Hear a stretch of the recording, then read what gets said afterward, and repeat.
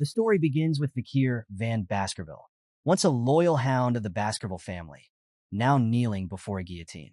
Betrayed and falsely accused of colluding with the demon clan, Vakir faced execution. As the blade hovered over him, he vowed that if given another chance, he would never live as a submissive hound again. To his astonishment, Vakir awoke moments later, not in the afterlife, but in the fragile body of an infant. Disoriented and weighed down by his tiny form, he found himself surrounded by the wails of other babies. It didn't take long for Vakir to realize he was in the Baskerville family nursery. This was no ordinary rebirth. Hugo Baskerville, the family patriarch, entered the nursery to inspect the newborns. Cold and unfeeling, he dismissed the other crying infants as worthless. However, when his gaze landed on Vakir, who remained eerily quiet, Hugo's interest was piqued. He ordered Vakir to be moved to the infamous Cradle of Swords, a trial meant to test and shape Baskerville heirs. Vakir, carried to the cradle, locked eyes with Hugo, his hatred burning brighter than ever. It was clear to him now. Hugo was the architect of his downfall in his previous life. As the memories of his past life rushed back, Vakir realized the full scope of his predicament. Born to an illegitimate branch of the family, he had been subjected to brutal training in miserable conditions. Despite his unwavering loyalty and willingness to dirty his hands for the family's sake, he had been repaid with betrayal and execution, all because he knew too much. But this time, Vakir swore things would be different. No longer would he bow to Hugo or his family's whims. Revenge burned in his heart, but as an infant, he knew his power was limited. For now, his focus would be on survival and strength. The Cradle of Swords provided a rare opportunity. This brutal trial was a rite of passage for Baskerville children, who were thrown into a labyrinth of blades. Their goal was to reach the Styx River, a legendary waterway said to temper their bodies into iron. However, the river's transformative power was finite, and only the first to reach it could fully benefit. With memories of his past life fueling his determination, Vakir entered the maze. He recalled how his siblings had once sabotaged him, ensuring he missed the river's blessing. Not this time. Crawling through the razor-sharp labyrinth, he pushed forward, ignoring the pain that tore through his small body. His resolve paid off. He tumbled into the Styx River. The water seeped into his wounds, saturating his bones and flesh with excruciating agony. Yet, Vakir endured. This pain was nothing compared to what he had suffered in his past life. The longer he stayed submerged, the more his body absorbed the river's legendary strength. Outside the maze, his attendants grew frantic, begging him to surface before the river claimed his life. Meanwhile, Hugo observed with an air of amusement. He asked John Barrymore, the family's butler, how long Vakir had been in the water. When informed it had been 7 minutes, Hugo chuckled darkly, commenting that the boy might not survive. The attendants pleaded with Hugo to intervene, but the patriarch merely watched, his gaze a mix of curiosity and expectation. Hugo called out to Vakir, signaling that it was time to leave the river. But Vakir paid no attention. He was too focused on absorbing every drop of the Styx River's power. To him, this was an opportunity too rare to abandon. Even as the water began to fill his lungs and his strength waned, he repeated a single mantra in his mind. Endure, endure, endure. His body was at its limit, and it seemed as though he might drown, but he refused to surrender. Just as his consciousness began to fade, Hugo pulled him out of the water. The patriarch's smug smile betrayed a mix of amusement and satisfaction. He mockingly commented on Vakir's greed, noting how the boy had even tried to drink the river's water. As he examined the child more closely, Hugo noticed something unusual. Vakir already had teeth, an extraordinary development for a newborn. Intrigued, Hugo asked the head butler for the child's name. Upon hearing it, Hugo smirked and mused aloud. A very greedy son has been born, though still groggy and weak. Vakir's mind remained sharp. He resolved that he would use this time to grow stronger in secret. Someday, with his own hands, he would tear his so-called master apart. His hatred burned not only for Hugo, but for the entire Baskerville family. He swore to make them vanish into history, just as they had tried to erase him. Vakir's mind drifted momentarily to the truth of his past life. He had been born as the bastard son of Hugo Le Baskerville, a prominent noble.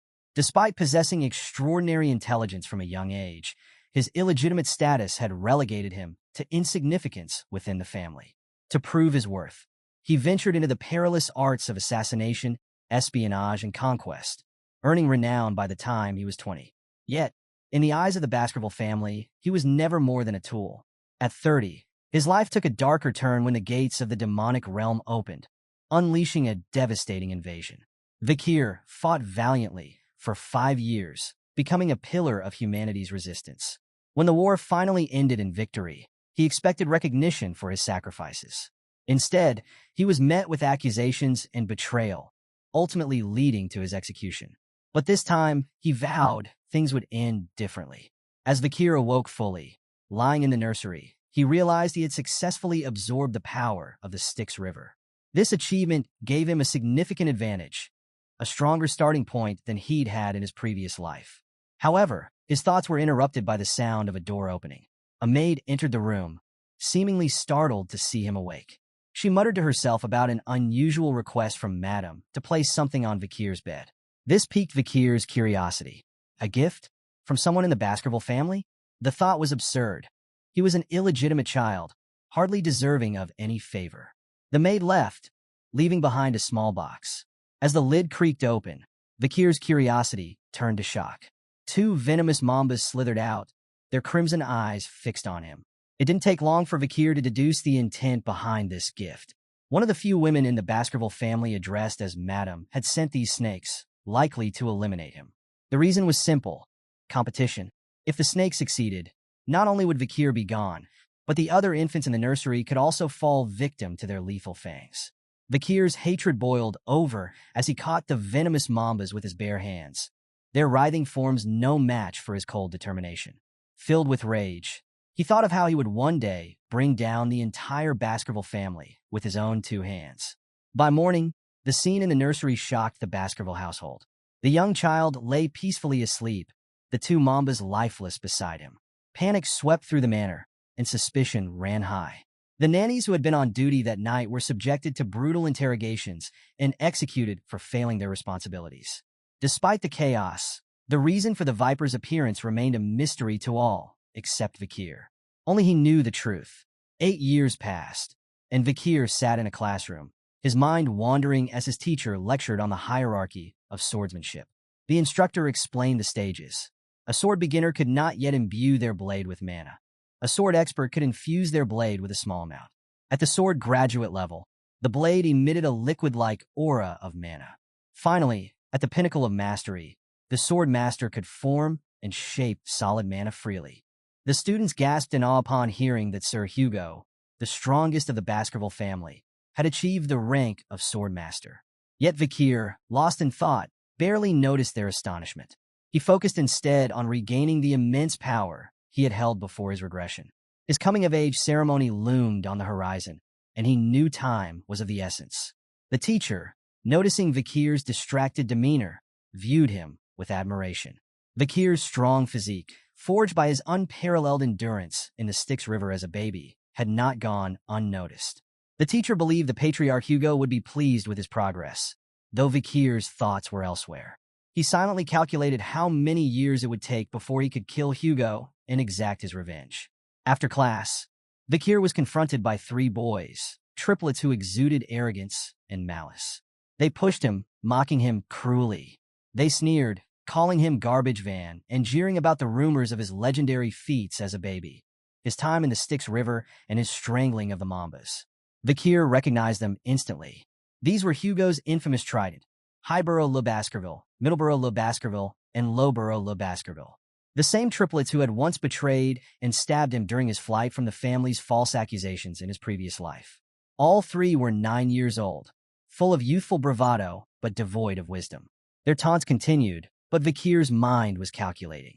He knew these boys would grow into dangerous opponents in the future, and he considered whether it might be prudent to deal with them now. The triplets' leader brandished a knife, smirking as he referenced the legend that staying in the Styx River made one's body impervious to blades. With mockery dripping from his voice, he ordered one of his brothers to grab Vakir. One of the triplets held Vakir from behind, covering his mouth. "Let's see if the rumors are true," he sneered. "If he can endure this for 3 minutes, I'll eat my hand." The others laughed in agreement, eager to test the claim. What followed left the triplets stunned. 1 minute passed, then 3. then 10. Despite their attempts to harm him, Vakir remained completely unharmed. The knife could not pierce his skin. Frustrated and bored, they released him, muttering about how the legend was real. As the triplet who had been holding Vakir let him go, he noticed blood on his hand and his missing finger. Shocked, he looked to Vakir, who casually spat the severed digit onto the ground. "What are you doing?" the boy stammered, his face pale. Vakir's response was calm, his smile dark. He reminded the triplet of his earlier promise. "You said you'd eat your own hand." The other two triplets, panicking, tried to de-escalate the situation. "Let's find a priest," they cried, hoping to reattach the finger. But Vakir wasn't interested. Instead, he calmly demanded they leave. The triplet, enraged and desperate, lunged at Vakir with a knife, shouting insults and emphasizing their age advantage. Vakir, calm and unmoving, allowed the blade to strike him. But to the triplet's shock, it didn't even pierce his skin. Seizing the moment, Vakir twisted the boy's wrist mercilessly, forcing him to cry out in pain. With a cold, menacing tone, Vakir reminded them that in the Baskerville family, power and talent always overshadowed something as trivial as age. An evil glint in his eye, Vakir taunted the triplets, suggesting they continue their game until its bitter conclusion. The first triplet's cries grew louder as Vakir twisted his arm further. Terrified, the other two watched, frozen in place. But their paralysis didn't last. One of the remaining triplets charged Vakir in a blind fury, only to be met with a devastating punch that sent him sprawling to the ground. The third, unable to contain his rage, lunged as well. Vakir swiftly countered with a kick to the face, knocking him down as effortlessly as the others. The room fell into an eerie silence, broken only by the pained groans of the triplets. Vakir stood over them, his gaze icy and unforgiving. He told them with chilling detachment that while their wounds could heal with treatment, they would have to endure the pain of their battered bodies for now. However, he offered them a grim reprieve. One of them could leave the room. Relief flashed across the triplets' faces, and they quickly asked which one of them could go. In response, Vakir picked up a knife, tossing it on the ground in front of them. "Decide for yourselves," he said, his voice laced with mocking amusement. As he turned to leave, he issued a final, taunting remark. "Don't take too long. At least one of you should live, right?" The triplets stared at the knife, then at each other, realization dawning that survival would come at a cost. Desperation took over, and they began to fight, each struggling to claim the blade. The sounds of their conflict, grunts, shouts, and cries, echoed through the room. From outside, Vakir listened with satisfaction, knowing he had successfully driven a wedge between the once united Trident of Baskerville. Meanwhile, in the Patriarch's office, the head butler, John Barrymore, delivered troubling news to Hugo Le Baskerville. The Morg clan had been causing disturbances at the Ruby Mines, staking a claim to the territory. Hugo, unfazed, assured John they would deal with the matter when the clan made contact. John then shifted topics, reporting on the juvenile evaluations at the Baskerville Fortress. He informed Hugo that Master Vakir had achieved the highest score in the written exams. With the practical exams scheduled to take place in 5 days, the Guardian Knights had cleared the area in preparation. Hesitating slightly, John finally broached a more delicate subject, an incident involving the young masters. Hugo's expression darkened, and he asked how many had died. John reassured him that there were no fatalities, but detailed the injuries instead. Master Highborough's teeth had been completely shattered, Master Middleborough's jaw was broken, and Master Lowborough had lost his left index finger. While the injuries had been treated, the psychological scars on the boys seemed far deeper. Surprised, Hugo remarked that the Trident of Baskerville, known for their close bond, wouldn't have fought among themselves without a significant reason. John revealed that the friction stemmed from an encounter with another young master, an 8-year-old named Vakir. Not only had Vakir inflicted the injuries, but he was also the highest scorer on the written exam. Hugo, intrigued and slightly concerned, ordered Vakir to be summoned to his office. Vakir entered Hugo's office with a calm smile, giving off an air of quiet confidence. The Patriarch greeted him, remarking on how much he had grown since their last encounter. However, Hugo wasted no time addressing the matter at hand, the incident with the triplets, who were now both physically and emotionally scarred. Hugo pointed out that while their physical injuries had healed with proper treatment, the wounds inflicted on their bond as brothers were far more severe. With a steady voice, Hugo asked Vakir if he thought his actions had been wrong. Vakir, unflinching, responded with a question of his own. What did I do wrong? This answer made Hugo narrow his eyes slightly, as he elaborated that Vakir had turned his brothers into a complete mess. Yet Vakir's crimson gaze remained unwavering. He replied confidently, asserting that strength was what mattered most. And how could the stronger party ever be in the wrong? Hugo paused before revealing that, surprisingly, the triplets had already forgiven Vakir. The news caught Vakir off guard, and he asked, "They forgave me?" At that moment, an old memory surfaced in his mind, a scene from his past life. A young woman, the last surviving member of a family destroyed by the Baskerville clan, had come to Hugo as a nun. Despite the pain inflicted on her family, she forgave him, citing her faith. Hugo's cold response to her echoed in Vakir's mind. Forgiveness is merely an excuse for the weak, who lack the strength to seek revenge. Drawing from this memory, Vakir repeated the same sentiment to Hugo now, stating that forgiveness was nothing more than a way for the powerless to cope with their inability to retaliate. Hugo's stern expression softened into approval, his eyes glowing faintly as he nodded at Vakir's philosophy. Without a hint of disapproval, Hugo turned to his head butler, John Barrymore, instructing him to allow Vakir to take whatever snacks he wanted from the food storage, so long as he could carry them himself. Grateful, Vakir made a simple request: chocolates. As he turned to leave with the butler, Hugo addressed him one last time, calling him son and urging him to perform well in the upcoming evaluation, particularly against the direct descendants of the Baskerville bloodline. Vakir acknowledged the advice with a nod, but his face betrayed his lingering hatred. As Vakir and Barrymore arrived at the storage room, the butler began explaining the premium quality of the chocolate available, noting that the Morg clan had gone to great lengths to procure it. The chocolate was highly prized, even among noble circles. However, Vakir interrupted him, his tone firm, and said he didn't want anything processed. The head butler, momentarily taken aback, sought clarification. Vakir clarified that he wanted cacao beans, specifically ones with a rich aroma. Though perplexed, Barrymore complied, having the beans brought to Vakir. As Vakir placed one in his mouth, a nearby chef explained that the beans were bloody beans, renowned for their potent aroma and extraordinary yield. Just one bean could produce up to 100 liters of chocolate. The head butler watched in bemusement as Vakir chewed the bitter bean without hesitation. Barrymore assumed Vakir had an unusual love for chocolate, thinking this unorthodox approach was a means to secure more of it in the future. The chef offered to process the beans and deliver the finished product to Vakir's room, but Vakir declined, insisting on taking the raw beans with him. His peculiar request left the staff scratching their heads, unsure of his intentions. What no one realized was that Vakir had no interest in eating the chocolate. He had a far more devious plan for the cacao beans, one that would play a pivotal role in the practical exam in just 5 days. Unbeknownst to anyone, the seeds of chaos had already been planted, and a catastrophic event loomed, one that would go down in history as a defining moment for the Baskerville clan.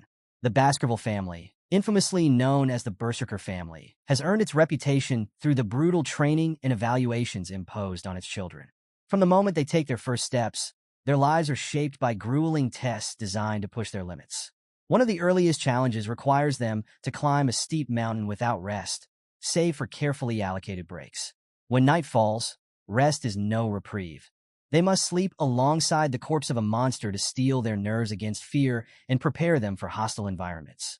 This unrelenting regimen produces warriors who are both feared and respected, but it is at the age of 8 that the true trial begins, the deadly evaluation. This rite of passage defines the Baskerville family's legacy and their iron grip on the land's respect. On the outskirts of Baskerville territory looms Le Rouge Edel Noir Mountain, a treacherous peak teeming with monsters. It is here that the young hounds, those undergoing the evaluation, gather for their test. Shadow Dog Pavlov van Baskerville, an instructor renowned for his sharp instincts and formidable presence, stood before the group of eager but wary young masters to explain the rules of the exam. The task was simple but merciless. Survive for a month on the mountain while hunting large and strong monsters. The scoring system, however, added layers of strategy and danger. Survivors earned 10 points, with an additional 30 points if they avoided any permanent injuries. Felling another contestant earned 50 points, while defeating a monster added 70 points. Fulfilling all these conditions garnered 90 points, but no one could achieve a perfect 100. Sir Hugo's decree served as a reminder that a swordsman who becomes arrogant is destined to fall. Additional points could also be earned by stealing the badge issued to each participant, but death meant 0 points. A grim but clear ultimatum. Shadow Dog Pavlov cautioned against leaving the designated area, warning of the uncharted and dangerous terrain within the restricted parts of Le Rouge Edel Noir Mountain. While the monsters in the designated area had been subjugated to some extent, the mountain's forbidden zones held untold dangers. Shadow Dogs, acting as both examiners and covert supervisors, would be monitoring the candidates, grading their actions while attempting to minimize casualties. Though killing was not prohibited, it carried a penalty, and the instructors aimed to prevent unnecessary deaths. As the young masters awaited the bell, signaling the start of the test, whispers rippled through the group. Many cast glances at Vakir, murmuring about his past feats, his legendary endurance in the Styx River, and the rumored incidents involving the triplets. Vakir remained calm, his expression composed, while his thoughts lingered on the mountain itself. He had been to Le Rouge Edel Noir before and was no stranger to its challenges. Meanwhile, the triplets stood nearby, visibly nervous. Sweat beaded on their foreheads as they glanced uneasily at Vakir, clearly unsettled by his presence. Shadow Dog Pavlov offered a final wish for their success before the bell rang. The sound echoed through the mountain, marking the official start of the evaluation. Immediately, the young masters scattered in all directions, each seeking an advantageous position. Some acted on preconceived strategies, heading for areas they believed would give them an edge. Others opted for opportunism, following their peers with plans to claim their positions, or their badges, when the time was right. Among them, the triplets quarreled, each insisting on their own approach to dominate the exam. Their infighting slowed them down, making their movements erratic. Shadow Dog Pavlov, observing from a hidden vantage point, noted their bickering with a grim expression. Though he hoped to keep casualties low, the disarray among the young masters hinted at the chaos to come. One shadow dog, tasked with monitoring Vakir, watched him curiously. While most contestants were scrambling for safe zones within the designated area, Vakir took a different path, entirely heading straight for the restricted zone. The shadow dog was startled, both by the audacity of the decision and by the realization of who Vakir was. Rumored to be a genius since childhood, Vakir had distinguished himself time and time again. Intrigued, the shadow dog followed silently, eager to see how this exceptional young hound would fare against the mountain's uncharted dangers. Vakir approached a large tree, carefully observing his surroundings. The soft ground seemed like an ideal spot to set up camp for a while. He decided to rest, a choice that puzzled the shadow dog who had been tailing him. While the other participants were busy fighting monsters or stealing points from each other, Vakir focused on more mundane tasks, gathering wood, digging small holes, and practicing with a wooden stick. At night, he slept peacefully under the tree, completely unconcerned about the chaos unfolding elsewhere on the mountain. The shadow dog grew increasingly impatient. He began to question Vakir's strategy, wondering if the so-called genius was simply avoiding the competition rather than participating. To the shadow dog, Vakir appeared more interested in camping and preparing meals than earning points. Frustrated, the shadow dog eventually decided to abandon his post and look for more exciting candidates to observe. As soon as the shadow dog left, Vakir's expression shifted into a sly smile. He had been waiting for this moment. Without the watchful eyes of his follower, he could finally relax and focus on his real plan. Tossing a few bloody beans into the fire, Vakir mused about the old days when camping like this was routine. He chuckled softly, remarking to himself that the interfering shadow dog was finally gone, and he had completed his preparations. The real hunt could now begin. A few days later, Vakir ventured into the restricted area, a dangerous zone he recognized from his past life. He scouted the terrain, his eyes scanning for signs of his quarry. The smell of burning filled the air, a telltale sign that he was close. As he moved deeper, he noticed scorched tree roots and, finally, burning stool. The sight confirmed what he already suspected. His target was nearby. Towering before him stood a hellhound, a monstrous beast with flames spewing from its mouth and eyes. The creature was a nightmare given form, standing 3 meters tall and radiating sulfuric heat. Its flames could ignite anything, and once its victims caught fire, they would burn until completely reduced to ash. With a risk rating of B+, the Hellhound was a living disaster, capable of wreaking havoc wherever it went. For a moment, Vakir's confidence wavered. In his past life, he had barely survived an encounter with one of these beasts at the age of 18. Now, as an 8-year-old, He knew facing the Hellhound directly was suicide. But he wasn't here to fight the beast head-on. He had a plan. As the Hellhound lunged toward him, flames flaring wildly, Vakir dodged to the side, narrowly avoiding its bite. He recalled its first critical weakness. Hellhounds could only move in straight lines. Their massive bodies and incredible speed made sudden changes in direction nearly impossible. Quickly, Vakir poured water onto the ground, creating a shallow puddle. The Hellhound, charging at full speed, hesitated, forced to take a longer route to avoid the water. Vakir smirked, shouting out the Hellhound's second weakness. Like all canine monsters, it was unable to cross water, even at shallow depths. This bought him precious time to reposition himself. Despite the advantage, Vakir knew he wasn't out of danger. The Hellhound was relentless, its movements driven by bloodlust.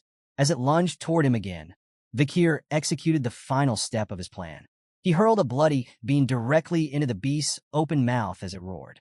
The Hellhound began to whimper, its body trembling as it collapsed to the ground, unable to move. Vakir smirked, explaining to himself that chocolate was toxic to canines.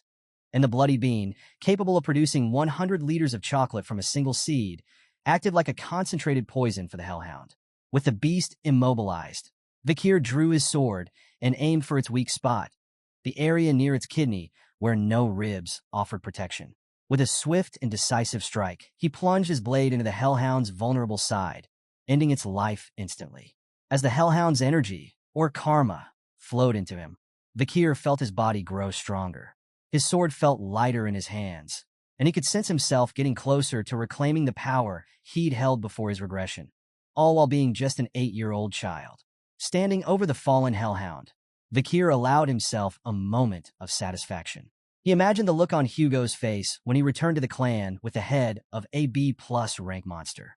Cutting off the Hellhound's head as proof of his kill, he felt assured that he had already secured first place in the practical exam. But his triumph was short-lived.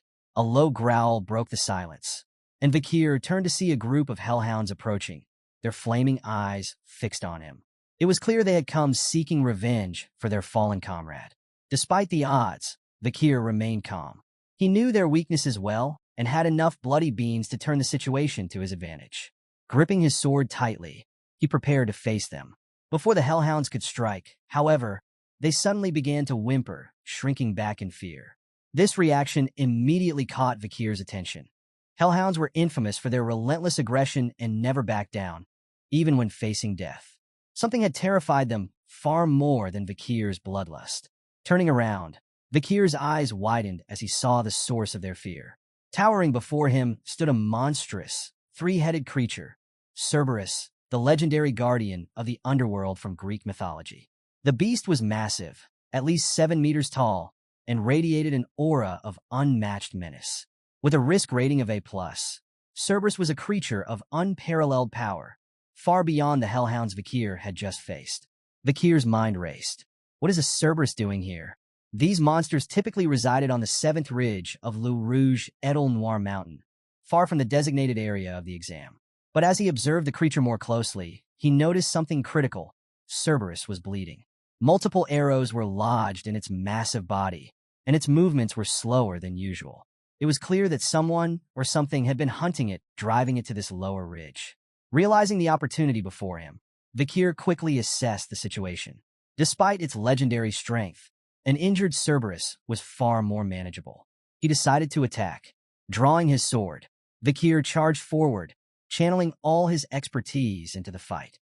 His body, strengthened by the Styx River, moved with precision and agility, and his weapons, carefully chosen for this exam, proved effective even against the mighty beast. Landing several strikes on the Cerberus, Vakir's confidence grew. He relied on the swordsmanship he had honed through countless battles against the demon clans in his past life. With each hit, he pushed the massive creature closer to defeat. An injured Cerberus. This is doable, he thought, determination blazing in his eyes. As the Cerberus roared in pain and lashed out, Vakir knew the battle was far from over, but his chances of killing the A+ rank monster seemed within reach. In a single moment of carelessness, Vakir found himself at the mercy of the Cerberus. With lightning-fast precision, the beast struck. The first swipe of its claws shattered Vakir's sword, sending fragments scattering to the ground. The second blow hit him with tremendous force, hurling him through the air like a ragdoll. Vakir's flight ended abruptly as his body slammed into a tree trunk with a sickening thud. Blood poured from his mouth as he crumpled to the ground, motionless and battered. For a moment, everything was still. Then, Vakir's eyes fluttered open, panic rising within him as sharp pain radiated through his left arm. His first thought was that the Cerberus had torn the limb clean off, but to his relief, his arm was still attached, though badly injured. He grimaced, realizing that the magical properties of the Styx River likely saved him from complete devastation. Grateful for its protection, he reminded himself that even its blessing had limits. He wouldn't survive another direct hit. The Cerberus advanced again, its three heads snarling in unison. Vakir's survival instincts kicked in as he narrowly dodged its next strike. He knew that brute force wouldn't save him now. His years of hunting experience screamed at him to retreat, to find another way. Sometimes the best move was to live and fight another day. Swallowing his pride, Vakir turned and ran, his mind racing for a plan. As he sprinted, scanning the terrain for options, he spotted Salvation, a weathered iron fence just a few yards ahead. If he could cross it, he'd be out of the restricted area and closer to the safe haven he'd prepared before this battle. Summoning every ounce of strength, he pushed himself forward, his feet pounding the ground as the Cerberus roared behind him. Reaching the fence, Vakir threw himself through the gate, barely making it to the other side. Relief surged through him, but he knew the fight wasn't over. He had to reach the next phase of his plan. Moving quickly, he scanned the woods, searching for his prepared trap. The sound of the Cerberus's pursuit drove him onward until he finally spotted it, a deep pit concealed beneath foliage. As the Cerberus lunged, its massive jaws snapping shut just behind him, Vakir dived out of the way. The beast fell into the pit, impaling itself on wooden spears hidden below. Vakir's lips curled into a smile. His preparation had paid off. Each spear had been coated with the essence of bloody beans, turning them into a deadly poison for canine monsters. The Cerberus howled in pain, its growls turning to wet gurgles as foam oozed from its mouths. But Vakir knew better than to lower his guard. The legendary beast was not defeated yet. It struggled to rise, its massive frame trembling with the effort, and began climbing out of the pit. Vakir grabbed a wooden spear, smeared with the venom of the bloody mamba snake, and hurled it with precision. The spear pierced the Cerberus's side, slowing its movements but not stopping it. The beast staggered forward, each step labored and pained. Vakir counted the steps silently, his heart pounding in his chest. 1 step, 2, 3. The Cerberus continued its approach. 4, 5, 6. As it took the 7th step, it faltered, its knees buckling. With a final, earth-shaking groan, the Cerberus collapsed, lifeless, at Vakir's feet. Vakir exhaled deeply, his body trembling with exhaustion and relief. The venomous spear, coated with the bloody mamba's poison, had worked just as the rumors said. No creature could take more than 7 steps after being struck by it. He had hidden the spear long ago, saving it for the day when he might need it most. That day had come, and it had ensured his survival. As the immense energy of the defeated Cerberus flowed into him, Vakir felt his body surge with newfound strength. Standing over the 3 lifeless heads of the legendary beast, he marveled at the power coursing through him. As Vakir stood over the lifeless Cerberus, his thoughts shifted from his hard-earned victory to a new, more pressing dilemma: how to transport the massive corpse. The sight of the beast's 3 severed heads alone would be enough to prove his feat, but the manner of its death, the poisoned spears, and the venomous fang's effects would be obvious to anyone examining it. He considered who might act as a witness to his triumph. Perhaps the Guardian Knight, who had seen him carving the wooden spears earlier, would vouch for him. However, a different thought sparked in Vakir's mind. The Cerberus was no ordinary monster. It was a gatekeeper. That meant one thing: it had been guarding something, most likely a dungeon. Vakir's pulse quickened as the possibility of hidden treasure came to him. Dungeons were often the lairs of powerful creatures, their depths filled with rare artifacts and untold riches. Determined to uncover what lay inside, he decided to investigate. Before entering the dungeon, Vakir took a calculated precaution. Scooping up a handful of the Cerberus's foul-smelling feces, he smeared it on his body. The odor would act as a deterrent to smaller monsters that might cross his path, masking his scent from predators. With his senses sharp and his resolve unwavering, he began tracking the Cerberus's trail through the forest. The path was clear to his experienced eyes. Dried soil, rotting leaves, and disturbed roots guided him back toward the source. As Vakir followed the trail, recognition dawned on him. This wasn't just any dungeon. It was one he had learned about in his past life. It would be discovered a decade from now, but by then, it would already have been looted, its treasures long gone. Right now, however, the dungeon felt alive with mana emanating from beneath the surface. It was a rare chance, one he couldn't pass up. Approaching the dungeon's entrance cautiously, Vakir noted the oppressive darkness within. The lack of light indicated that the dungeon was much deeper than he anticipated. Undeterred, his crimson eyes glowed faintly with excitement as he stepped inside. Each step echoed softly in the silence, heightening his anticipation of what lay ahead. The deeper Vakir ventured, the more wonders he encountered. Scattered throughout the dungeon were veins of ruby minerals, their faint glimmers illuminating the walls. He deduced that these veins were likely connected to the nearby Red All Mountain, a renowned source of precious gems. As he pressed forward, a glimmer of light appeared ahead, spurring him to quicken his pace. Soon, Vakir entered a brightly lit chamber that took his breath away. At its center stood a massive ruby mounted atop a stone pillar, radiating an intense, otherworldly glow. He could tell at a glance that the gem was infused with mana, its brilliance far beyond that of an ordinary jewel. The sight was mesmerizing, and for a moment he simply marveled at its beauty. But his awe was interrupted when he noticed something unsettling nearby. A skeleton lying crumpled on the ground. As he approached the remains, the signs of violence became apparent. The bones were fractured, with deep stab wounds visible in the brittle frame. Brown, dried blood stained the floor around it, indicating that the victim had perished long ago. Vakir knelt beside the skeleton, his sharp mind already piecing together clues. Lying beside the remains was a letter, its edges worn with age. Curiosity piqued. Vakir picked it up and began to read. The writer introduced himself as Kane, but he avoided staining the paper with his full name. As Vakir read further, his eyes narrowed in recognition. The handwriting was unmistakably that of a Baskerville. Could Kane have been a member of his family? The letter revealed a harrowing tale.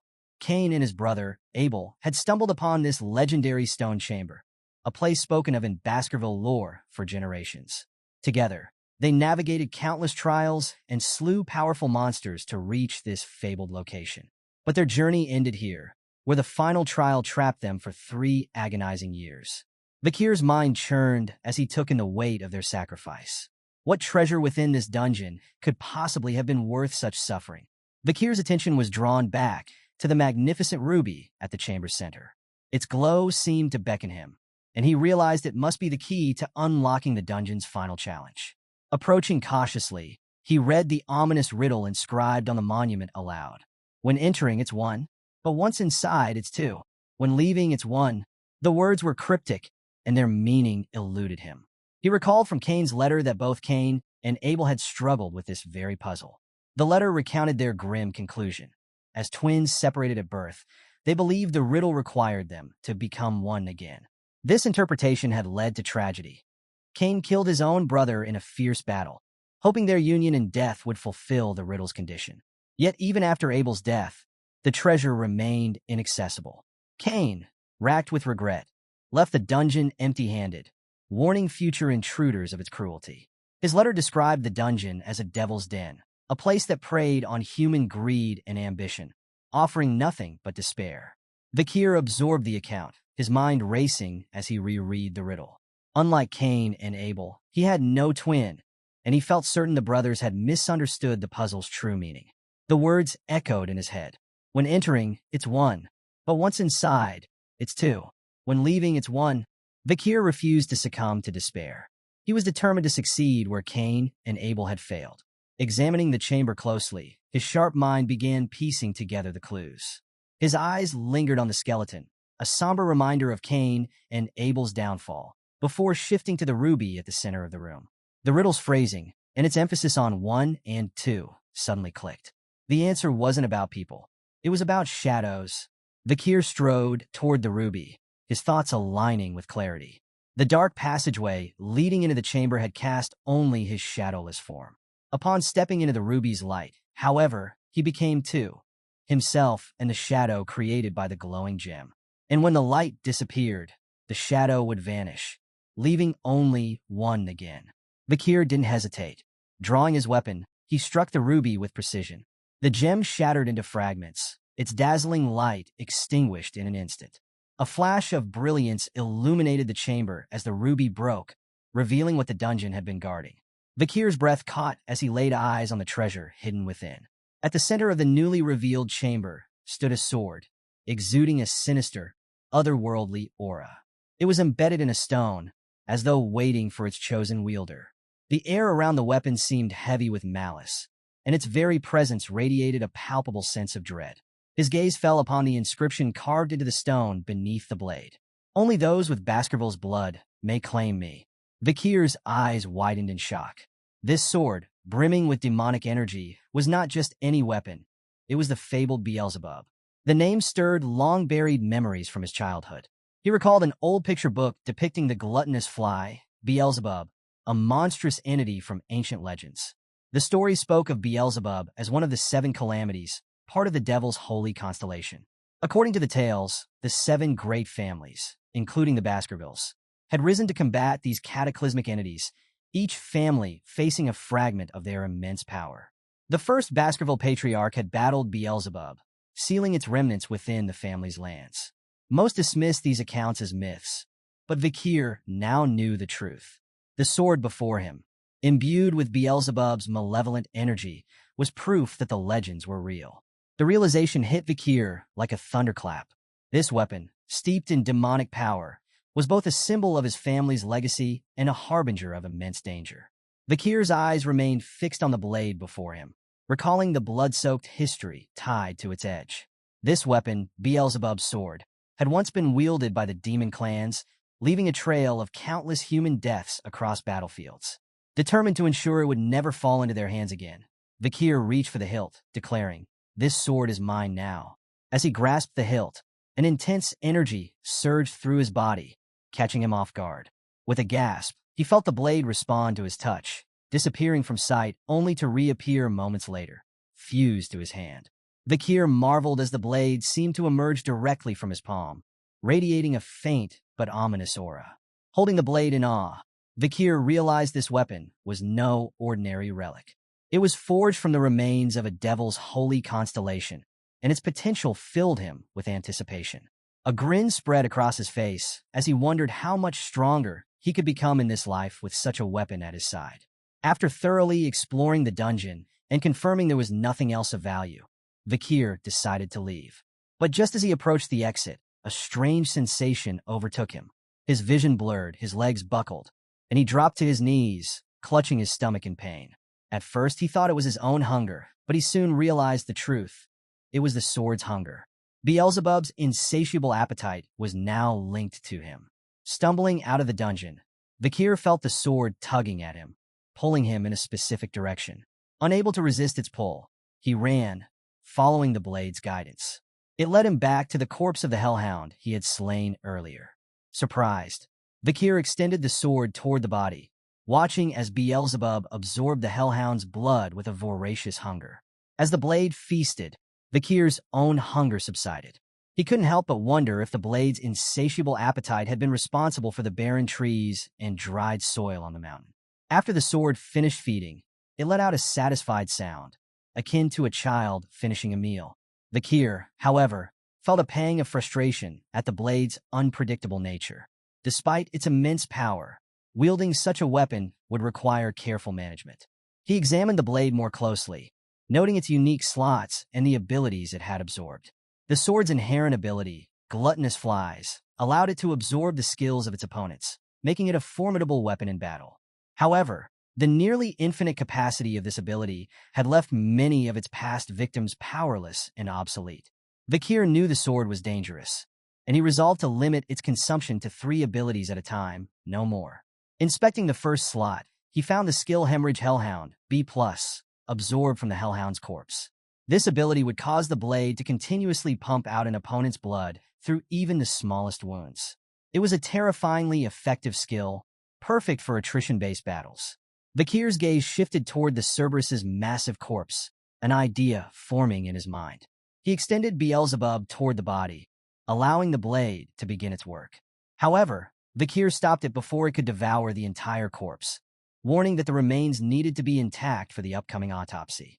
Lightly tapping the sword as if chastising a pet, he muttered, "Enough." The blade responded with a sharp cry, almost like a reprimanded child. Now, Beelzebub's 3 slots were filled. 1. Incinerate from Cerberus, A+. An ability to inflict severe, flaming injuries resistant to healing. 2. Hemorrhage from Hellhound, B+. A skill that exacerbates blood loss from even the smallest cuts. 3. High-speed regeneration from Brown Rat, F.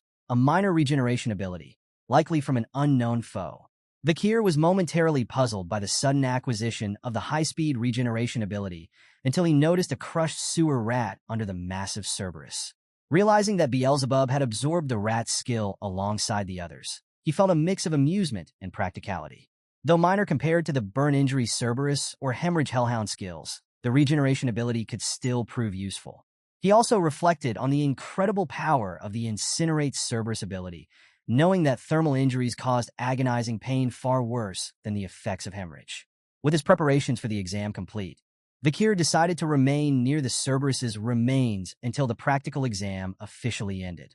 When the young hounds returned to Baskerville, the clan elders began evaluating their performances. Each hound received a reward crafted from the remains of the monsters they had hunted, a sword, shield, or necklace symbolizing their success. However, one hound stood out from the rest, leaving an indelible impression on all who witnessed the evaluations. In his office, Patriarch Hugo Van Baskerville sat in his chair, eyebrows raised in surprise. Turning to his head butler, John Barrymore, he asked who caught what. Barrymore responded dutifully. Master Vakir Van Baskerville, the 8-year-old hound, hunted the Cerberus, a high-ranking A+ monster that accidentally wandered into the restricted area during the exam. Hugo's surprise deepened. Even the family's guardian knights often avoided facing such dangerous creatures, yet Vakir had managed to bring one down. Barrymore continued, explaining that the Cerberus had been wounded by the barbarian tribe before Vakir encountered it. The young hound had then applied poison to his wooden spear, ensuring the beast's defeat. However, the exact nature of the poison was unknown, and Vakir had provided no explanation in his hunting journal. When Hugo asked why Vakir hadn't clarified this detail, Barrymore noted that the boy had retired to his dorm, claiming he was tired. Amused, Hugo chuckled, remarking, "The little brat is already so sly. Information is power, and power has its value." Barrymore, still astonished, voiced his thoughts. "It's surprising that such talent comes from a hound named Van, rather than Lon." Hugo dismissed the implication of bloodline with a smirk.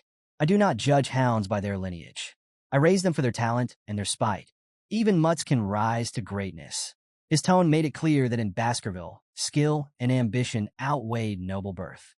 Though Barrymore considered whether Hugo was worried about his second son, who was currently undergoing isolation training, he chose not to voice his speculation. Instead, he simply apologized for his earlier comment. Hugo waved it off, mentioning that he needed something to lift his spirits. Barrymore immediately offered to summon Vakir, which Hugo agreed to with a nod. When Vakir entered Hugo's office, he appeared composed and self-assured. Hugo wasted no time, questioning Vakir about his success in hunting the Cerberus. With calm precision, Vakir revealed that he had used chocolate as a poison, exploiting its lethal effect on canine monsters. The explanation left Hugo momentarily stunned. He quickly connected the dots, realizing that Vakir's earlier request for chocolate had been part of his strategy. Barrymore, standing nearby, was equally taken aback. However, his attention shifted to the unspoken tension between the two. The lack of formal greetings struck him as odd, leading him to wonder if this was truly the interaction of a father and son. The conversation continued, with Hugo inquiring why Vakir had refused to provide an explanation to Barrymore earlier.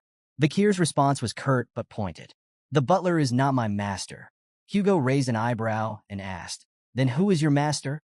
Without hesitation, Vakir replied, "I belong to the clan. The master of the clan is my master as well." Hugo smirked as he addressed Vakir, congratulating him on his exceptional performance during the practical exam. As a reward, Hugo declared that the Cerberus's corpse and all associated materials would belong solely to Vakir. Furthermore, as the highest scorer, Vakir was granted a special privilege, the chance to make a wish. Vakir's eyes lit up at the prospect. Without hesitation, He requested access to the 10,000-book library, one of the largest and most prestigious repositories of knowledge in the Empire, located deep within the Baskerville clan's territory. The library was a bastion of forbidden techniques and secrets, accessible only to the Patriarch, the second-in-command, and their direct descendants. Hugo's eyebrows rose at the unexpected request. He reminded Vakir of the strict rules governing access, making it clear that illegitimate children were not permitted entry. Undeterred, Vakir coolly replied that he would accept the decision if access was denied, though inwardly, he was already devising a plan to sneak in if necessary.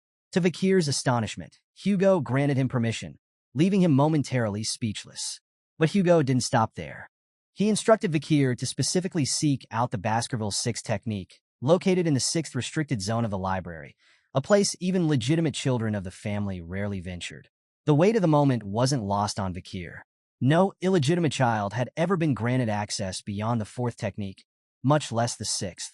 Though he kept his composure, his mind raced as he tried to discern Hugo's intentions. Why would he give me this opportunity? Even so, Vakir reminded himself that the 6th technique, while impressive, was still far below Hugo's own level. Before his regression, Hugo had mastered the Baskerville 7th technique and wielded the legendary power to bear 9 fangs. Vakir, however, had no intention of stopping at the 6th or even the 7th technique. His goal was clear: to surpass Hugo and claim the ultimate prize, the textbook of swordsmanship, containing the teachings of the first Baskerville Patriarch who had subdued the 7 great disasters. This was the foundation of the clan's unparalleled legacy, and Vakir knew it held the key to his success. Hugo smiled faintly, wishing Vakir good luck. Bowing in gratitude, Vakir thanked him. Inside, he couldn't help but marvel at how Hugo had unknowingly handed him an opportunity of incalculable value. He doesn't realize what he's given me, Vakir thought. But it didn't matter. Vakir was determined to make the most of it and grow beyond all expectations. Arriving at the 10,000-book library for the first time, Vakir gazed around in awe. Towering shelves filled with ancient tomes stretched as far as the eye could see, their spines bearing names that ignited his imagination. He read some aloud, marveling at their evocative titles: Severing Incisors, Grinding Molars, Piercing Canines, Snaggletooth that embeds twice, Wisdom Teeth that lay down. These were the secrets of swordsmanship he had long coveted but had been barred from learning in his past life. Yet Vakir also understood the reasoning behind the restrictions. The Baskerville family had intentionally designed their techniques to prevent hounds, like him, from learning skills superior to the 4th technique. It was a safeguard, ensuring no hound could turn their fangs against their master. Despite these limitations, Vakir pressed on, his steps purposeful as he searched for his prize. Eventually, he arrived at a section guarded by chains. A massive book lay behind the iron bindings, its lock glinting in the dim light. He immediately knew this was it, the Baskerville 6 technique. Vakir couldn't believe it. Hugo had truly granted him access to a treasure he'd never dared to dream of in his previous life. As Vakir unlocked the chains around the book, he smirked, understanding why Hugo had allowed him access. Hugo likely believed an 8-year-old child couldn't possibly memorize the contents of the book in a single day. But Hugo underestimated him. Before his regression, Vakir had already studied the theories behind the 1st through 4th techniques extensively, so much so that he had grown sick of them. He had done this to deduce the elusive 5th technique, which he now understood had eluded him because of one critical oversight. After drawing the 4th tooth, he hadn't stopped the flow of mana. The Baskerville swordsmanship had a unique progression system. Each stage corresponded to a specific number of fang. The 1st technique involved 1 fang, the 2nd technique 2, and so on. With every new technique, a special trait emerged: the appearance of a distinct red sword energy. Despite the opportunity to read about the 6th technique, Vakir's focus wasn't on that book. He had come to the 10,000-book library for something far more significant, a way to surpass his current limitations entirely. Leaving the swordsmanship section, Vakir caught the guards off guard. They stared at him in disbelief, asking if he was already finished reading. One offered to retrieve more swordsmanship books for him, suggesting that he delve into the deeper sections of the library where the most valuable techniques were stored. But Vakir declined, assuring them that he had completed his task. The guards, amazed by how quickly he had finished, encouraged him to browse other sections. Vakir nodded politely and continued on his way, overhearing their whispered conversations. One guard speculated that Vakir didn't realize the worth of the deeper swordsmanship texts because of his age. Another suggested that if it were him, he would spend every moment studying the best techniques available. Vakir smirked to himself, letting the guards think what they wished. He knew exactly what he was doing. Among the dusty shelves of miscellaneous books lay the real treasure he sought. His crimson eyes scanned the rows until they landed on an unassuming, tattered book titled Lurking Embedded Teeth. Holding the book in his hands, Vakir appeared to be examining an insignificant, damaged text. Its ripped pages and mundane appearance suggested it was worthless, a forgotten relic gathering dust. But Vakir knew its true value. He remembered vividly the time before his regression when he was part of the Hound squad. During a mission, they had stumbled upon a single torn page from a swordsmanship textbook. The page bore the unmistakable handwriting of a Baskerville ancestor, and its cryptic contents hinted at a forgotten technique. The page had sent Hugo into an obsessive frenzy. Determined to find the original book, Hugo had scoured the library for years before finally locating it within Lurking Embedded Teeth. The book, hidden among piles of useless texts, contained the writings of the Baskerville ancestor and revealed the legendary 10th Fong technique. Hugo, captivated by its promise, declared war on anyone who held the missing pages. He dispatched hounds to the 7 great families to retrieve the remaining 6 pages, sacrificing countless lives in the process. Eventually, the pages were recovered, but the cost was horrific. The bodies of loyal hounds piled high, drenched in blood. For their unimaginable sacrifice, Hugo's only acknowledgement was a simple phrase: "Good job." The memory of this hollow reward enraged Vakir. The mission had propelled Hugo to master the 9th technique, but the price had been unbearable. Vakir's anger simmered as he reflected on the senseless waste of life. He vowed that history would not repeat itself. He would surpass Hugo, not by blindly following his methods, but by learning from his mistakes. He flipped through Lurking Embedded Teeth, knowing that without the missing pages, the book was little more than a collection of incomplete, disconnected techniques. Yet Vakir's advantage was clear. Before his regression, he had memorized every detail of those lost pages. He now realized the reason he couldn't progress beyond the 4th technique wasn't his skill or mana. It was the absence of this original text. The missing pages held the key to understanding the techniques in their entirety. As Vakir finished reading Lurking Embedded Teeth, he said aloud to himself, "To most, this book would seem like a collection of meaningless, disjointed nonsense. But when paired with the missing pages, the misleading information transforms into an absolute masterpiece." He marveled at the genius of the text, realizing its brilliance only fully emerged when the blanks were filled. Vakir had reached the pinnacle of graduate aura and the highest level of the 4th Fong technique before his regression, and now, with this knowledge, he was confident he could surpass it. However, this time, he vowed not to repeat the mistakes of his past. He promised himself that before he turned 15, he would reclaim all the power he had lost, and more. Engrossed in the book, Vakir lost track of time. When he finally closed it, the night had turned into day. The realization of how much he had achieved filled him with pride. He had memorized every word, every nuance of the text. Looking around, he noticed that the Guardian Knights were absent. The silence of the library emboldened him further. He couldn't yet draw all 10 teeth with his young body, but he felt sure that achieving the elusive 5th Fong technique, which had eluded him in his past life, was now within reach. Vakir approached a nearby statue and entered a state of unyielding focus. With determination in his heart, he began executing the Baskerville sword techniques, unleashing every ounce of power he could muster. First came the 1st Fong technique, then the 2nd Fong technique. The 3rd Fong technique followed, each strike more precise and forceful than the last. Finally, he unleashed the 4th Gang technique, a series of moves honed through years of dedication. As his sword struck the statue repeatedly, memories of his past life flooded his mind. He recalled the grueling work it had taken to achieve the highest level of graduate aura. Despite his immense potential, his illegitimate status barred him from learning the techniques that could elevate him further. The hostility of the Baskerville direct bloodline had ensured he never surpassed the 4th technique. But this time was different. Vakir was no longer shackled by his past. With every strike, he channeled his anger, frustration, and defiance into the blade. In his mind's eye, the statue became a vivid image of Hugo's face, taunting him. With a ferocious swing, he unleashed his full force, slicing through the statue with precise, calculated strikes. As the dust settled, Vakir stepped back, breathing heavily.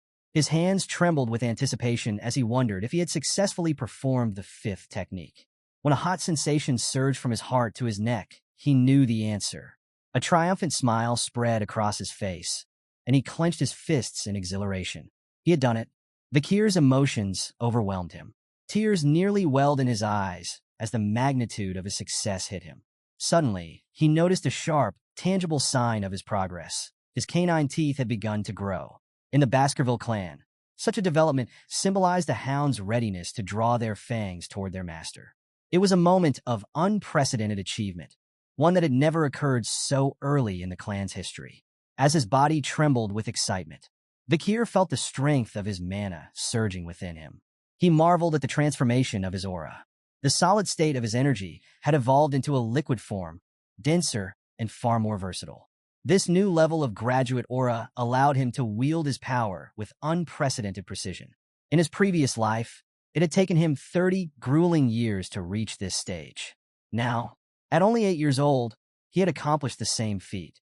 Vakir gazed at the flowing aura surrounding him, a testament to his newfound status. Graduates were leagues above sword experts, and the realization of his achievement filled him with both awe and confidence. But this was only the beginning. His attention turned back to lurking embedded teeth. He resolved to master its technique, a method that allowed seamless transitions between offense and defense. With its limitless potential, it was the perfect swordsmanship technique for someone with Vakir's ambition. Vakir carefully placed lurking embedded teeth near the window and took a moment to reflect on his journey so far. Since his regression, he had grown exponentially in strength and skill. He was confident that with his newfound abilities, he could take on a mid-class graduate or a swordsman and emerge victorious. However, Vakir knew he couldn't afford to reveal the full extent of his power. Not yet. He needed to give Hugo a reason to keep watching him, buying time to secure everything he needed. With a sly grin, Vakir pulled out a magnifying lens. Positioning it over the book, he allowed the sun's rays to converge, igniting the pages in a small, controlled fire. Watching the flames consume the text, he remarked that destroying the book would make it far more difficult for Hugo and the hounds to piece together the 10th Fang technique. For Vakir, however, it would pose no such problem. He had already memorized every crucial detail. Suddenly, the library guards burst into the room, alerted by the smell of burning paper. Startled to find Vakir there, they demanded an explanation. Vakir's expression shifted instantly to one of contrition, and he apologized profusely, claiming the fire had started when he accidentally left the magnifying glass too close to the book. He even offered to report the incident to the butlers himself. The guards, fearing punishment for neglecting their duties, hesitated. One finally suggested that Vakir bore no responsibility. It was their failure for not monitoring the area properly. They were just relieved that the fire occurred in a section filled with useless books. Vakir subtly steered the conversation, mentioning their preoccupation with the Morg clan and the Ruby mines, which might explain their absence. The guards nodded in agreement, promising to keep the incident a secret if Vakir did the same. As he left the library, Vakir apologized again for the trouble, thanking the guards for their understanding. Once out of sight, his face split into a mischievous grin. The guards' oblivious praise echoed behind him. They thought Vakir was thoughtful and considerate, someone deserving of respect. Vakir relished their naivety, knowing he had perfectly orchestrated the situation. Later, in Hugo's office, the Patriarch leaned back in his chair and asked Vakir if he had learned anything enlightening from the library. Vakir replied cryptically, describing what he had learned as something warm, sharp, soft, and viscous. The answer caught both Hugo and the head butler off guard. They exchanged startled glances, realizing the implications. Vakir might have achieved aura. Aura was the hallmark of one's official entry into the world of the sword. Even the most gifted Baskerville hounds typically needed to train without rest until the age of 15 to achieve this milestone. Hugo, stunned, reminded himself that Vakir was only 8 years old. Denying the possibility, he asked Vakir to demonstrate what he had learned. Vakir agreed without hesitation. In a massive coliseum-like structure, Vakir stood in the center, sword in hand. Rows of young hounds gathered around, their faces filled with confusion and curiosity. The head butler leaned toward Hugo, asking how he planned to test Vakir's skills. Hugo's response was simple and shocking. He intended to release a monster. The butler's eyes widened in disbelief. Releasing a monster was unheard of for an 8-year-old, but Hugo confirmed his plan with a smirk, adding that the creature he had chosen was both hungry and feisty. Moments later, the gate before Vakir creaked open, and a guard led in a chained orc. The massive, green-skinned creature snarled as it entered the arena. Its bulging muscles rippled with barely contained rage, and razor-sharp tusks protruded from its mouth. Beady eyes darted around the Colosseum, sizing up its surroundings. The young hounds in the audience gasped in awe and disbelief as the fearsome orc roared, its chained muscles rippling with feral rage. Whispers spread like wildfire among them, questioning whether such a powerful creature was necessary to test an 8-year-old. Some murmured concerns about whether the Guardian Knights might have to intervene if things spiraled out of control. But while the crowd doubted, Vakir stood calm and composed, his sword steady in his grip. He was unshaken, his sharp eyes fixed on the orc as Hugo gave the order to release the chains. The orc let out a deafening roar and charged at Vakir, its massive bulk barreling forward with terrifying speed. Vakir waited, his body still and poised, timing his move perfectly. As the orc lunged, he swung his sword with blinding precision, slicing off the creature's arm in a single, fluid motion. The orc stumbled back, roaring in pain and shock, while the audience sat frozen in stunned silence. Without hesitation, Vakir followed up with another swift strike, severing the orc's leg cleanly. The monster collapsed to the ground, growling in agony. The audience couldn't believe what they had just witnessed. How could an 8-year-old hound display such skill and strength? Some muttered that it seemed impossible to achieve such precision without using mana. Meanwhile, Vakir stood composed, analyzing the situation. He noted that the orc appeared confused, as though it had never bled before. Vakir knew why. It wasn't just the severed limbs. The hemorrhage ability in his blade was preventing the orc's famed high-speed regeneration from activating. A C-class monster like the orc couldn't overcome the lingering effects of a B-class Hellhound's curse. From the sidelines, Hugo watched intently, his face unreadable. Vakir met his father's gaze and recognized the look. Hugo wasn't simply evaluating the fight. He was trying to decipher what Vakir had learned in the library. Deciding to show his father what he was capable of, Vakir prepared for his final move. Hugo's eyes began to glow faintly, a sign of heightened interest. The head butler gasped, his voice trembling as he exclaimed, "That's an aura blade!" Before the orc could recover, Vakir's sword began to radiate a brilliant red light. Without hesitation, Vakir charged forward, his blade slicing cleanly through the air. With a single, devastating strike, he decapitated the orc. Its massive head tumbled to the ground as the red glow from Vakir's sword dissipated into the silence of the Colosseum. The audience erupted in astonishment. The young hounds could barely comprehend what they had witnessed. Even the head butler turned to Hugo, exclaiming, "It's the aura of a low-class sword expert. We've just witnessed the birth of a genius. There will never be another like him across all the families in the Empire." Despite the head butler's praise, Hugo's attention remained fixed on the pool of blood spreading beneath the orc's lifeless body. The creature's legendary regeneration had been completely nullified. He only won because the orc was weak, Hugo remarked, though his tone betrayed his intrigue. Before Hugo could say more, Vakir's calm voice interrupted him. With a polite but innocent smile, Vakir asked, "Is there anything stronger than this orc?" The audience collectively held their breath. An 8-year-old asking for a stronger opponent after defeating an orc? Even the young hounds who had doubted him moments earlier were now rendered speechless. Vakir had his reasons. He wanted to demonstrate his rapid progress, not just to Hugo, but to the entire clan. If he could prove himself in front of everyone, he hoped he might be acknowledged, perhaps even sent to a prestigious academy or dispatched to a remote area, away from Hugo's direct oversight. Hugo, observing his son with newfound curiosity, chuckled.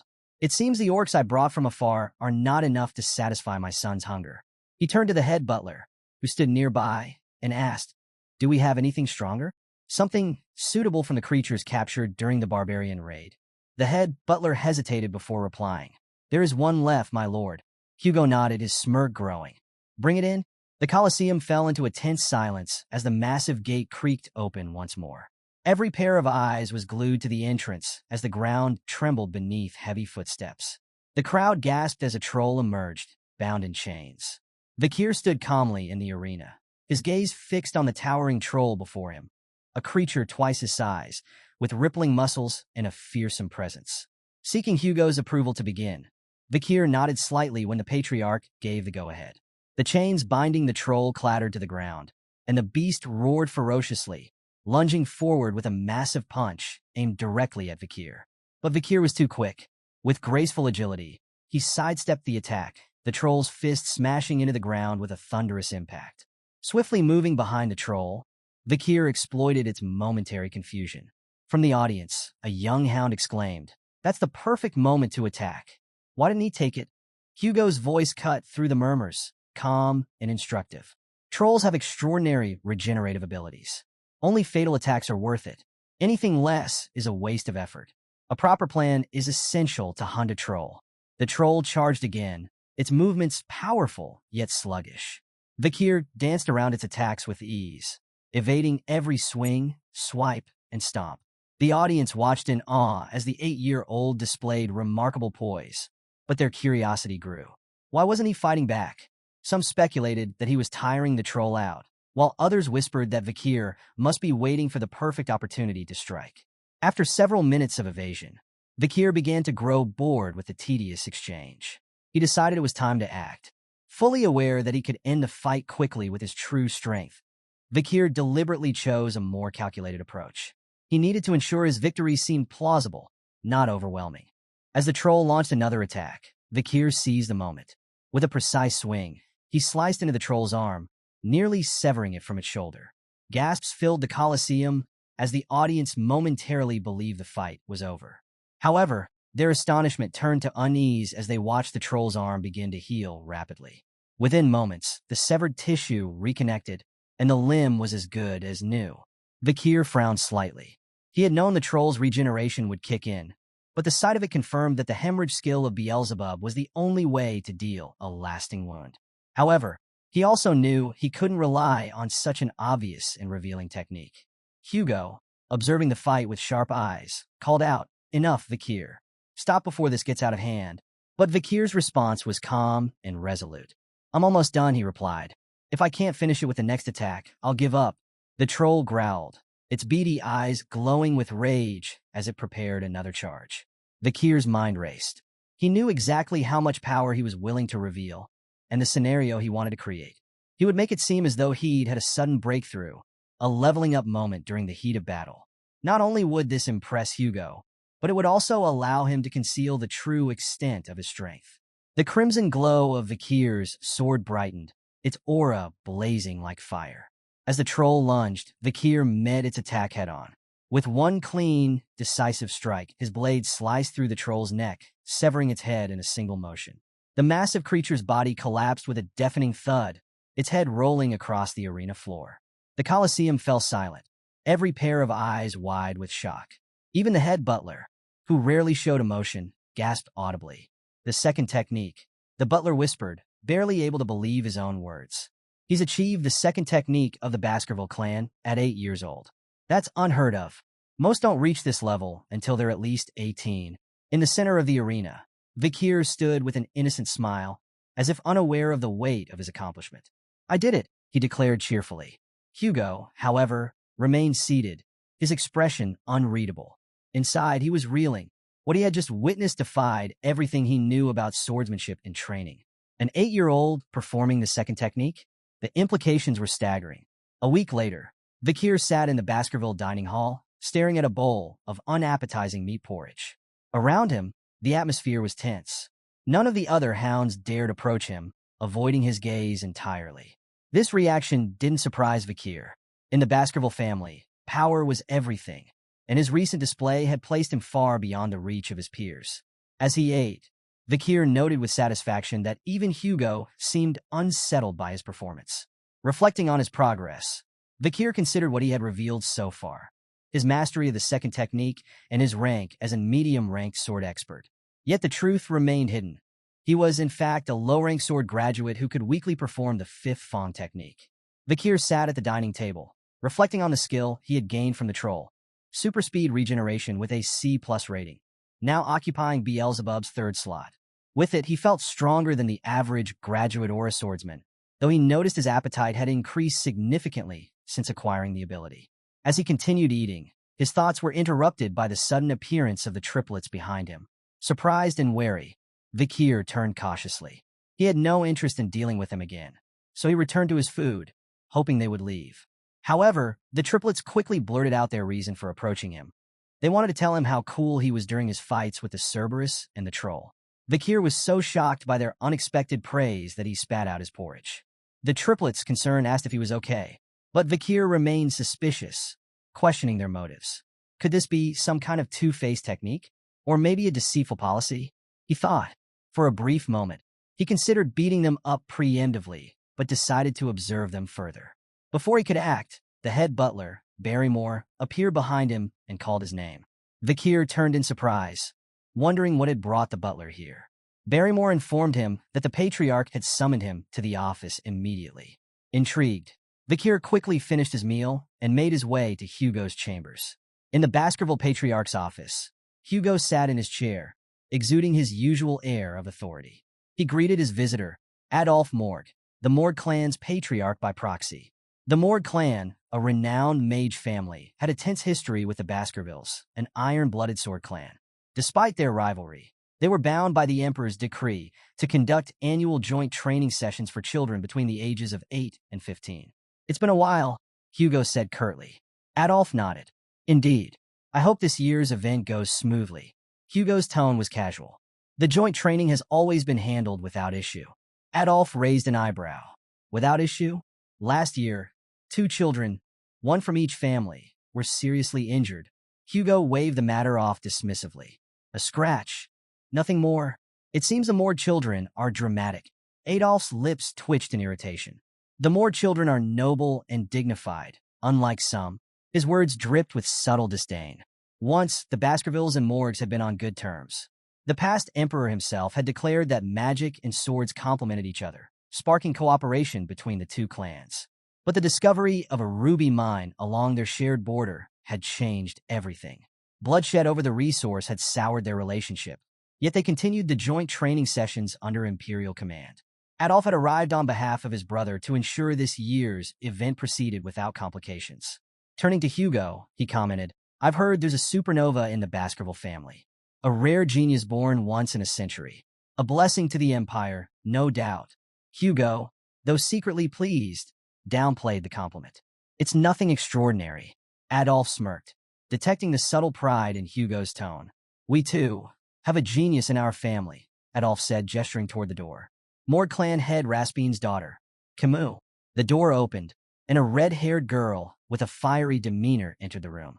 Adolphe introduced her formally to Hugo, but before Adolphe could continue, Kimu interrupted. Fixing Hugo with an accusatory glare, she demanded, "Are you the thief who stole our ruby mine? Give it back." Hugo's face darkened, his calm demeanor giving way to a sharp glare directed at Adolphe. "Thief?" he asked coldly. "Is that what you're teaching your kin now?" Adolphe looked startled. "I never said such a thing." Kimu was unfazed. She pointed an accusatory finger at him and replied, "You did. An hour and 42 minutes ago, right before we got off the carriage, you called him an annoying chin beard who stole the ruby mine." Hugo's glare deepened as Adolphe stammered, trying to deny the claim. "Kimu, you must have misheard. I said no such thing." But Kimu stood her ground. "You definitely said it." Hugo, still struggling to maintain his composure, demanded clarification from Adolphe. However, Adolphe attempted to defuse the situation, suggesting that Kimu's accusations stemmed from a misunderstanding. But Hugo's patience wore thin. "There's no need to explain the Morg clan's problems with children's education to me," he said, his voice laced with irritation. Kimu, undeterred, persisted. She repeated her demand, complaining that her research was impossible without the stolen rubies. Adolphe tried to rein her in, calling her name in a warning tone, but she ignored him. Hugo's patience snapped. With barely concealed anger, he remarked, "It seems the Morgs don't teach manners at all." Adolphe bristled at the comment and retorted, "And what do you plan to do? Threaten an 8-year-old girl?" His words struck a nerve, leaving Hugo momentarily speechless. The proud Baskerville Patriarch couldn't stoop to such behavior without tarnishing his dignity. Before the tension could escalate further, a calm but cutting voice broke through the heated exchange. "It seems the Morgs don't teach their children not to envy what belongs to others." The speaker was Vakir, who had just entered the room with the head butler.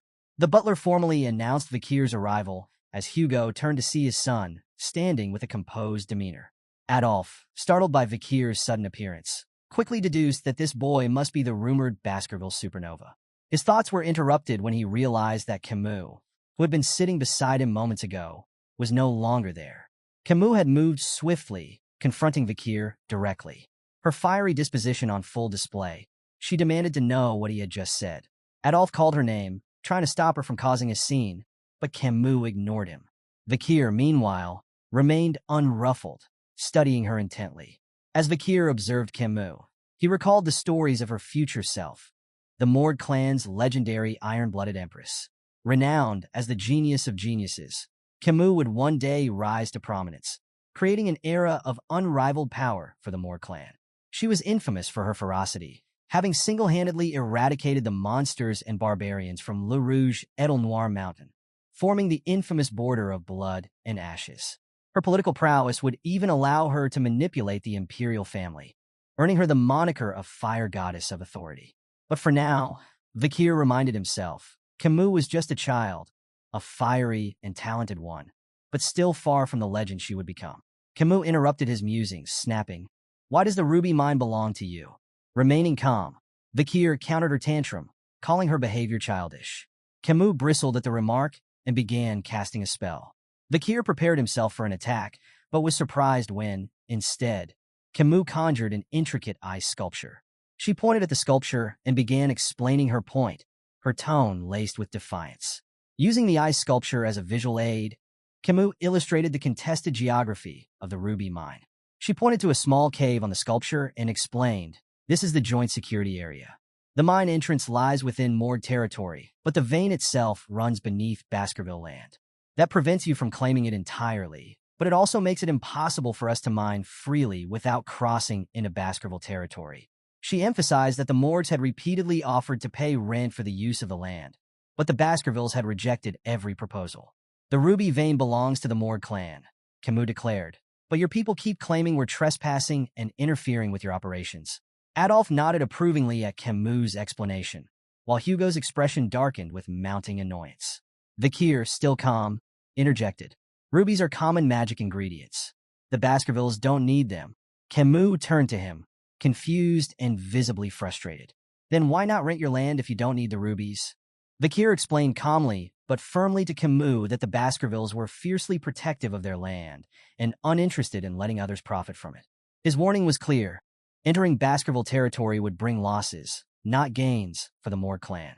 Kimu, however, refused to accept his reasoning. Determined to assert her claim, she placed her hand over the portion of her ice sculpture that represented Baskerville territory. With a defiant glare, she asked whose arm it was. Vakir swiftly caught her arm in his grip, his expression shifting to a confident smile. "It's my arm," he said coolly. "Because it's in my land." Kimu's face flushed with embarrassment. The unexpected response caught her off guard, leaving her flustered. She stuttered, "What are you talking about? How could I belong to you?" Vakir, clearly amused by her reaction, tilted his head with a mischievous grin. "Who said you're mine?" he replied, his tone teasing and ambiguous. Before Kimu could process his words, Vakir reached behind him and pulled out a knife. The sudden motion startled not just Kimu, but also Adolf and the head butler. Vakir's grin widened, taking on a darker edge, and his voice dropped. "What I'm saying," he said ominously, "is that your arm is mine." Kimu froze, her usual fiery confidence shaken. "What?" she stammered, her voice trembling. Hugo, observing the exchange from his seat, broke into a cold sweat. The tension in the room was thick, and the only sound was Kimu's faint hiccup of fear. As Vakir moved the knife closer to Kimu's hand, she screamed and called out for help. Adolf immediately appeared behind Vakir, his expression fierce. "Step away from my niece," he commanded, his voice filled with protective fury. Taking advantage of the distraction, Kimu wrenched her arm free from Vakir's grip and ran to Adolf, seeking the comfort of her uncle's protective presence. Adolf glared at Hugo, his anger barely contained. "What is going on here?" he demanded. Hugo, still sweating, turned his gaze to Vakir. "You've gone too far with your joke," he said in a reprimanding tone. Vakir chuckled and revealed the truth. The knife was just a toy, one commonly given to Baskerville children to play with from a young age. The revelation left Adolf stunned and outraged. A dangerous toy like that? For children? He fumed. This is unacceptable. Vakir bowed his head humbly and offered an apology. I'm sorry if I frightened Kimu, he said, his tone contrite. It was not my intention to make her cry. Adolf, however, was far from mollified. He accused Vakir of failing to take the situation seriously, his frustration evident. Hugo, seeking to diffuse the tension, stepped in. Adults shouldn't meddle in the affairs of children, he said, his tone light but firm. Let's focus on discussing the ruby mines and move on to the friendly duels. Though clearly reluctant, Adolf agreed to Hugo's suggestion. Kimu, still upset and wiping away her tears, glared at Vakir. I won't forget this, she declared, her voice trembling with indignation. Vakir responded with a faint, unreadable smile, seemingly unfazed by her warning. The day of the friendly duels arrived. Children from both the Baskerville and Morg clans, aged 8 to 15, gathered to demonstrate their skills. The younger children focused on theoretical battles or mana sensitivity displays, while the older participants engaged in live combat. This year, however, all eyes were drawn to one match. The showdown between the two clans' prodigies, Kimu Morg and Vakir Van Baskerville. Kimu stood confidently in the arena, her fiery red hair glinting in the sunlight. She turned to Vakir with a determined expression. Get ready, she said firmly. I won't hold back. Without hesitation, Kimu began casting a spell. Her intricate hand movements and the shimmering glow of mana captivated the audience. Spectators murmured in awe as the magical energy around her grew more intense. One voice broke through the crowd. Is she casting quadra spells? The murmurs turned to exclamations of astonishment. Quadra spellcasting, the ability to cast 4 spells simultaneously, was a feat that even many adult mages struggled to achieve. To see an 8-year-old performing such a complex technique left the audience in awe. She's the Morg clan's genius mage, another spectator remarked. This is exactly what we'd expect from someone like her. Kimu unleashed a flurry of attacks, casting 4 powerful spells simultaneously. Despite her effort, Vakir dodged them effortlessly, his movements fluid and precise. He shook his head slightly, a hint of criticism in his voice. Instead of showing off with flashy spells, maybe focus on mastering just one. Kimu sneered, her pride wounded. Why do you even care? You're just an idiot who doesn't understand magic. With a swift incantation, she conjured a sand wall, a thick barrier of swirling grains, to separate them. But Vakir, unimpressed, broke through it with a single kick, the wall crumbling like paper. Kimu watched in stunned silence. Is this the strength of someone who's bathed in the river Styx? She wondered, her thoughts racing. Taking advantage of her momentary distraction, Vakir moved in with lightning speed. Kimu, realizing too late that the attack was unavoidable, shut her eyes in resignation. But the expected blow never came. When she opened her eyes, she found herself propelled backward, not by a strike, but by a flick to her forehead. The flick's sheer power sent Kimu tumbling. Adolf, watching from the sidelines, stared in disbelief. A flick? That was just a flick. Kimu, wincing and holding her forehead, demanded answers. Why did you flick me? Are you going easy on me? Vakir smiled faintly, raising a hand to tap his own forehead. Maybe it's time to end this before things get out of hand. Kimu's eyes watered, but she refused to yield. With a defiant shout, she cast another sand wall spell. This time, she created 2 walls, layering them for extra protection. Try getting through this, she declared confidently. Vakir, still unbothered, considered simply walking around the walls but decided to humor her. Drawing back his fist, he punched straight through both barriers, creating a clean hole. Kimu froze, astonished, as Vakir stepped through. As he approached her, he mimicked a flicking motion with his hand. Whose arm crossed the wall? He asked, his tone calm and deliberate. Before she could respond, he answered for her with another flick to her forehead. The stronger one. The force of the flick sent Kimu sprawling to the ground again, growling in frustration. Still, she got up, ready to continue the fight. Vakir sighed inwardly, thinking, dealing with children is harder than I thought. I could end this in 0.1 seconds if I wanted to, but that would cause a whole new set of problems. While dodging Kimu's relentless attacks, Vakir's eyes wandered to the arena behind him, where 2 other contestants were locked in a duel. A sword apprentice was cutting through a mage's spells with precise, powerful strikes. An idea sparked in Vakir's mind. They might be useful for this. Meanwhile, Kimu's frustration boiled over. "Stop running away and fight me," she yelled, her voice trembling with anger. Vakir, sensing the perfect opportunity, warned her, "You might want to have a defensive spell ready." Kimu blinked, confused by his sudden comment. Then she noticed the mage behind Vakir preparing a large-scale attack. Adolf, observing the unfolding scene, understood Vakir's plan and shouted in alarm, "Kimu, watch out." The mage's spell erupted in a massive, fiery blast that engulfed the arena. Gasps and cries of surprise rippled through the audience as the flames consumed the battlefield. The heat, light, and force of the spell left everyone momentarily blinded. In the midst of the chaos, Kimu activated a defensive spell, narrowly avoiding any severe injuries. But as the dust settled, she realized her clothes had been burned away by the flames. Tears welled up in her eyes as the horrifying reality sank in. She had been exposed in front of the entire audience. Amid the gasps and murmurs from the crowd, Kimu heard her uncle Adolf calling her name. She froze, torn between her instinct to hide and the overwhelming shame of the situation. How could this happen? She thought, her hands trembling as she tried to cover herself. As the smoke cleared, Vakir stepped forward, his calm figure emerging from the dissipating dust.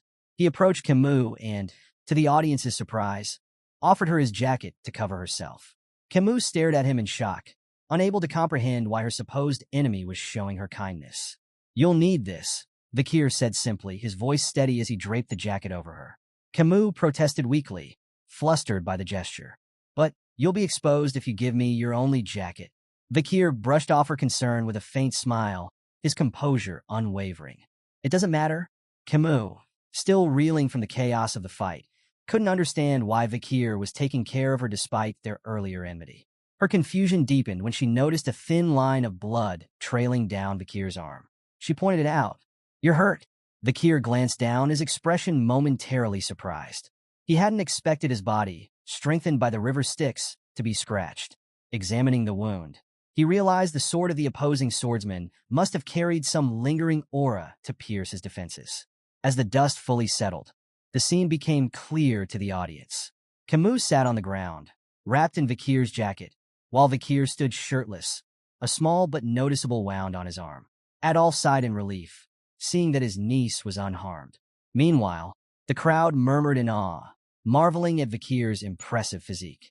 Despite his young age, his toned muscles and disciplined build stood as a testament to his rigorous training. Among the spectators, admiration for Vakir was growing, but Kimu's reaction was more complicated. She continued to steal glances at him, her cheeks dusted with a light blush. "Why am I feeling like this?" she wondered, her earlier anger now replaced with something unfamiliar. Even as Adolf hugged her protectively, Kimu's gaze kept drifting back to Vakir. Later, Vakir walked alongside Hugo down a dimly lit hallway. Hugo broke the silence, his voice calm but probing. "How was the battle with the Morg girl?" Vakir replied thoughtfully. "It was interesting. I learned the purpose of the event once again." Hugo nodded slightly. "A battle with a mage is different from a duel between swordsmen. Why didn't you go for a decisive blow?" Vakir hesitated for a moment before admitting, "I wasn't sure how to handle a lady in battle." Hugo's expression hardened. "Letting your guard down will only lead to injury. Take this scratch as a lesson." The unexpected concern in Hugo's tone surprised Vakir. This wasn't the Hugo he remembered, strict, cold, and brutal. Growing up, Hugo's emotions had seemed as unyielding as stone. There were rumors that his harsh demeanor stemmed from the loss of his first wife and eldest daughter, but those weren't Vakir's concerns. Still, the faint trace of worry in Hugo's words left Vakir momentarily unsettled. Changing the subject, Hugo asked, "What do you think we should do with the ruby mines?" Vakir responded confidently, "We should give control of the mines to the Morgs." Hugo's eyebrows shot up in surprise. "And your reasoning?" Vakir explained, "The Baskerville's main task is territorial expansion. The monsters and barbarians around the mines will become obstacles if we move into that region. By allowing the Morgs control of the mines, we can use them to minimize our losses. Their presence will draw those threats into the area, allowing us to handle everything at once." Hugo listened carefully, a slow smile spreading across his face. "Interesting. Once the Morgs assign a large number of people to the mines, we'll push the monsters and barbarians into that region. The ruby veins will be soaked in their blood. and the Morgs will think twice before stepping onto our land again. Placing a hand on Vakir's head, Hugo acknowledged, "Your idea aligns with about 90% of what I had in mind." Impressive. Vakir accepted the praise silently, knowing the truth. This plan was originally Hugo's idea, a strategy he had carried out on Hugo's orders in his previous life. Yet, seeing it unfold from this perspective brought a sense of satisfaction. To conclude, Vakir suggested, "We should keep a close eye on the Morg's movements." Hugo dismissed the concern with a wave. "There's no need. I've already increased the number of hounds scouting the area." Vakir nodded, but kept his thoughts to himself. As Hugo and Vakir walked through the hall, Adolf's voice rang out, stopping them in their tracks. Turning toward the source, they saw Adolf approaching with a serious expression. "Hugo, I have something to discuss before I leave," Adolf said. Hugo nodded, gesturing toward a nearby room. Once seated, Hugo inquired, "What is it you want to talk about?" Adolf wasted no time. "I think it's time to resolve the issues surrounding the ruby mines peacefully," he began. "The fees for usage are just one suggestion. I have another idea, an engagement between the Morg and Baskerville children." As the two patriarchs discussed the potential union, Kimu sat nearby, her gaze occasionally drifting toward Vakir, her cheeks faintly flushed. Hugo, noticing this, leaned forward and asked Adolf which children he had in mind. Adolf smiled confidently. "The eldest son of the Baskerville and the eldest daughter of the Morg clan. My niece, Kimu. She's an exceptional child, both beautiful and intelligent. She lacks nothing and would make an ideal match." Hugo raised an eyebrow. "My eldest son is 25 years old this year. That's a 17-year age gap." Adolf waved the concern away. "What's a mere 17 years? It's nothing in the grand scheme of things." Before Hugo could respond, Kimu interrupted. Her voice was firm as she declared, "I will not marry anyone weaker than my mother. And I don't want a significant age gap in my partner." Adolf's face twisted in frustration as he tried to reason with her. "Kimu, if you insist on marrying someone stronger than your mother, you'll be alone for the rest of your life. That's not a realistic demand." Hugo, clearly displeased with Kimu's attitude, added, "Engagements aren't a buffet where you can pick and choose. You must consider the bigger picture." But Kimu, confident in her stance, crossed her arms. "I have no intention of playing around," she stated, her voice unwavering. Suddenly, her face flushed a deep red, and she looked away, catching the attention of both Hugo and Adolf. Adolf followed her gaze, his eyes narrowing as he realized where, or rather, at whom, Kimu was looking. Vakir. Shocked, Adolf cursed silently. "This can't be happening." "Not him." Adolf leaned toward Kimu and whispered harshly, "Don't even think about it. Vakir is of the Van surname, not from the Lu descent. He's a small fish in a big pond. This is absurd." Hugo, noticing the growing tension, sighed and decided to intervene. "The most important thing in an engagement is the opinion of those involved. Let's hear what Vakir has to say." All eyes turned to Vakir. Kimu looked at him expectantly, her blush deepening as she awaited his answer. The room fell silent, and Vakir met her gaze before calmly stating, "I accept." Adolf's face turned beet red upon hearing Vakir's response. Adolf opened his mouth to object, but before he could say a word, Vakir continued, "To do as I'm told." Adolf's outrage doubled. What kind of attitude is that toward the Morg's clan's daughter? Kimu, on the other hand, was completely flustered. Her face turned crimson as she tried to decipher Vakir's cryptic response. Is he shy? Is he secretly okay with this engagement? Her mind raced with possibilities. Hugo, clearly amused by the situation, interjected with a composed tone. "In the Baskerville household, names and titles hold little meaning. Greatness comes from ability, not bloodline. Even those of Van descent can rise to prominence." Adolf's expression remained skeptical. His eyes narrowed as he turned to scrutinize Vakir, standing before him. The young Baskerville returned the gaze, calm and unyielding, while internally assessing Adolf's strength as a six-circle mage and one of the strongest supporters of the Morg's clan. Breaking the silence, Adolf said coldly, "I don't think it's wise to rush this. We can't have just anyone become Kimu's husband." Vakir reflected on the peculiar customs of the clans, where engagements seemed more like polite suggestions than binding agreements. He wondered if Adolf, with his lofty standards, was dissatisfied even with the renowned genius of the Baskerville clan. Adolf, clearly unimpressed by Vakir's aloofness, placed a firm hand on the boy's shoulder, attempting to force him down. But to Adolf's surprise, Vakir didn't budge, his sturdy build defying expectations. Intrigued, Adolf asked why Vakir wasn't responding and demanded to know if he was even paying attention. Vakir's blunt reply caught everyone off guard. He hadn't been listening since Adolf first suggested it was unwise to say certain things to him. Kimu, standing nearby, was utterly shocked. Her uncle, one of the most powerful mages in the clan, had been dismissed by a child. Meanwhile, Hugo struggled to stifle his laughter, finding humor in the mounting tension. Adolf, instead of anger, responded with a dark, booming laugh. Turning to Hugo, he expressed his desire to have a more in-depth conversation with Vakir. Suspicious, Hugo questioned Adolf's intentions, teasingly asking if he intended to scold an 8-year-old. Adolf laughed again, explaining that he was approaching this as an uncle, not as the deputy patriarch of the Morg's clan. After all, Vakir might one day marry his niece. Kimu pleaded with her uncle to drop the idea, but Adolf ignored her, claiming such moments were inevitable. With some hesitation, Hugo allowed the conversation, but it quickly became clear this wasn't going to be a talk, it was a duel. The scene shifted to the arena. Vakir and Adolf stood face to face, while Hugo and Kimu observed from the sidelines. Adolf declared he would test Vakir's abilities and demanded the boy show him everything he was capable of.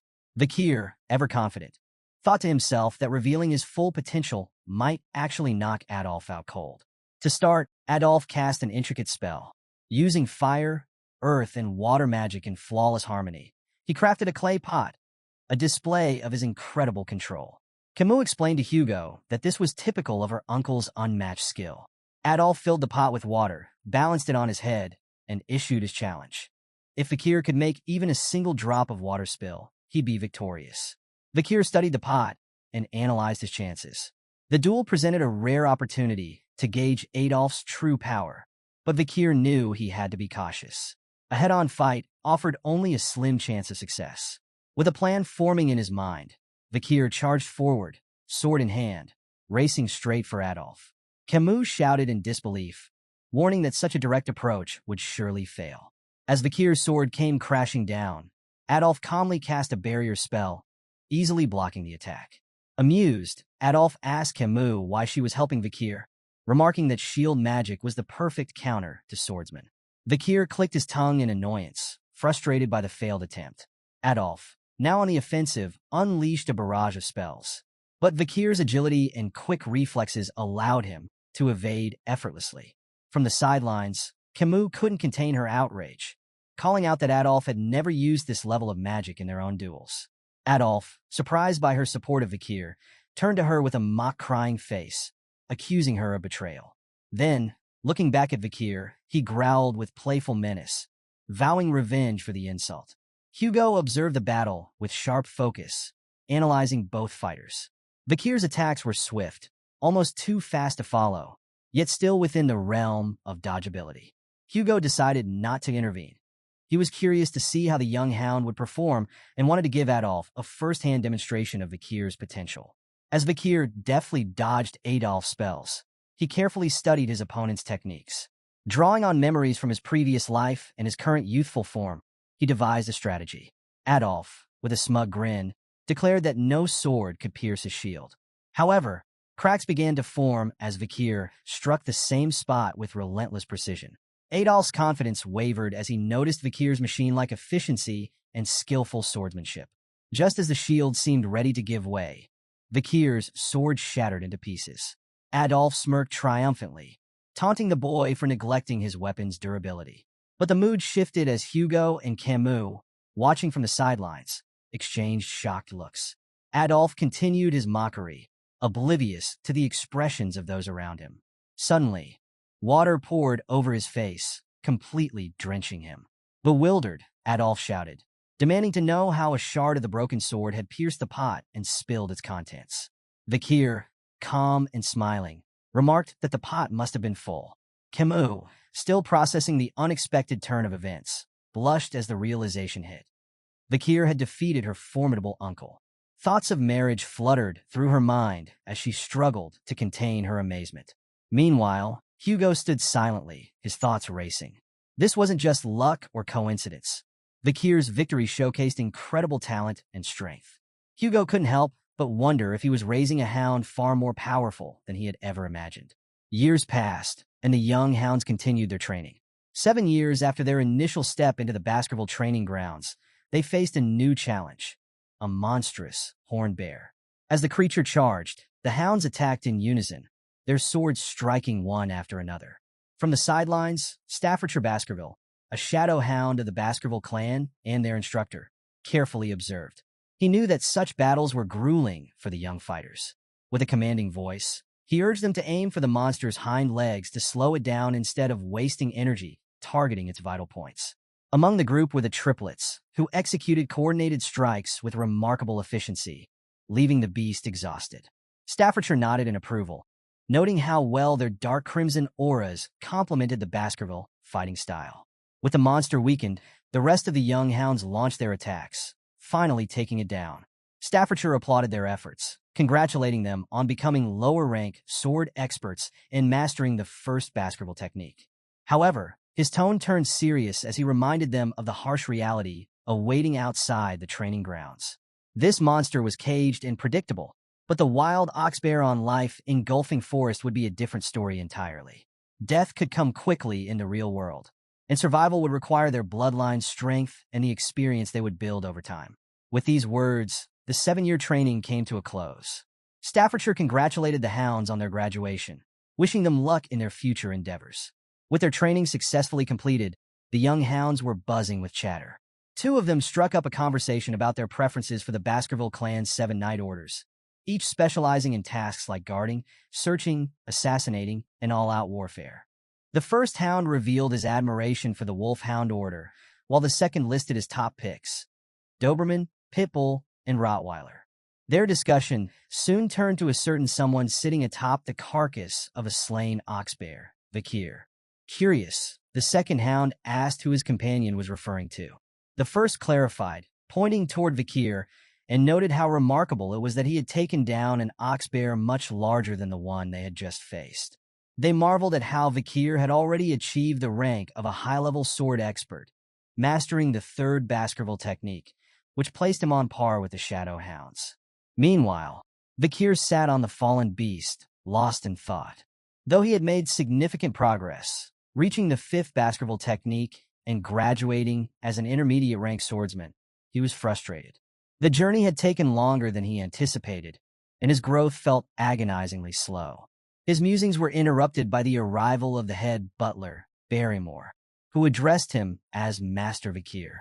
Barrymore informed him that the Patriarch was looking for him, and that his assignment had been decided. With a serious expression, Vakir simply replied, "All right," entering the Patriarch's office. Vakir greeted Hugo, only to be met with a curt grunt. He immediately noticed a small cut on Hugo's nose and asked about it. Hugo explained that he'd been subjugating barbarians on life engulfing forest and had been outmatched by an archer, though he made sure to leave a matching scar on her face. After a brief silence, Hugo congratulated Vakir on his graduation. Yet his tone was foreboding as he added that things would only get tougher from here. Vakir suspected this was about his new assignment, and his thoughts wandered back to his previous life. Before his regression, he had been a junior knight of the Pitbull Order, sent to the treacherous life engulfing forest. For 21 harrowing months, he faced death relentlessly, little more than an expendable soldier thrown into battle. At the time, Baskerville children were divided into 2 categories upon turning 15, elites and expendables. The expendables were cannon fodder, sent to the front lines to die, while the elites received education in politics and administration. Over time, surviving expendables gained experience and became bodyguards for the elites, while the elites honed their skills in leadership. Vakir understood the 5th Baskerville technique was designed to help the elites catch up with the experience gained by expendables in real-life combat. Yet before his regression, his swordsmanship had stagnated at the 4th technique, and he knew Hugo would never allow an illegitimate child like him to walk the elite path. His thoughts were abruptly cut short as Hugo spoke again. This time, Hugo suggested that Vakir should try his hand at the lower house of Parliament. Perplexed, Vakir asked for clarification. Hugo explained that the lower house of Parliament handled the Baskerville clan's regional administration, assisting with legislation, law enforcement, and economic matters. They invited businesses, managed infrastructure, and oversaw everything from small community issues to large-scale governance. In essence, it was a role that balanced politics with practicality, a far cry from the blood-soaked battlefield Vakir was familiar with. Vakir was taken aback when Hugo, the patriarch of the Baskerville clan, selected him, an illegitimate child, for the elite course. Hugo explained that Vakir's achievements by the age of 10 had already surpassed those of children hailed as geniuses, and he deserved to be treated accordingly. Hugo revealed the position Vakir would take, Deputy Consul of Underdog City. Both the Consul and Deputy Consul positions there were currently vacant, and Hugo asked Vakir if he wanted to give it a try. After weighing the offer, Vakir decided to accept. But before moving forward, he brought up a matter involving the Morg's clan and the ruby mines. Hugo, unsurprisingly, already seemed familiar with it and commented on how Vakir had outsmarted Adolf Morgs. Vakir nodded and, with confidence, made a bold request to borrow his reward from the incident. Although the specifics of what Vakir wanted weren't clear, the head butler accompanying them was visibly shocked by the audacity of the request. Hugo, however, remained unfazed. Stamping a document, he assured Vakir that he trusted him not to do anything reckless.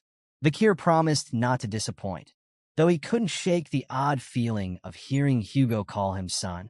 It was a term that would have been unthinkable before his regression. As Vakir and the head butler walked down the hallway, the butler spoke in a grave tone. He highlighted how highly Hugo regarded Vakir, pointing to the unprecedented appointment of a consul prior to a battle assignment. Referring to this as the disciplines of kingship, the butler implied that Vakir was being groomed for even greater responsibilities. Vakir, however, wasn't content to rest on his laurels. He understood that success wasn't guaranteed and resolved to take his new role seriously. For him, this was a chance to hone his skills in a relatively safe environment. Despite not being particularly invested in current events, memories of his previous life still haunted him, especially the vivid sensation of his head being severed by a guillotine. That memory fueled his resolve. Someday, he vowed, he would make Hugo La Baskerville feel the same chill of despair. Elsewhere in Baskerville territory, preparations were underway at a large villa in Underdog City. A bald man barked orders at two workers, instructing them to ensure the villa was spotless by the next day for the arrival of the new deputy consul. The workers acknowledged his orders, though one later expressed curiosity about the newcomer. He hoped the new deputy consul had business experience. The other worker, however, revealed with some disbelief that the new appointee was only 15 years old. As they speculated, a young boy approached the villa. Not recognizing him, one worker placed a hand on his shoulder, asking whose child he was and whether an employee had brought him. The boy, looking irritated, ordered the worker to remove his hand. Pulling out a document, he revealed his identity as none other than Vakir, the newly appointed deputy consul. The workers were stunned by the verification, but also confused. Why had he arrived a day early? Unconcerned by their confusion, Vakir promptly ordered them to prepare food and drinks for a party. As he strode into the villa with purpose, the workers exchanged puzzled looks, wondering why their new deputy consul seemed intent on celebrating so soon. The party was in full swing, and the villa buzzed with energy. Tables were piled high with food and drinks, and nobles mingled, enjoying the lively atmosphere. But not everyone was celebrating. Chihuahua Baskerville, the general secretary of Underdog City, paced nervously in his office, clearly agitated. From his window, he could see the young deputy consul hosting a party right at the workplace. Chihuahua could hardly believe it. The city was already struggling with the reputation of corrupt officials. Every deputy consul before Vakir had been dismissed for accepting bribes. And now, this new appointee was drinking and partying on the job? Chihuahua was ready to burst with frustration when, to his shock, Vakir suddenly appeared behind him. "Are you the general secretary?" Vakir asked, startling Chihuahua so badly that he nearly jumped out of his skin. Turning to face the unexpected visitor, Chihuahua stammered a response, wondering how long Vakir had been standing there. Introducing himself as Vakir Van Baskerville, the new deputy consul, Vakir greeted Chihuahua with a calm confidence. Chihuahua, regaining his composure, introduced himself in return. Vakir repeated Chihuahua's name, pausing when he noticed something peculiar. Chihuahua had no middle name. Chihuahua winced internally, expecting ridicule. In the Baskerville hierarchy, a lack of a middle name often marks someone as an outsider, an employee, not a blood relative. Chihuahua had endured years of discrimination from Baskerville officials because of this, and he braced himself for more of the same. But instead of mocking him, Vakir placed a hand on Chihuahua's shoulder and simply said, "Nice." Caught completely off guard, Chihuahua could only respond with a confused look. Vakir continued, explaining that he had reviewed Chihuahua's personal background on the way over. He acknowledged that Chihuahua was born and raised in Underdog City, then praised his hard work and assured him that he wouldn't interfere with how he managed his responsibilities.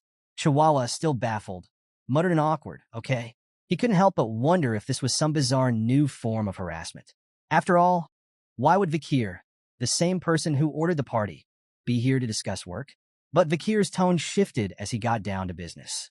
He noted that while the personal law system seemed functional, there were glaring issues with Underdog's judicial system. The real problem wasn't just the illegal businesses. It was that the underground economy wielded more power than the law itself. Simply shutting down these businesses wouldn't solve the issue.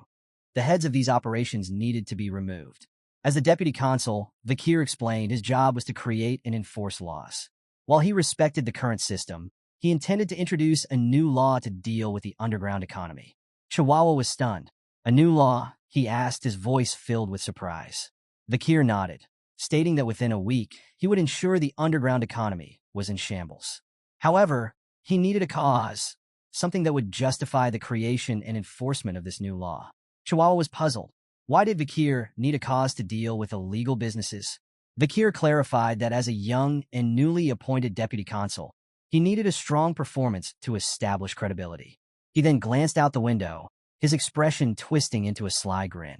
To put it simply, Vakir said with an air of mischief, "I'll lay out poop for the flies."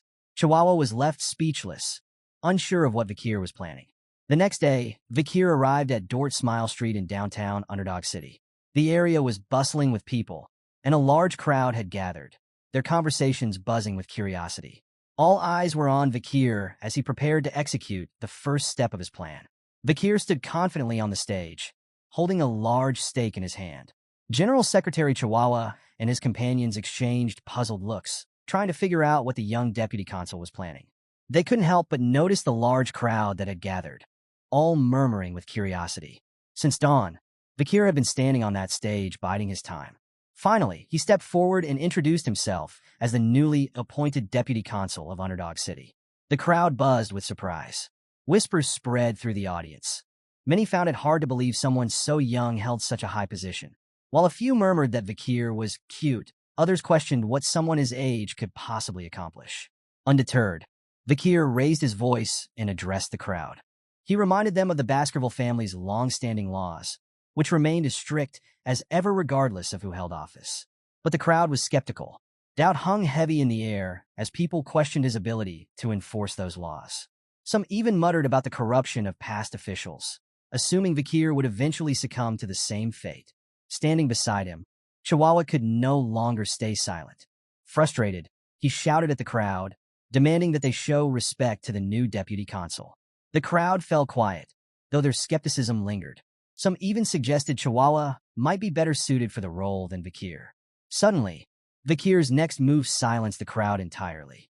With an impressive display of strength, he raised the stake high and with one powerful motion, drove it into the ground. The earth seemed to tremble from the force, leaving the onlookers in awe. Gasps echoed through the audience as they struggled to process what they had just witnessed. Then, Vakir dropped a bombshell. Standing tall, he declared the introduction of a special law under his authority as deputy consul. He called it the Vakir Special Law. The first provision? Anyone who managed to pull the stake from the ground would be awarded 100 million gold on the spot, paid personally by Vakir. The crowd erupted in disbelief. 100 million, they shouted, their voices blending into a chaotic mix of awe and doubt. Murmurs spread rapidly as people tried to comprehend what they'd just heard. Was it really that simple? Could pulling out a stake make someone unimaginably rich? Despite the excitement, no one stepped forward. Vakir scanned the hesitant faces and challenged them, asking if no one dared to claim the prize. When the silence continued, he raised the stakes, literally, With a sly grin, he announced a second provision of the Vakir special law. Paragraph 1, Article 2, he declared. The person who pulls out the stake will now be paid 1 billion gold. The crowd's murmurs turned into gasps of shock. 1 billion gold was a life-changing fortune, far beyond anything they had ever dreamed of. Yet hesitation lingered. Breaking the tension, a loud laugh echoed from the crowd.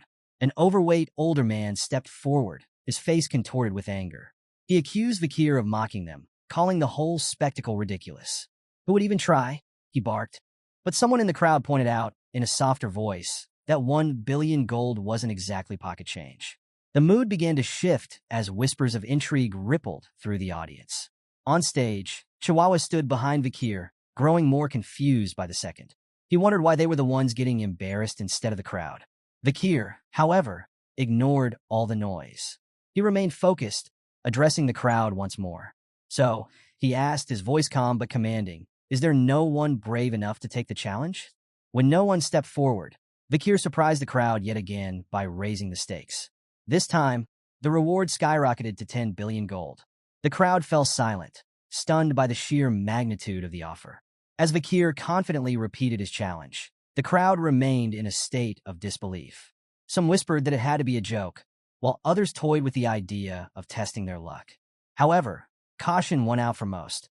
People pointed nervously at the sword on Vakir's waist, warning each other about the risks of being seen as greedy by the deputy consul. Despite the allure of the reward, no one dared to step forward. As Vakir prepared to speak again, Chihuahua leaned in and whispered anxiously, reminding him that there wasn't nearly enough money in the city to fulfill such an extravagant promise. Before Vakir could respond, a small hand shot up from the crowd. The hand belonged to a young girl holding a basket of flowers in her other hand. With a timid voice, she asked if she could try. The crowd gasped in astonishment. A frail little girl? Trying to pull the stake? An old man in the crowd recognized her. Judy, the flower girl, he muttered, attempting to dissuade her. But Judy explained that her mother was sick, and she had no choice but to try. Ignoring the warnings, she approached the stage, her movements hesitant but determined. Standing before the massive stake, Judy glanced nervously at Vakir, who stood silently behind it. Her small frame shook with fear, but she steeled herself. Judy wasn't thinking about the billions of gold on offer. She simply hoped to earn a few coins for her bravery or sell her basket of flowers to the gathered crowd. Vakir's expression was unreadable as he addressed her with a single word, "Pull." His tone was calm, devoid of emotion, leaving Judy unable to tell if he was angry, amused, or indifferent. Taking a deep breath, she wrapped her small hands around the stake and pulled with all her strength. To her astonishment, the stake slid out of the ground effortlessly, as though it had never been stuck there at all. The crowd froze in stunned silence, their disbelief written across their faces. How could such a tiny girl succeed where no one else dared to try? Judy stared at the stake in her hands, unsure of what to do next.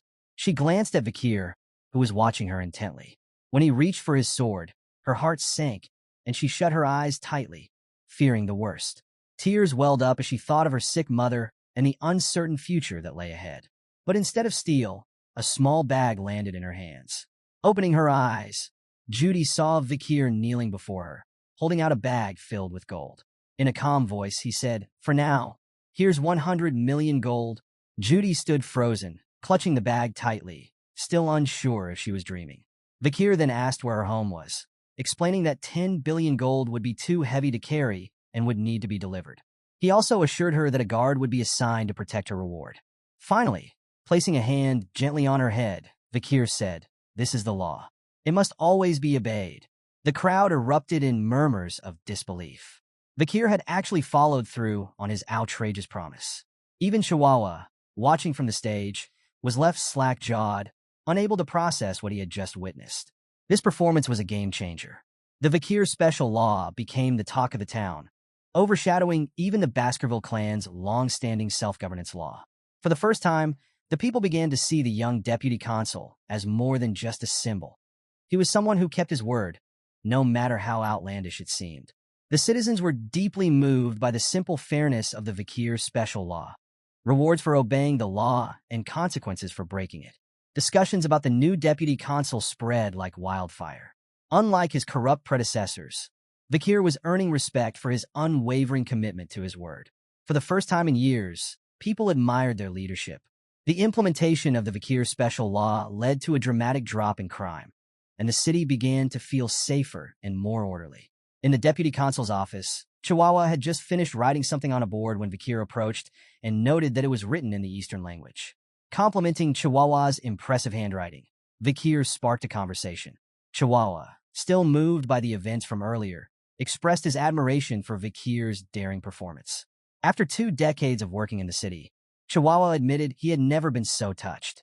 Vakir shared his perspective, explaining that ruling through fear and wrath, as some leaders did, wasn't the answer. He emphasized that trust in the law was essential, and that's why he had carefully crafted his performance, to command attention and leave a lasting impression. Chihuahua, overcome with emotion, pledged his loyalty to Vakir, promising to follow him for the rest of his life. Vakir tried to calm him down, but his thoughts drifted elsewhere.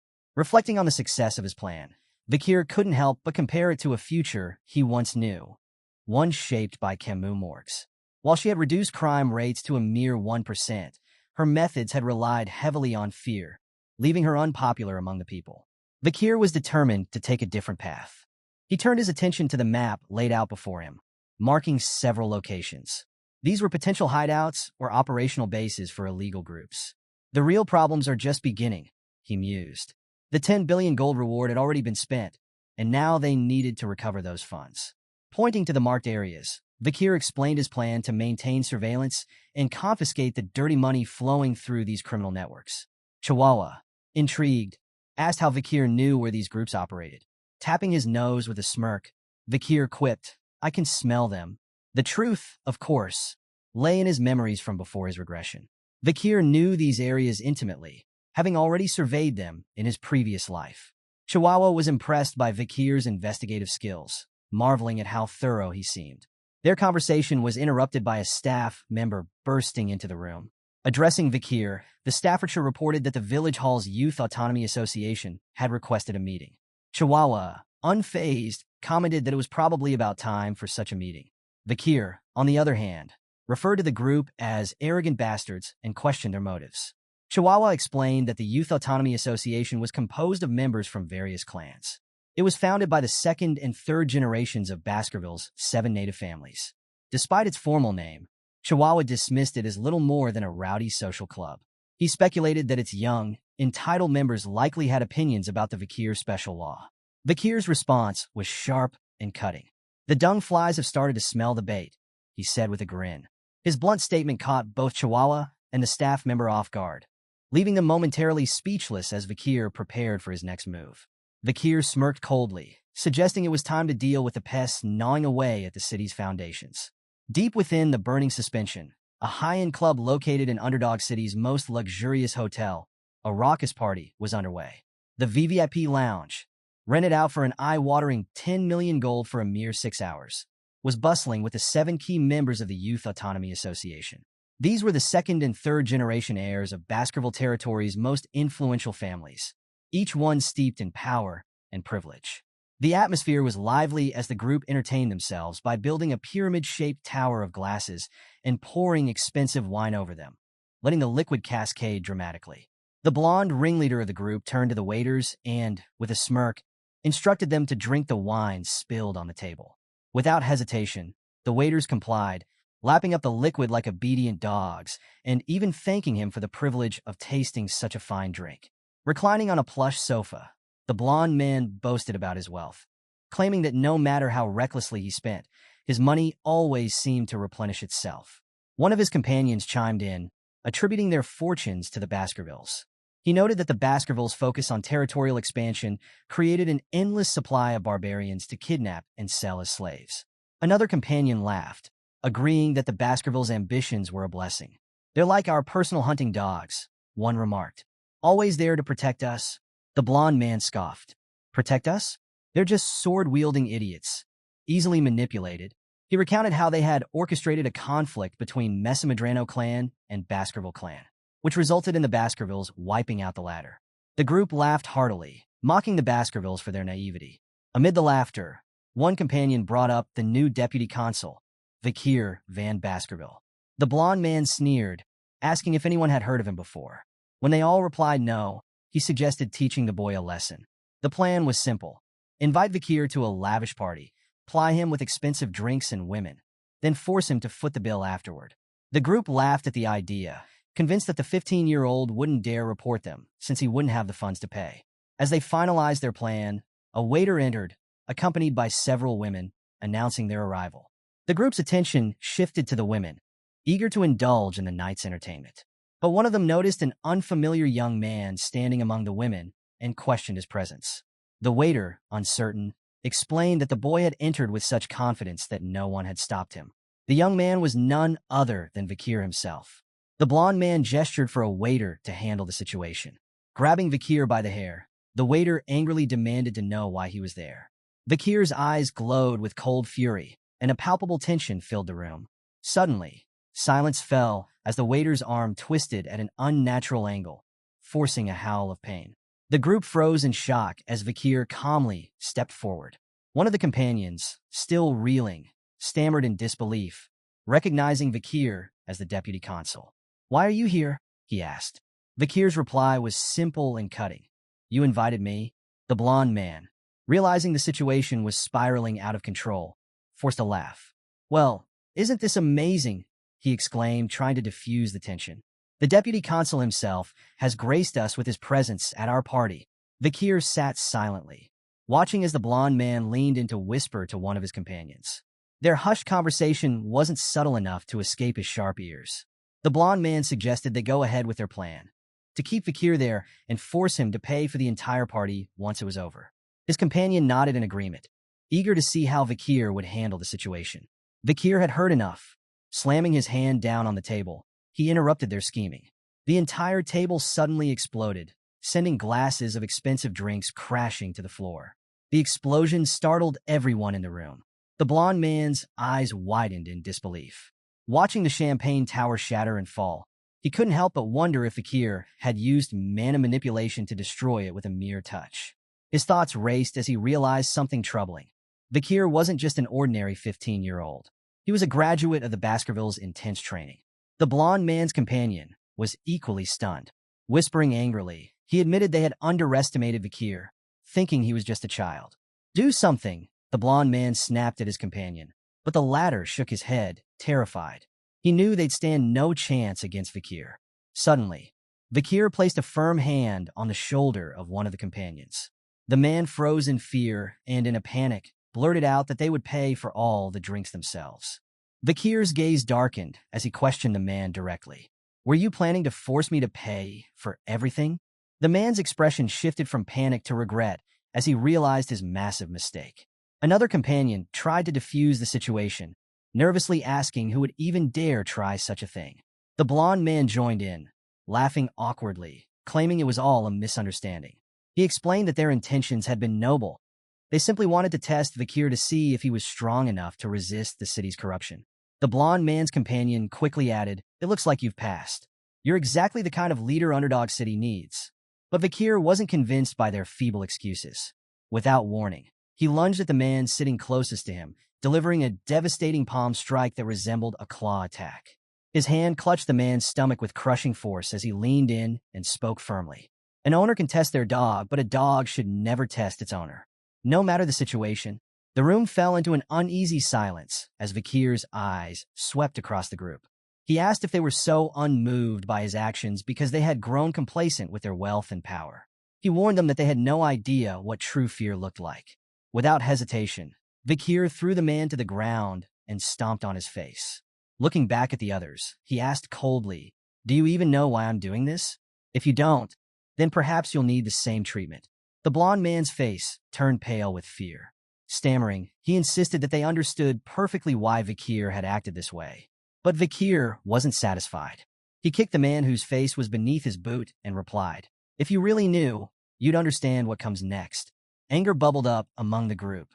The blond man called Vakir a bastard, while another companion sneered, questioning if Vakir really thought he could get away with this. In a flash, Vakir appeared right in front of the second man, his expression cold and unyielding. "You're guilty of abduction, kidnapping, illegal slave trafficking, and insulting Baskerville," he said sharply. The group froze, their faces reflecting pure shock. How did he know about their crimes? Before they could process his words, Vakir punched the second man with brutal force. Animals don't learn until you teach them, Vakir said, his voice dripping with disdain. His expression twisted into a sinister grin as he added, "And now, it's time for me to teach you disobedient creatures a lesson." In the dimly lit confines of a prison cell, two men stood in stark contrast to one another. Deputy Consul Vakir appeared calm and composed, while General Secretary Chihuahua's face betrayed a mix of shock and unease. Before them, a blond man with a battered face screamed profanities, his voice echoing off the stone walls. The blond man's tirade was relentless. He accused Vakir of orchestrating some underhanded scheme that would provoke his father into retaliation. With venom in his tone, he promised to kill them both the moment he was released, vowing never to forgive them for what they'd done. Chihuahua, visibly distressed, turned to Vakir, questioning the severity of the man's injuries. "Did you really have to go this far?" he asked. Vakir, his expression indifferent, replied with a faint smirk. "Do you think I overdid it?" Chihuahua's answer was an emphatic yes. He couldn't fathom how anyone could inflict such brutal injuries on another human being. He likened the man to a meat bag, battered beyond recognition. But Vakir remained unfazed. With a cold smile, he strode toward the cell, assuring Chihuahua that he hadn't even started yet. Chihuahua's disbelief deepened. "What are you planning to do?" he asked cautiously. Vakir's response was chilling. "I'm going to execute all the wicked civil servants who've turned into a hideous organization." He gestured toward the prisoners. "Just look at their arrogant faces. They've completely ignored the authority of the Baskerville clan. This is the result of a lack of proper education." The blond man and his companions, sensing the gravity of their situation, abandoned their bravado. They begged for mercy, offering Vakir everything they had if he would spare their lives. Chihuahua, ever pragmatic, voiced his concern. "You do realize their families won't sit idly by, right? They're cowardly, yes, but daring enough to seek revenge. This could spiral out of control." Vakir's confident smile didn't waver. He reassured Chihuahua that the families wouldn't dare retaliate. "These men are tied to the criminal underworld of Underdog City," he explained. "Their families are just as complicit. They wouldn't dare raise a complaint." Chihuahua pressed further. "But what about the evidence? Without proof, this could backfire." Vakir, unfazed, replied cryptically, "I have my ways of finding evidence. And if there isn't any, I'll make my own." Vakir's calm demeanor masked a deeper calculation. He wasn't concerned about what might happen next. The world was on the brink of a sudden shift, and he knew he would soon be dispatched to battle. Even if that didn't happen immediately, his departure for the academy was inevitable. Standing before the prisoners, Vakir's voice turned cold and methodical as he listed their crimes: human trafficking, kidnapping, bribery, blackmail, assault through intermediaries, and murder. His words fell like hammer blows in the eerie silence. The blond man, desperation written across his face, denied everything and demanded evidence. Vakir's only response was a smirk. "If I present evidence," he asked, "will you accept your punishment?" The blond man lowered his gaze, his guilt apparent. His defiance gave way to a silent plea, as if he were thinking, "I'll never bring shame to my family, even if I die here." Suddenly, the tense atmosphere was interrupted by the arrival of a bald man carrying a bag. The man greeted Vakir with a casual air, as though nothing out of the ordinary was happening. "Your custom order is ready," he announced, placing the bag at Vakir's feet. Vakir nodded, thanking the man for his timely delivery. The bald man chuckled and stepped back as Vakir opened the bag, revealing an array of tools. As Vakir carefully arranged his tools, the bald man, who had been watching with a mix of fascination and dread, finally spoke up. He admitted that despite 30 years of experience in torturing people, he had never seen anything like the tools Vakir was preparing. With a nervous chuckle, he asked where Vakir had come up with such terrifying devices. Vakir shrugged nonchalantly. "I didn't invent them. They were common where I came from." The bald man froze, visibly unsettled. "Where you came from? What hellhole is that?" Vakir chuckled. "Something like that," he replied, then asked, "Would you like to learn how to use them?" The bald man quickly shook his head, pale at the mere thought. "No, thanks. If I saw what you were about to do, I'd probably vomit everything I've eaten for a week." Vakir smirked and nodded, turning his attention back to his tools. As he gazed at them, his mind wandered back to the era of destruction, a time when even the demon clans would crumble under advanced interrogation techniques. Torturing prisoners of war from the demon clans had pushed the evolution of these methods to their peak. Opening his coat, Vakir revealed the full array of tools strapped to his body. The blond man's defiant bravado melted into sheer terror as he let out a high-pitched squeal. Vakir looked at the prisoners, his expression cold. "What happened to your confidence?" he asked mockingly. "Where's that tough talk about not admitting anything, no matter what?" Buttoning the cuffs of his sleeves, Vakir added, "Don't say anything just yet. I'd like to savor this. It brings back memories." The blond man couldn't hold back anymore. Tears streamed down his face as fear consumed him. Meanwhile, rumors of the arrests of the 7 wicked gangs spread rapidly through Underdog City. Anywhere 3 or more citizens gathered, the topic was unavoidable. In a nearby tavern, patrons debated the events. "Good riddance," one man said. "Those gangs treated ordinary people like pests." Another, more skeptical patron doubted the arrests would lead to much. "The new deputy consul might make some noise, but I bet he'll release them soon enough. They're too connected to the native families." A third chimed in, "Still, the charges against them are serious. They might actually be executed this time." The room fell into murmurs as the group discussed whether the children of native families could truly be put to death. One patron reminded the group of Vakir's reputation for ruthlessness. "This is the same man who burned 10 billion gold just to prove a point. Don't underestimate him." But others believed the arrests were part of a political stunt. "It's just a power play," one patron said dismissively. "The native families will apologize, and the gang members will walk free once everything's smoothed over." Initially, events seemed to follow those predictions. The Mablanc, Pyre, Luib, Chanel, Duragamu, Hermes, and Prada clans issued formal apologies to Deputy Consul Vakir. The gesture, however, wasn't enough to save the gang leaders. In the heart of the city's central square, 7 severed heads were hung on display. Salt preserved the grotesque expressions of agony etched on their faces, a chilling testament to the suffering they endured before their deaths. Above the heads, a public notice detailed the punishments meted out under the Baskerville Family Autonomy Constitution, renowned for its strict laws and merciless penalties. Clause 1. The banning of illegal brothels. The punishment? Tattooing the symbol forced sex all over the criminal's face. Clause 2. The banning of illegal gambling. The penalty was wrist amputation, carried out 72 times at regular intervals, matching the number of offenses. Clause 3. The banning of illegal private loans. The punishment was eye removal, though in this case, the punishment was suspended in response to pleas from the criminal's victims. Clause 4. The banning of illegal lobbying. The penalty? Exile. Since the criminals were already dead, their headless bodies were thrown outside the castle walls. The crowd stood frozen, staring at the grisly sight before them. The severed heads of the 7 gang leaders and the detailed punishments described in the notice left everyone in shock. In his office, Vakir addressed Chihuahua, who was still reeling from the events. "There's no need for surprise," Vakir said coldly. "These laws have always been in place. This is simply the first time the so-called native families have actually faced the consequences." Vakir believed that this unprecedented enforcement would spark a chain reaction, leading to inevitable change. He also predicted a violent fallout.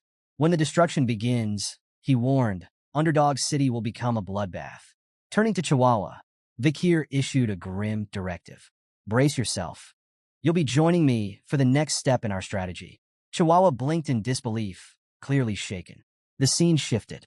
Chihuahua, now standing among a crowd of masked figures, wore an unfamiliar mask of his own. Turning slightly, he whispered nervously to the figure inside a cage behind him. None other than Vakir himself. "Are you sure this is the right strategy?" Chihuahua asked. Vakir's reply was short and direct. "Don't you trust me?" As Chihuahua stood silently, more people filed into the chaotic scene. Like him, they wore masks to conceal their identities, and their presence marked the start of an illegal slave auction. Underdog City, located on the outskirts of Baskerville territory, was notorious for its lawlessness. Among its darkest secrets was an underground slave auction. In the middle of nowhere, a massive tent had been erected, drawing luxurious carriages from across the region. The auction offered a grim array of products: kidnapped barbarians, fallen nobles, and commoners alike, all waiting to be sold to the highest bidder. Even more troubling was the fact that the Baskerville family was completely unaware of this operation. At the entrance to the tent, the auctioneer greeted attendees with theatrical enthusiasm. His demeanor changed slightly when he noticed Chihuahua's group. Recognizing their signature style, he greeted them as representatives of the Mabling clan, a regular and prestigious customer of the auction. Looking at their identification papers, the auctioneer noted that Chihuahua's group was there as sellers.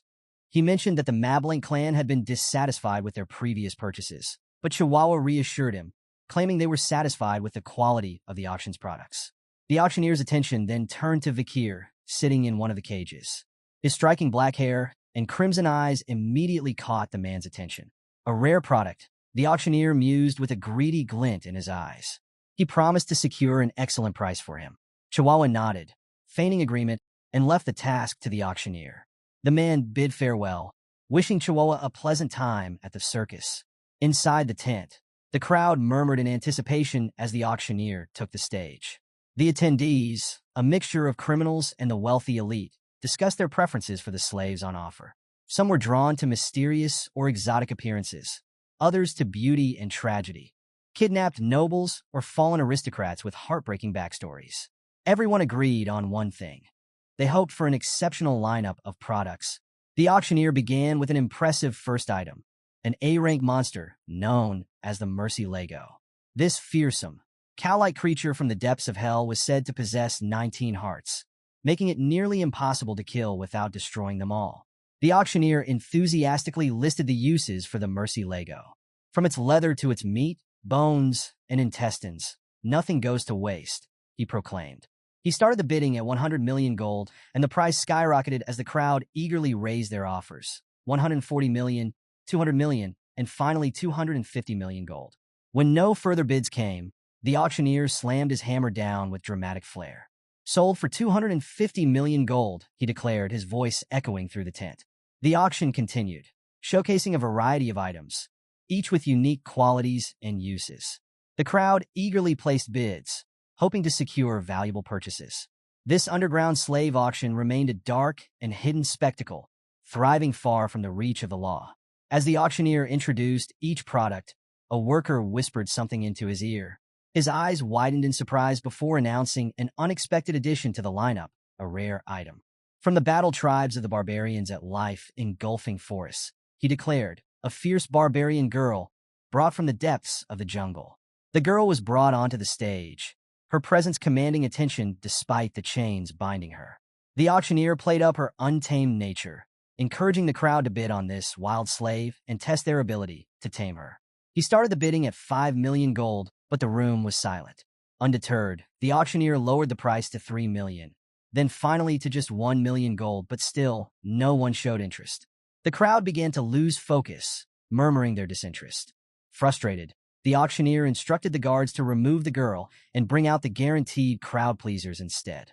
As the guards moved to take her away, the girl struggled violently, attempting to break free. But her rebellion was cut short when one of the guards struck her in the stomach, rendering her unconscious. She was dragged backstage as the auctioneer quickly apologized for the disruption. To make up for that minor incident, he announced with a flourish, "We will now present the best product of the day." The atmosphere shifted as the spotlight turned to Vakir, sitting calmly in his cage. The auctioneer described him with great enthusiasm. A pure-blood boy with striking black hair and crimson eyes, needing only the barest restraints.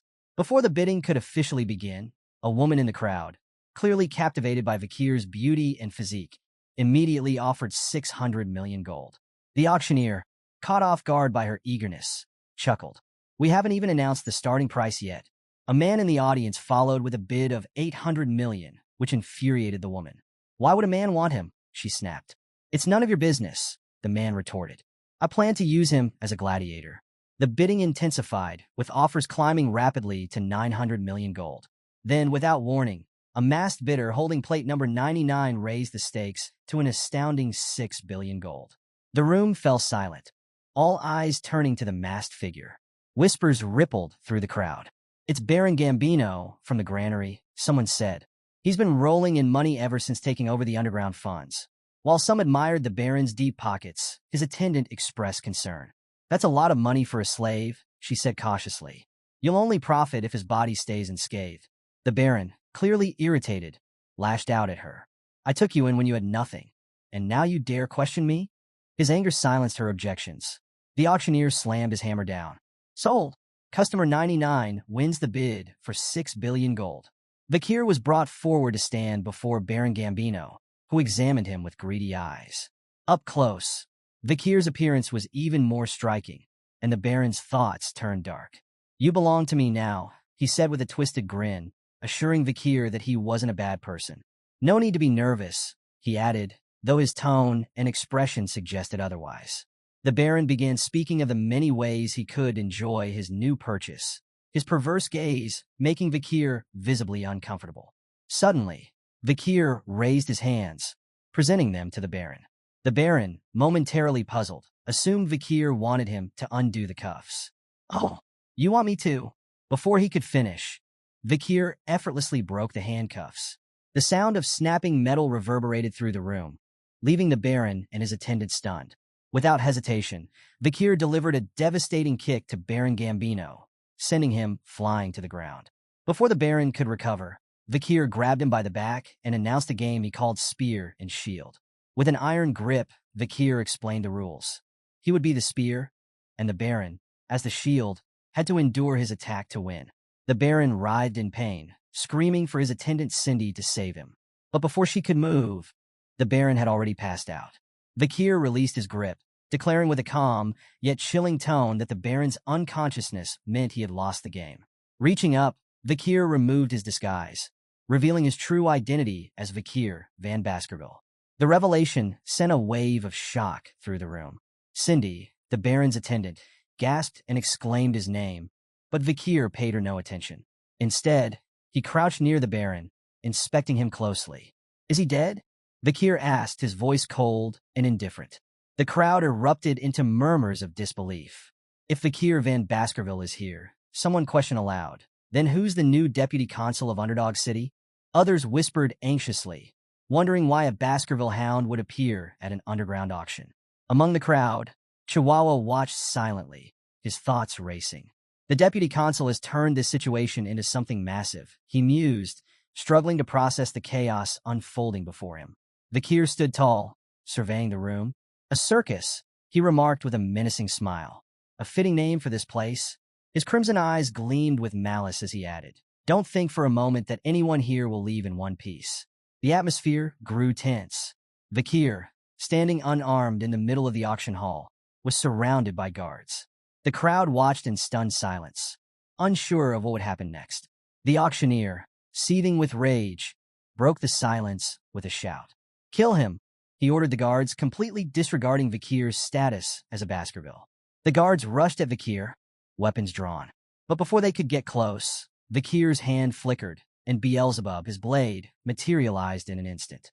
With frightening precision, he cut through the advancing guards effortlessly, leaving them crumpled on the floor. A chilling red aura radiated from Vakir, and the auctioneer's confidence faltered as he realized the kind of opponent they were dealing with. One guard, wielding a metal ball and chain, swung the weapon at Vakir. In a blur, Vakir dashed forward and sliced through both the chain and the guard in a single stroke. The auctioneer's mind raced as he tried to comprehend what was happening. It dawned on him with horror that Vakir was a graduate, a title bestowed upon the most elite warriors who represented a nation's ultimate strength. "We don't stand a chance," he thought, his terror growing by the second. Watching from the sidelines, Chihuahua muttered to himself, marveling at Vakir's incredible swordsmanship. "I never expected his skills to be this irregular," he admitted, awestruck. But the chaos took a sudden turn. A sinister laugh echoed through the room, drawing Vakir's attention. Turning, he saw the auctioneer holding a knife to Chihuahua's throat. "Drop your weapon and surrender," the auctioneer demanded, his voice dripping with malice. "Or I'll slit his throat right here." The room fell silent as all eyes turned to Vakir. Vakir stood his ground, calm and unflinching, even as the auctioneer pressed the knife closer to Chihuahua's throat. Frustrated by Vakir's composure, the auctioneer grew more agitated. Meanwhile, Chihuahua, still held hostage, spoke with surprising resolve. "I'll be fine, Deputy Consul. Don't worry about me. Take care of yourself." The auctioneer snarled, trying to silence Chihuahua, but his words only further demonstrated his loyalty to Vakir. Amused, Vakir laughed softly.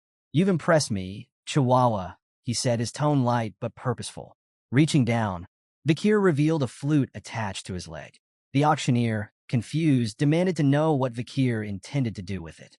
Chihuahua, recognizing the object, wondered about its true purpose. Holding the flute confidently, Vakir stepped forward and addressed the tense room. Without warning, he placed it to his lips and blew with all his might. The piercing sound echoed through the auction hall, reverberating with such intensity that the crowd cried out in pain. Covering their ears, they tried desperately to block out the deafening noise. When the sound ceased, an eerie silence fell. The crowd exchanged uncertain glances, unsure of what had just occurred. The auctioneer, seemingly unaffected, let out a nervous laugh. "Is that all? A scare tactic," he sneered. "Even a graduate can't change anything here." But before he could say more, his words were abruptly cut short. A blade pierced his throat from behind, silencing him mid-sentence. Blood sprayed as the auctioneer's head was severed from his body. His lifeless head tumbled to the ground, eyes still wide in shock. Standing behind him was a hooded figure, their presence radiating menace. Chihuahua stared at the scene, paralyzed with disbelief. A guard nearby, attempting to regain control, rushed at the hooded figure. But with a single flick of the intruder's sword, coated in a dense red aura, the guard was shredded to pieces. The remaining guards froze in terror, their fear palpable. Vakir, watching the chaos unfold, smirked in satisfaction. Suddenly, more hooded figures appeared throughout the auction hall. There were dozens of them, each exuding a chilling, powerful aura. Their cold, unrelenting gazes seemed to pierce through the souls of those who dared meet their eyes. One guard, trembling, whispered, "Oh, who are they?" Another muttered a prayer, desperate for hope. Cindy Wendy, the Baron's attendant, recognized the distinctive teeth insignia on their chests.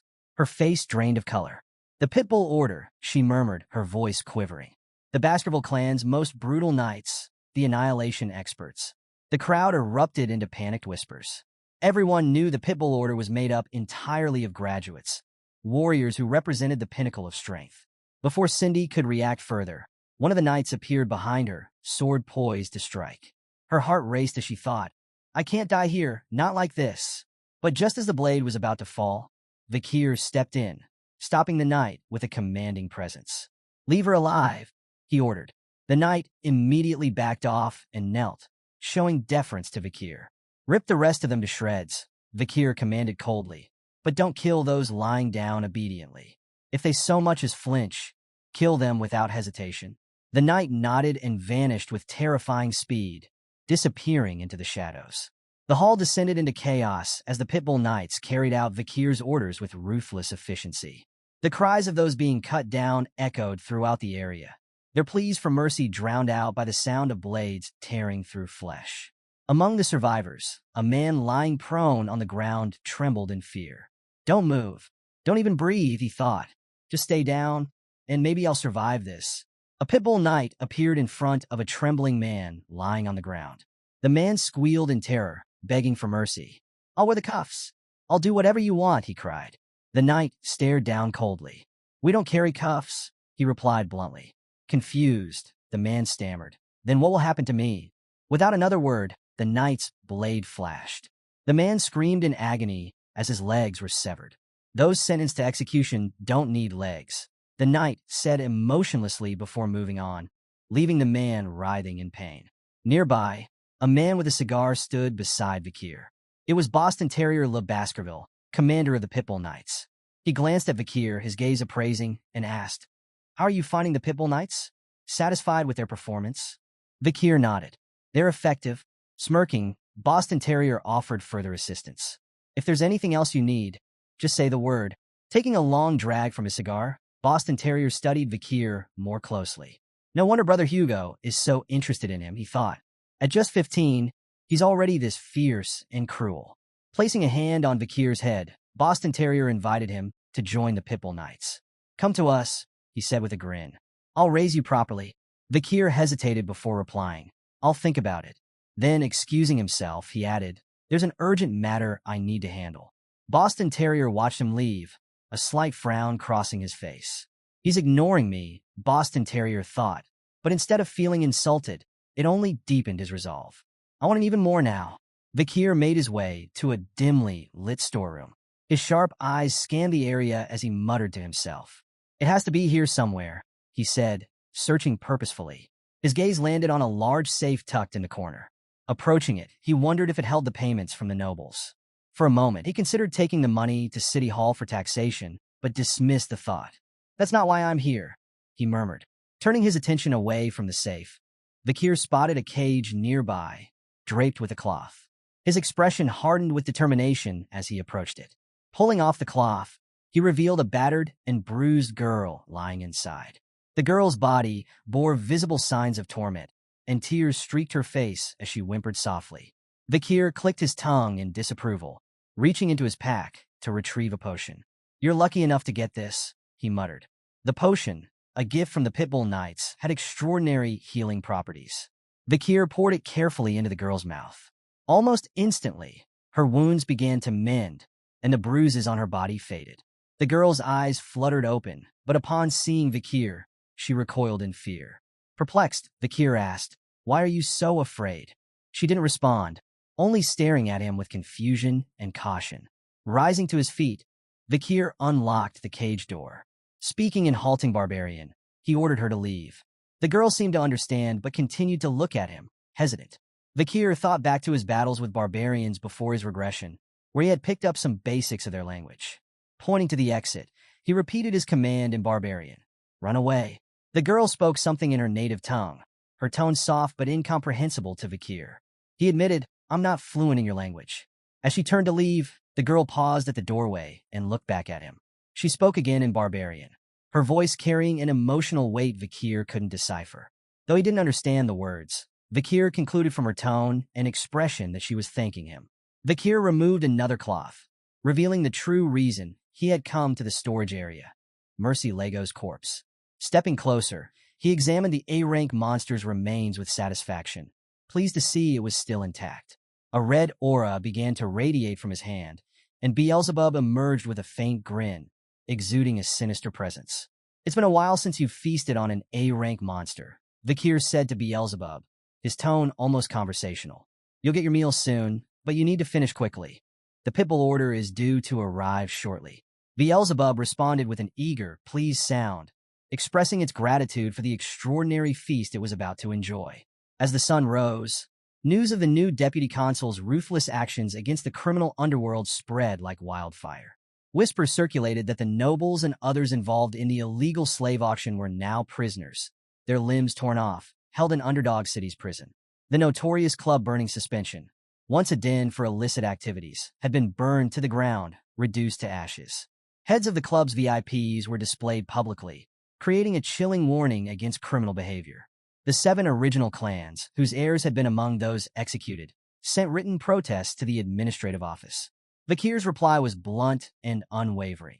The death penalty was the only fitting punishment for those involved in the imperial family's most forbidden act, illegal slave trading.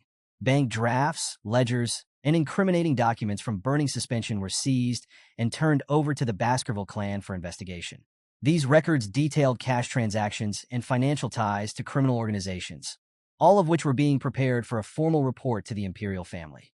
With such decisive action, the protests from the 7 families eventually ceased. In an unprecedented move, the patriarchs of the 7 clans came personally to plead with Vakir at the administrative office. Their desperation was palpable as they sought leniency for their families. Vakir's response was simple and final. The black ledgers from burning suspension have been investigated. In accordance with the Baskerville self-governing dominion, the assets of your families will be confiscated, and for the crime of treason, 3 generations of your bloodlines will be destroyed. The impact of Vakir's appointment as deputy consul was felt across Underdog City. The execution grounds ran red with the blood of the city's corrupt elite, wiping out its most vile elements. Public officials and contractors, now free from the criminal influence, required new manpower, which led to a decrease in unemployment. The collapse of the underground auction house resulted in a surge in tax revenue, improving the city's welfare and revitalizing its economy. Underdog City began to see daily improvements, and Vakir's popularity among the citizens soared. Even the market reflected this shift as local businesses thrived and stock prices climbed. One day, Chihuahua approached Vakir in the administrative office, holding a steaming coffee cup. I brought you some coffee, he said, smiling. Vakir looked up and waved dismissively. You don't need to do that. You're the office manager, not a servant.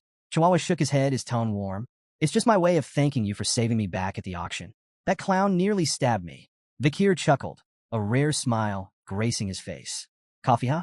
That's a bit stingy for someone whose life I saved. Chihuahua laughed and replied, I put in 2 spoons of sugar, creamer, and just a little bit of water. Consider it premium. The two shared a moment of levity before Chihuahua shifted the topic. By the way, how's your transcribing training coming along? Vakir handed over a sheet of paper. Take a look for yourself. Chihuahua examined the paper and was genuinely surprised. You've only been learning to write for a short time, but this is amazing. Your handwriting is almost flawless.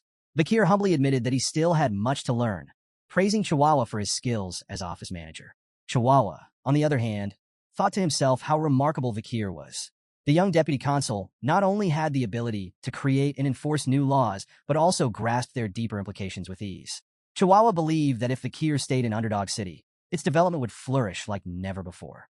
In the stillness of the night, faint rays of moonlight pierced through the clouded sky and spilled into a prison cell. Inside, Vakir stood face-to-face with a prisoner, Cindy Wendy, Baron Gambino's former attendant, whom he had spared during the slave auction. Cindy was bound with handcuffs, a blindfold covering her eyes. Vakir broke the silence, apologizing for not visiting her sooner and explaining that his duties had kept him occupied.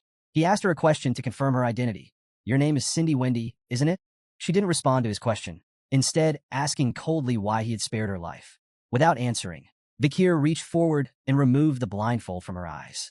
Meeting her gaze, he replied, because I had questions for you. Cindy's expression twisted with disdain.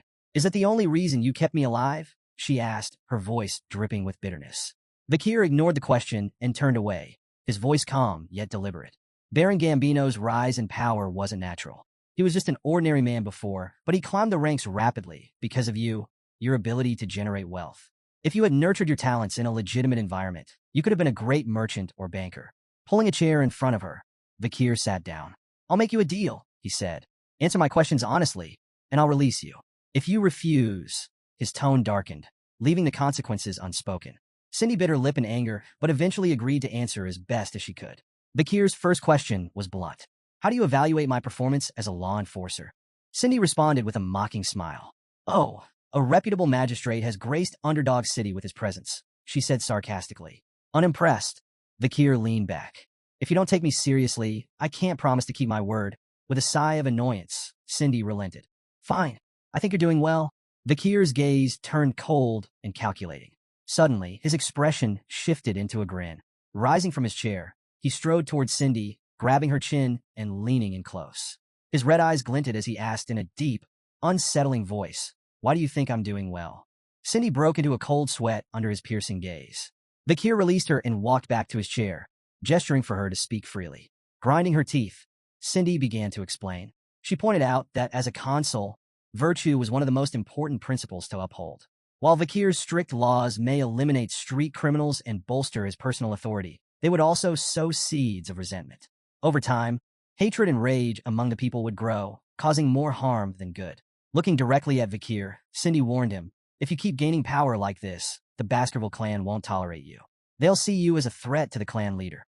Vakir listened carefully, his expression unreadable. He concluded from Cindy's words that his current path could lead to both the people's hatred and the Baskerville clan turning against him. What do you think I should do? He asked.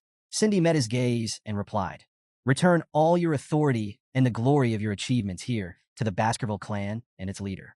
If you keep the spotlight on yourself, it'll only bring more trouble. She paused, then added, go somewhere where your power and status won't stand out. Places like Life Engulfing Forest or the Imperial Academy. Among people your age and rank, you can hide your strength and erase your identity from the spotlight.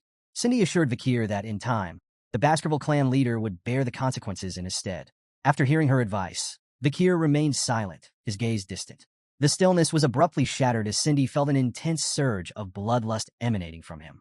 A shiver ran down her spine, the atmosphere heavy with unspoken menace. Breaking the silence, Vakir finally spoke, his voice calm but chilling. I understand your suggestion, he said.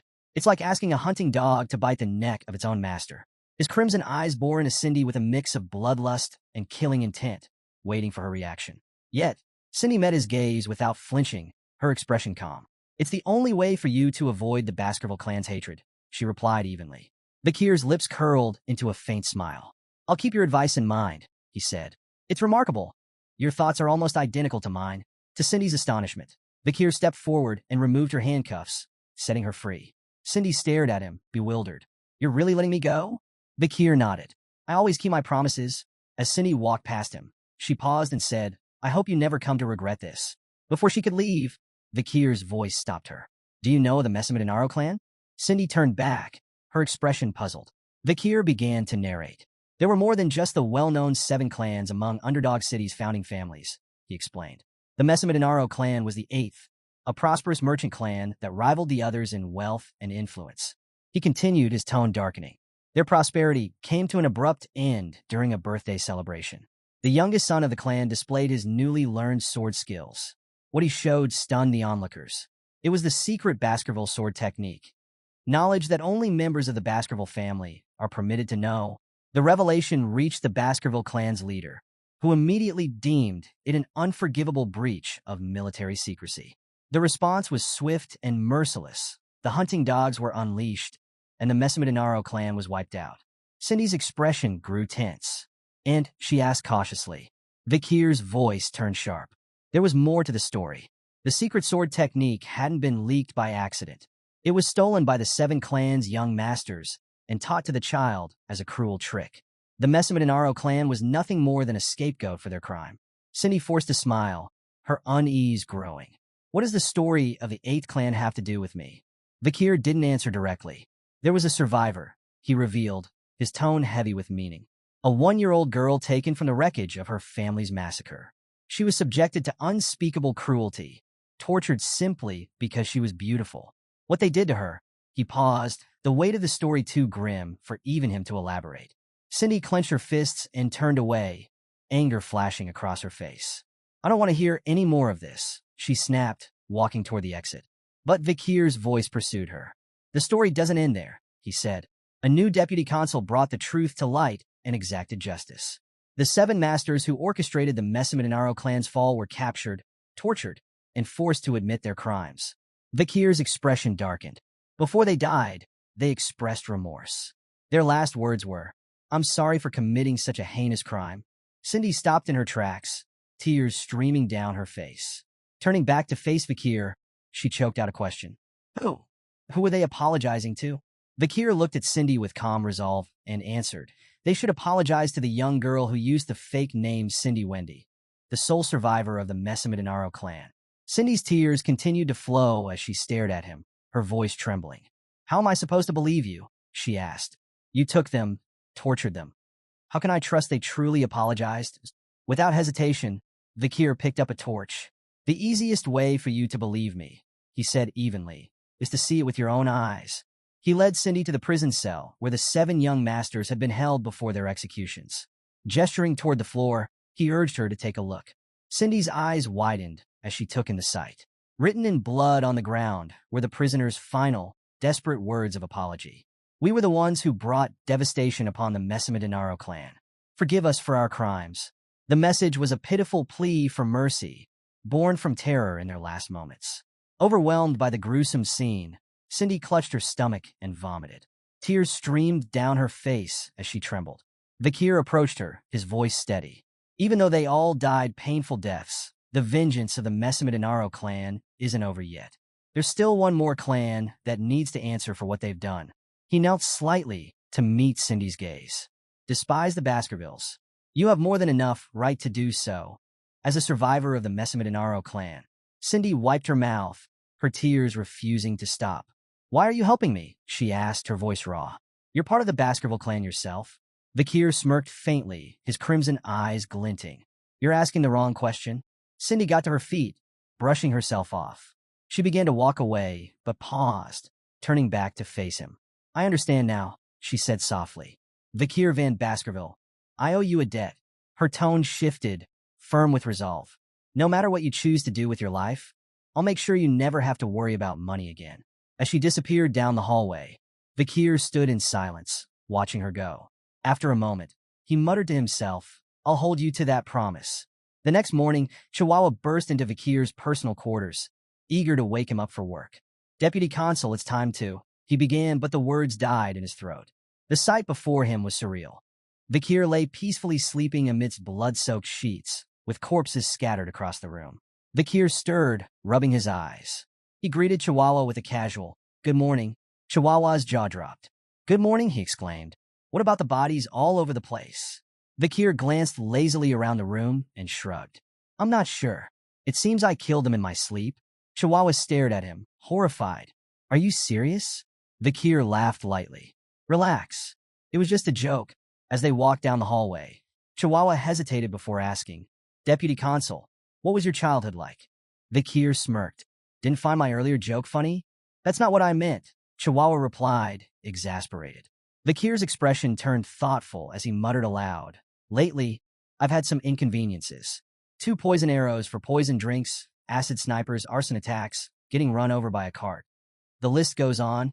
Scratching his ear, he asked, "Do you think I've attracted someone's attention?" Chihuahua stared at him incredulously. "I think you've gone insane." Vakir's focus shifted as he contemplated Beelzebub, the weapon summoned from his arm. He thought about its newest skill, Hellish Buffalo's Tough Life, which he had obtained at the last illegal auction. Though it carried a high risk rating, its effectiveness had exceeded his expectations.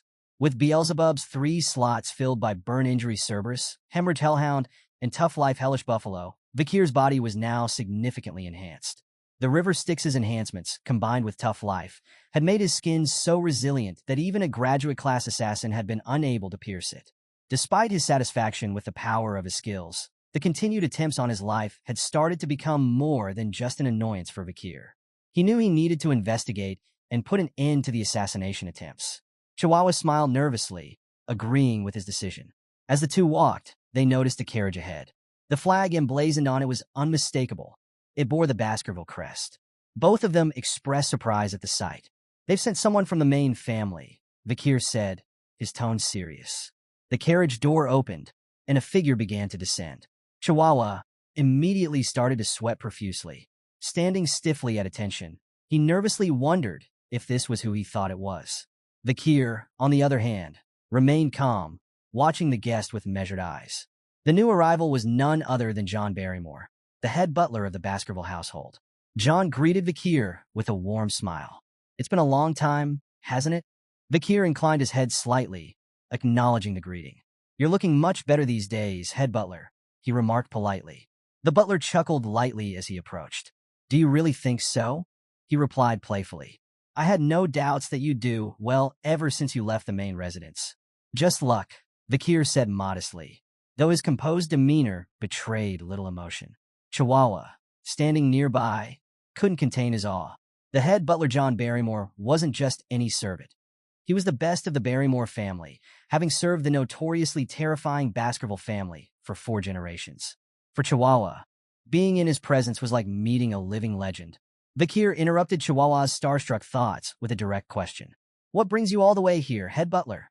John's smile remained as he explained. "The Patriarch has been following your progress closely and is quite pleased. He's ordered you to return to the main residence." Vakir blinked, momentarily surprised. "Hugo is pleased?" he repeated internally, struggling to imagine such a scenario. He pictured his uncle Hugo with a smiling face, but the thought seemed almost too absurd to be real. Meanwhile, at the Baskerville residence, Hugo La Baskerville, the clan patriarch, sat at his desk, reading an article with an unusual title. "The most beloved figure among Underdog citizens, Vakir."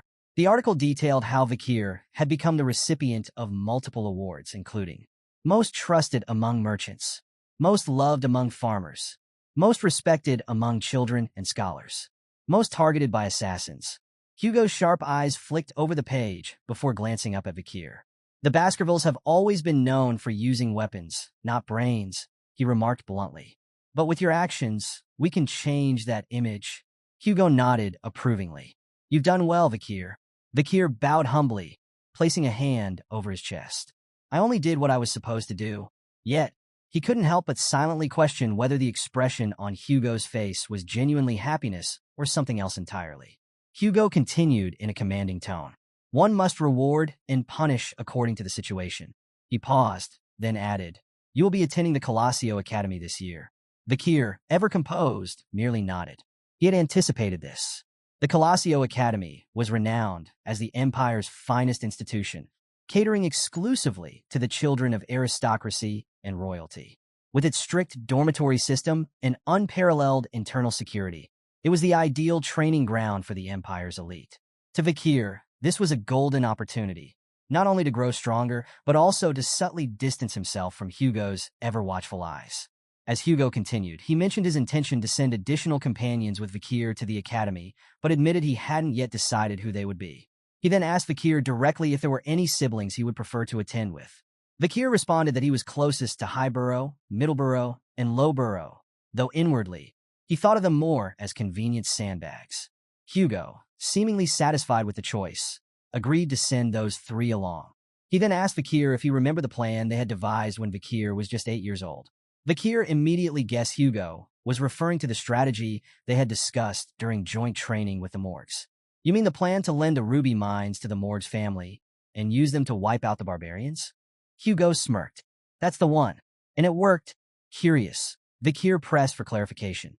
Hugo explained that the Morgs had proposed a joint raid and approached the Baskervilles humbly, offering a partnership that was already showing promising results. Switching topics, Hugo suggested that before entering the academy, Vakir should conduct a territory inspection to ensure that the laws he had implemented were being upheld. "It'll be a good experience for you," Hugo added. Bowing his head, Vakir agreed. "I'll follow your orders, Patriarch." Soon, Vakir and Chihuahua stood at the city gates, preparing for Vakir's departure. With tears in his eyes, Chihuahua waved goodbye, addressing him formally. "Deputy Consul, I'll do my best to manage the administrative work while you're away." Vakir turned back to glance at the teary-eyed secretary and thought to himself that this parting would likely be permanent. As Vakir and his group traveled some distance from the city, he abruptly called out, instructing someone to reveal themselves. In response, dozens of figures dressed in black emerged from hiding spots all around the group. One of them even appeared beside Vakir, removing his head covering to reveal himself. The man introduced himself as Staffordshire Baskerville, a knight of the Pitbull Order. Vakir greeted him and apologized for the wait, explaining that he wanted their departure to proceed in an orderly fashion. Staffordshire assured Vakir that their mission was to safely escort him to the Morg's family's juvenile fortress. "Any updates on my Uncle Boston Terrier?" Vakir asked. Staffordshire chuckled. "He's doing well, but ever since the slave auction incident, he's been adamant about recruiting you into the Pitbull Order." Vakir smirked slightly, but thought to himself how uncomfortable his uncle's obsession made him. The group eventually arrived in a hilly region, where they observed farmers diligently working in the fields. Vakir pointed toward the farmland. "Is this the region we lent to the Morgs?" he asked.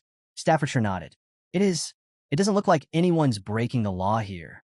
Vakir's sharp gaze swept across the scene, but he remained quiet. He knew the stated purpose of the envoy team was territory inspection, but their true mission was to eliminate the barbarians. Staffordshire continued, informing Vakir that the Morg's family had assembled a substantial force. 3 delegates, 30 members of the lower house parliament, and about 100 mages unaffiliated with the legislature. Vakir noted the effort and remarked inwardly that the Baskervilles, in contrast, had sent only a dozen knights and himself, a lone member of the lower house parliament, while the elite forces were stationed on standby beyond the mountains. He recalled Hugo's words of advice before his departure. It wouldn't be a bad idea to observe the barbarians' lifestyle for yourself. As Vakir and Staffordshire continued their journey, a fortress came into view in the distance. The sight around it was grim. Dead trees dotted the landscape, and skeletons hung from their branches like eerie decorations. Vakir observed the scene and remarked to Staffordshire, "A mage must have done this. It's clearly meant as a message to the barbarians from the Morgs." Staffordshire nodded, shuddering slightly. "It's a terrifying warning." But Vakir's mind wandered to Kimu Morgs, wondering how much she had changed and grown since their last meeting. As they approached the fortress gates, 3 figures appeared above them. A stern voice called out, demanding to know who they were. Vakir and Staffordshire looked up in surprise. Standing atop the gates were 3 identical girls, all wearing expressions of equal defiance. One of them spoke confidently, declaring, "No one passes without our permission."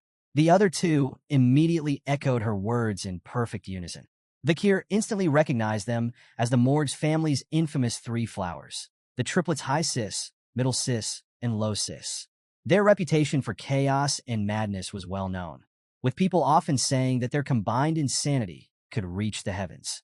Steeling himself, Vakir introduced himself as part of the Baskerville envoy team, sent to inspect the territory and strengthen relations.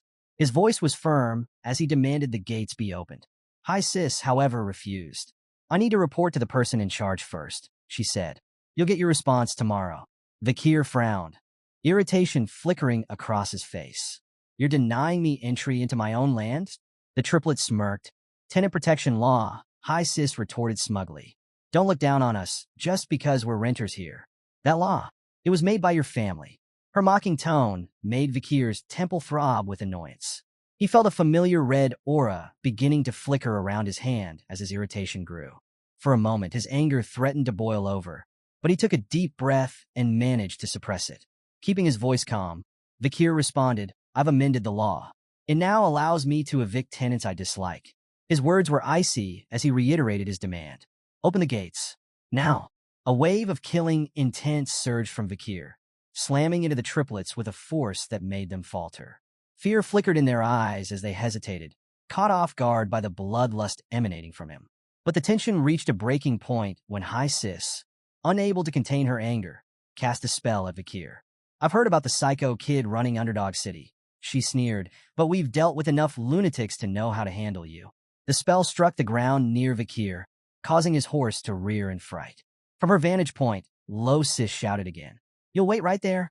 Don't step foot onto Morg's territory without permission." Her insults grew sharper. "Stupid swordsman. You think you can handle us?" "I'd love to test the so-called rising star of the Baskerville family." Staffordshire instinctively drew his sword, his expression dark. "This won't end with words," he said grimly.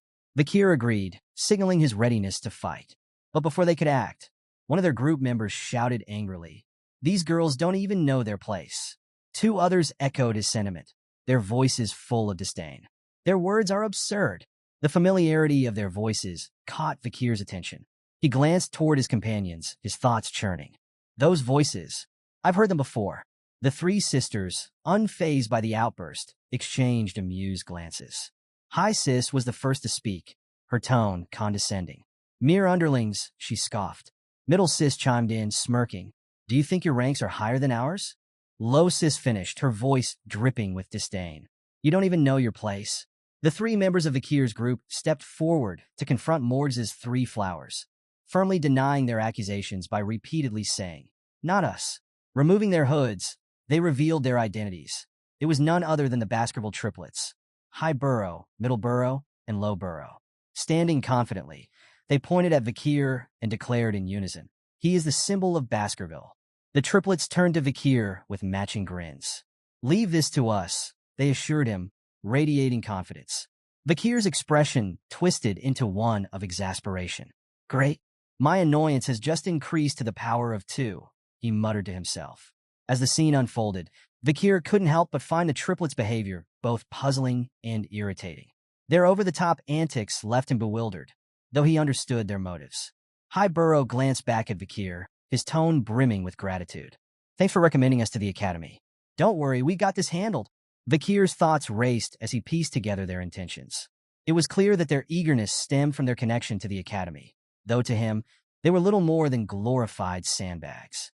Despite their lack of intelligence, Vakir recognized that with proper training, they could become effective soldiers, mindless but obedient. With a faint smile, Vakir decided to humor them. "Fine, I'll leave this to you, older brothers." The triplets practically beamed with joy at Vakir's words, clearly proud of the trust he had begrudgingly placed in them. Meanwhile, Morg's three flowers watched the exchange with disdain. High Sis sneered, "Ignorant fools, clinging to each other like helpless children." The Baskerville triplets, unfazed by the taunts, retaliated by flipping them off in unison. "No, you're the fools," they shot back defiantly.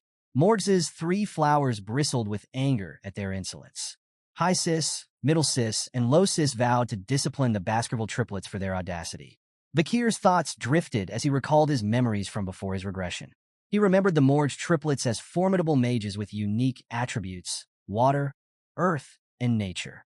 Their magic was highly compatible, and when combined, it amplified the effects of their spells exponentially. It was this synergy that earned them the title of Morg's Three Flowers. As if to prove their reputation, the Morg triplets combined their magical abilities, summoning a colossal vine barrier made of soil and plants. High Sis perched atop the wall of vines, bursting into laughter. "Let's see you try to get through this," she taunted.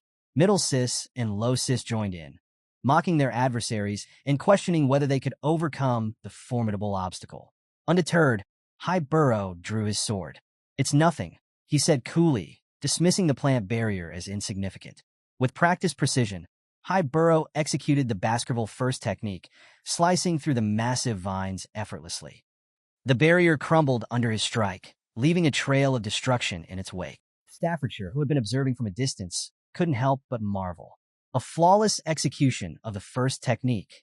However, before High Burrow could fully recover, he sensed danger. A vine whip lashed out toward him with incredible speed. High Burrow managed to block the strike with his sword, but the sheer force of the attack sent him staggering backward. High Burrow, Middle Burrow, and Low Burrow called out in worry as they saw their brother pushed into a defensive position. Low Sis smirked from her perch. "Your pathetic swords will never reach us," she sneered, her confidence unwavering. The Baskerville triplets were visibly enraged, their expressions resembling hunting hounds ready to pounce. Their anger burned brightly as the tension between the two sides grew. Staffordshire turned to Vakir, observing his calm demeanor. "Are you enjoying this?" he asked, a trace of amusement in his tone. Vakir raised an eyebrow, puzzled. "What exactly are you referring to?" Staffordshire gestured toward the ongoing clash between the Morg's triplets and the Baskerville triplets. The eternal debate, magic versus swordsmanship. Magic channels the surrounding mana to amplify and reproduce elemental powers, while swordsmanship focuses a warrior's own energy and mana for explosive, enduring strength. "It's fascinating, don't you think?" Vakir sighed. "If you put it that way, I'm part of this debate, too." Staffordshire smirked. "True, but you've already surpassed everyone else your age." Vakir, however, was unimpressed with the fight, expressing his frustration. "They're all a waste of time. I wish they'd just wipe each other out already. I've got more important things to deal with than watching children squabble." His thoughts drifted to his growing workload and the responsibilities piling up since finding a supervisor.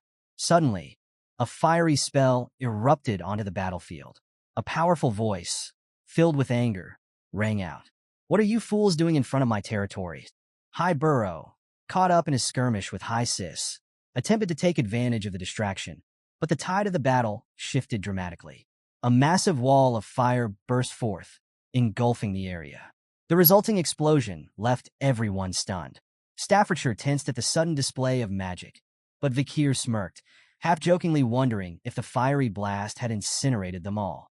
To his annoyance, the Baskerville triplets emerged alive from the smoke, coughing and stumbling. Vakir shot them a displeased look, clicking his tongue. "Where did that fire magic come from?" High Burrow asked, still in shock. Middle Burrow turned toward the source of the attack, shouting his frustration. "Who the hell is behind this smoke wall?" As the smoke began to clear, the Morg's triplets came into view. High Sis and Middle Sis were visibly shaken by the near-death experience, their confident facades crumbling. High Sis trembled as she whispered, "If I dodged a second later, I might have died." Low Sis clung to her older sisters, voicing her fears in a shaky voice. From atop the fortress gate, the figure responsible for the fiery display stepped forward. Flames still flickered in her hands as she looked down at the chaos with a commanding presence. It was Kimu Morg's. Kimu's voice cut through the tension like a blade. "I can't forgive anyone who causes trouble in the territory I manage." She landed gracefully in front of the Morg's triplets, her gaze ice-cold. High Sis scrambled to explain. "We were trying to stop the invaders." Low Sis added, "It was their fault. They started it." Kimu fixed them with a sharp glare, her tone even colder. "First of all, address me properly. I am the vice head of this fortress, not someone you can call Kimu so casually." The authority in her voice made Middle Sis shudder. Hastily, she corrected herself and addressed Kimu with a proper honorific. Kimu's gaze shifted toward the treetops, pointing to the skeletons hanging ominously. "If you don't want to meet the same fate, I suggest you think more carefully next time." Middle Sis let out a frightened squeak, quickly apologizing on behalf of her sisters. Kimu turned her attention to Vakir, her eyes widening in surprise as recognition dawned. Approaching him, she smiled faintly. "It's been a long time," she said softly. 7 years, hasn't it?" Vakir smiled warmly at Kimu, acknowledging that it had indeed been a while. He greeted her by name, "Kimu Morgs, as his eyes briefly studied her. Vakir found himself contemplating her more mature appearance, wondering if it explained her increased allure. He recalled how, in his previous life, Kimu had captured the attention of many men in high society. Scandals and rumors swirled around her as she reportedly captivated even married men. Curiously, Vakir noted the absence of such rumors in this lifetime. Shrugging off the thought, he got straight to the point. "Open the gates," he said bluntly. "Words won't work on the triplets." Kimu blinked, startled by his straightforwardness. Her expression darkened. "That's all you have to say to me after all this time?" she snapped. Vakir tilted his head slightly, his gaze curious. "What should I say instead?" he asked, his tone neutral. Kimu's frustration boiled over. Staffordshire, standing nearby, observed her growing anger and couldn't help but wonder if the next clash would be between the two superstars of their clans. Pointing a trembling finger at Vakir, her eyes glistening with angry tears, Kimu declared, "0 points. You get 0 points. Your attitude toward your future wife is appalling." The entire group, Morg's 3 flowers, Baskerville's triplets, Vakir, and Staffordshire, turned to Kimu in stunned silence. Kimu, now visibly flustered, averted her gaze and muttered, her face reddening. "Humph." Everyone present, including Vakir, was left with the same question on their minds. Whose wife? Riding together on their horses toward the fortress, Vakir and Kimu resumed their conversation. Kimu remarked, "The Baskerville clan doesn't seem to know much about the barbarians." Vakir replied confidently, "We know more than you think. We've fought against them many times, probably more than the Morg's family ever has." Kimu glanced at him sideways. "If that's true, why send those idiots?" she asked, clearly referring to the Baskerville triplets, whom she considered young and reckless. Vakir shrugged. "The arrangement was already made with the Morg's family," he explained. "The main force is stationed on the other side of the mountain range." "You know that?" Kimu smirked. "You may think you know, but I wonder if you're as well informed about the barbarians as you believe." Vakir shot back, "As the leader of this delegation, it's my responsibility to know everything." "Of course I'm well informed." Kimu's expression softened into a faint smile. "For someone the clan may have wanted to discard, you certainly seem trusted now." The topic shifted naturally. "Which of the barbaric tribes do you find the most troublesome?" she asked, her curiosity evident. Vakir considered her question. "The Balac warrior tribe and the Rococo sorcerer tribe," he said after a pause. "The Balac are exceptional archers. Their skill with a bow surpasses even the Empire's finest. And no, this isn't common knowledge." Kimu nodded, clearly impressed by his answer. 8 points, she said, scoring him with her own unique system. 8 points? Out of what? Vakir asked, confused. Kimu grinned playfully. "Out of 100, of course. You answered well, so you get points." Vakir gave her a curious look, but decided not to press further. Kimu continued her peculiar evaluation. "I don't like overly intelligent men," she declared. "They're dull. A little foolishness makes men more interesting." She turned her attention to his horseback riding. "Your choice of horse is terrible. That giant beast doesn't suit someone of your shorter stature." With a teasing tone, she deducted 6 points. Next, she critiqued his attire. "Your clothing? Dull and uninspired." She awarded him only 4 points for his fashion choices. When she noticed Vakir ignoring her entirely, she gave him 1 point for his manners. Finally, Kimu smiled as she gazed at his face. "Your face gets 99 points, she said, her teasing tone softening. "But your lack of control over your expressions loses you 1. Growing increasingly frustrated, Vakir sighed and told Kimu to stop her pointless evaluations. "Why is it pointless?" Kimu shot back, her tone sharp. "I'm just being stern with my future husband." Vakir froze, his confusion evident. "Future husband? What are you talking about?" Kimu folded her arms and huffed. "You passed the test, remember? My uncle's test. That duel was to determine your abilities as my potential husband." Vakir's eyes narrowed as realization dawned. She was referring to the duel he had fought 7 years ago against Kimu's uncle to test his worthiness as a potential partner. Kimu's irritation flared as she continued, venting her frustration. "I never agreed to this. That duel ruined my path to marriage." But she sighed heavily. "A promise is a promise, so I have to follow through. Not that I'm happy about it." As Kimu fumed, Vakir watched her silently. He couldn't help but acknowledge her incredible prowess as a fire mage, one of the best he had ever seen. Finally, he interrupted her rant with a blunt declaration. "I've forgotten all about that day. and I'll treat it as if it never happened. Kimu's face flushed bright red. Without a second thought, she grabbed her jacket and hurled it at him. "You dummy," she shouted. "You can't just undo something like that. Besides, I'm a genius. I never forget anything I witness." Vakir caught the jacket and stared at it, recognizing it as the same one he had given her during their duel 7 years ago, after her clothes had burned. Kimu, still blushing furiously, turned away. "Don't read too much into it," she muttered, "and stop saying nonsense." Vakir examined the jacket more closely, a faint smirk on his face. Did she return it without even washing it? As they reached the outskirts of the fortress, Kimu pointed toward a wall in the distance. "The barbarians ambushed the ruby mine," she explained. "They've been pillaging crops and capturing indigenous slaves to sell elsewhere." She gestured toward the wall, a towering structure of earth and iron. "We had our mages build that over the course of a month." Vakir studied the wall, impressed. "It's incredible. That would have taken several hundred regular workers at least a year to build." Kimu nodded, her pride evident. "Of course." However, Vakir noticed several large holes in the wall and frowned. "Those were they caused by Balac arrows?" Kimu confirmed with a grim nod. "Yes, their arrows carry a strong aura. We've suffered heavy casualties, especially during night guard duty. They can pierce through walls 2 to 3 meters thick." She glanced at Vakir. "Even my uncle wasn't spared. One of those arrows broke through his magic shield and hit him in the chest. He survived, but his pride didn't." Vakir's brow furrowed as he recalled a similar incident involving Hugo, the Baskerville Patriarch. A Balac arrow had grazed Hugo's nose bridge, leaving him furious. "Do you know who's behind these attacks?" Vakir asked, his tone serious. Kimu hesitated. "It's hard to say. Their faces are painted black, so it's difficult to identify them, but I think it's a woman." Their conversation was interrupted by a mage who approached hastily, addressing Kimu as the vice head of the fortress. "Vice head, we've captured a reconnaissance member of the barbarians. Please come quickly."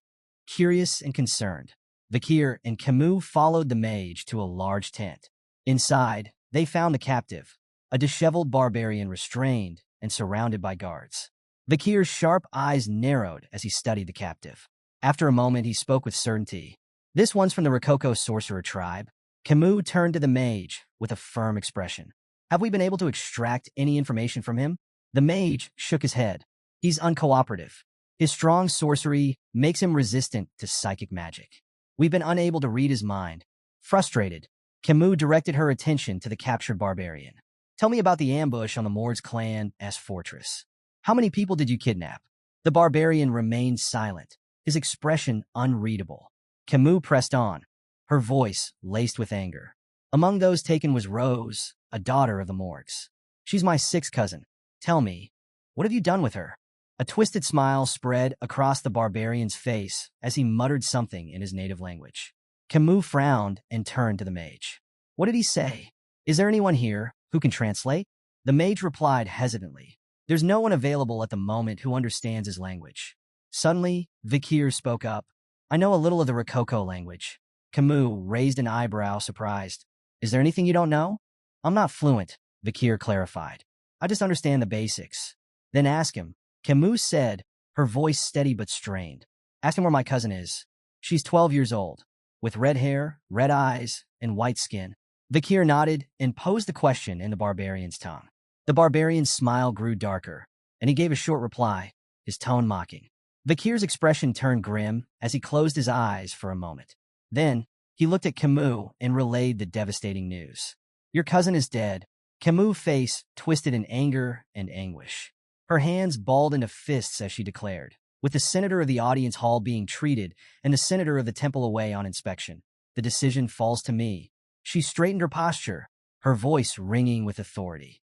"I, Kimu Morgs, a member of the Middle House and the vice head of this fortress, declare the verdict: immediate execution." In an instant, a sharp spike pierced the barbarian's body, and flames consumed him. As the barbarian burned, he uttered something in his language. Kimu coldly dismissed his words. "After this war, your language will only be spoken in hell." The barbarian's cries faded as the fire reduced him to ashes. His companion, restrained nearby, watched in silent horror at the brutal execution. Still fuming with rage, Kimu turned abruptly and ordered Vakir to follow her. As Vakir exited the tent, he saw Kimu some distance away, her shoulders trembling as she cried aloud. He approached her slowly, recognizing that despite her formidable exterior, she was still just a 15-year-old girl.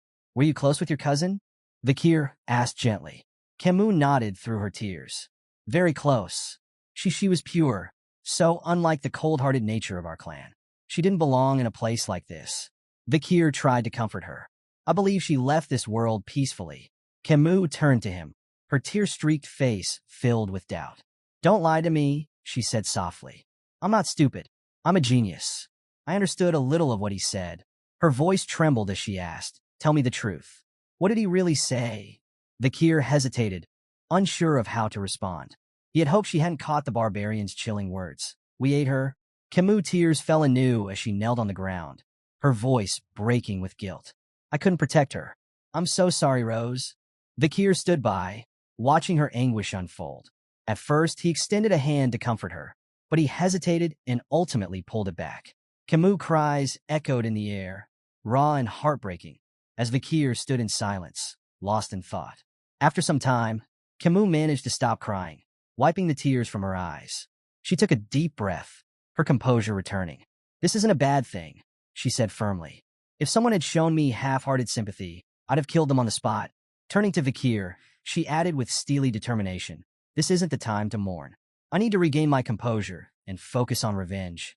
Vakir observed her resolve with a sense of admiration. Heroines really are built differently, he thought. Extending his hand, he nodded in agreement. However, before Kimu could take his hand, a loud, bell-like sound echoed across the fortress. Vakir frowned. "What's that sound?" Kimu stood up quickly, her expression serious. "It's the signal for a barbarian attack." Vakir raised an eyebrow. "Your time for revenge seems to have come sooner than expected." Outside the fortress, a group of barbarian girls sat astride white wolves, armed with bows and arrows. Their leader knocked an arrow, aimed toward the guards on the fortress walls, and released. The arrow flew with deadly precision, causing a massive explosion that left the guards scrambling in disarray. The leader commanded her companions, "Attack." The barbarian girls, accompanied by their ferocious wolves, launched into battle. The wolves leapt at their prey with terrifying speed, while the barbarians themselves slashed at the soldiers of the Morg's clan with relentless ferocity. Ropes flew through the air as they lassoed soldiers by the neck, swiftly incapacitating them. The scene was one of utter chaos when Vakir arrived, taking in the gruesome battle unfolding before him. His sharp eyes scanned the battlefield. "Did I get here too quickly?" He wondered, assessing the situation. Suddenly, a rope shot toward him, wrapping tightly around his neck before he could react. Vakir turned his gaze forward, only to see two barbarian girls skillfully holding the ends of the rope. In their native language, one of them said, "We've caught a good one. This hunt for husbands is going well." Vakir quickly realized their intention. The barbarians were capturing men to breed stronger offspring for their tribe. With a flick of his wrist, Vakir grabbed the rope and swung it powerfully, sending the two girls flying through the air. "Sorry," he said dryly, "but I'm not available. I might already be engaged." The girls slammed into the ground with a thud, drawing shocked gasps from the male barbarians nearby. "What? Who is this guy?" one of them asked in disbelief. The others quickly prepared their arrows, uncertain of whether Vakir was friend or foe. Despite the tension, Vakir didn't back down. His mind briefly flashed to Hugo's instructions: avoid engaging in a fight before meeting up with the main force. Vakir considered waiting, but ultimately decided otherwise. Drawing his sword, he advanced fearlessly toward the incoming arrows. With a display of precise strikes, he cut through the barrage with ease, each swing showcasing his exceptional skill and agility. The barbarians' eyes widened in disbelief. "How is that possible?" they muttered among themselves. Their shock, however, was short-lived. A sudden wave of fire engulfed the area, forcing them to cry out in pain as the heat bore down on them. Kimu stepped forward, flames still dancing in her hands, her expression fierce. "These barbarians will burn," she declared, her voice seething with anger. Vakir turned to her in astonishment, realizing that she had turned the battlefield into a sea of fire. Kimu turned to Vakir, her expression sharp. "Are you using liquid aura?" she asked, clearly recognizing his abilities as a graduate. Her words carried a tone of acknowledgement, one rarely given. You're the only man I could ever recognize, she added. Vakir confirmed calmly. I received an order from the Patriarch to avoid battle until regrouping with the main force. Kimu wasn't deterred. Beginning to cast multiple spells, she questioned. An order from Baskerville's Patriarch? Is that supposed to stop me? Her voice was filled with defiance. A Baskerville should refrain from intervening, she declared. I will handle this myself and eliminate every last barbarian here. Unleashing a series of powerful fire attacks, Kimu set the battlefield ablaze. Vakir stood back, astonished. He immediately recognized her spell, burned, a potent fire spell. His sharp eyes caught the details of her casting method. She was employing a quadra-casting technique, 4 simultaneous casts of burning spells, which exponentially increased the lethality of her attacks. Driven by her desire for vengeance, Kimu poured her all into the spells, decimating the area in front of them. Suddenly, a barbarian wielding a blowgun fired a poison needle that struck her neck. Kimu winced, realizing she had been poisoned. Her body grew numb, and she collapsed to the ground, her movements hindered. Through blurry vision, she spotted the culprit, a barbarian perched on a wolf's back. Vakir observed her state, clicking his tongue. She's more trouble than I thought. The barbarian launched a rope toward Kimu, aiming to capture her, but Vakir's hand shot out, catching the rope midair. Kimu managed a faint smile despite her condition. Nice catch, she murmured. Vakir glanced down at her. We should retreat, he said bluntly. Kimu's eyes flashed with defiance. What about the farmlands? The captives? It's wiser to wait for the Baskerville main force, Vakir replied firmly. Kimu shook her head, her resolve unwavering. I won't retreat. I can't. Not when the barbarians took my cousin. Vakir sighed, frustrated. You need to make a rational decision. Before he could say more, Vakir's instincts flared. He sensed an arrow flying toward him from behind. Ducking just in time, he narrowly avoided the projectile. Looking up, Vakir spotted the archer, a barbarian girl with sharp, focused eyes. Could this be the destructive power Kimu mentioned? He wondered. Lost in thought, Vakir was caught off guard as another barbarian lunged forward, grabbing Kimu and swiftly retreating into the chaos. Vakir! Kimu cried out, her voice filled with desperation. Vakir watched, his expression darkening with frustration. Memories flooded his mind of a younger Kimu Morgs, held captive years ago. He remembered her fierce return, annihilating an entire barbarian group and earning the title of Queen of Larue at Lenore. Vakir's focus snapped back to the present. He knew what he had to do. Suddenly, the barbarian girl he had spotted earlier attacked, lunging at him with remarkable agility. Her movements were swift and precise. Vakir evaded her strike, his senses sharpened. To his surprise, she wielded a bow as a melee weapon, swinging it with deadly force. The barbarian girl followed up with a chi-infused kick, sending Vakir sliding backward. As he steadied himself, Vakir assessed the situation.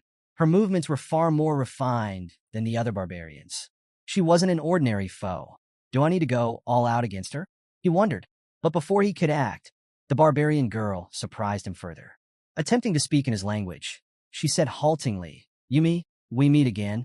Vakir's gaze locked onto the barbarian girl, and recognition hit him like a thunderclap. She was the same girl he had freed during the slave auction. Though he had once shown her mercy, he couldn't help but silently label her a troublemaker. Meanwhile, the barbarian girl met his stare with a sly smirk, as if reveling in the dramatic reunion. Vakir's memory drifted back to that fateful auction, where he had shattered her chains and set her free. Now, faced with her again, he hesitated. Breaking the silence, he asked if this was how she intended to repay his kindness, with revenge. The girl chuckled and made it clear. Her vengeance wasn't aimed at him, but at the Morgs clan, the ones who had captured and enslaved her. She clarified their paths were only crossing by chance. Mounting her wolf with an air of confidence, she declared her mission.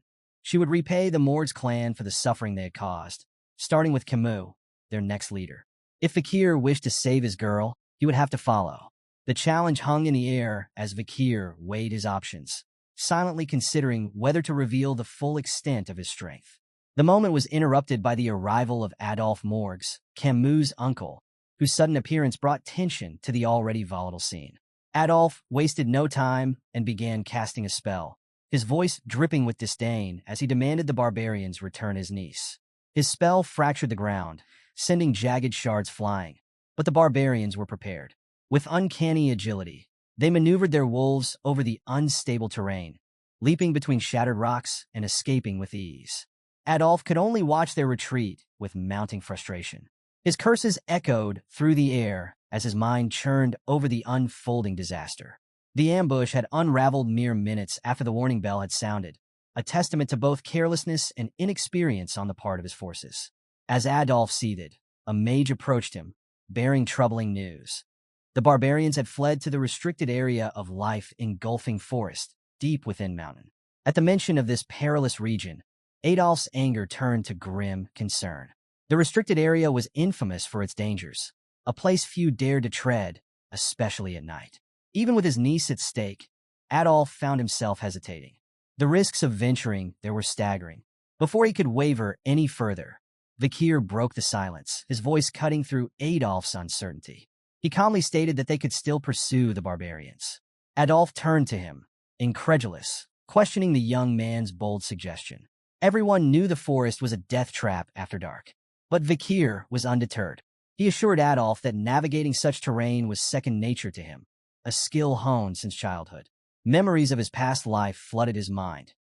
Years spent mastering reconnaissance and survival in countless dense forests. His confidence caught Adolf's attention.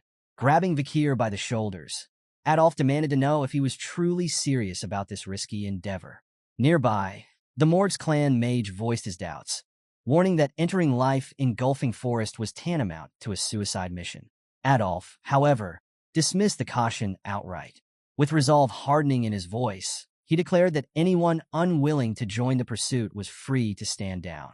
No judgment would be passed on those who chose safety over valor. Adolf turned his gaze toward Vakir, a reluctant acknowledgement in his eyes. Deep down, he had known from the start that this young man was extraordinary. Now, with no other options, he had no choice but to rely on Vakir's abilities. Vakir, Adolf said directly, his tone heavy with resignation, I'm entrusting you with the responsibility of saving my niece. The dense forest of life engulfing forest situated within Baskerville territory was infamous for its deadly environment. Bone-sucking mosquitoes, poisonous thorny vines, silent spiders, and countless other treacherous creatures made it a place no ordinary person could survive for more than an hour. It was fittingly called the life-engulfing forest. Despite its dangers, Morg's and Baskerville troops pressed forward, closely following Vakir as he navigated the perilous terrain with practiced ease. Vakir moved swiftly, leaping over obstacles and cutting through hazards like a shadow. Adolf couldn't contain his curiosity any longer. Are all Baskerville boys like this? He asked in amazement. Staffordshire Baskerville shook his head with a smirk. No, not all of them. But young Master Vakir, he's an exception. Their conversation was interrupted when two enormous, venomous bees emerged, blocking the group's path. With effortless precision, Vakir dispatched them in a single fluid motion, leaving the onlookers stunned.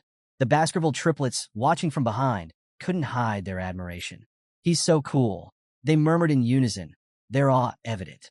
Suddenly, Vakir stopped behind a large tree and motioned for the group to halt. He pointed ahead, where faint flickers of light shone through the thick forest canopy. They're close, Vakir said. The barbarians haven't fled far. He then shared a chilling rumor. Balac hunters scatter dry leaves around their camps to detect pursuers. From here on, every step needs to be taken with caution. Before the group could react, Adolf stepped forward and cast a spell. Silence, he intoned, targeting Vakir. Vakir shot him a questioning look, but Adolf quickly explained. This spell ensures you make no sound as you move. Adolf smiled, an air of confidence returning to him. I'll take it from here. Thank you for your help, nephew-in-law. The term caught Vakir off guard. Nephew-in-law? He thought, puzzled. What does he mean by that? Not far from their position, the barbarians had set up camp in a clearing. A fire crackled in the center, casting eerie shadows on the surrounding trees. Kimu, tied tightly to a tree trunk with ropes, shouted furiously at her captors. You're all going to burn to ash the moment I get out of here, she yelled. I'll make you regret capturing me with my special fireball. Her threats fell on deaf ears. The barbarians, likely unable to understand her language, ignored her completely. Nearby, two barbarian girls stood chatting. One of them mentioned her interest in the man they had encountered earlier, while the other lamented her failed attempts at husband hunting. Kimu watched them with growing frustration. They're not even listening to me, she thought bitterly. She pieced together their conversation. Husband hunting? Wife hunting? Is that why they've been ambushing our group this whole time? Her thoughts were interrupted by the arrival of the male barbarian who had captured her. With a smirk, he addressed Kimu in his native language. An excellent catch like you. Every male in our tribe will want you. Kimu glared at him, her fiery spirit undiminished. You perverted bastard, she shouted back. If that's what you're planning, just kill me already. The barbarian scratched his ear, feigning confusion as he remarked, I don't understand what you're saying. Yet, with a cruel grin, he grabbed Kimu's chin, forcing her to look at him. But I can tell you're talking back just by looking into your eyes, he sneered. With an unsettling expression, he raised the arrowhead in his hand and licked its tip, his intentions clear. This arrogant slave needs to be disciplined, he said menacingly. Before things could escalate further, another barbarian arrived, a familiar figure. It was the barbarian girl whom Vakir had saved during the slave auction. Stay away from my slave, she commanded sharply, addressing the male barbarian as a Hun. Taken aback, a Hun stammered, Commander Ian. His tone shifted to one of pride as he added, but I was the one who captured her. Commander Ian shot him a cold glare. Lower your voice, she snapped. Defensive, a Hun attempted to explain. I shot the paralyzing arrow. I set the trap. Ian cut him off, her expression unyielding. If it weren't for me stepping in, you'd be dead right now.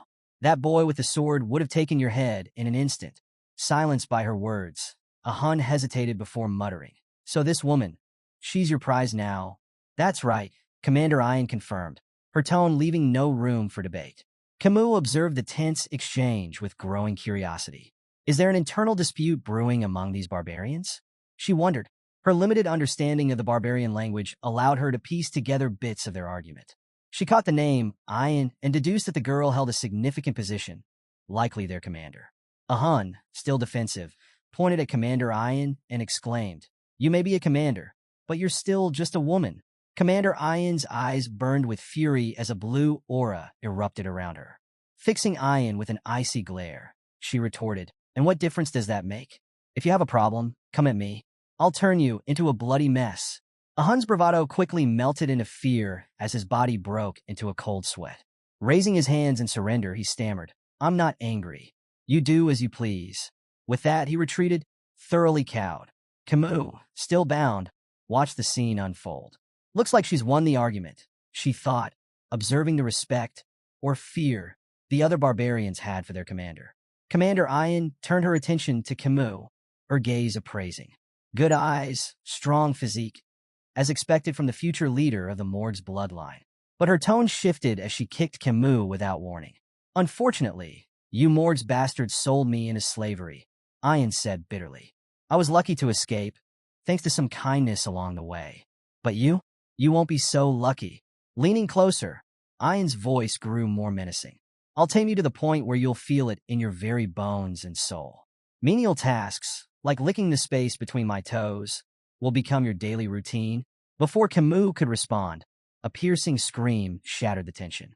Commander Ian spun around, startled, as a barbarian was engulfed in flames behind her. What is this? An explosion? Ian questioned aloud. The barbarian in flames writhed and screamed in agony, while others scrambled to prepare their weapons. It's an ambush, one of the barbarians shouted. From the fire, a lone figure emerged, their silhouette cutting an imposing figure against the blazing inferno. The figure's voice rang out, sharp and resolute. Barbarians, you'll pay for what you've done. Kimu's face lit up with joy as a familiar voice cut through the chaos. Uncle Adolf, she exclaimed, standing amidst the burning wreckage. Adolf Morgs held flames in his hands, his presence commanding and stern. His voice boomed across the battlefield as he demanded the immediate release of his niece. The barbarians froze, startled by the sheer force of the Baskerville and Morg's clan members who had begun to hunt them down relentlessly. Perched on a tree branch above the fray, Vakir surveyed the scene, his sharp eyes narrowing in thought. Something felt off. The Balac hunters, known for their precision and systematic ambushes, were now in complete disarray. Meanwhile, the barbarian girls, riding their wolves, voiced their frustration at the chaos caused by the Baskerville and Morg's forces within the dark forest. Adolf, witnessing several barbarians attempting to flee, roared, No one escapes. Eliminate every last one of them. Kimu, still tied to a tree, smiled with satisfaction as she watched the pandemonium unfold. They deserve this, she thought smugly. But her amusement was short-lived. Hearing a rustling sound behind her, she turned, her eyes widening in shock. "Vakir," she blurted out, her excitement overriding any sense of stealth. Vakir, standing behind her, placed a finger to his lips, signaling for silence. However, her loud reaction left him sighing in exasperation. Quickly, he cut the ropes binding Kimu to the tree and helped her to her feet. Kimu beamed, happiness radiating from her. "You came to save me," she exclaimed. Vakir, slightly irritated, replied, "Do you not understand the meaning of silence?"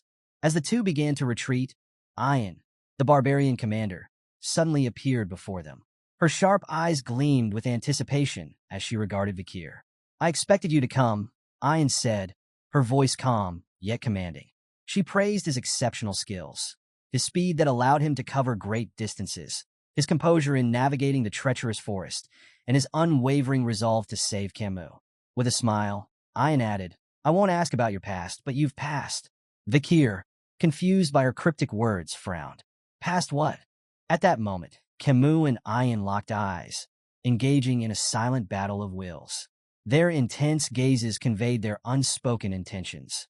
Vakir tightened his grip on Kimu, realizing that concealing his abilities in this encounter might no longer be possible. Yet, he couldn't shake the feeling that Ayan was somehow familiar. Could she be related to the one who scarred Hugo's nose? He wondered, recalling the infamous Balac archer, Night Fox. However, after studying her movements, Vakir dismissed the idea. No, she's too young and inexperienced to be the Night Fox.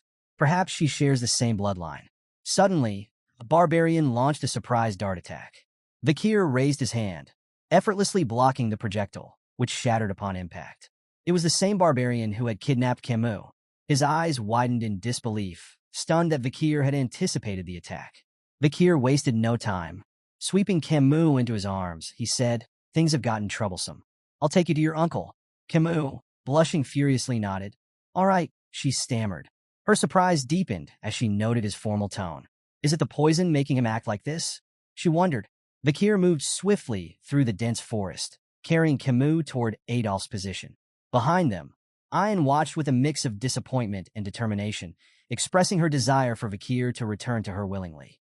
As they advanced, Vakir glanced at Kimu. "Are you sure the poison isn't too severe?" he asked. Kimu, uncertain, replied hesitantly, "I think maybe it is." Before they could continue, two barbarians fired arrows at them, but Vakir skillfully deflected the projectiles with precision, ensuring their safety. Meanwhile, Ayan readied her bow, her expression cold and resolute. Taking careful aim at Kimu, she questioned aloud, "Should I eliminate the girl from Morg's?" Without hesitation, she released the arrow. It streaked through the air, leaving a bluish aura in its wake, its trajectory unerringly aimed at Kimu. Vakir's glowing red eyes caught the arrow's path as it sped toward them. Reacting instinctively, he twisted to shield Kimu. Sensing the sudden movement, Kimu turned to look behind her just as the arrow came dangerously close, only 2 inches from her eye. But before the arrow could strike, it froze midair. A shimmering ice wall materialized, halting it in its tracks. "Are you hurt, my dear niece?" Adolf's voice rang out, filled with worry. He stood nearby, flames still burning faintly in his hands, the protective ice spell already in place. "Uncle!" Kimu cried out, relief washing over her as she called his name. Adolf approached quickly, taking hold of Kimu and casting a spell, Cure Poison. "It's a severe numbing poison," he explained. "I've managed to slow its effects, but we'll need to visit the Divine Quo Vadis for complete treatment once we return." However, Kimu pushed his hand away. "Let go for a moment," she demanded, surprising Adolf. Confused but compliant, Adolf stepped back. To his shock, Kimu ran toward Vakir, leaping into his arms and embracing him tightly. "Thank you for saving me again," she said earnestly, her voice filled with gratitude. Adolf stood frozen, his eyes wide with disbelief and tears welling up. "Kimu!" he shouted, attempting to gather his composure. "I did my best too." But Kimu turned to him, her expression full of indignation. "And yet, you show up now," she retorted angrily. "I'm telling Mother about all of this." Before Adolf could respond, a rope suddenly shot through the air, wrapping tightly around Vakir's neck. It was Ayan. Come with me willingly, Ian demanded, pulling on the rope in an attempt to drag Vakir toward her. It'll be easier for both of us. I don't have much time. Despite her efforts, Vakir didn't budge. His feet remained firmly planted, his strength unyielding. Ian's frustration grew as she struggled to comprehend how Vakir could resist so effortlessly. Kimu, witnessing the scene, gasped in recognition. "It's you again," she exclaimed, her disbelief evident. Vakir, calm and focused, broke the rope around his neck with ease, snapping it like a twig. But Ian's words stuck with him. "No time, what does she mean by that?" He pondered, sensing a deeper urgency behind her actions. Suddenly, an overwhelming wave of killing intent swept through the forest. Birds took flight in a panic, and an oppressive sense of dread blanketed the area. Ian's face turned pale as she looked upward, horror etched into her features. "It's noticed us," she whispered, her voice trembling. Vakir glanced at her, confused, when a sharp buzzing sensation radiated from his hand. Looking down, he saw the red lines etched on his skin glowing ominously. Beelzebub, the hidden blade within his arteries, was issuing an intense warning. Ian's trembling voice broke the silence. "She's coming," she said, her words heavy with fear. Vakir's expression hardened as he processed her cryptic statement. "She? Who's she?" He wondered, his instincts sharpening. Ian, now drenched in cold sweat, uttered the name in a hushed tone, Madame Eight Legs. Suddenly, a towering pillar-like structure emerged from the heart of the forest, its presence dark and ominous. The barbarians froze, their faces pale with recognition. "It's the Madam! The Madam is here!" they cried out in terror. Kimu gazed at the colossal structure, questioning aloud, "Is that just a pillar?" Vakir's sharp gaze fixed on the mysterious form. His voice was firm as he denied the possibility. "No way," he muttered. Shrouded in an eerie purple aura, the so-called pillar began to split apart, revealing 8 long, spindly appendages. Like massive tree branches, the legs descended with terrifying speed, anchoring themselves into the ground. Adolf, overcome with concern, voiced his disbelief. "How could such a monstrous thing be hidden here?" he exclaimed, his usually composed demeanor faltering.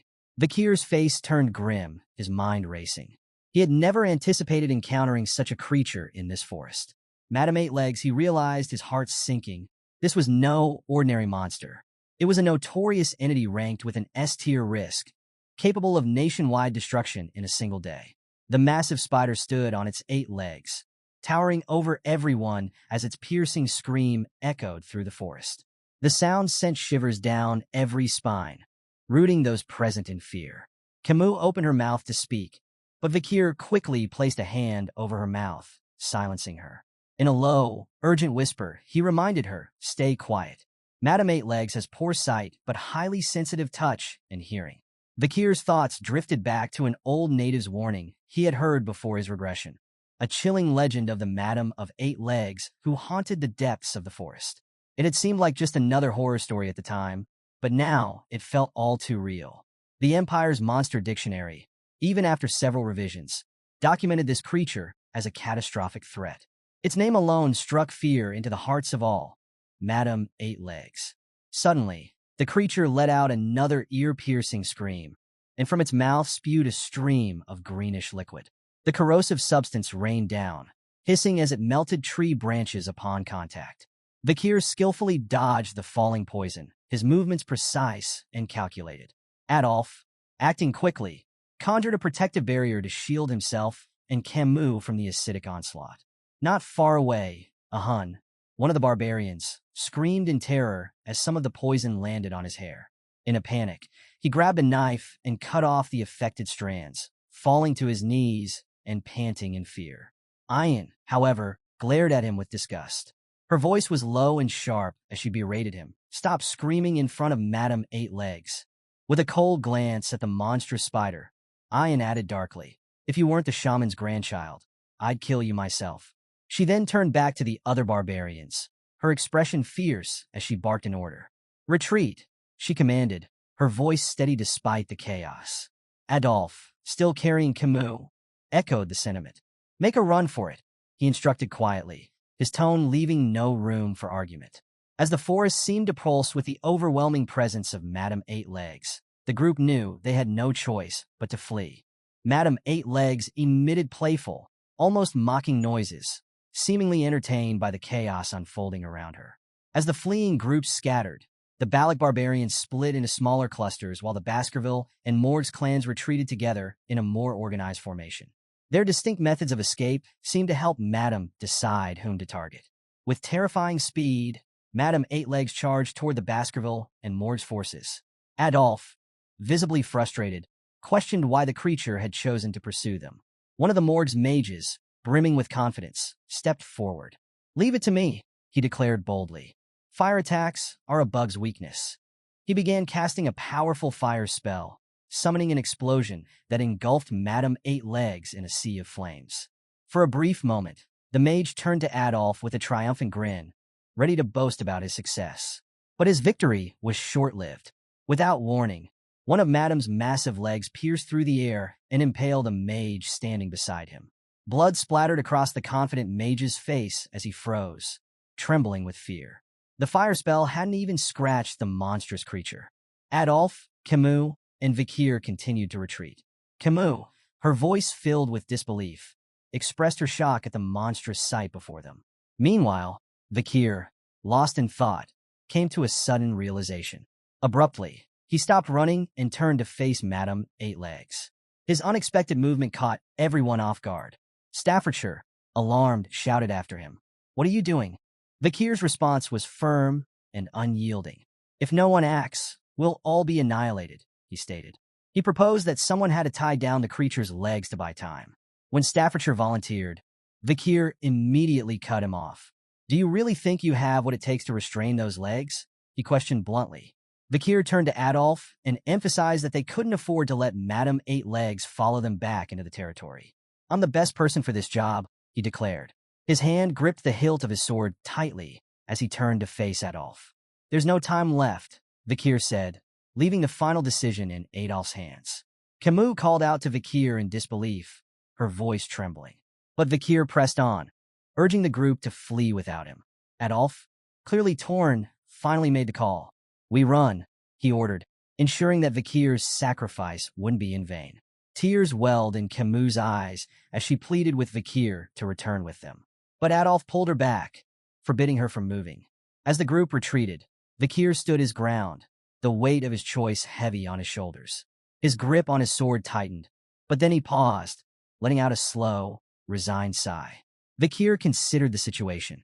He had no personal stake in the survival of the Baskerville territory, nor did he believe the Allied forces could stop Madame Eight Legs' growing power. Yet, he saw a rare opportunity for himself. If he could feign his death here, he would finally escape Hugo's watchful eye. This deception would buy him precious time to master the 10th technique, a skill that lingered, unrefined, in his mind.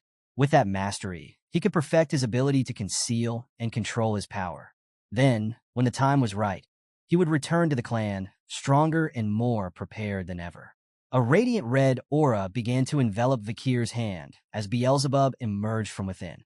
He knew that if he didn't use every ounce of strength and skill he possessed, this battle would be his last. With unwavering resolve, he committed to unleashing all his resources, including the vast reserve of mana bestowed upon him by the River Styx's blessing and the ethereal aura reserved for the highest-ranking Baskerville swordsmanship techniques. In his grasp was the demonic sword Beelzebub, its blade cloaked in a menacing red aura. Vakir's eyes glowed fiercely, mirroring his determination. With swift and calculated movements, Vakir dashed toward Madame Eight Legs, the monstrous spider that loomed before him. He leaped high into the air, the red glow of his aura intensifying with every passing second. Hovering momentarily above the terrifying creature, Vakir locked eyes with Madame Eight Legs as she let out a piercing, otherworldly scream. Channeling the Baskerville 5th technique, Vakir propelled himself downward with incredible speed, his blade aimed directly at the monster's head. Madame Eight Legs struggled, but found her legs inexplicably rooted to the ground, unable to move. The sheer force of Vakir's attack slammed into her head, driving it down into the earth. From a distance, a radiant red light surged into the sky, illuminating the entire forest. Adolphe, carrying Kimu, and the Baskerville triplets, tears streaming down their faces, fled from the devastating blast. Kimu, watching the powerful clash unfold, was overcome with emotion. A tear slipped down her cheek as she screamed Vakir's name. In the aftermath, silence blanketed the forest. Only the ominous red glow remained, marking the site of the monumental battle. Vakir's vision shifted. His head was on a guillotine, his cold eyes fixated on Hugo la Baskerville, who stood motionless under the moonlight. Hugo raised his hand, signaling the guillotine to fall. As the blade descended, Vakir's head rolled to the ground. The last thing he saw was the cold, indifferent gazes of those around him. Hugo turned and walked away, his back illuminated by the pale moonlight. Vakir's final thought was one of betrayal. In the end, Hugo did it. But before he could process more, his eyes snapped open. Vakir awoke in an unfamiliar room, staring up at a foreign ceiling. He lay on a mattress, his body heavily bandaged, with one eye completely covered. Scars riddled his flesh, and a rope was tightly wound around his neck. As he tried to make sense of his surroundings, confusion clouded his thoughts. Where am I? He wondered. Memories of the battle against Madame Eight Legs flooded back. How many days had passed since that fateful encounter? He recalled the intense clash, the moment when Madame was stunned by the explosion's blinding light. Possibly the only reason he was still alive. Attempting to sit up, Vakir was struck by a wave of excruciating pain that coursed through every fiber of his being. He quickly realized the full extent of his injuries. Muscles torn, veins strained, bones fractured. There wasn't a single part of his body untouched by the damage. The force of Madame Eight Legs' final attack had been far greater than he had anticipated, leaving him battered and broken. Even the ache in his neck from the trap he encountered during the battle seemed trivial in comparison. But in hindsight, it was that very trap that had inadvertently saved his life. Vakir began to assess the situation, wondering if everything was unfolding according to his plan. He acknowledged his successful escape from Hugo's ever-watchful gaze. The presence of witnesses like Adolf and Kimu meant his supposed death could easily be proven. Exiting the room, Vakir surveyed his surroundings. Barbarians moved about the camp, children practiced archery, and slaves hurried under stern commands. Gulak, the Balac camp. Vakir recognized it instantly. A chilling realization struck him. It was amidst the sworn enemies of the Baskerville clan. His concern deepened as he considered his heavily injured state, which made escape impossible. Among the slaves, he noticed soldiers from both the Baskerville and Morg's clan. As confused, he questioned why he hadn't been executed like the others. Before he could dwell further, a Hun, a barbarian he recognized from the past, Kimu kidnapper, approached him. With a smirk, a Hun taunted Vakir, noting his helpless state. "You should be grateful," a Hun sneered. "If you weren't the commander's pet dog, you'd already be boiling in a pot." The words pet dog rang in Vakir's mind. A flash of Hugo chaining him down surged through his thoughts, igniting a deep, burning anger. Suddenly, an overwhelming wave of killing intent radiated from Vakir, startling a Hun. Stunned but defiant, a Hun threw a punch at Vakir, knocking him to the ground. Frustrated, a Hun spat, "Arrogant bastard," before storming off. As he left, a Hun instructed Vakir to find his owner at the end of the rope tied around his neck.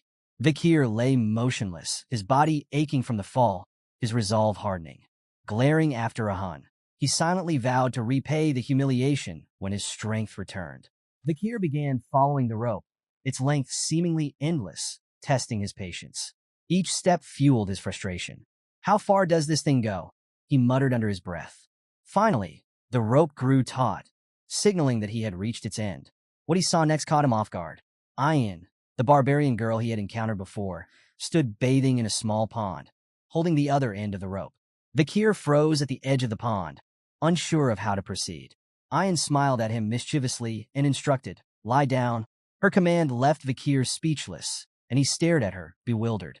Before he could process her words, Ayin yanked the rope, sending him flying forward. A sudden was cut through the air as an arrow narrowly missed Vakir, striking a nearby tree trunk instead.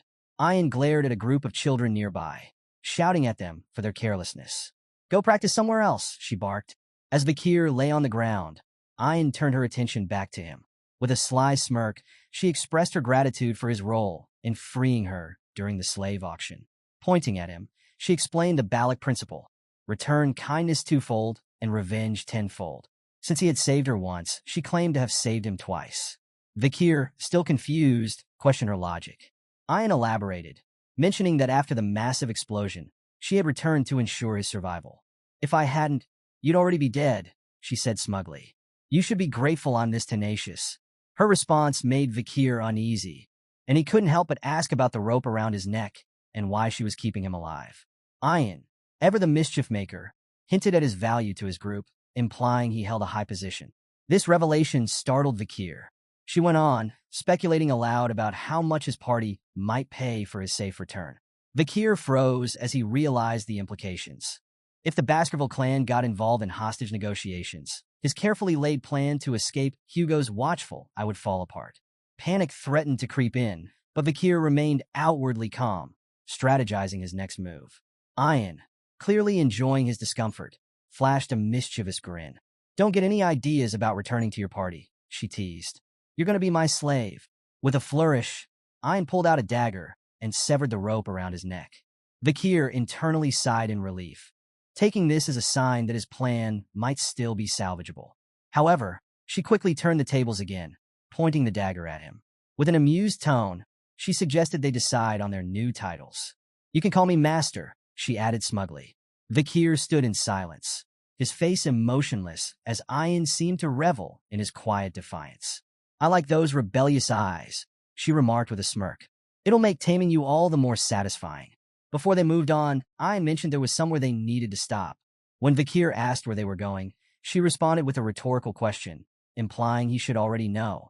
She explained that in the Balac way, it was customary to offer greetings when stepping onto someone else's land. Their destination was the village head, the matriarch. Inside the matriarch's tent, a throne decorated with the heads of fierce predators, bears, jaguars, alligators, and other deadly creatures, stood prominently. Each head bore an arrow lodged firmly between its eyes, showcasing the matriarch's prowess. As they walked toward the tent, Ayan turned to Vakir and shared more about their way of life. If you don't have a place to sleep, you can use a friend's hammock. If you're hungry, you can rely on the generosity of someone wealthier, she said. Ayan emphasized that this sense of communal sharing was what defined the Balac lifestyle, creating a tight-knit, homely community. Vakir, however, observed that it seemed the Balacs placed little importance on private assets. Ayan, unfazed, led the way toward the grand tent. Stopping outside, she gestured toward it and said, "We've arrived." She entered first, announcing their arrival with confidence. "Mother," she addressed the matriarch seated on the throne. The word sent a jolt through Vakir, startling him. He quickly began to piece together the connection between Ayan and the matriarch, wondering just how deep their ties ran. The matriarch rose gracefully from her seat, her commanding presence filling the tent. She acknowledged their arrival, remarking that Ayan had brought the young boy who had been the subject of much discussion. Ayan, visibly taken aback, immediately denied any involvement in such conversations, her confusion evident. Meanwhile, Vakir's sharp mind worked quickly. He realized Ayan was the matriarch's daughter and connected the dots about her lineage. His gaze shifted to the matriarch as recognition dawned. This was the Night Fox, the infamous female Balac warrior responsible for scarring Hugo's nose bridge. Memories of the challenges he had faced in the past flooded back, particularly how her influence had made traversing the treacherous Lou Rogue at life engulfing forest impossible. Vakir considered what might have happened had his past self confronted her. Assessing the situation pragmatically, he concluded that a direct fight or assassination attempt against her had a 0% chance of success. His only feasible option was escape, which offered a slim 20% chance of survival. These calculations weighed heavily on his mind as he stood before her, aware of the danger she represented. The matriarch turned her piercing gaze toward Vakir, remarking that his face seemed familiar. Vakir's thoughts raced, wondering if her instincts had detected his connection to Hugo. However, Ayan interjected, brushing off the comment by claiming that most imperial men looked alike. The matriarch's curiosity deepened, and she inquired about Ayan's intentions for Vakir, describing him as no different from a stray dog. Ayan, quick to respond, asserted that Vakir could prove useful with proper treatment, emphasizing his role in the attack on Madame Eightlegs. The matriarch offered a cautionary remark, warning her daughter about the consequences of acting impulsively without understanding her place. Her focus shifted back to Vakir, and she coolly stated that his physical state didn't matter as long as his seed was intact. Before she could elaborate further, Ayan, clearly flustered, interrupted. Nervously, she stammered out her true intention, that she planned to use Vakir as a slave. This sudden change in her story surprised the matriarch, who raised a questioning brow at Ayan's inconsistent statements. Ayan hurriedly clarified, claiming she needed a slave to assist her during hunts. The matriarch chuckled softly, gently patting Ayan's head. "It's the owner's prerogative to decide what to do with their slave," she remarked. Ayan, her face tinged with a faint blush, cast a shy glance at Vakir. Vakir, standing at the center of the tent, appeared outwardly calm but remained alert. His gaze wandered momentarily, studying the beams supporting the tent structure, his thoughts briefly drifting from the conversation. After leaving the matriarch's tent, Vakir turned to Ayan, breaking the silence. With a tone of curiosity, he asked for her name. Ayan stopped in her tracks, visibly shocked by his question. Turning to him with indignation, she berated him sharply, scolding him for daring to ask questions as a mere slave. Undeterred by Ayan's protests, Vakir calmly clarified that he had no intention of addressing her as master, hence his request for her name.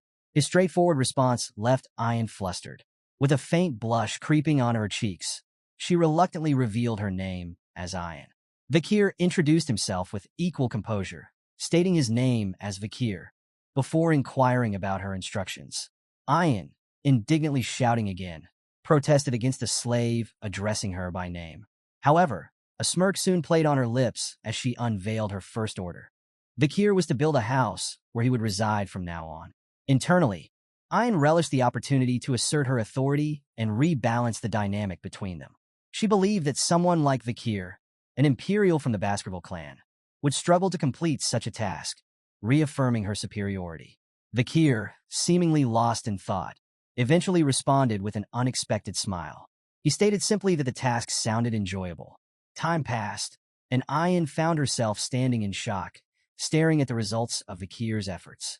Before her stood a perfectly constructed tent. Her expression betrayed her disbelief as she wondered how Vakir, despite his injured state, had managed to create something so flawless.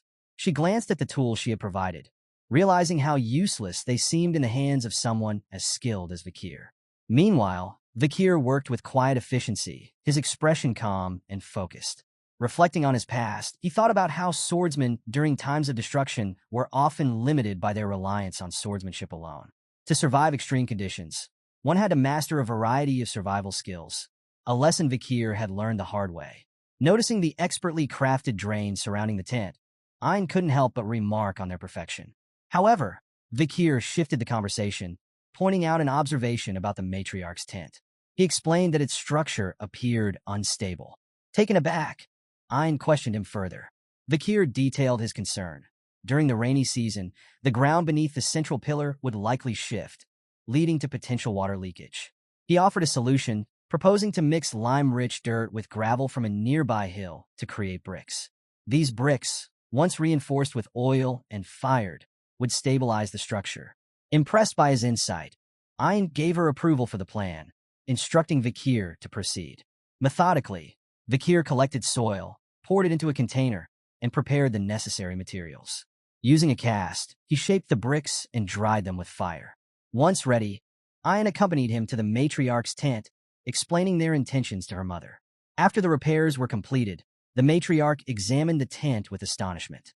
She vented her frustration over countless previous failed attempts to fix the roof, realizing now that the issue had been with the central pillar all along. With a smile, the matriarch turned to Ayn and commended her, acknowledging that her daughter had found herself a truly useful male. She then issued an official order to Vakir, assigning him the responsibility of handling such tedious matters around the barracks from then on. Later, Vakir stood by a water source washing clothes. Ayn approached him, her tone casual as she struck up a conversation. She questioned whether he found it exhausting to slave away and suggested he consider becoming an official member of the tribe. Without missing a beat, Vakir replied that it wasn't too bad. Internally, however, he reflected on how this peaceful life, though filled with menial tasks, was far preferable to the chaos and treachery of his days with the Baskerville clan or in the corrupt streets of Underdog City. Ayn observed Vakir for a moment and acknowledged that he seemed disciplined, remarking that such composure must make it difficult for a slave to complain. Vakir maintained that it truly wasn't so bad, but Ayn disagreed. She insisted that tough and tedious work couldn't possibly be easy. As they headed back, Ian urged him to drop his complacent attitude and follow her lead. She offered to help him adjust to the tribe and survive among the Balac people. If he performed well, she promised to untie the rope that bound him. Vakir glanced at her with curiosity and asked what she wanted him to do. Ian smiled slyly, declaring that he was finally being honest. She then challenged him to go on a hunt and capture some large prey. Intrigued, Vakir pressed her for details about the hunt. An explained that the tribe's warriors had struggled to bring in big game recently, leaving the growing children without meat. She emphasized that if Vakir managed to catch a large enough prey, it wouldn't be unrealistic for his title to change from slave to commoner. Playfully slapping Vakir on the back, Ian joked that he should be honored to serve as the slave of the Balac's esteemed hunting commander. Vakir winced slightly from the force of her slap, but considered her words. After a brief moment of thought, he agreed to go along with her plan. Ian's face lit up with a smile, and a faint blush colored her cheeks. She quickly recomposed herself, denying that she had been smiling when Vakir questioned her expression. Unbeknownst to the two, their conversation was being watched. Hidden among the shadows, Ahan observed Ian happily engaging with Vakir. Jealousy and anger burned in his chest as he glared at Vakir, whom he silently cursed as a disgusting bastard. Meanwhile, at the tribe's central gathering, the Balac shaman, a human, began a traditional hazing ceremony. With a solemn demeanor, he withdrew his hand from a pot of charcoal and gestured for the hunters to form a line. One by one, the hunters approached him to receive his blessing. A human spoke with authority, emphasizing the importance of his blessing for a successful hunt and warning that those who refused would face misfortune. Ian, standing nearby, explained the purpose of the charcoal markings to Vakir. She told him that the Balac hunters used the markings to conceal their faces from the god of death, believing it a necessary gesture of guilt for taking the lives of their prey. Vakir observed the ritual, noting that even the fierce Balac warriors had a shaman among them. Nearby, a barbarian girl whispered skeptically about the shaman's constant nagging. Her male companion suggested letting it slide, reasoning that a human needed to assert his position. The girl expressed her doubts about the shaman's blessings, remarking on their ineffectiveness in past hunts. She added that the tribe only sought his blessings on rare and specific occasions. Vakir quietly absorbed the conversation, realizing that even in this remote tribe, hierarchies and skepticism were not so different from other places he'd seen. Ian stood before Vakir, her face humorously adorned with uneven charcoal markings. Vakir stifled a laugh and teasingly remarked on her comical appearance. Flustered, Ian furiously wiped the markings from her face and retorted angrily, stating that she didn't get along with the shaman. In her embarrassment, she handed Vakir a collar, which he held up with confusion. "Is this a dog collar?" he asked flatly.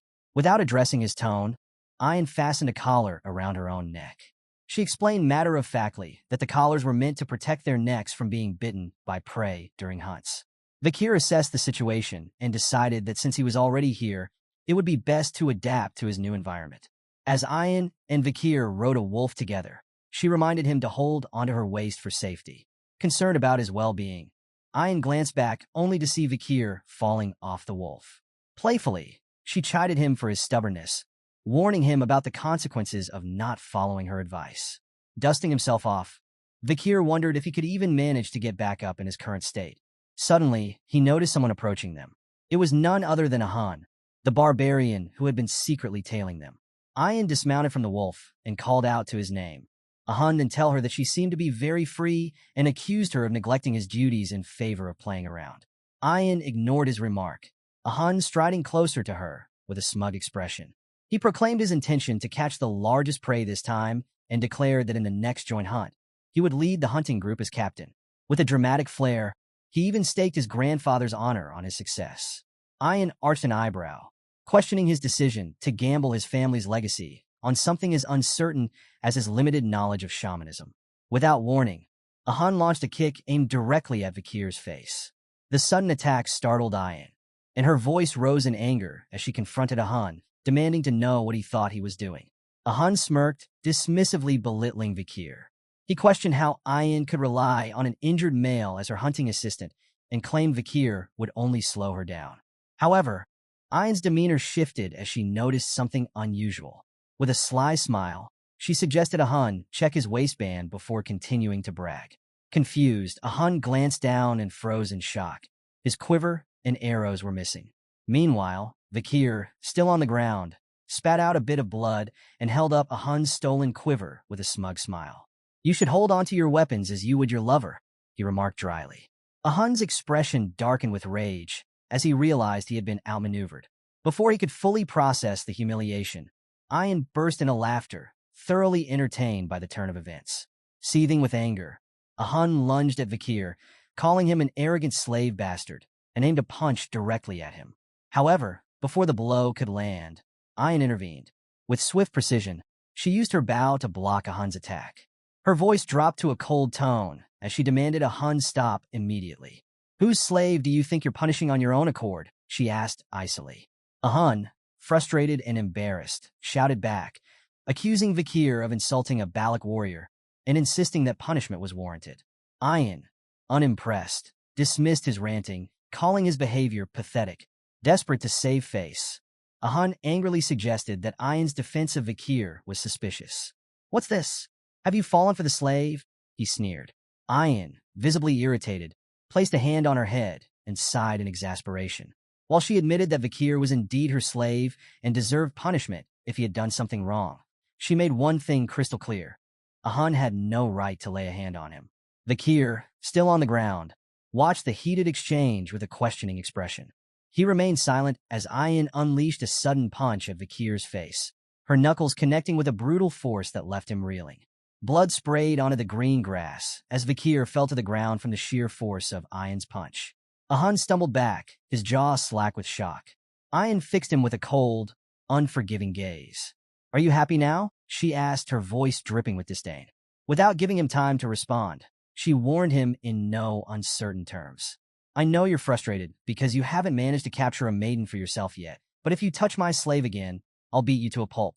Ahun, taken aback by her words and the force of her blow, could only nod reluctantly, his fiery demeanor extinguished. As Ian and Vakir continued riding the wolf, Ian kept glancing at Vakir with an apologetic expression. Breaking the silence, she cautiously asked if he was hurt, but Vakir didn't respond. She tried again, asking if he was angry, but still, he remained silent. Frustrated by his lack of reaction, Ian began explaining herself. "It was necessary," she said, referring to her earlier actions. She justified it as the only way to prevent Ahun's petty retaliations, calling him both stubborn and vindictive. When Vakir still didn't reply, Ian sighed and asked, "Why aren't you saying anything?" Finally, Vakir responded, his voice calm but dry. "It hurts." Ian's demeanor changed in an instant. With a sudden leap, she twisted in midair and landed back on the wolf, now facing Vakir.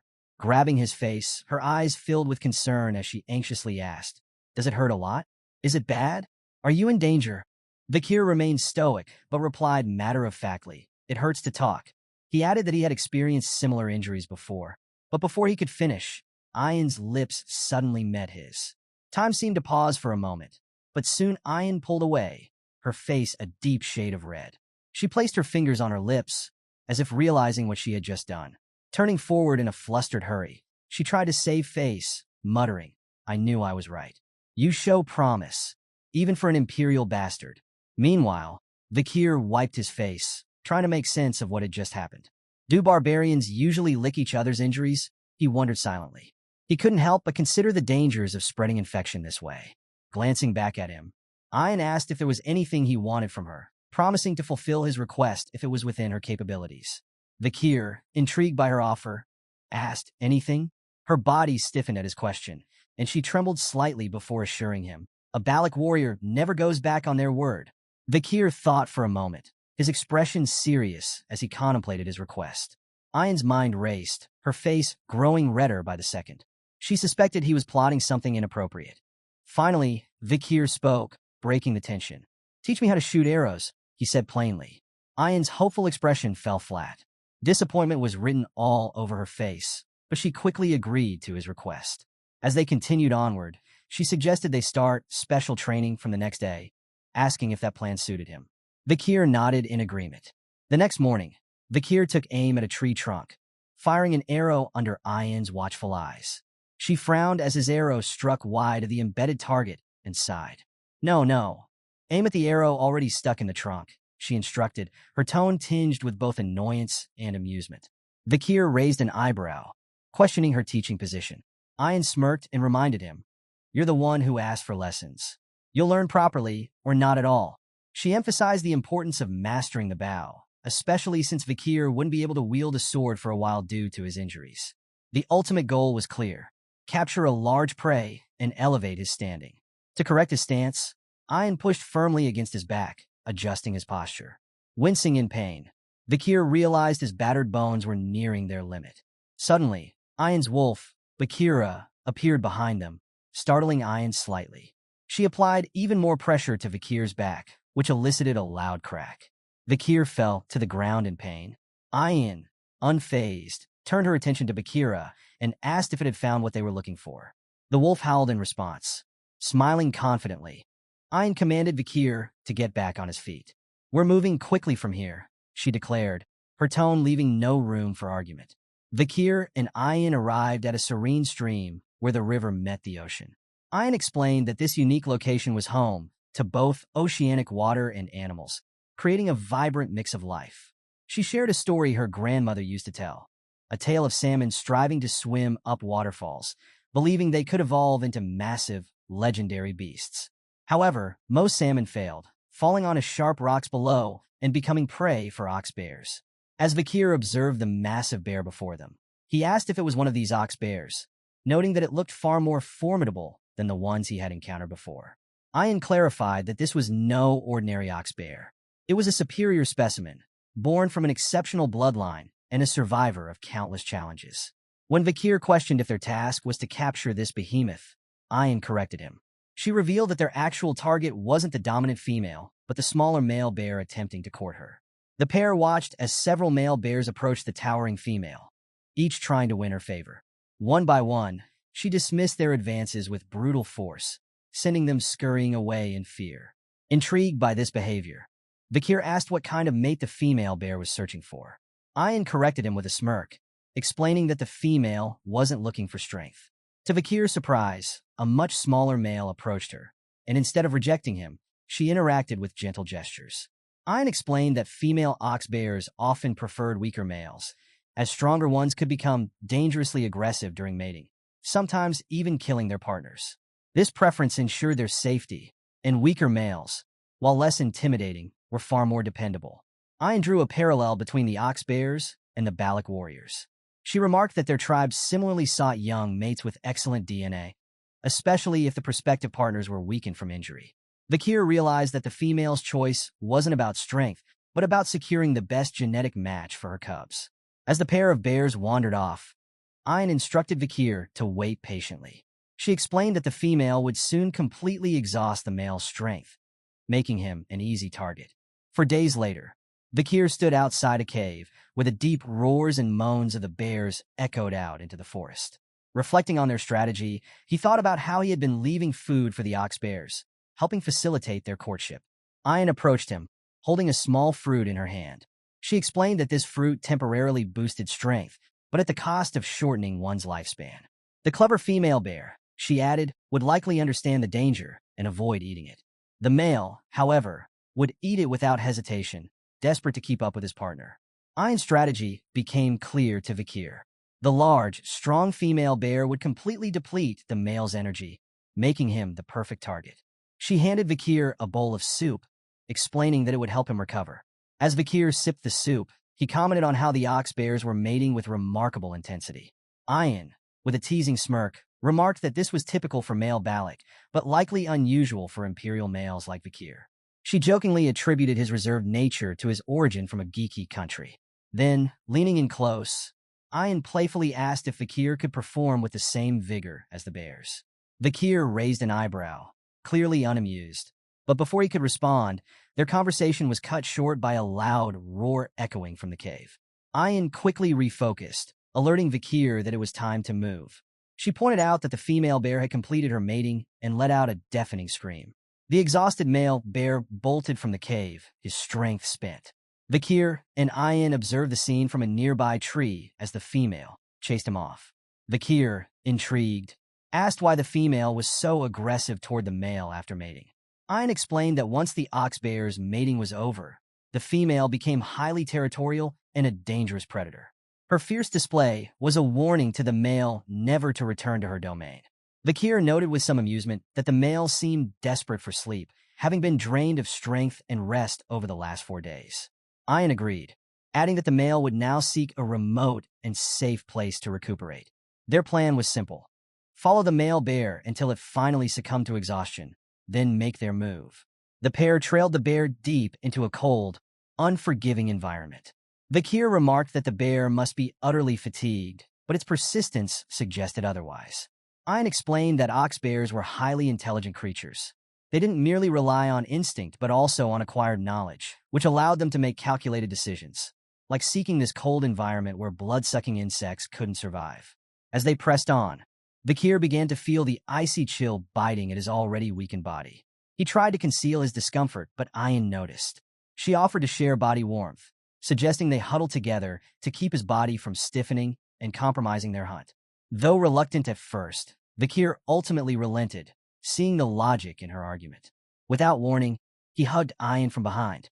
Caught off guard, her face turned bright red, and she fumbled for an explanation, insisting this was purely about her duty as a master to ensure her slave's health.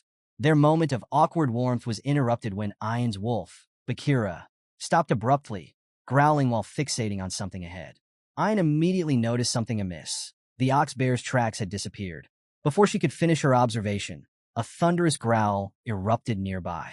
The massive ox bear, which had been hiding in ambush, charged at them with terrifying speed. Meanwhile, back at the Balac camp, a group of barbarians gathered around a massive boar.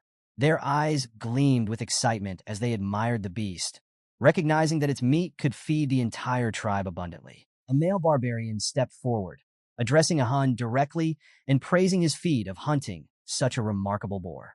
The female barbarian chimed in, suggesting that a Hun should be made the tribe's new hunting commander, given his success. Another male joined in, agreeing with the sentiment. He noted that even the skilled Ian couldn't handle every Hun alone and remarked on her decision to take a slave on her recent hunt. A Hun, radiating confidence, dismissed Vakir as a mere burden to Ian. He confidently predicted that she would return empty-handed, not even managing to catch a single rabbit. Meanwhile, on the other side of the forest, the ferocious male ox bear launched an attack on Ian. However, Vakir reacted swiftly, pulling her back just in time to avoid the bear's crushing punch, which missed her face by mere inches. The sheer force of the attack blew strands of Ian's hair into the air. Both Vakir and Ian tumbled off the wolf they were riding, landing hard on the ground. The wolf growled fiercely at the ox bear, leaping into action to protect its companions. Concerned, Vakir quickly asked if Ian was okay. She expressed her gratitude, acknowledging that she had survived thanks to his intervention. Vakir speculated aloud, wondering if the ox bear had deliberately lured them into a trap. Ian, recognizing the bear's cunning intellect, admitted that its intelligence exceeded that of most monsters. She now understood why the female ox bear had chosen it as her mate. Realizing there was no way to avoid a direct confrontation, Ian felt a wave of conflict. She had received help from her slave, which pricked at her pride and dignity as his master. However, steeling herself, she commanded Vakir to stay behind her, declaring with determination that she would take charge of the fight and prove her worth. Mounting her wolf, Ian charged after the bear, firing arrows with precision. As she took aim, she shouted angrily at the bear, scolding it for its indecent behavior in front of her slave and vowing that it would pay for its actions. The ox bear, realizing the threat, sought cover behind an icy boulder. Undeterred, Ian pulled another arrow from her quiver and warned the beast that no hiding spot could protect it from her aim. With conviction, she loosed the arrow, aiming straight at the bear. However, the arrow embedded itself in the rock, failing to reach its target. The bear, thinking it was safe, began to growl in defiance. Suddenly, a powerful blue energy beam surged from the arrow, piercing through the boulder and striking the ox bear in its stomach. The bear roared in pain, blood spewing from its wound as it staggered forward.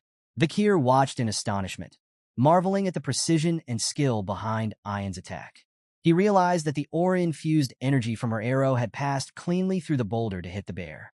Her mastery of archery was nothing short of art, showcasing her exceptional hunting abilities. Vakir couldn't help but think that, based purely on skill, Ian might even surpass Kimu Morg's. The wounded ox bear emerged from its hiding place, its bloodshot eyes filled with rage. It charged directly at Ian, its fury undiminished by the injury. Ian quickly shot an arrow toward the bear's eye, but it continued its relentless advance. Undeterred, Ian readied another arrow, her confidence unwavering.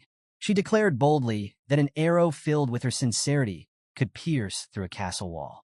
As she released the shot, the ox bear, with uncanny agility, dodged the attack entirely, leaving Ian stunned and momentarily speechless. Before Ian could fully comprehend the situation, the ox bear lunged at her wolf, striking it with immense force. The blow sent Ian flying backward, tumbling across the ground. As she lay dazed, memories of her mother's teachings surfaced in her mind. Her mother had once explained that a beast nearing its death could sense the killing intent of a predator. Ian realized too late that she had underestimated the ox bear, mistakenly believing she had it cornered. Her confidence and righteous intentions had blinded her to the danger. The ox bear, now an unstoppable menace, drooled as it advanced. Its enormous mouth opened wide, ready to deliver a fatal bite. Paralyzed by fear, Ian closed her eyes and braced for the inevitable. But instead of the bear's crushing jaws, she heard a familiar voice cutting through the chaos. "Are you done showing what a master's dignity looks like?" Startled, Ian opened her eyes to see Vakir standing before her, facing the ferocious ox bear. With a calm yet commanding demeanor, he stepped forward, his resolve evident. "It's my turn now," Vakir declared confidently. Thrusting his glowing red hand toward the beast, Beelzebub emerged in a blaze of fiery power. Flames infused with the might of Cerberus roared forth, engulfing the ox bear's head in an inferno. The creature reared back, its agonized growls echoing as the searing heat overwhelmed it. Ian watched in awe, unable to tear her gaze from the spectacle. She marveled at the sheer power of Vakir's attack, wondering if such flames were even possible. As the ox bear's charred form collapsed lifelessly to the ground, the battle was finally over. The intense flames had burned away Vakir's bandages, revealing his healed injuries, including his previously injured eye. Ian, her cheeks flushing red, couldn't hide her gratitude and amazement. "You saved me again," she murmured, overwhelmed by his strength and heroism. However, her joy turned to concern as she noticed Vakir's expression distort with pain. The toll of unleashing such overwhelming power became apparent. "I might have overdone it," Vakir admitted before collapsing to the ground. Shocked, Ian rushed to his side, calling out his name in panic. Her earlier awe was replaced by worry as she desperately tried to think of how to help him. Later that night, the barbarians gathered around a roaring fire, dancing in celebration of the hunt. A massive pot of stew was being prepared, and the aroma of roasted meat filled the air. The villagers eagerly distributed food, their excitement palpable. Ian and Vakir sat quietly on the side, wearing traditional hats. Ian proudly recounted the significance of their catch, explaining how the hunter who secured the largest prey earned the tribe's respect and admiration. Despite her enthusiasm, Vakir seemed indifferent, earning a scolding from Ian. "You could at least act like you care," she huffed. The ox bear was both strong and intelligent, a worthy opponent. "This makes us the stars of the pillaging ceremony." She cast a pointed glance at Vakir, contrasting their mighty catch with the sluggish and fearful boar caught by a Hun. The pride in her voice was unmistakable, and Vakir, despite his stoic exterior, couldn't help but notice the glimmer of satisfaction in her eyes. Ian turned to a Hun, who stood nearby, and urged him to support her point. Frustrated, a Hun shoved a bowl toward Vakir, referring to him dismissively as a slave. Vakir glanced at the small portion of meat in his bowl and raised an eyebrow. "Why is there so little?" he asked. A Hun, his annoyance evident, replied, "That's the tradition. The more honor you gain, the less meat you receive. Be grateful for your honor." Ian chimed in to explain the custom. "In our tribe, the one who contributes the most to the hunt gets the least amount of meat, but gains the most honor. It's about selflessness and respect," she said. Vakir, unimpressed, pondered the idea. "Less meat for more honor? Seems like a lousy deal. Isn't the meat more valuable than some useless honor?" Ian chuckled at a Hun's sour expression, clearly enjoying his frustration. Vakir, meanwhile, stared down at his hands, contemplating the 600-kilogram hammer he'd obtained from Beelzebub after defeating the ox bear. He wondered if he could increase his weight by 600 kilograms while holding his breath, a new skill he seemed to have developed. Taking a sip of his soup, Vakir reflected on his recovery. Beelzebub's absorption of the ox bear had not only granted him new powers, but also significantly healed his body. Ayan, noticing Vakir's nearly empty bowl, grabbed another filled with meat and handed it to him. "Here, eat this. It's your right as a hunter," she insisted. Vakir shook his head. "I've already received my share, a portion of meat, some blood, and intestines. That's enough." But Ayan pushed the bowl toward him, emphasizing its importance. "You should eat more. Each part of the animal serves a purpose. If your eyes are weak, eat the eyes. If your heart is frail, eat the heart. For weak limbs, eat the legs. It's how we strengthen ourselves." Vakir stared at the bowl, particularly the long, coiled piece floating in the broth. "Are you saying my insides are weak?" he muttered, skeptical. Before Ayan could reply, 3 barbarian girls approached them. The first girl scolded Ayan. "Commander, why are you taking care of what's already yours?" The second added, "Your motives are so obvious." And the third chimed in, "Why give anything to a slave?" Ignoring them, Vakir focused on his bowl. He found the meat chewy but manageable and continued eating, much to Ayan's excitement. Watching him devour the food, she smiled triumphantly. "Now you'll be able to fulfill your duty," she declared. Vakir paused mid-chew, puzzled. What more does she expect from me? I already did my part during the hunt. As dawn broke, Vakir stood near a large tree trunk, its top sliced clean off. Noticing the faint melting at the edges, he recalled what Ayan had mentioned the previous night. That night, while standing by the same tree, Vakir had observed slabs of good meat placed on the trunk. He had questioned Ayan's decision to leave high-quality food there, especially given the village's food shortages.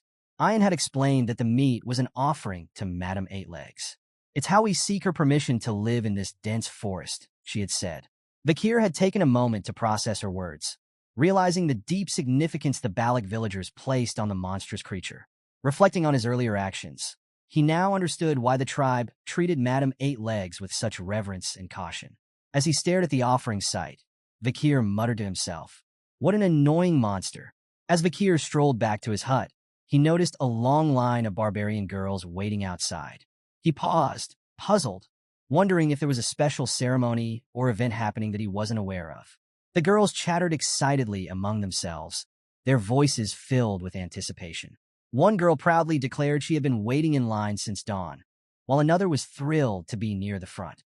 A third boasted about staying awake all night to secure her place. Among the group, 3 girls speculated about the results of the previous day's hunt. They theorized that a village woman might be chosen as Vakir's wife, considering his remarkable strength and success in taking down an ox bear. Just then, Ayan arrived, carrying a freshly hunted deer over her shoulder. Spotting the commotion, she scolded the girls for trying to claim what she firmly considered hers. She reminded them, with an irritated tone, that she was the one who had fed Vakir the ox bear stew. "You have no right to claim him," she exclaimed. The barbarian girls weren't ready to back down. They argued that Ayan should have shared the stew with them instead of keeping it all to herself. They called her stingy, much to Ayan's growing annoyance. Narrowing her eyes, she snapped, "If you're so capable, set your own traps and catch something impressive yourself." The girls sighed, explaining they had tried multiple times, even venturing as far as the Empire's border, but found no one like Vakir. One of them muttered wistfully, "Men like him are rare." "Then try hell," Ayan retorted with a glare. The girls, spooked by her rising anger, scattered like startled birds. As they ran, Ayan muttered under her breath about her concerns. These cunning girls might try to snatch Vakir while he's still recovering. She justified her earlier actions, believing that by feeding him the ox bear meat, she had every right to claim him. Suddenly, she noticed Vakir standing nearby, silently watching the entire exchange. Embarrassed, Ayan stammered, trying to change the subject. Vakir's face twisted in mild disgust as the realization of what he had eaten the previous day hit him. "So that's what that stew was." Desperate to divert his thoughts, Ayan quickly mentioned that her mother had summoned a meeting with the elders the previous night. She added, "You'll be called upon as the honorable hunter of the village, and you'll have the chance to make a request to my mother. When the time comes, you should ask for what I'm planning to suggest." Later, inside the matriarch's tent, the elders sat on one side while the younger prodigies gathered on the other. Vakir knelt respectfully, bowing his head as he greeted the matriarch. The matriarch, the renowned Night Fox of Aquila, acknowledged his presence with a nod. "You've accomplished something great by hunting an ox bear," she said warmly. "Thanks to you, we feasted well." Humbly, Vakir replied, "I only did what was needed." The matriarch smiled, noting his quick recovery. "You've healed well, a sign of resilience," she remarked, crediting the tribe's care. Vakir observed her closely. Despite her fearsome reputation as a genius archer who terrorized even the Empire, she exuded a dignified warmth and maternal presence. He couldn't help but compare her to Hugo, finding her equally commanding but far more approachable. Standing, the matriarch addressed the assembly. "Vakir's actions have proven his worth. As of today, his status will change. He is no longer a slave, but a member of the Balac family." The announcement was met with mixed reactions. While many nodded in approval, some of the elders, including a human, the tribe's shaman and Ian's grandfather, cleared their throats disapprovingly. Ignoring their dissent, the matriarch continued, reaffirming Vakir's new status. "You are now part of our family," she declared, "and as such, I will grant you a reward. Name your desire." She paused, adding with a playful smile, "Perhaps you'd like a beautiful maiden from the village to be your partner? I would happily give my blessing. Or, if a partner isn't to your liking, perhaps you prefer a slave instead." Meanwhile, Ian subtly made hand signs, reminding Vakir of something she had previously mentioned. Vakir met her gaze, understanding her silent signals, and closed his eyes for a moment of thought. When he reopened them, he spoke with calm confidence, stating his single request, to bathe in the hero's spring. The room fell deathly silent. Shock rippled through everyone present, except Ian, who wore a faint, knowing smile. The matriarch's cold gaze settled on Vakir, clearly taken aback by the audacious request. Her voice, sharp and measured, cut through the tension. "Do you understand the weight of what you're asking for?"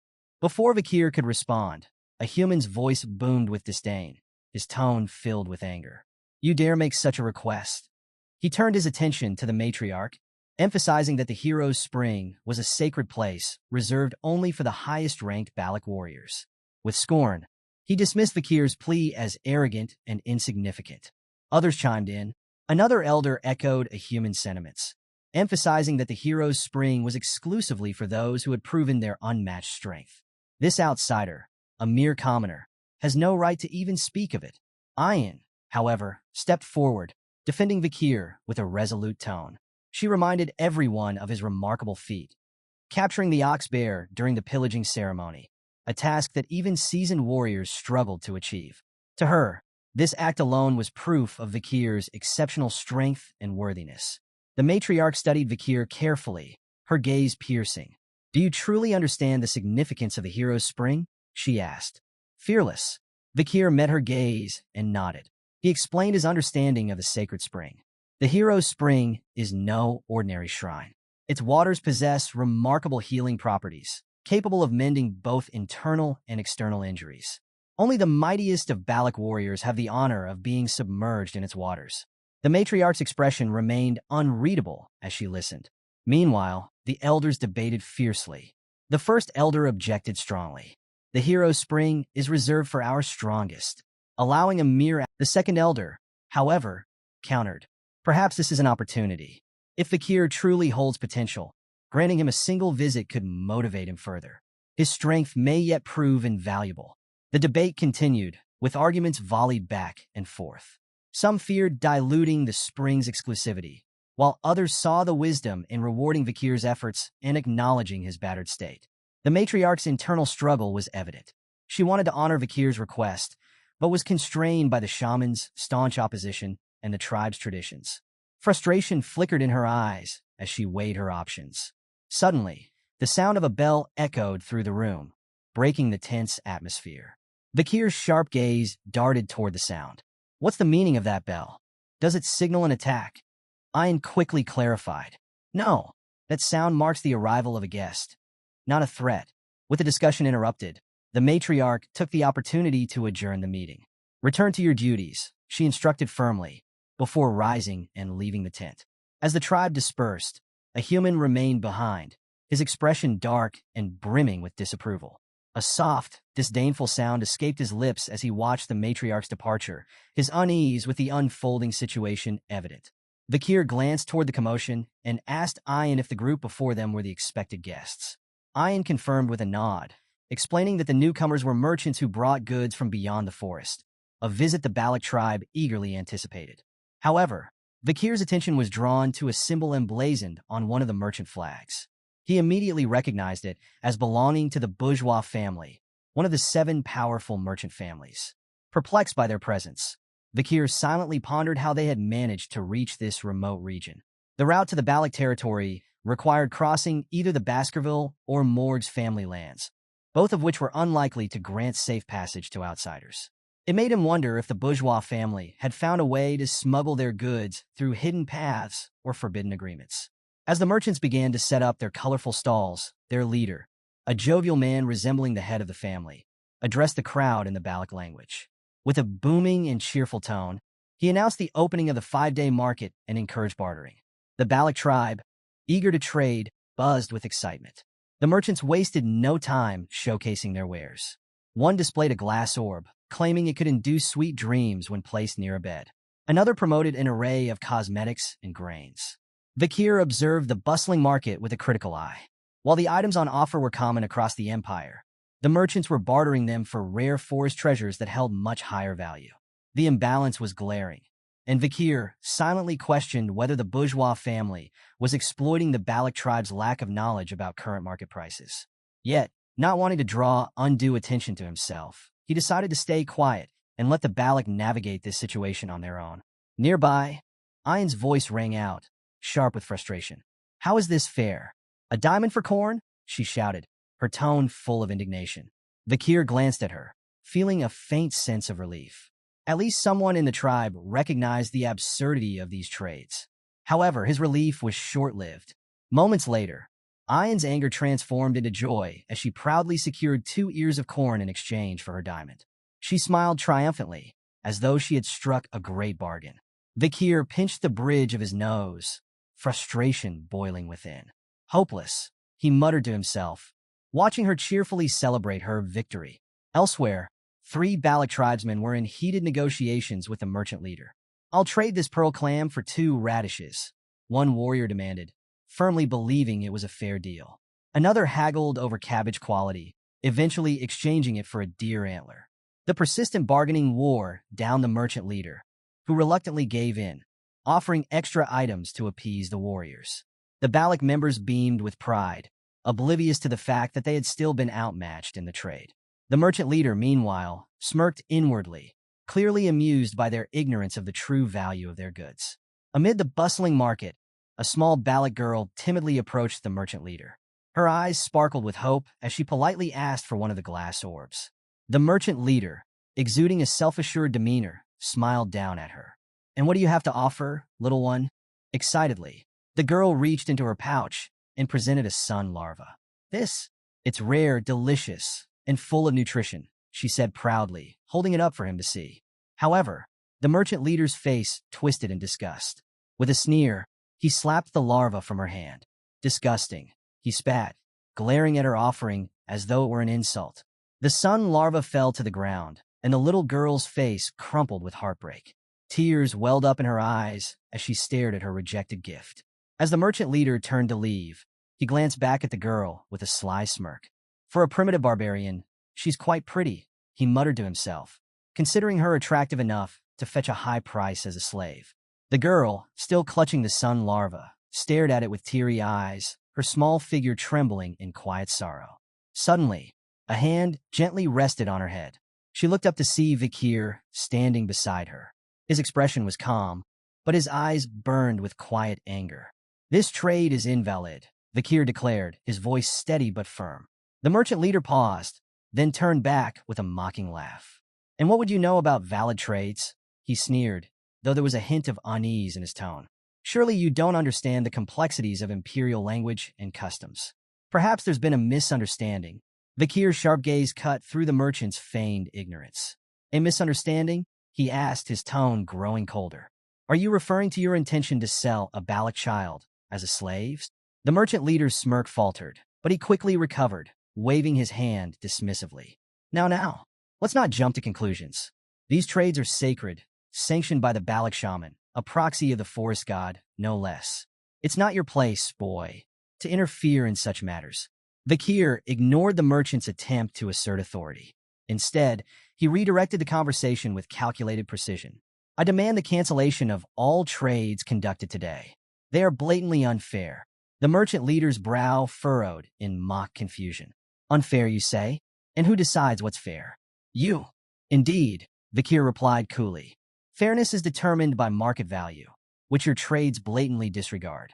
He began breaking down the prices of the items being exchanged, his voice steady and authoritative. That corn you've so generously bartered? Each ear is worth 100 gold. The diamond given in exchange, however, is valued at 2 million gold. Then there's the ox bear horn, properly crafted into a billiard ball. It fetches no less than 1 million gold, on par with a goblin bud mushroom, a coveted medicinal item banned for export outside the empire. The merchant leader's confident facade began to crumble as Vakir's precise knowledge left him and his associates visibly shaken. Vakir reached for one of the merchant's prized items, a glass orb, and held it up for all to see. And this, he said, his tone laced with disdain. You claim it grants sweet dreams when placed by one's bedside. The merchant leader forced a smile. Yes, it's one of our finest products, a treasure of peaceful sleep for weary minds. But Vakir wasn't finished. He rolled the orb between his fingers. This orb is coated with tiny, near-invisible holes. These dispense a drug, banned in the Empire for its harmful effects. It may induce sweet dreams for a time, but with prolonged use, it destroys the mind. Without warning, Vakir crushed the orb in his hand. Shards fell to the ground as a fine, powdery substance was released into the air. Gasps echoed among the onlookers as the truth of Vakir's words became undeniable. This is not a treasure, Vakir continued, his voice sharp and unforgiving. It's poison, and you've been spreading it under the guise of trade. The merchant leader's face went pale, his confidence replaced by panic. Nearby, one of his companions whispered urgently, What's happening? Who is this boy? The merchant leader, his voice shaking, muttered back, Someone who knows far too much. Ayan's voice rang with fury as she turned to Vakir, her piercing glare demanding confirmation. What did you mean by drug bodies and harm? She asked, her tone seething with barely contained rage. Vakir gave a curt nod, acknowledging her suspicion. Ayan's expression darkened, and her wrath shifted toward the merchant leader. How dare you poison our people? She shouted, her voice trembling with anger. You've been deceiving the Balacs without fear or consequence, haven't you? The merchant leader's face turned ghostly pale, beads of sweat trickling down his brow. His lips moved as if to deny the accusations. But before he could utter a word, a sharp whistle cut through the air. Ayan's arrow struck true, embedding itself in his shoulder. The leader howled in pain, clutching at the wound as tears welled in his eyes. You cowards preyed on us with your lies and poisons. Ayan snarled, her grip tightening on her bow. The merchant leader groaned, his face contorted in agony. You'll regret this, he spat, his voice laced with venom. The merchants scrambled, mounting their horses in frantic haste. They shouted orders to gather their wares, clutching their ill-gotten gains as they fled into the night. Vakir observed the chaotic retreat and turned to Ayan. You're letting them go? He asked, his voice calm but questioning. You know they'll regroup to recover their losses. Why not finish it here? Ayan lowered her bow, a sharp glint in her eyes. Sometimes you don't kill the beast immediately, she said coldly. You wound it, let it run, and it'll lead you back to the pack. Then you take them all down at once? Vakir considered her words, his gaze following the fading silhouettes of the merchants. Meanwhile, the merchant leader cursed under his breath, clutching his bleeding shoulder as his group fled deeper into the forest. Eventually, the merchants reached a mercenary camp nestled in the dense woods. The leader, still fuming with pain and indignation, ranted to the mercenaries about the Balacs. They stole everything. Those savages humiliated us, he shouted. The mercenary leader leaned back against a tree, his sharp eyes glinting in the firelight as he lit a cigarette. Sounds like words won't cut it with this lot, he said, exhaling a plume of smoke. You brought us here to deal with problems like this. Either we wipe them out or drag them back in chains. The merchant leader winced, his resolve faltering. You don't understand. The Balacs aren't pushovers. You'll need every ounce of strength to defeat them. The mercenary leader smirked, his tone dripping with condescension. If you're so scared, why hire us at all? You brought us in as backup, didn't you? And now you're questioning our methods? He flicked the cigarette aside and continued, Don't forget our deal. We get a cut of your profits for providing protection. If things get ugly, we'll be helping ourselves to the spoils. The merchant leader hesitated before giving a reluctant nod. Fine, do whatever you must. Just make sure they pay for this. The mercenaries began readying for their ambush, whispering about the plan to attack under the cover of darkness. As the first mercenary passed the matchstick to a companion, a third stepped in, eager to light his cigarette as well. Hold up, one of them warned. Only two to a match, remember? Battlefield superstition. Third man gets the bad luck. Disregarding the superstition, the third mercenary confidently lit his cigarette. Suddenly, without warning, an arrow pierced his forehead, cutting his life and words short. Before the others could react, another arrow struck the second mercenary squarely in the head, silencing him instantly. The mercenary leader, oblivious to the chaos behind him, continued recounting his past exploits of capturing and selling Balacs as slaves to the merchant leader. But his tale came to an abrupt halt as fear overtook the merchant leader's face. An arrow embedded itself into the mercenary leader's forehead, ending his story and life in one swift moment. Panic spread through the camp as the merchant leader shouted, warning everyone to extinguish their cigarettes. At a distance, Ain's expression was fierce as she ordered her warriors to aim exclusively for the heads of their targets, showcasing the fearsome precision of the Balacs. Vakir, observing the chaos, couldn't hide his surprise. He turned to Ain and questioned how the Balac warriors could shoot so accurately in the dim light provided by the mercenaries' cigarettes. Just then Hunt arrived, hauling barrels. Addressing Vakir as a slave, he smirked, but Vakir corrected him, stating that he was now a commoner. Hun dismissed the comment with a shrug, mocking the distinction as meaningless. Amidst the mercenaries, one soldier wielded a shield, deflecting incoming arrows while barking orders to regroup. Mages gather. Shields up. Prepare for a counterattack, he shouted. However, before they could organize, a peculiar sight caught their attention. Two arrows embedded in nearby trees held a suspended wooden barrel between them by ropes. More such barrels rained down, tied with ropes and suspended midair by Balac arrows. What's this madness? One mercenary exclaimed, his voice filled with panic. He quickly realized the barrels contained alcohol, but before he could finish his thought, another volley of burning arrows ignited the oil-filled barrels. A massive explosion ripped through the mercenary camp, engulfing it in flames. Screams filled the air as mercenaries were consumed by fire. Taking cover behind a tree, the merchant leader's face twisted in shock. He marveled at the Balac's ingenuity. They're launching oil-filled barrels with ropes? Using arrows? He muttered, astonished by their resourcefulness. Rustling sounds interrupted his thoughts. Turning towards the noise, his trembling gaze fell upon a figure emerging from the shadows. Recognizing the person as one of the Balacs, the merchant leader panicked. Wait, don't kill me, he pleaded. Desperately, he produced a paper with an official seal, his voice shaking. This is an exploration permit. It's stamped by the newly appointed deputy consul of Underdog City. If you kill me, the Baskerville family will come for revenge. Vakir's red eyes gleamed as he stepped closer, his calm demeanor unnerving the merchant leader. This deputy consul, Vakir said, his tone icy, was his name by any chance? Vakir, the merchant leader stammered, nodding eagerly. Yes.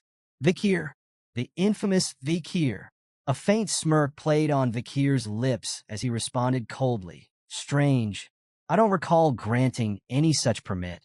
The merchant leader froze, his fear mounting as he finally recognized Vakir's face.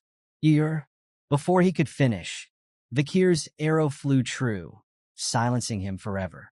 Those who forged the Baskerville seal, Vakir declared, his voice steady and firm, are executed without exception. Ayan arrived urgently atop her wolf, shouting at Vakir to flee, once again addressing him as a slave. Vakir corrected her firmly, reiterating that he was no longer a slave.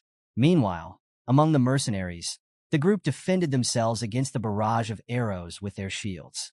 To their surprise, the Balacs ceased their attacks. Misinterpreting the pause as a lack of confidence, the mercenaries grew emboldened. Encouraged, they resolved to pursue the retreating Balacs, vowing vengeance. Just then, an ominous shift swept through the air. Something monstrous struck their position. Their cries of fear echoed through the forest as the mercenaries encountered a terrifying presence. Ayan, now beside Vakir, acknowledged his strategic prowess, commending him for the use of fire as a tactic. She noted how he was transforming into a remarkable Balac warrior. Vakir, with a hint of humor, replied that he felt the same way whenever he saw Ayan. His gaze shifted to the menacing aura of Madame Eight Legs. With a resigned tone, he remarked on the disastrous turn of events. Back at the village, the matriarch smiled as she granted Vakir permission to enter the hero's spring. Addressing his achievements, resolving the food shortage, minimizing battle casualties through clever tactics, uncovering the cause of the Balac warrior's ailments, and exposing the merchant's deceit, she placed a hand on his shoulder and praised him as a brave warrior. She reminded everyone that tonight was a full moon and instructed Ayan to lead Vakir to the hero's spring. Ayan rose, responding cheerfully, "Yes, mother." As they walked together, Ayan playfully wrapped her arm around Vakir and commented on how a human, the shaman, had remained silent. She explained that a human had previously attributed the warrior's ailments to a curse, but his credibility was now diminished thanks to Vakir's discoveries. Vakir recalled the merchant leader's words about the Balac shaman being a proxy of the forest god, responsible for sanctioning trade. He glanced at a human, pondering the old man's claims of curses. Later that night, Vakir immersed himself in the hero's spring, feeling a profound sense of relief as its waters worked their magic. The spring's warmth soothed his muscles and bones, accelerating their healing. He marveled at the spring's ability to purify his mana, acknowledging its efficacy compared to the river Styx at Baskerville, free from its restrictive age limit. As he relaxed, his gaze shifted to Ayan, who had joined him in the spring. Vakir pointed out that the spring's efficacy might diminish with her presence, reminding her that the matriarch had specified he should bathe alone. Ayan waved off his concerns, dismissing such minor details as something true Balacs didn't bother with. Changing the subject, she expressed gratitude to Sir Adonai, the legendary figure credited with discovering the spring. Intrigued, Vakir asked about Adonai, prompting Ayan to explain that he was the only warrior in Balac history capable of confronting Madame Eight Legs. She described him as the most formidable figure in their legends and advised Vakir to show him respect. Vakir nodded, acknowledging that if Adonai had truly faced the monster head-on, he deserved honor. Ayan, frustrated by his skepticism, exclaimed her honesty and turned away, muttering about the difficulty of communicating with outsiders. As she recalled her mother's words about Vakir, Ayan's expression softened. The matriarch had remarked on his transformation from a slave to a commoner and his growing reputation within the village. Her mother had even suggested that, with his recovery aided by the hero's spring, Vakir might become the man he was destined to be, a man who, she noted, wouldn't be a bad choice for a husband. Ayan blushed as she gazed at Vakir, her determination unwavering. "Today, I'm going to make Vakir mine," she firmly declared to herself. Out loud, she shifted the conversation, confidently speaking about her awareness of the merchant's underhanded profits. She insisted that she had been ready to take action if Vakir hadn't intervened. Her words drew a knowing smile from Vakir, which only fueled her embarrassment.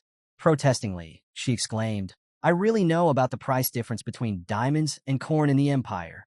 Curious, Vakir decided to test her claim, asking her to explain the disparity.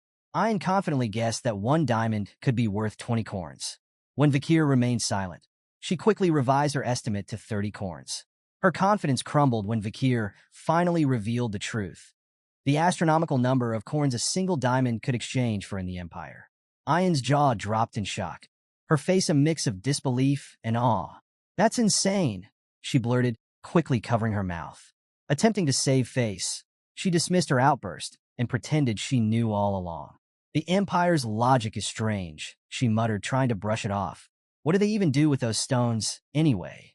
Vakir, unimpressed by her evasions, told her none of that mattered. He then presented her with a choice.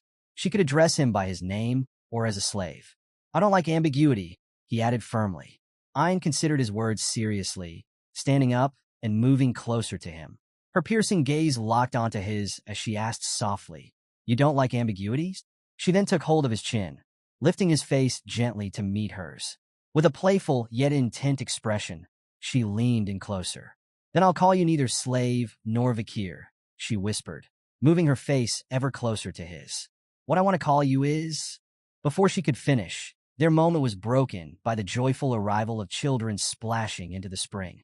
The kids, brimming with excitement, ran up to Ayn, addressing her as commander.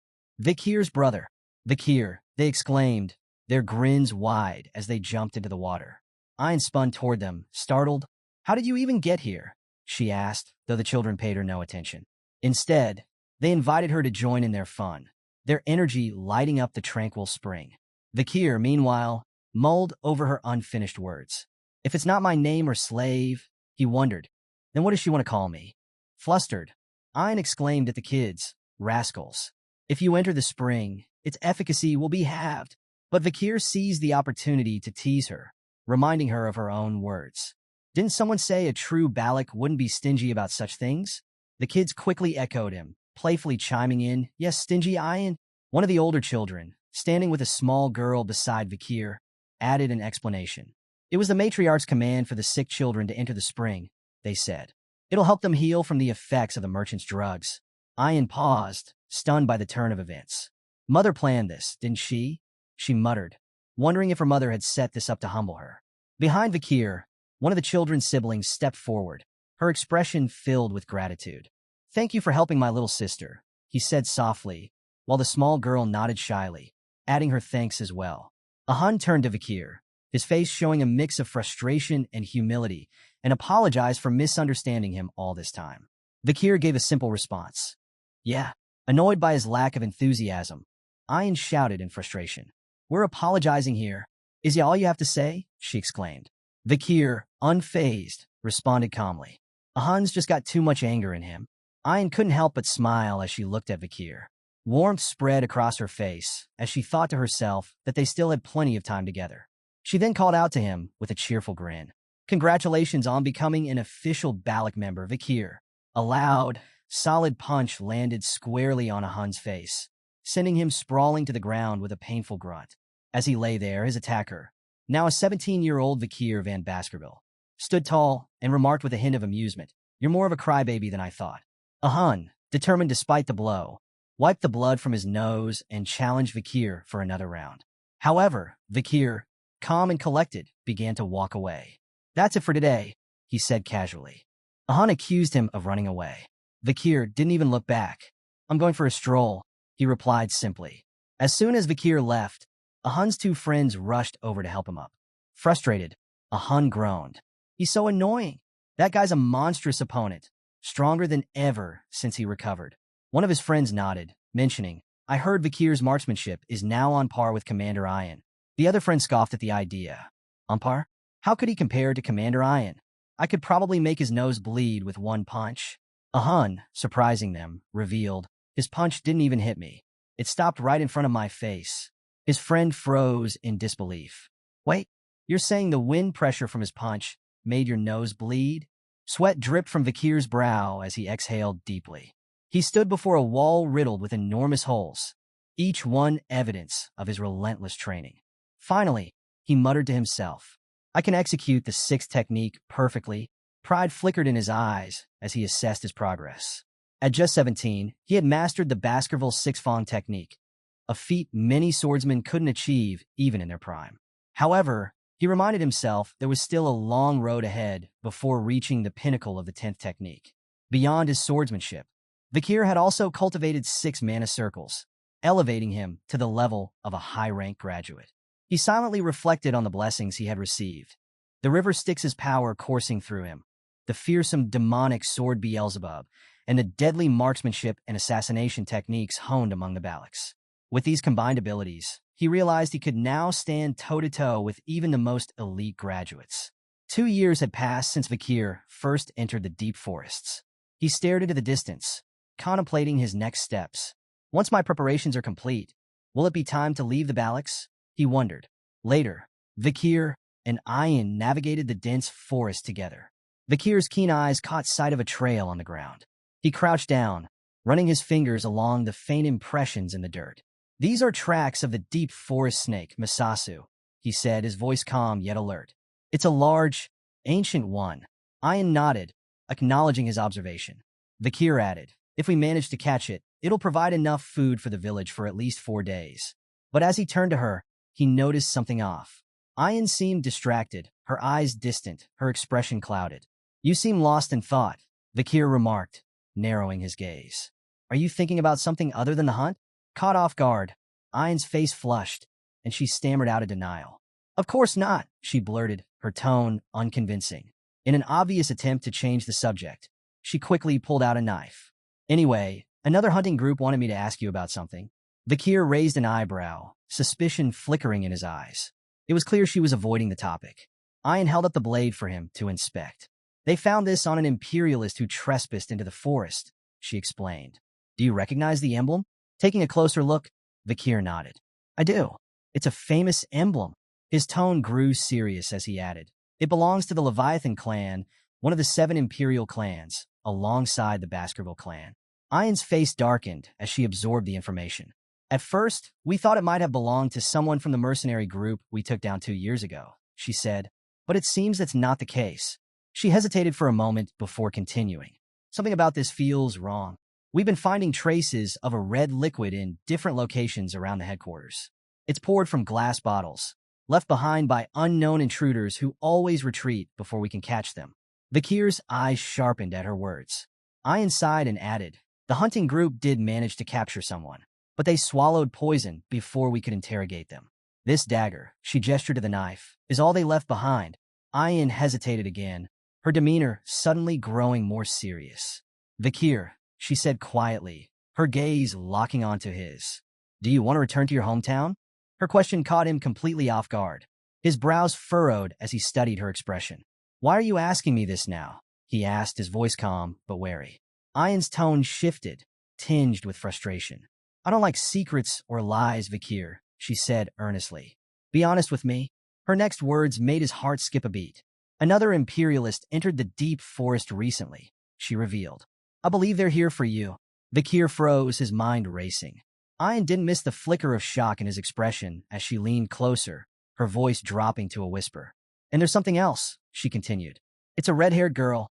Her words hung in the air, heavy with significance. And so, Vakir's journey takes another twist. From escaping the Baskerville clan to navigating the dangerous Balac forest, he faces battles, alliances, and secrets from his past. With the arrival of a mysterious red-haired girl, new challenges and revelations await. What lies ahead for Vakir? Ian reflected honestly on the events of the past 2 years, recalling her confrontation with Madame and how the girl, accompanied by a search party, had ventured into the deep forests. Ian suspected that the girl was searching for traces of Vakir. Hesitant, but unable to keep her thoughts bottled up any longer, Ian asked the question weighing on her mind. Would Vakir go with this girl? Anxiety gripped her as she imagined his possible reactions. Would he be angry that she had withheld this information? What if he decided to leave? Could she stop him by invoking tribal rules? Or would her efforts be in vain? Before her worries spiraled further, Vakir answered with firm resolve. He wouldn't go back. Still unsure, Ian pressed him, asking if he truly meant it. When he confirmed, her relief was evident. A radiant smile spread across her face as she hugged her wolf companion, joyfully reassuring it that Vakir was staying. While Ian celebrated, Vakir's thoughts turned inward.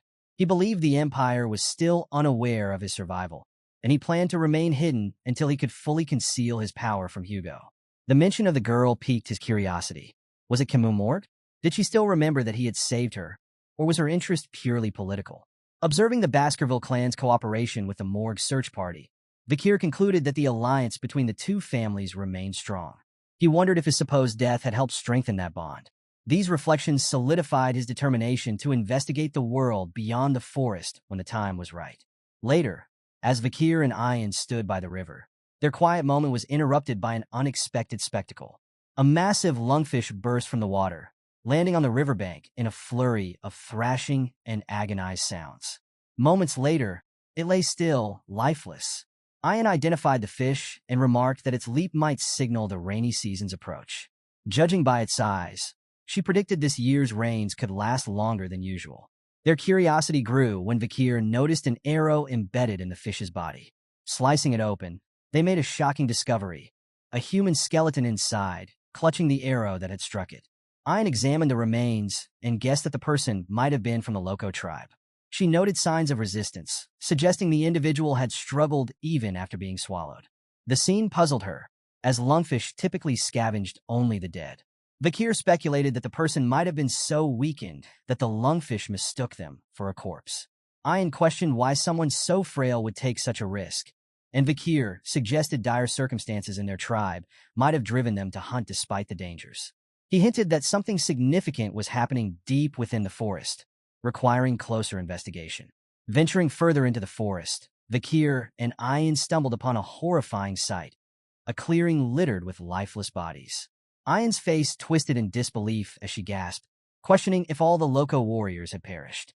Horrified, she struggled to process the grim scene, while Vakir crouched to examine one of the bodies.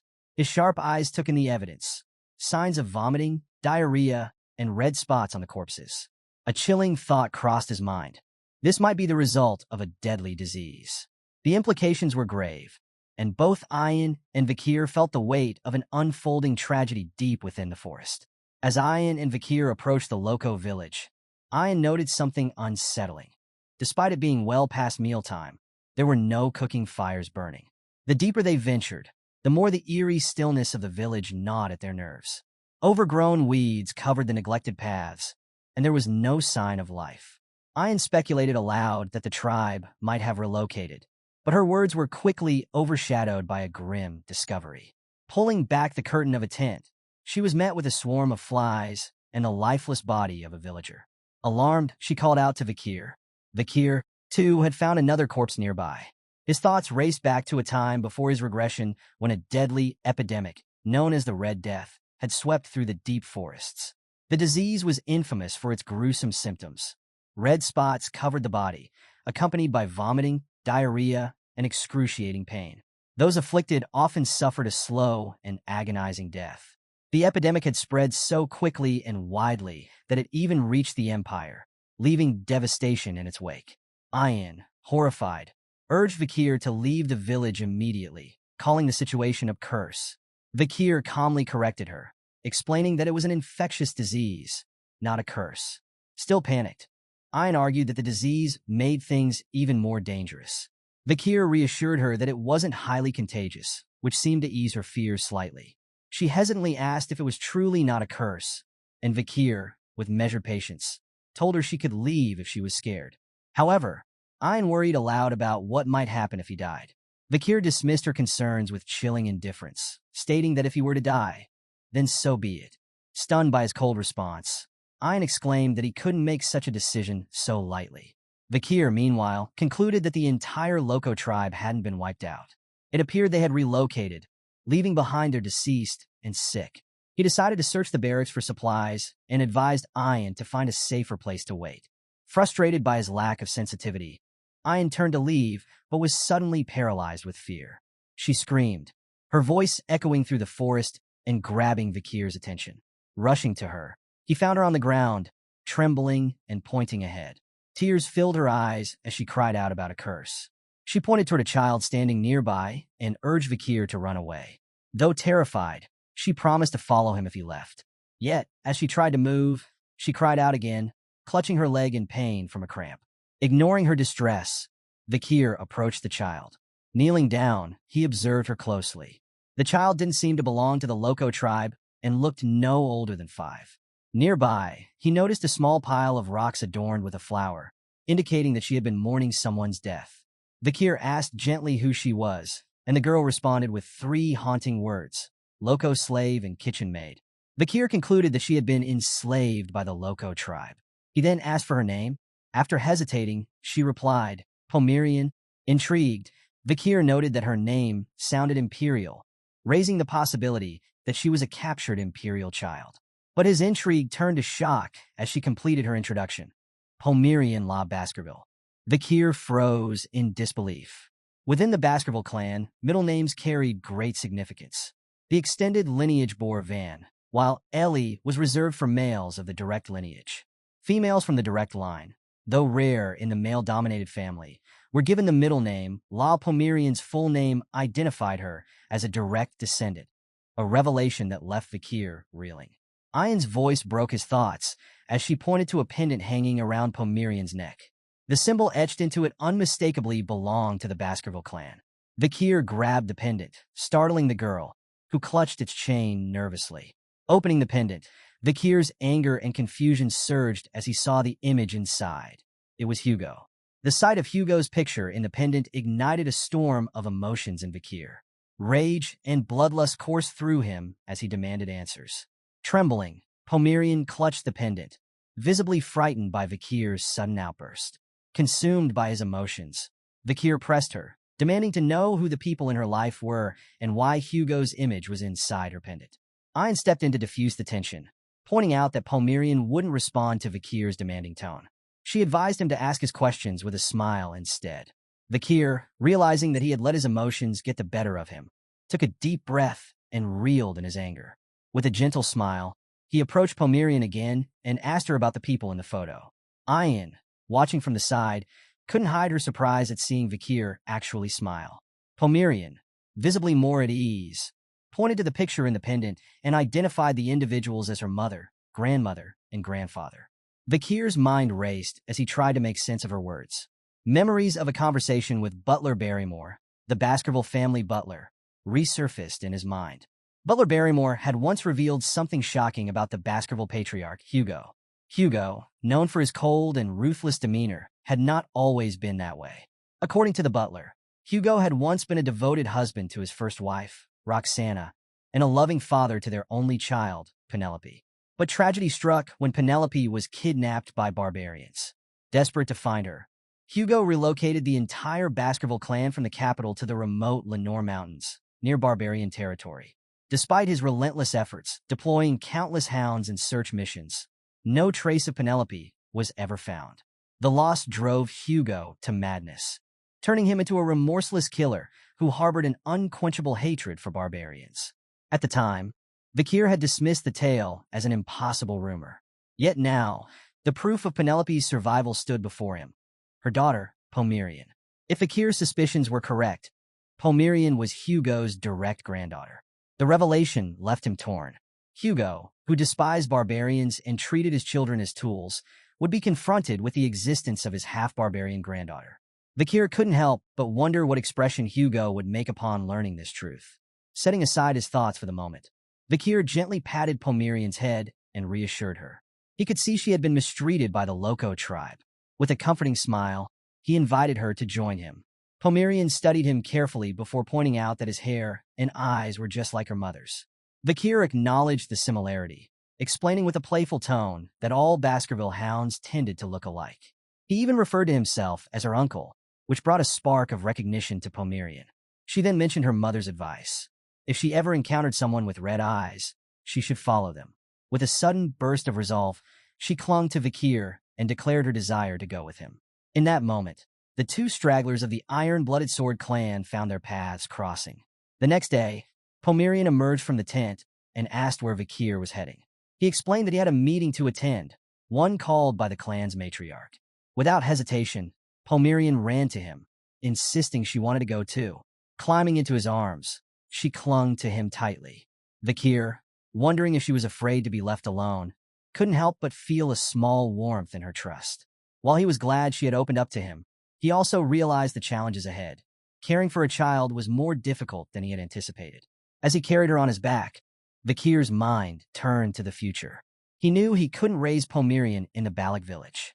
He needed to find a safe place, far from Hugo's reach, but still within the boundaries of the Empire's civilization. This would be the start of a new chapter, both for himself and for the young girl now under his protection. As Vakir carried the peacefully sleeping Pomerian on his back, his resolve solidified. He needed help. He decided to seek assistance from Chihuahua and make plans to leave the forest, eventually heading to the city for safety and resources. Inside the matriarch's tent, a tense discussion was underway. The matriarch, her face lined with worry, addressed the gathered elders and shamans.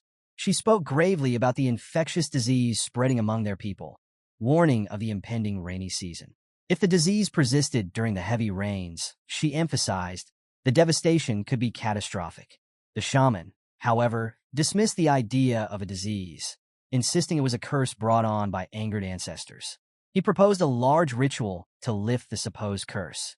I encountered this view, arguing firmly that it couldn't be a curse and advocating for immediate relocation to escape the spreading affliction. The elders opposed her suggestion, stressing the sacred importance of their land, where the ashes of their ancestors rested.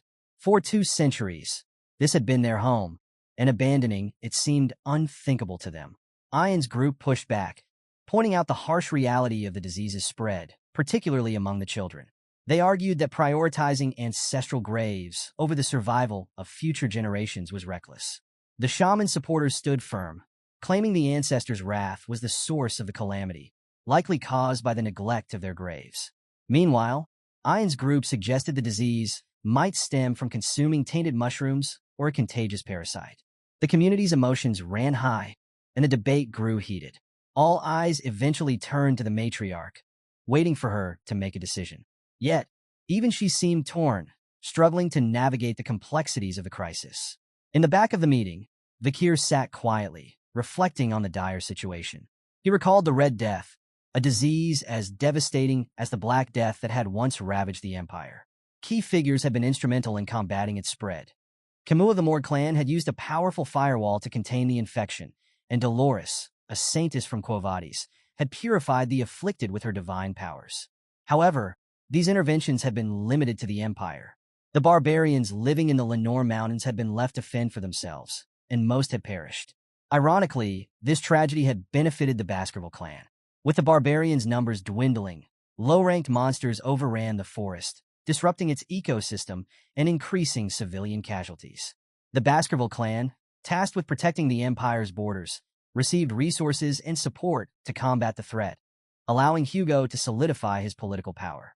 Vakir clenched his fists, determined to ensure Hugo wouldn't exploit this crisis to gain more influence. Suddenly, he raised his hand, capturing the matriarch's attention. With quiet confidence, he announced that he knew how to stop the Red Death. Later, Vakir's method was tested. A goblin, bound and suspended upside down, was submerged in water drawn from an infected source. After a few moments, they pulled the goblin out. To everyone's horror, red spots rapidly appeared on its body, a clear sign of the disease. Without hesitation, the barbarians threw the infected goblin into a fire, destroying it to prevent further spread. Ian turned to Vakir, her face a mix of shock and realization. She confirmed that every goblin exposed to the contaminated water had shown symptoms of the Red Death, validating Vakir's warnings. She then asked if the disease could truly be transmitted through water. Vakir nodded, explaining that the infected water was indeed a primary source of the contagion. However, he reassured her that boiling the water would effectively eliminate the threat, giving them a practical solution to begin containing the outbreak. Ian, observing the results of their experiment, sought clarification from Vakir about the safety of boiled water. To test further, they placed a goblin directly into boiling water. The result was immediate. The goblin didn't survive.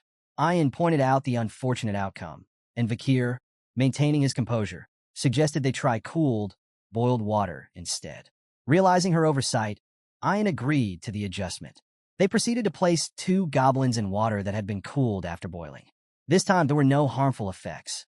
The barbarians, watching closely, concluded that boiled water was safe and effective in combating the spread of the Red Death. One barbarian, curious, asked if drinking boiled water could prevent infection. The matriarch approached Vakir to express her gratitude. She acknowledged that his efforts had brought hope to their dire situation. However, Vakir remained cautious, explaining that the Red Death could still spread through the respiratory system and contact with the eyes or mucous membranes. He urged the group to stay vigilant, especially during the early morning hours when the fog was thickest. Ian, glancing at the shaman, couldn't resist a jab. With a sarcastic tone, she remarked about someone once calling the Red Death a curse. The shaman, visibly annoyed, responded by questioning how they planned to avoid water entirely with the rainy season fast approaching. Vakir agreed that the rain posed a challenge, as the overflowing river and increased humidity would complicate their preventative measures. He proposed a bold solution, relocating the village. The shaman was shocked and reminded Vakir that he had already stated the elders would never allow them to leave the land where their ancestors rested. Vakir, unfazed, revealed an alternative. They wouldn't need to relocate entirely, but could adapt their current village to withstand the rainy season. As the rainy season arrived, the Lenore Mountain River swelled, flooding vast areas of the deep forest. The torrential rains transformed the landscape into swampy terrain. However, thanks to Vakir's plan, the Balac Village remained unaffected. The tall trees in the territory became a natural fortress against the flooding. Barbarians worked tirelessly to construct elevated bridges and platforms. 2 barbarians strained against the ropes, ensuring they were tightly secured as others stabilized fences to prevent collapse. When the work was complete, a series of interconnected bridges allowed movement between houses built atop the towering trees. One barbarian marveled at their achievement, remarking that even with such heavy rains, the village hadn't flooded. Another credited Vakir, loudly praising his wisdom and shouting their gratitude.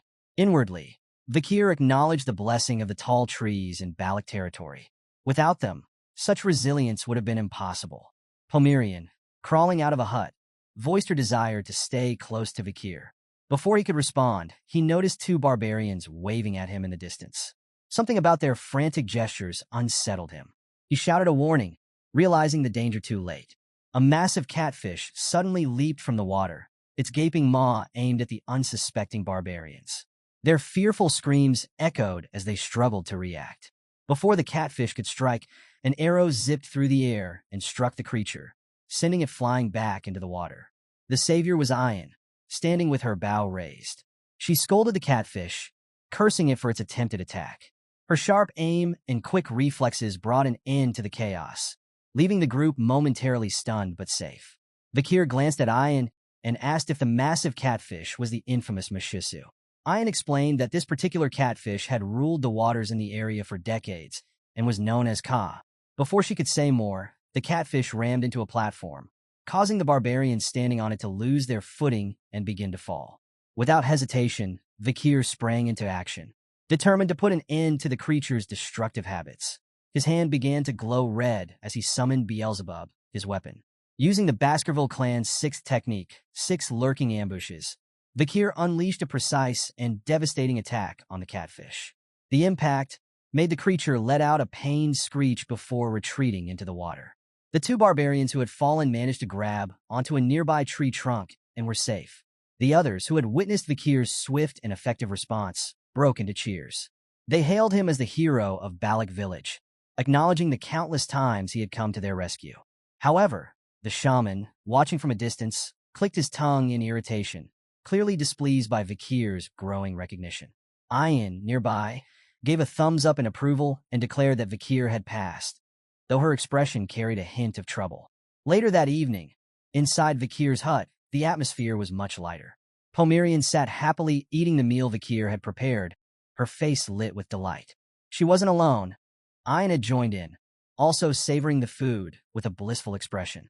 Pomerian complimented Vakir's cooking, calling it delicious, and Ian chimed in, praising his skills as well. Vakir, mildly surprised, remarked that he didn't recall inviting Ian to his home. Smiling mischievously, Ian explained that the enticing aroma of the food had drawn her in. Vakir quipped that he hadn't prepared enough for her, but Ian cheekily replied that what belonged to the slave also belonged to the master, playfully asserting her right to share his meal. Vakir, rolling his eyes, retorted that he wasn't a slave. Ian waved off his protests, clearly enjoying the banter. Pomerian, observing their light-hearted exchange, innocently remarked that Vakir and Ian seemed like a married couple. Ian blushed furiously and quickly hugged Pomerian, calling her adorable. The girl smiled and hugged her back, and Vakir, watching the scene, wondered when the two had grown so close. The warm moment was interrupted by a sudden chill that swept through the hut. Vakir turned toward the door and noticed a figure standing there, rain-soaked and trembling. Ian, her tone sharp with irritation, addressed the visitor, calling him a Hun. The young man stood in the rain, tears in his eyes, and explained why he had come. He believed in Vakir's ability to save the village and pleaded for his help to save his little sister. Heavy rain poured as they gathered in a dimly lit tent. Inside, a young girl lay on a makeshift bed, her frail body covered in red bruises and her breathing shallow. Vakir, Ayan, and a Hun stood around her, deeply worried. Breaking the silence, Vakir asked when her condition had started. Ahan explained that it began the previous day, after she ventured into the swamp to gather wood for construction. Ayan added that the girl, a Huel, was kind-hearted and always eager to help others. She then asked Vakir if he knew a way to cure her. Before he could respond, an unexpected figure entered the tent, a man with a commanding presence and a disapproving grunt. It was a human, the shaman and Ahan's grandfather. With a stern glare, he chastised the Huel for wandering into the swamp and ignoring his warnings. His frustration boiled over as he blamed her condition on their supposed neglect of ancestral rituals. He then turned his ire toward Ahan and Vakir, calling Vakir an imperial spy bastard and slapping Ahan across the face for defending them. A human berated Ahan as useless and compared him unfavorably to his parents. The shaman doubled down on his belief that a Huel's affliction was a divine curse that could only be resolved by performing an ancestral rite. He warned against tarnishing Balac's reputation by siding with outsiders like Vakir. As he left, he mentioned that the matriarch would likely grant permission for the ritual. Ahan stood silently, tears streaming down his face, while Ayan expressed her frustration at the shaman's actions. The atmosphere in the tent was heavy with tension until Vakir finally spoke. Breaking the silence, he revealed that if they truly sought a cure, he knew of a method. Vakir turned to Ahan, his voice steady but urgent, and gave clear instructions. He told him to sanitize all the furniture a Huel had used with boiling water and to burn charcoal in the bonfire to repel bugs and bats. The goal was to create a clean, sterile environment to give her the best chance of fighting the disease.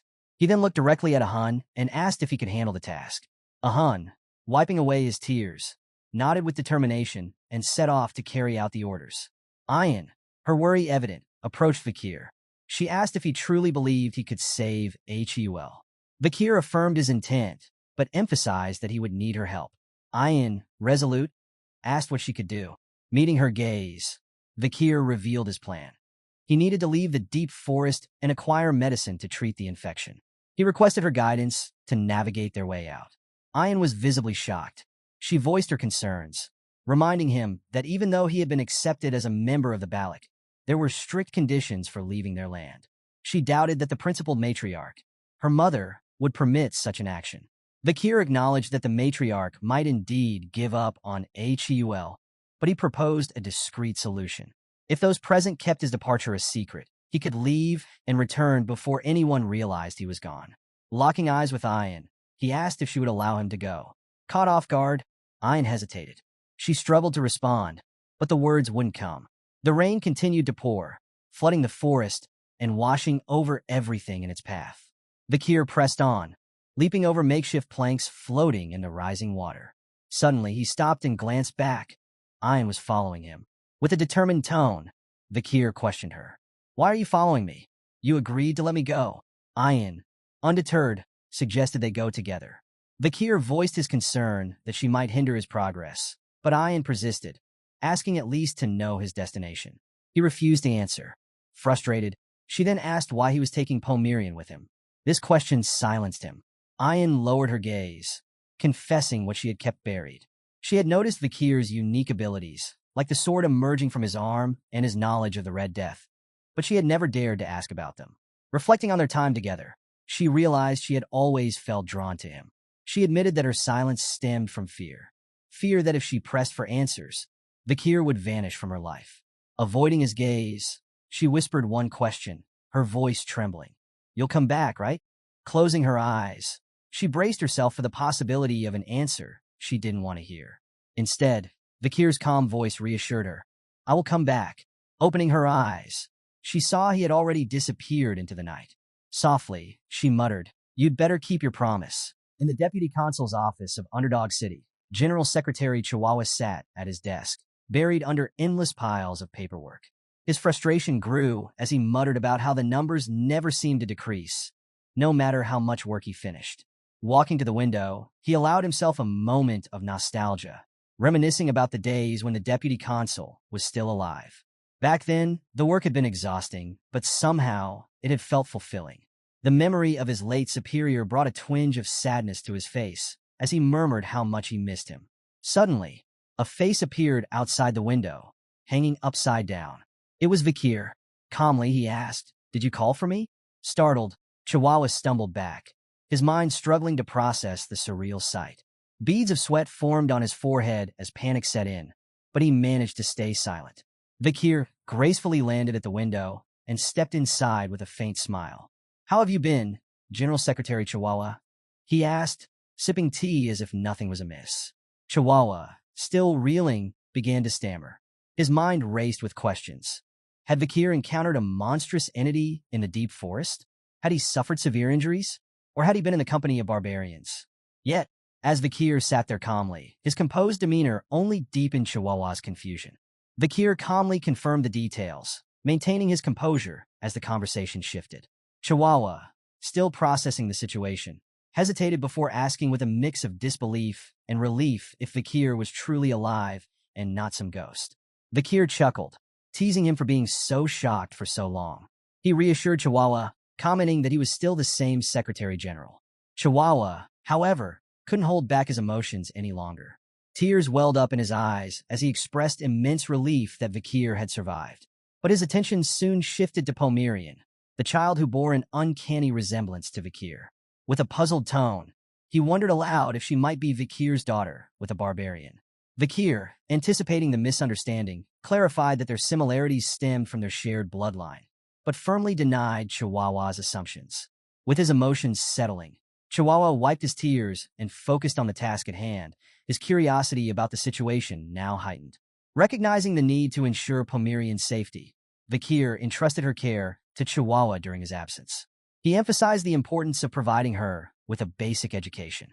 Chihuahua accepted the responsibility eagerly, remarking that it had been a while since he'd received a direct order from Vakir. He assured him that the task would be handled with utmost care. However, Vakir expressed concern about Chihuahua managing Underdog City's affairs alone. He suggested seeking assistance from Cindy Wendy, Messam, or Mag Juno if necessary. Chihuahua recalled Cindy Wendy, a criminal Vakir had released 2 years ago in a plea deal, but admitted he had no idea how to locate her. He asked for guidance. Vakir reminded him of the time he'd given 10 billion to a flower girl named Judy. He explained that since no one else had been supporting her, she would likely still be accessible, and Cindy Wendy might have stayed with her. If Cindy refused to cooperate, Vakir instructed Chihuahua to tell her he was alive, confident that her sense of debt to him would secure her help. Chihuahua smiled, acknowledging the plan, and promised to carry out the mission. Before parting, he asked Vakir when he would return. Vakir gave a faint smile, replying that he would come back once his mission was complete. As he gazed out the window, he reflected on a promise he still needed to fulfill. He considered how quickly the Red Death could be cured with a single drop of holy water from a particular clan. Meanwhile, Pomerian woke up, her childish curiosity leading her to tug at Chihuahua's beard, much to his surprise. Vakir, standing near the window, solidified his resolve. His next destination was the religious and holy city of the Quo Vadis clan. At the city gate, 2 guards stood watch, their spears crossed as a precaution. Suddenly, a carriage approached.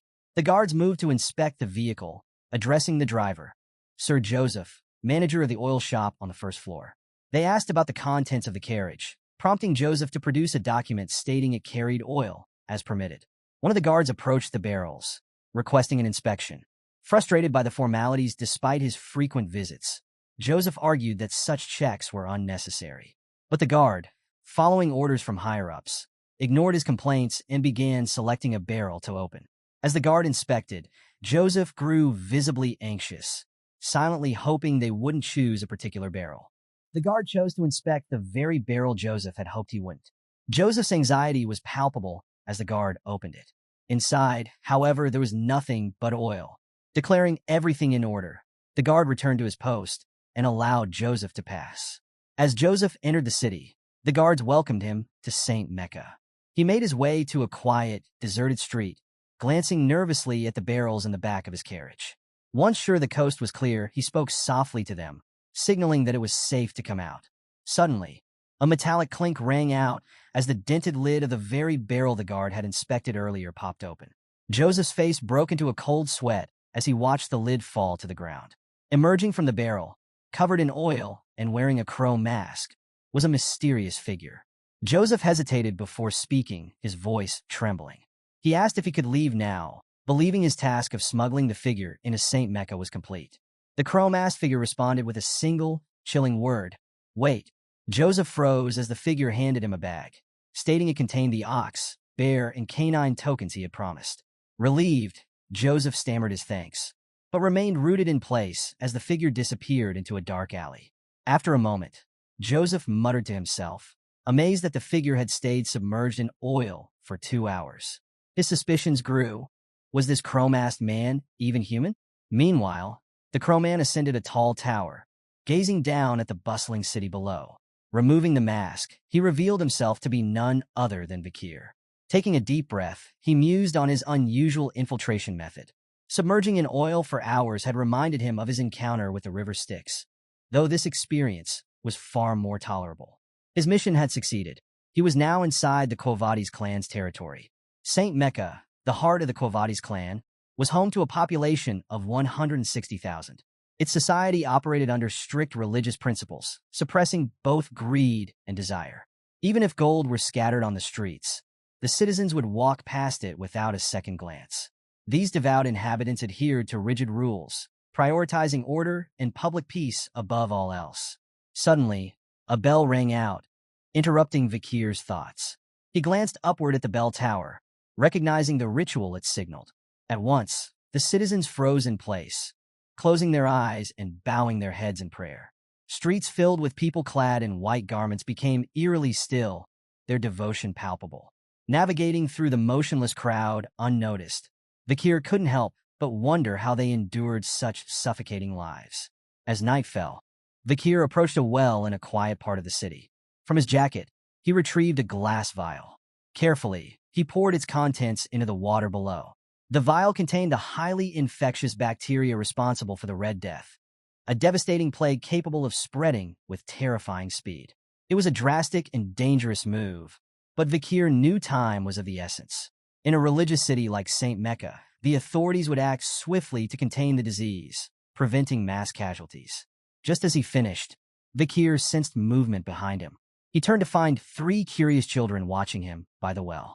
One of them whispered that the man seemed suspicious, while another urged them to leave, sensing danger.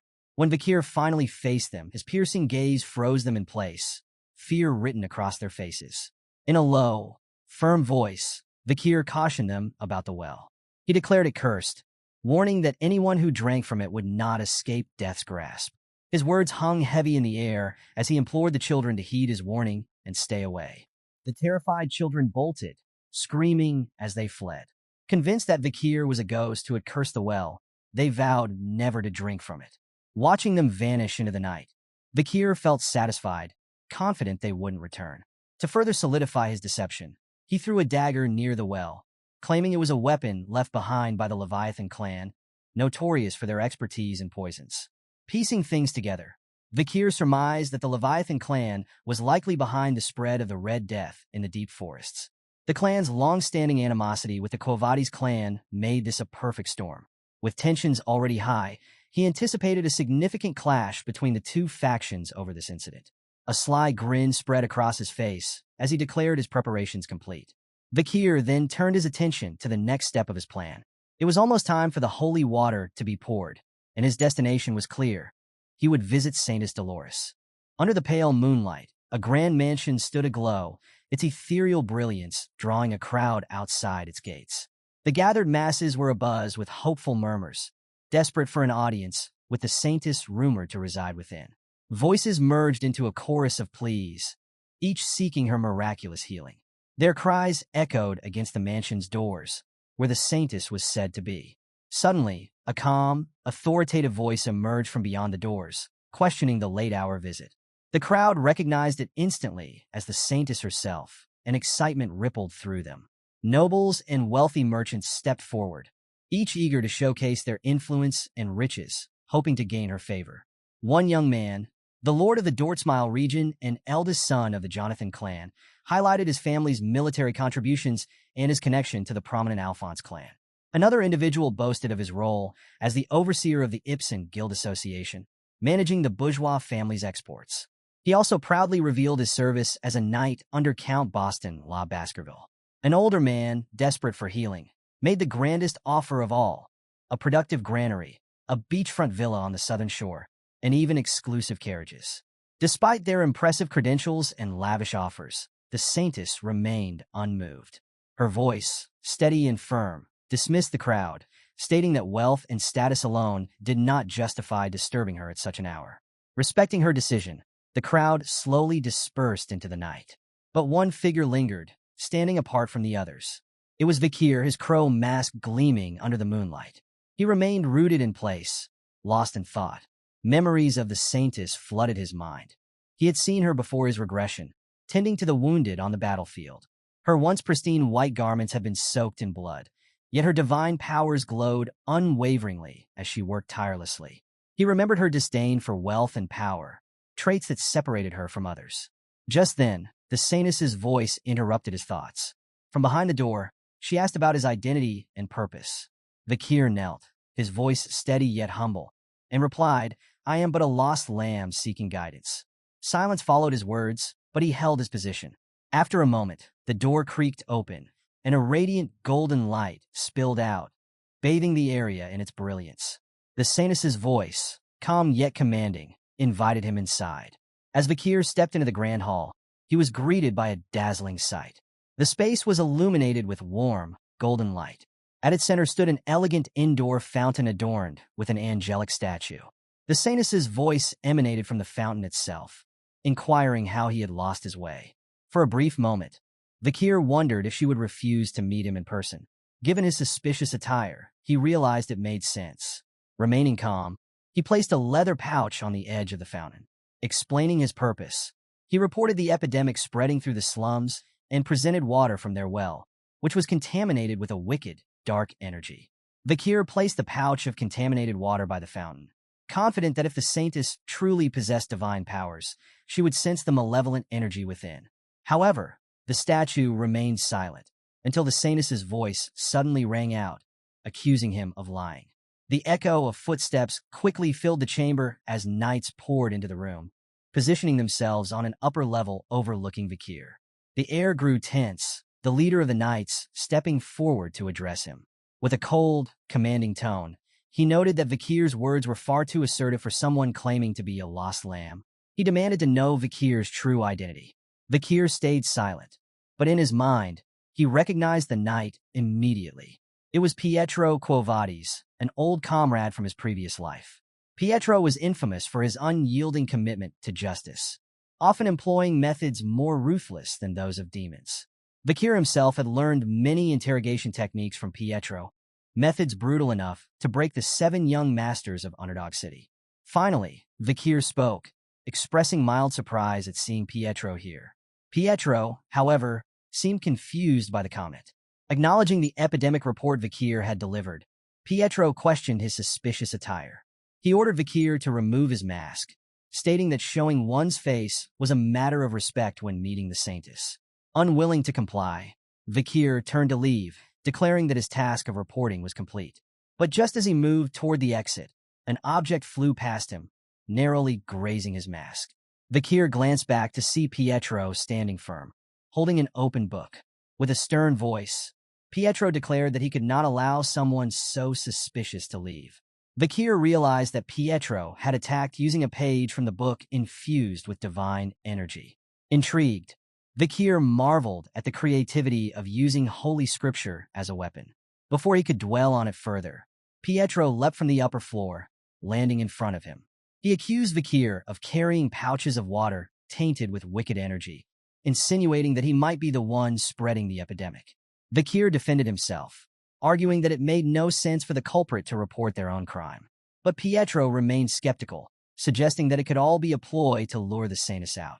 Inwardly, Vakir couldn't deny the accuracy of Pietro's words. Without further warning, Pietro launched an attack, using the divine-infused pages as projectiles. Vakir dodged with precision, leaping from one spot to another, evading the relentless assault. He contemplated activating his aura to gain the upper hand, but hesitated. Doing so would risk exposing his identity as a member of the Baskerville clan. Instead, Vakir capitalized on an opening, propelling himself off the wall to deliver a powerful kick aimed at Pietro. The knight swiftly raised his arm guard, topped with his book, to block the blow. The impact was so forceful that the ground beneath Pietro cracked. Staggered, he looked at Vakir in astonishment, unable to comprehend how such immense strength could come from Vakir's seemingly small frame. Wasting no time, Vakir used his other leg to push off Pietro, propelling himself away. As he landed, he reflected on a technique he had developed 2 years ago after defeating the Oxbear, a method called 600 kilogram stability. This was his first time testing it in combat, and he was impressed by its effectiveness. Seizing the momentum, Vakir charged forward, unleashing a rapid barrage of punches. Pietro used his book as a shield, deflecting the blows. But the relentless assault began to turn the tide against him. For the first time in the encounter, Pietro realized that the so-called lost lamb was anything but weak. Vakir, no longer holding back, unleashed the Cerberus flame, sending a torrent of fire straight at Pietro. The flames engulfed his book and spread to his hands, forcing him to throw the burning tome aside. With a pained cry, Pietro plunged his hands into the fountain's flowing water, desperate to soothe the searing agony. Calm and composed, Vakir asked if Pietro wanted to continue. Pietro, though visibly shaken, remained defiant. Without warning, he charged at Vakir, accusing him of irreligion for using sorcery. In response, Vakir swiftly kicked the burning book, sending it flying straight at Pietro's face. Momentarily blinded, Pietro staggered, giving Vakir the perfect opening. Seizing the opportunity, Vakir delivered a devastating punch to Pietro's chest. The impact reverberated through the room, shattering Pietro's armor and sending him hurtling backward. He crashed into the fountain statue, breaking it apart before slamming into the wall with a sickening thud, coughing up blood. Above, the knights were frozen in shock, struggling to process what they had just witnessed. One murmured in disbelief, wondering aloud if this was all a dream. Another insisted it was impossible. Pietro Quo Vadis, the unyielding warrior, had been defeated. As Pietro lay crumpled and dazed, several knights rallied to his side, forming a defensive line with their shields and swords raised, ready to confront Vakir. Vakir, not wanting to escalate matters further, addressed them, stating he was prepared to continue if necessary. Before he could finish, however, a commanding voice cut through the tension. Enough! The Saintess had arrived. Her presence silenced the room as she took a moment to survey the scene. Turning her gaze to Vakir, she addressed him directly, asking if he was the lost young lamb. Recognizing her as Saintess Dolores, Vakir confirmed his identity. The Saintess regarded him thoughtfully, then remarked with a wry smile, "You look more like a puppy than a lamb. A small puppy, covered in injuries." A knight bristled at the comment, declaring, "He's no puppy. He's a blood-crazed wolf." But the Saintess dismissed the remark, ordering the knight to fetch tea. Confused but obedient, the knight departed, while the Saintess began walking away, her gaze lingering on Vakir as she expressed her intention to speak with him. Moments later, Vakir and the Saintess sat across from each other at a tea table. Pietro stood behind her, his watchful eyes fixed on Vakir, who couldn't help but silently observe the Saintess. She appeared no older than 16, yet her reputation was far-reaching. Vakir recalled her full name, Saintess Dolores Quo Vadis. During the war against demons, she had worked tirelessly on the front lines, saving countless lives. She was revered by warriors and marshals alike, including Vakir himself, as a symbol of compassion and virtue during the bleakest days. Breaking the silence, the Saintess sighed and admitted she'd been feeling stressed.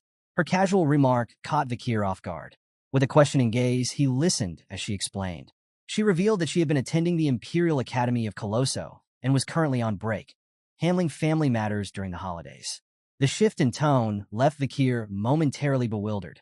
Why were they discussing such mundane topics? The Saintess continued, gazing out the window as she described the constant demands placed upon her by nobles and merchants. She lamented how they sought her help at all hours, often for trivial matters.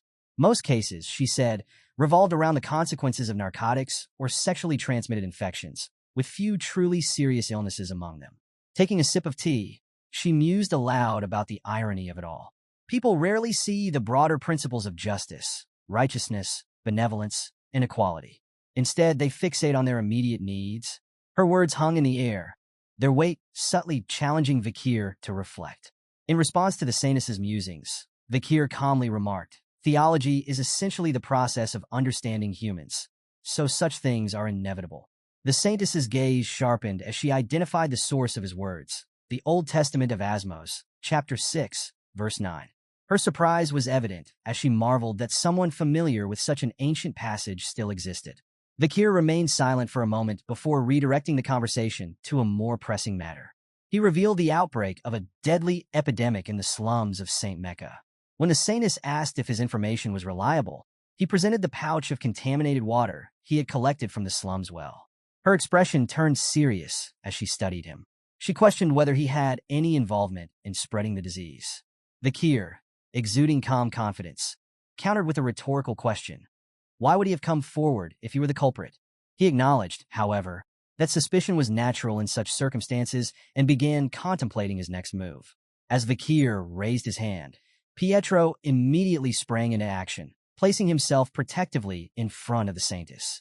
Urging her to take cover, he prepared for what he expected to be an attack.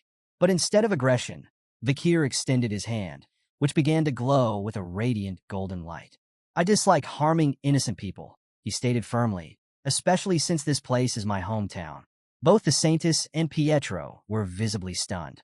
The saintess, in particular, couldn't hide her astonishment as she recognized the divine power emanating from Vakir. "Are you a believer of Lun?" she asked, her voice tinged with disbelief. Maintaining his composure, Vakir calmly replied, "Now, will you hear me out?" He proceeded to recount his observations, revealing that he had seen suspicious individuals pouring liquid from glass bottles into the slum's water supply. He identified these individuals as the true culprits behind the epidemic. The saintess, taken aback by the gravity of his revelation, asked what motive these perpetrators could have. Vakir laid a map on the table, pointing to two key locations as he explained his deductions.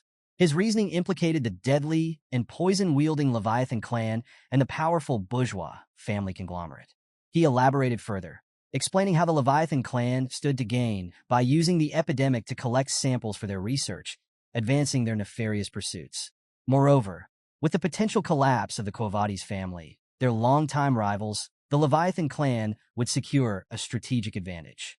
Turning his attention to the bourgeois family, Vakir detailed how their gains would come in the form of financial opportunities. During an epidemic, laborers perish, leaving landowners bankrupt.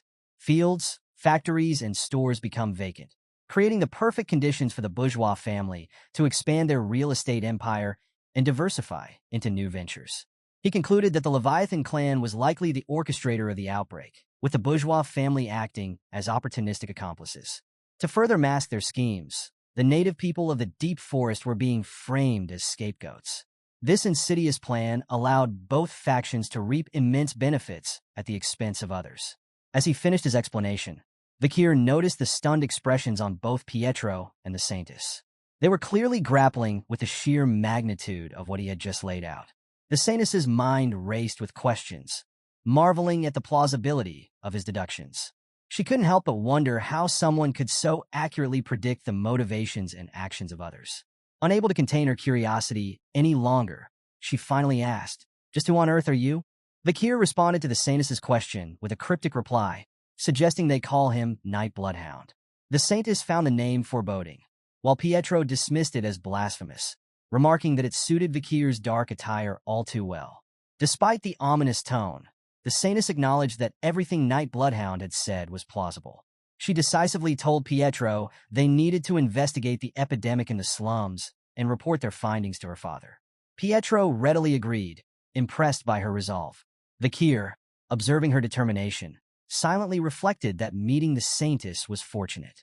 He was confident that with her involvement, progress would now be swift.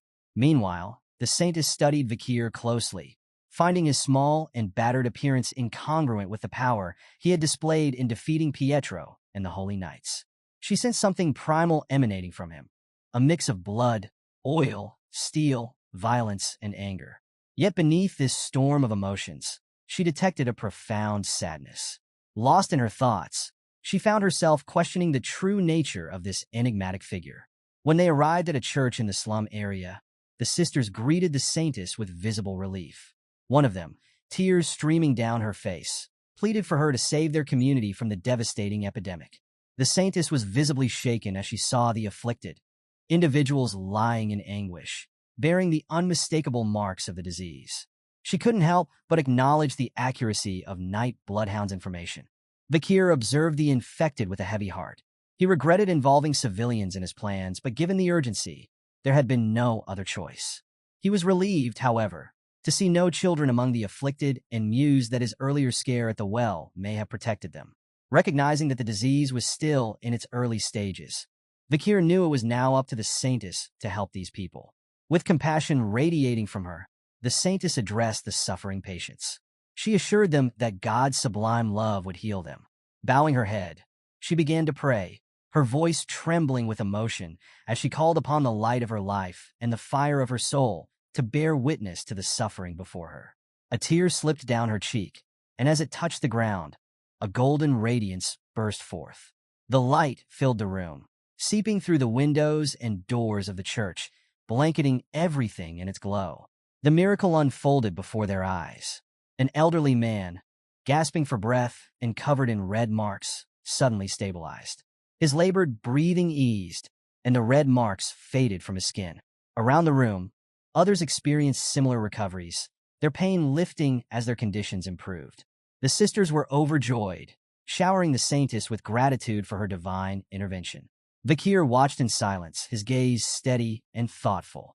He recognized the incredible power she possessed and realized that her holy water could bring life-saving miracles to the deep forest. Later, Saintess Dolores sat at her study table, the soft glow of a candle illuminating her focused expression. Before her lay a map, where she meticulously marked key areas with precision. Her thoughts were consumed by the situation. While her divine power had temporarily healed the afflicted, she knew it wasn't a permanent solution. New cases would continue to emerge unless the root cause of the epidemic was addressed.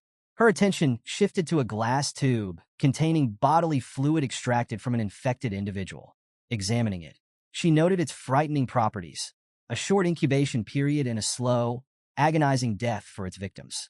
Its malignancy caused prolonged suffering, and she understood that the infection would only grow worse unless the source was eradicated. Determined, the Saintess concluded that purifying the deepest well in the slums was the key to stopping the outbreak. She envisioned concentrating her divine power into a single drop, enough to cleanse the contamination and end the spread of the disease once and for all. A sudden wave of realization broke through the Saintess's thoughts. She exhaled deeply, rising from her seat with a renewed sense of purpose. It wasn't the time to lose herself in contemplation, she reminded herself. There were more people to help, more pain to heal. But as she prepared to leave, a sharp headache struck her, forcing her to clutch the edge of the table for support. Concern flickered across her mind. Was it anemia? Perhaps the toll of overusing her divine powers was catching up to her. Despite the strain, she steadied herself, summoning every ounce of resolve. Her commitment to alleviating the suffering of others was unshaken. Emerging from her room, Saintess Dolores was greeted by a trio of noblemen. One of them, brimming with enthusiasm, joyfully called out her arrival. Addressing her with reverence, he assured her they were ready to accompany her. Intrigued, Dolores inquired about their presence. Eagerly, one of the men explained their purpose. They had come to offer assistance, concerned for her well-being. They couldn't possibly allow someone as noble as her to face the low and dirty conditions of the slums alone. With pride, they announced they'd brought 3 wagons filled with donations and emergency relief supplies, joking that the recipients had hit the jackpot that day.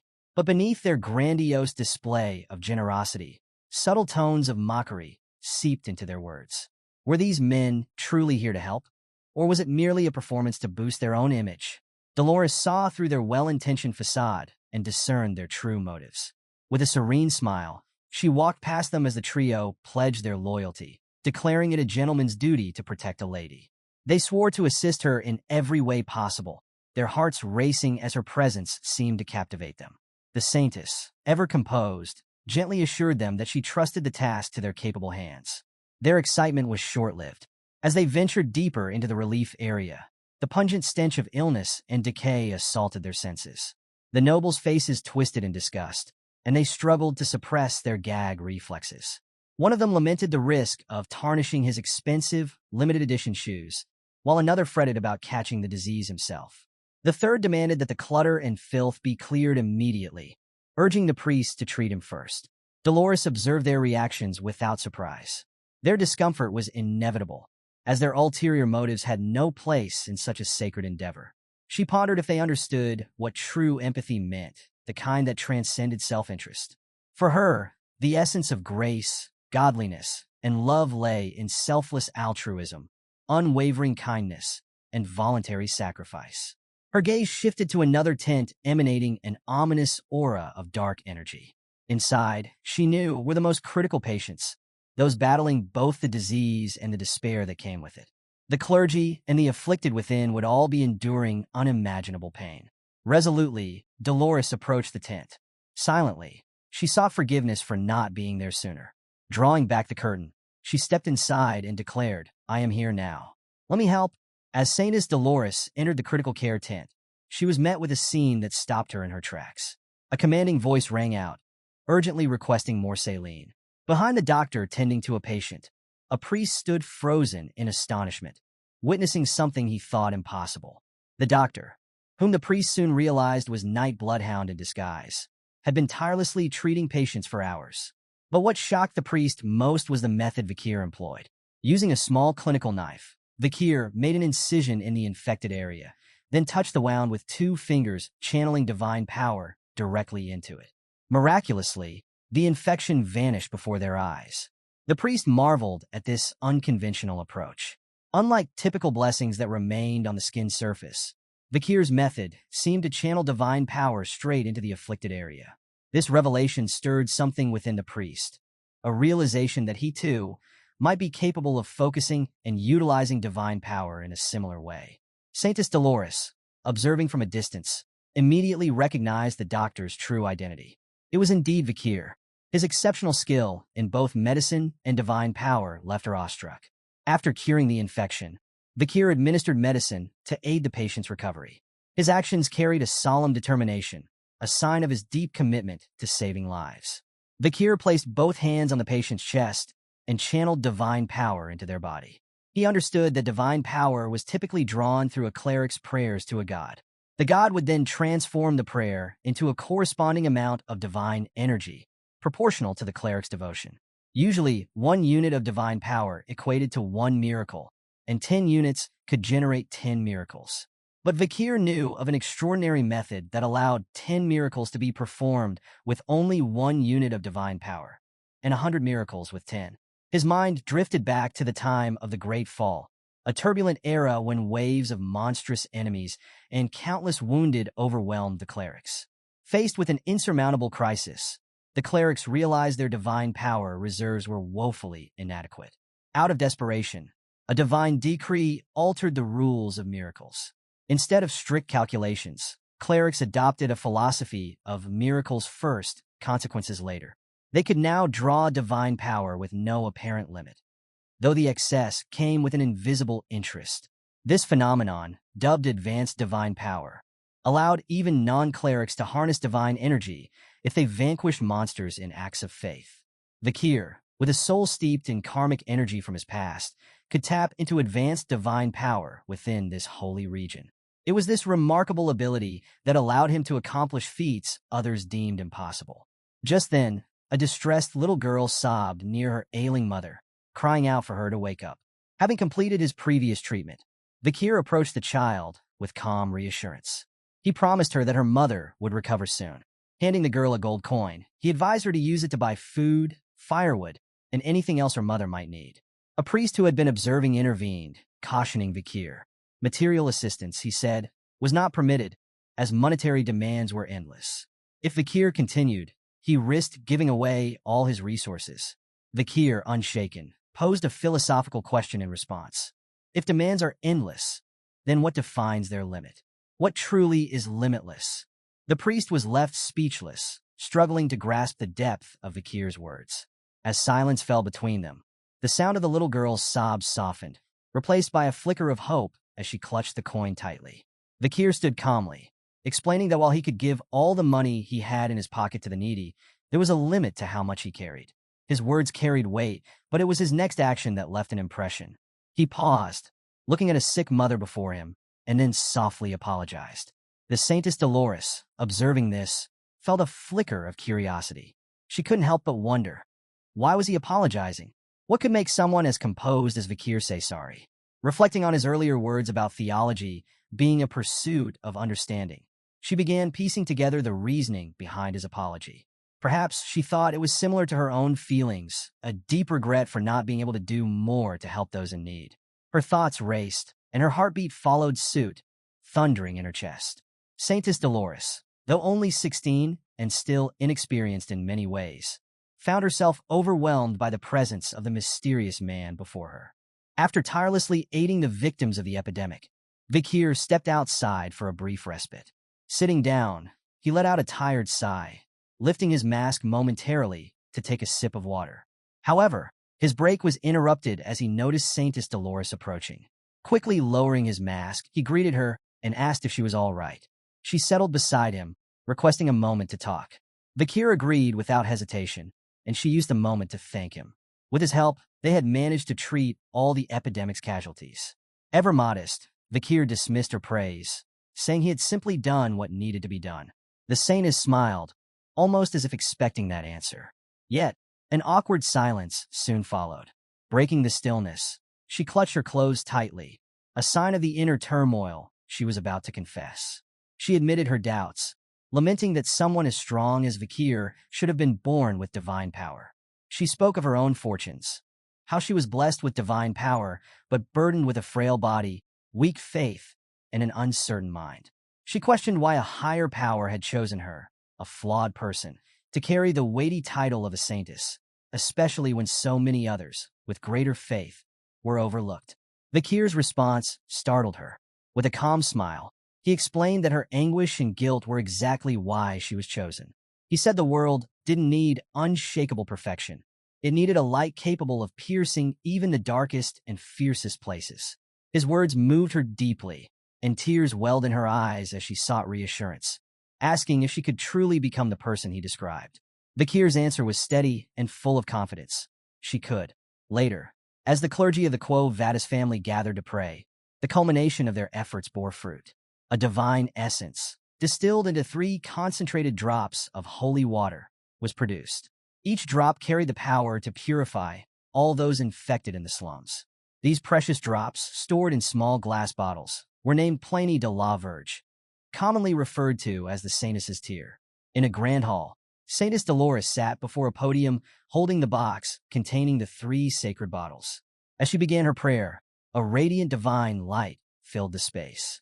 Her voice resonated with conviction as she spoke of the woman chosen to nurture the only son of a higher power. She recounted sleepless nights of anguish, the heartache that outpaced her endurance, and the immeasurable sorrow carried in silence. Declaring the day as one of profound suffering, she channeled all her emotions into her prayer. As she concluded, the divine light descended upon the podium, enveloping it in a luminous glow.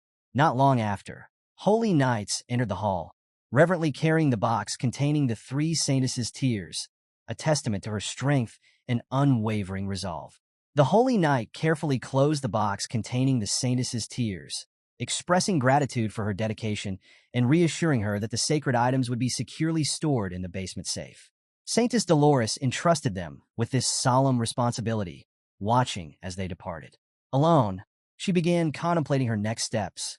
Nearby, a priest knelt in solemn prayer before a statue of the goddess, his focus unwavering.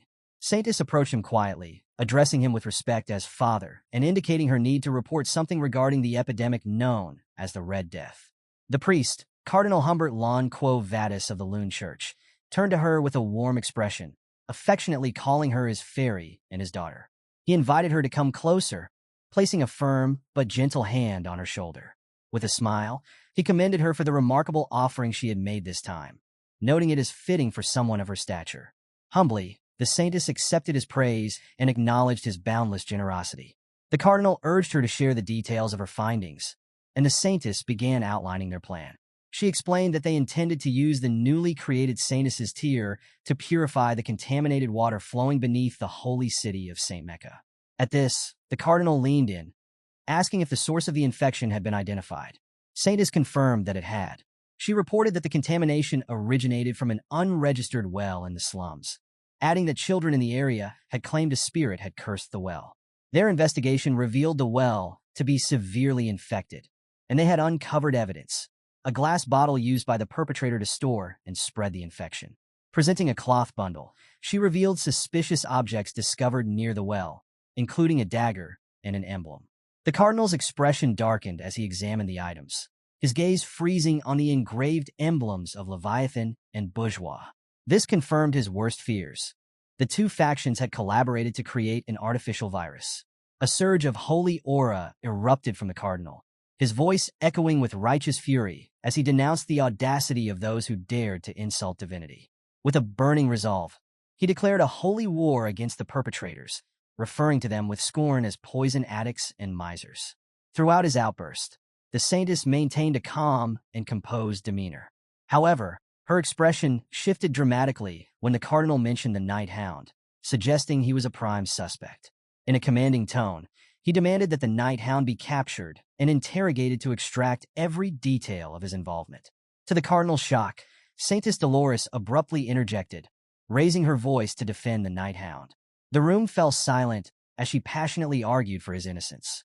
She emphasized that the Night Hound had worked tirelessly to treat the infected, and his actions had prevented countless casualties. Resolute and unwavering, she declared that someone who had dedicated himself to saving lives could not possibly be evil. The cardinal regarded her with a mix of surprise and displeasure. After a moment, he remarked cryptically that he knew what was truly happening. His words left the saintess confused and uneasy. He then raised his hand toward the heavens, declaring that the Night Hound was ultimately to blame for the situation. The saintess's defiance, the first time she had ever gone against him, only solidified his conviction. With a determined gleam in his eye, the cardinal declared that he would personally interrogate the Night Hound to uncover the truth. Suddenly, an overwhelming pressure emanated from Cardinal Humbert, causing Saintess Dolores to cry out in alarm. A radiant beam of divine light shot skyward from his raised hand, illuminating the entire city with an awe-inspiring glow. With a tone of finality, the cardinal informed the saintess that her opposition was futile. He had already dispatched the paladins to capture the Night Hound. At an inn where Vakir had been staying for the past few days, a group of holy knights surrounded his room. Communicating through precise hand signals, they meticulously planned their next move. With determined resolve, one knight kicked the door open, accusing the Night Hound of being the prime suspect in the Red Death outbreak. However, their accusations echoed through an empty room. Vakir was nowhere to be found. They stood in stunned silence, realizing that their target had eluded them. Back at the cathedral, a priest rushed toward Cardinal Humbert and Saintess Dolores, his voice filled with urgency. The cardinal, remaining calm, questioned the nature of the disturbance. After a moment of hesitation, the priest delivered the distressing news. One of the saintess's tears had vanished from the basement safe. A bead of sweat trickled down the saintess's face as she processed the revelation. She wondered if this disappearance was the true reason for the Night Hound's presence in the city. Meanwhile, Vakir stood atop a watchtower overlooking the city, holding the missing saintess's tear in his hand.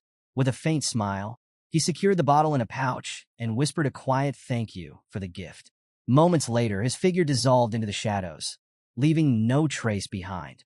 Elsewhere, Ian stood at the edge of a cliff, bow in hand, confronted by a fearsome Cerberus. The monstrous beast, its hide riddled with arrows, growled ominously, its three heads focused on her every move.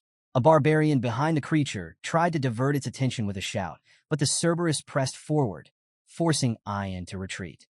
Step by step, she edged backward until the ground beneath her gave way. Losing her footing, she tumbled over the cliff, crashing through tree branches on her descent. None of the branches slowed her fall, and she finally landed hard on the ground below.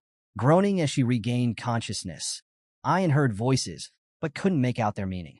Slowly, she managed to open her eyes, her blurred vision settling on two men standing nearby. One of them observed her condition with a neutral expression, while the other wore a greedy smile. It quickly became clear that these men were merchants transporting supplies, their journey interrupted by the discovery of Ian lying injured on the ground. Sometime later, Ian found herself thrust into a dire situation. Visibly nervous, she gripped a sword tightly in her hands. Behind her stood a confining wooden wall, offering no escape. Surrounding her was a raucous, massed crowd cheering loudly, their energy feeding the tension in the air. Facing her was a hulking opponent, a battle-scarred man with a sinister grin. He clacked his fingers menacingly, signaling the start of their confrontation. The battle commenced with the man charging at Ian, a thunderous shout accompanying his movement. His confidence in his victory was palpable, but despite her fear, Ian moved with agility. She dodged his attack with a quick leap and retaliated with a swift slash of her sword, leaving a shallow wound on his shoulder. To her dismay, her opponent barely flinched. With brute strength, he grabbed her midair by the leg and hurled her violently against the wooden barrier, the crowd erupting into cheers as the fight escalated. Ian's body collided harshly with the wooden wall, the impact forcing blood to spray from her mouth as waves of pain surged through her battered form. Tears welled in her eyes, not only from the agony, but from the humiliation of her defeat. The masked onlookers erupted into boisterous laughter, their cruel amusement echoing through the arena. To them, her suffering was nothing more than entertainment, a brutal spectacle they relished. Lying on the cold ground, her tears streamed freely, mingling with the dirt beneath her. Defeated and broken, Ian's spirit seemed on the verge of shattering. Her opponent, basking in his triumph, let out a victorious shout, his voice reverberating through the arena as the crowd roared its approval. In this moment of despair, a flicker of hope emerged. Images of her mother and family materialized in her mind, like a beacon cutting through the suffocating darkness. Summoning every ounce of strength, Ian resolved to rise. She clawed her way to her feet, ignoring the burning pain in her body. The crowd, once indifferent, now took notice of her defiance. The murmurs grew louder as the masked observers speculated about her determination and what it could mean for the unfolding battle. Finally standing tall, Ian smeared lines of dirt mixed with her blood across her face, a symbol of her inner fire.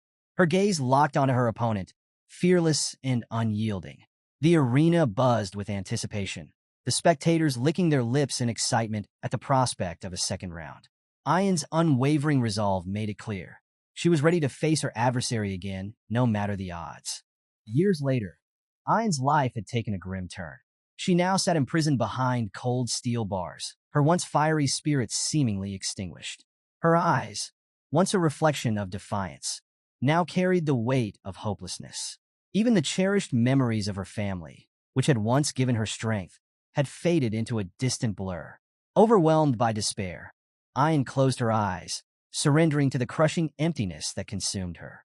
Amid the suffocating silence of her cell, a sudden noise jolted her back to awareness. Her eyes snapped open to find a glass tube with remnants of elixir lying before her. She recoiled instinctively, fear gripping her as she noticed a figure standing just beyond the bars. The shadowy figure stepped closer. It was none other than Vakir. Without a word, he opened her cell door and, in the rough, guttural language of the barbarians, instructed her to leave. Reality abruptly shifted. Ian awoke, gasping for breath, her face wet with tears. The torment she had experienced wasn't reality, but a vivid, haunting dream. As she lay on her mother's lap, the matriarch gently inquired if Ian had been dreaming. She mentioned that even in her sleep, Ian had called out for Vakir. The dream wasn't the only source of pain, however. With a trembling voice, Ian confided in her mother about the agony that consumed her. Her chest ached, her body burned, and a strange, suffocating dryness had taken hold of her heart. She feared she might be afflicted with the Red Death and, through tears of anguish, admitted that the pain was so overwhelming it made her regret being born into this world. The matriarch, seeing her daughter's despair, sought to comfort her. Placing a gentle hand on Ian's trembling form, she began to recount a tale, her voice soft and soothing, like a balm for Ian's wounded spirit. The matriarch's voice softened as she recounted a story from long ago. She and Ian's father had planted a small seed together. He buried it in the soil while she faithfully watered it every day. Before long, the seed sprouted and grew into a healthy, beautiful flower. When the time came, they harvested the flowers, extracted their sap, and smoked it. What followed was a euphoria that brought them joy, and it was during this time of happiness that Ian came into their lives. However, the story took a somber turn. Due to a grave misdeed, Ian's father was executed by her grandfather. The matriarch paused, observing her daughter's pained expression. Ayan, grappling with her worsening health, expressed her despair. The matriarch, with a gentle smile, reminded her that life is unpredictable, filled with both trials and triumphs. She urged Ayan to endure these hardships and hold on to hope, assuring her that Vakir would return with a cure. But Ayan, lost in her despondency, rejected her mother's comfort, voicing her doubt that Vakir would ever come back. Just as she finished speaking, a sudden shout from outside shattered the quiet atmosphere. The exclamation was clear. Vakir had returned, and he had brought the much-needed medicine. The matriarch's face lit up with a smile as she reassured Ayan, affirming that her faith in Vakir had been right. However, when she turned to share her joy with her daughter, Ayan was already gone, having bolted outside. The matriarch, slightly annoyed, muttered to herself, wondering if Ayan truly had the Red Death after all. Meanwhile, Ayan raced through the settlement, her heart pounding with both hope and desperation. Her thoughts flashed back to when Vakir had helped her escape a life of slavery. She recalled his fearless stance against Madame Eight Legs and the lesson he had imparted through his actions, the power of facing one's fears head-on. It was Vakir's example that had given her the strength to rise above her own pain and fear. Finally, Ayn arrived at the gathering of barbarians, her eyes locking onto Vakir. There he stood, resolute and calm. Vakir expressed surprise at seeing her, remarking that he had heard she was afflicted with the Red Death. Ayn didn't answer with words. Overcome with emotion, she ran straight at him and leaped into a powerful hug, sending both of them crashing to the ground. As she held onto him tightly, Vakir groaned in mock protest, joking that her first hug might have broken his back had he not reinforced himself with mana. He then asked how someone supposedly afflicted with the Red Death could muster such strength. Ayan, still clinging to him, confessed that as soon as she heard he had returned, her body felt lighter. Confused but relieved, Vakir inquired if she was truly fine. Ayan reassured him with a smile, admitting she might be pretending to feel better, but her joy was genuine. She then welcomed him back, her face glowing with happiness. Vakir smiled warmly and replied, "I'm back." Inside a nearby tent, Ahul lay gravely ill on a bed, her breaths labored and her condition dire. Vakir sat beside her, surrounded by concerned barbarians. Their faces were tense, the air thick with anxiety. Determined to act, Vakir opened a pouch, revealing the Sainus' tear. A brilliant golden radiance spilled from the vial as he held it up, bathing the room in a warm, healing light. The golden aura cascaded over Ahul, and the group watched in astonishment as the red spots on her body began to vanish. Gasps and exclamations erupted from the barbarians as they witnessed the seemingly miraculous cure. The Sainus' tear had eradicated the Red Death from Ahul, leaving her breathing easier, her color returning to normal. The barbarians, their gratitude palpable, began to praise Vakir, hailing him as the bringer of the cure. Vakir, however, remained focused. He asked Ayan about the number of patients in their tribe, and she reported that including Ahul, there were around 30 infected.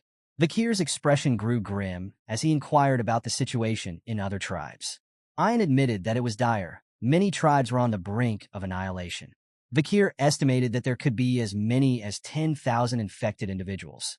Resolutely, he urged her to send word to the other tribes, instructing them to gather their sick in preparation for treatment. The battle against the Red Death had only just begun. Ayan, concerned about the magnitude of the crisis, hesitantly asked Vakir if there was truly enough of the cure to go around. Vakir reassured her with calm confidence, stating that there was more than enough. He added that this was a perfect opportunity to showcase their tribe's strength and capabilities to others. His words inspired awe among the barbarians, who couldn't contain their admiration. They hailed him as nothing short of amazing. Remaining focused on practical matters, Vakir shifted the conversation to another pressing issue, a swamp monster named Ka. He revealed that he had defeated it during his journey and instructed the barbarians to retrieve the creature for sustenance. Once again, murmurs of amazement rippled through the crowd, as the barbarians marveled at his feats, realizing how far beyond their abilities Vakir truly was. Refocusing the group, Vakir urged the tribes to gather near the river catchment area for the next phase of the plan, emphasizing the need for swift action. After some time, the various barbarian tribes assembled by the riverbank, their leaders and members alike watching intently. Vakir stood at the forefront, holding the Sanus's tear in his hand. With deliberate motion, he poured the contents into the river. From the point of contact, a radiant golden light surged outward, illuminating the entire river as it flowed, casting the forest in a resplendent glow. Turning to address the gathered leaders, Vakir explained that the water had been purified and all the infected needed to do was drink it. The afflicted, with the help of others, began to partake in the blessed water. Laughter and joy soon filled the air. Cries of amazement echoed as individuals exclaimed that the Red Death had vanished. The weight of sickness lifted, replaced by a sense of newfound life. The tribes celebrated together, their cheers resonating through the forest. Vakir turned to the matriarch, explaining that the purification process was spreading throughout the river's catchment area, ensuring that the bacteria would soon be eradicated entirely. The matriarch, deeply impressed, suggested that Vakir be named the tribe shaman. However, just as Vakir began to decline, the ground trembled. A resounding thud shook the earth as one of the tribe leaders stomped his foot, creating a visible crack in the ground. All eyes turned to the source of the commotion. With a thunderous voice, the leader called out, asking the people of the deep forest, "What is the name of the hero who purified our land?" In unison, the barbarians pounded their feet rhythmically and chanted, "Vakir." Another tribe member stepped forward, asking, "Who saved our families from the Red Death?" Again, the crowd answered with a resounding, "Vakir." The leader of a third tribe posed the final question, "Who has brought hope and a bright tomorrow to the deep forest?" The reply was the same, Vakir's name. Spoken in unison, a thunderous chorus of gratitude and acknowledgement. The forest resonated with the chants of Vakir's name. The tribes united in celebrating the man who had brought healing and hope to their home. Amid the jubilant atmosphere, Vakir's mind was already calculating his next steps. The actions of the Poison Clan, while destructive, had inadvertently created an advantageous situation. Winning over the Deep Forest tribes was not just a victory. It was a strategic blow to the Baskerville clan. As a member of the Baskerville clan himself, Vakir recognized the opportunity to outmaneuver them, particularly Hugo, who had long stood as a rival. A sinister smile tugged at his lips as he plotted his next move, knowing the loyalty of the mountain natives might just turn the tide in his favor. The matriarch joyfully announced the commencement of a festival to celebrate their newfound hope and victory over the Red Death. However, before the excitement could build, Vakir interjected, his voice steady but firm. He explained that there was still one critical task to address. Both the matriarch and Ayin turned to him with questioning looks. Vakir clarified his intent, finding and exposing the individual responsible for spreading poison in the forest. Elsewhere, deep within a shadowy cave, a man named a human indulged in his sinister thoughts. He chuckled darkly, confident that his plan was unfolding perfectly. In his mind, enough time had passed for everyone to succumb to the poison. He sneered, blaming an Imperial brat for forcing him into a deal with Imperial smugglers. Still, his lips curled into a self-satisfied smirk as he envisioned the next phase of his plan, posing as the savior of his tribe by offering the antidote at just the right moment. The crowning touch, as he saw it, was his decision to infect even his own granddaughter, a Huel, as part of this elaborate deception. To him, it was a masterstroke. However, as a human emerged from the cave and returned to the village, he was met with an unsettling sight. Contrary to his expectations, the villagers were bustling about happily, full of life and energy. His brows furrowed in confusion. Just days earlier, he had seen them gasping for air and on the brink of collapse. His bewilderment deepened further when he saw a Huel, his supposed victim, cheerfully cooking food. Stunned and unable to reconcile the scene before him, a human rushed to the riverbank, hoping to make sense of the inexplicable turn of events. As he reached the water's edge, he was met with an even greater shock. The river was pristine, its crystal-clear waters reflecting his own astonished face. He stared, slack-jawed, wondering how the water had become so pure and how the fish in the river were alive. Despair etched itself across his face as the weight of the realization began to settle in. Before he could process his thoughts, a voice broke through his daze. "Clear water, isn't it?" The casual remark came from Vakir, who had materialized behind him. Startled, a human recoiled, hissing in frustration as he referred to Vakir as an imperial bastard. Internally, he scrambled, wondering when Vakir had arrived and what he knew. But his unease deepened further as he noticed Vakir wasn't alone. A group of barbarians stood behind him, their expressions grim and their stance firm. Vakir's sharp gaze locked onto a human, confirming what he had long suspected. A human was the culprit behind the spread of the Red Death.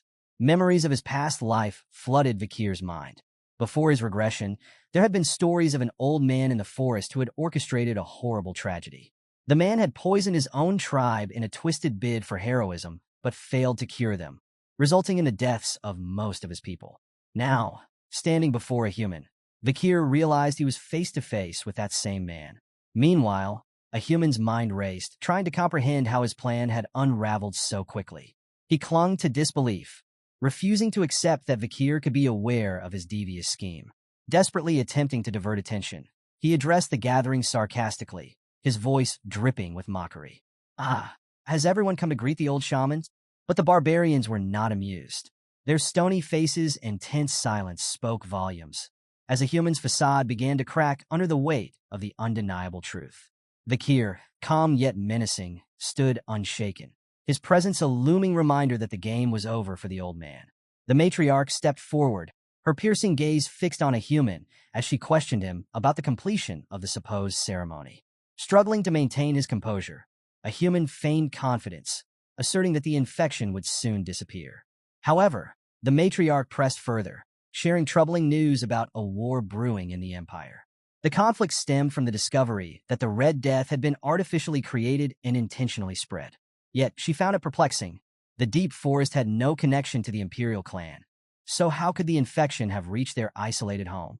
A human hesitated, his voice wavering as he claimed ignorance, insisting that he had only come to perform the rites for the tribe's recovery. The matriarch's sharp instincts picked up on his evasiveness. Her tone grew more pointed as she questioned why a human had been at the catchment area instead of staying in the village. Her eyes briefly met Vakir's, silently acknowledging the truth of his earlier observations about a human's suspicious movements. Meanwhile, a human, still clueless about the conversation's subtext, began to sweat under the scrutiny. Turning back to a human, the matriarch stated to Vakir, "Let's see if the rest of his claims hold true." A human, now visibly trembling, nervously asked what she meant. The matriarch didn't mince words. She recounted Vakir's earlier assertion that a human planned to exploit the Red Death crisis to portray himself as the tribe's hero, ensuring he had the cure in his possession to gain unquestionable influence. Suddenly, a chilling aura emanated from the matriarch, her authority palpable. A human tensed, his body betraying his fear. The matriarch's voice cut through the tension like a blade, as she demanded to see the contents of his pouch. As the scene unfolded, Vakir's mind drifted to a conversation he'd once had with Ayan, where she shared fragments of a human's mysterious past. A human wasn't a native of the Balac tribe. His origins were cloaked in secrecy. Long ago, he had arrived as a slave under the control of the previous shaman. But fate took a dark turn. A human orchestrated a coup, killing the shaman and stealing his sorcerous powers. For his role in the rebellion, he was elevated from a lowly slave to the tribe shaman. Despite his new title, a human's journey within the tribe wasn't easy. To integrate himself into the community, he undertook the dirtiest of tasks, including cleaning excrement and serving as bait for dangerous prey during hunts. Years of menial labor and humiliations followed before he finally earned respect in his old age. Now, as Vakir observed a human, he wondered if the aging shaman's hunger for power stemmed from those years of denial and suffering. Perhaps a human's ambition had led him to overstep the matriarch's authority in a bid to seize control of the entire forest. The matriarch's sharp tone broke Vakir's thoughts as she once again demanded a human's pouch. The old man, trembling, stammered an excuse. He claimed the pouch contained nothing more than flour he had saved for consumption after the ceremony. But as he reached for the pouch to prove his innocence, it slipped from his shaky grasp and tumbled into the river. Everyone watched in stunned silence as the pouch dissolved into the water. A human's eyes widened in horror, and he immediately tried to cover up his blunder, blaming his old man's tremors for the accidental loss. But the damage was done, and suspicion now hung heavy in the air. The truth that he had fought so hard to conceal seemed perilously close to being revealed. The matriarch turned to a human, her expression cold and measured, and acknowledged Vakir's earlier suspicions. She remarked on the suspicious nature of the pouch's disappearance, stating her disbelief that a human would throw it into the river. Vakir, unfazed, observed that with the pouch gone, its contents could no longer be verified using conventional means. A human, visibly rattled, erupted in anger. He loudly denied possessing any antidote and accused Vakir of framing him. With a theatrical flourish, he pointed an accusatory finger at Vakir, demanding that the matriarch punish him for disrespecting an honorable shaman. The matriarch responded with deliberate calm, agreeing that accusations without evidence could not be acted upon. Since a human believed himself innocent, she promised to uphold his honor and pride. A human smirked, feeling untouchable, confident that his manipulations had put him beyond reproach. But his confidence faltered when the matriarch ordered an Iliad. An Iliad was a long-standing Balac tradition, a trial by combat used to resolve disputes when arguments reached an impasse. The victor of the trial was deemed competent and righteous, while the loser faced the consequences of their incompetence or guilt. The matriarch emphasized the importance of tradition, calling on a human to honor it. Ayan, her voice laced with quiet mockery, pointed out that a human had always stressed the value of tradition, so now was the perfect opportunity for him to uphold it. Internally, a human cursed his misfortune, but had no choice but to agree. He proposed the Iliad be held in 4 days, on the night of the full moon, likely hoping to buy time to prepare. However, Vakir interjected with a cunning smile, reminding everyone that tradition dictated the challenger had the right to set the date. In a bold move, Vakir declared the Iliad would begin immediately. His plan had worked flawlessly. Cornering a human into a trial was part of his strategy from the start. Near the summit of the mountain, the Balac tribe gathered under the watchful gaze of their ancestors. The matriarch presided over the trial, her presence commanding respect. She announced the commencement of the Iliad within the warriors' circle, warning that any attempt to flee would result in execution by the warriors stationed nearby. Behind her loomed the warriors' mountain, where the graves of the tribe's ancestors rested. She invoked the ancestors' judgment, urging the participants to fight with honor and prove their righteousness. The atmosphere buzzed with anticipation as the tribe cheered for Vakir. Ayan, smiling brightly, shouted encouragement, urging Vakir to secure victory with a single strike. Her enthusiasm was echoed by others in the tribe, who chanted his name with fervor. A human, standing on the opposite side of the circle, clenched his jaw in frustration. The lack of support stung deeply. He bit his finger, letting drops of blood fall to the ground, summoning 3 skeletal warriors to assist him. He ordered them to guard his blind spots and notify him of Vakir's movements. Armed with a bow and arrow, a human smirked confidently. He believed his years in the forest gave him an insurmountable advantage over Vakir, who had only lived there for 2 years. To a human, the terrain was his ally, and all he needed to do was wait for Vakir to reveal himself. The moment Vakir stepped into view, a human was ready to take him down with a single, well-aimed arrow. Unbeknownst to a human, however, Vakir had no intention of fighting on his terms. A cunning plan was already in motion, and the shaman's overconfidence would soon lead to his downfall. Hanging silently upside down from a tree branch, Vakir observed a human from a concealed position. His mind briefly reflected on the usefulness of the silent heal skill he had acquired after defeating the master of the swamp. It was a Mashu technique that allowed him to approach targets without making a sound, a perfect ability for assassins. By eliminating even the faintest noise, it gave him a distinct advantage in stalking prey and striking with precision. As he watched a human summoning skeletons with necromancy, Vakir speculated about the shaman's origins.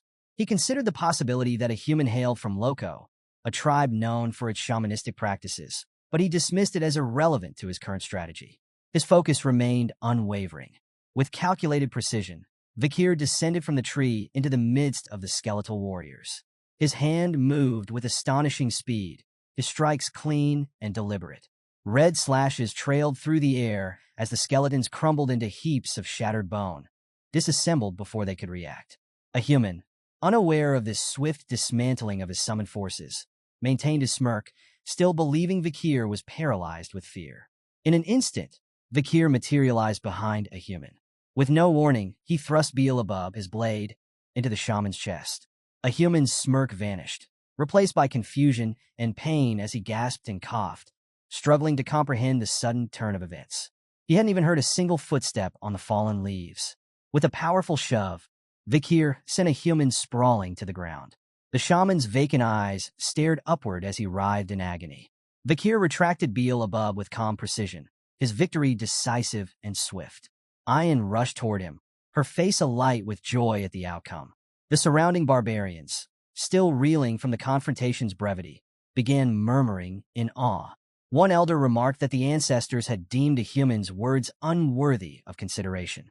The Iliad had concluded in a manner so swift and resolute that the silence of the mountain summit was broken only by the soft rustling of leaves in the wind. A human lay on the ground, writhing in pain, the burning sensation of his wound consuming him. Fearful of death, his thoughts spiraled into the bitterness of his past. Memories of humiliation and survival in the Balac tribe flooded his mind. The injustice of his life overwhelmed him as he fixated on his resentment toward Vakir, the Balac tribe, Loco, and everyone who had scorned him. In his anguished perspective, they all bore the blame for his downfall. Vakir, observing a human's suffering, turned to Ayan and suggested that ending the shaman's pain might be the more merciful course of action. Ayan, however, refused. His face hardened as he declared that a human, despite being his grandfather, didn't deserve pity. The near loss of a Huel, because of the Red Death, still weighed heavily on him, and in his eyes, a coward like a human deserved to endure his pain. Unbeknownst to everyone, a human, clinging to the last vestiges of his life, was scrawling something on the ground with his own blood. As his drawing neared completion, a foreboding purple aura began to emanate from the ancestral graves. The oppressive energy made the coffins creak open, sending chills through those present. Simultaneously, the sky darkened, and the ground pulsed with eerie, malevolent energy. The barbarians froze, their celebratory mood evaporating in an instant. Alarm rippled through the crowd as the ominous power radiated outward, its source undeniable. The matriarch's gaze snapped toward the graves, her expression shifting to one of deep concern. Among the witnesses, Ayan appeared particularly shocked, his face paling as he observed his grandfather's cryptic actions. "What is he doing?" Ayan shouted, his voice trembling as the unnatural energy from the graves intensified. The ancestral mountain, once a place of reverence and pride, now loomed under an ominous, otherworldly shadow. The barbarian's triumph turned to dread as the consequences of a human's final act began to unfold. Vakir, noticing the shock on Ayan's face, turned his attention to a human who lay on the ground. To his surprise, a human was still moving, despite Vakir being certain he had pierced the shaman's lungs. The barbarians nearby erupted in anger, accusing a human of desecrating the sacred graves and invoking the wrath of their ancestors. A human, now with glowing purple eyes and an ominous aura surrounding him, let out a chilling laugh. He mockingly questioned if he was truly the one who should fear the ancestors. Sensing something was gravely wrong, Vakir sprinted toward a human, urgently shouting that he needed to be killed immediately. But just as he reached him, an explosion of dark energy erupted, throwing him backward. Vakir landed with a grim expression, questioning himself if he had acted too late. Ayan arrived behind him, wide-eyed and horrified by the source of the blast. An arrow cloaked in dark energy had struck the ground near a human. The shaman gazed toward the mountain summit, his voice filled with malicious glee as he declared, "Since you wished for the ancestors' judgment, the time has come." Atop the mountain stood a figure, shrouded in a deathly aura, wielding a bow. The oppressive energy radiating from the figure sent chills through the air. A message reverberated among the onlookers, unveiling the identity of the figure, a Death Knight. Its risk rating ranged from A to S, a testament to the immense danger it posed. Death Knights were individuals who had reached the pinnacle of their lives only to be corrupted and transformed into powerful undead beings. Their souls and physical bodies were used to harness dark mana, which coursed through their veins and muscles, granting them devastating strength. Ayan's voice trembled as she questioned if the Death Knight was truly one of their ancestors. Meanwhile, Vakir analyzed the situation with grim focus. The thought of resurrection sorcery being used on a Balac ancestor seemed far beyond a human's abilities. His mind raced, pondering the horrifying possibility. Had a human turned himself into an undead being to gain such power? A human, his aura pulsating with dark energy, summoned a wave of skeletons to his side. With a mocking tone, he taunted the barbarians, asking if they truly believed he had lived among the Balacs without preparing countermeasures. He sneered as he revealed that their shock was premature, for there was not just one grave on Warriors Mountain. Moments later, numerous Death Knights began emerging from the surrounding graves, each emanating a chilling presence that sapped the resolve of those watching. Amid the chaos, a human climbed into a skeletal carriage, a grotesque creation of bone and dark mana. Laughing maniacally, he fled the scene, mockingly urging the barbarians to do their best in the fight against their resurrected ancestors. Ian, now seething with anger, drew his bow and aimed at his fleeing grandfather. "How low can you sink?" he shouted before releasing an arrow. But just before it could reach a human, another arrow shattered at mid-flight. Startled, Ian turned to find the source. It was the undead ancestor, the Death Knight, who had intervened. Before the situation could escalate further, an arrow streaked in from the forest, its speed and power obliterating the Death Knight's head in a single, decisive strike. The undead crumpled to the ground as all eyes turned toward the forest, searching for the mysterious archer responsible for the sudden intervention. The air buzzed with tension, the threat of both a human and the undead still looming over the tribe. As the undead fell one after another, the matriarch, standing tall amidst the chaos, commanded the warriors of the Balac tribe to prepare for battle. With unwavering authority, she reminded them that the undead were nothing more than a human's puppets. "Do not hesitate," she ordered. "Prioritize your survival and destroy these abominations." Her words galvanized the warriors, but the gruesome battle against their resurrected ancestors raged on. The Balac tribe struggled to hold their ground. The undead ancestors, powerful and relentless, seemed almost invincible, their strength surpassing anything the tribe had ever faced. Casualties mounted rapidly, the sight of fallen comrades weighing heavily on the morale of the tribe. Amid the chaos, an undead screamed defiantly, only to have its head obliterated by a precise arrow. Moments later, two more undead met the same fate, their heads pierced by the same deadly accuracy. Vakir's sharp eyes observed the matriarch herself as she dispatched the Death Knights one by one with single, well-placed arrows. Her skill was extraordinary. Each strike was a display of mastery. The Death Knights, beings on par with high-ranking warriors, fell like leaves under the might of the Night Fox, Aquila. Realization dawned on Vakir. This was the reason behind the legendary tales of Aquila, the warrior who had once protected the forest from the Empire's aggression. Turning to Ian, Vakir remarked with confidence that the matriarch's presence ensured the tribe's survival. He then urged Ian to follow him, explaining their true objective, locating a human and ending his schemes. Meanwhile, a human fled from the battlefield, his laugh echoing in the distance as he retreated. His mind twisted with resentment. He muttered to himself that the tribe would one day regret casting him out. Along the way, he issued instructions to a skeleton, tasking it with a mysterious errand. Though he had successfully resurrected the ancestors, he knew Aquila's strength posed a significant threat. "She's a genius," he admitted to himself, the strongest leader in the tribe's history. Still, a devious smirk spread across his face as he formulated a plan. Despite her brilliance, a human believed even Aquila wouldn't be able to handle the trap he was about to set. Vakir and Ian tracked a human to a hidden location deep in the forest. They discovered him sitting in the center of an elaborate magic circle, chanting an incantation. The area was marked by ancient stone pillars that exuded an ominous energy. Vakir, surveying the site, turned to Ian and asked if she knew its significance.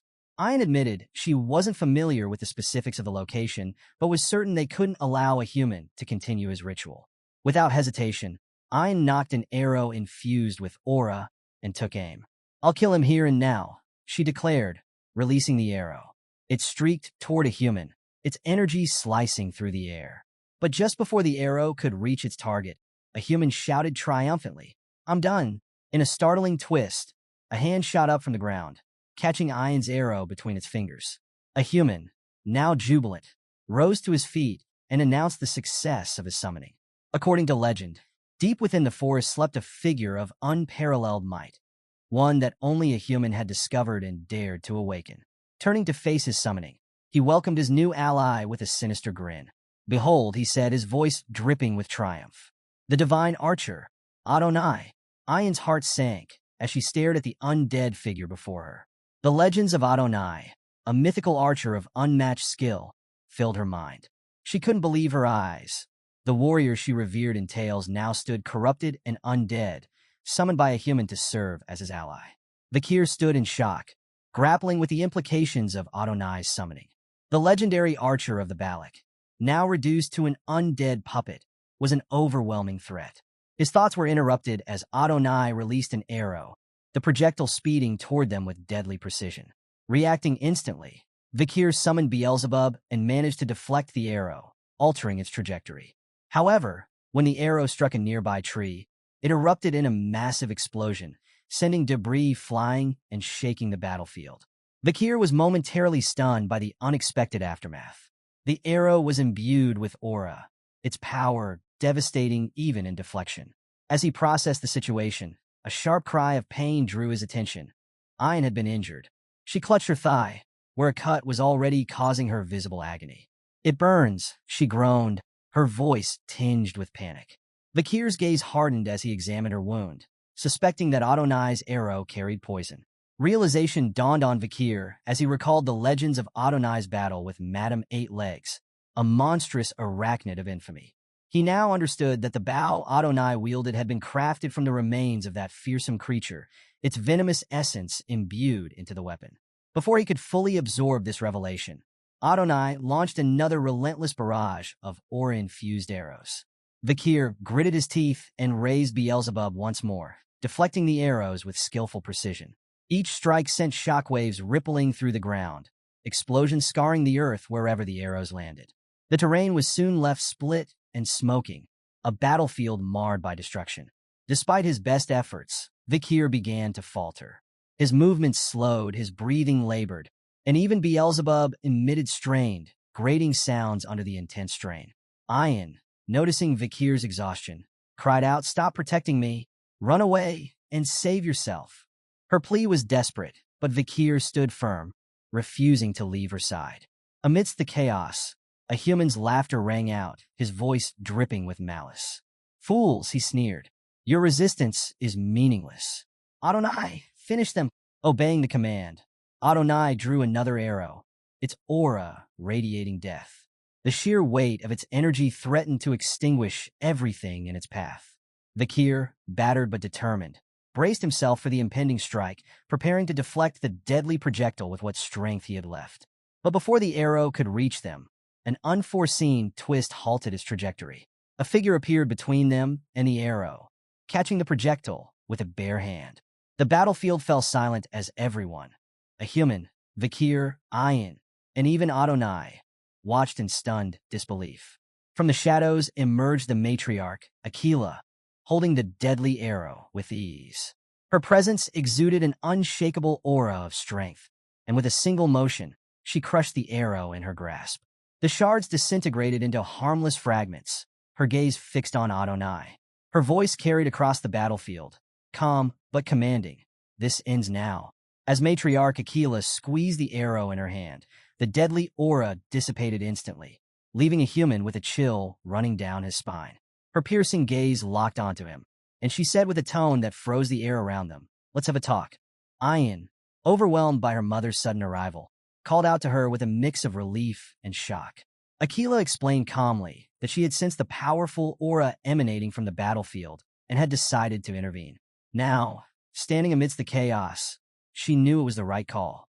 A human, still reeling from her presence, stammered out her name in disbelief, the confidence he once exuded now replaced by fear.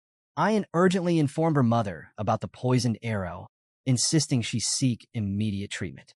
The matriarch glanced at her hand, now visibly affected by the poison, and nodded. Without hesitation, she extended her hand and clenched her fist tightly. A faint explosion rippled within her aura, and as she opened her hand, the poison dripped away like water. Vakir, watching intently, was stunned. He theorized that she had expelled the poison and contaminated blood by detonating her aura from within, a technique so rare and dangerous that it left him momentarily speechless. Turning her attention back to a human, Akila's voice was cold and commanding. "Answer me." A human, trembling, tried to shift the blame, accusing her of driving him into a corner. But she ignored his excuses, her gaze shifting toward the undead figure. "Is this truly the divine archer, Sir Adonai?" she asked, her tone steady. Summoning a flicker of confidence, a human smirked. "He is indeed the legendary Adonai," he asserted. "Someone even you wouldn't dare to fight." The matriarch's lips curved into a faint smile as she acknowledged his answer. Turning to Vakir and Ayan, she praised their efforts and instructed them to stay back. Then, facing Adonai, she spoke with respect despite the circumstances. "It is an honor to meet you. Even like this," she said. "Let us settle this with a duel, to see who is the superior warrior." The forest grew eerily quiet as the battlefield was set. On one side stood Akila, the night fox, her aura radiating confidence and strength. On the other side was the undead divine archer, Adonai, whose very presence seemed to darken the atmosphere. Without hesitation, Akila took the initiative, releasing 5 aura-infused arrows with astonishing speed. Adonai's response was equally swift. His movements were flawless as he dodged every arrow with ease, his speed almost inhuman. Countering, he knocked a dark aura arrow and fired it at Akila. She twisted her body gracefully, dodging the projectile with remarkable agility. The duel escalated as explosions from the arrows lit up the forest, leaving the ground scorched and splintered. From a distance, Vakir prepared to carry Ayan to safety, knowing the battle between 2 master-grade aura users was an exceedingly rare event, a spectacle seldom witnessed even during the legendary times of the fall. Yet he couldn't shake the mounting danger surrounding them. A human, observing from a concealed position, couldn't hide his twisted delight. He acknowledged Akila's incredible skill, muttering with a begrudging respect, "She truly is the Night Fox." But his wicked grin returned as he added, "Still, she will never defeat Sir Adonai. He's already dead." His laugh grew louder as he explained that Adonai, as an undead, could infinitely channel Hell's dimensional aura. The boundless power of his arrows, unrestrained by mortal limits, made him an overwhelming force. Despite her incredible prowess, Akila began to sustain injuries as the duel progressed. She was quick to realize her disadvantage in a ranged fight. Adonai's precision, speed, and mobility were unparalleled, his strikes relentless and devastating. Her analytical mind raced as she assessed the situation, acknowledging that his perfection as a warrior would require more than skill to overcome. As their arrows clashed, triggering a massive explosion that sent a dense dust cloud billowing through the battlefield, Akila seized the opportunity to close the distance between herself and Adonai. Emerging from the obscurity, she launched a powerful kick aimed at his neck. Adonai, demonstrating his exceptional reflexes, skillfully evaded her strike and conjured a dark, ominous sword in his hand. With one swing, the weapon cleaved through the surrounding trees, its sheer force leaving destruction in its wake. Akila narrowly avoided the strike, her movements precise and calculated. Recognizing an opening, Akila hurled her dagger at Adonai, the blade striking his hand and causing the dark sword to clatter to the ground. Capitalizing on his momentary imbalance, she delivered a swift kick to his knee, disrupting his stability further. Without hesitation, she followed up by firing an aura-infused arrow with devastating force. The projectile tore through the forest, striking Adonai with explosive impact. As the dust settled, the gruesome aftermath was revealed. Adonai's upper right half had been obliterated by the arrow. Akila addressed him with respect, calling him Great Ancestor, and questioning whether his reluctance to fight stemmed from his undead state or a desire to spare his descendant. Regardless of his intentions, she declared her resolve to free him from his corrupted form. She knocked another arrow and fired it, aiming to end his suffering. However, just as the arrow neared his face, a dark, aura-infused arm materialized, catching it mid-flight. Adonai let out an agonized scream as the dark energy began reconstructing his missing half, merging with his undead form. Meanwhile, a human, now fully in control of Adonai, expressed astonishment at the archer's ability to resist the necromancy spell. "Legends truly are different," he muttered, though his voice dripped with disdain. Frustrated by what he deemed half-hearted resistance, he commanded Adonai to unleash his full power and eliminate every threat. Understanding what was happening, Aquila called out angrily, her voice cutting through the battlefield. But Adonai, now completely engulfed in dark aura, let out a blood-curdling scream as his transformation finalized. His entire form exuded a sinister, forbidding energy. A human, reveling in the chaos, mockingly told Aquila that the being before her was no longer Adonai. Suddenly, the atmosphere shifted again. Loud, thunderous noises filled the air as 3 colossal A-rank monsters emerged from the forest, drawn by the commotion.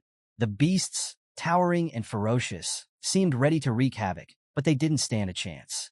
In one swift moment, Adonai unleashed 3 arrows, each imbued with immense power.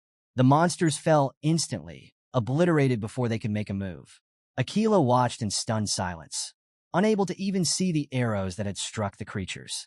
A human chuckled, both exhilarated and unnerved by Adonai's overwhelming might. Even I didn't expect him to eliminate them so easily, he admitted before turning his attention back to Aquila. With a gleeful sneer, he commanded Adonai to finish her off.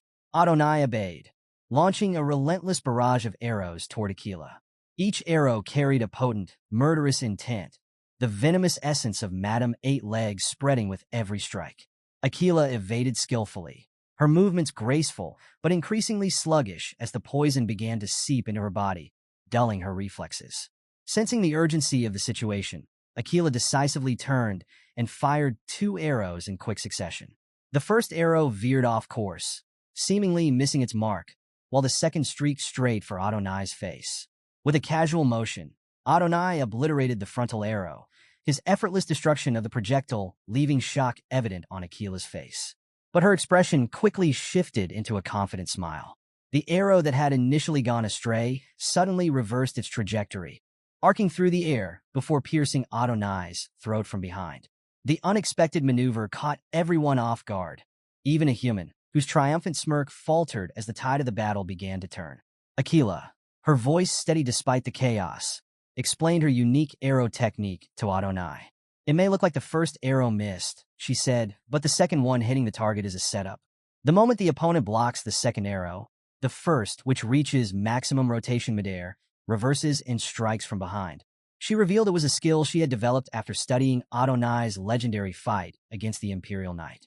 However, the satisfaction on her face evaporated as Adonai calmly extracted the arrow from his throat, appearing completely unscathed. His undead body shrugged off the attack as though it were nothing. From his vantage point, a human sneered mockingly. "It doesn't matter how strong-hearted a warrior you are, Aquila," he taunted. "You've never fought a corpse before. Sir Adonai is already dead. Nothing as trivial as an arrow to the throat can defeat him." Some distance away, Ayan anxiously watched the explosions echoing through the forest. Her concern for her mother grew with each tremor that shook the ominous landscape. She wanted desperately to rush to Aquila's aid, but held back, recalling Vakir's instructions to remain hidden. She trusted Vakir to handle the situation, to confront a human and nullify his necromancy.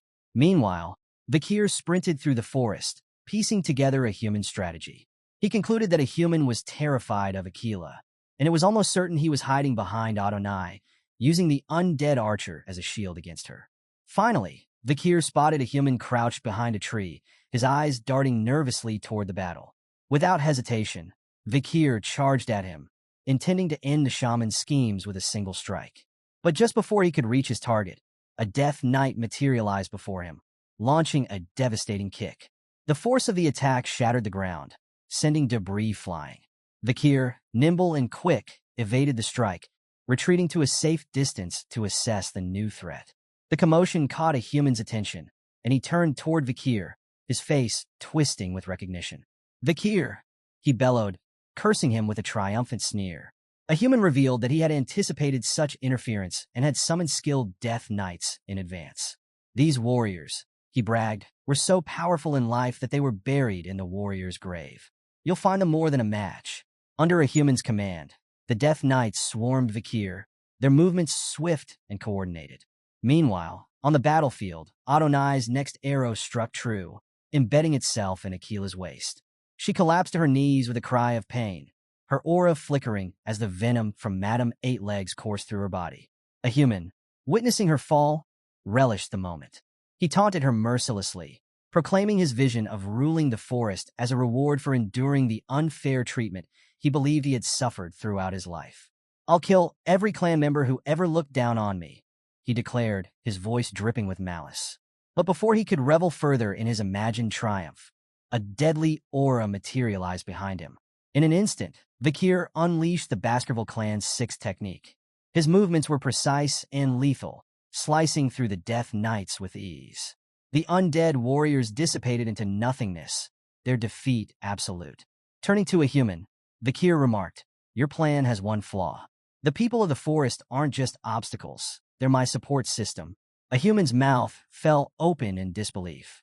He struggled to comprehend what he had just witnessed. The Death Knights he had summoned, warriors surpassing the strength of high-ranking graduates, had been eradicated in moments. "Is this child stronger than a high-ranked graduate?" he muttered, his confidence unraveling in the face of Vakir's overwhelming power. Vakir's cold, unyielding eyes locked onto a human, cutting through the shaman's feeble facade of confidence. His voice was calm, yet piercing as he asked, "Have you truly perceived every desire?" The question struck a human like a blade. Fear gripped him so tightly that he almost lost control of his senses. Desperate, he called out for Adonai, pleading for the undead archer's intervention. Adonai responded to the command, preparing to release a deadly arrow aimed at Vakir. But before the shot could be fired, Aquila intervened. Appearing behind Adonai, she delivered a powerful kick that disrupted the archer's aim. The arrow missed by mere inches, whistling past Vakir's back. Seeing the relentless killing intent in Vakir's eyes, a human's desperation peaked. He cried out once more for Adonai to act. But before another command could escape his lips, Vakir struck with ruthless efficiency. A human's hands were severed in an instant, and before he could even comprehend the agony, his head was sliced cleanly from his shoulders. His face, frozen in death, bore an expression of bewildered confusion, unable to process the rapid and decisive end to his life. Elsewhere, the Balac tribe continued their fierce battle against the relentless Death Knights. The tide of the fight was turning against them, with the undead warriors proving too powerful to overcome. In one dire moment, a Death Knight severed a girl's bow and prepared to hurl it at her as a weapon. Before it could act, however, its body began to crumble into ashes. A chain reaction followed. The entire legion of Death Knights dissolved into nothingness, reduced to smoldering remains. Across the battlefield, Aquila stood over Adonai's fading form, her breaths labored but her presence unwavering. Watching him disintegrate, she placed a gentle hand on the remnants of his shoulder and whispered softly, "Rest in peace." On the other side of the clearing, a human's maniacal laughter rang out, his voice echoing with frustration and despair. He lamented his failure to claim the forest, cursing Vakir for interfering. His accusations carried a venomous edge as he spat. "You child of the Empire, you've ruined everything." Vakir met his gaze with icy calm, his thoughts briefly drifting to a human's wasted potential. For all his twisted ambition, a human had achieved an impressive mastery of necromancy, commanding Death Knights and even controlling Adonai. Vakir couldn't help but wonder how different things might have been if a human had chosen the path of a true shaman instead of descending into corruption. His thoughts were interrupted as a human raised his voice once more, threatening revenge. "This isn't the end," a human snarled. "You'll regret driving me out." Before he could utter another word, an arrow pierced his forehead, silencing him forever. The shaman's dark saga came to a conclusive end. Vakir turned toward the source of the shot and saw Ahan holding a bow, panting heavily. Ahan, his expression a mixture of regret and relief, approached Vakir. "If only I had listened earlier," he admitted, his voice laden with guilt. "This could have been avoided." Vakir placed a reassuring hand on Ahan's shoulder. "It wasn't your fault, Ahan," he said firmly. "You did well." With the main threat finally eliminated, a sense of collective relief swept through the group. Zir suggested returning to the village, and the group began their journey back, eager to put the nightmare behind them. However, upon arrival, they were met with an unexpected and devastating sight. The once thriving village had been reduced to ruins, its remnants scattered like debris across the ground. A stunned silence fell over them as they took in the aftermath of the chaos that had unfolded. Ayan exclaimed in disbelief, her voice trembling as she surveyed the ruins of the village. "What happened here?" she asked, her heart sinking. The matriarch, visibly shaken, recalled that those who hadn't joined the Iliad had stayed behind in the village. With teary eyes, Ahul stepped forward and explained that Madame Eight Legs had arrived. Ian's face paled. "Madam, she came here?" she asked in shock. Her thoughts raced as she rushed to her sister, anxiously checking on her well-being. Meanwhile, Vakir stood apart, puzzled. He questioned why the monster, which had remained passive until now, would suddenly unleash such devastation during their battle with a human. Ahul pointed toward a specific direction, recounting that smoke had emanated from their grandfather's ceremonial tent before Madame's rampage. Vakir followed her gaze and later arrived at the site. Examining the burned leaves and lingering residue, he deduced that a human had burned a plant specifically designed to attract insects, and by extension, Madame Eight Legs herself. The revelation left him astonished. A human's calculated malice extended even beyond the grave. Back in the village, the matriarch struck a boulder in frustration, her blow echoing her anger. "Damn him," she cursed, her voice shaking with rage. One of her subordinates rushed to her side, attempting to calm her as her injury worsened. But the matriarch pushed through the pain, her resolve unbroken. She declared, "We can rebuild the village. We can gather food again." Her focus turned to the survivors as she commanded the uninjured warriors to tend to the fallen and rescue those who could still be saved. Nearby, Ian knelt beside her wolf, Bakira, who trembled in pain. The creature's leg had been rendered useless by Madame's venom. Tears streaming down her face, Ian embraced Bakira tightly, apologizing for leaving him alone in such danger. Madame Eight Legs was no mere monster. Known as the evil goddess of the forest, she was a force of darkness whose existence struck terror into the hearts of all the tribes. To the Balac, she was akin to a natural disaster, unstoppable and merciless. Revenge was not an option, only survival. Yet, as the tribe despaired, Vakir's sharp mind began forming a plan. Later that night, under the cover of darkness, Vakir entered Matriarch Akila's tent. She turned to him, her expression wary but composed. "Why are you here, Vakir?" she asked. With a calm demeanor, Vakir explained his intent. "I need to know about Madame Eight Legs," he said, his tone steady and deliberate. The matriarch's eyes narrowed slightly as she studied him. "Why this interest?" she asked. Vakir produced a document, laying it before her. "I found this in the Loco tribe's village," he explained. "It's a record of Madame Eight Legs. It contains detailed accounts of her poison, witness statements from her battles with other monsters, and even the location of her hideout." Akila's brows furrowed as she scanned the document. Vakir continued, "But after reading it, I still don't understand why the forest tribes fear her so deeply. Why haven't they united to subjugate her?" The matriarch sighed, her voice heavy with the weight of history. She began recounting the lore passed down through the Balac tribe. Long ago, the archer god Adonai fought Madame Eight Legs. He pierced one of her legs with an arrow, a feat no one else had accomplished. She paused, her tone darkening. But instead of victory, his attack marked the onset of despair. She explained how the destroyed leg regenerated and multiplied, creating even more limbs. The more they destroyed her legs, the stronger she became.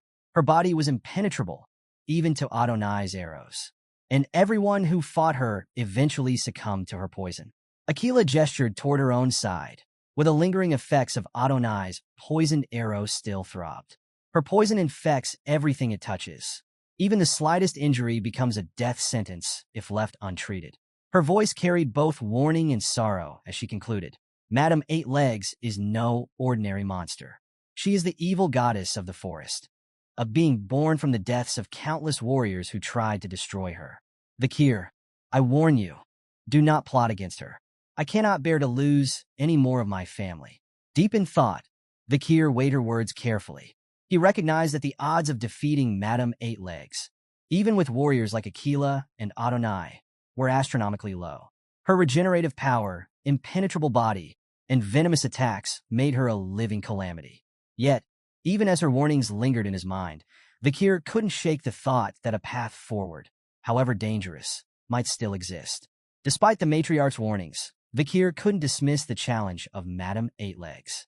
While she was undeniably a rare and powerful monster, his experience during the Fall, a time when demonic monsters invaded the human world, had equipped him with the skills to fight creatures of her caliber. Vakir believed that no matter how fearsome Madame seemed, she was still a monster. Monsters had habits, patterns, and, most importantly, weaknesses. If he could uncover hers, he was confident he could defeat her. Deep within the heart of the forest, a seemingly tranquil mountain suddenly erupted with movement as a flurry of grotesque legs burst from its peak. Madame Eight Legs emerged, her ear-piercing scream echoing across the forest. Vakir, concealed nearby, observed her carefully. The noise accompanying her awakening confirmed something he had already deduced. She followed a pattern. After staking out Madame's lair for several days, Vakir identified a routine.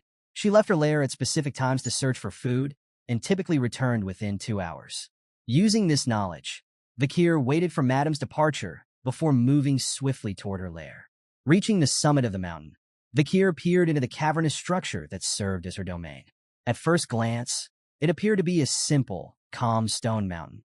But upon closer inspection, he realized it was hollow, its interior covered in intricate spider webs that gleamed faintly in the dim light. Using Beelzebub, he cut through a rock and retrieved a piece of web attached to it. Examining the web's cross-section, he noted its rough and fibrous texture. Even a graduate-level mana user would struggle to cut through it. Recognizing the potential usefulness of the material, he decided to use it to aid in his descent. As Vakir descended deeper into the lair, he studied its dimensions. The entrance was just large enough for Madame Eight Legs to squeeze through, but as he moved further in, the cavern widened. The space was perfectly suited to accommodate the monstrous creature's immense size. Deeper within, he came upon a chilling sight: figures entwined in the spider webs. Victims of Madame Eight Legs, the macabre scene included both humans and monsters. Some bodies were untouched, preserved in horrifying detail, while others were decomposed beyond recognition. Vakir couldn't determine if these were trophies, warnings, or simply brought here for Madame's amusement. Pushing aside his unease, he reminded himself of the urgency of his mission. Continuing his exploration, Vakir's attention was drawn to a cluster of eggs adhered to a wall. He plucked one, studying its translucent shell. It was unmistakably one of Madame's eggs. He realized this was the origin of the spider demons that had plagued the world during its collapse. Determined to analyze it further, he secured the egg, careful not to damage it. Suddenly, Vakir froze. Madame Eight Legs had returned. She emerged at the top of her lair, her massive legs clinging to the walls as she scanned the cavern. Vakir concealed himself behind layers of webbing, holding his breath. For a tense moment, her gaze swept the lair, her movements deliberate and probing. Then, as abruptly as she had appeared, she departed once more. Releasing a silent sigh of relief, Vakir considered the narrow escape. He wondered if Madame had sensed an intruder through sheer instinct. His Mashu skill, which dampened sound, had likely saved him. Without it, the situation could have turned catastrophic. Deciding not to push his luck, Vakir swiftly concluded his investigation and prepared to leave the lair before Madame's routine shifted.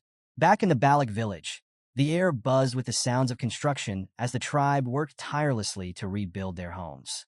Amid the activity, someone in the crowd asked, "Any news about Vakir?" A villager replied, "He's been holed up in the lodging he built for himself. Hasn't come out in days." Another chimed in, "Actually, I saw him heading to another tribe at dawn. Wonder what he's up to." The question lingered in the air, but those who had come to know Vakir understood one thing: he always had a plan. A peculiar observation began circulating among the villagers. There was a faint scent of burning emanating from Vakir's lodging. While some expressed curiosity about his activities, others dismissed any concerns, confident in Vakir's meticulous planning and strategic thinking. However, a more pressing issue emerged. Vakir had yet to meet with Commander Ayan. Standing outside Vakir's tent, Ayan called out to him, her voice carrying a mix of concern and determination. She mentioned that her mother had told her about his inquiries regarding Madame Eight Legs. With teary eyes, Ayan cautioned him against attempting to fight the formidable monster, emphasizing that no warrior had ever been able to defeat it. Pausing, Ayan shared heartbreaking news. Bakira, her loyal wolf, had to have his leg amputated due to Madame's poison. "He might not be able to run like before," she said, her voice trembling. "If something happens to you too, I might not be able to bear it." Before she could finish, Vakir called out from inside the tent, inviting her in. He mentioned that he had something important to share. Hesitant but curious, Ayan stepped inside, and was greeted by the sight of numerous documents pinned to a large board. Perplexed, she inquired about their contents. "These are records," Vakir explained, "collected from tribes across the forest. They contain information about Madame Eight Legs, her habits, her weaknesses, and observations gathered from my research on the materials I obtained from her lair." He gestured to samples of the spider web, skin, and even the egg he had brought back. Ian's worry deepened.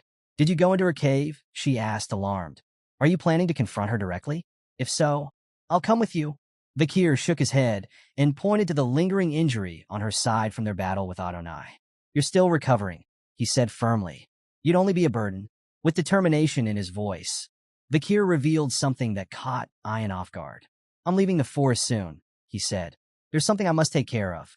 I need to return to Baskerville." Ian's expression fell, crestfallen but unsurprised. "I already knew," she admitted softly, sadness lacing her words. Interrupting her sorrow, Vakir reassured her with a gentle tone. "I'll come back here after I've finished what I need to do. This place, it's somewhere I want to protect, somewhere worth returning to." He disclosed that his strategy to hunt Madame Eight Legs was finalized. "I won't let what happened to Bakira be in vain," he vowed. His choice of words struck Ian. The audacity of calling it a hunt made her heart swell with both admiration and worry. She thought back to the challenges Vakir had faced, helping during the poison outbreak, confronting a human, and overcoming countless insurmountable odds. Despite it all, he had always returned with solutions. With a small, hopeful smile, she took his hand. "If you're calling it a hunt," she said, "then I can't help but expect great things. Is it all right for me to look forward to the outcome?" Vakir, his voice soft but resolute, replied, "It's more than all right. You should." As night fell, heavy rain poured over the forest, the rhythmic sound of raindrops filling the air. Amid the storm, Vakir found himself face to face with a giant salamander. The creature lunged at him with its massive jaws, but Vakir remained unfazed. With one precise swing of Beelzebub, he sliced through its arm effortlessly, his focus unshaken by the raging storm or the beast's ferocity. The rain poured harder, the forest alive with tension, as Vakir pressed forward on his path, one calculated step closer to his ultimate goal. To Vakir's surprise, the salamander's severed limb regenerated within moments, its ability to heal confirming what he had suspected. If the creature's head remained intact, its regeneration would continue indefinitely. Fixing his cold gaze on the salamander, Vakir declared, "This is the last thing I need to confront Madame." With unyielding determination, he demanded the salamander bestow its regenerative power upon him. Meanwhile, back in the village, a Hun wiped the sweat from his brow as he admired the completed house he had built. One friend, visibly impressed, expressed shock at a Hun's unexpected skill in construction. Another asked, "Is this for Vakir?" A Hun proudly explained, "Of course. Vakir's like a brother to me. Building this house is just an act of brotherly duty." His sincerity earned laughter from his friends, who teased him, reminiscing about how he initially disliked Vakir. Brushing off their jokes, a Hun highlighted how Vakir's efforts had brought the village back to its original state. Feeling eager to share the news, the group headed toward Vakir's tent, only to find it empty. One friend suggested he might be out, but a Hun, a bit disappointed, confessed he had hoped to see Vakir's reaction. Another friend, more skeptical, chuckled and asked, "Do you think Vakir's even capable of looking touched?" From a distance, Ian observed the scene with a bittersweet smile, fully aware that the day everyone had anticipated had arrived. She knelt in quiet prayer to the god of the forest, seeking blessings for the warrior who was about to confront disaster. Far from the village, Vakir stood near Madame Eight Legs' lair, his eyes scanning the ominous clouds gathering in the sky. Rain was imminent, but Vakir's focus was unwavering. He was certain Madame was asleep, making it the perfect moment to begin his hunt. Having meticulously accounted for dozens of potential variables, he felt confident in his plan. It was time to set everything into motion. Leaping into Madame's lair, Vakir declared, "The hunt begins." Inside, Madame Eight Legs slumbered peacefully, her monstrous form radiating an aura of quiet menace, completely unaware that her doom was fast approaching. Moving with precision, Vakir employed the Baskerville clan's six technique and severed one of her legs in a single, decisive strike. The cavern filled with her agonized scream as her once peaceful slumber was shattered. Landing gracefully, Vakir observed as the severed leg rapidly regenerated, splitting into two new limbs. just as the records from Adonai had described. In retaliation, Madame lashed out with her newly regenerated legs, her movements violent and chaotic. Recognizing the opportunity, Vakir initiated Plan 1. Moving like a streak of lightning, he began systematically severing her legs, one after another. Each strike drew another piercing scream from Madame, who retaliated by spewing venom in every direction. Vakir darted through the lair, skillfully dodging the poisonous clusters. Despite his agility, he couldn't avoid the venom forever. A single drop landed on his arm, sending searing pain coursing through him. A grunt of pain escaped his lips as he realized the poison was spreading rapidly through his body. Reluctantly, he acknowledged that he couldn't afford to take any more hits. Determined to press forward, Vakir gritted his teeth and adjusted his strategy, knowing that this was only the beginning of a fight that would push him to his very limits. Vakir, realizing the poison's rapid spread, made a drastic decision. With unwavering resolve, he severed his own poisoned arm. Moments later, to Madame Eight-Leg's shock, the entire arm regenerated before her eyes. Standing tall, Vakir taunted her calmly. "Don't look so surprised. I'm in the same position as you now." Undeterred, he charged at Madame, initiating a fierce and relentless battle. Using his expert skills, Vakir focused on severing her legs, dodging her ferocious strikes and poisonous onslaught. Despite his agility, he couldn't evade every attack. One of Madame's powerful strikes obliterated his arm and leg. Rolling down onto one of her massive limbs, Vakir managed to slow his fall, giving his body just enough time to regenerate. Without hesitation, he resumed his assault, cutting down her legs one by one. The battle raged on, an unending cycle of destruction and regeneration for both combatants. Madame doubled her legs effortlessly each time they were severed, while Vakir's limbs regenerated repeatedly, albeit at a cost. The constant regeneration drained his stamina, and fatigue began to set in. He had long since lost count of how many times he'd regrown his limbs, each cycle taking a greater toll on his body. As the grueling fight continued, Madame's severed legs piled up around them. Vakir, panting heavily, paused for a moment. Despite his exhaustion, a sudden smile crossed his face. Fueled by determination, he used the spider webs for support and began ascending toward the top of the lair. Madame, noticing his actions, attempted to follow him. However, to her frustration, she found herself unable to move upward effectively. Her countless legs, which had been her strength, were now her greatest hindrance. Vakir glanced back at her with a sly grin. "You see," he said, "this was my plan all along. I never intended to catch up to you in power. I wanted you to keep duplicating your legs." He continued, "Your ability to regenerate and double your legs seems godlike, doesn't it? But it's a curse if you keep duplicating the same limb. Now, you can't even move properly." Madame retaliated with a web attack, sending massive strands flying toward him. But Vakir dodged with ease. "I knew you'd resort to that," he said, recalling his earlier observations of her webs. Summoning Beelzebub, Vakir revealed a critical weakness he had discovered. "Your webs resist normal fire," he explained, "but they burn like dry wood when exposed to purple hellfire from the underworld." He gestured around the lair, pointing out the accumulated gas from the decaying corpses that filled the air. "This place," he said with a chilling smile, "is the perfect condition for a firestorm." Standing atop the massive corpse of a dead bear, Vakir drove Beelzebub into its head. With a sinister grin directed at Madame Eight-Legs, he declared, "You've been drunk on power for too long. You've stacked up too much karma. Now it's time to pay for it." Igniting the hellfire, Vakir triggered a massive explosion. The blast reverberated through the lair, the purple flames spreading rapidly through the gas-filled cavern.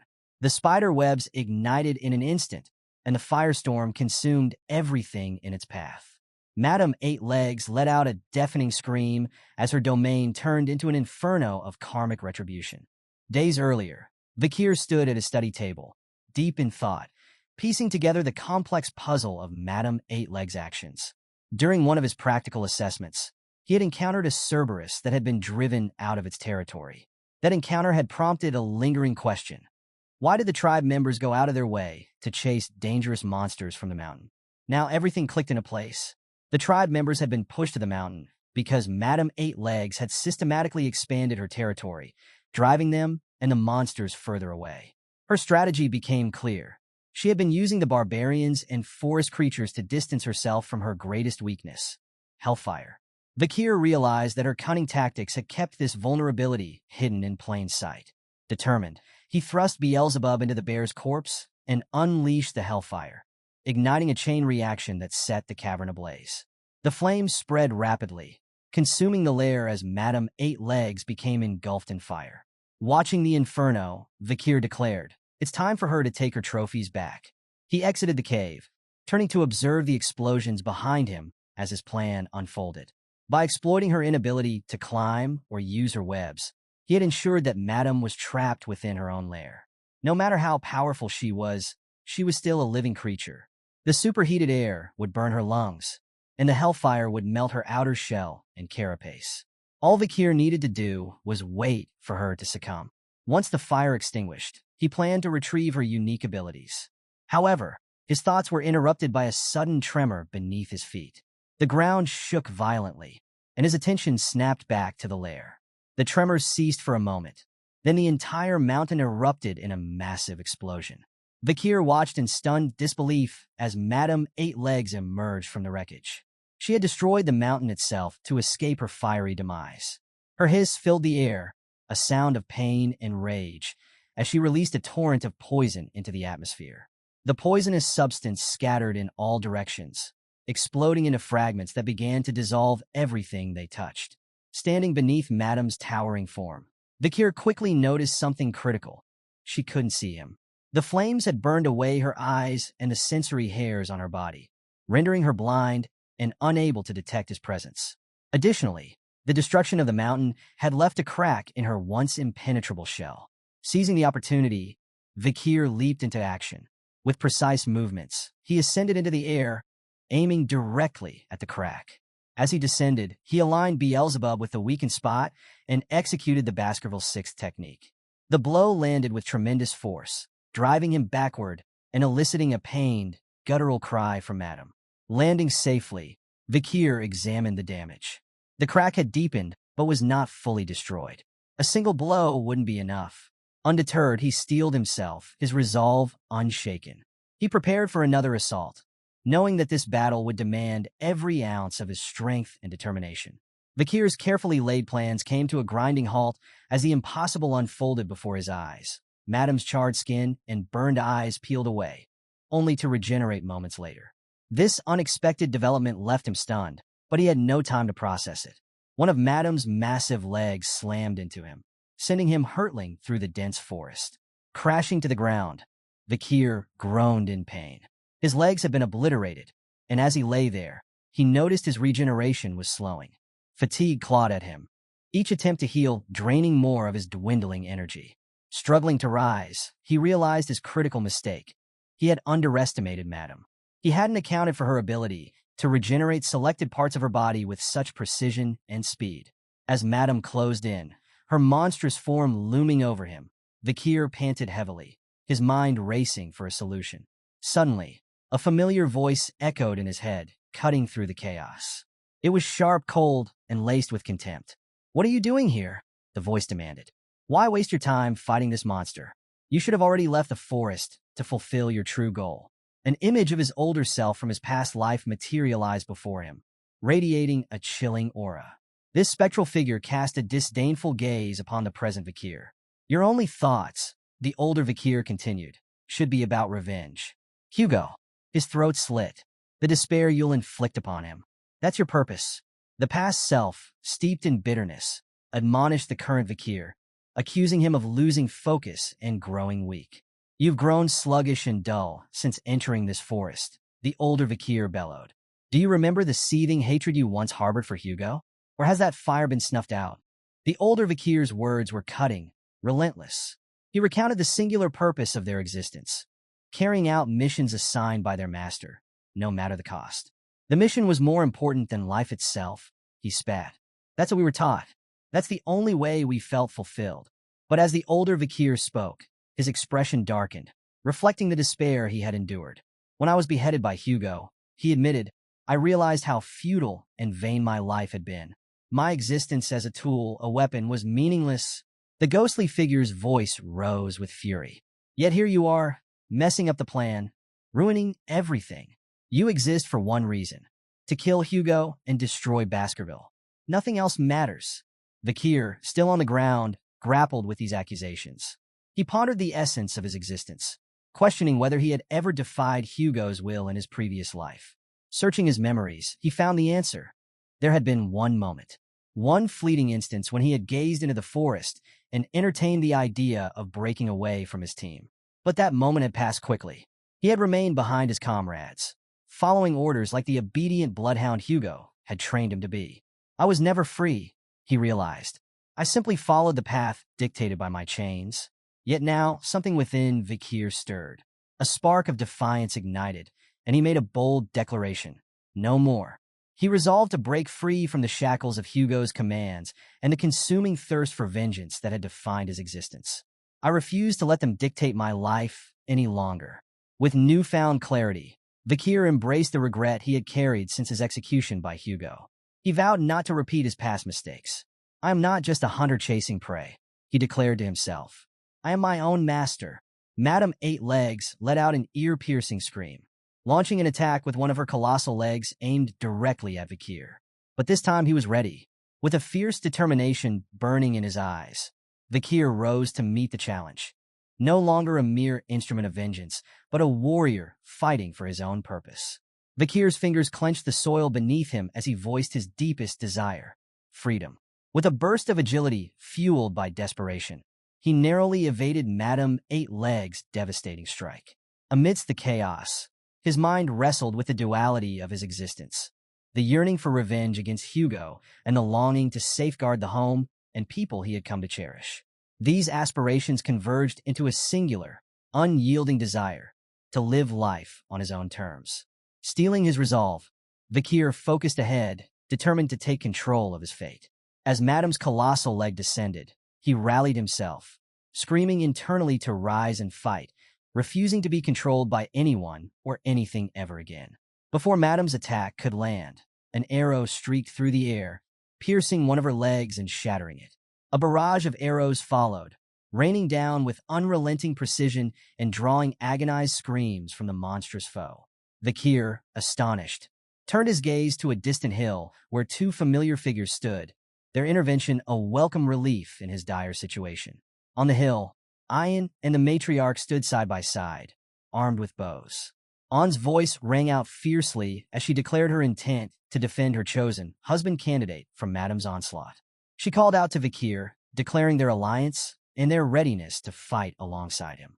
Her rallying cry ignited a spark among the Balac warriors, who raised their weapons and prepared to support Vakir against the seemingly unstoppable Madame. The air buzzed with determination as they joined forces, united by their resolve to aid the hero of the forest. As arrows continued to pelt Madame, her frustrated hisses filled the air. Meanwhile, Vakir's legs regenerated, restoring his ability to move. Empowered, he climbed on a Madame's massive back, determined to end the battle. Though exasperated by Ayan's disregard for his warnings, he couldn't deny his gratitude for her timely intervention. "You saved me," he muttered, pressing forward with renewed determination. Reaching the cracked spot on Madame's shell, Vakir drove Beelzebub into it with all his strength. The resulting blast reverberated through the lair, but he quickly realized that her armor was far more resilient than anticipated. It would take more than a single strike to destroy her. Undeterred, Vakir refused to let despair take root. With his resolve burning bright, he vowed to persist until he overcame the seemingly indestructible obstacle before him. However, before he could make his next move, Madame went into a frenzied rampage. Her legs stamped the ground with destructive force, causing massive explosions that sent shockwaves through the area. The Balac warriors retreated to a safe distance, warning one another of the impending danger. An, observing Madame's erratic behavior, saw the truth in the chaos. "She's cornered," she shouted, urging her comrades not to falter. "This is our chance. Keep fighting." The matriarch, standing atop the hill, watched the battle with labored breaths. To her, Madame had always been an untouchable disaster, a force of nature that could not be defeated. Yet the young warrior in front of her was proving otherwise, showing her that fear could be overcome and disaster could be defied. Inspired, she resolved to act, even if it meant worsening her injuries or pushing herself to the brink. Channeling her aura, the matriarch's muscular physique shone with energy. With immense focus, she unleashed an arrow imbued with her power. The projectile tore through the air at incredible speed, striking Madame with explosive force. The impact elicited a resounding scream from Madame as she recoiled, momentarily stunned. Vakir seized the opportunity, moving with lightning speed, covering the vast distance in an instant. He reached the cracked spot on Madame's body. Gathering all his strength, he executed the Baskerville first technique, deeply piercing Fong. The ferocious attack triggered a colossal explosion, rupturing Madame's shell and creating a gaping opening. Aghast in shock as she realized what Vakir had done, he had entered Madame's body through the opening. But this was only the beginning of his onslaught. Inside Madame, Vakir unleashed a relentless series of techniques with surgical precision. Transitioning seamlessly, he followed the second technique, biting Fong with the third technique, slicing Fong. His attacks flowed into the fourth technique, tearing Fong before culminating in the devastating fifth technique, shredding Fong. Each strike sent shockwaves through Madame's body, her agonized screams echoing across the battlefield. Blood gushed from her mouth, a grim testament to the internal injuries Vakir inflicted. Despite the overwhelming odds, his power and determination burned brighter than ever as he pressed on, unrelenting in his mission to bring the monstrous Madame Eight Legs to her end. Vakir refused to remain a bloodhound shackled by chains. With every strike he delivered, the bindings that had constrained him for so long began to break. Finally, as he executed the Baskerville Six technique, crushing Fong, the final decisive blow shattered those chains completely. Madame Eight Legs let out a piercing, guttural scream, her massive body convulsing under the relentless onslaught of Vakir's techniques. Her monstrous eyes bulged unnaturally, and in a surreal moment, Vakir burst forth from one of them, emerging from within her body. The Balac warriors stood frozen, their faces a mixture of awe and disbelief. Ian exclaimed in shock, unable to comprehend the sight of Vakir emerging from Madame's eye. As the massive creature collapsed to the ground, a cloud of dust rose, blanketing the battlefield in silence. Vakir lay motionless near Madame's body, his breathing ragged as pain racked his exhausted form. Poison coursed through his veins, burning him from within. Realizing the source of his suffering, he concluded it must have come from Madame's blood during his assault. His thoughts returned to the writhing Madame, who twisted and thrashed in her final moments, clinging desperately to life. Vakir knew he needed to act swiftly to purge the poison from his body. However, before he could make a move, darkness enveloped him, and his vision faded. Amid the black void, his hand involuntarily rose, and Beelzebub emerged from his grip. The cursed blade pierced Madame's body, initiating its gruesome feast. Madame Eight Legs found herself transported to a strange, unfamiliar space. Confused by the sudden shift, she barely had time to process her surroundings before being confronted by Beelzebub and three monstrous entities absorbed by the blade. Among them was Cerberus, whose three heads lunged at Madame with ferocious bites, tearing into her legs. Under Beelzebub's command, Madame's soul was devoured, the weapon's insatiable hunger consuming her completely. Back on the battlefield, Ian's voice cut through the heavy silence as she desperately called out to Vakir. Others warned her to keep her distance, cautioning against the lingering poison, but she pushed forward, her urgency overriding their pleas. She knelt beside him, tears streaming down her face, and pleaded, "Hold on, Vakir." Despite her efforts, Vakir's eyes remained shut, his body lifeless. Moments later, he stirred, his voice weak as he whispered her name. Slowly opening his eyes, he met her tearful gaze with mild annoyance. "Can you keep it down?" he muttered. "You're too loud for me to rest." Ian, overwhelmed with relief, began to scold him gently. "You idiot," she said, tears flowing freely.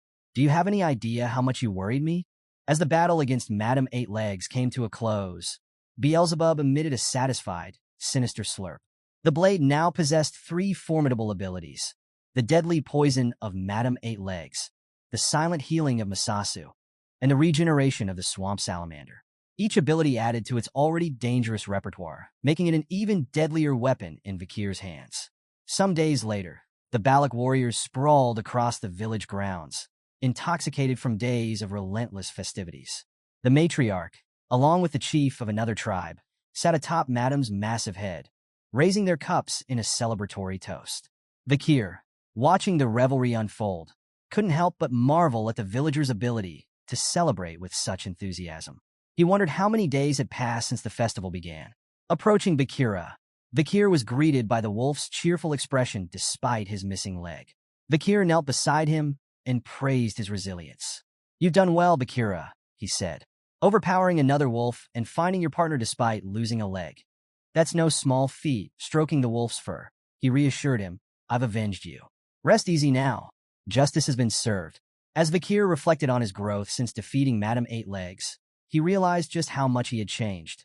Though unskilled, he had managed to wield the Baskerville 7th technique during the battle. He wondered if this was the result of the achievement effect gained from killing Madame, or simply a deeper understanding of martial arts born from his life-or-death experience. Despite his progress, Vakir remained grounded, acknowledging the gap between his technique and Hugo's mastery of the 7th technique. "It's still imperfect," he admitted to himself. But as he stood amidst the echoes of celebration and his own quiet triumph, one thing was clear. Vakir was no longer the same bloodhound shackled by vengeance and obedience. He was carving his own path step by step. Facing Hugo, a master swordsman, head-on was no easy feat yet. Vakir knew he had grown considerably stronger since their last encounter. With newfound determination, he broke the garland around his neck, signaling his readiness to move forward. His purpose in the village was fulfilled, and it was time to return to Baskerville. A few days later, Vakir, now fully prepared, bid farewell to the village. He expressed his heartfelt gratitude to the matriarch for her understanding and support. In response, she reassured him that his bond with their family would endure, regardless of the distance. As far as she was concerned, he would always be a Balac hunting commander, tied to their legacy. With a smile, Vakir acknowledged her kind words and glanced at the crowd that had gathered to see him off. However, he noticed that Ayan was absent. Realizing she might have chosen not to face his departure, he accepted her decision without resentment. The villagers surrounded him, offering words of encouragement and pledging their support whenever he might need it. They urged him to aim high and to remember them on his journey. Among them, Ahan, his eyes brimming with emotion, assured Vakir he would always be welcome and hoped to see him again. Ahul, ever practical, asked Vakir to keep in touch while he ventured into the wider world. Their voices echoed as Vakir departed, their heartfelt goodbyes carrying him forward. But as he made his way out of the forest, Vakir paused. Ahead, someone stood waiting. It was Ayan, holding something in her hands. She approached him, questioning whether he was truly leaving. Vakir's response was silent, but she pressed on, handing him the item she had been holding. Examining it, Vakir was puzzled by the gift. With a shy expression, Ayan explained that it was Anubis, a bow once wielded by Adonai, which she had painstakingly adjusted for him. Vakir realized this was why she had been absent in recent days. Then, surprising him further, she placed a choker around his neck. Vakir inspected the choker, noticing its broken chain. Ayan revealed she had crafted it, inspired by his delirious talk of bloodhounds during a past collapse. However, she firmly declared that he wasn't a bloodhound. To her, he was a wolf, strong, independent, and free. The choker was her way of rejecting the idea of him being bound like a hound, acknowledging his unique strength instead. Her words touched Vakir deeply, and he smiled warmly at her thoughtful gesture. He began to thank her, but before he could finish, Ayan took hold of the choker's chain and pulled him closer. Their lips met in a tender kiss, a moment heavy with unspoken emotion. When the kiss ended, Ayan stepped back, tears glistening in her eyes. Without looking back, she began walking toward the village, her voice trembling as she said her goodbyes. She remarked on Vakir's growth since their early days, noting how he had once been weaker than her, but was now undeniably strong. She urged him to take care and bid him farewell. Vakir, still smiling, couldn't help but comment on her claim that this was a customary way to say goodbye in the Empire. He promised her that they would meet again, parting with a hopeful next time. Hearing his words, Ayan paused, wiping away her tears. She turned back to him with a soft smile and replied, "See you next time." After leaving the forest behind, Vakir arrived at a bustling city. From a high vantage point, he looked out over the familiar sight of Red AWL Castle. Time hadn't touched its imposing appearance.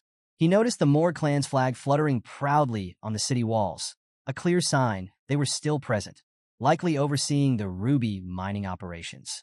This confirmed their continued alliance with the Baskerville family. As he took in the view, an image of Kimu Morg flickered in his mind. He wondered if she was still here, and braced himself for the sharp words she might have for him if they met. With a resigned sigh, he leaped down from the city wall, landing gracefully. The late hour prompted him to search for an inn where he could rest.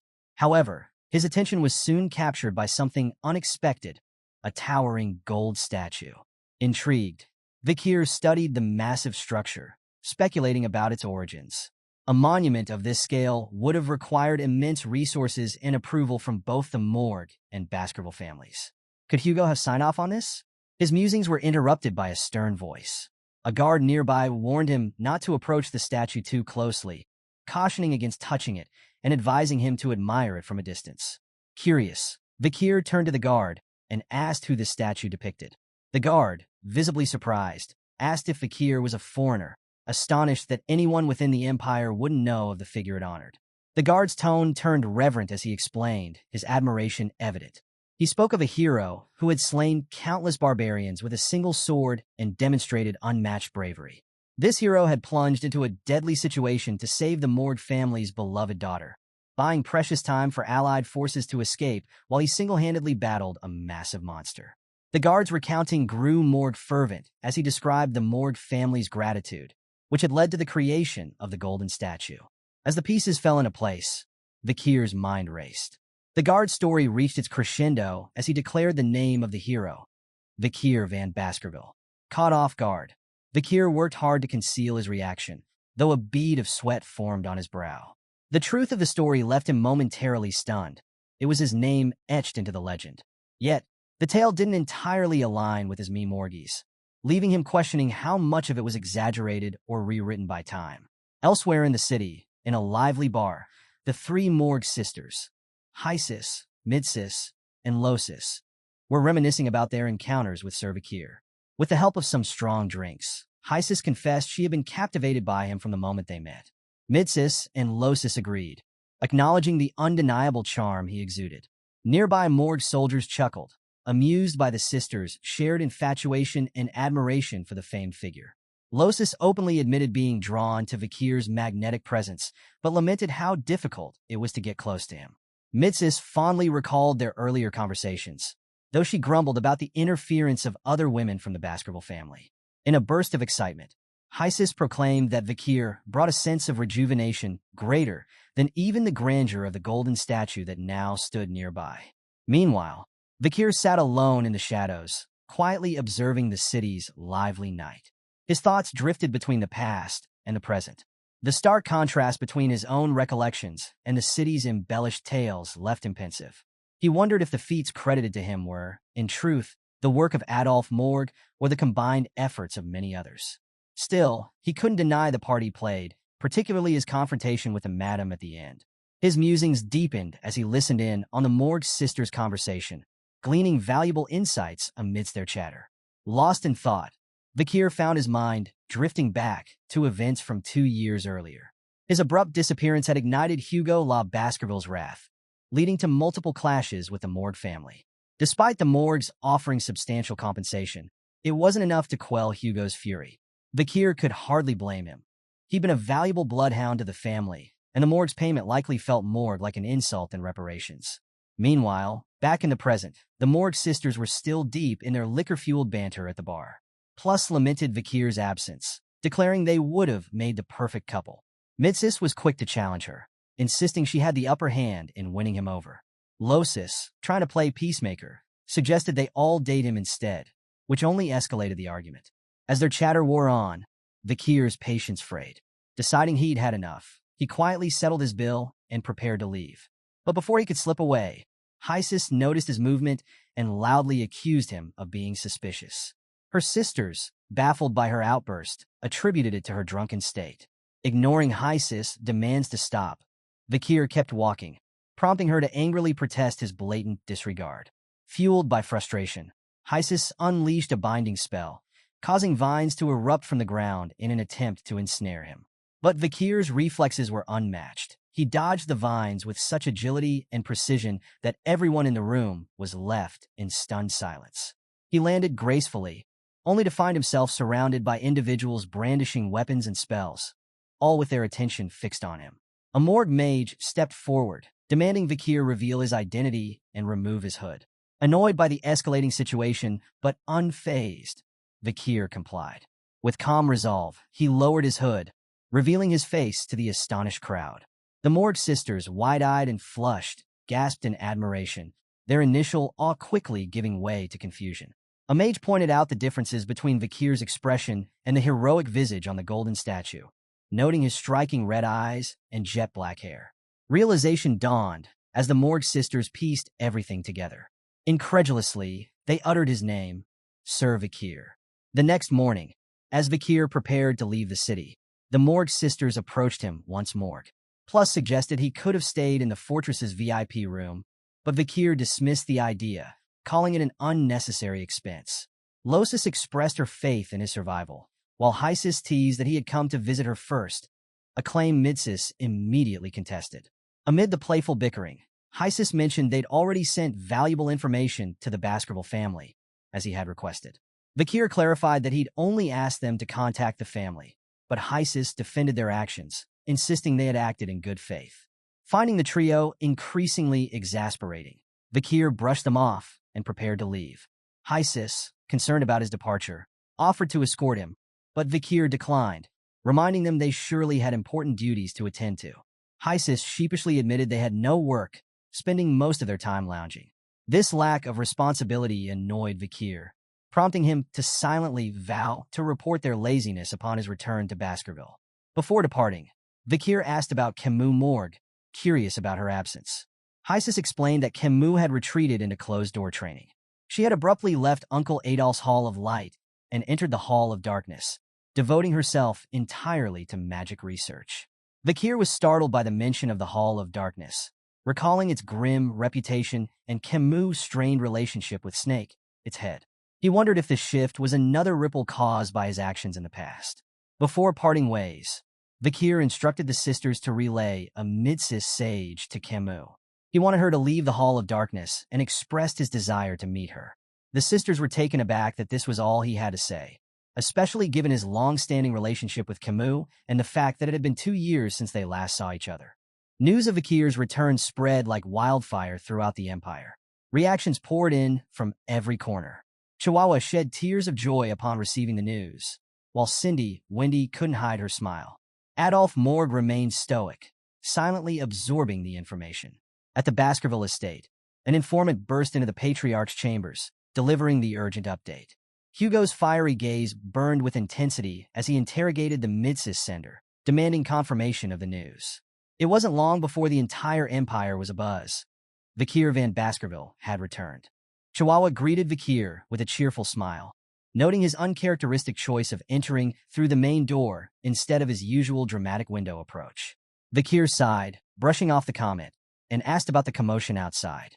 Chihuahua explained that news of his return had spread like wildfire across the Empire, drawing a crowd eager to welcome him back.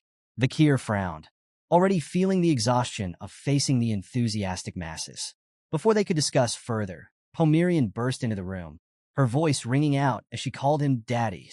Vakir gently corrected her, reminding her that he was her uncle. Unfazed, Pomerian proudly held up a dead mouse, beaming as she showed off her latest catch. Amused, Vakir praised her efforts but cautioned her about the dangers of the Black Duh, even if her catch seemed harmless. Turning back to Chihuahua, Vakir inquired about the state of affairs in Underdog City. Chihuahua praised Wendy's exceptional competence, noting how her introduction had resolved many lingering issues. However, there was one case that even she couldn't crack, a troubling string of child disappearances from the slums. Chihuahua handed Vakir a document detailing the alarming trend. The case was disturbing. The children had vanished without a trace, no ransom demands, no links to the black market, and no signs of monster attacks. Chihuahua suspected there was a single perpetrator behind the abductions, but had no evidence to support the theory. As Vakir read through the report, his expression darkened. Chihuahua noticed his furrowed brow and called out to him, puzzled. Vakir, lost in thought, drew parallels to a similar case he had once been framed for. The news stirred unease, though he knew it had occurred years after this timeline. Could there be a connection? He was still piecing together the implications when Pomerian's gleeful exclamation shattered his focus. She pointed excitedly to the dead mouse she had brought earlier. To everyone's shock, it was now alive, scurrying about the room as if nothing had happened. Vakir and Chihuahua exchanged astonished looks before turning to Pomerian. Vakir asked her directly if she had revived the creature. Pomerian admitted she had, her voice brimming with pride. Vakir, intrigued, speculated aloud about the nature of her ability. Could this be voodoo magic? Was she tapping into mana from another dimension? He gently probed further, asking when she had discovered this skill. Pomerian nervously counted on her fingers, explaining that it had happened a few nights ago. She added that she had learned it by watching the tribespeople. Vakir's mind raced. This ability was no small feat, even in the prestigious Baskerville and Morg families. Genius children couldn't wield magic until they were at least 8 years old. Yet here was Pomerian, just 5 years old, mastering what seemed to be a form of black magic, a skill both dangerous and forbidden. The implications were troubling. Vakir couldn't help but imagine Hugo's reaction if he ever found out. His mind conjured a grim vision of Hugo's fury, of him ordering Pomerian's execution upon discovering her use of black magic in her barbarian lineage. Determined to protect her, Vakir resolved to keep Pomerian far from Hugo's gaze. As if on cue, a pigeon flew to the window, delivering a letter. Chihuahua retrieved it, and his expression quickly shifted to one of shock. "Something bad has happened," he stammered, his voice unsteady. Vakir's eyes narrowed. "What is it? Speak clearly," he urged. Struggling to compose himself, Chihuahua finally blurted out the troubling news. The Baskerville Patriarch was on his way. In the deputy consul's office in Underdog City, a tense silence filled the room. Chihuahua and head butler Rodwell stood at opposite sides, while Vakir and Hugo faced each other directly. The air was heavy with unspoken words until Hugo finally broke the silence, acknowledging Vakir's return. Vakir confirmed his presence, his voice steady. Chihuahua exhaled in relief, grateful that the icy wall of tension had finally been cracked. Mindful of Pomerian's safety, Vakir had hidden her in the adjacent room before Hugo's arrival, hoping to avoid any potential conflict. Hugo, however, wasted no time and immediately pressed Vakir about his activities during the 2 years he had been missing. Vakir explained that he had spent the time recovering with the barbarians in the forest. Pretending to be friendly with them, he had managed to learn about their ways and devised a strategy to deal with them. Intrigued, Hugo urged him to elaborate on his plan. Vakir revealed a cunning scheme to exploit the barbarians' reliance on the Empire's industrial goods. Items such as cheap glass, orbs, woolen products, and basic commodities like vegetables and grains were treasures to the barbarians. By controlling the supply of these goods, Vakir proposed that they could subdue the barbarians indirectly.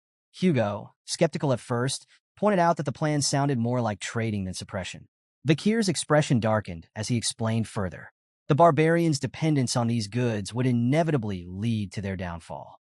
With an eerie edge to his voice, Vakir revealed his intention to demand that the barbarians perform monster subjugations in exchange for the goods. This way, they would exhaust themselves fighting monsters, secure the Empire's territory, and ultimately weaken their own numbers to the brink of extinction. Hugo's lips curled into a sinister smile, impressed by the devious brilliance of the plan. He praised Vakir's cleverness, calling him a true Baskerville. Vakir confirmed that he had already begun laying the groundwork necessary to implement the scheme. Satisfied, Hugo delegated the responsibility entirely to him, placing his trust in his son. Chihuahua, meanwhile, struggled to steady his breath, marveling at how this cold and calculated exchange could pass for a reunion between father and son. The head butler, Barrymore, observed Hugo's rare smile with astonishment and concern. It had been 2 long years since Hugo had shown any sign of warmth, and even now, it was tinged with his trademark intensity. Though outwardly calm, Vakir silently resolved not to let the Balac people suffer unnecessarily. From Baskerville's perspective, the barbarians would appear to be dying as they cleared out the monsters. But Vakir knew the truth. The natives were simply retreating to the location of the madam, using the lull in conflict to regroup and strengthen their forces. Hugo, unaware of the madam's existence, believed the barbarians would agree to the plan without resistance. Vakir, however, understood that this temporary truce was a chance for the Balac to grow more powerful, a hidden game of strategy unfolding beneath Hugo's radar.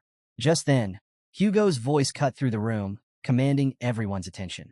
All eyes shifted to his teacup, where the liquid had begun to boil under the sheer force of his killing intent. With a voice laced with menace, Hugo declared that they would not trade with the Loco tribe. Instead, He ordered their complete annihilation. The intensity of Hugo's presence was overwhelming. Chihuahua felt as though his soul might leave his body under the crushing weight of Hugo's fury. Vakir, however, remained composed, acknowledging the command with a calm nod. Internally, he reflected on Hugo's apparent grudge against the Loco tribe, another reason why Pomerian needed to remain far away from him. Hugo eventually calmed himself and sighed, expressing a rare moment of regret. Meeting his son for the first time in years, all he had done was talk about destruction and warfare. He urged Vakir not to overextend himself on the front lines again. Hugo acknowledged the significant diplomatic benefits they had gained after Vakir saved Morg's daughter and subsequently went missing. The imperial family had heard the tale of heroism, bolstering the reputation of the Baskerville Knights in their eyes. For all his imposing strength and cunning, Hugo's next words revealed a rare vulnerability. He admitted that no amount of diplomatic gains or material success could make up for the loss of a child. Advising Vakir not to overextend himself, he spoke with a tone that seemed almost fatherly. But Vakir wasn't convinced. To him, Hugo's concern felt hollow, a mere pretense. His mind wandered to the night before his regression, the night he was framed. He vividly recalled the cold betrayal, the sharp pain of being stabbed in the back, and the icy stares of the bloodhounds he had once called comrades. That night, Vakir had learned the hard truth. He had been abandoned by his master. The bitterness of that Morgi churned within him, a constant reminder not to be swayed by Hugo's facade. As lightning cracked across the stormy sky, Vakir maintained his composure. He thanked his father for his supposed concern, his words polite but devoid of warmth. Suddenly, the door to the room burst open, and a small voice cried out, "Uncle!" Startled, both Chihuahua and Vakir turned toward the sound. Pomerian, frightened by the thunder and rain, ran into the room, clinging to Vakir and sobbing uncontrollably. Vakir froze, his mind racing. He had taken great care to hide Pomerian to avoid this exact situation. Now, not only was she exposed, but Hugo's reaction sent an even deeper shock through him. Hugo's face, usually a mask of stoicism, was filled with uncharacteristic emotion as he locked eyes on Pomerian. Recognition flickered in his gaze, followed by a torrent of questions that seemed to swirl in his mind. Hugo le Baskerville, the Empire's strongest sword saint, the master of the iron-blooded Baskerville family, and a man who had driven the barbarians far beyond the Empire's borders, was visibly shaken. This was a man known for his unwavering decisions and iron will, a legend who had slain hundreds of monsters without hesitation. And yet, here he was, his composure faltering as he studied the face of a frightened child. Pomerian clung tighter to Vakir, her sobs growing louder as she glanced at Hugo and exclaimed tearfully about his frightening mustache. Hugo, for a moment, seemed lost in thought, as though the child's presence had unearthed memories he had long buried. He hesitated, his voice trembling as he asked, "Is she Penelope?"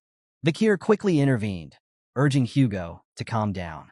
He explained that he had initially mistaken Pomerian for one of their own because of her red eyes. However, upon further investigation, he discovered that she hailed from one of the border tribes and was not, in fact, a member of their family. Hugo listened, his composure slowly returning. He admitted his mistake, reasoning that if Penelope were alive, she wouldn't be so young. Weariness crept into his voice as he acknowledged this and decided to leave. Vakir bid him a safe return, still processing the surreal scene that had just unfolded. He couldn't help but note how deeply shaken Hugo had been. A man who possessed the soul of a swordmaster was not easily unnerved. This moment only solidified Vakir's growing suspicion that something larger was at play. As Hugo prepared to depart, he turned back one final time. His voice regained its authority as he instructed Vakir to attend the upcoming Grand Banquet. With that, Hugo left, his imposing presence lingering even in his absence. The following day, Chihuahua was left speechless by the news. Vakir had been invited to an exclusive dinner, a privilege reserved for only the closest descendants of the Baskerville family. For most members, attending this banquet was nothing short of a lifelong dream.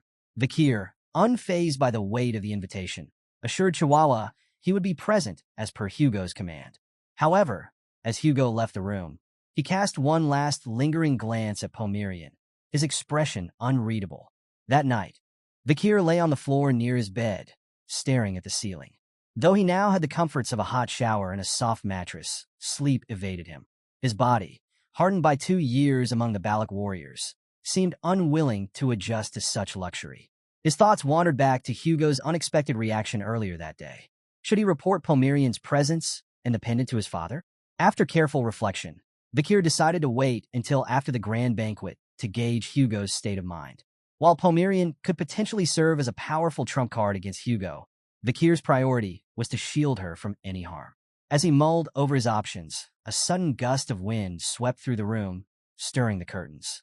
An assassin silently slipped inside, her movements so quiet that an ordinary person would have remained unaware. But Vakir was far from ordinary. Alert to her presence, he lay in wait. The assassin approached his bed, blade in hand, preparing to strike. However, she froze in shock when Vakir's calm voice broke the silence. "Not even a day has passed, and word of my return has already spread," he remarked. Before she could react, Vakir sprang into action. Using the bed as leverage, he launched a powerful kick toward her. Though she narrowly dodged a fatal blow, the strike hit her hand, sending her weapon flying. Without hesitation, Vakir moved to end the confrontation, but the assassin suddenly pleaded for him to stop, claiming it was all just a joke. Fixing her with a cold stare, Vakir immediately recognized her. He warned her that if she had not spoken up, he might have killed her on the spot. The assassin chuckled, commenting on his peculiar habit of disguising his pillow as himself and sleeping on the floor, a trait he hadn't shaken even after his return from the dead. Removing her mask, she revealed her identity, Cindy Wendy. Cindy addressed Vakir by name, noting how long it had been since they last saw each other. Ignoring his exasperation and insistence not to make a scene, she pressed on. She brought up how Vakir had sent Secretary Chihuahua to track her down, accusing him of knowing she would never take the 10 billion. Vakir responded flatly, pointing out how she had an uncanny knack for using her financial planning skills to generate wealth for capitalists, build trust, and then squander it all through reckless decisions. Cindy bristled at the accusation, calling his remark rude. She defended herself as a financial planner who earned solely through commissions, proudly claiming credit for preventing Judy from losing the 10 billion he had entrusted to her. Vakir, unimpressed, clarified that he had already assigned bodyguards to Judy to protect the funds. Among them was a finance expert tasked with handling any potential problems. Cindy's confidence faltered. She demanded to know why the bodyguards hadn't interfered with her plans. Vakir calmly explained that he had instructed them to stay out of her way, letting her work without obstruction. Stunned, Cindy finally realized the truth. From the very beginning, she had been dancing in the palm of his hand. Vakir shifted the conversation, asking Cindy Wendy about the information he had requested. With a mischievous smile, she produced a stack of mid-cis SY, disorganized documents and handed them over. Vakir raised an eyebrow at the chaotic state of the papers, barely concealing his disbelief. Noticing how her personality had changed slightly since their last meeting 2 years ago, he advised her to present her documents in a folder next time. True to his word, Vakir granted her participation in the trade negotiations with the natives. Cindy, grinning, cheekily agreed to call him boss from now on. Vakir knew the documents contained information about the attendees of the grand banquet scheduled for tomorrow, a prestigious event to which he had already been invited, thanks to his significant contributions.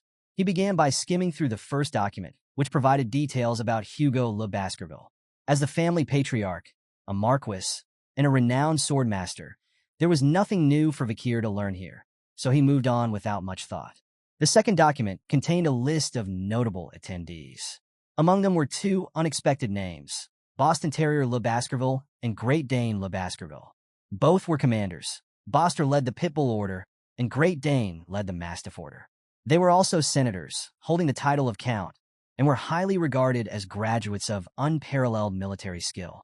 Most notably, the 2 were Hugo's half-brothers. Though they shared a reputation for military brilliance, their temperaments were vastly different. Vakir was surprised to see their name listed, as neither typically attended internal family events. Their sudden participation raised questions about their motives. Cindy Wendy offered a possible explanation. Perhaps they were eager to meet the so-called young legend of the Baskerville family, who had returned from the dead. They might even attempt to recruit Vakir into their respective orders. Reflecting on this, Vakir braced himself for what promised to be a taxing day. He turned to the next document, which detailed Osiris le Baskerville, Hugo's eldest son and first in line for succession. Osiris, a viscount, was known for his striking resemblance to Hugo and his exceptional swordsmanship, said to rival the Seven Counts of the Empire. Cindy Wendy pointed out that Osiris was on the verge of being elevated to the rank of Swordmaster. Vakir recalled Osiris from his past observations. The man had always been aloof, distant, and indifferent, even toward his own subordinates. He showed little care for his younger siblings of the direct bloodline, making him a rather cold and detached figure. Cindy speculated that, apart from the Patriarch and the Seven Counts, Osiris might be the strongest individual within the Baskerville clan. She couldn't resist asking Vakir who he thought was stronger, himself or Osiris. Vakir dismissed the question with a warning not to try measuring their combat abilities. The comparison was unnecessary and irrelevant as far as he was concerned. Next, Vakir came across an entry that surprised him. Setlub Baskerville, Hugo's second son and second in line for succession. Reportedly in isolation for training, Settle's inclusion on the list was unexpected. Unlike his older brother, Settle lacked talent in swordsmanship and had always been physically weak. His personality, too, set him apart from the typical Baskerville mold. He was gentle and kind, traits that earned him scorn within the family. Vakir remembered how Set had been persecuted by Hugo for his perceived frailty. While most Baskervilles viewed the dying bloodhounds with disdain, Settle had been the only one to cry for them. He was also the only member of the Baskerville family that Vakir respected, a rare figure of genuine compassion amidst a clan of cold pragmatists. As Vakir continued flipping through the documents, something caught his attention. Suddenly, he slammed the papers down on the table, startling Cindy Wendy. She frowned, clearly offended, and demanded to know why he was barely glancing at the information when she had worked hard to gather it. Vakir responded to Cindy Wendy's questions with cryptic calm, mentioning that he was already well acquainted with the individuals she had detailed. A sly smile spread across his face as he anticipated the intriguing events that awaited him at the grand banquet. The following evening, Vakir stood outside the banquet hall, pausing momentarily before pushing open the grand doors. Inside, all the attendees were already seated at the long dining table. Breaking the silence, Vakir announced himself. Vakir Van Baskerville, attending the grand banquet as per the Patriarch's orders. All eyes turned toward him, his voice commanding the room's attention. After a brief acknowledgement of his presence, Vakir bowed and expressed gratitude for the invitation. Hugo, his piercing gaze fixed on his son, welcomed him warmly and gestured for him to take a seat. As the banquet began, the room was soon filled with the sound of utensils and soft murmurs as the guests dined. The tranquil atmosphere was disrupted when Boston Terrier Luke Baskerville, commander of the Pitbull Order, cleared his throat. His sharp remark about undercooked meat broke through the silence. Hugo raised an eyebrow and inquired if the meat didn't suit his brother's taste. Boston Terrier clarified that he wasn't referring to his own plate, but rather the meal on the plate beside him. Great Dane Le Baskerville, commander of the Mastiff Order, appeared puzzled and asked if there was a problem. Boston Terrier dismissed the concern, stating that he was simply worried about the undercooked state of the meat on his lovable nephew's plate. Great Dane nodded in agreement, chiming in with his own affectionate view of Vakir. "He's a lovable young man," he said warmly, adding that he wanted Vakir to tread the right path. Boston Terrier, however, challenged the notion, questioning why the Mastiff Order was deemed the right path for Vakir. Great Dane fired back, suggesting that it was certainly better than the Pitbull Order, which he mockingly described as slow and foolish. Vakir silently observed the exchange, pondering whether the real purpose of their attendance was to recruit him. Both orders, the Pitbull and the Mastiff, were among the prestigious 7 orders that represented Baskerville. If this were before his regression, Vakir might have considered it a great honor, a golden opportunity that guaranteed success. Now, however, his perspective had shifted. To him, these orders were nothing more than squabbling mutts. The tension was briefly broken as Hugo raised his wine glass, signaling the head butler to pour. The butler, ever the optimist, remarked that the Patriarch must be in a good mood, given that his normally aloof brothers were showing such affection toward the young master. Vakir smirked slightly, noting how the butler always framed things positively, while Hugo likely found amusement in the bickering between his brothers. Turning back to Vakir, Boston Terrier pressed him about his exploits over the past 2 years. He expressed eagerness to hear tales of battles with barbarians and monsters in the Laret Lenore Mountains. Great Dane chimed in, voicing both concern for Vakir's safety and curiosity about his growth during his time in the perilous forest. Before the questioning could escalate, Hugo intervened. With a firm tone, he reminded his brothers to let Vakir eat in peace. However, both Boston Terrier and Great Dane insisted, now directing their inquiries toward Hugo himself. They wanted to know about Vakir's growth and accomplishments, pestering him with relentless curiosity. Hugo's patience snapped. Rising to his feet, he addressed them coldly, his voice sharp and authoritative. "I do not repeat myself," he warned, silencing the room. Boston Terrier quickly apologized, while Great Dane fell quiet with a grunt. Seizing the opportunity, Vakir rose confidently. In a steady voice, he assured everyone that proving his achievements would not be difficult. Hugo, his expression softening slightly, acknowledged Vakir's long and arduous journey. However, he expressed concern that his son might be too fatigued to visit the drill hall after such travels. Vakir calmly reassured Hugo, stating that he was fine. Resting a finger lightly on the table, he remarked that one's skills could be displayed anywhere, at any time. Daily life itself was an extension of training. As if to prove his point, Vakir noted Boston Terrier's overflowing wine glass and Great Dane's slightly undercooked steak. Without hesitation, he channeled his aura through the table. In a swift display of precision, the steak was perfectly cooked and the excess wine evaporated in an instant. Great Dane stared in amazement at his now perfectly seared meat, while Boston Terrier chuckled, amused by the sight of his now balanced wine glass. Boston Terrier commented on Vakir's impressive use of mana, marveling at his ability to perform such a feat at the mere age of 17, a level of skill typically attained by those in their 30s. Turning their attention to Hugo, the brothers praised him for having such an accomplished son, suggesting he must feel immense pride. But Hugo remained silent, quietly sipping his wine, his expression unreadable. Meanwhile, Vakir found the situation perplexing. 2 years ago, he had already displayed his mid-ranked graduate abilities during his confrontation with Madame. Yet it seemed no one here was aware of his accomplishments. He couldn't help but wonder why the triplets, who had witnessed his capabilities firsthand, hadn't reported his status. The silence was broken by Osiris Lub Baskerville, the first in line for succession and Hugo's eldest son.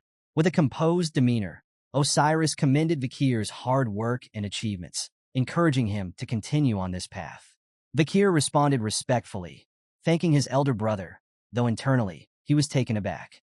As Hugo's mirror in both appearance and manner, Osiris's praise carried significant weight. Vakir couldn't shake the feeling that his brother's sudden commendation had a deeper purpose, perhaps an evaluation. Before Vakir could dwell further, Setlub Baskerville, Hugo's second son and the second in line for succession, joined the conversation. With a rare warmth, Set remarked on how unusual it was to see Osiris praise someone so openly. He compared their shared poker faces, but when Vakir didn't immediately respond, Set asked if he didn't recognize him. Vakir quickly assured Set that he knew exactly who he was. Set smiled, explaining his frequent absences due to his weak constitution, which kept him either in the medical wing or the isolation training hall. He mentioned that his training hall was near Underdog City, where Vakir had served as deputy consul, and expressed an eagerness to visit soon to hear about Vakir's experiences in the forest. Despite Set's frailty, his attitude remained bright and kind, traits uncharacteristic of the typically cold Baskerville family. Vakir reflected on their shared past. During the fall, he had served under Set amidst chaos and bloodshed. While others turned their backs, Set had been the one to comfort the dying bloodhounds, offering solace even in the darkest moments. When Vakir himself had been wrongly accused and drenched in blood on the battlefield, it was Set who stood by him and defended him until the bitter end. For Vakir, Set was the only person in the Baskerville family he truly respected. Seeing Set again brought him an unexpected sense of relief, and Vakir realized he had subconsciously hoped to meet him at this banquet. But the moment was short-lived. Vakir's expression suddenly darkened as a familiar, revolting stench wafted through the hall. A stench only he could recognize, one that no one else here would notice. It was the horrific, unmistakable scent of demons. Tension gripped Vakir as he realized the truth. There was a demon hiding among them. Vakir's mind raced as he scanned the banquet hall, his senses attuned to the disgusting stench of demonic presence. His sharp gaze darted from one attendee to another, searching for its source. Closing his eyes momentarily, he steadied his thoughts before locking onto Set Le Baskerville. To Vakir's alarm, Set seemed to be shrouded in an ominous aura of demonic energy. Noticing Vakir's stare, Set smiled warmly and inquired if there was something he needed. His demeanor was friendly and familiar, marked by lighthearted conversation and a cheerful engagement with the servants. Despite these efforts, Vakir couldn't shake the unsettling feeling radiating from him. Set casually remarked on Vakir's recent appointment as deputy consul of Underdog City, even mentioning how some citizens admired him so much that they protested for him to remain in charge permanently. He expressed eagerness to collaborate with Vakir when he returned as consul. Vakir, masking his suspicions, raised his wine glass in acknowledgement. Set cheered, emphasizing his reliance on Vakir's support. But then, Vakir noticed something chilling. Set's reflection was absent from the glass. A dreadful thought crossed his mind. Could Set already be dead, his body now a vessel for a demon? Despite his growing unease, Vakir refrained from exposing his suspicions. Accusing Set without solid evidence would invite scrutiny and weaken his position. Resolving to investigate further, Vakir chose to remain silent for now. Set, seemingly unaware of Vakir's inner turmoil, continued speaking. He reminisced about his childhood admiration for the Doberman Order's uniform and asked Vakir which order he intended to join. Meanwhile, Vakir struggled to endure the suffocating stench emanating from Set. Before the conversation could continue, Osiris intervened, cutting off Set mid-sentence. With a cold tone, Osiris urged Set to focus on finishing his meal rather than indulging in idle chatter. Set, taken aback, stared at his older brother in confusion. Vakir, however, felt a wave of relief, silently thanking Osiris for breaking the interaction and providing him a reprieve from the unsettling aura. Hugo then turned the conversation toward Vakir, asking if he was satisfied with the meal and inviting him to the main house for a private discussion. Though surprised by the abrupt invitation, Vakir agreed. After the banquet, Vakir strolled beneath the moonlight, releasing a sigh of relief. The 5-hour ordeal had been mentally taxing, especially with such peculiar company. As he walked, he reflected on the banquet and Hugo's invitation, speculating that it might be related to the official papers for his academy entrance, which had recently arrived. Suddenly, a shadowy figure appeared behind him atop the castle wall, launching a surprise attack. Vakir recognized the move immediately. It was the Baskerville clan's sixth technique. He considered overpowering the attacker, but reminded himself that he was maintaining the guise of a mid-rank skill level. Revealing too much power would be unwise. Using the Baskerville fourth technique, Vakir intercepted the strike, intending to absorb the force with the blessing of the river Styx and his own aura. To his astonishment, his counterattack not only stopped the assault, but completely overpowered it, dispersing the energy in a display of force that surprised even him. From atop the wall, Boston Terrier Le Baskerville chuckled as he leapt down. Impressed by Vakir's resilience, he complimented his nephew's growth, marveling at his ability to handle such an attack despite the two-tier difference in their techniques. Before Vakir could respond, Great Dane Le Baskerville emerged from the shadows behind him, rebuking Boston Terrier for drawing his sword within the main house. Dane condemned the act as reckless and warned that Hugo would not take such behavior lightly, hinting that Terrier could face probation if the Patriarch found out. Boston Terrier defended his actions, claiming it was merely an expression of uncle-like concern for his nephew's safety. He insisted that he had adjusted the strength of the attack to ensure Vakir wouldn't be harmed. Boston Terrier scoffed at Great Dane, telling him to mind his own business and stop meddling in Pitbull Order affairs. Great Dane, unfazed, shot back, questioning when Vakir had ever belonged to the Pitbulls.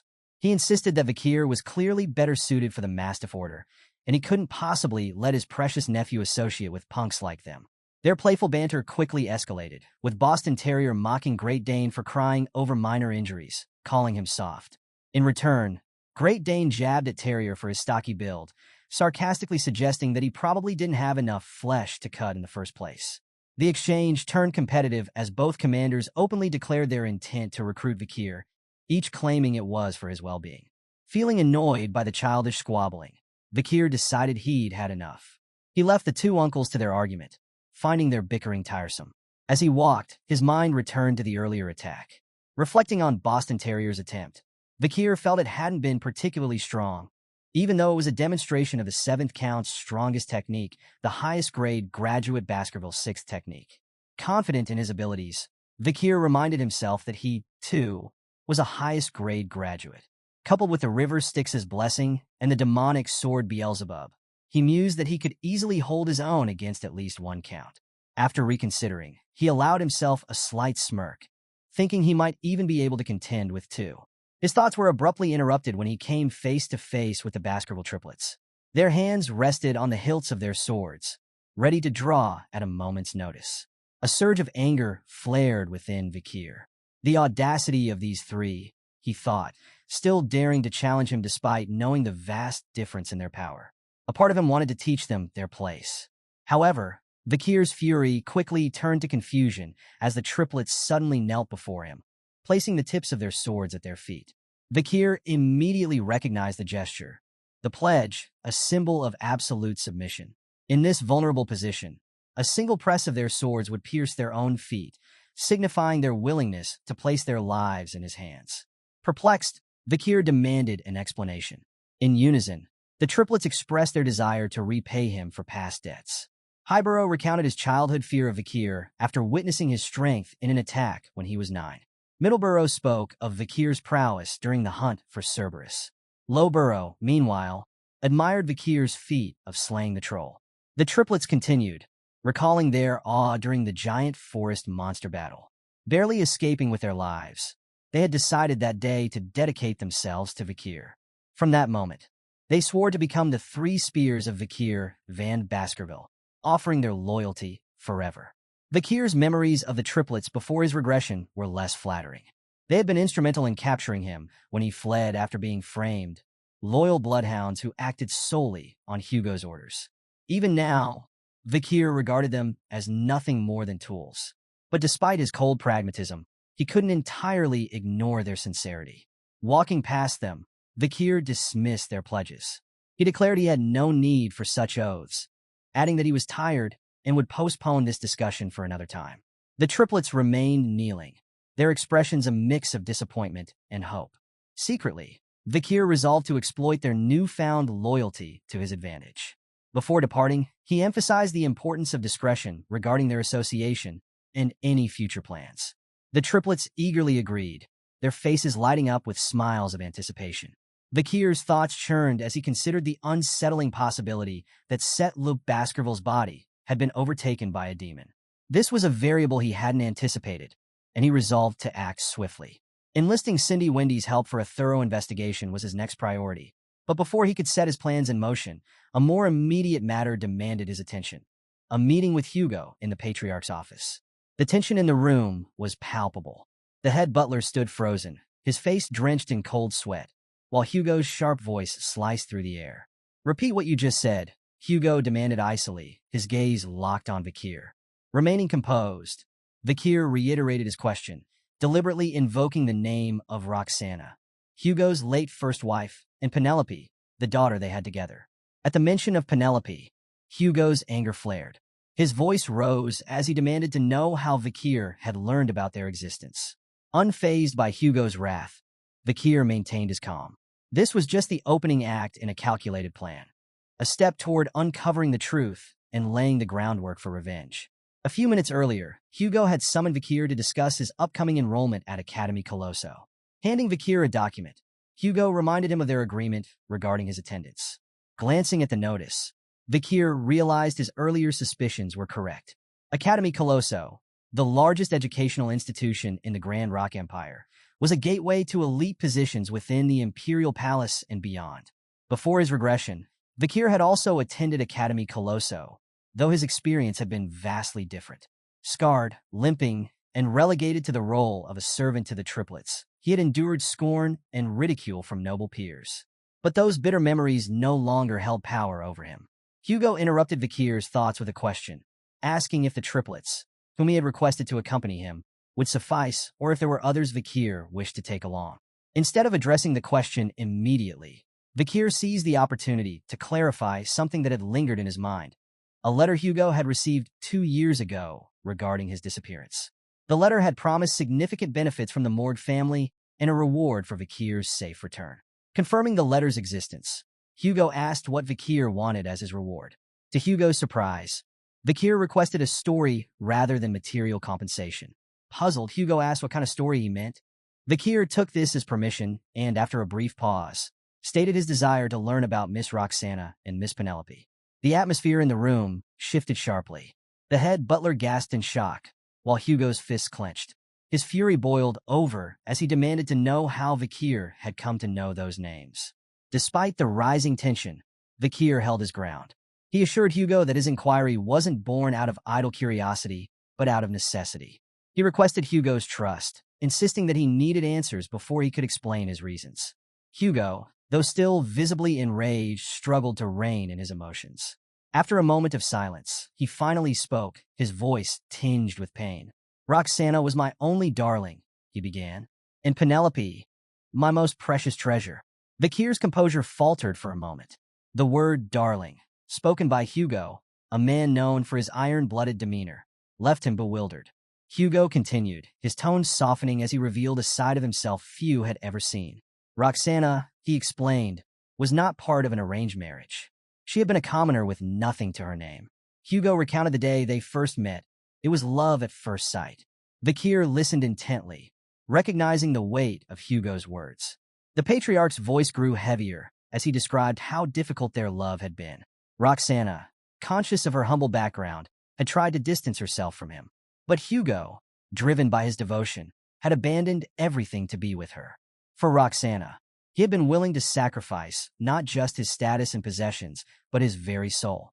Vakir expressed his gratitude for Hugo's openness, attempting to steer the conversation toward the next topic. However, Hugo, lost in the depths of his memories, continued his tale. He recounted how his love for Roxana was tested when the Baskerville family sent pursuers after them. On the run, Hugo fought fiercely to protect her, enduring unimaginable trials. Their love was neither blessed nor welcomed by anyone, but their mutual devotion carried them through the thorny path.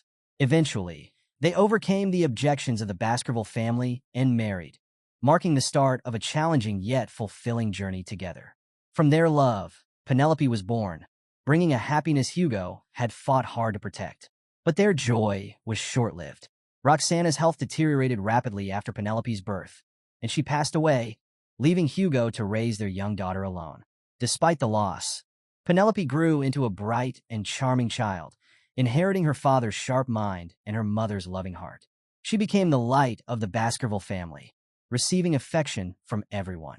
But Hugo's expression darkened as he recounted the tragedy that would forever alter his life: Penelope's abduction by the Loco tribe.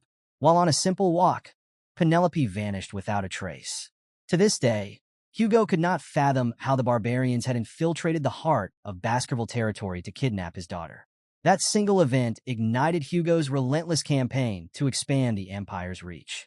Under the guise of seeking the Empire's glory, Hugo sought to both locate Penelope and crush the barbarians who had stolen her. To bolster his efforts, Hugo arranged multiple marriages and produced numerous offspring to grow the Baskerville family into a formidable force. He stationed himself at the border and created the iron-blooded Baskerville family, a powerhouse no one could overlook. To the world, Hugo seemed a cold and calculating man who sought only power. But beneath his ruthless actions lay a deep and unyielding pain, the grief of losing the family he had cherished above all else. Vakir listened, unmoved by Hugo's tragic backstory. To him, every villain had their sob story, but it was the consequences of their actions that defined them. In Vakir's eyes, Hugo was a heartless man who mass-produced offspring and sent them to the battlefield as pawns in his schemes. Still, Vakir could not ignore just how much Roxana and Penelope had meant to Hugo. Hugo's cold gaze bore into Vakir as he concluded his story. "Now it's your turn," he said sharply. "Why did you ask about them?" Vakir silently reached into his pocket and retrieved a pendant, placing it on the table before Hugo. "Take a look," Vakir said, his tone measured. Hugo's expression shifted as he picked up the pendant. He immediately recognized it. It was the one he had crafted for Roxana and Penelope. His hands trembled as he opened the locket, revealing a picture of himself, Roxana, and Penelope inside. Vakir's next words struck Hugo like a thunderbolt. "If Penelope's successor was alive, what would you do?"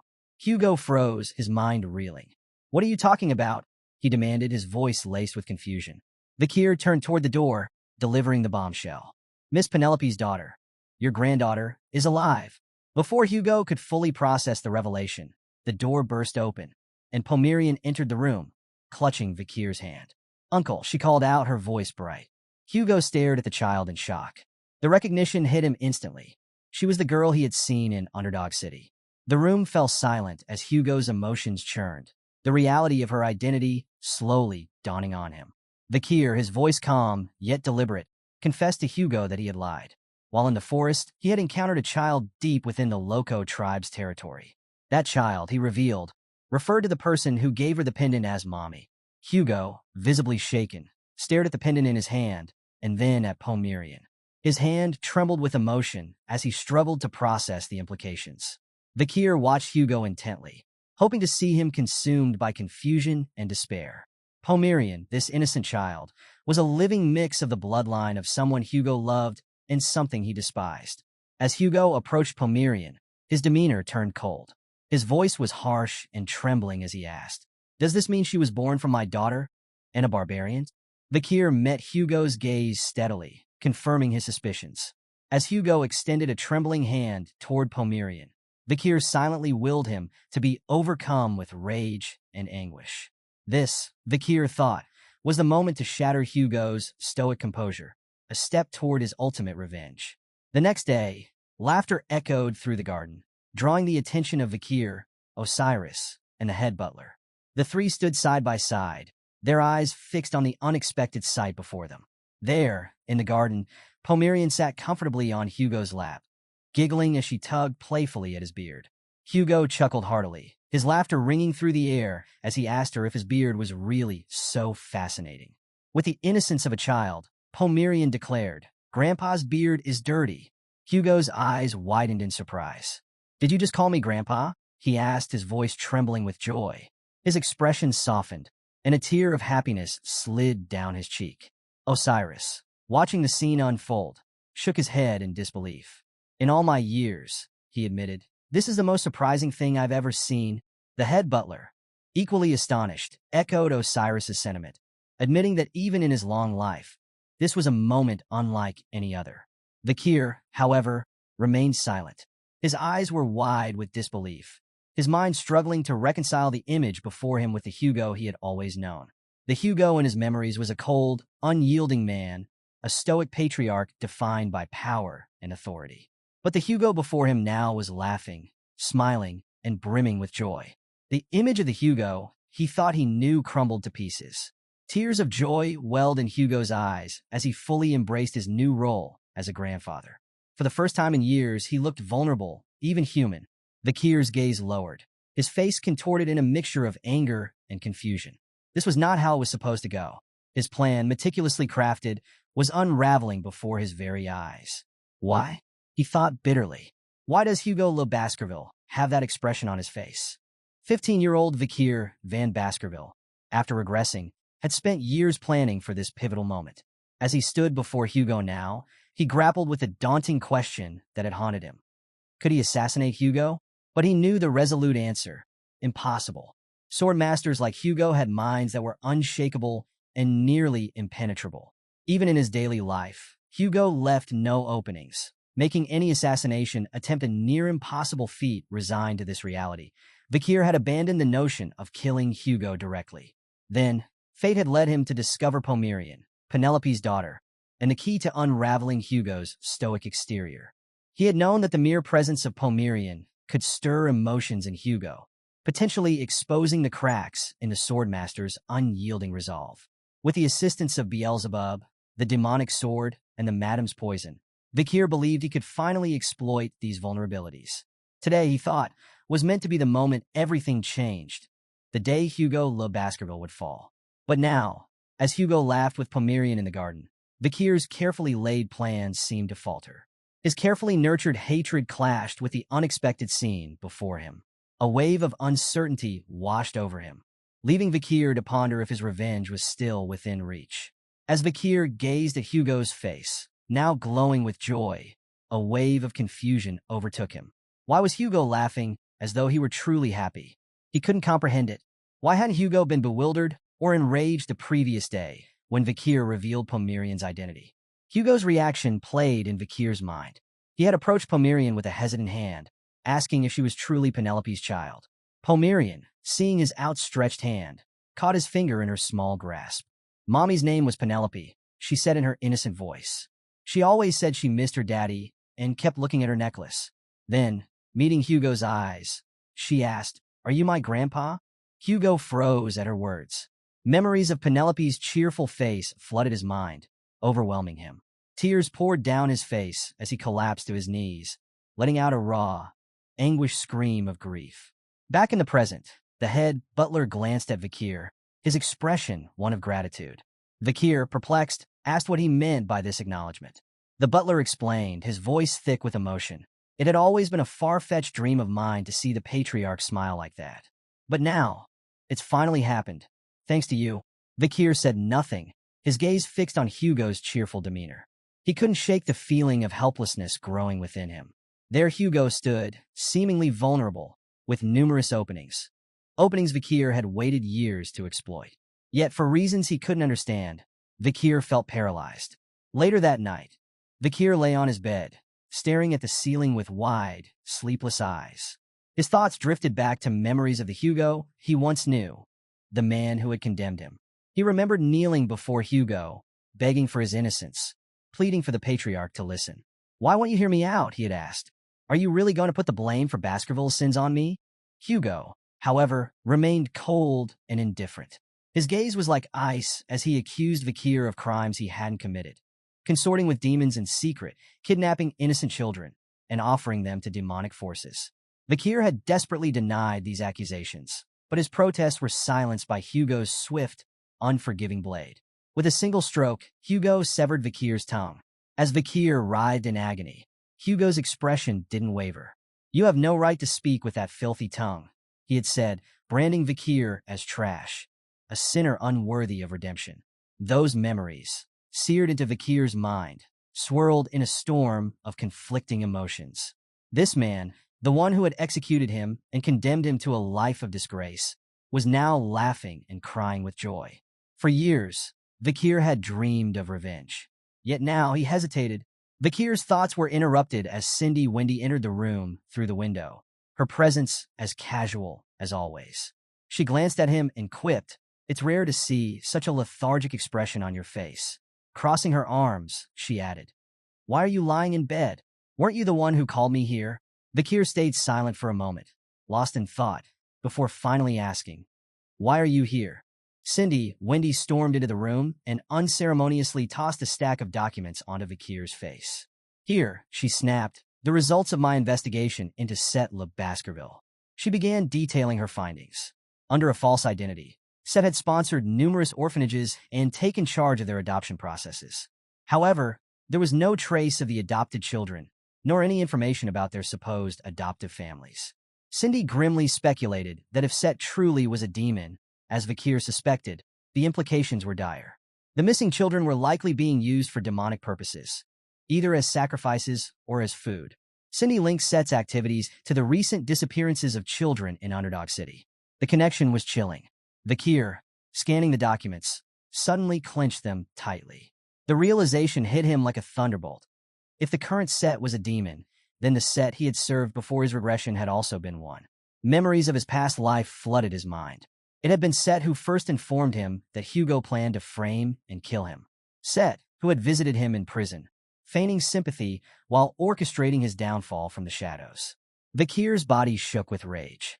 The comforting figure he had once trusted had been nothing more than a puppet master, using Vakir as a scapegoat. Meanwhile, in the depths of a dark forest, a man carrying a lantern led a confused child toward a foreboding destination. The child, uncertain, asked where they were going. The man's response was cryptic. "Your new home?" The child hesitated, mentioning that the headmaster had promised he'd been adopted into a good family. But instead of a warm house, they stood before a cold, empty cave. The man, revealing himself as Set, smiled, amusement gleaming in his eyes. "There seems to be a misunderstanding," he said. His body twisted and contorted, shedding its human guise to reveal his true form. A demon of the 10 elite corps, Andromalius. The cave wasn't the child's new home. It was his grave. Terror gripped the child as he screamed for his mother, but his cries fell on deaf ears. Set devoured the child in one swift motion, a sickening smile spreading across his face. "Children are the tastiest," he remarked, his voice dripping with malice. Deep within the dimly lit cave, Andromalius, Set's demonic form, sat upon a makeshift throne, illuminated by moonlight filtering through cracks in the ceiling. A crow perched on a nearby table as Set mulled over his plans.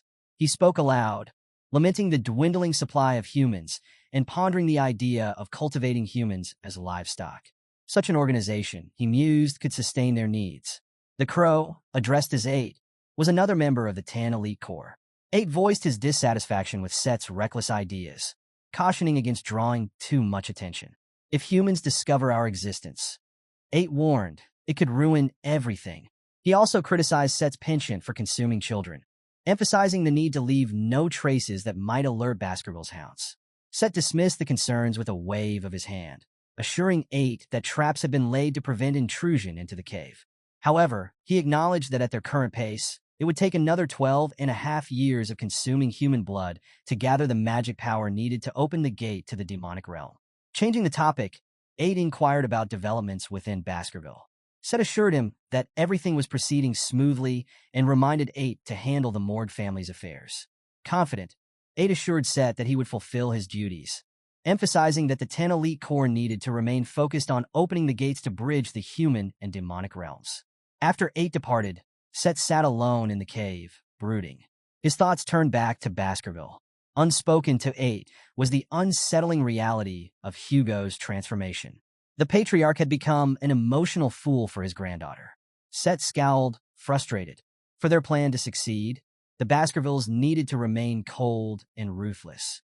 If Hugo continued to treat the young Baskervilles as expendable, they could quietly take them without causing suspicion. But with Pomerian in the picture, Set's confidence wavered. The once perfect plan now seemed fragile. Set's eyes gleamed with malice as his thoughts settled on one name, Vakir van Baskerville. To Set, Vakir was the root of many setbacks. His hatred burned as he resolved to crush Vakir and the obstacles he represented. In the depths of the dark forest, Set seethed with frustration. His thoughts churned as he recalled Vakir surviving the venomous snake attack in his childhood, an event that should have claimed his life. Worse still, when Set had believed Vakir to be dead after disappearing into the forest, he returned, with Hugo's granddaughter in tow, no less. Set's plans to destroy Hugo were unraveling before his eyes, and his frustration was palpable. With hostility etched on his face, he vowed to eliminate every obstacle in his path, starting with Vakir. The persistent nuisance posed by Vakir and others who dared to thwart his ambitions would soon meet their end. The following morning, Vakir walked alongside Hugo through a quiet hallway. His mind raced with suspicion. Although Hugo had invited him, their walk had been silent for over 5 minutes, and Vakir couldn't help but wonder why he had been summoned. He observed Hugo's demeanor carefully, noting that the Patriarch seemed full of openings, an exceptionally rare occurrence. This would be the perfect moment to kill him, Vakir thought fleetingly, but he quickly suppressed the notion. Assassinating Hugo wasn't feasible, not even now. Just then, Hugo broke the silence, admitting, "I know you hate me." Vakir was taken aback, wondering if Hugo had somehow sensed his murderous intent. But Hugo continued, his tone solemn. He acknowledged that he had referred to his sons as bloodhounds and repeatedly placed them in dangerous situations. "I've always thought my sons despised me for it," he admitted. He confessed that he had been especially cruel to Vakir, despite Vakir excelling in every task given to him. This cruelty, he explained, stemmed from his unrelenting hatred of the barbarians and his inability to channel his emotions in a healthier way. Vakir's caution deepened. Why would Hugo speak ill of himself? It had to be a test, Vakir reasoned. But the next moment, Hugo did something Vakir never expected. He bowed. Hugo apologized and thanked Vakir sincerely. "Pomerian told me that Penelope was happy until the end," he said. Learning that his daughter had not been unhappy in her final moments lifted a heavy weight from his heart. Hugo admitted that he felt as though Vakir had saved him and expressed his gratitude, not as a reward for a bloodhound service, but as a genuine gesture of thanks. Vakir was left speechless, his mind swirling with conflicting emotions. Memories resurfaced of moments when Hugo had shown him unexpected kindness or trust. For the first time, Vakir questioned whether this Hugo was different from the one he had known. Could the cold, calculating Hugo of his past truly be gone? Had something shifted after his regression? For the first time in 17 years, Vakir felt the faint stirrings of forgiveness. Still, Vakir reminded himself that Hugo had been the one to order his execution. The man who branded him a sinner was still Hugo. Torn between revenge and forgiveness, Vakir pushed his emotions aside. There was still a task to complete. Urging Hugo to lift his head, Vakir confirmed that he could ask for anything. Hugo agreed without hesitation. Internally, Vakir resolved to deal with Hugo's fate once his objectives were achieved. In a serene garden, Pomerian chatted happily with a man who tied her hair. She remarked on how wonderful Baskerville was, especially with Uncle Vakir, Grandpa Hugo, and Uncle Osiris all present. The man, Setla Baskerville, gently asked if she had forgotten another uncle. After a brief moment of thought, Pomerian smiled brightly and pointed at him. Uncle Set, she declared. Their exchange was interrupted by a maid, who reminded Set that he hadn't begun his isolation training as instructed by the Patriarch. Set admitted he couldn't resist seeing his niece one last time, but asked the maid to keep his visit a secret. Pomerian eagerly promised to do the same. Set, noticing Pomerian's hair, remarked that it resembled her mother's, Penelope's. The maid, startled, questioned how Set would know this since, to her knowledge, he hadn't even been born when Penelope was alive. Set froze for a moment, processing the implication of the maid's words. Then, with chilling precision, his demeanor shifted. His head transformed into a demonic visage as he leaned toward the maid, informing her that Hugo was looking for her and urging her to hurry to him.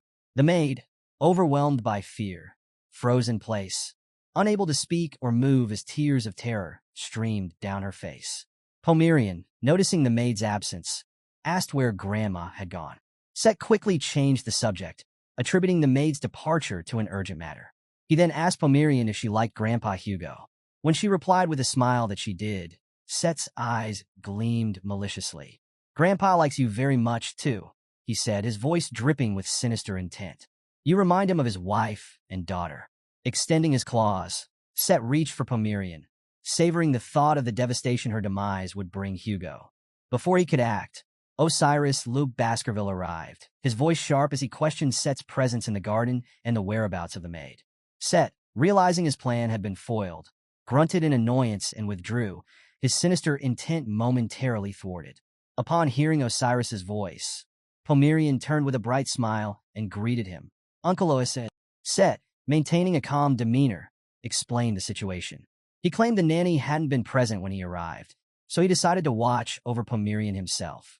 Osiris frowned, expressing concern over their father's potential fury if he found out about the incident. He suggested they keep it a secret. Set nodded in agreement, promising to resume his isolation training the following week. Internally, however, his thoughts burned with resentment. One day, I'll exact revenge on Osiris. Osiris, unaware of Set's inner turmoil, patted him on the shoulder and expressed worry that he might be overexerting himself. If you ever need help, just ask, he offered sincerely. Set froze for a moment, taken aback. Was Osiris worried about me? He wondered, but his hatred quickly bubbled to the surface. Set despised Osiris, resenting the constant comparisons between them. To Set, Osiris was the golden child, a genius who embodied their father's expectations. If Osiris didn't exist, Set thought bitterly, his life would have been far better. Osiris's voice snapped Set out of his spiraling thoughts. Realizing his emotions had nearly slipped out of control, Set quickly masked his face with a composed expression. Excusing himself, he cited Osiris's presence as the reason for his departure.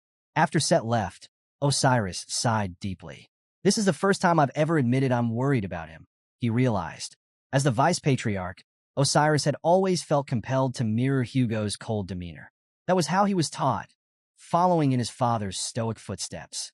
But witnessing Hugo's newfound emotional openness made him wonder, could I ever express these awkward feelings too? Patting Pomerian on the head, Osiris smiled warmly.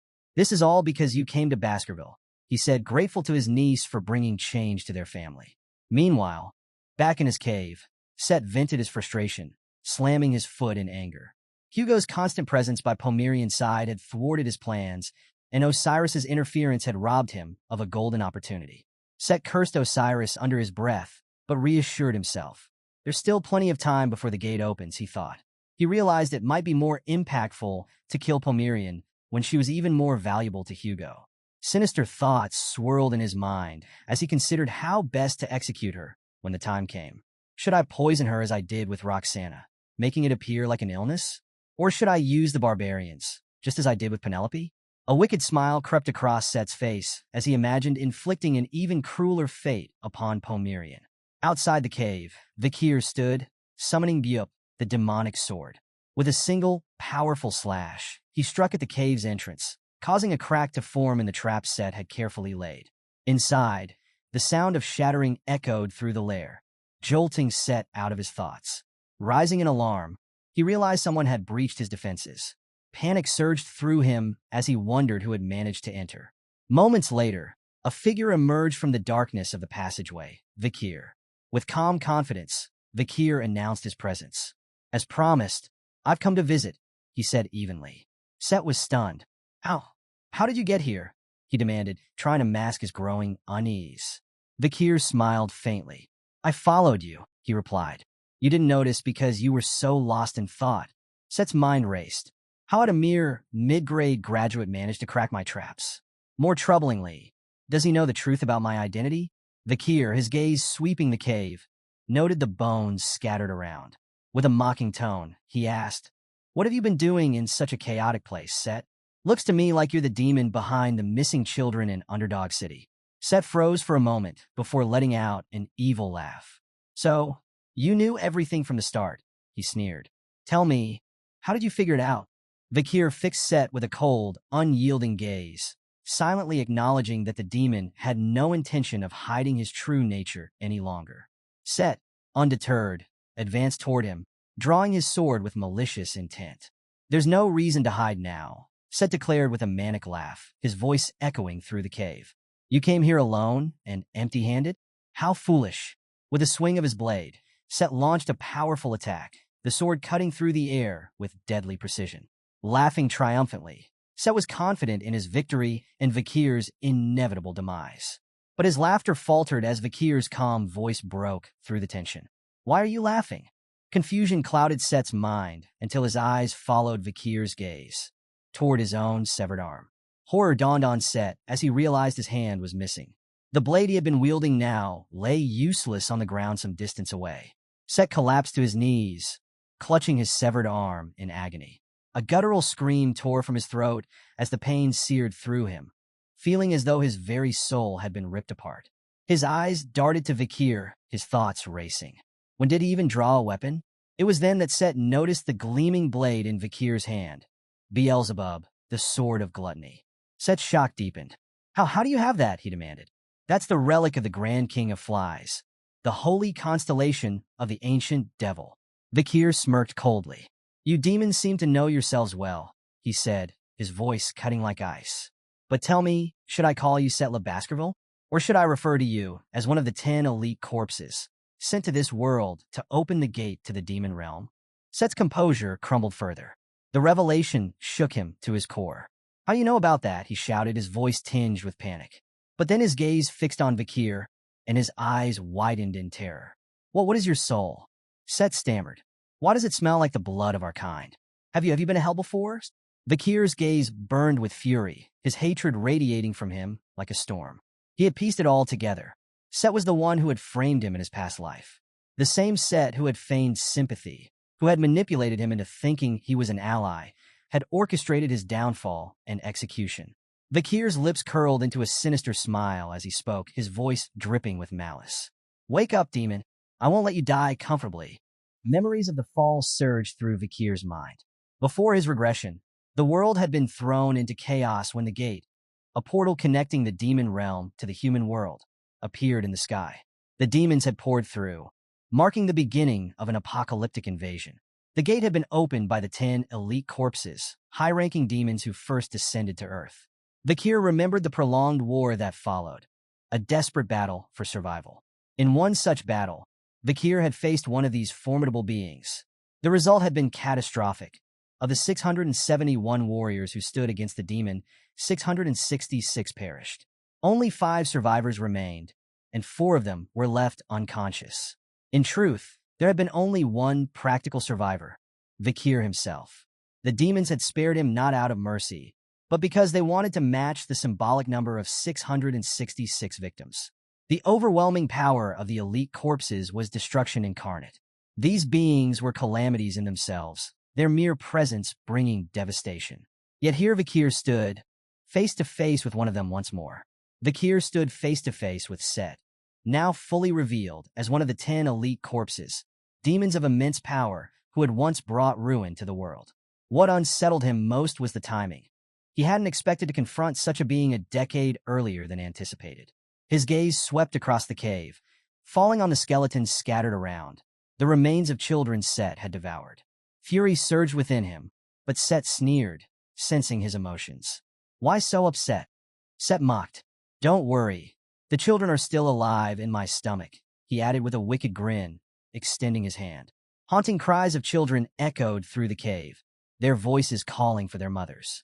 Without hesitation, Vakir swung Bup, the sword of gluttony, severing Set's arm before the demon could continue his taunts. Set howled in agony, but Vakir's voice was cold and unyielding. Shut up. The dead can't return, Vakir declared, his glare piercing through Set's pained expression. Clutching the stump of his arm, Set wailed in grief, but his cries quickly turned to laughter. His sly grin returned as he raised his now regrown arm. My regeneration's complete, Set announced, standing tall once more. He then shifted his tone, eyeing Vakir with curiosity. You and I, Set said, both harbor many secrets. He reflected on Vakir's unusual growth. Even Osiris, hailed as a genius, had reached mid-rank graduate at 30. Yet Vakir had achieved the same at 17, a feat unheard of. Set's gaze flickered to Bup, the devil's holy constellation. You're an irregular, he mused. A wild card. Someone like you could be a significant threat in the future. With a sly grin, Set declared, I'll eliminate you now. Vakir, unshaken, returned Set's gaze with icy resolve. No, he said, you'll die here today. Set lunged, his attack swift and deadly. But Vakir deftly blocked the strike, their swords clashing in a flurry of sparks. As their duel intensified, Set smirked, believing he held the upper hand. His confidence stemmed from a Baskerville rule. Collateral and illegitimate members of the family were only taught up to the 4th technique. Set, a master of the 6th technique, believed it was impossible for Vakir to match him. He unleashed the Baskerville 6th technique, aiming to overwhelm his opponent. But to Set's shock, Vakir countered with the exact same advanced move. The realization struck Set like a thunderbolt. Vakir knew the 6th technique. Set stumbled backward, his disbelief palpable. How could you know that? He stammered. Vakir gave no answer, only pressing the attack. But Set recovered quickly, his twisted grin returning. You've still got secrets, don't you? He muttered. Feigning a frontal clash, Set launched a hidden strike, aiming for Vakir's blind spot. Just as Set's blade was about to hit, Bup erupted with a surge of aura, stunning the demon. Taking advantage of the moment, Vakir executed the Baskerville 7th technique, sending Set flying. The demon crashed into the cave wall, coughing up blood. The 7th Fong? Set gasped, clutching his chest. How? That's a technique reserved for the Patriarch. Vakir didn't hesitate. Charging forward, he drove Beelzebub into Set's chest, pinning him against the wall. With a cold sneer, Vakir mocked the demon. You demons think you're above humans, don't you? Look down on us with your big heads. Fooling you lot is easier than I thought. As Set writhed in pain, Vakir reflected on the coming fall, the cataclysm that had devastated the world before his regression. Back then, the 10 elite corpses had already amassed overwhelming power, and even the heroes who closed the gate couldn't hunt them all down. But now, the fall hadn't begun. The 10 elite corpses were scattered, weakened, and in hiding. This time, things were different. Leaning in close, Vakir whispered into Set's ear. His murderous intent was palpable as he spoke. You demons plan to bridge the human realm and the demon realm. You want to bring about the fall? His voice dropped to a chilling tone. Maybe killing you and your companions now would bring me some relief. Set's entire body shuddered, fear gripping him for the first time. How could a human, just a human, make him feel such terror? Grinding his teeth, Set roared in fury, his voice trembling with anger. Damn you, human, he spat. Vakir sensed the shift in the air, a palpable danger looming. He dashed backward just in time to see Set's form begin to change, his body now covered in a red, thorny substance. Vakir's eyes narrowed as he questioned whether the thorns were made of blood. Set's voice boomed as he shed his human guise, revealing his true form. I am Andromalius, he declared, his tone dripping with malice. Acknowledging Vakir's unexpected strength, the demon announced that their confrontation would now come to an end. Extending his hand, Andromalius unleashed a swarm of serpents that surged forward, their fangs poised to strike. Vakir moved the advancing creatures. The demon's laughter echoed through the cave as he taunted Vakir, urging him to keep slicing. Despite his best efforts, a serpent managed to sneak behind Vakir, sinking its fangs into his shoulder. Reacting swiftly, Vakir cut the serpent apart. Andromalius's laughter grew louder as he declared, "You're finished." Unfazed, Vakir dismissed the bite as insignificant. But the demon's confidence didn't waver. With a smirk, Andromalius activated his endless blood absorption ability. Blood began to flow from Vakir's shoulder, streaming into the demon's outstretched hand. "This is my power," Andromalius boasted, his voice thick with pride. "I control blood. Against any living creature, my ability is undefeated. Your blood will drain until there's nothing left. You'll wither and die a slow, painful death." The demon reveled in his strength, which granted him near immortality. But Vakir remained calm, his sharp eyes fixed on the flowing blood. Suddenly, a chuckle escaped him. Andromalius's expression darkened. "Are you insane?" he growled. "What's so funny?" With a cold smile, Vakir replied, "It's amusing to watch a demon enjoy himself so much without realizing what he's absorbing." At that moment, Andromalius staggered. His smirk vanished, replaced by a look of confusion as he spat blood and collapsed to the ground. Panic flickered in his eyes as he struggled to understand what was happening. Vakir stepped forward, his voice calm but laced with malice. "Would you like to see something impressive?" he asked, cutting his wrist. Blood dripped onto the ground, and as Andromalius watched, realization struck him. "This blood, it's poisoned." Andromalius gasped, his voice trembling. Vakir's smirk widened. "Not just poisoned," he revealed, holding out his wrist. In an instant, the wound healed completely. Andromalius's disbelief grew. How could a human possess such advanced regeneration? And the poison, it wasn't just any toxin. Andromalius recognized its potency, rivaling that of the cunning spider of Lenore Mountain, the nine-headed snake from the Land of Titans, or the massive jellyfish from the Black Sea. Such toxins were thought to be the stuff of legends, far beyond the grasp of mere humans. Vakir dropped more blood onto the demon, watching as Andromalius howled in pain. "The madam's poison works well, even on the 10 elite corpses," Vakir remarked, satisfied. Bup emitted a faint sound, and Vakir understood its midsis sage. The madam herself must have been furious that her poison alone hadn't killed Andromalius outright. Vakir's realization confirmed his belief. With the Baskerville 7th technique and Bup's power, even the 10 elite corpses could be defeated. Seizing the moment, Vakir slashed Andromalius with his sword. The demon reeled, coughing blood and bewildered by Vakir's monstrous strength. How had this human become so powerful? But Andromalius's thoughts quickly shifted to survival. His instinct screamed at him to escape and warn the other corpses. He needed to reclaim his scattered mana. Desperate, he dispersed the barrier protecting the cave. Vakir noticed the shift immediately. He watched as Andromalius raised his hand, commanding the water in the cave to transform. The liquid floated into the air, swirling before turning blood red. This ability, Vakir muttered, his eyes narrowing. He recognized it as Andromalius's power to turn water into blood. Even weakened and incomplete, the demon's strength as a high-ranking elite corpse was formidable. The battle was far from over. Despite Andromalius's display of power, Vakir remained calm and confident. He believed that even with the ability to turn water into blood, Andromalius wouldn't be able to absorb it. Andromalius, however, sneered. "You misunderstand," he said, his voice dripping with malice. "This isn't for absorption." With a command, Andromalius summoned blood knights. From the pools of blood on the ground, armored figures began to form, each one radiating a menacing aura. Within moments, the cave was filled with these knights, their swords gleaming as they encircled Vakir. "These blood knights," Andromalius explained, "can wield the Baskerville 6th technique, which I've mastered myself. Even if you know the 7th technique, you won't be able to contend with all of them." Andromalius's voice darkened as he vowed to not only kill Vakir, but also to hunt down everyone he loved, making him regret ever challenging the 10 elite corpses. Vakir, seemingly unfazed, reached into his pocket. With a calm voice, he remarked, "If all these knights can use the 6th technique, I suppose the situation looks dangerous. He paused, pulling out a black whistle and holding it up. But you didn't think I came unprepared, did you? The sight of the whistle made Andromalius pause. A bead of sweat rolled down his face as recognition dawned. Vakir smirked, placing the whistle in his mouth. Since you know the Baskervilles, you should recognize what this is. Before Andromalius could respond, Vakir blew the whistle. The sharp, resonating sound echoed through the vast cave, traveling far beyond its entrance and into the surrounding wilderness.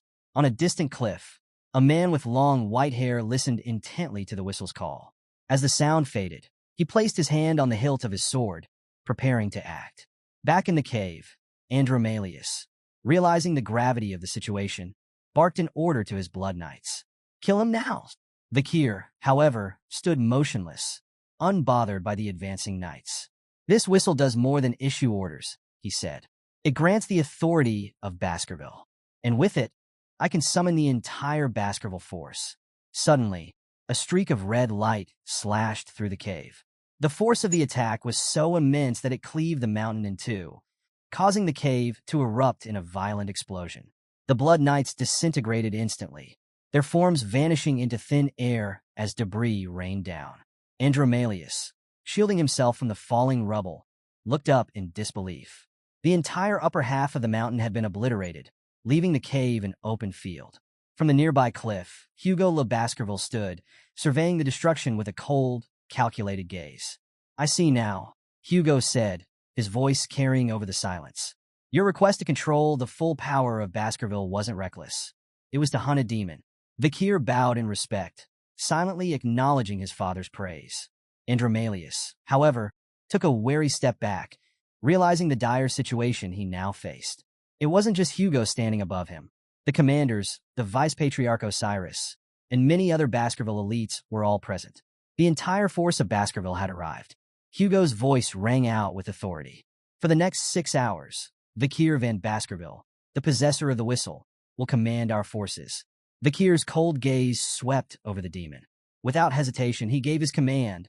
Bloodhounds, rip the demon to shreds. The Baskerville hounds, fearless and relentless, surged forward to confront Andromalius.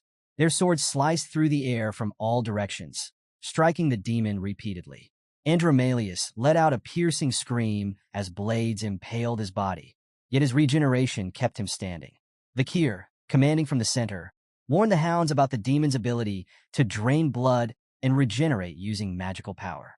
His voice was firm as he ordered, if you're injured, leap into the poisonous river immediately. Don't let a single drop of your blood feed him. Not one scratch. The bloodhounds roared their acknowledgement and renewed their assault with fierce determination. On a nearby cliff, Boston Terrier laughed as he observed the escalating battle. Look at their killing intent, he remarked. Beside him, Great Dan watched in awe, surprised by his nephew's commanding skill and leadership. Hugo, however, stood with a solemn expression, his gaze fixed on the battlefield below. The sight of his son, set, corrupted and used as a vessel for a demon, weighed heavily on him. He couldn't help but wonder if this was the grim reality of the Baskerville bloodline. Amid the chaos, Andromalius lashed out at the bloodhounds with his snake-like arms, cursing their persistence. Despite his regeneration, their relentless attacks were depleting his magic power faster than he could recover. Each severed limb drained his strength. These Baskerville mutts are more skilled than I expected, Andromalius admitted through gritted teeth, realizing he needed an escape. His cunning eyes landed on Osiris, standing a short distance away. A plan began to form. Andromalius shouted out a proposal ****. I'll leave Set's body in exchange for my life. He appealed to their familial bonds, emphasizing that Set was the Baskerville family's second son. Surely, they wouldn't abandon him so easily. Vakir's cold voice cut through the demon's plea. You really think we'd take that deal? Frustration flared in Andromalius, but he smirked inwardly. I only need to sway one. Turning to Osiris, Andromalius changed his approach, his voice softening. Osiris, he called out, Set was your younger brother. He always admired you. Are you really going to let him die like this? Andromalius knew Osiris's reputation as the kindest Baskerville. If he could manipulate Osiris, there was a chance to survive. Set's soul is still here. Andromalius cried. This is your last chance to save him. Osiris hesitated for a moment before beginning to approach the demon. Vakir's voice rang out sharply. Don't fall for his lies, Osiris. But Osiris pressed forward, stopping just in front of Andromalius. His expression was grave. Is Set's soul really here? He asked. Can he still be saved? Andromalius smirked, sensing victory. He allowed Set's face to emerge, the youthful features distorted with sorrow. In Set's voice, he called out to his brother. Osiris, I'm still alive? Tears streamed down his face as he continued, his voice heavy with regret. I was weak. I couldn't bear being compared to you or judged by Father. That's why I sold my soul to this demon. Everything that's happened is my fault. Please give me a chance to atone. The cave fell silent as Osiris raised his sword. With unwavering resolve, he swung, severing the demon's head in one swift motion. As the severed head fell to the ground, Osiris spoke softly, his voice filled with sorrow. This was the only thing I could do for you, Set. Vakir approached his elder brother and placed a hand on his shoulder. Don't blame yourself, he said. Set's soul passed on long ago. The demon was just playing a cruel trick. Osiris's jaw tightened as guilt flooded him. If I'd been there for him as a brother, he lamented, maybe this wouldn't have happened. I failed Set, and I failed our bloodline. He looked to the battlefield, a heavy weight in his chest. As Vice Patriarch, I should have seen this coming. I should have stopped it before it reached this point. Suddenly, one of the bloodhounds shouted, Look! All eyes turned to the sky. The severed head of Andromalius was flying away, cackling maniacally. You fools! Andromalius jeered. You've delayed the gate, but you'll never stop it. My brothers will finish what I started. I'll return, and when I do, I'll kill every last one of you. Vakir watched in panic as the demon's head disappeared into the distance. He realized there was no way to strike at such a range. Just then, Hugo's cold voice cut through the tension. Vakir, he said, his tone sharp. What is the first rule of a swordsman? Vakir hesitated before replying. A swordsman must never show his back. Hugo's gaze burned with intensity. Then prove it. As Andromalius's severed head soared through the sky, a shiver of dread coursed through him, a primal fear he hadn't felt in centuries. The terror that Set had harbored toward Hugo seemed to linger in the demon's form, refusing to fade. Then the truth struck him. This fear was real, and it was his own. It was the overwhelming dread of a truly powerful being. Hugo unsheathed his sword with deliberate precision, and every eye turned toward him. Andromalius, still struggling to escape, laughed nervously, mocking Hugo's attempt. What do you plan to do? Even as a swordmaster, you can't reach me from here. But his laughter stopped abruptly. Hugo swung his blade, and at first, nothing seemed to happen. Andromalius's confidence surged, but then a series of precise, impossibly fast slashes tore through the air, striking his head. Bloody lines appeared across his form as his body disintegrated into pieces. In his final moments, Andromalius uttered in disbelief, defeated by a mere human, impossible. Days later, notices were posted across the Baskerville-controlled territories, announcing a full investigation into the missing children and related serial incidents. A process for compensation was also outlined, formally titled under the Vakir law. While the involvement of a king-ranked demon wasn't disclosed, the public was shocked to learn that the atrocities were tied to the second son of the Baskerville family, Set Le Baskerville. Set's mother was swiftly brought to trial, facing charges of poisoning children, attempting to kill the first wife, kidnapping the Patriarch's eldest daughter, and aiding Set's abductions. She was convicted on 1,642 charges and sentenced to immediate execution. The most shocking revelation was that she hadn't been brainwashed by the demon. To her final breath, she cried for one last chance to see her son. Following her execution, Set's remaining henchmen were also purged. The Vice Patriarch, Osiris, took charge of the case but temporarily transferred authority to Vakir Van Baskerville, whose decisive actions were pivotal in resolving the incident.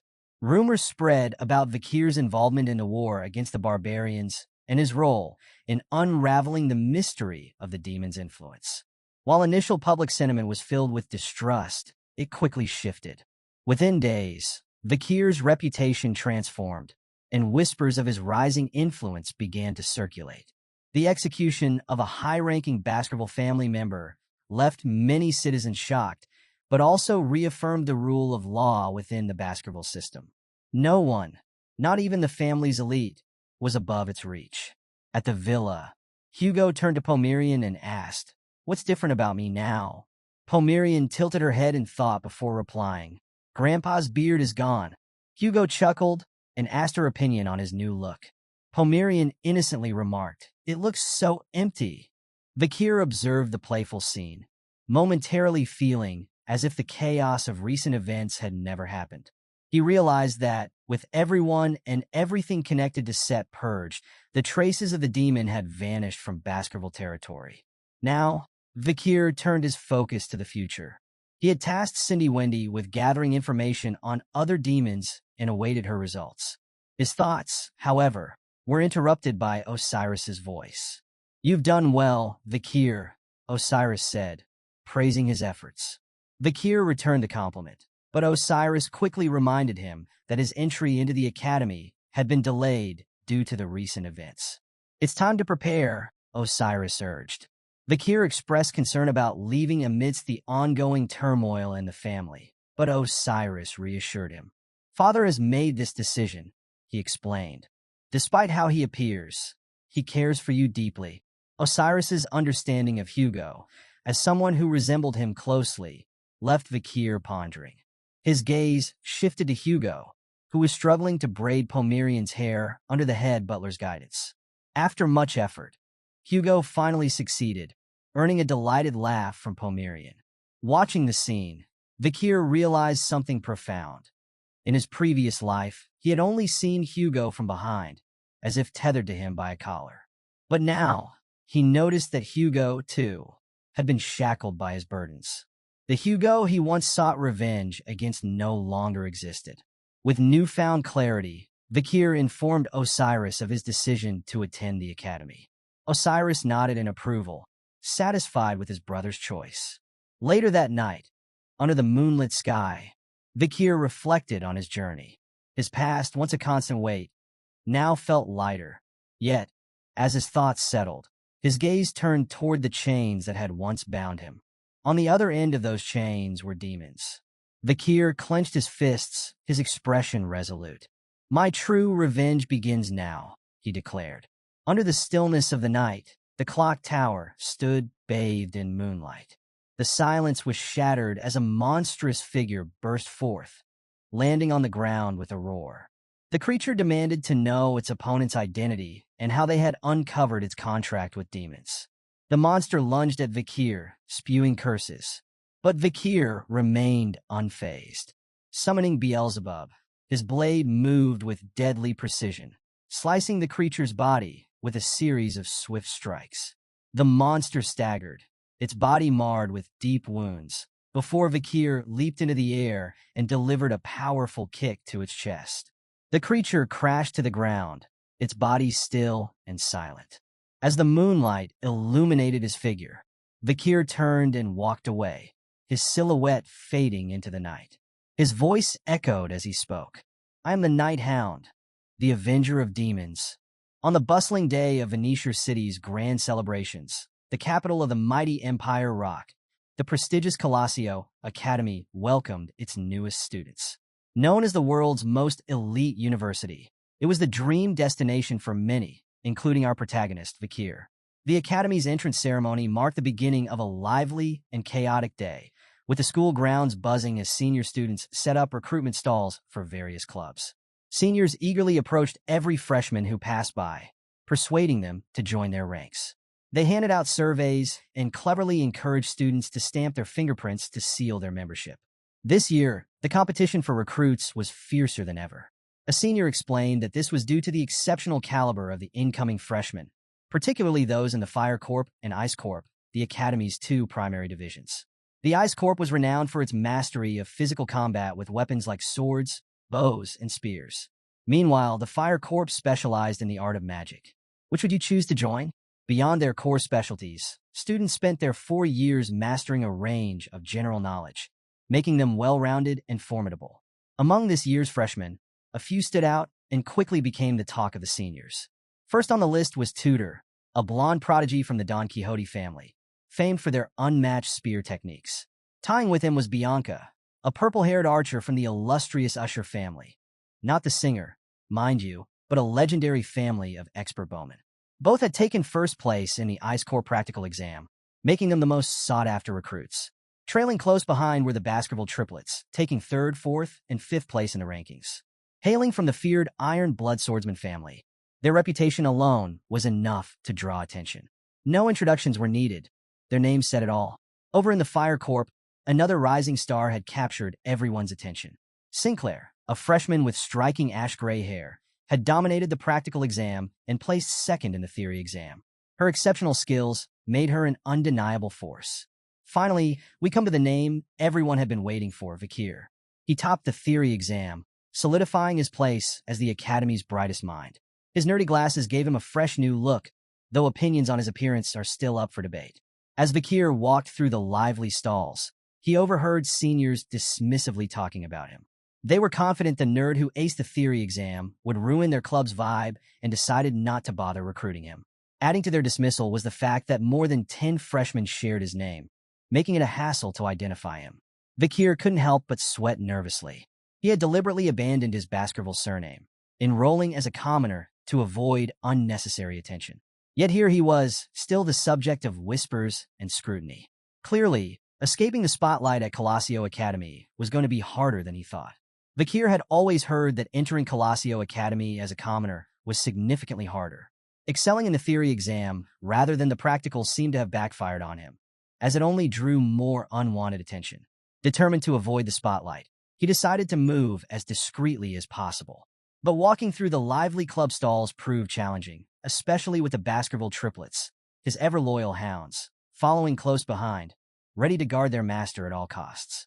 As Vakir wandered, a commotion broke out nearby, capturing his attention. Students were shouting and clamoring for someone's notice, their voices filled with excitement. Amidst the chaos, a familiar blonde-haired figure stood at the center of the crowd. The students around her declared themselves fans, some even claiming they had joined the academy just to meet her. They couldn't believe her radiant beauty and spoke as if she were otherworldly. It was none other than Dolores Luan Quavadis, the priestess Vakir had crossed paths with during his assassin days. Now the Academy's revered school president and vice president of the newspaper club, Dolores looked visibly flustered as she tried to calm the crowd. Gently, she asked if any of them were interested in joining her club, but the students admitted they were more interested in her than anything else. Watching from the back of the crowd, Vakir recognized her immediately and groaned internally. He had hoped to avoid her altogether, knowing she was someone he couldn't afford to attract attention from. But despite his efforts to blend into the background, Dolores somehow sensed his presence. Her sharp gaze turned just in time to catch a glimpse of him quietly slipping away. The scene shifted to the Academy's dorms, where Vakir stood in front of what was supposed to be his room. He hesitated, staring at the door, when someone approached him, a boy with a bold haircut and youthful energy. The boy excitedly asked if Vakir was his new roommate. This exuberant stranger introduced himself as PG, and Vakir was momentarily stunned. He immediately recognized PG from his previous life, recalling how kind-hearted he had been back then. PG had always gone out of his way to help Vakir, even sharing what little he had. But Vakir also remembered the dark events that unfolded in that timeline. PG had suffered greatly at the hands of a cruel roommate, a series of misfortunes that spiraled into tragedy. The thought of those events made Vakir silently vow to protect PG this time around. As they entered the dorm room, PG's enthusiasm remained infectious. He cheerfully told Vakir he could pick any bunk bed he wanted and then eagerly brought up the freshman welcome party happening after dinner. PG explained that, while the party wasn't mandatory, nearly all freshmen would be attending. He emphasized that connecting with peers and seniors was crucial to surviving the next 4 years. Vakir, however, gave a curt reply. "Nope, I'm not going." PG seemed momentarily surprised, but quickly shrugged it off. While his excitement was contagious, Vakir had no interest in the freshman social scene. He had other priorities, and drawing attention to himself wasn't one of them. PG was utterly shocked by Vakir's cold refusal to attend the freshman welcome party. Determined to change his mind, he tried every argument in the book. He warned Vakir that skipping the party would make him a target for seniors and risk isolating him from his peers. He even hyped up the event by mentioning the impressive guest list. Tudor, the eldest son of the Don Quixote family, Bianca, the eldest daughter of the Usher family, and of course, the famous Baskerville triplets. PG didn't stop there. He brought up Sancho from the North Mercenary Guild, who had turned down the top spot at Varangian to join Colosio Academy.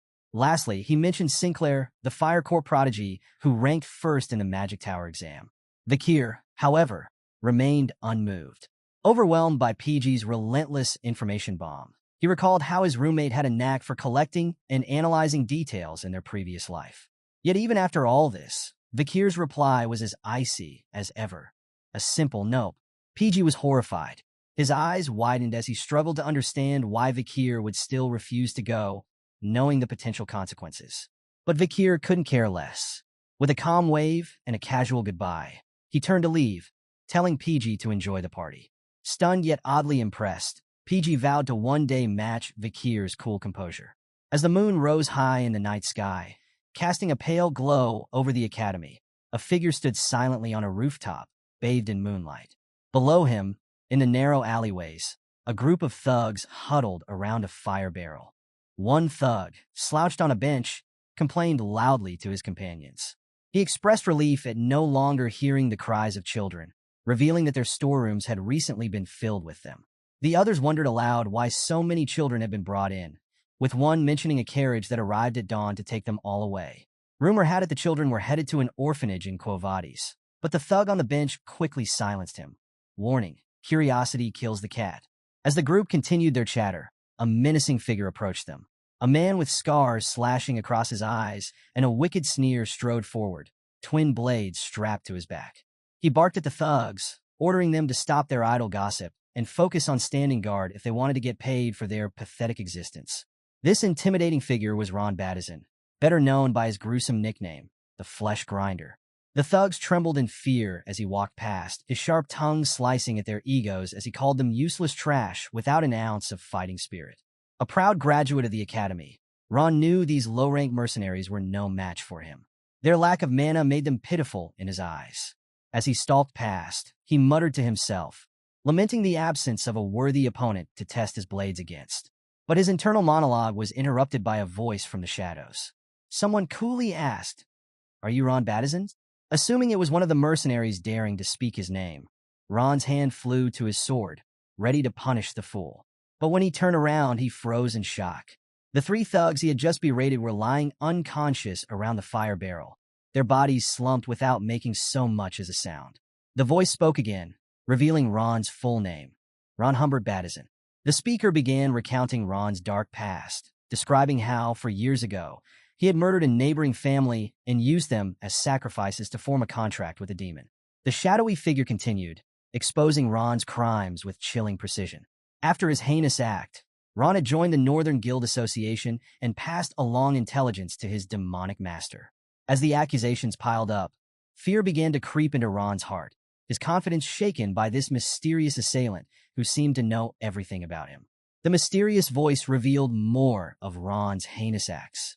During his time as a guard for the Mankind Allied Forces, Ron had betrayed his own by secretly extracting information. Using a simple hand mirror, he exposed the location of the platoon's camp to the enemy, leading to their massacre. Despite the damning accusations, Ron dismissed them as useless chatter and demanded the voice show itself. Agreeing to his request, Vakir stepped out of the shadows, clad in his Assassin Creed outfit, and stood right behind Ron.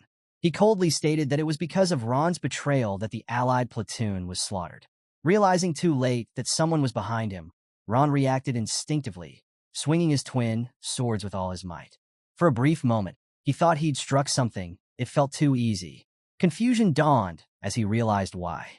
In the blink of an eye, both of his arms were severed cleanly at the shoulders. Ron screamed in agony, falling to the ground as blood poured from his wounds. Vakir, calm and efficient, stood behind him, his weapon, Beelzebub, already sheathed in his hand.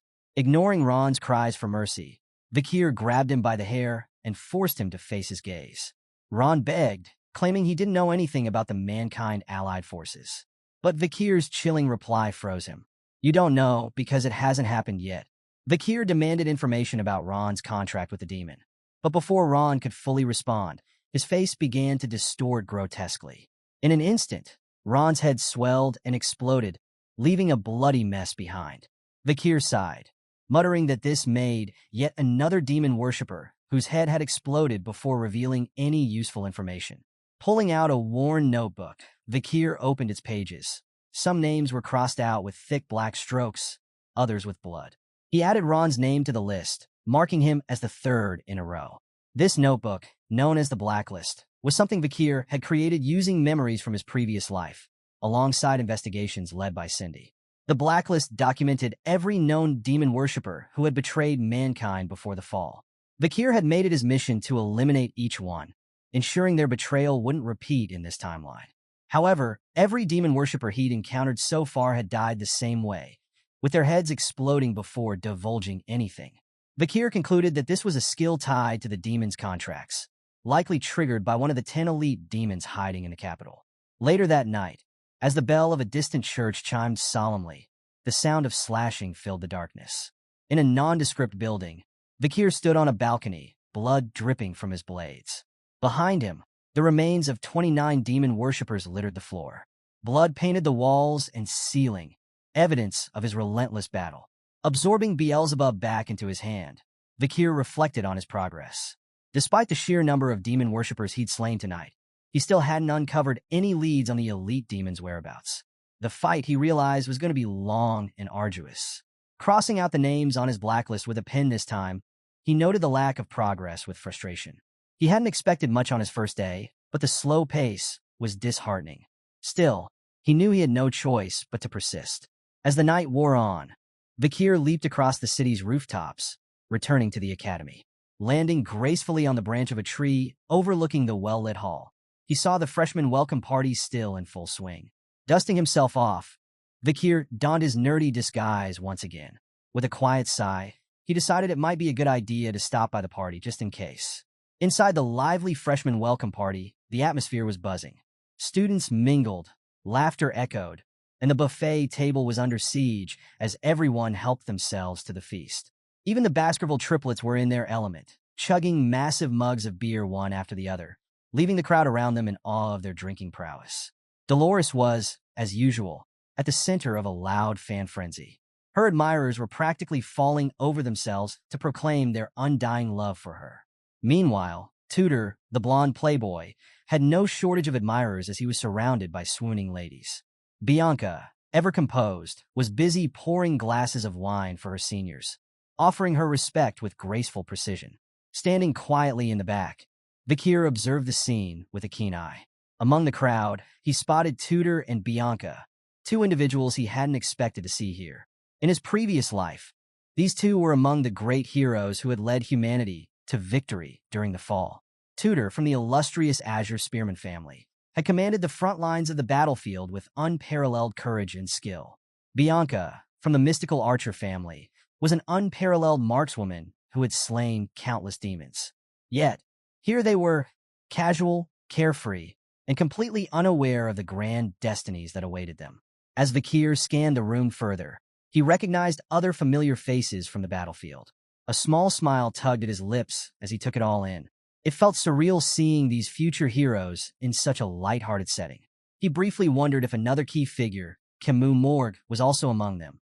While Vakir mused, an uneasy situation was unfolding across the room.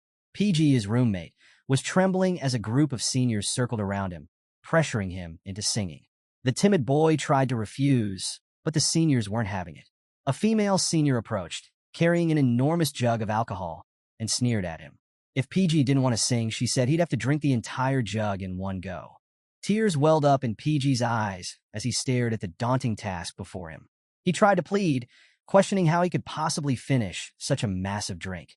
But his protests were met with cold laughter. The seniors pushed him, repeating their demand with no sympathy for his distress. Realizing he couldn't back down, PG reluctantly lifted the jug and began chugging, determined to do as they said. The seniors laughed louder, mocking him as he struggled to down the heavy liquid. Their taunts grew sharper as PG tried his best, but it wasn't enough. Halfway through, he lost control and vomited all over the floor. Rather than show concern, the seniors roared with laughter, pointing at PG and calling him disgusting. They quickly coined a cruel nickname for him, the Vomit Pig. Tears streamed down PG's cheeks as he tried to catch his breath, humiliated and defeated. Vakir appeared from the shadows, his calm demeanor unshaken. Without a word, he swept his cape across the floor, covering the vomit and shielding PG from further humiliation. The seniors froze, stunned by the sudden intervention of this nerdy-looking boy. "Who is this guy?" one of them muttered, disbelief etched on their faces. Vakir didn't bother to answer. Standing tall, his presence radiated a quiet authority that silenced the jeering crowd. For PG, it was as though a lifeline had been thrown his way. His hero had arrived. Vakir glanced at PG, his expression unreadable but his thoughts heavy.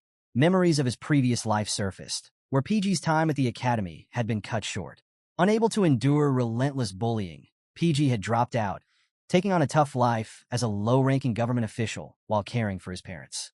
Despite his struggles, PG had shown incredible courage when the fall began, volunteering to fight on the front lines. His brilliant strategies and analytical mind had saved countless lives, including Vakir's. This little man was one of the few people Vakir had truly respected as a friend. Watching him suffer now ignited something within Vakir, who couldn't stand idly by. He calmly told PG to head back to the dorm, promising to handle things here. As PG hesitated, a senior placed a hand on Vakir's shoulder, demanding to know if he was crazy for interrupting them.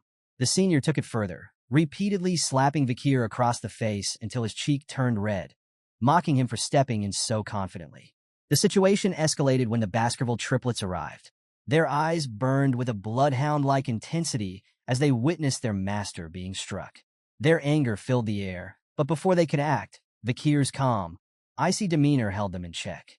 Pushing his glasses up, his own bloodhound eyes lit up with a cold fire, silencing the triplets. They instantly remembered his warning. Revealing his true identity at the academy would result in their deaths. A female senior intervened, telling her friend they shouldn't be so rough on the freshmen. Instead, she suggested a fair way to settle things. Giggling, she proposed that if Vakir could drink an entire jug of alcohol, they would let both him and PG go. PG quickly protested, not wanting Vakir to get dragged into his problems.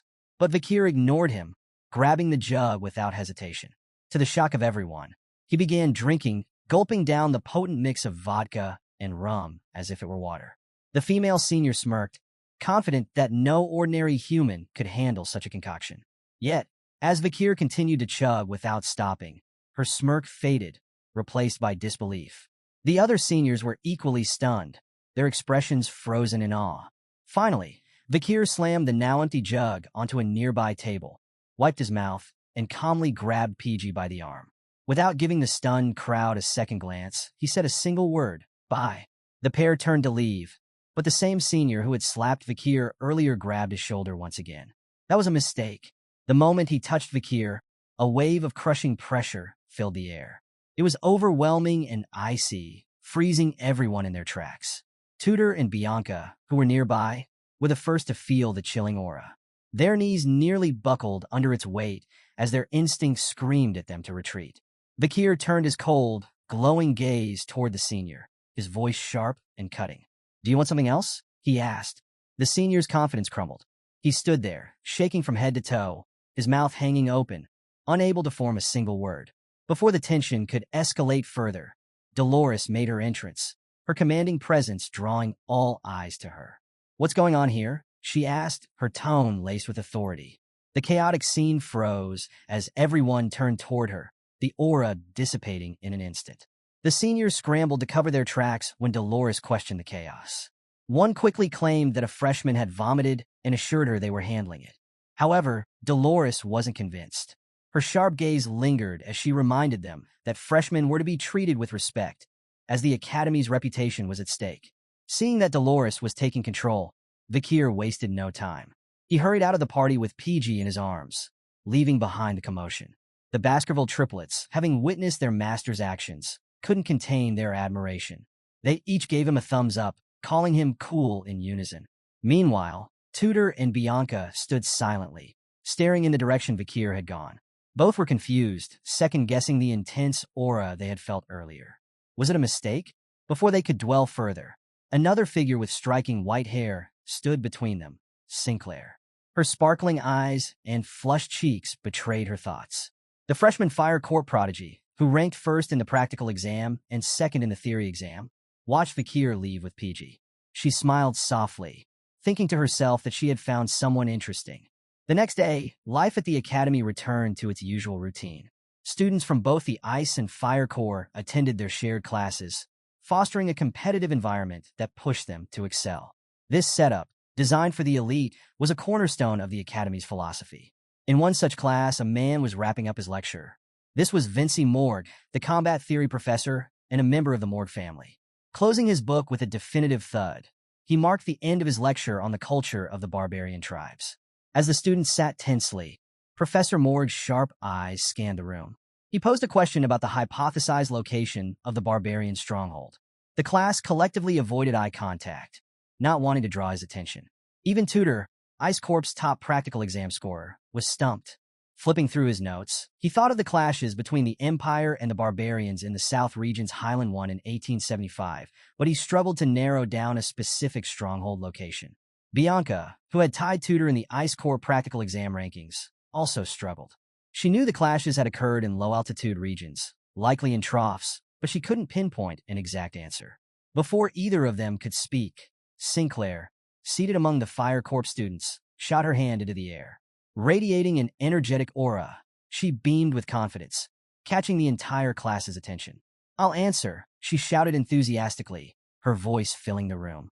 Professor Morg, recognizing her as the Fire Corps' top practical scorer and second-rank theory student, allowed her to proceed. Sinclair's response was detailed and precise. She explained that, according to military academia, the key clashes with the barbarian tribe had occurred in Highlands 1 for 5, 7, 8, 30, 75, and 207. She went on to note that, except for Highland 8, which was located on a mountain peak, all the other battle sites were in troughs. Using this data, she confidently deduced that the barbarian stronghold must also be in a low-altitude region. While the class absorbed Sinclair's thorough answer, one student seemed entirely unfazed. Vakir, sitting one row behind her, he sat with his eyes closed, deep in thought. PG glanced at him, wondering if Vakir was asleep, but he couldn't have been more wrong. Vakir's mind was consumed with last night's events. The 29 demon worshippers he had slain had all shared two horrifying traits: a demonic stench and a gruesome end where their faces exploded before death. Piecing together the pattern, Vakir concluded this was likely tied to the skills of the elite demon corps hiding in the capital. His thoughts narrowed to one potential location where the demon could be lurking. Determined to confirm his theory, Vakir resolved to contact Cindy for help investigating the area. As Vakir sat lost in thought, PG tapped him on the shoulder, whispering his name to grab his attention. Opening his eyes, Vakir realized the entire class was staring at him. Professor Morg, furious, wasted no time calling him out. With a voice dripping in disdain, the professor declared that the Ice Corp was clearly inferior to the Fire Corp, as no respectable student would dare sleep during the first lecture of the semester. Fixing his glasses calmly, Vakir responded, "I wasn't sleeping." The unexpected reply shocked PG and left the professor visibly annoyed. "What's your name?" the professor demanded, his frustration boiling over. After learning Vakir's name, Professor Morg continued, "Everyone in the class saw your eyes were closed." But Vakir was quick to counter, his voice calm and confident. "My eyes were closed, but that doesn't mean I was sleeping." The sheer audacity of the reply silenced the room. The professor, though fuming, admitted grudgingly that he had been mistaken. Vakir nodded, casually adding, "It's understandable," a comment that only fueled the professor's growing irritation. Realizing he couldn't crack Vakir's composure, the professor chose to redirect the situation. Announcing to the class that Sinclair's correct answer had earned the Fire Corp 1 point, he then turned his attention back to Vakir. "I have a proposition," the professor said with a sharp tone. "If you can answer my next question correctly, I'll award a point to the Ice Corporation. However," he added with a smirk, "if your answer is wrong, the Ice Corp will lose points instead." Vakir's voice cut through the room. "That's unfair," he retorted, but the professor brushed off his complaint and proceeded to ask the question. He wanted Vakir to name the location of the Empire's military clash with the Balac tribe, and from that, deduce the likely location of the tribe's stronghold. Sinclair, seated nearby, was stunned. She knew the Balac tribe was an elusive group, and reliable information about them was scarce. The question was designed to be nearly impossible. Bianca, however, was seething. Silently cursing Vakir, she thought his arrogance would doom the Ice Corp, labeling him an idiot for bringing this mess upon them. Unbothered by the rising tension, Vakir closed his eyes briefly, recalling a vivid memory. He pictured the Balac tribe dancing around a campfire, laughter echoing through the night as they held meat in their hands. They were more than just a distant tribe to him. They were family in another time, people who had shared precious moments with him. A small, nostalgic smile crept onto his face before he opened his eyes and confidently delivered his answer. He detailed the precise locations of the battles between the Empire and the Balac tribe and identified the most likely location of their stronghold. His explanation was thorough, and every piece of information he provided aligned perfectly with military records and logical deduction. The classroom fell silent. Students exchanged stunned looks, unable to comprehend how Vakir could deliver such an incredible answer so effortlessly. Even PG sat frozen, his jaw practically on the floor. Professor Morg, who had been prepared to dismiss Vakir, found himself impressed despite his best efforts. The answer was flawless, matching a thesis that had yet to be verified by academic authorities. How? The professor muttered, his curiosity piqued. He couldn't fathom how a student could possess knowledge so precise, as if he had seen it all firsthand. Unbeknownst to the rest, Vakir's seemingly miraculous answer had been carefully calculated. He knew that the Balac tribe had moved their stronghold after the Alman incident, so revealing their previous location wouldn't jeopardize current events. To the class, though, it was nothing short of extraordinary. As Professor Morg mulled over Vakir's astonishingly accurate answer, he suddenly remembered that a student with the same name had recently placed first in the theory exam. Intrigued, and perhaps a little irritated, the professor decided to award Vakir 10 points for his answer, as well as 1 additional point to the rest of the Ice Corp. However, not one to let things slide, the professor decided to humble Vakir. With a smug expression, he deducted 10 points from Vakir for closing his eyes during the lecture, stating that such behavior couldn't be overlooked, no matter how brilliant the answer. Meanwhile, Sinclair continued to gaze at Vakir. Despite his nerdy disguise, his aura couldn't be hidden. She realized she hadn't noticed him earlier simply because of how common the name Vakir was. Now, though, as he stood tall in the sunlight streaming into the classroom, he seemed anything but ordinary. Tutor, too, found his attention drawn to Vakir. From across the room, he smirked. So, this was the top theory student? He acknowledged the intellect, but wondered if Vakir's skills would amount to anything during the practical lessons. The rest of the class began murmuring amongst themselves. Some were impressed by Vakir's brilliance, but others dismissed him as a mere bookworm, frustrated that he'd almost caused the Ice Corp to lose points. A few students even felt the urge to put the nerd in his place. The scene shifted to a sprawling field where the students were playing run flat, a fast-paced sport resembling football, but with a unique twist. Using a special type of ball and gloves, the game involved 20 players on each team, with the goal being to get the ball into the opposing team's goal area. Mana and weapons were strictly prohibited, but anything else was fair game. As the match began, Tudor immediately took the spotlight. Stomping the ground with immense force, he smashed through the opposing team's defensive line like a freight train, carrying the ball with ease. His explosive movements and strength left everyone in awe. Declaring loudly that he was the best at run flat, Tudor sprinted toward the enemy goal, basking in the cheers of the girls in the stands. "He's so strong and so hot," they squealed. In contrast, Bianca, sitting nearby, rolled her eyes. "Barbaric," she muttered under her breath, clearly unimpressed. Just as Tudor approached the goalpost, a familiar trio stepped in his way. The Baskerville triplets, the infamous troublemakers from the Iron Blood Swordsman family, stood firm, daring him to try breaking through. "Arrogant bastard," they taunted, their confidence evident as they prepared to stop him. To their surprise, Tudor didn't seem fazed. In fact, he looked downright excited. Instead of charging straight at them, he skillfully weaved past the first 2 triplets with ease, leaving them stunned. But as he neared the goal, the last triplet stepped in, blocking his way and demanding the ball. Tudor didn't bother replying. With a smirk, he activated his left hand, summoning a bright blue light that radiated powerfully. In one swift move, he slammed his glowing fist into the triplet's stomach, unleashing what resembled a Renin attack. The force sent the triplet flying, leaving him crumpled on the ground. "Face you head on? I'd lose it all," Tudor muttered, brushing off the encounter as he sprinted toward the goal. The students watching from the sidelines were stunned. Not only had Tudor effortlessly dismantled the triplet's defense, but he had done so without mana or weapons. Whispers of his prowess spread like wildfire. He was a run-flat prodigy, and his skill was exactly what one would expect from the Ice Corp. Charging toward the goal, Tudor's mind wandered. To him, theory and memorization were pointless. A true fighter, he believed, only needed strength to win. But as he neared victory, a figure appeared in his path. Standing alone, the last obstacle between Tudor and the goal was none other than Vakir. The crowd held their breath.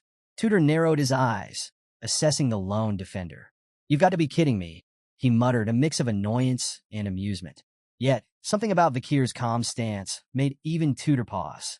The game had just taken an unexpected turn. Tudor immediately recognized Vakir as the bold student who had talked back to Professor Morg earlier that morning. Annoyed by the whole situation, Vakir had initially decided to step aside and let Tudor score, figuring it wasn't worth the effort to stop him. However, Tudor had other plans. Instead of heading for the goalpost, Tudor veered toward Vakir. A mischievous smirk spread across his face as he thought to himself that this little nerd needed to train his body more than his brain. A good body slam, he figured, would knock some sense into him. As Tudor charged at full speed, Vakir remained completely still, showing no reaction to the incoming attack. In an instant, Tudor crashed into him like a car smashing into a wall. The result was shocking. Vakir stood his ground effortlessly, while the sheer force of impact sent Tudor flying backward through the air. The crowd gasped. Tudor's body hit the ground with a heavy thud, and he lay motionless, his face pale and covered in sweat. Even Bianca and Sinclair, watching from the stands, were stunned. They couldn't believe what they had just witnessed. Turning to look behind him, Vakir saw Tudor sprawled out on the field. He furrowed his brows, wondering why this blonde kid had decided to ram into him in the first place. For a brief moment, Vakir considered dodging the attack, but ultimately decided to stand his ground. Still, he couldn't help but question Tudor's thought process. Realizing the situation, Vakir decided to add a bit of theatrics. Letting out a loud moan, he dramatically fell to the ground, clutching his side as if injured. The crowd watched, confused, as Vakir pretended to be hurt while Tudor remained flat on his back, completely unconscious. Moments later, Tudor's eyes snapped open.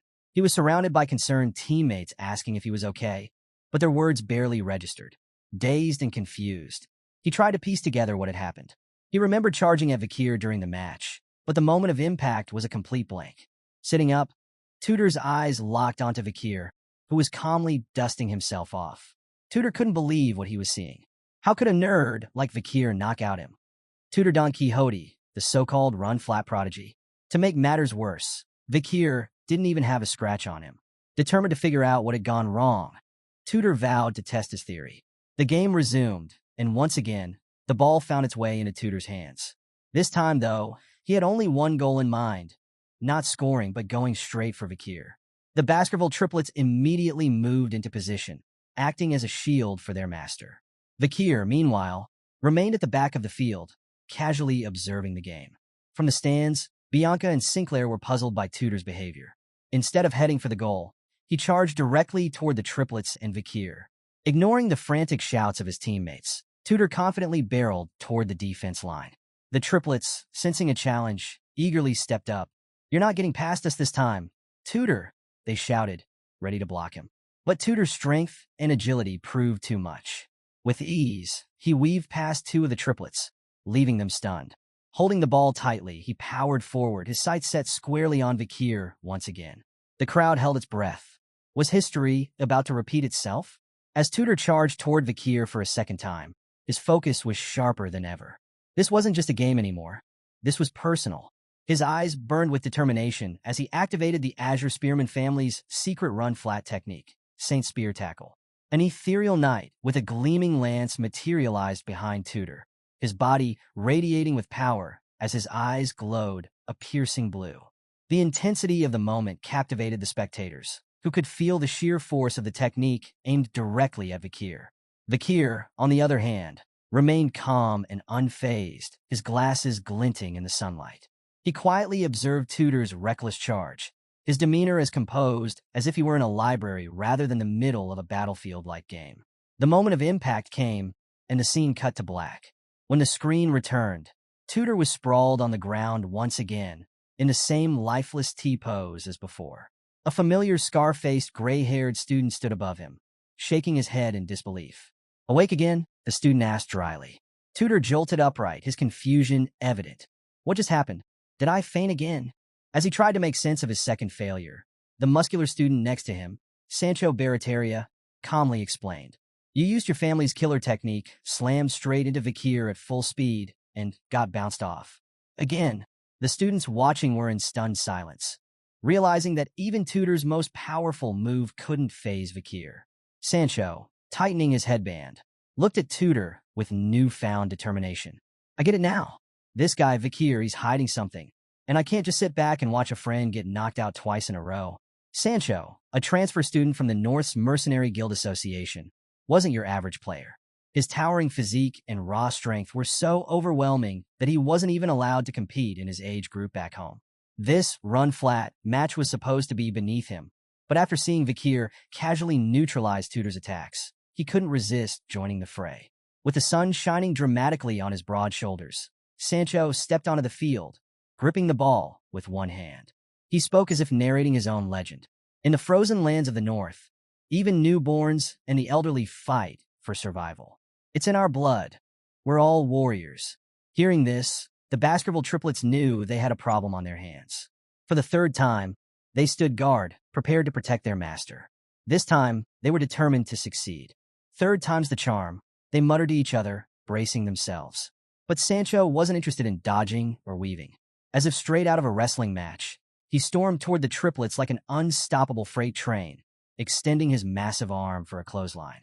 In one powerful motion, he took out all three triplets at once, sending them flying through the air like ragdolls. The triplets soared past Vakir, apologizing profusely mid-flight. "Master, we're sorry. Please don't kill us," they cried, tears streaming as they tumbled through the sky. Vakir's calm demeanor cracked as his eyes glowed red behind his glasses, a quiet but deadly whisper escaping his lips. "Do you want to die?" The triplets could only continue crying as they landed with a loud thud. Sancho, however, wasn't done. Having sent the triplets flying, he charged at Vakir like a raging bull.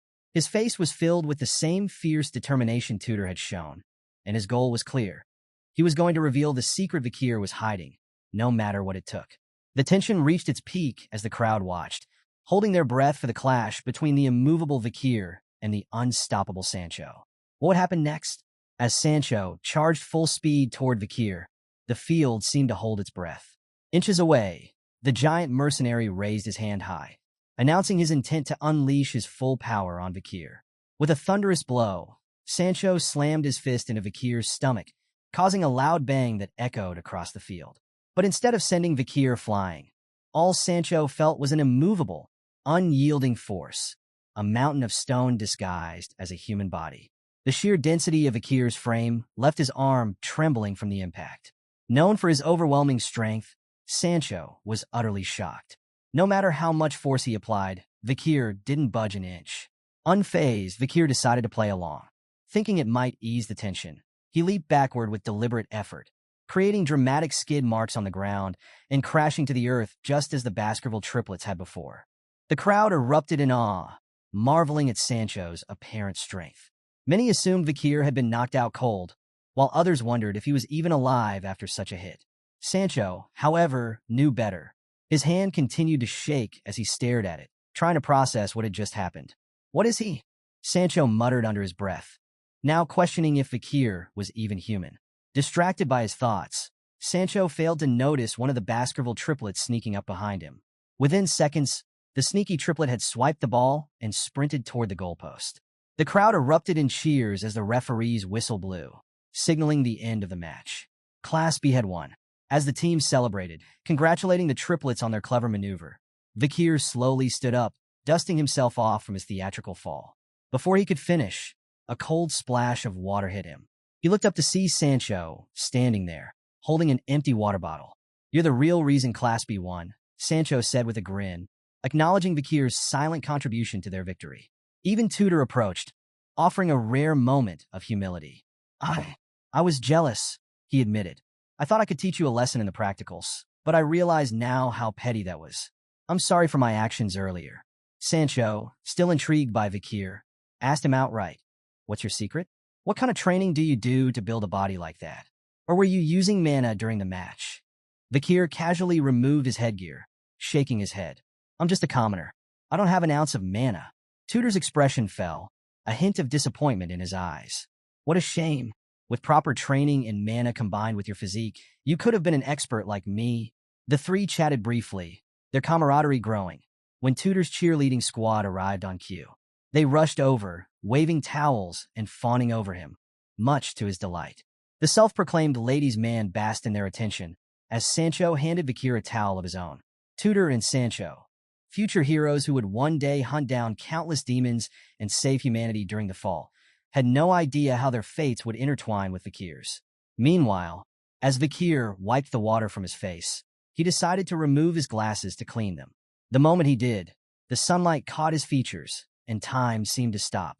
Every gaze in the crowd, guys and girls alike, was drawn to him. Even Sinclair and Bianca, watching from the stands, felt their cheeks flush as they stared. The nerd they had dismissed earlier was now a striking figure. The sunlight highlighted his toned, lean frame, every line and curve etched perfectly, while his face, free of glasses, radiated a charisma that left everyone stunned.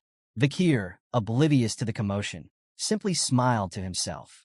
Seeing Tudor and Sancho like this, before their rise as heroes, felt strange and nostalgic. But little did he know, from this moment on, his quiet days at the academy were over. Things were about to get much more troublesome. The scene shifted to the dead of night, where the camera panned to a grand, yet eerily quiet mansion. Inside, chaos had erupted. Lloyd Dockseller, a man with a distinct purple goatee, stood trembling, his face etched with terror. Before him stood Vakir, clad in his Assassin's Creed uniform, his voice low and cutting as he revealed Lloyd's sins. Lloyd Dockseller, 52 years old, leader of the information house and headmaster of the orphanage, Vakir stated coldly, his piercing eyes locked on the cowering man. The floor was drenched in blood, the remnants of Lloyd's guards and accomplices lying lifeless around them. Pieces of flesh and bone were scattered across the room like grotesque confetti. Vakir had cornered Lloyd against a statue, his weapon, Beelzebub, gleaming ominously in the dim light. You conspired with a demon. You sold children from high-ranking families. Did you think your crimes would go unnoticed? Vakir's voice carried an edge that sent shivers down Lloyd's spine. The older man stared at Vakir in horror, his eyes wide as he muttered, "Why your aura? It's solid. You're a swordmaster?" Vakir tilted his head slightly, amused. "Almost," he replied, his tone laced with quiet menace. His aura was indeed nearing a solid state, though it remained on the edge of liquid, an indicator that he had reached the pinnacle of a graduate's power. Instead of immediately ending Lloyd's life, Vakir offered a chilling alternative. "I'll give you a chance at redemption," he said, his voice steady. "Work with me to catch the demon you've been aiding. Help me, and I'll compensate you accordingly." Even as death loomed over him, Lloyd hesitated. Beads of sweat dripped down his face as he grappled with the weight of his decision. Before he could respond, a deafening sound split the air. Vakir's senses went on high alert as a massive chunk of a building hurtled toward them from above. Acting swiftly, he leaped out of the way, narrowly avoiding the catastrophic impact. The rubble crashed down, obliterating the room they had been standing in moments before. Dust and debris clouded the air, but Vakir's sharp eyes immediately locked onto a shadowy figure illuminated by the moonlight. The figure stood atop the ruins of the demolished building, an unsettling presence radiating around him. A sickly green aura twisted and swirled in the air, thick with malice. Vakir recognized the overwhelming energy instantly. This was the same presence he had sensed earlier, the unmistakable mark of a demon. The figure wore a grotesque mask and wielded a hammer forged from what appeared to be human faces, their expressions frozen in agony. Vakir's voice was calm, yet razor-sharp as he addressed the being. "Are you the elite corpse?" The air grew heavy, anticipation thickening as the two stared each other down under the cold light of the moon. The hunt was far from over. The mysterious figure remained silent, offering no answer to Vakir's question. Instead, it leapt gracefully from the crumbling building, soaring through the air with inhuman precision. Its massive hammer, grotesquely forged from the faces of humans, came crashing down toward Vakir. Vakir moved effortlessly to the side, dodging the brutal strike as the hammer obliterated the ground where he had just stood. Without hesitation, the figure shifted its stance, gripping the hammer closer to its head for tighter, faster swings. It lunged at Vakir with a ferocious, close-range attack. Once again, Vakir dodged with practiced ease, leaning back so far he could have tied Beckham's shoes in midair. The hammer whooshed past his face by mere inches, but Vakir remained calm. He took note of his opponent's stance, observing the figure's technique, a corrupted version of the Holy Quo Vadis bludgeoning style. This revelation, combined with the figure's high-ranked graduate-level aura, made Vakir pause. He quickly concluded that this was not one of the elite corps he had been hunting, but likely a servant under their command. So, a demon has infiltrated the holy nation, he mused. But knowing their history, he wasn't surprised. Even the most pious factions had their hidden rot. Unsummoning Beelzebub from his hand, Vakir addressed the figure.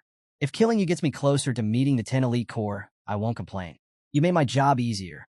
The masked figure responded with action, leaping into the air once more and bringing its hammer down with tremendous force. This time, Vakir chose not to evade. The ground shook as the massive hammer met resistance, not with Vakir's blade, but with his leg. In a move straight out of an action movie, Vakir executed a flawless horizontal leg split, stopping the hammer's devastating blow with nothing but his foot. The masked figure grunted in shock, clearly unprepared for such a feat of strength. Vakir wasted no time. His arm ignited with a blood-red glow of basal power, and within a second, he delivered a flurry of 5 precise strikes to the figure's torso. Each blow mimicked the deadly Renan technique, sending waves of force through the figure's body. He finished the onslaught with a powerful right hook to its ribs, launching it into a nearby abandoned building. Not allowing his opponent any respite, Vakir followed close behind. The figure tried to prepare another hammer strike, but Vakir was faster. In an instant, he snapped the figure's left arm with a single, decisive motion. As the hammer fell to its remaining hand, Vakir teleported behind the figure, delivering a brutal combination of elbows and knees that shattered its other arm. Both limbs now rendered useless, the figure crumpled to the floor. But Vakir wasn't done. With a flick of his wrist, he flipped the figure by its shirt and hurled it across the room. The final throw had a purpose, as the figure's back was impaled on a sharp iron pipe hidden in the wall. Pinned and unable to move, the figure let out guttural grunts, the only sounds it could muster. Vakir approached slowly, his sharp eyes scanning the figure's exposed chest. Deep scars marred its flesh, with the word Ephibo crudely carved into its skin. "So, that's your name?" Vakir muttered. Realizing Ephibo could no longer escape, Vakir's voice turned cold and commanding. "Who is your master? Who made you this way?" Ephibo groaned in response, unable to form words. Vakir's eyes narrowed. He could sense that the figure's master had put restrictions on it, preventing it from speaking freely. Gripping the iron pipe impaling Ephibo, Vakir twisted it mercilessly. "Interrogation doesn't have to rely on words," he said with chilling precision. "Your blood, your mana, your bones. Everything in your body will give me the answers I need." Ephibo writhed in agony as Vakir prepared to extract the truth by any means necessary. The night was far from over, and Vakir was just getting started. Vakir continued his interrogation of the impaled figure, Ephibo. "Who is your master?" he demanded, his voice cold and steady. "Who made you into this thing?" Ephibo groaned in pain, his mutilated body twitching as if trying to respond. But no words escaped his mouth, only guttural, pained noises. Vakir narrowed his eyes, quickly deducing that the one who controlled Ephibo had placed restrictions on his ability to speak. Unfazed, Vakir tightened his grip on the steel rod embedded in Ephibo and twisted it slowly. Ephibo's muffled cries filled the air, but Vakir's tone remained calm and methodical. "Words aren't the only way to get answers. Your blood, your mana concentration, even the breaks in your bones. They'll tell me what I need to know." With a chilling resolve, Vakir leaned closer. "Your interrogation starts now." As the moonlight illuminated the grim scene, Vakir began his grisly work, extracting every detail he could from Ephibo's physical state. Sometime later, faint cries for help broke Vakir's focus. Turning toward the source of the sound, he moved quickly to investigate. The cries led him to the rubble of the earlier destruction, where he found a familiar face buried beneath the debris. Lloyd Dockseller, alive but barely conscious. Pulling the trembling man free, Vakir glared at him. "If you want to live, you know what to do. Tell me everything." Lloyd, visibly shaken and desperate, nodded. "I'll tell you. Anything. Just spare me." Vakir's tone was icy. "That depends on the quality of your information." As Lloyd began to speak, a sudden tension filled the air. High above, a mysterious figure appeared, standing on a nearby rooftop, watching them closely. Vakir's sharp senses locked onto the figure. It wore a familiar academy uniform, its presence exuding an ominous aura. Distracted for a moment, Vakir turned his attention to the rooftop, but the figure vanished before he could fully assess it. There was something unsettlingly familiar about that presence. Returning his focus to Lloyd, Vakir realized something was wrong. Lloyd's body convulsed violently, his mouth opening unnaturally wide. To Vakir's disgust, Lloyd began regurgitating 3 severed heads, their lifeless expressions frozen in horror. "Ew," Vakir muttered, his voice tinged with both irritation and disgust. Before he could intervene, a bright green light emanated from Lloyd's body. The light intensified rapidly until, in an instant, a massive explosion erupted, leveling everything in its path. The sound of the explosion echoed throughout the city, causing bells from a nearby church to ring. Panicked citizens poured into the streets, shouting in alarm. Smoke rose into the sky as a battalion of soldiers rushed toward the scene of the destruction. Among the soldiers was Dolores Linquovadis. Arriving at the crater left by the explosion, she immediately began questioning her men. "What happened here? Were there any casualties?" One soldier stepped forward. "We're still investigating, Saintus, but the blast was so powerful that there's almost no evidence left behind." Dolores, unfazed, started meticulously exploring the area. The destruction, while extraordinary, didn't distract her from the smaller details. The traces of a battle etched into the remains of the orphanage. Her mind raced with questions. What kind of evil had been fought here? As she scoured the area, her eyes caught something on the ground. It was a small, broken piece of a mask. Recognizing it immediately, Dolores quickly knelt down and covered it with her skirt, ensuring no one else saw it. A nearby soldier noticed her strange behavior. "Saintus, are you all right? You look unwell." Dolores, still kneeling, replied shakily, "I'm fine. Just feeling a bit sick. Don't worry about me." The soldier nodded, adding that there were no reported casualties. "You shouldn't push yourself, Saintus." Dolores nodded absently, but was internally in turmoil. The piece of the mask belonged to the Night Bloodhound. She had no doubt about it. Her mind raced with conflicting emotions. The man she had once seen as a savior to the poor, the one who had treated the slum dwellers with devotion during the Red Death outbreak, was somehow involved in this incident. Had the Night Bloodhound really committed such atrocities? Or was there another truth hidden in the shadows? Covering the masked fragment further, Dolores resolved to find answers. But for now, she was forced to maintain her composure, hiding her growing fears and doubts from the soldiers around her.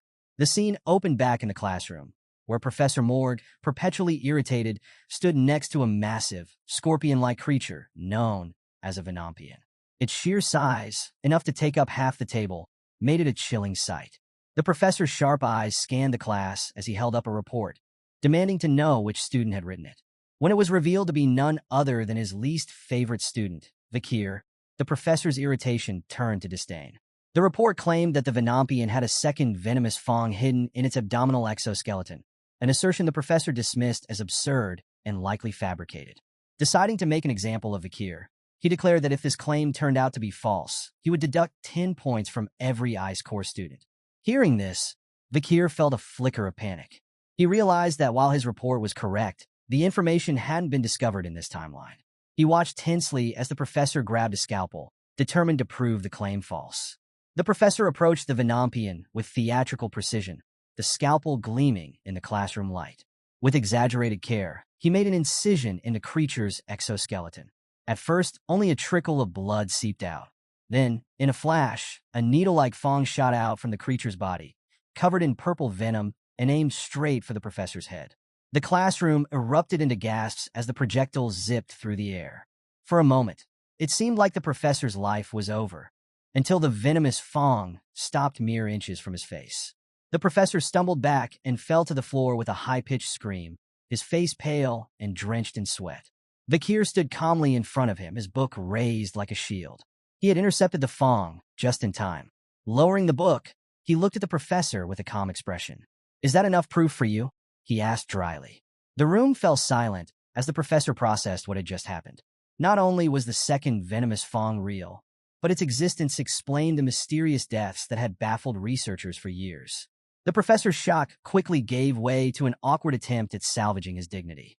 Clearing his throat, he announced that all Ice Corps students would receive an additional point for Vakir's groundbreaking discovery. He then invited Vakir to his research lab after class to provide more details on his report. Vakir nodded nonchalantly and returned to his seat at the back of the classroom. As Vakir walked past, whispers erupted among the students. "Did you see that? He saved the professor, and he was right about the Fong. How did he even know that?" For the first time, Vakir's classmates began to see him in a new light. Many who had dismissed him as a nerd now viewed him with a mix of awe and respect. "He's good at academics and sports," someone murmured, recalling his performance during the run-flat match against Tudor and Sancho. Reaching his seat, Vakir was greeted by PG, who whispered, "Nice work." Vakir ignored the praise, closing his eyes and retreating into his thoughts. The explosion from the previous night replayed vividly in his mind. The orphanage had been obliterated, and Vakir had suffered severe injuries. The blast had burned away his skin, leaving raw muscle exposed, and even blown off his hand. Though his abilities allowed him to regenerate almost instantly, the pain had been unbearable. The only thing he had salvaged was a ledger from the headmaster's safe. Its contents listed the locations of children used as food for demons, but the locations were scattered and seemingly unconnected. This raised a chilling possibility. There could be multiple elite corps hiding in the capital.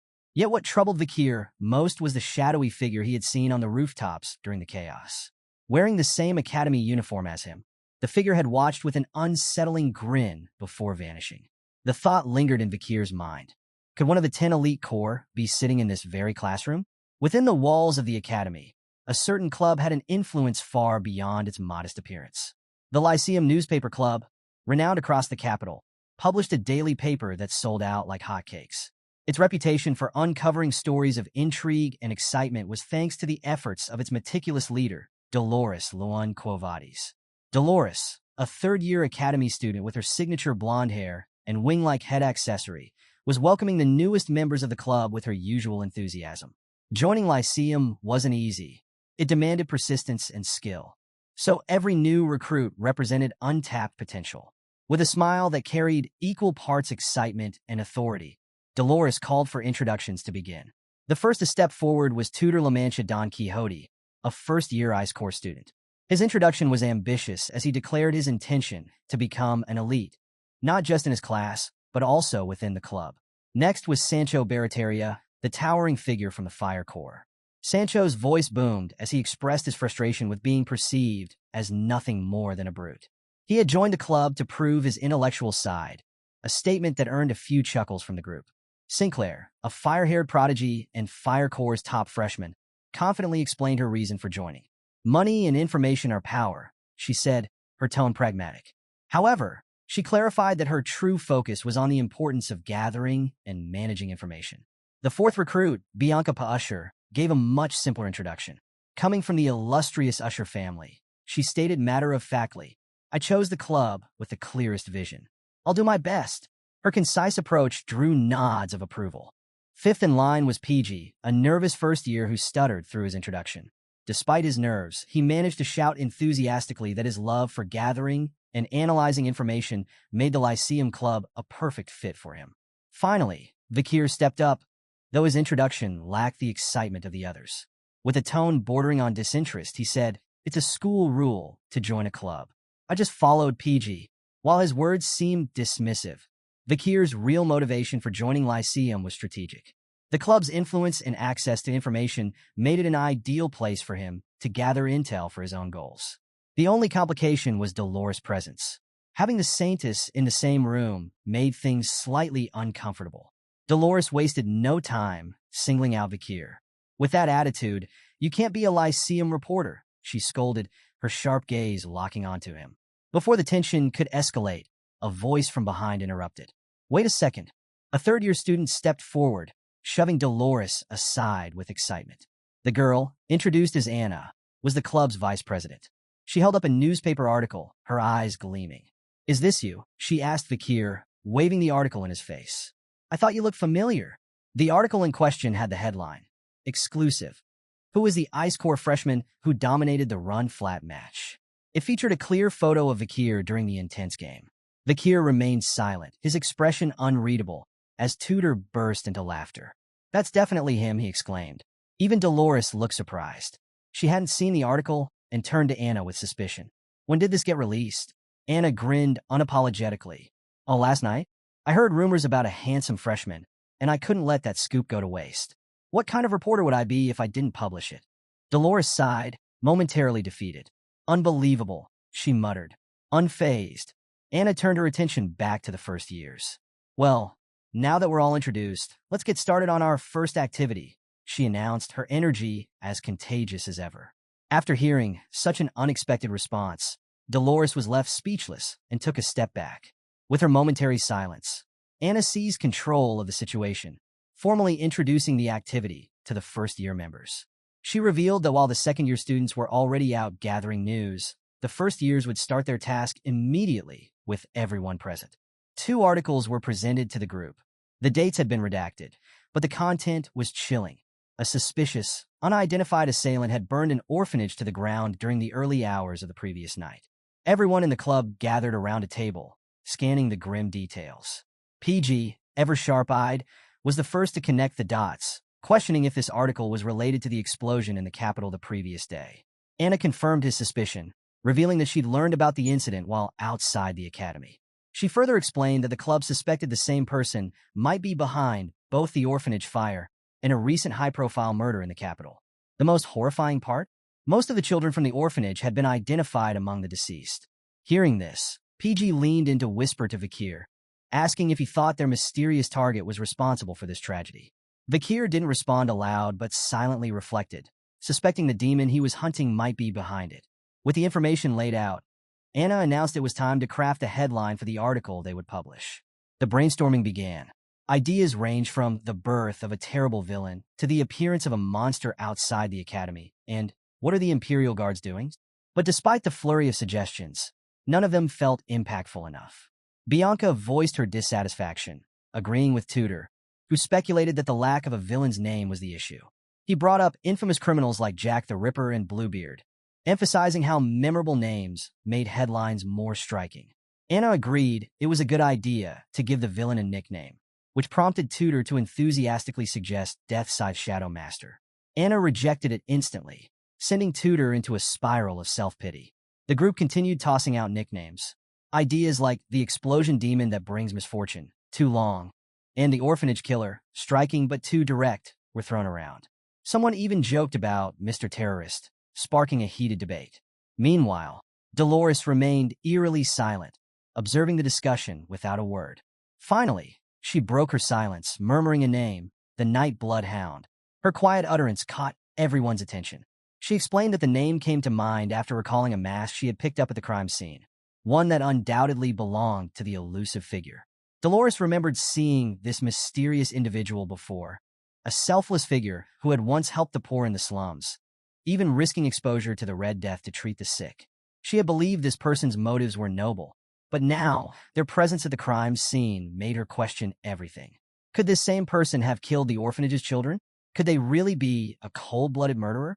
Before Dolores could process her thoughts, Anna seized on the nickname. The group was captivated by the name's raw, barbaric edge. They quickly agreed that the Night Bloodhound was perfect, gloomy, violent, and intimidating. Embarrassed by her slip, Dolores covered her mouth, but the decision had already been made. Anna proposed the headline. Who is the Night Bloodhound, the terror of the capitals? But Dolores immediately objected, reminding Anna that their articles must be rooted in truth. They couldn't label someone a criminal without confirmation. As the two leaders debated, Tudor turned to Vakir, asking for his opinion. Did he think the Night Bloodhound was evil? Vakir gave a curt reply. He didn't care. Not satisfied, Tudor pushed further, demanding an answer. Reluctantly, Vakir relented, admitting, what I know for certain is that they're not virtuous. So, they're evil. Just as Tudor was about to agree, Dolores slammed her hand on the table, startling everyone. Standing upright, she demanded to know how Vakir could be so sure. Her intense gaze locked on him, and Vakir, caught off guard, was utterly confused. Even Tudor's hand, still resting on Vakir's shoulder, began to sweat from the sudden tension. It was clear they were treading dangerous waters. This chapter opens with Dolores confronting Vakir pressing him to explain why he believes the Nightblood Hound isn't a good person. Her relentless questioning made everyone on Vakir's side visibly uneasy, their nervousness betrayed by beads of sweat. Dolores' sharp gaze bore down on Vakir, her eyes almost cross-shaped in intensity, as she demanded an answer. Despite her persistence, Vakir remained silent, leaving Tudor to wonder if he'd unintentionally caused this tense situation. Frustrated by the lack of a reply, Dolores turned her attention to the entire club. She criticized them for basing their assumptions on nothing more than speculation, warning them that as reporters, their words carried weight. Publishing unfounded claims, she reminded them, could ruin innocent lives. Tudor interjected, pointing out that the city's guards had testified that the Nightblood Hound was responsible for the orphanage fire and the headmaster's death. But Dolores wasn't buying it. She dismissed the guards' testimonies as mere deductions with no concrete evidence. She also highlighted unresolved questions surrounding the children's corpses found in the orphanage basement, emphasizing the many inconsistencies in the case. Her determination to uncover the truth left the girls and the club stunned. They couldn't believe how impartial Dolores was being, especially since the orphanage was connected to her own family. Seeing no further objections, Dolores directed Anna to revise the article to ensure it remained objective and unbiased. Anna, frustrated, complained that such a rewrite would leave them with little to report. However, Dolores stood firm. She insisted that while it wasn't too late to release a critical report, they couldn't accuse the Nightblood Hound of anything without solid evidence. Her voice softened, and sadness flickered in her eyes as she added that if the Nightblood Hound did turn out to be evil, they could condemn him openly and justifiably. Vakir, hearing this, couldn't help but glance at Dolores through his thick glasses. Her unwavering commitment to the truth seemed to resonate with the room. Just as the group was absorbing Dolores' words, a club member burst into the room, interrupting the discussion. The member informed Dolores that the club advisor had requested to see her, demanding that she edit the report to explicitly label the Nightblood Hound as a villain. The news visibly stressed Dolores, but she didn't waver. She told the member that she would speak to the advisor herself, remarking with frustration about his tendency to sensationalize headlines. Leaving the room with the member, Dolores set off to handle the matter directly. As she exited, Tudor, clearly impressed, called her a girl boss. Vakir, unexpectedly, chimed in, saying Dolores had always been that way. Tudor was left puzzled by the remark, but in Vakir's mind, he was recalling a version of Dolores from his past life. In his memories, Dolores was a commanding figure leading the Holy Knights on the battlefield during the fall. Clad in mighty armor, she radiated an almost divine brilliance. She directed troops with unwavering confidence, blessing them with holy light and urging them to press forward. Dolores often scolded the soldiers for their lack of faith and didn't hesitate to reprimand those who slacked off during breaks. She reminded them of her generation's unshakable resolve, where facing demons head-on was a given. Lost in these memories, Vakir couldn't help but smile to himself. He had expected Dolores to judge his actions harshly in this life, deeming them wicked. But in this moment, he felt a strange comfort. Knowing that someone was committed to uncovering the truth about him didn't feel so bad after all. Silently, Vakir thanked the saintess for her effort to defend justice. The argument between Dolores and the club advisor heated up. The advisor, who turned out to be none other than Professor Vinci, was adamant about his request. But as the morning light broke, the scene shifted, and a loud siren blared through the academy grounds. PG groggily woke up to the sound, still half asleep and rubbing his eyes. Sitting upright, he was greeted by Vakir, who was already dressed in his school's exercise uniform and doing his morning stretches. PG muttered a sleepy good morning back, clearly still in a daze. At this academy, everyone was required to wake up at 6 a.m. sharp when the alarm rang. Like clockwork, the students headed to the training area in front of the dorms, where they began their day with a light jog under the instructor's guidance. After morning exercises, students usually split into different routines. Some caught up on lost sleep, others took refreshing baths, and a few headed straight for the cafeteria. PG, however, was not a fan of these morning routines. His body already aching from the workout, he complained to Vakir, insisting that skipping exercise and sleeping in would make his brain sharper. But Vakir, ever logical, reminded him that physical activity helped activate the brain. Of course, this wasn't what PG wanted to hear. Being proven wrong wasn't exactly his favorite part of the day. Tudor soon joined the conversation, teasing Vakir for being too logical and suggesting he try a more empathetic approach, starting with PG. PG, however, immediately nixed the idea, wanting no part in Vakir's practice session. Switching gears, Tutor came up with a new plan, a trip to the city over the weekend. PG lit up at the suggestion, mentioning that there was a book he needed to buy. Even Sancho chimed in, excitedly sharing that he'd heard of a restaurant in the city he'd been dying to try. With everyone on board, Tutor turned to Vakir for his thoughts. After a brief pause, Vakir declined. He explained that he had volunteering duties that weekend, much to the group's surprise. PG revealed the reason. Vakir had too many deductions to his name. Realizing this, Tutor guessed it was Professor Vinci's doing, as the professor had a habit of unfairly targeting Vakir, even when he wasn't at fault. Vakir remained silent through the discussion, eventually excusing himself and urging the group to enjoy the city without him. But as he walked away, his friends quickly decided they couldn't leave him to volunteer alone. PG called after him, declaring that they'd all join in. Sancho added, "The more the merrier." The group trailed closely behind Vakir, who didn't seem to protest their sudden change of plans. As they walked, Tutor noticed something peculiar. Turning to Sancho, he pointed it out. Vakir had an air about him, like a natural older brother figure.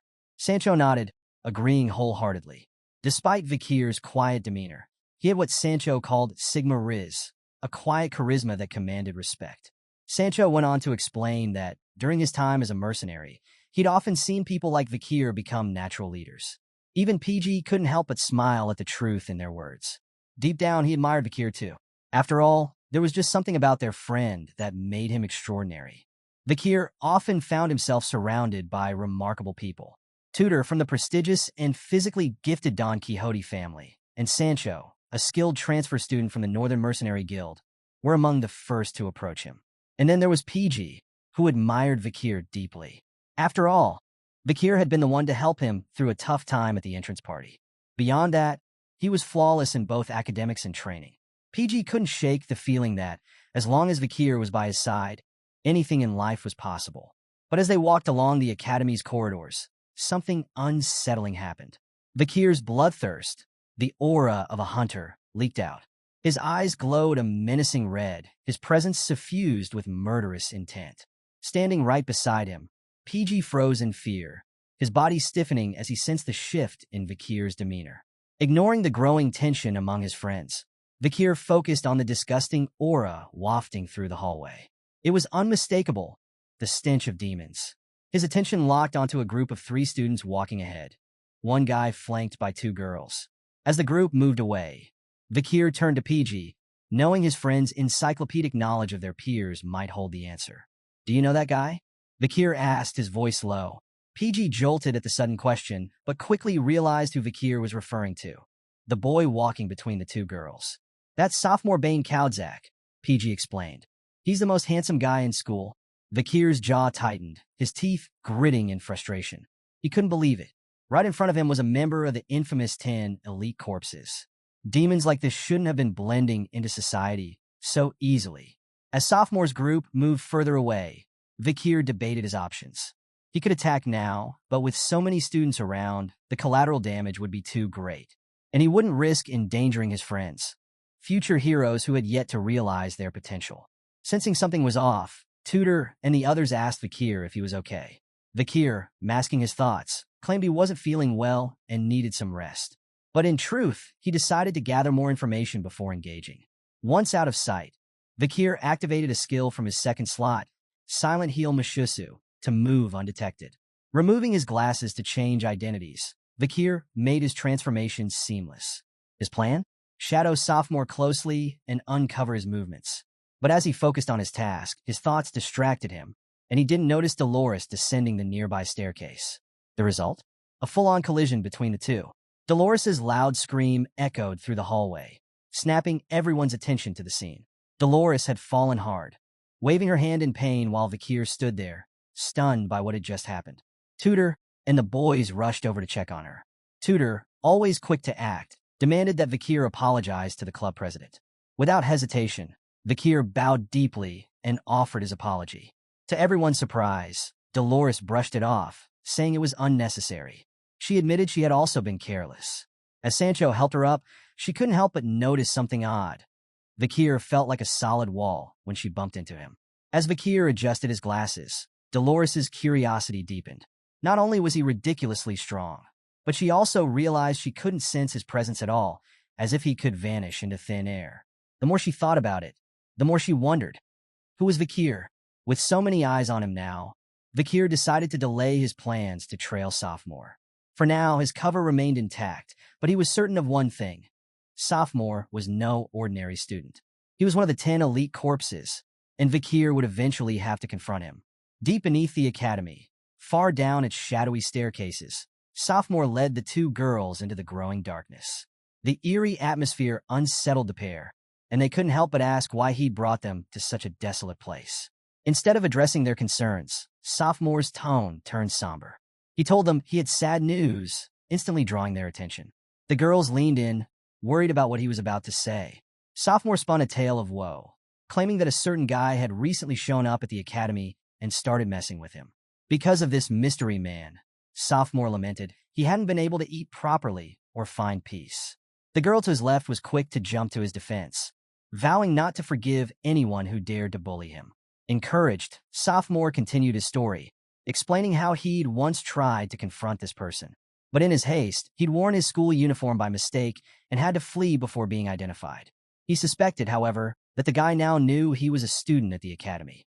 The girl on his right, even more determined, reassured Sophomore that if this man dared to set foot on campus, they'd stop him together.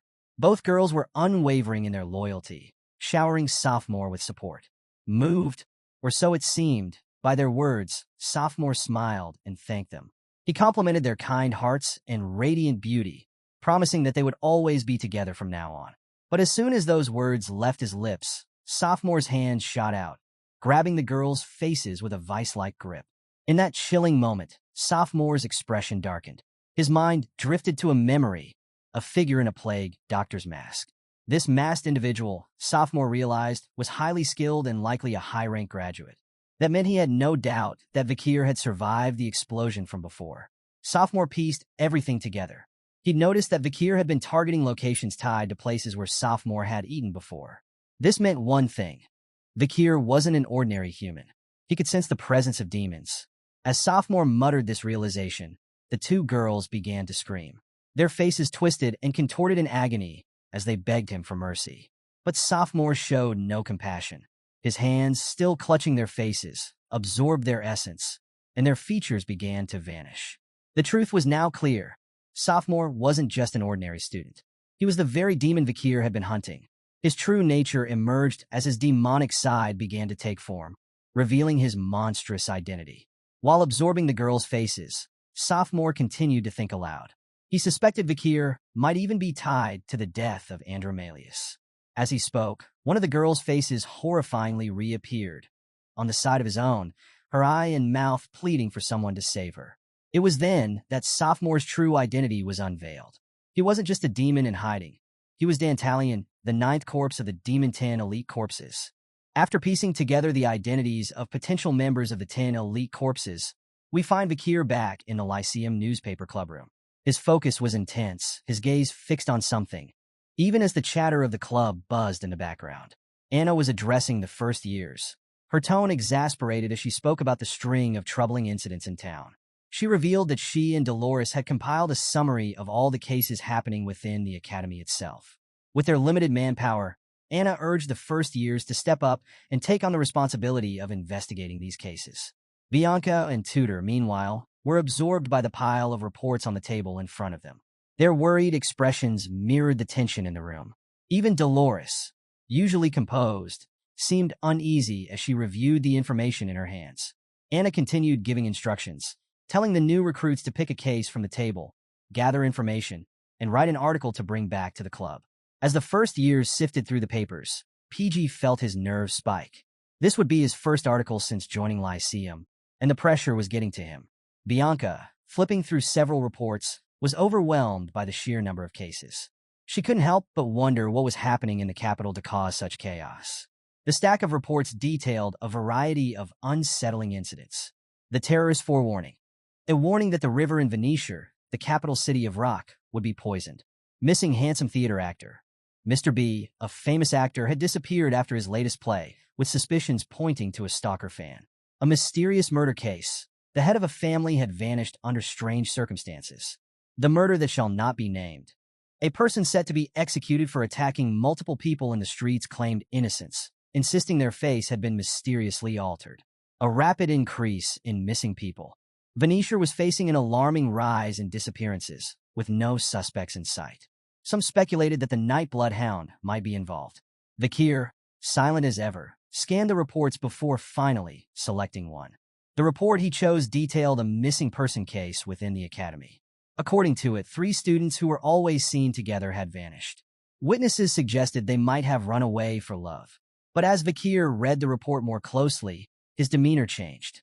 His bloodhound aura began to rupture, filling the room with an oppressive tension.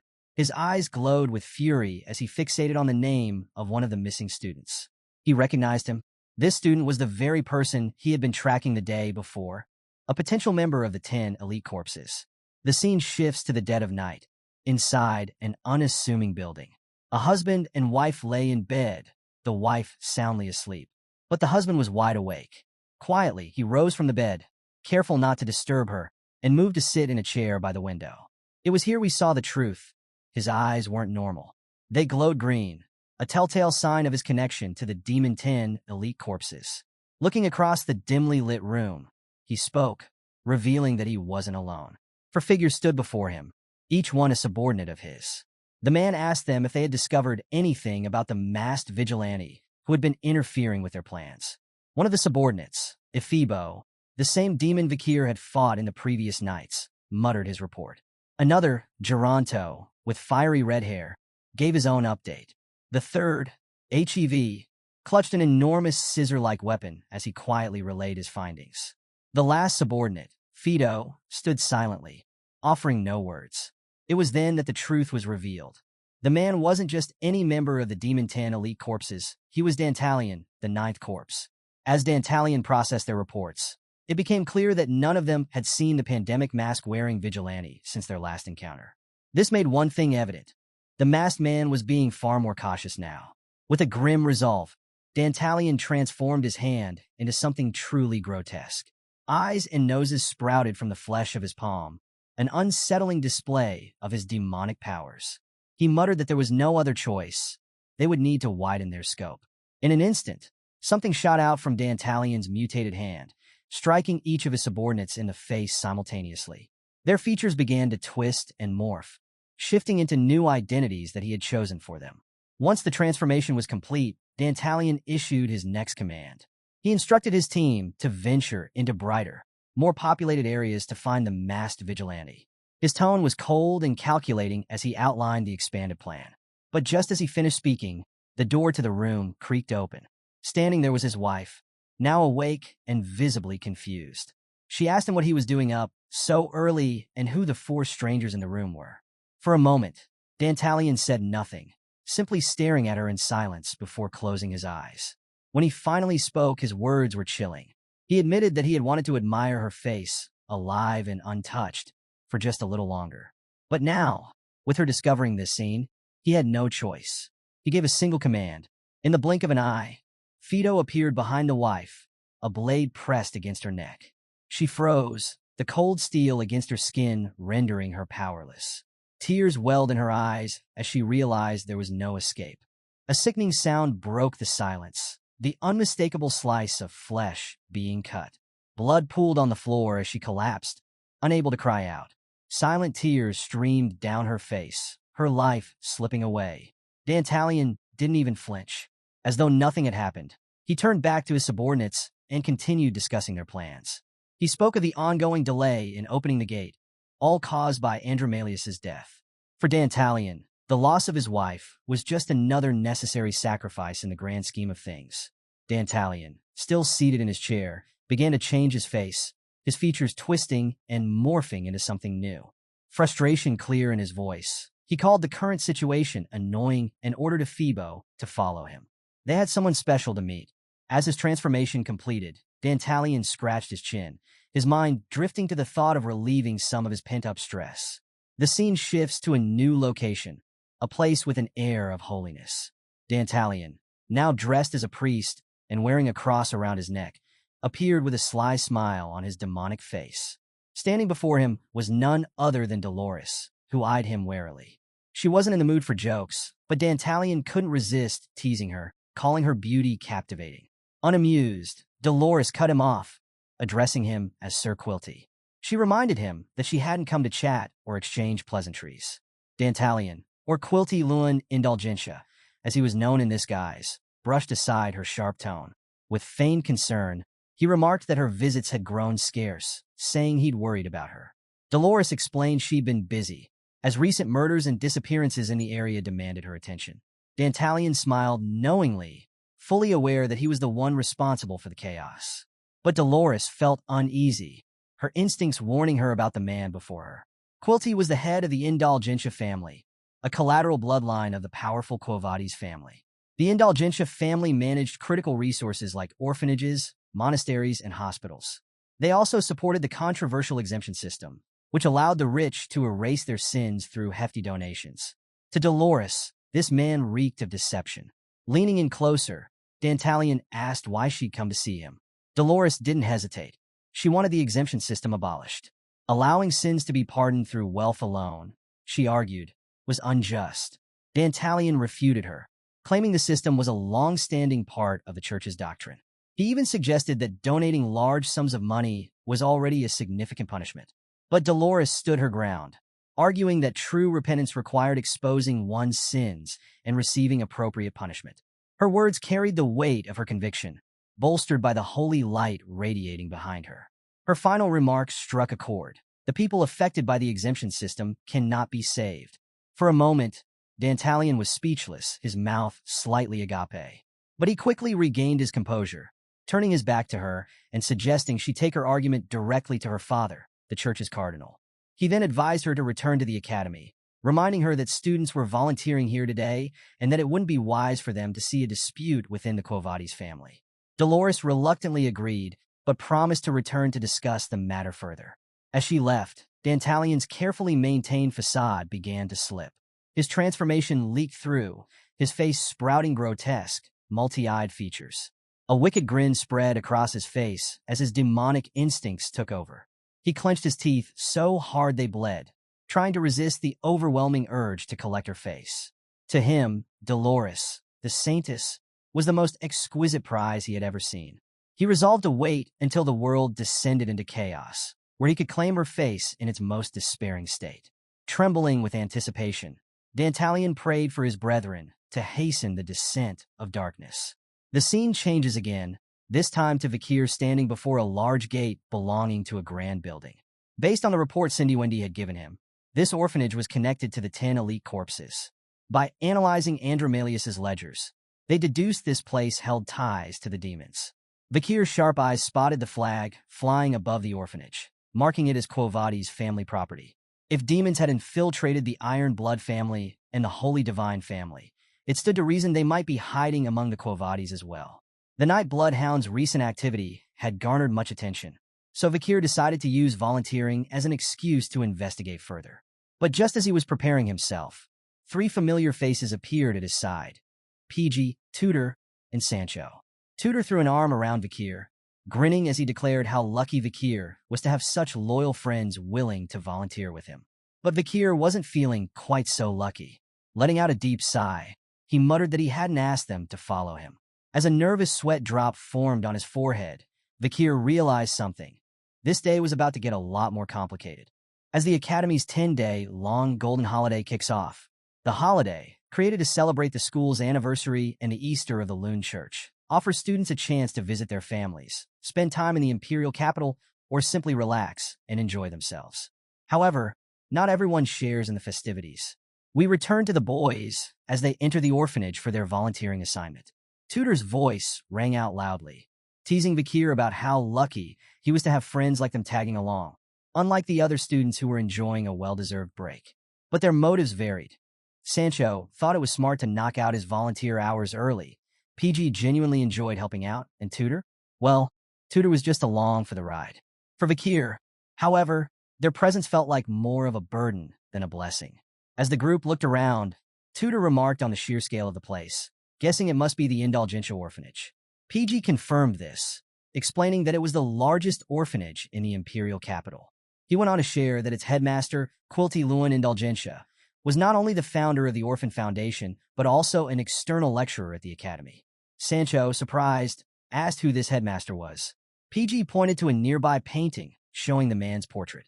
He explained that Quilty was from the maternal side of the Quo family and was a highly influential figure in the Lune Church.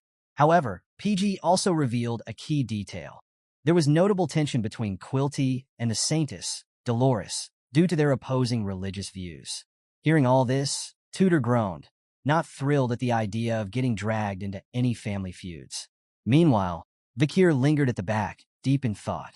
The mention of the popular headmaster piqued his curiosity, and he decided to observe Quilty more closely during their stay. Soon, the group found themselves face-to-face with the church staff.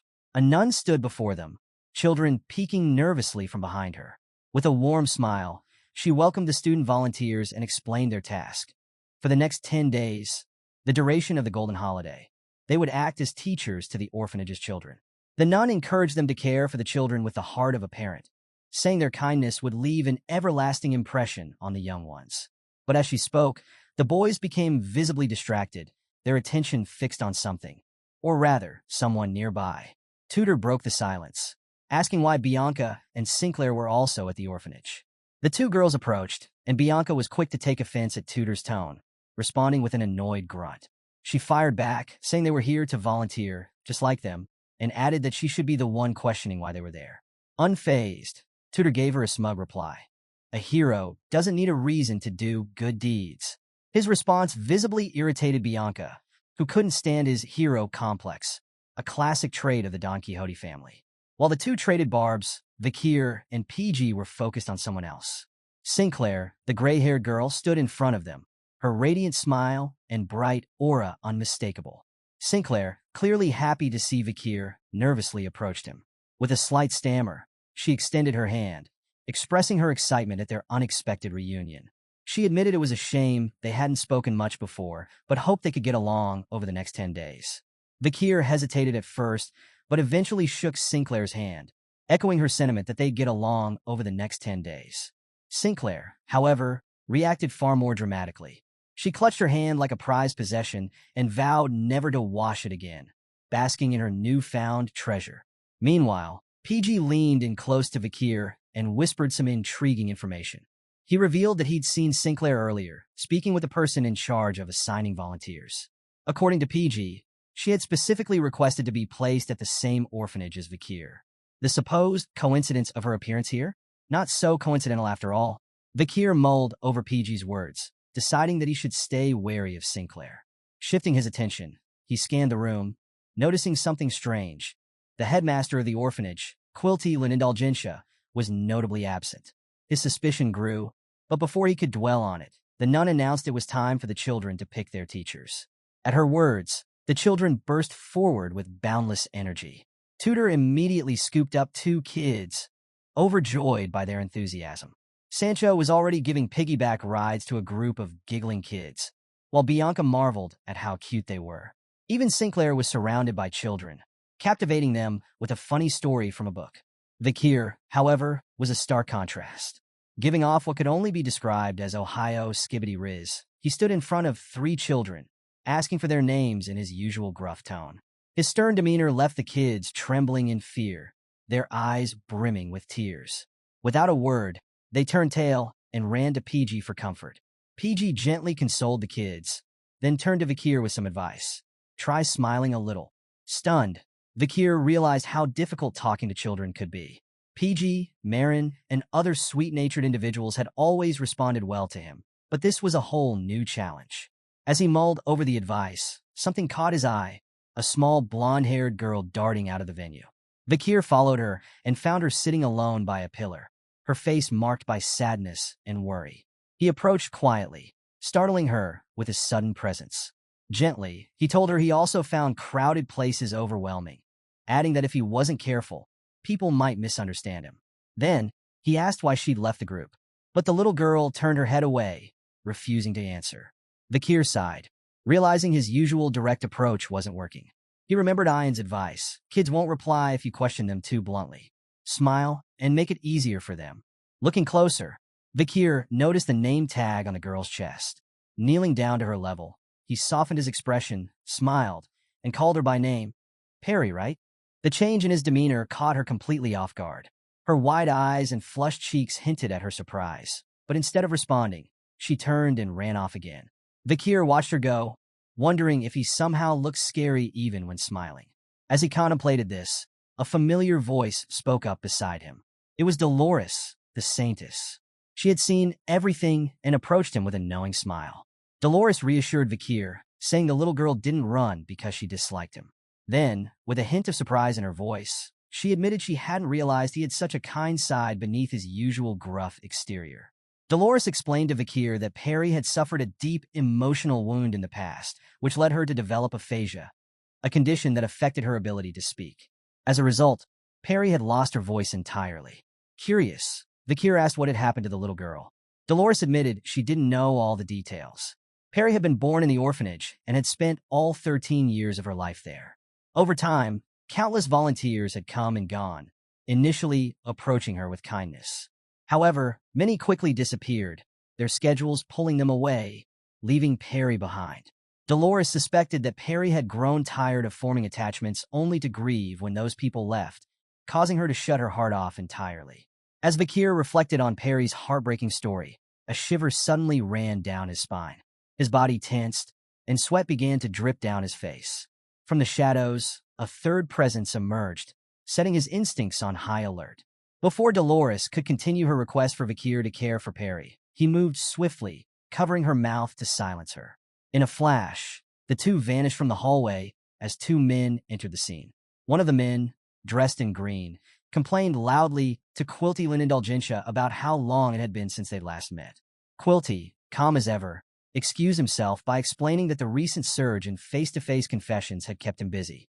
Standing beside him was Fido, a menacing presence who stood silently at his side. The man in green had a different purpose for being there. He stated his intention to purchase an exemption. Quilty, unfazed, asked how much time he needed pardoned. The man answered boldly, 1 billion gold's worth. The man revealed his crime. He had killed a barbarian slave he'd purchased after capturing them. While attempting to discipline the slave, he accidentally killed them. Quilty's curiosity was piqued. Even for a man of wealth, purchasing such a large exemption for the death of a single slave seemed excessive. But the man in green continued, revealing a darker truth. After killing the slave, he had been overcome with rage and, on his way back, burned down an entire village of slash-and-burn farmers. Unbeknownst to the two men, Vakir and Dolores were hiding nearby, with Vakir still covering her mouth. He quietly urged her to stay silent as his bloodhound senses activated. He focused intensely, his instincts recognizing something all too familiar. As his gaze locked onto Quilty and the man in green, Vakir caught the scent, the same one he had detected back at the academy. His mind raced, piecing the puzzle together. Meanwhile, the conversation between the two men continued, their tone casual as they discussed the atrocity. The man in green assured Quilty that 500 million of the gold was to justify his actions, while the other half was a gift to the god who would pardon him for his sins. Vakir's eyes narrowed. He now understood the depth of the darkness lurking in the shadows of this place. As Vakir focused on Quilty, his senses heightened. The distinct scent of an elite corpse was unmistakable, emanating strongly from the man standing before him. His suspicions were confirmed. Quilty wasn't just a powerful figure in the church. He was one of the 10 elite corpses. Quilty, maintaining his serene facade, reassured the man in green. As long as you make generous offerings, God will forgive your wrongdoings. His words were spoken with conviction, but to Vakir, they reeked of manipulation and deception. Meanwhile, Dolores grew increasingly uncomfortable with Vakir's sudden and forceful actions. She struggled against his grip, trying to free herself from his hold. Vakir, desperate to keep her quiet, silently begged her to stop moving. They were far too close to the enemy, and any noise could expose them. But Dolores wasn't one to sit idly by. Shifting her weight, she pushed back against Vakir, her frustration clear. She whispered sharply, demanding he let her go. Their silent struggle created a commotion, one subtle enough to draw attention, but impossible to contain. A shadow loomed over them. Ephibo, the silent and menacing subordinate at Quilty's side, appeared before them, his expression deadly serious. Vakir and Dolores froze as Ephibo appeared, spotting them hiding and listening to Quilty's conversation. The realization hit Vakir instantly. There was no escaping this. But as his mind raced, he noticed something peculiar. The smell coming from Ephibo was one he recognized immediately, the distinct presence of an elite corpse. Quilty, now aware of their presence, stepped out from the shadows with a smile. His tone was deceptively friendly as he greeted them, expressing delight at seeing the saintess herself. He teased Dolores, suggesting she might have a habit of hiding and eavesdropping. Then, with a sly grin, he implied something more scandalous. Or perhaps you were just enjoying some alone time with your fellow peer? Dolores' shock was evident. Being caught in such a compromising situation was bad enough, but hearing Quilty's playful accusations only added to her frustration. As she grappled with the implications, Quilty's attention turned to Vakir. Noticing Vakir's school uniform, Quilty deduced that he was one of the volunteers at the orphanage. His demonic eyes gleamed with a sickly green glow as he studied the young man more closely.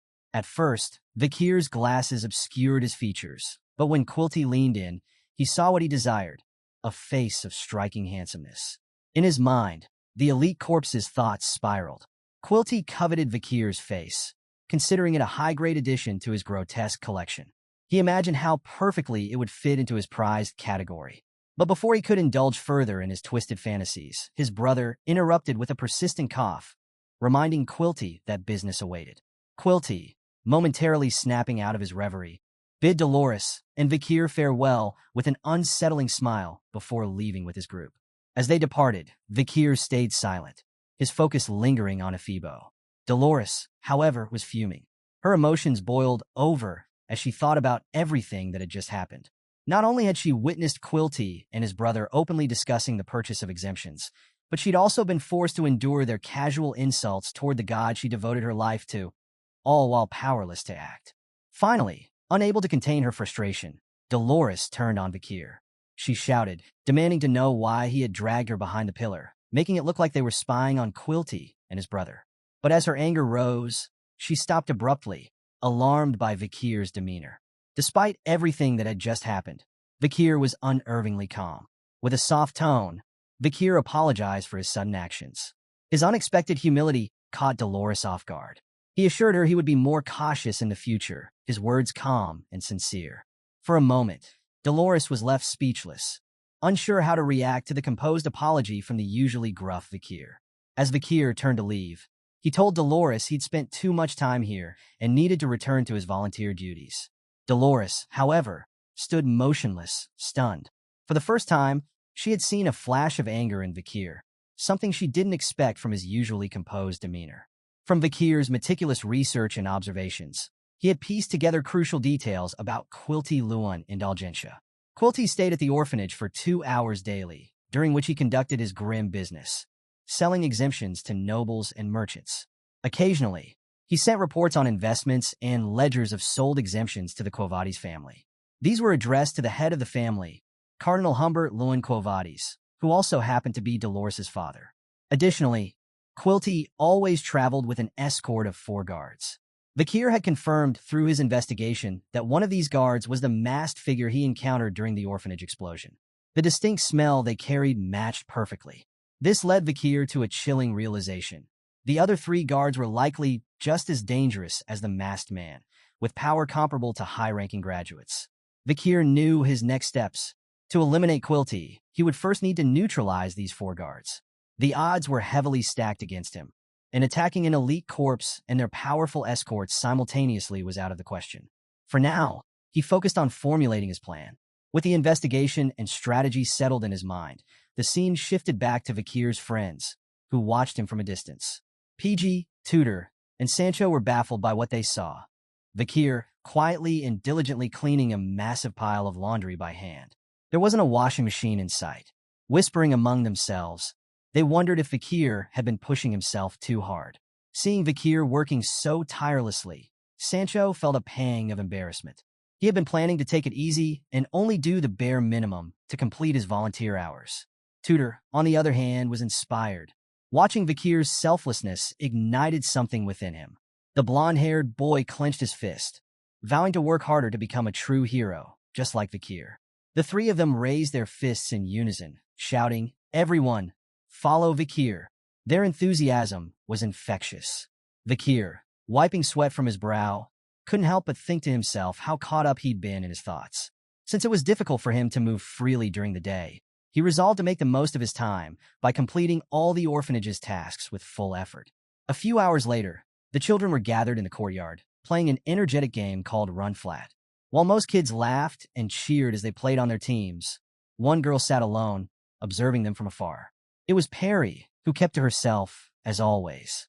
Perry's gaze shifted as the sound of a ball hitting the ground caught her attention. A black ball bounced repeatedly next to her, and sitting there, with a faint smile on his face, was Vakir. He playfully spun the black ball in his hand, knowing it would capture Perry's curiosity. After all, even the most reserved children couldn't resist the allure of a bouncing ball. But this was no ordinary ball. It was the madam's egg, still unhatched. Vakir chuckled quietly to himself as he toyed with it. The egg's texture felt oddly pleasant in his hand, yet it remained as mysterious as ever. For a brief moment, Perry's eyes lit up, her attention fully drawn to Vakir and his black ball. Vakir had kept the madam's egg with him for emergencies, but he hadn't expected to use it like this. As he bounced the mysterious black orb in front of Perry, he noticed her becoming completely entranced by it. Soon enough, Perry was playing with the egg, a bright smile lighting up her face for the first time. Vakir silently celebrated. His plan had worked perfectly. As he watched Perry play, Sinclair approached from behind. Her voice broke the moment, calling out to Vakir and commenting on how kind he was. Sinclair made her intentions clear as she walked closer. She told Vakir that at first she thought he was a no-nonsense, stoic type of guy. But as she leaned in with a smile, she admitted she wanted to get closer to him. Despite being a year younger, she asked if it would be okay for her to speak more casually with him. Though Vakir gave her the bombastic side-eye, he eventually relented, telling her she could do as she wished. Sinclair's face lit up with joy at his approval. She enthusiastically declared that she would start calling him brother, but Vakir quickly shut that idea down, saying he found it uncomfortable. Undeterred, Sinclair giggled and promised to come up with a new nickname for him the next time they met. Vakir, keeping it short, simply nodded. As the two spoke, Perry continued playing with the madam's egg. But then, something unexpected happened. The egg began moving on its own, slipping out of Perry's grasp. It bounced away, heading straight for freedom. And before anyone could stop it, the egg escaped through a hole in the fence, landing in the dark and murky waters of the estuary. Perry stared in shock, her mouth wide open. Sinclair and Vakir rushed over, seeing where the egg had gone. Sinclair tried to comfort Perry, telling her it was impossible to retrieve it now that it had fallen into the estuary. Tears welled up in Perry's eyes as she looked to Vakir in a panic. Seeing her distress, Vakir knelt down and gently reassured her, telling her not to worry about the ball. But her trembling efforts to hold back her tears left Vakir conflicted. He hesitated for a moment, then began unbuckling his uniform. He had no choice now. He couldn't leave her like this. Meanwhile, Dolores was nearby, deeply sighing as she reflected on everything that had happened earlier. Her thoughts wandered to Vakir. At first, she hadn't thought highly of him. She viewed him as someone quick to judge the Nightblood Hound, and someone reckless enough to rack up so many demerits that he needed to do volunteer work to make up for it. But her perspective had started to shift after speaking with others. Tudor had excitedly told her that when the kitchen staff needed help, Vakir was the first to volunteer. Sancho, still wearing his cook's uniform, chimed in, saying that Vakir had not only been distributing food earlier, but had also gone out to fix the pipes when there was no hot water, despite not having eaten himself. PG mentioned that Vakir helped with the laundry, even fixing the pipes so they could boil water for cleaning.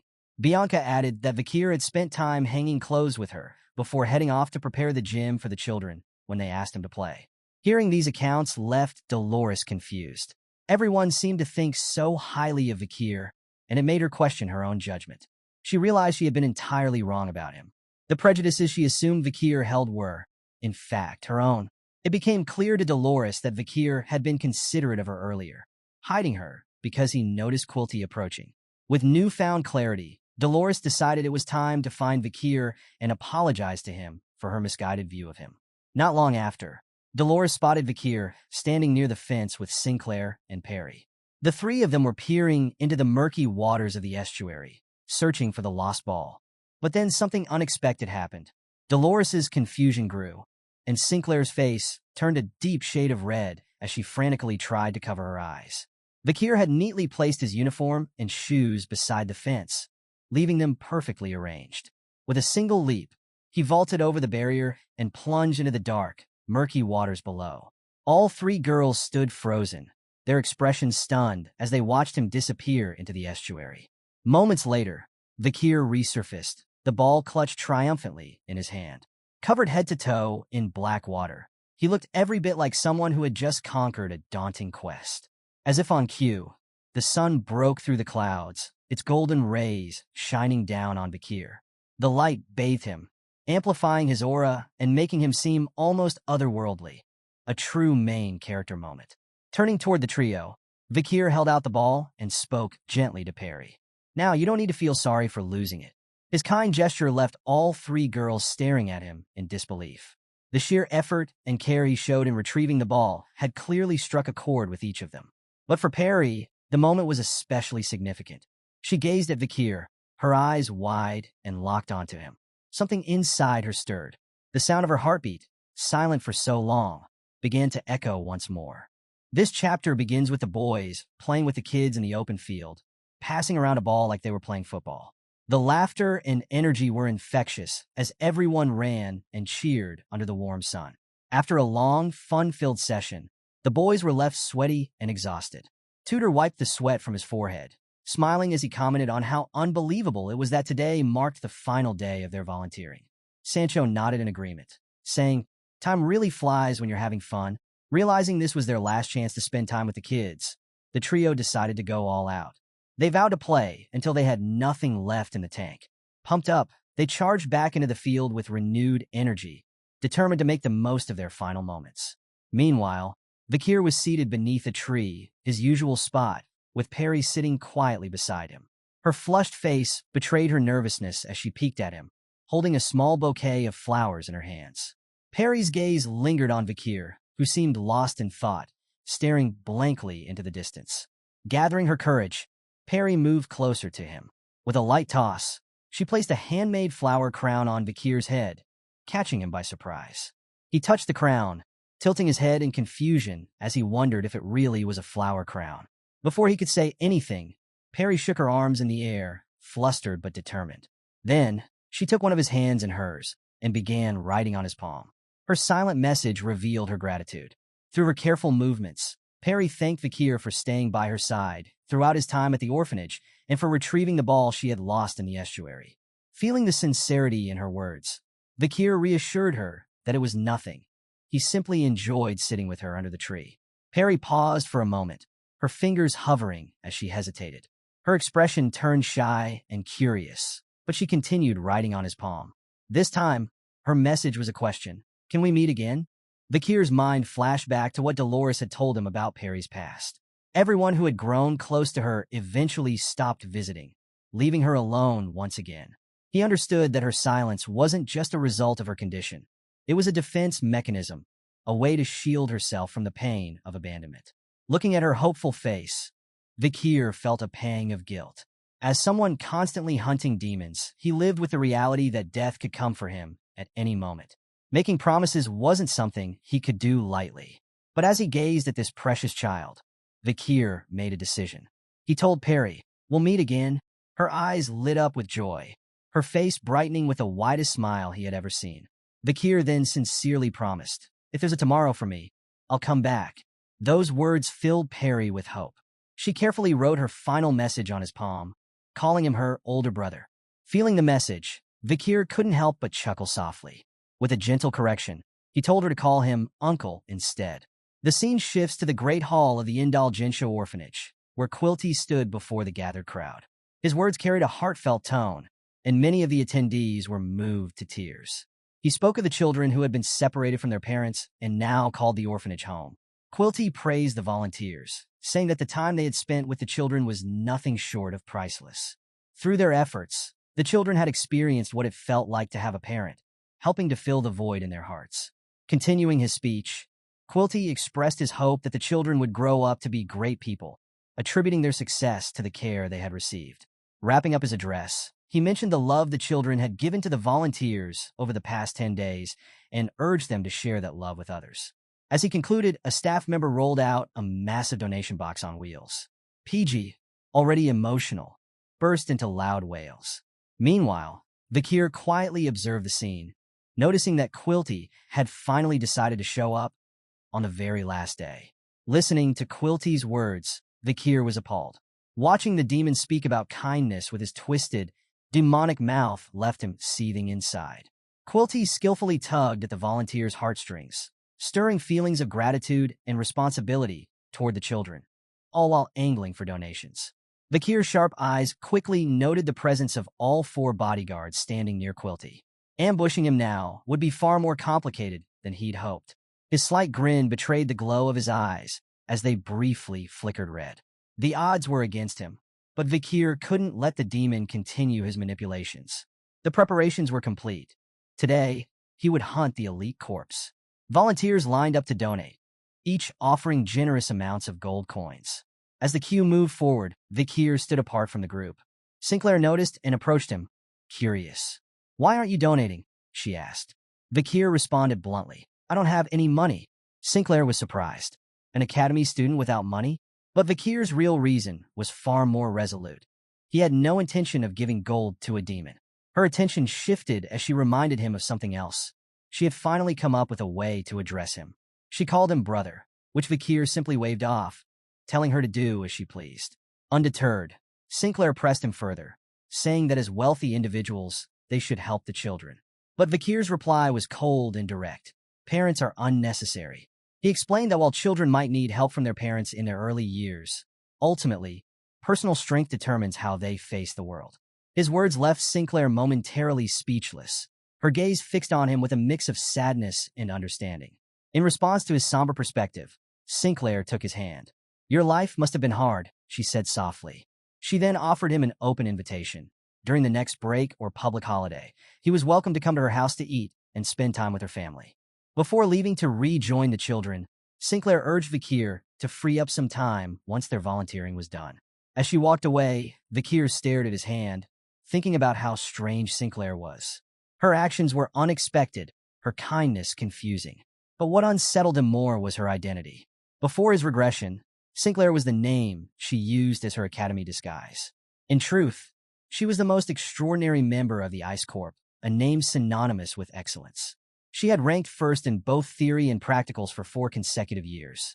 Yet she vanished completely after graduation, never showing herself again. Vakir's gaze lingered where Sinclair had left, his thoughts swirling. After the donations were complete, Quilty addressed the volunteers again, announcing that it was now time for the children of the orphanage to give thanks to their parents for the love and care shown to them over the past 10 days. Tutor, tears streaming down his face, hugged the child he had cared for and made a heartfelt promise. "Until I become a great hero, I'll come here every week, and even after I do, I'll still visit you." Sancho knelt down before another child, his voice steady yet emotional. He reminded the boy of the northern belief that children are the future, telling him, "The Empire's future rests on your shoulders. Do well in life." PG, unable to hold back his emotions, wailed loudly. Surrounded by children, he promised them he would return, this time bringing plenty of delicious food to share. Even Bianca, who had maintained her composure all this time, felt tears prick her eyes as she gently held a little girl close. Reflecting on the past 10 days, she admitted to herself that the time felt both long and short.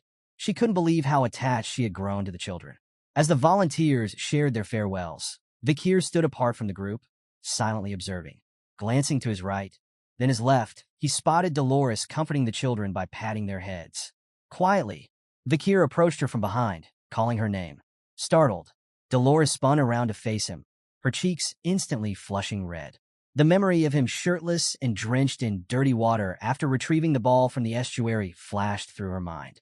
She wondered why that moment kept replaying in her head. Breaking the silence, Vakir told her he had a question about Perry. He asked if she had seen the girl lately. Thinking carefully, Dolores glanced around, realizing she hadn't noticed Perry among the group. She mentioned that the last time she'd seen her was earlier that morning. A wave of dread swept over Vakir as he pieced the situation together. Without wasting another second, He turned and hurried away, his urgency prompting Dolores to follow. As he rushed, Vakir's bloodhound senses activated. His gaze locked on a Quilty in the distance, who wore a sinister, demonic grin. That sight alone was enough to fully awaken the bloodhound within Vakir. His bloodlust burned in his glowing red eyes as he stared back at the demon. The city fell under the cover of night, with most of the volunteers fast asleep, their tearful goodbyes to the children leaving them emotionally drained. Vakir's bed, however, was empty. The scene shifts to another part of the orphanage, the fourth building of the children's dormitory. Inside, Quilty's 4 bodyguards were patrolling, their weapons at the ready. As they reached a specific area, they split up, each taking a separate path. The focus turns to Ephibo, who walked alone through a dimly lit hallway. Shadows seemed to stretch endlessly behind him, but soon, something emerged from the darkness, a bloodhound. Its glowing red eyes pierced the gloom, barely concealed beneath a mask. Sensing something amiss, Ephibo spun around, his weapon ready, but found nothing but the empty hallway behind him. As he stood still, trying to locate the disturbance, a voice spoke from the shadows ahead. "I have a question," the bloodhound growled. Before Ephibo could process the situation, Vakir appeared directly in front of him without a sound. His presence was suffocating. Vakir's question was sharp and direct. Where are the children locked up as food for the elite corpses? Ephibo didn't answer with words. Instead, he swung his massive mace in a deadly arc toward Vakir. But the attack never landed. In a split second, Vakir separated Ephibo's head from his body, the movement so fast it was almost imperceptible. Holding the severed head, Vakir muttered to himself, amused, asking questions to someone who can't talk. How funny. With that, Vakir unleashed his demonic sword, Belub. Its ominous energy radiated in the darkness. His voice, cold and resolute, echoed in the empty hall. "I don't have time to play. It's hunting time for the bloodhound." This chapter begins with Vakir holding the severed head of Ephibo, the undead bodyguard he defeated in the previous episode. But something strange was happening. Smoke began to seep from the head, billowing out of its mouth, ears, and every opening. Without warning, the head dropped from Vakir's grip and hit the ground. All that remained in his hand was the face mask Ephibo had worn during their first fight. Examining the mask closely, Vakir wondered if it was what allowed the undead to change their appearance and adopt fake faces. As the smoke cleared, Vakir bent down to inspect the head. He froze as recognition struck. It bore an uncanny resemblance to Pedro, the holy knight bodyguard of Dolores, whom Vakir had once fought alongside during the battle against the Red Death. But upon closer inspection, Vakir noticed a small mole near the corner of the face's eye, a detail that didn't match the Pedro he knew. Piecing it together, Vakir remembered a campfire conversation he'd shared with Pedro before his regression. Pedro had often spoken about his younger brother, who had vanished during isolation training. Now, looking at the lifeless form before him, Vakir realized the truth. Pedro's younger brother hadn't disappeared because of training. A demon had hunted him down and turned him into an undead. This revelation ignited a fire within Vakir. His eyes glowed crimson beneath his mask, burning with rage and determination. But before he could dwell on his thoughts, 2 more bodyguards stepped out of the darkness. One had long blonde hair, and the other was a short-haired boy. Both wielded dual blades, their stances sharp and battle-ready. Vakir couldn't help but wonder if these two were people he once knew. Without hesitation, Vakir lunged forward, his demonic blade, Beelzebub, radiating a crimson aura as he swung it toward them. The air trembled with his bloodhound aura, but the undead bodyguards vanished in an instant, evading his attack. Reappearing at his side, they retaliated with swift slashes, managing to land a grazing hit. Blood spilled into the air as the 3 clashed, their battle fierce and unrelenting.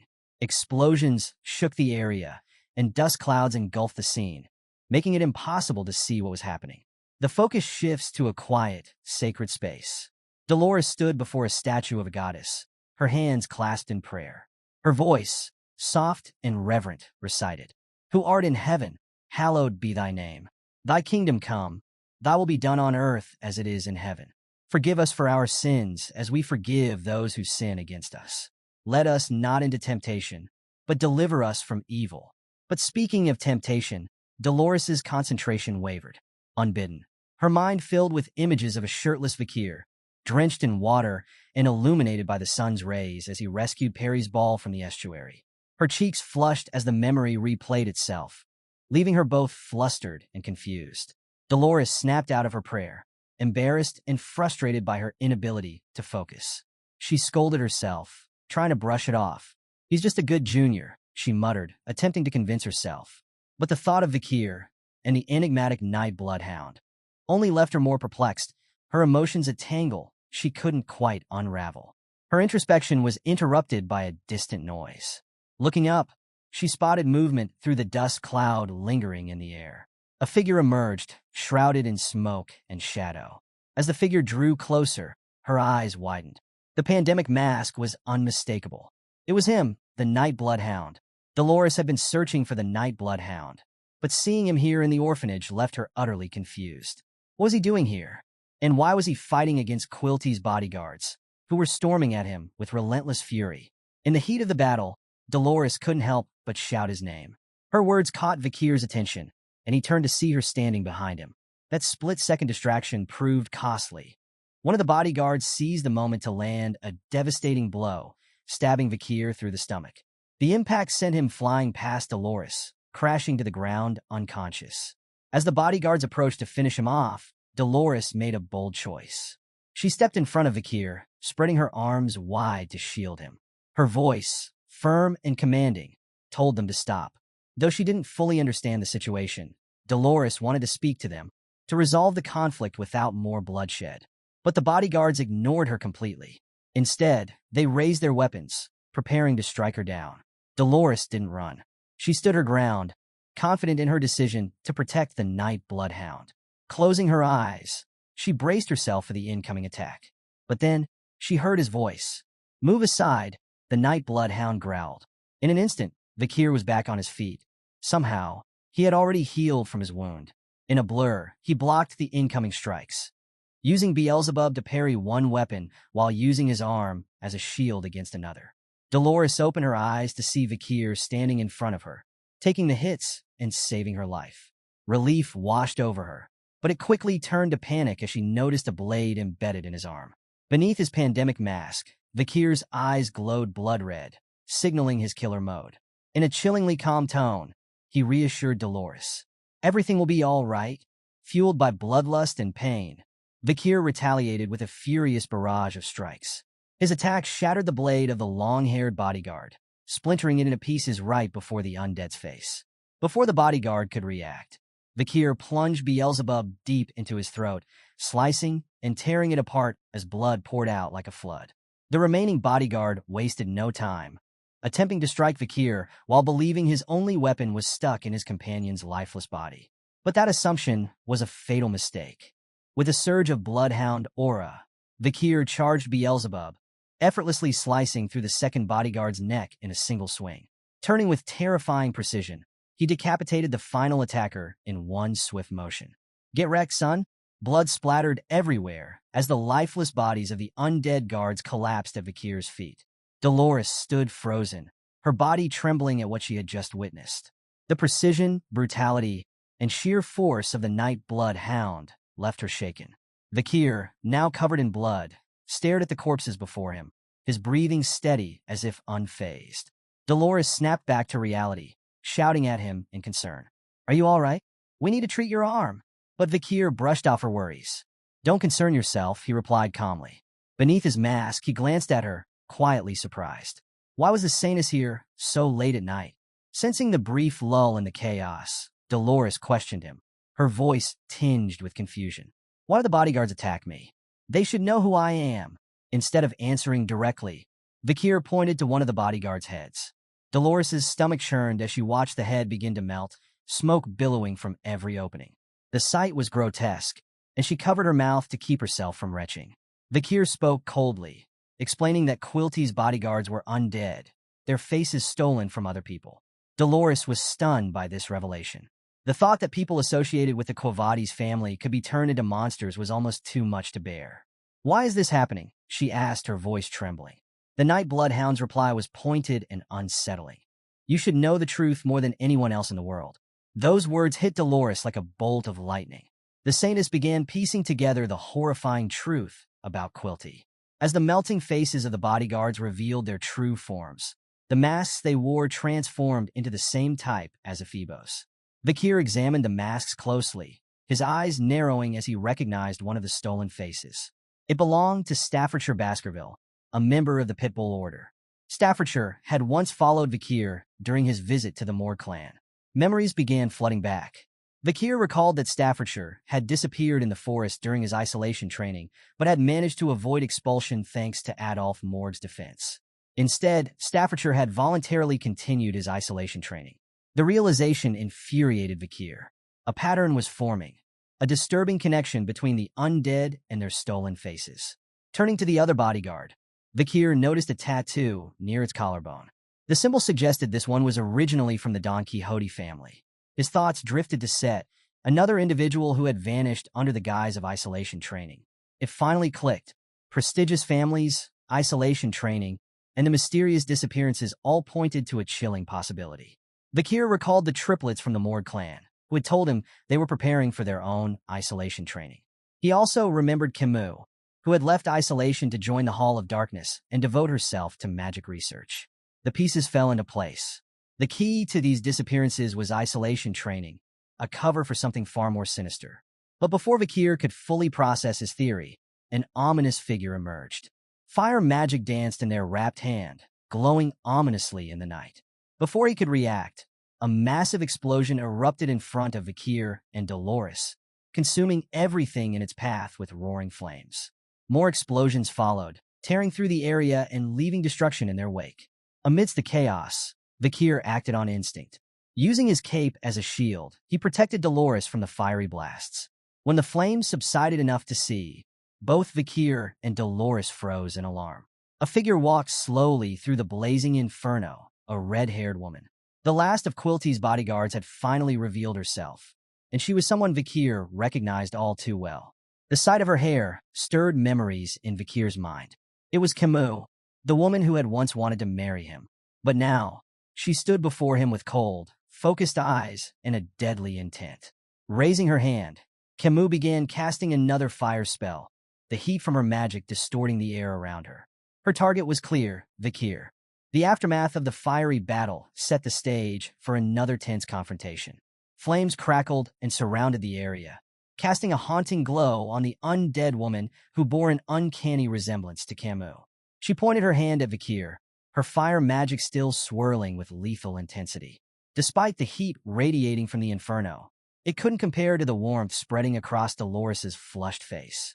She stared at Vakir, her heart racing as she realized the night bloodhound had protected her yet again. Shaking herself free from her thoughts, she snapped back to reality. Looking ahead, Dolores focused on the battle. She noted something strange. The attacks weren't only aimed at Vakir, but at her as well. Sensing the malice behind the strikes, she turned to the night bloodhound and asked if the red-haired woman was an undead, like the other bodyguards. Vakir's response was careful, but blunt. There's a chance she might be. Dolores's thoughts raced as she tried to recall more details about the woman's connection to Quilty. When Vakir asked when the Kimu look-alike had joined, Dolores revealed that it had been a recent addition to Quilty's circle. Taking a moment to process everything, Dolores clasped her hands in a prayer stance. She declared her resolve to help, stating that as a servant of God, she couldn't stand idly by if their opponent truly was an undead. Offering her support, she pledged to stand alongside Vakir in the fight. But the Night Bloodhound wasn't one to rely on others. Turning down her offer, Vakir told Dolores to stand back. This fight was his. Hoping to provide at least some assistance, Dolores offered to cast healing magic on him. But Vakir declined once more, cutting off her protest before she could argue further. Their attention snapped back to the enemy as the undead woman began casting another spell. Sparks ignited in her palm, and soon, multiple fire lances materialized, hovering in the air like deadly projectiles. Without hesitation, she launched them toward Vakir. Walking straight into the barrage, Vakir showed no fear. With swift, precise movements, he slashed the incoming lances apart, sending their remnants flying into the air where they exploded harmlessly. Yet he didn't falter. His focus remained locked on the undead woman. Even as fire magic erupted around him, Vakir's mind was elsewhere. All he could see was a young woman with long, straight red hair, casting magic that resembled 6th class level, a combination of steel and fire magic. It was rare for someone so young to wield this level of power, even among prestigious families like the Morg clan. The undead woman summoned another wave of steel lances, each glinting ominously in the firelight. She aimed and fired them with lethal precision. But this time, Vakir didn't cut them down. Instead, he allowed the attacks to strike him directly. A fiery explosion engulfed him. But when the flames cleared, Vakir emerged unscathed. His movements were deliberate and unyielding. Catching one of the lances in his hand, he continued his slow march toward her. Ignoring the attacks, Vakir allowed the lances to hit him. Some slashed his shoulders, while one tore pieces from his left side. Yet he pressed forward, unfazed, his determination burning brighter than the fire surrounding him. Watching from a distance, Dolores was both horrified and bewildered. She noticed that the Night Bloodhound was deliberately taking the hits. Why? She wondered. Was it because he recognized the undead woman? Did he know her true identity? And more importantly, what kind of relationship did the Night Bloodhound have with his fiery opponent? Even in the face of death, Vakir didn't stop. Vakir continued his slow march toward the undead woman, making no effort to defend himself.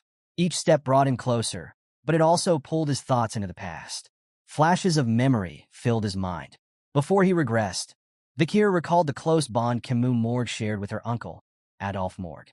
She wouldn't have left the family registry and joined the Hall of Darkness for isolation training so easily.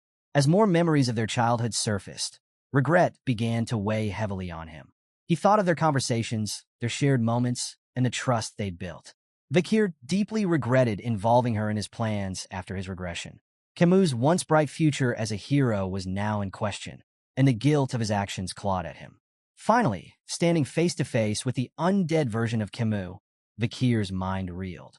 He asked himself, "What have I done to cause this?" Sensing an opportunity while Vakir appeared distracted, the undead woman began casting another flame spell in her hand. But Vakir was faster. He grabbed her wrist, forcing her arm down to stop the spell from reaching him.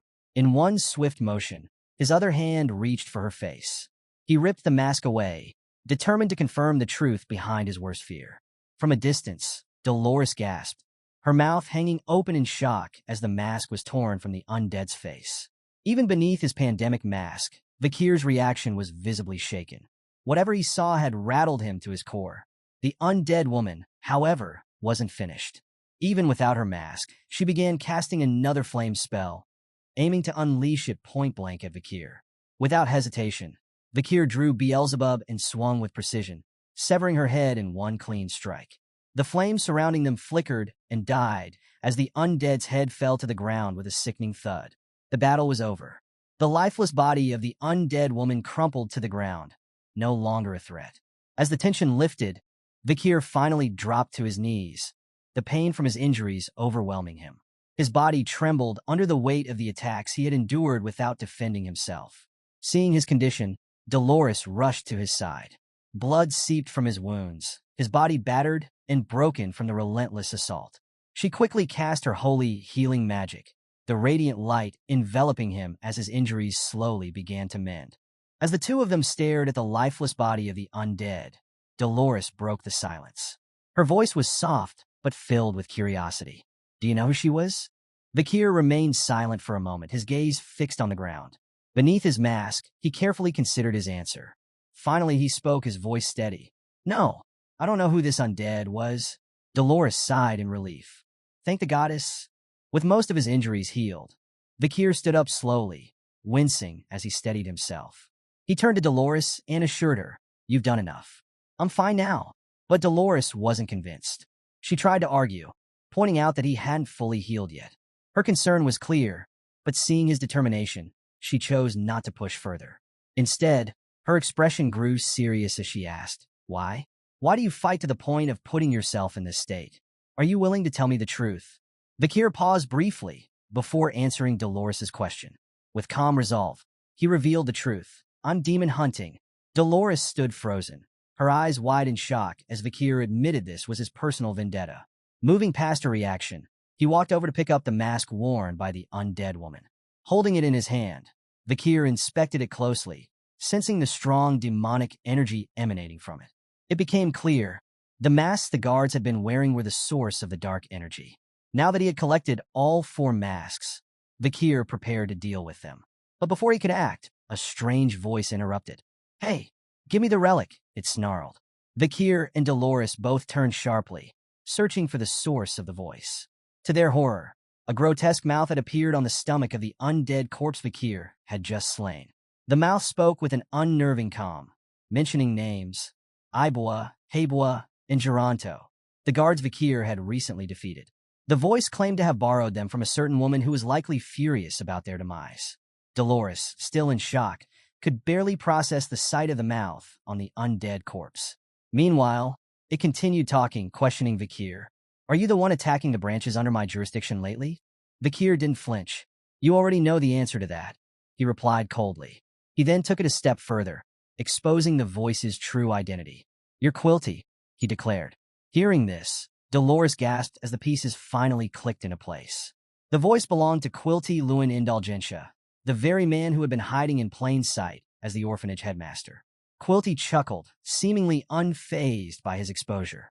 Instead of fear, he exuded amusement. "Caught by the Saintess herself? Huh," he said mockingly.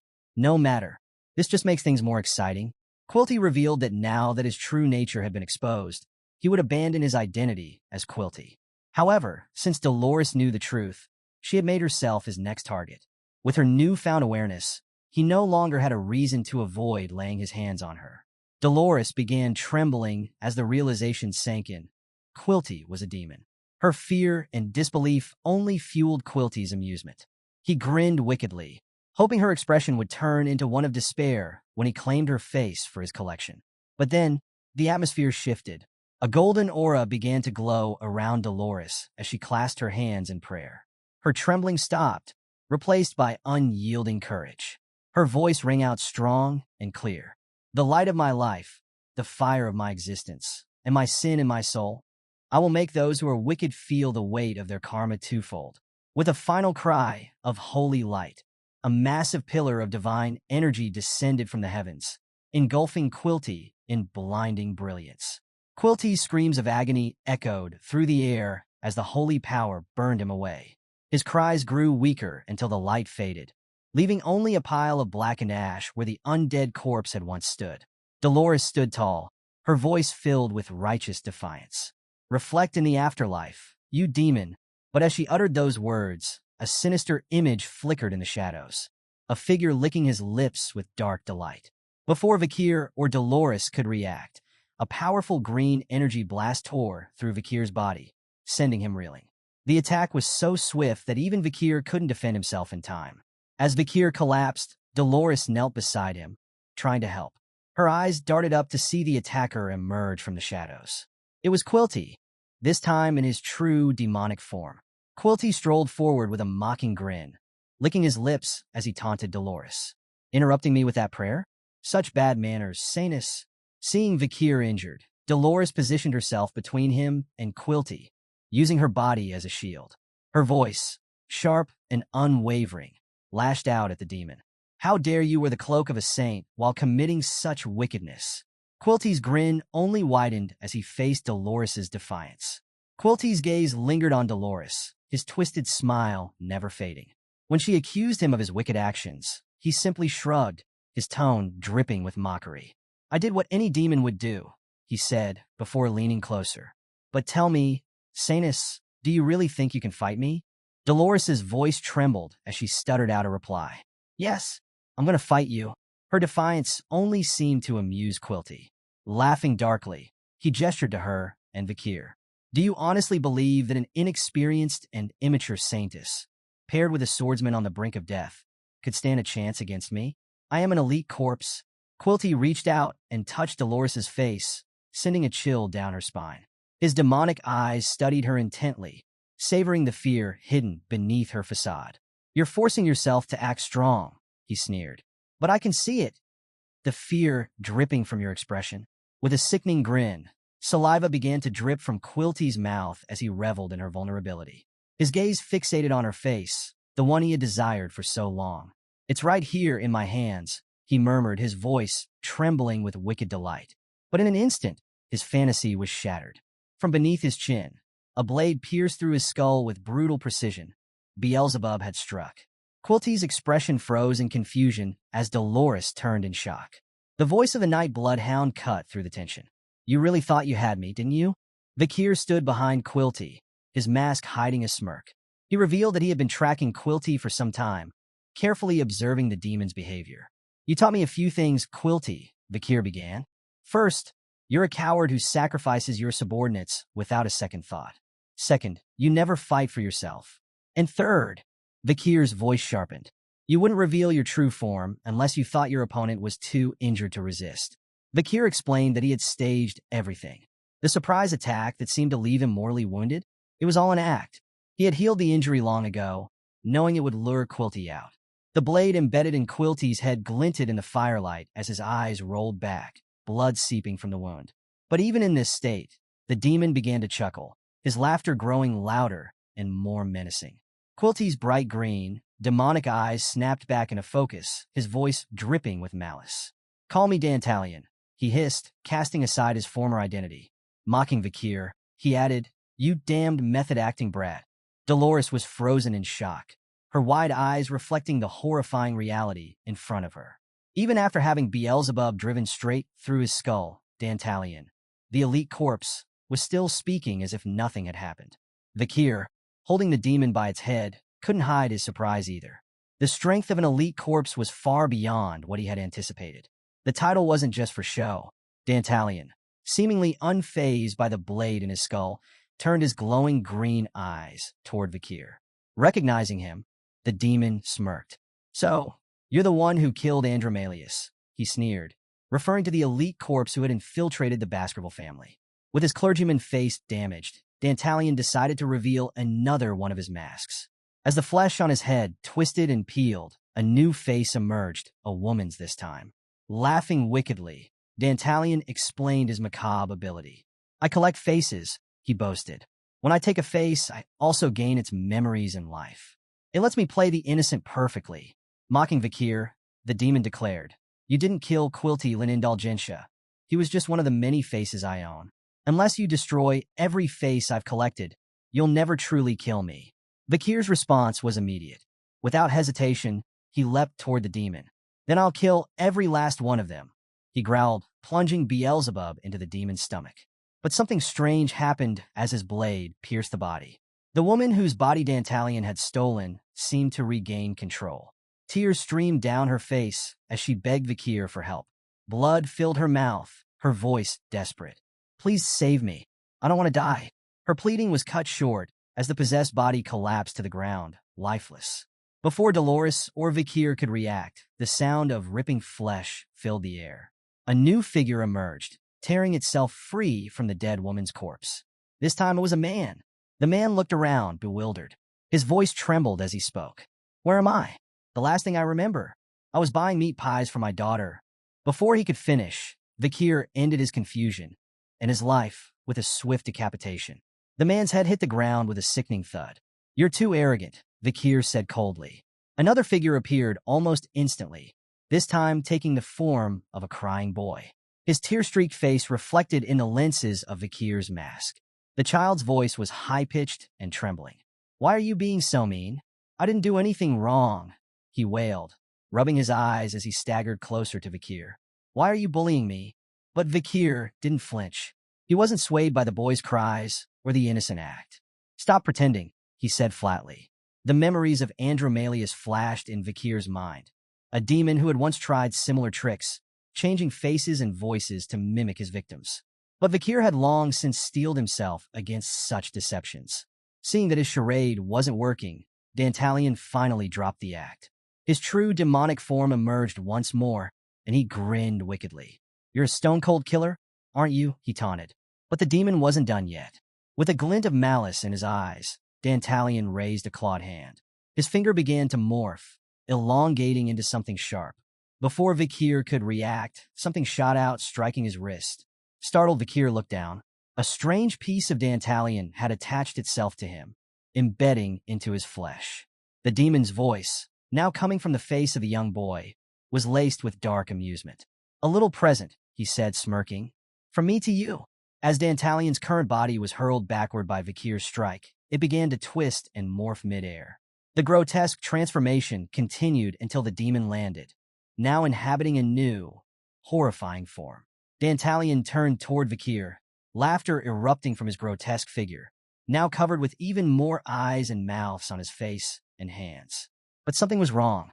Vakir's vision blurred, and an overwhelming wave of pain and nausea swept over him.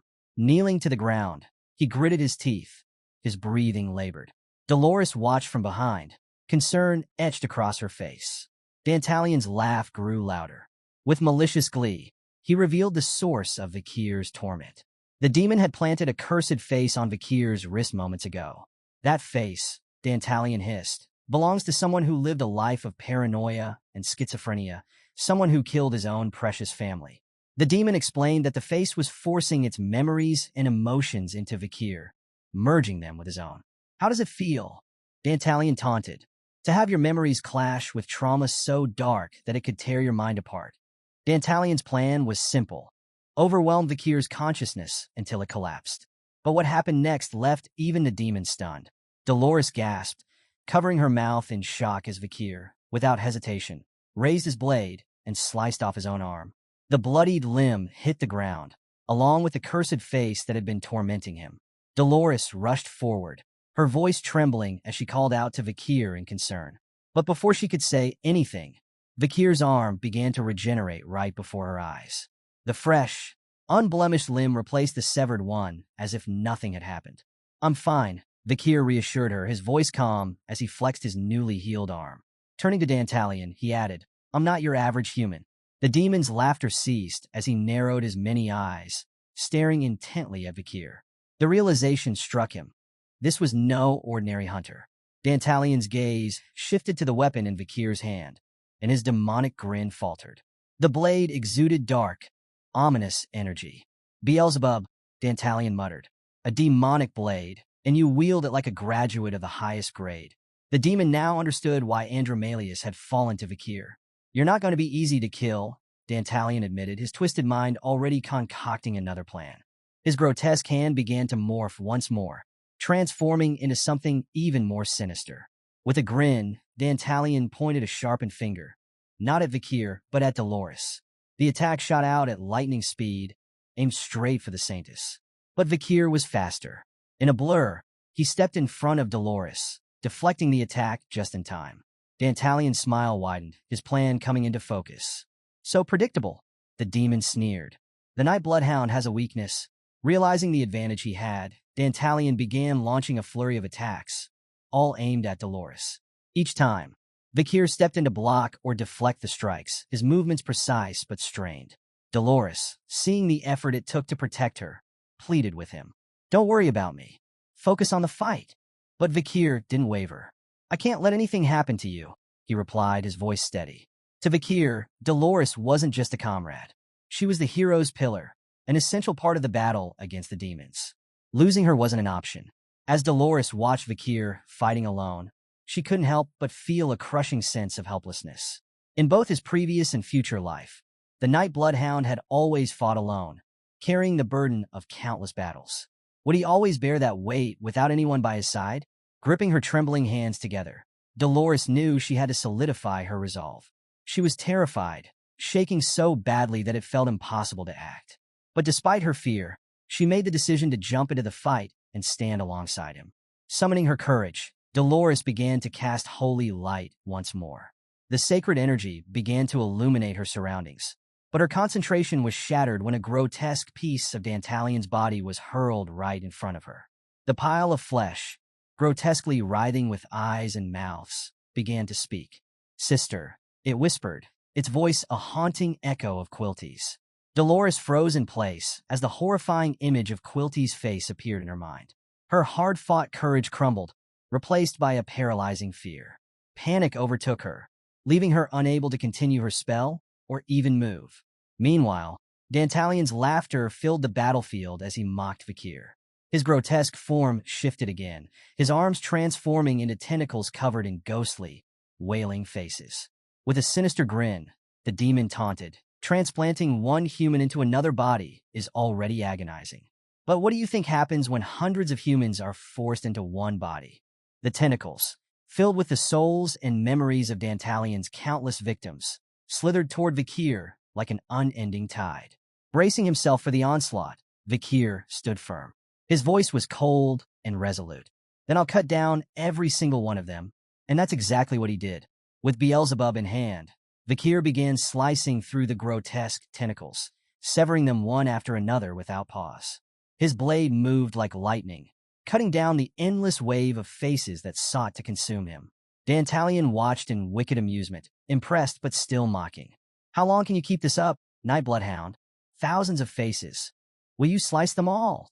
But Vakir ignored the taunts, focusing solely on his relentless task. Face after face fell to his blade, each one a reflection of a life stolen by Dantalion's cruelty. But then something stopped Vakir in his tracks. In the midst of the swarm, a face appeared, one that Vakir recognized instantly. Memories flooded his mind of his time volunteering at the orphanage. The precious days he had spent with a young orphan, her shy smile and gentle demeanor. The face he had just cut down belonged to Perry. The realization sent a jolt of fear through him, one of the rare moments where Vakir felt the weight of dread. He hesitated, his movements faltering as the horrific truth settled in.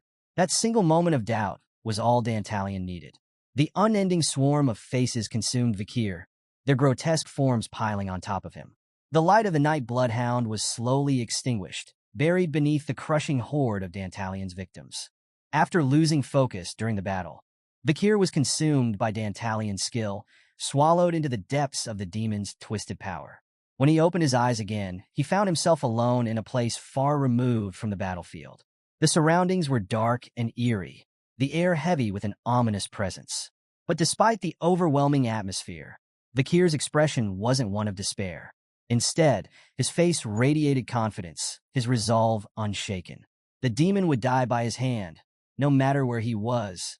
Looking ahead, Vakir noticed rows upon rows of people seated neatly on the ground, their heads bowed and their faces obscured. The place resembled a massive sewage system, with dark water flowing endlessly past the seated figures. They didn't move. They didn't flinch. They seemed utterly unbothered by the flowing waters or their surroundings. Taking in the unsettling sight, Vakir began to piece together where he was. Recalling how he had been consumed by Dantalion's power, he realized he must be trapped within the demon's skill, a world constructed from the elite corpse's twisted magic. But as he continued to survey the endless rows of people, a single bead of sweat rolled down the side of Vakir's face. He felt a chill run through him. These weren't just ordinary people. They were the victims Dantalion had devoured. Their silence and stillness were haunting. But before Vakir could take another step, a sharp, agonizing pain surged through his body. His veins bulged, dark and pulsating, as purple mist began to rise from the water surrounding him. The mist clung to his legs, crawling upwards and spreading over his entire body. The water in the sewage system began to rush faster and more violently, reflecting the chaos invading his body. Vakir's breathing grew heavier as he recognized this sickening sensation. It was the same foul feeling he had experienced when Dantalion's cursed face had been planted on his wrist. He gritted his teeth, knowing exactly what the purple mist represented. It was the traumas of the people sitting before him, flooding into his body like an unstoppable tide. From the front row of the seated figures, a young boy's voice broke the silence. "It hurts. Please make it stop." The boy's face was missing, replaced with a hollow void that amplified his sorrow. Hearing the boy's pleas, Vakir knelt down and placed a comforting hand on the boy's head. Despite the endless wave of pain coursing through his body, Vakir's actions were steady, his resolve unbroken. As he comforted the boy, Vakir's mind drifted back to the battle and the horrifying moment when he had seen Perry's face among the horde of Dantalion's victims. If all the people consumed by Dantalion were here, sitting in this endless, nightmarish void, then Perry's body must be here too.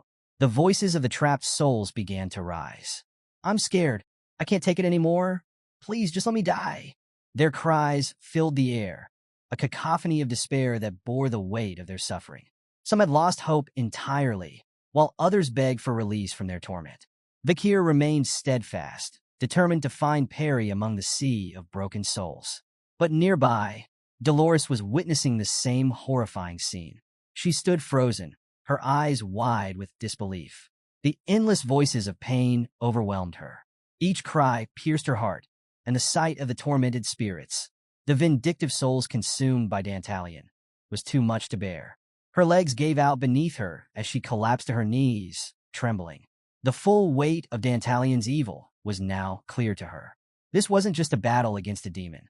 It was a fight to free countless innocent souls trapped in an endless nightmare. The tension escalated when Dolores spoke Vakir's name, drawing out the elite demon from the shadows. Dantalion appeared right behind her, his twisted voice cutting through the despair-filled air. "What do you think of the scene before you?" he asked mockingly, gesturing toward the endless rows of seated souls.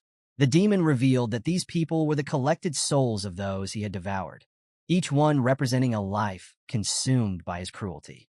In his true demonic form, Dantalion was a horrifying sight to behold.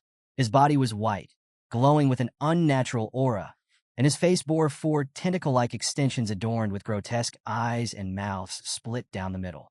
His piercing green eyes gleamed with malice as he smiled widely, clearly relishing the terror his presence inspired. "I've been selective," Dantalion declared smugly. "I don't want to eat ugly humans." As the sounds of weeping and despair filled the air, the demon's grin widened. He leaned closer to Dolores, asking if their cries resonated in her heart as they did in his twisted pleasure evident in every word. The scene only grew darker as more information about Dantalion's monstrous nature was revealed. Risk rating, S+. Natural enemy of humans. Invulnerable and immortal. One of the 10 disasters. Discovered deep underground at the Gate of the Fall, Dantalion had long been a nightmare to humanity. Summoning her courage, Dolores finally spoke out, her voice trembling with anger. She confronted the demon, demanding how he could commit such vile sins, especially against the children from the orphanage. But Dantalion shrugged off her accusations with chilling indifference. "Sins," he scoffed. "Why would I justify my need to eat? Food doesn't require an excuse." Reaching into his jacket, he pulled out a glowing holy paper, the exemption from sins. Waving it mockingly in front of Dolores, the demon laughed. "See this? It says I have no sins. Humans gave me this." His grin widened as he marveled at the absurdity of humanity's system, where sins could be sold and forgiven for money. Even demons, he said, couldn't have dreamed up such a thrilling concept. He continued, explaining his twisted logic. By using the orphanage as a source for food, he had created a perfect supply and demand system. "If I have a sin," he said with pride, "it's that I learned too well from humans." But his mockery didn't stop there. Leaning close to Dolores, Dantalion whispered venomous words into her ear. He called her weak and useless, accusing her of being a burden to everyone around her. "You're only here because of your divinity," he sneered. "Without it, you're nothing." Then, with sadistic glee, he revealed his true triumph. "It's because of you that I managed to trap the Night Bloodhound here. You're his Achilles' heel, Saintus." Dolores' heart sank as his words pierced her like daggers. The weight of his accusations, her own perceived shortcomings, and the cries of despair around her began to crush her spirit. Dantalion's joy reached its peak as he watched her crumble under the negativity surrounding her. Her face was tainted with despair, and the demon was thrilled. His grotesque mouth stretched wide as saliva dripped from his jagged teeth. He fed on her hopelessness, savoring every moment. But then, Dolores spoke again, her voice steady despite the tears streaming down her face. "You're right," she admitted. "Everything you said is true. From the sins humans sell for money, to the way we harm others for our own convenience. Even my own weaknesses. All of it is true." Dantalion's excitement surged as it seemed the Saintus had finally succumbed to despair. But just as the demon's glee reached its climax, a radiant golden light engulfed Dolores' body, illuminating the darkness around her. Through her tears, she continued, "But humans also possess something greater, the strength to believe. Even in despair, we can still choose to walk toward the light." Dantalion froze, his wide grin faltering as the light of Dolores' conviction burned brighter. The moment Dolores spoke Vakir's name, Dantalion appeared behind her, his voice dripping with mockery as he gloated about the horrors before them. He revealed that the countless seated figures were the souls of all the humans he had consumed, trapped in despair for eternity. In his true demonic form, Dantalion was a chilling sight, a pale, twisted figure with glowing green eyes, tentacle-like ears lined with eyes and mouths. He sneered, boasting about his selective diet of only beautiful humans, mocking Dolores further with every word. The Saintess, trembling yet resolute, demanded to know how he could commit such heinous acts, especially against the orphanage children. But the demon dismissed her outrage, laughing as he proudly declared that he had no sins. From his jacket, Dantalion pulled out a glowing exemption from Sin's document. Waving it in her face, he mocked the human concept of exchanging money for forgiveness. To him, it was a thrilling, perverse joke that even demons could exploit. But his taunts didn't stop there. Leaning closer, he whispered venom into her ear, calling her weak, indecisive, and a burden. With sadistic glee, he confessed that he had used her hesitation to trap the night bloodhound. Dolores's face filled with fear and self-doubt, exactly what Dantalion wanted. He reveled in the negativity that surrounded her, his grotesque grin widening as he prepared to break her completely. But then, something changed. A memory surfaced in Dolores's mind. A moment when she and Vakir sat on a wooden fence together. She had asked him why God would choose someone as weak as her to be the Saintess. God chose you because you're troubled and sorrowful, Vakir had replied. The person this world needs shines brightest when they reach the lowest and fiercest places. The flashback ended, and with renewed determination, Dolores clasped her hands together in prayer. She couldn't let the night bloodhound fight this battle alone anymore. Seeing the golden light radiating from her, Dantalion panicked. He tried to manipulate her, claiming that the souls he devoured could still live, but divine power would erase them forever. But this time, Dolores wasn't swayed. As she prayed, a small hand reached out to hers. Opening her eyes, she saw a young boy standing before her, followed by more orphanage children. They smiled and waved at her, covered in her divine light. Recognizing them, Dolores broke down in tears, apologizing for not being able to save them. Their presence gave her the strength she needed as her light surged, illuminating the dark, twisted world of Dantalion's making. Elsewhere, Vakir sat in the midst of the demon's victims. He found Perry among the rows of lifeless figures. Her face was expressionless, her eyes void of any life. Sitting behind her, Vakir gently spoke. "I finally found you," he said, his voice heavy with emotion. He confessed that his only goal had been revenge against demons, and that his visit to the orphanage was to hunt Dantalion. But during his time there, everything had changed. Perry's angelic smile had reminded him of what truly mattered. "If there's one thing that makes this revenge meaningful," he said, "it's creating a world where children like you can smile." As Dolores's divine light reached the area, it began casting away the demonic power. Vakir, his body crumbling under the weight of the trauma, thanked Perry for giving meaning to his mission. "I'm sorry," he said, his voice breaking. "I couldn't protect you." To his surprise, Perry's voice reached him, filled with warmth. "I'm glad you came back to see me," she said, bringing light back to Vakir's eyes. Looking around, he saw the other victims slowly coming back to life, their faces no longer filled with despair. Perry smiled at him through tears, finally able to express how scared she had been. The divine light healed Vakir's body and freed the victims from Dantalion's grasp. Overwhelmed with relief, Vakir pulled Perry into his arms, holding her tightly as he promised her one thing. "I will never forgive the man who made you cry." Perry smiled through her tears. "It's a promise." And with that, the bond between them was sealed, giving Vakir the strength to finish what he started. The divine power of Dolores showed no signs of stopping, her radiance blazing so brightly that it illuminated the world outside the building. Even Dantalion, the elite demon, was visibly alarmed by the sheer strength of her light. "Since when has the Saintess become this powerful?" Dantalion muttered, his confidence shaken as he realized she had fully awakened her divine powers. What shocked him further was that Dolores's light had purified every single soul trapped within his underworld. The cries of despair and anguish were replaced with peace as her power freed them from his clutches. From the blinding light emerged Dolores and the night bloodhound, unscathed and no longer affected by Dantalion's abilities. Dolores's divine aura continued to pour out, engulfing Vakir in its holy brilliance. As he basked in the glow, Vakir began to notice a profound change in his body. His Baskerville aura, the unique power passed down through his bloodline, was overflowing like never before. Dolores's divine energy amplified his own aura exponentially, pushing him beyond his limits. For the first time, Vakir felt that this was it. This was the moment he could finally ascend. Within his core, where 6 spheres of aura had long remained, a 7th sphere began to take form. The gaseous energy that had surrounded him now started to solidify. Dantalion's twisted eyes widened in terror as he watched the transformation unfold. He recognized immediately what was happening to Vakir. No, this cannot be. The aura surrounding Beelzebub, Vakir's weapon, solidified into a form stronger than ever before. Vakir had broken through to the next stage. He was no longer just a powerful warrior. Vakir was now a swordmaster.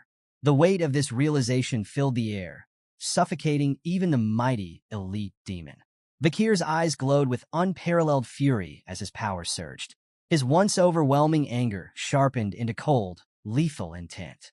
Clutching Beelzebub tightly, Vakir raised his gaze toward Dantalion. With his newfound strength and unshakable resolve, he made the demon a promise. You won't have an easy death. And with that, the stage was set for the ultimate reckoning. Dolores now stood as Vakir's unwavering support.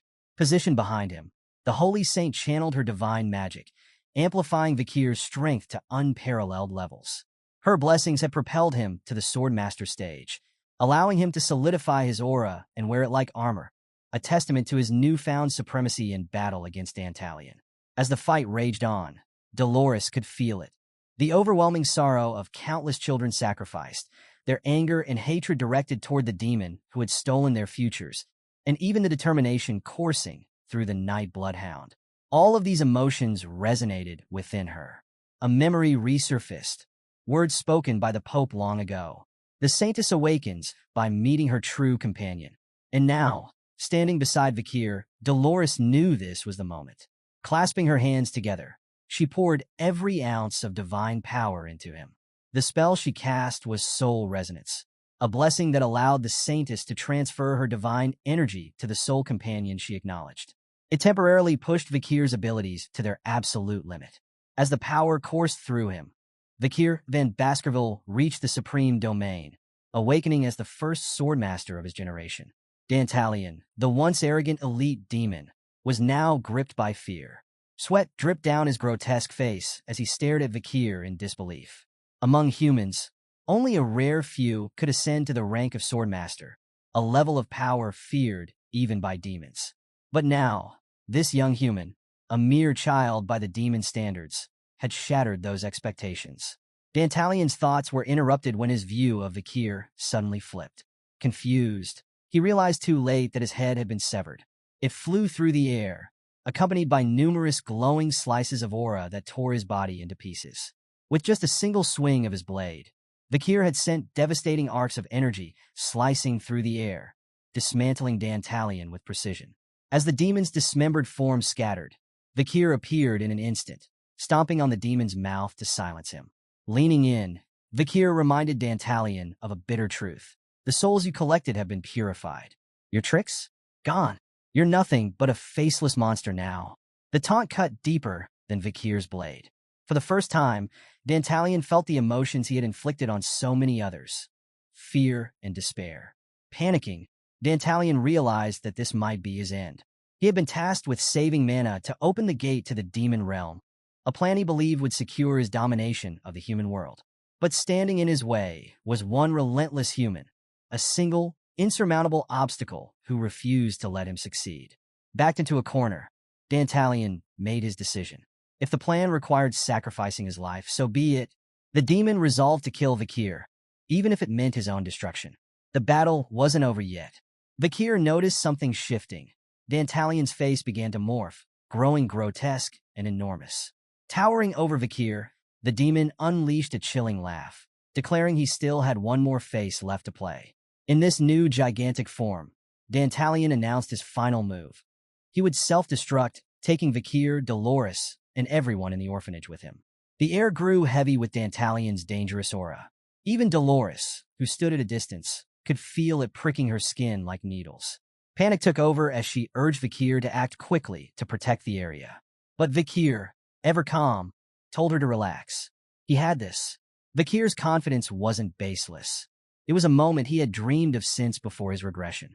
He recalled the sword strike Hugo had once demonstrated, a legendary swing that could rip the sky in half. Now, standing at the pinnacle of his power, Vakir believed this was the moment he could finally reach that level.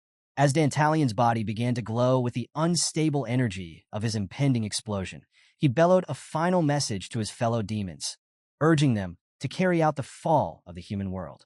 But before the explosion could ignite, everything shifted. In one swift motion, Vakir unleashed his strongest strike yet, slicing through Dantalion's massive form. And his bomb-like attack, with a single swing. The force of his strike didn't stop there.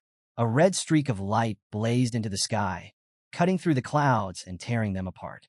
Outside, the night sky was now fully visible, painted with stars that had been hidden moments before. The tremors from the strike shook the entire orphanage. Back in their lodging, PG woke up in confusion, rubbing his eyes as he wondered if an earthquake had hit. Meanwhile, Sinclair stared out the window, her face frozen in awe as she took in the beautiful, split night sky. She couldn't comprehend what she was witnessing, unaware it was the result of one man's incredible power. As the dust settled, Dolores opened her eyes, bracing herself for the aftermath. What she saw left her speechless. Instead of destruction, she was greeted with the breathtaking sight of a clear night sky, the clouds forcibly parted by Vakir's sword. Overwhelmed by awe, Dolores's legs gave out beneath her, and she collapsed to the ground. Vakir had done it. He had followed in Hugo's footsteps and achieved the impossible. The incident at the Indulgentia orphanage sent shockwaves through the imperial capital.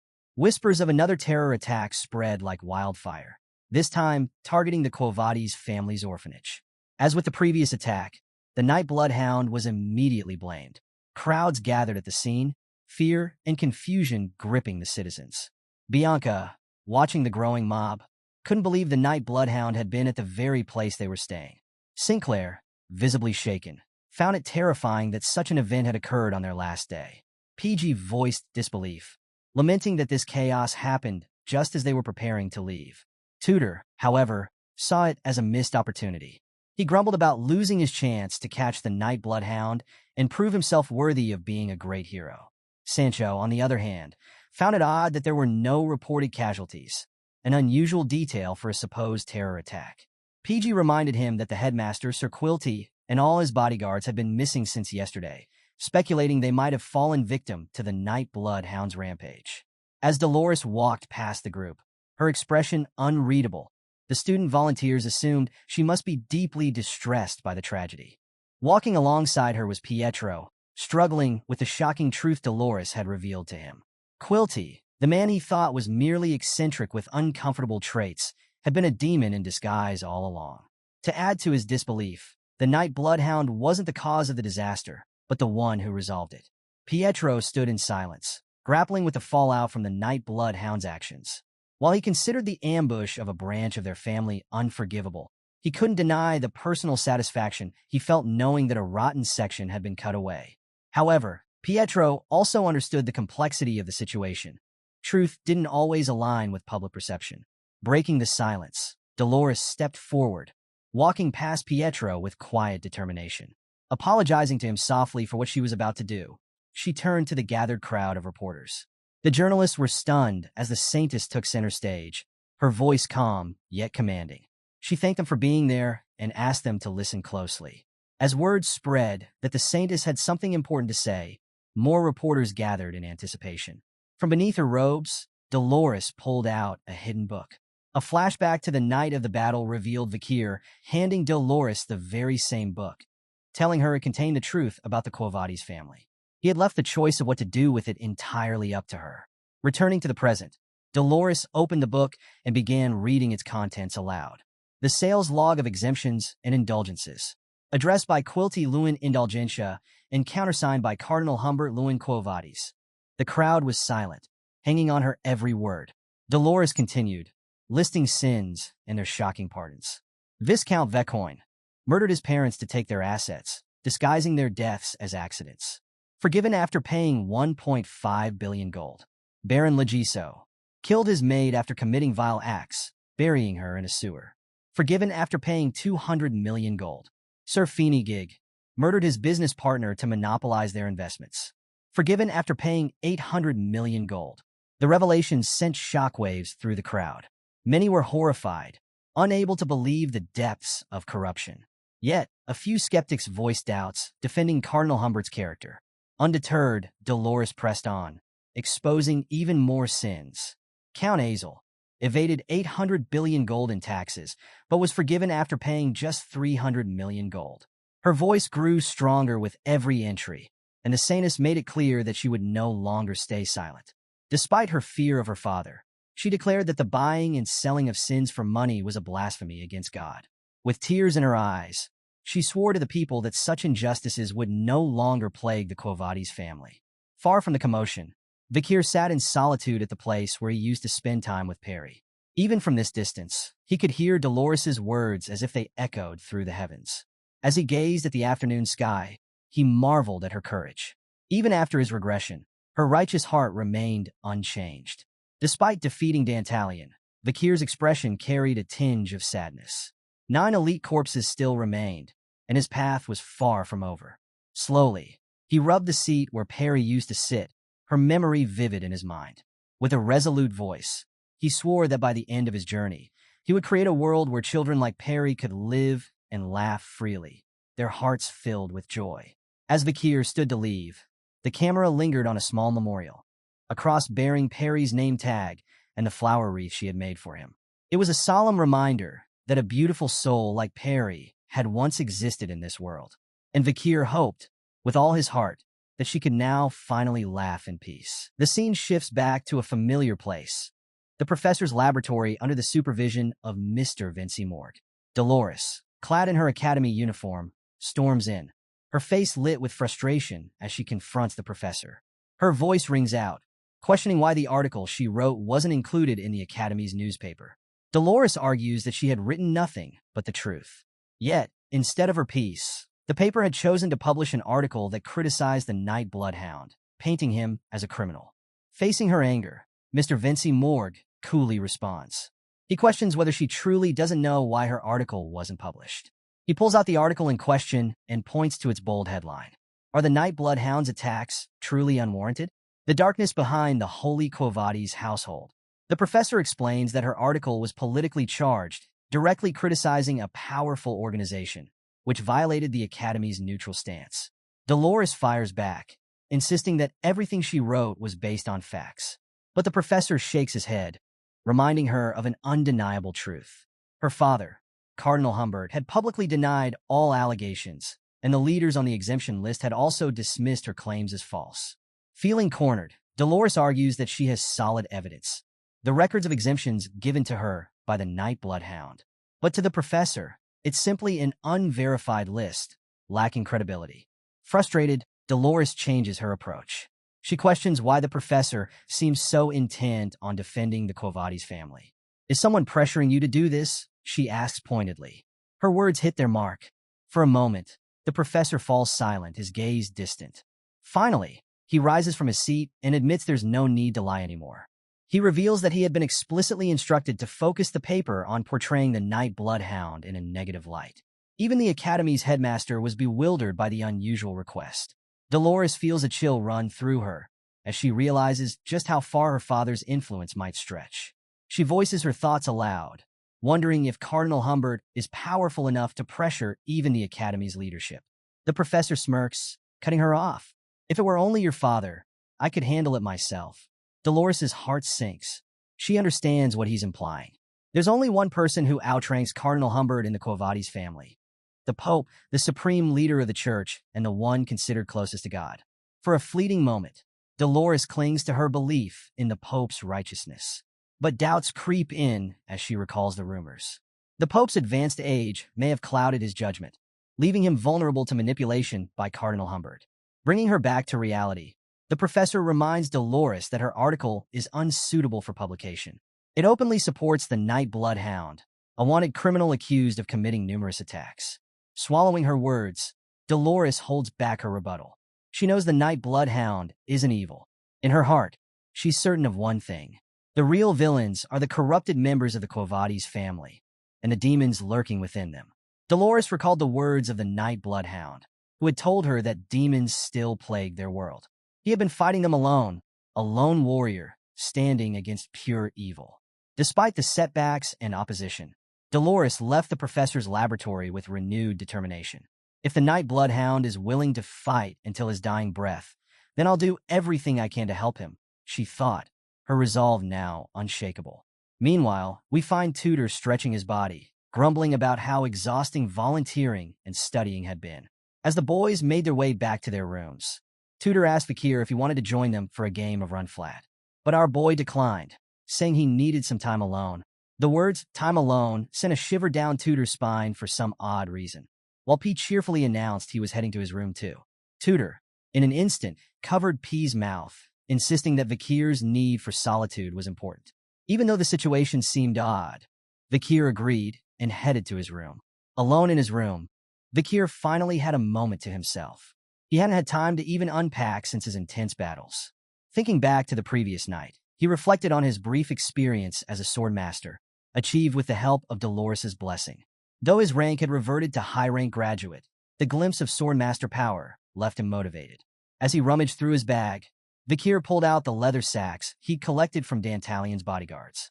Putting the 4 sacks together, they merged into a single mask. Human mask of beastly heart picaresque. This mask was legendary, rivaling the power of the demon Sword Beelzebub.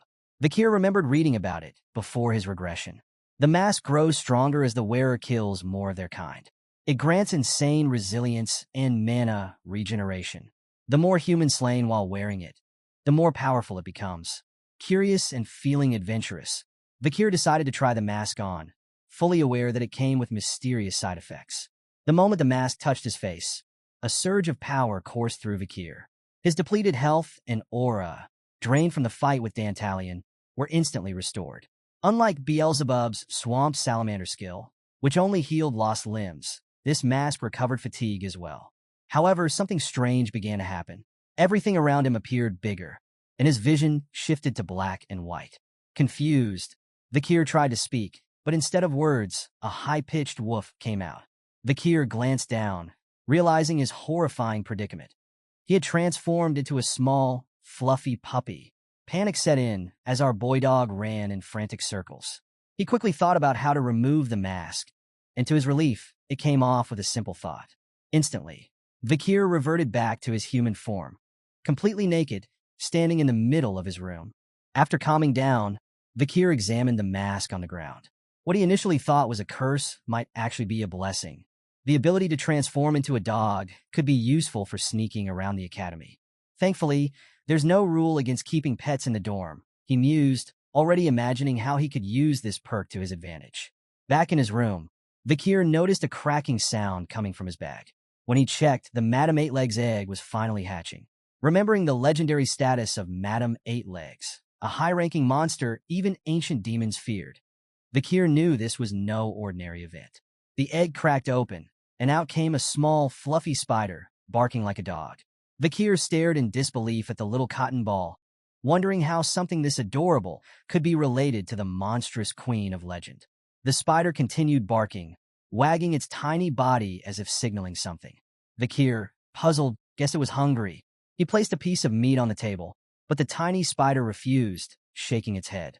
Too young for meat, maybe, he thought. Though it couldn't eat just yet, Vakir couldn't help but feel he'd hit the jackpot. Owning the descendant of an S-rank monster was a game-changer. Deciding to search for suitable food, Vakir left his room with the spider in tow. As Vakir roamed the academy halls, a voice caught his attention. Someone was shouting, scolding someone else for mudding the academy's waters. Hiding behind a pillar, Vakir observed a group of bullies surrounding PG. Recognizing the leader, Grenouille de Leviathan, a top student of the Fire Corps and a member of the prestigious Leviathan family, Vakir knew trouble was brewing. PG, ever the human encyclopedia, tried to excuse himself, claiming his friends were waiting for him. But Grenouille's goons blocked his way, sneering that a commoner like PG didn't belong at the academy. Grenouille himself stepped forward, berating PG with disgust, calling him worthless, and ordering him to leave the academy. Grenouille then insulted PG's friends, assuming they were just as pathetic. That's when something snapped in PG. His timid demeanor disappeared, replaced by fiery determination. Eyes blazing, PG grabbed Grenouille by the collar, shocking the arrogant bully. With fury in his voice, PG told Grenouille to never insult his friends again. Grenouille, unbothered, ordered his lackeys to attack. One of the bullies threw a punch aimed at PG's face. PG braced himself, shutting his eyes tight, waiting for the blow, but it never came. When he opened his eyes, Tudor was standing in front of him, casually holding the bully's fist in his hand. With a calm tone, Tudor asked PG if he was okay. Then came Sancho, his red demonic eyes glowing as he grabbed another bully by the head. The bully, now sweating profusely, screamed in pain as Sancho tightened his grip. "If it's a fight you want," Sancho growled, "you've chosen the wrong person." PG, stunned, turned around and saw that Vakir had also appeared. Granui, annoyed by the interference, recognized Tudor Lamacha Don Quixote, someone he didn't want to mess with. But it was too late. The Giga Chads, Tudor, Sancho, and Vakir, were now standing together, shielding PG. The three didn't say much, but their sheer presence spoke volumes. PG wasn't just a friend to them, he was family, and anyone who dared to lay a hand on him would face their wrath. With an intense staring match between the two groups, the air was thick with tension. On one side stood Vakir, Tudor, and Sancho radiating main character energy. On the other side, Granui de Leviathan and his gang, practically oozing random NPC energy. Granui smirked, locking eyes with Tudor. "I see your standards now," he sneered, throwing shade at the blonde hero for hanging out with commoners. Remaining calm, Tudor reminded Granui that in the academy, all students were equal, regardless of their backgrounds. But Granui wasn't having it. He dismissed the notion entirely, adding salt to the wound by mocking Tudor for being unable to do anything during the Nighthound incident. Tudor's face turned red as he tried to defend himself, stammering that he'd been sleeping during the event. Granui laughed it off, calling it a loser's excuse. Then, things escalated. Granui began releasing toxic gas from his body as his gang quickly put on gas masks. The smug bully claimed that if he'd been there during the Nighthound incident, he would have caught him easily. The group tensed up, seeing the fog of paralytic poison spreading towards them. Tudor instinctively raised his arm to block the gas, questioning Granui's logic and showing off his abilities inside the academy. But not Vakir.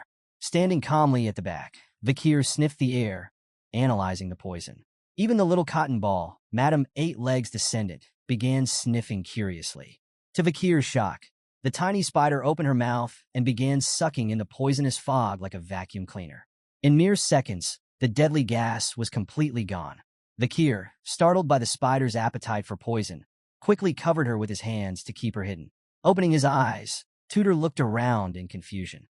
The poison was gone, and he assumed Granui had stopped his attack. Even Granui's gang was dumbfounded, whispering among themselves about what just happened. But Granui? He stared directly at Vakir, convinced he saw the fog sucked toward him just now. Shaking it off as an illusion, he decided to play along. With a smug smile, he declared, "I've shown you generosity far beyond what you deserve." As the bully boasted, Tudor decided it was time to turn the tables. Walking towards Granui with a menacing aura, the blonde hero confronted him, declaring, "You've been looking down on us this whole time. Let's settle this once and for all." He challenged Granui to a bet on the upcoming midterms team event, threatening that the losing team would have to run around the academy naked. Granui's eyes lit up at the chance to humiliate them. Turning away with a smug grin, he accepted the bet without hesitation. "This will be fun," he muttered, already envisioning their defeat.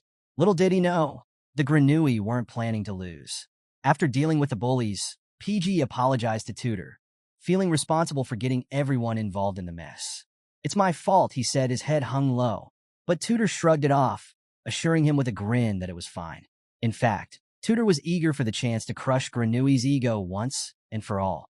Even so, PG couldn't shake his doubts. "I'm just a low-rank expert," he said, tears brimming in his eyes. But Tudor placed a reassuring hand on PG's shoulder. "You're smart," he said, "and your observation skills are amazing. That's all we need."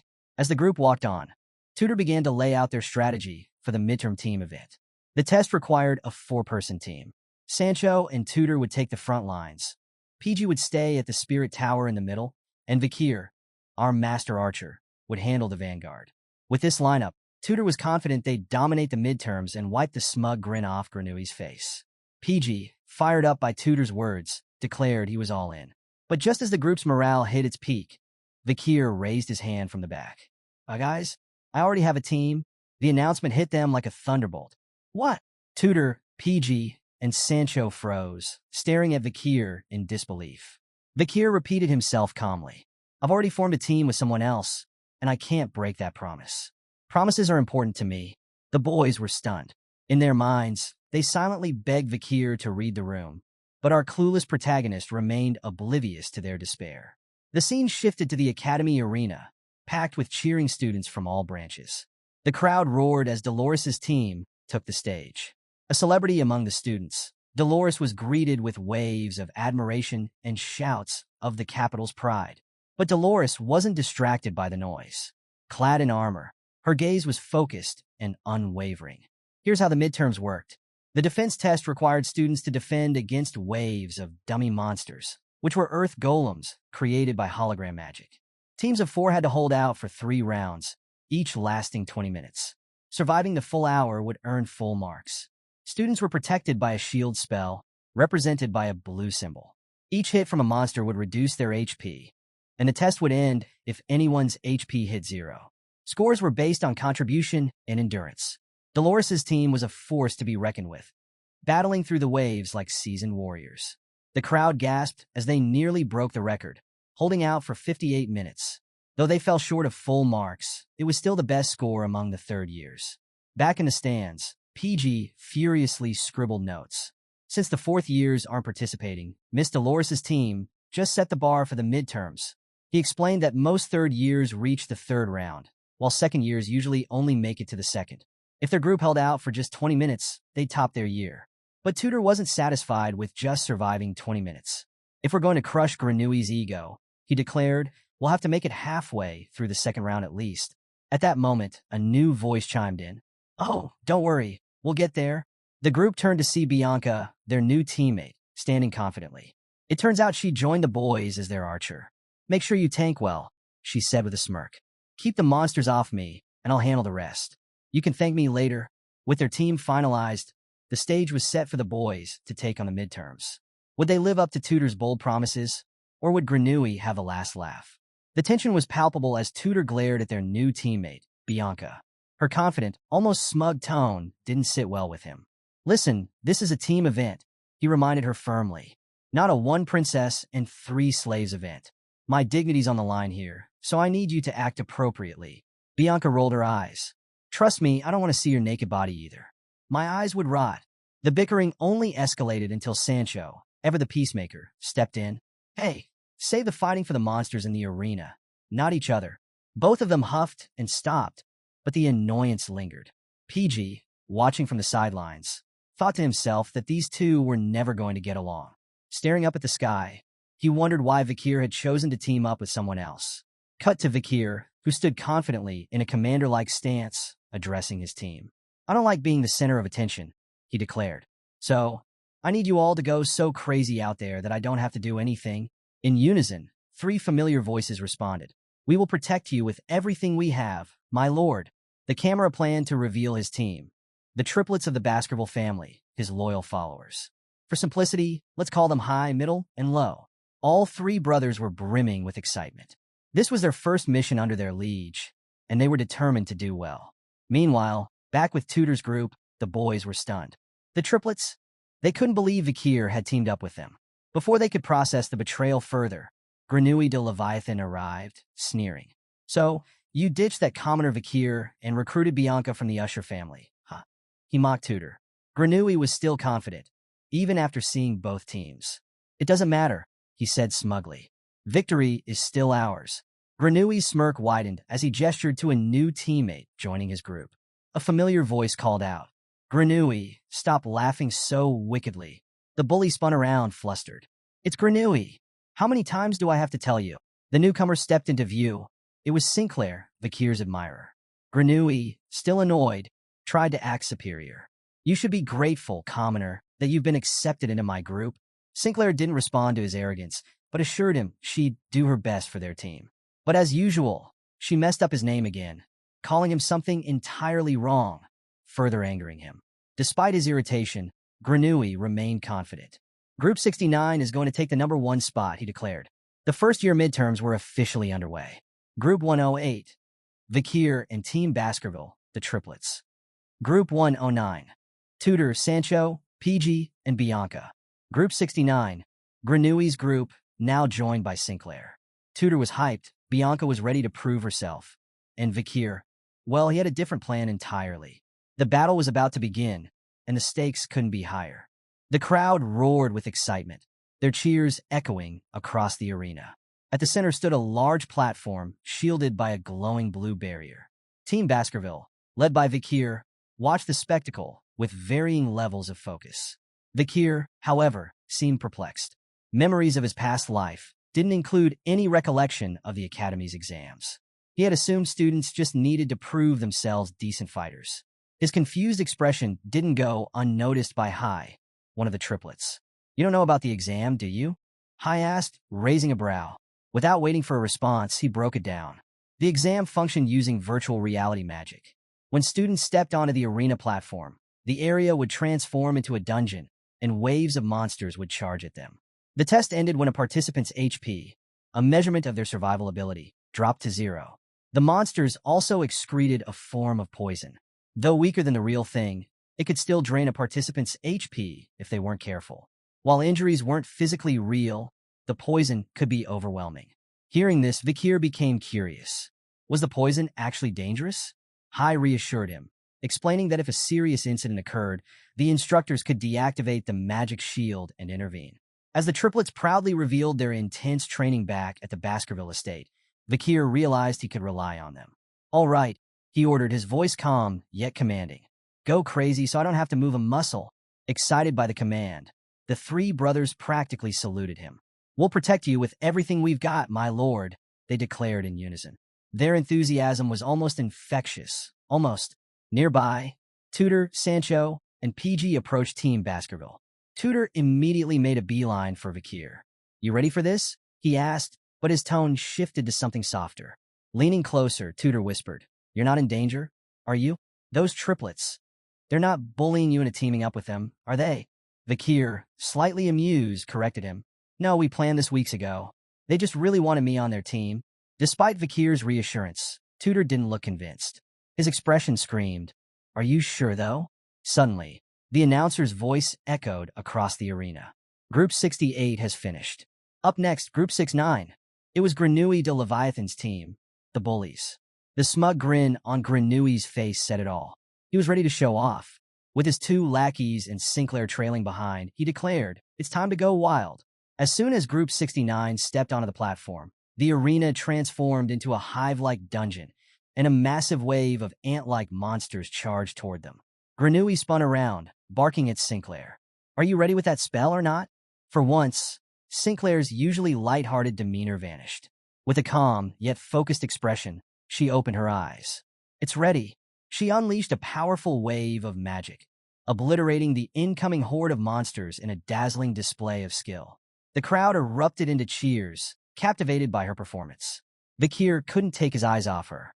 Watching Sinclair, he understood why she'd earned the top rank in magic among the first years despite being a commoner. Her control and precision were undeniably impressive. Yet, something didn't sit right with him.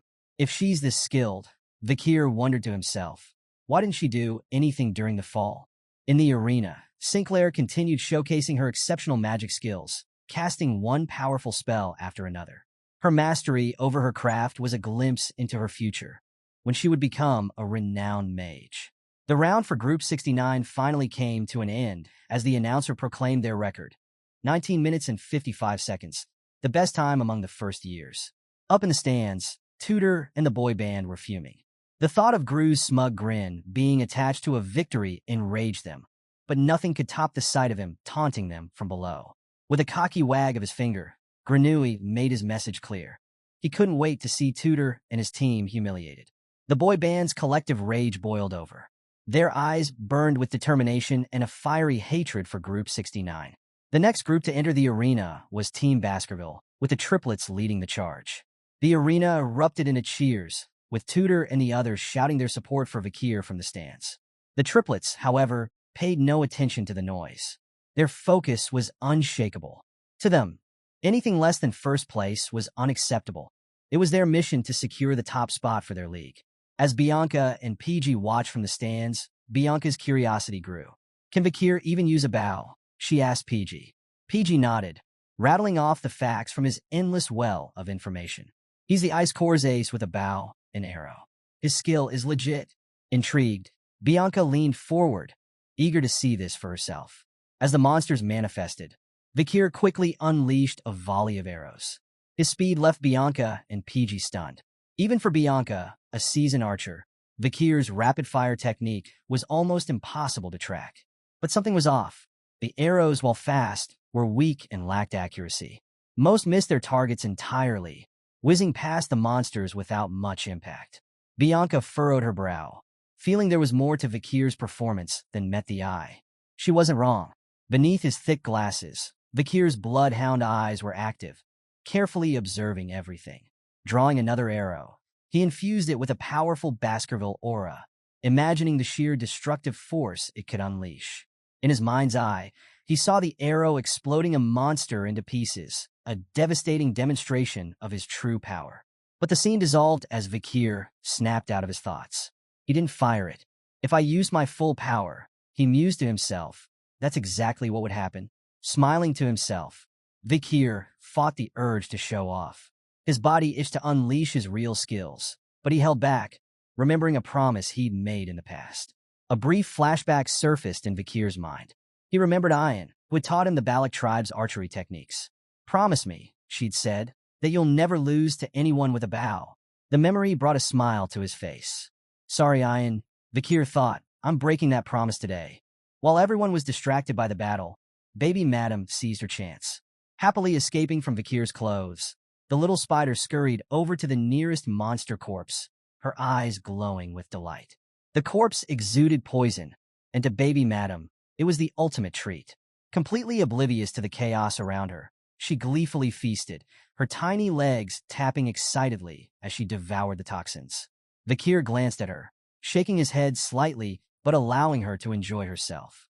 Vakir couldn't help but feel a tinge of pride as he watched baby Madam indulge in the poison-filled corpses of the ant monsters. Having heard that the monsters excreted a toxin similar to Renui, he realized the exam arena was essentially an all-you-can-eat buffet for her. Watching her feast so happily confirmed his theory, and Vakir decided to let her enjoy herself. "I'll get her after the exam," he thought, confident nothing would go wrong. The timer sounded, marking the end of Team Baskerville's turn. Unfortunately, the triplets were kneeling on the ground, devastated by their performance. Their record for the exam was 19 minutes and 50 seconds, earning them second place among the first years, just shy of Group 69's 19 minutes and 55 seconds. Meanwhile, Granui and his group of bullies were howling with laughter in the stands. The smug bully felt vindicated, convinced that Vakir, a mere commoner, would finally understand the gap in their abilities. As Granui and his cronies continued to mock Vakir loudly, Sinclair, standing awkwardly among them, chuckled nervously. She couldn't help but comment, "You look like a third-rate villain right now." Back in the arena, the triplets, consumed by guilt, drew imaginary blades to their necks, dramatically declaring their failure. "League, we couldn't bring you first place. As punishment, we will take our lives." Vakir quickly shut them down. "Stop it. Second place is still good," he told them, exasperated but amused. The announcer called the next group, Group 109, Tudor and the boy band. As the team entered the arena, they discussed Vakir's results. 19 minutes and 50 seconds was impressive, but Tudor's group wasn't aiming for second place. Their goal was to beat Granui's record of 19 minutes and 55 seconds, and to do that, they needed to clear the first wave entirely. When the exam began, Tudor charged forward, taking out an ant monster with a single blow from his spear. Sancho led the front line, with Tudor providing backup.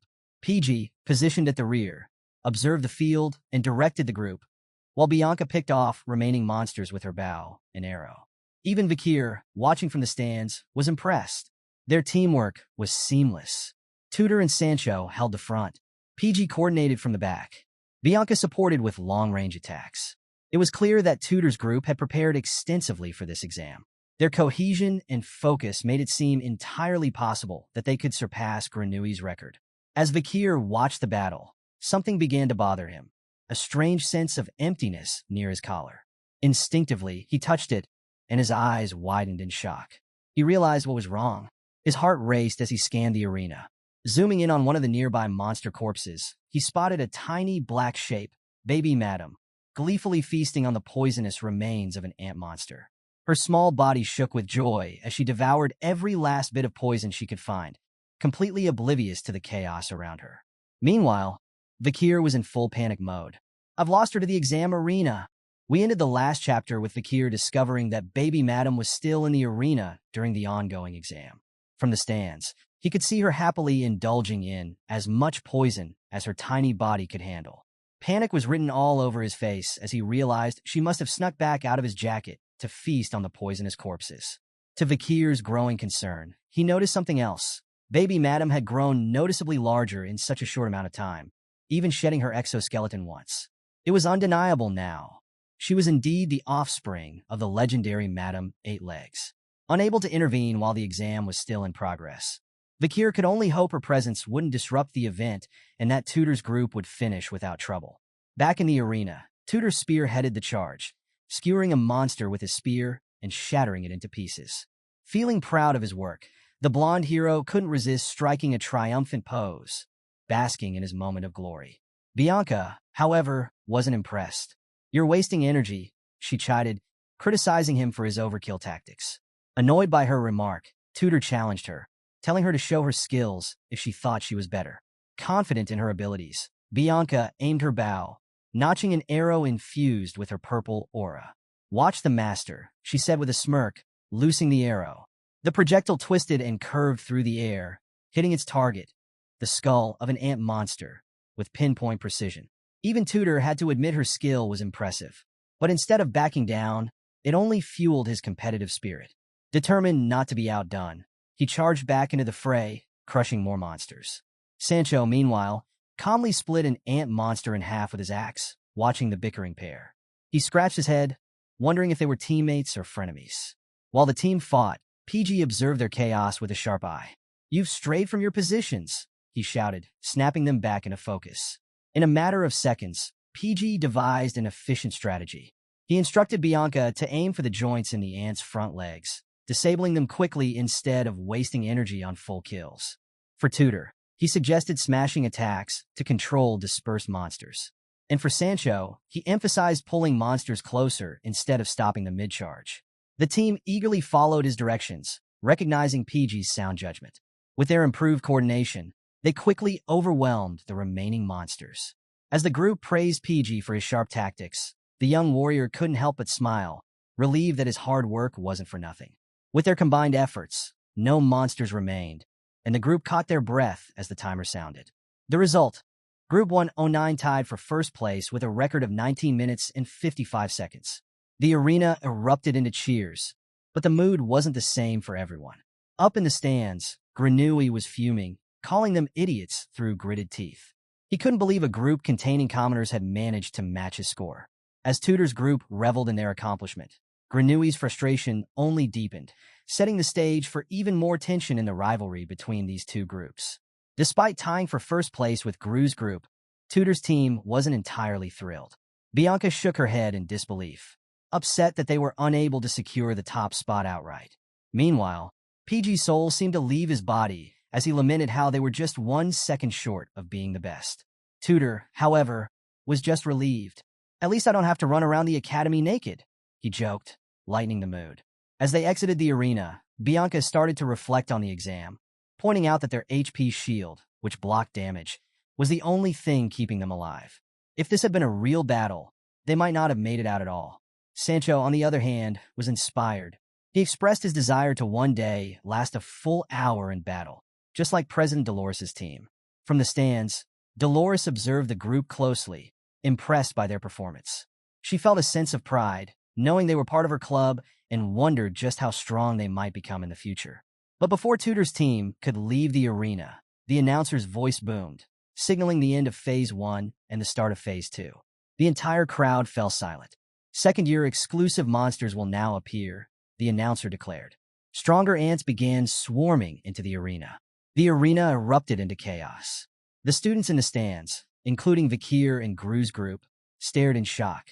Tutor's group, still inside the arena, was the most panicked. They huddled together, unsure of what was happening. Realizing the danger, Tutor took charge. "Be careful," he barked. "From here on out, any injuries will be real. The group braced themselves, understanding that their chances of meeting God had just skyrocketed. Meanwhile, in the exam control room, the professors overseeing the exam were in a state of complete panic. They realized that Phase 2 had somehow triggered early, even though the students' HP had already hit 0. One professor demanded answers. Who authorized Phase 2 for first years? As they examined the system, they discovered something unusual. Among the students, the system was detecting a strong life force still active in the arena, despite their HP supposedly being depleted. That's impossible, one professor said. Once HP hits 0, all signs of life should vanish. The professor struggled to understand what was happening, but Dolores suddenly barged into the room, demanding immediate action to save the students. The professors, however, dismissed her concerns. We only manage the waves for the exam, one explained. It's not our responsibility to fix the program's errors. Their nonchalant attitude left Dolores fuming as they continued debating among themselves about how to resolve the issue. One suggested breaking the magic wall that sealed the arena, but this required 2 keys. To Dolores's horror, it was revealed that one professor had a key, but the second professor with the additional key had gone to the bathroom and was now completely unreachable. The control room was in complete disarray, with professors scrambling to find a solution while students fought for their lives in the arena. Dolores bit her lower lip in frustration, watching the chaos in the control room. The professors were clearly incapable of doing anything to save Tudor's group, who were now facing certain death in the arena. Meanwhile, Vakir sat quietly near a window, listening closely to the conversation among the professors. He realized that the issue stemmed from an error in the magic equipment used in the exam. The system couldn't properly detect life, which likely tied back to Baby Madam's unique interference after she had consumed the poison. Turning his sharp gaze back to the arena, Vakir noticed the poison fog spreading rapidly, further endangering Tudor's group. If the academy didn't act soon, they would be unsavable. Searching for a solution, Vakir spotted something. The air circulation holes leading into the arena. While too small for a human to fit through, he had a trick up his sleeve. In the stands, the chaos escalated. Students ran around in confusion, unsure of what was happening. Sinclair, still clueless, thought the commotion was due to someone setting a new record in the exam. As she wandered, a small, fast figure barreled into her, making her scream and fall to the ground. Around her, students noticed something unusual moving on the floor. Turning to look, Sinclair froze in disbelief. It was a puppy, carrying a pair of pants. Back in the control room, a professor smacked the magic crystal repeatedly, trying to force it to work. But the others stood frozen, shocked by what they saw. Dolores wielding a sword, relentlessly swinging it toward the magic crystal. 2 professors quickly grabbed her arms, stopping her mid-swing. They yelled at her, explaining that the magic crystal was a priceless ancient artifact and far too valuable to destroy.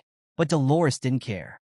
She knew the only way to save Tudor's group was to sever the magic connection between the crystal and the arena. Ignoring their warnings about expulsion or even compensation demands from her family, Dolores remained focused on her mission. In the arena, PG was the first to fall. A massive ant monster sent him flying with a single strike, leaving him completely unconscious. The group shouted in panic as their friend lay motionless, but they couldn't wake him. The poison fog thickened, and a massive shadow loomed over the remaining members. A horde of gigantic ant monsters approached, their deadly intent clear. Tudor, realizing he still wasn't the hero he aspired to be, felt the sting of despair. He understood that his dreams might end here, in vain. It didn't take long for the horde to overwhelm the group. Both Tudor and Sancho were struck down, leaving only Bianca. Frozen in terror, Bianca couldn't bring herself to act. As the shadow of a massive ant monster loomed over her, she tried to hold back tears. This couldn't be how her life ended. Suddenly, a figure emerged from the poison fog, red eyes glowing fiercely. In an instant, a fist engulfed in red aura collided with the ant monster, obliterating it into pieces and sending it straight to hell. Bianca's life was saved, but the force of the attack was so overwhelming, it left her dazed. As she struggled to stay conscious, her mind raced. How was he here? Standing alone amidst the carnage was Vakir, completely shirtless, his body covered in old scars, exuding a calm yet commanding presence. With a determined expression, Vakir assured Tudor's group, "Nothing else is going to happen to you." In the magical control room, Several men restrained Dolores, stopping her from striking the enchanted crystal again. Her eyes blazed with determination. She was willing to destroy it at any cost to save the students. One of the men urgently warned her that if she didn't stop, the crystal would shatter. Overcome with desperation, Dolores demanded they release her, insisting she had to rescue her friends. She braced herself for another attack, but the men tightened their grip, preventing her from moving. Behind them, another man was studying a tablet displaying a map of the stadium. His eyes narrowed as he observed something unusual, and a stunned silence filled the room. Just as the Saint test was about to resume, he made a shocking announcement. An unexpected life signature had been detected inside the stadium. Dolores and the others immediately turned to face him, their eyes widening in disbelief. The revelation stunned everyone. How could someone have infiltrated the stadium despite the impenetrable virtual barrier? The bald man with glasses and the long-haired man with a mustache examined the map closely, their faces frozen in astonishment. The bald man quickly pieced it together. An intruder had breached the arena and killed a mud ant. The man with the mustache, still trying to process the situation, struggled to believe that anyone could bypass the magical barrier. On the tablet screen, a real-time projection of the stadium showed clusters of red and green dots. But beyond these markers, no one truly understood what was unfolding inside. Meanwhile, within the stadium, Piggy and Bianca lay unconscious on the ground, surrounded by a thick cloud of poisonous gas. When they had HP left, it hadn't been a problem. But now, the gas was lethal unless the ants were eliminated. Not far from them, Sancho and Tudor were also unconscious. Standing before them all was Vakir. His fists clenched tightly as he fixed his gaze on the encroaching ants, his expression unwavering. Suddenly, his body tensed. Sensing something behind him, he turned sharply. Hidden beneath the corpse of a fallen ant was a small spider. He had noticed it, yet he made no move to acknowledge it. Instead, his voice rang out, cold and firm. According to his family's creed, an untamable beast had only one fate, death. Though just a baby, the little spider instinctively understood what was coming. Fear crept over her as she realized the mistake she had made by entering the stadium. Vakir's eyes gleamed as he focused on the small spider, but instead of addressing her mistake now, he decided to save the lecture for later. For the moment, he gave her a direct order to consume all the poisonous gas in the area and protect the others. Without hesitation, she opened her mouth and began inhaling the toxic air, rapidly clearing the surroundings. Meanwhile, as Vakir remained focused, a massive ant loomed above him, staring him down. But it didn't take long for him to sense its presence. With a calm expression, he clenched his fist and questioned the beast. Did it not have even a shred of shame? The ant responded by baring its fangs, preparing to strike. However, before it could make a move, Vakir acted first.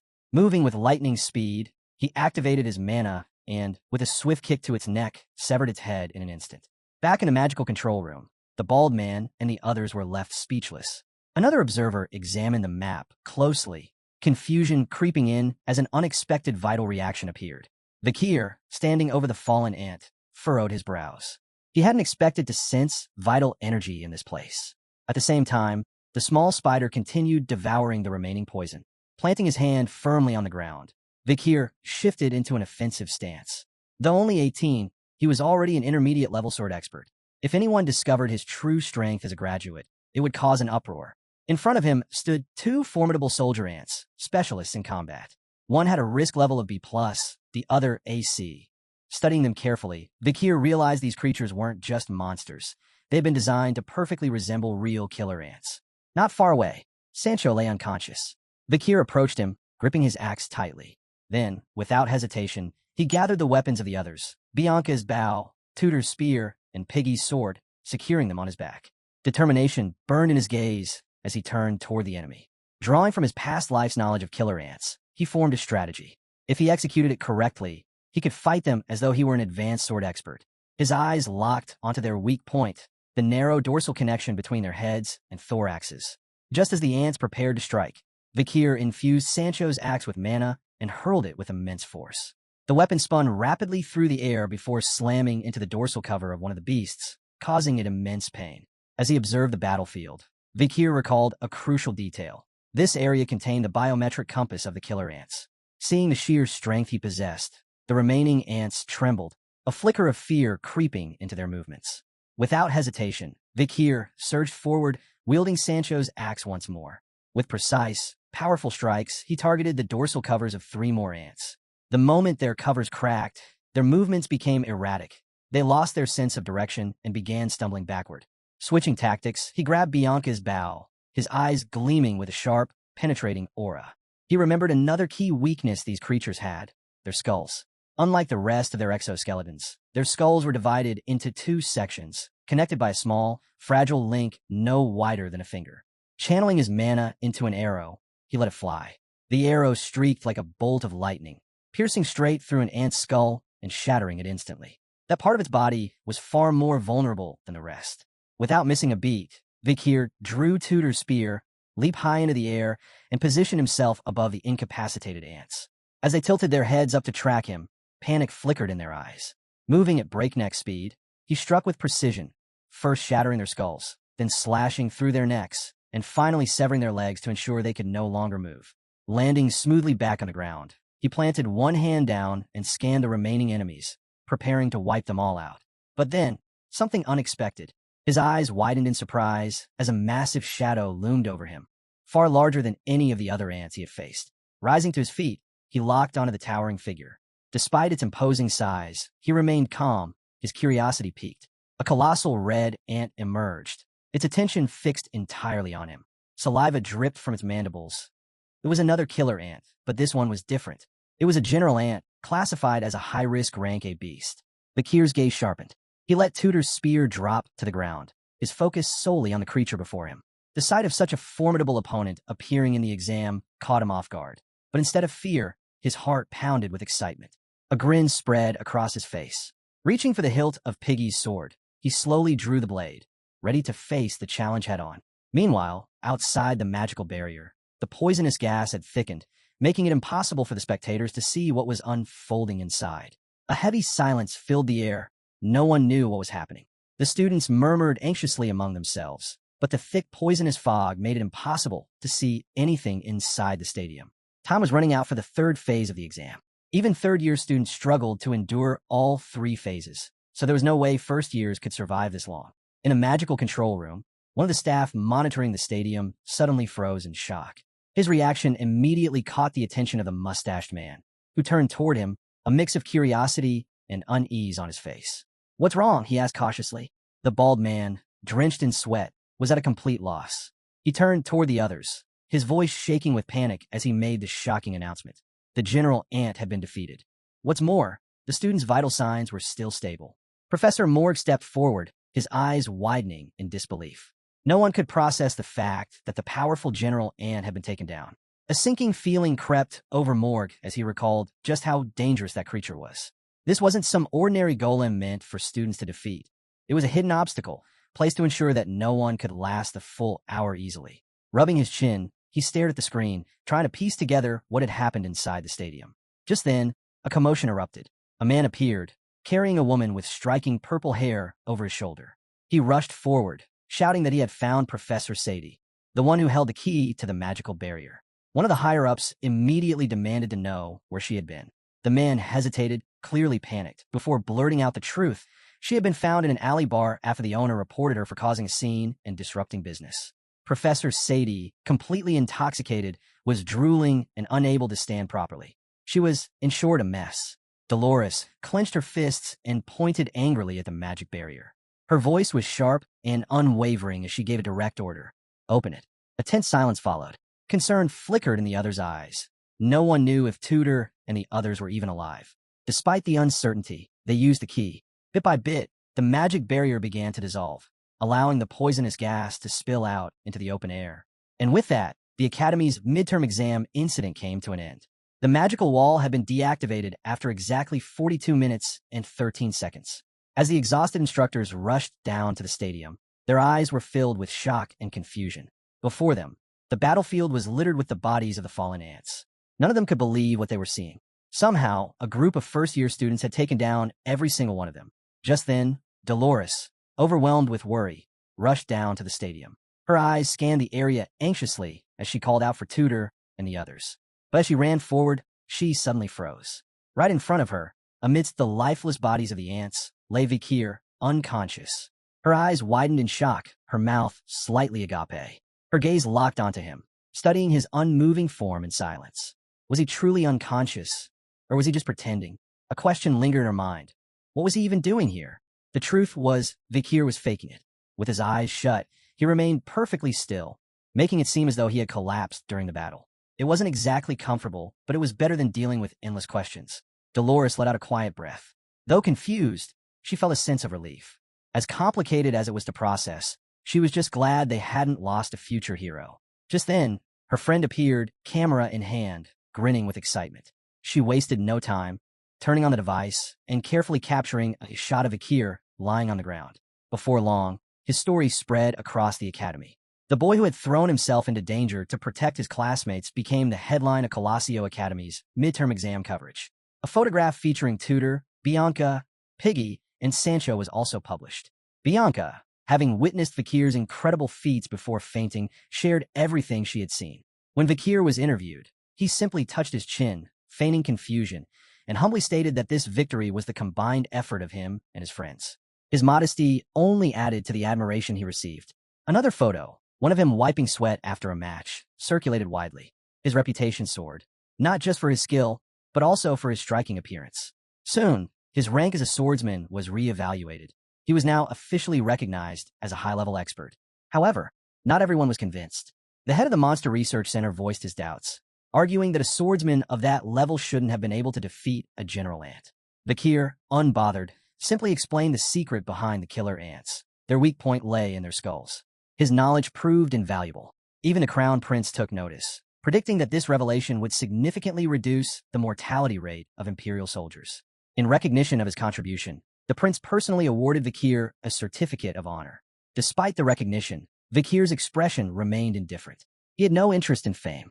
Before he knew it, he had been named this year's Rising Star. But to him, the title meant little. Far away, someone reading the newspaper clenched their fists, then tore it to shreds. Later that night, under the soft glow of the moon, Vakir sat atop the academy's rooftop, staring down at the ground with a distant expression. He sighed. No one, not even him, could have predicted that his once peaceful student life would spiral into something so troublesome. The baby madam suddenly appeared, her eyes closing as she bounced with excitement. A bright smile spread across her face, but Vakir quickly told her this wasn't something to celebrate. Even though everything had taken a drastic turn, he was relieved that his friends were safe. Just then, an owl swooped down toward them. Vakir tensed instinctively, confusion flickering in his eyes. Meanwhile, the baby madam froze in fear and quickly scurried into his clothes, hiding herself. The owl gracefully landed on Vakir's outstretched arm. His gaze shifted to its leg, where a small, rolled-up note was secured. He immediately recognized it. It was a routine report from Cindy Wendy. Unraveling the parchment, he carefully read through the contents. Cindy had successfully acquired the vital training records of the 10 elite corpses, but needed up to a month to fully analyze them. As for the Nighthound imitators, one seemed to be acting for personal glorification, while the motives of the others remained unclear. Osiris of the Baskerville family had left the estate, presumably heading toward the imperial capital. And finally, one of the first-year students at the academy was secretly of royal blood. Once the message was delivered, the owl took flight again. The baby madam cautiously peeked out from Vakir's collar. Her curiosity piqued. Vakir, however, was fixated on the note, his eyes narrowing in thought. Cindy hadn't found concrete clues about the 10 elite corpses yet, but the fact that she needed more time meant she was being thorough. Deciding not to leave any traces, he raised a hand and burned the note, watching as the paper disintegrated into ash. He had no intention of spreading the information. After all, it wasn't something he stood to lose by keeping to himself. The ashes scattered in the wind, drifting off into the night. At that moment, a figure stepped forward, a woman in a skirt. Her eyes widened in astonishment. She had never expected to run into the Academy's hero in a place like this. Hearing her voice, Vakir snapped out of his thoughts, his attention shifting to her. It was none other than Sinclair. Under the star-filled sky, she smiled warmly. Closing her eyes, a soft blush coloring her cheeks, she asked, "So, is this what they call destiny?" Sinclair sat quietly on the rooftop, a hint of nervousness in her posture, but soon relaxed with a smile as she took in the night view. She was well known for her honesty and talent, one of the top performers in the Fire Corps, consistently outshining the rest. Vakir, however, stayed alert, his eyes filled with suspicion as he watched her carefully. He couldn't figure out why she was here so late. Above them, the sky sparkled with stars. Trying to ease the tension, Sinclair broke the silence. She hadn't expected to see Vakir here. It caught her off guard. This rooftop was her personal escape, a place where she came to gaze at the Milky Way whenever her spirits were low. Vakir's expression shifted. Realization hit him. He said he misread the situation completely. Sinclair glanced at him, her eyes softening, cheeks turning bright red. She hoped that maybe, just maybe, she'd run into him again here someday. Vakir felt her gaze and looked down, avoiding her eyes. He knew this rooftop could no longer be where he received messages from Cindy. It was compromised now. Then Sinclair smiled gently and reached out her hand, casually mentioning that people at the academy had been talking about him nonstop lately. Vakir didn't respond. Without lifting his head, he said coldly that he wasn't interested in what others had to say. But Sinclair brushed it off, saying there was nothing to be ashamed of. After all, people were naturally drawn to remarkable individuals. Smirking slightly, she started counting off on her fingers. Being ranked number 1 wasn't all. He had 3 research papers about to shake the academic world. He wasn't just any student. He was an irregular with an aura rivaling a seasoned expert. Vakir's eyes widened slightly, a bead of sweat trailing down his face. Her words hit closer than she realized. She added that many found him intimidating, not just because of his strength, but because of how different he was. Vakir sighed, brushing it all aside. Grades, titles, none of it mattered, he said. He warned her not to put too much value in those things. Sinclair tilted her head, puzzled. How could grades not matter at a place like this? But Vakir knew the truth better than anyone. Money, status, reputation, none of it would hold weight when the era of destruction came. The world's current systems would crumble, and all that would remain was survival. Sinclair chuckled softly, teasing that he sounded like he'd lived for centuries. Like a grumpy old man hiding in a young man's body. That comment piqued Vakir's interest. He glanced over at her, a bit surprised. He hadn't expected that from her. In his mind, she was clever, maybe even more than he gave her credit for. But Sinclair didn't linger on that. She shifted gears and, with a curious look, asked what he planned to do after midterms. Without missing a beat, Vakir held up a finger, smirked, and said he was going to focus on training, especially his back and lower body. She blinked, confused. Did you hit your head or something? She muttered, closing her eyes with a sigh. Meanwhile, Vakir adjusted his glasses thoughtfully. He hadn't forgotten. Sinclair was someone who kept her own secrets, just like him. Before her return, she graduated at the top of her class, never losing that number 1 spot. And then she vanished. Cut off everyone. No contact. No word. She'd simply disappeared from the academy's radar. Bathed in gentle moonlight, Sinclair slowly opened her eyes again. A faint smile played on her lips. It was odd. She was of royal blood origin, yet something about her felt different. Vakir couldn't shake the thought. Could she be royalty hiding in plain sight? Cindy Winnie had mentioned once that someone from the royal line had quietly enrolled in the academy. The next morning, the sun rose over the academy grounds. A tired tutor stretched his arms with a groan, clearly worn out from the long exam stretch. He slung on his backpack and joined the others heading toward campus. With a relieved grin, the tutor reminded everyone that the attack test happening today would mark the end of midterms. Walking beside him, Sancho glanced back with a serious look. He pointed out that the delay in the schedule was due to the injuries from the defense exam incident, dragging the exam period out longer than expected. Up ahead, Vakir and Piggy walked quietly, not saying a word. The tutor's gaze darkened. His eyes burned with frustration as he thought about Granui. It still annoyed him that their little wager ended in a draw. As he rubbed his shoulder, his attention locked onto someone in the group. Then, with a bright and confident grin, he declared that he'd finally figured it out. He now knew who his real rival was. The whole exam had been a revelation. Vakir, walking quietly, raised a brow, confused. He had no idea what the tutor was going on about. Thanks to Vakir's actions, the group had avoided serious injuries, but it still irritated them. He'd been keeping his full strength hidden from his friends all along. In truth, Vakir was a high-level expert, quietly masking the depth of his power. Vakir turned his back to the group, but the 3 of them didn't let it slide. Each of them gave him a light punch, their way of holding him accountable. He glanced over his shoulder, his expression serious. He reminded them that they were forgetting something. He hadn't done it all on his own. Tutor raised both hands and closed his eyes with a sigh. "You're just too humble," he said with a chuckle. Changing the topic, Tutor suddenly asked if they'd heard about the latest act of terror by the Night Bloodhound. Vakir's eyes shot open, frozen in shock. Piggy calmly unzipped his backpack, pulled out a newspaper, and laid it out. This time, it was the students from the Varangian Training Center who'd been attacked.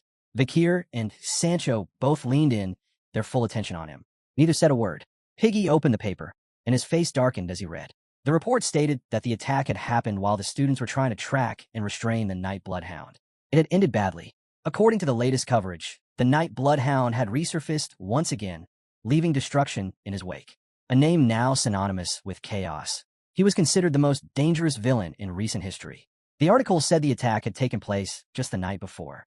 The Varangian students, who were on an excursion into the Yellow Sea, had been ambushed. 10 were lightly injured, and another 10 were in serious condition, including the head of the training center. As they processed the news, the group began murmuring among themselves. Sancho folded his arms, raising a question. Was the Night Bloodhound's territory expanding? Still reading, Piggy noted that there were actually people out there supporting this man, despite everything he'd done. Tudor, thoughtful, placed a hand under his chin. What exactly was this guy's goal? Vakir stared at the ground, his mind spinning. His fist clenched tightly. It was clear now. His imitators had started to move. Anger flared in his eyes. There were 2 of them. One had gone quiet lately, but the other was ramping things up, gaining momentum. The group continued toward the academy. Sancho, Tudor, and Piggy walked on, chatting cheerfully. Vakir, on the other hand, remained tense, his thoughts weighing heavily. Security around the Night Bloodhound had intensified. If things continued like this, even future assassination attempts could be in jeopardy. The day had just begun, and students were already pouring into the academy. Vakir made up his mind. Once the exams were over, he'd track down the imitators and deal with them himself. Elsewhere on campus, the attack exams were underway.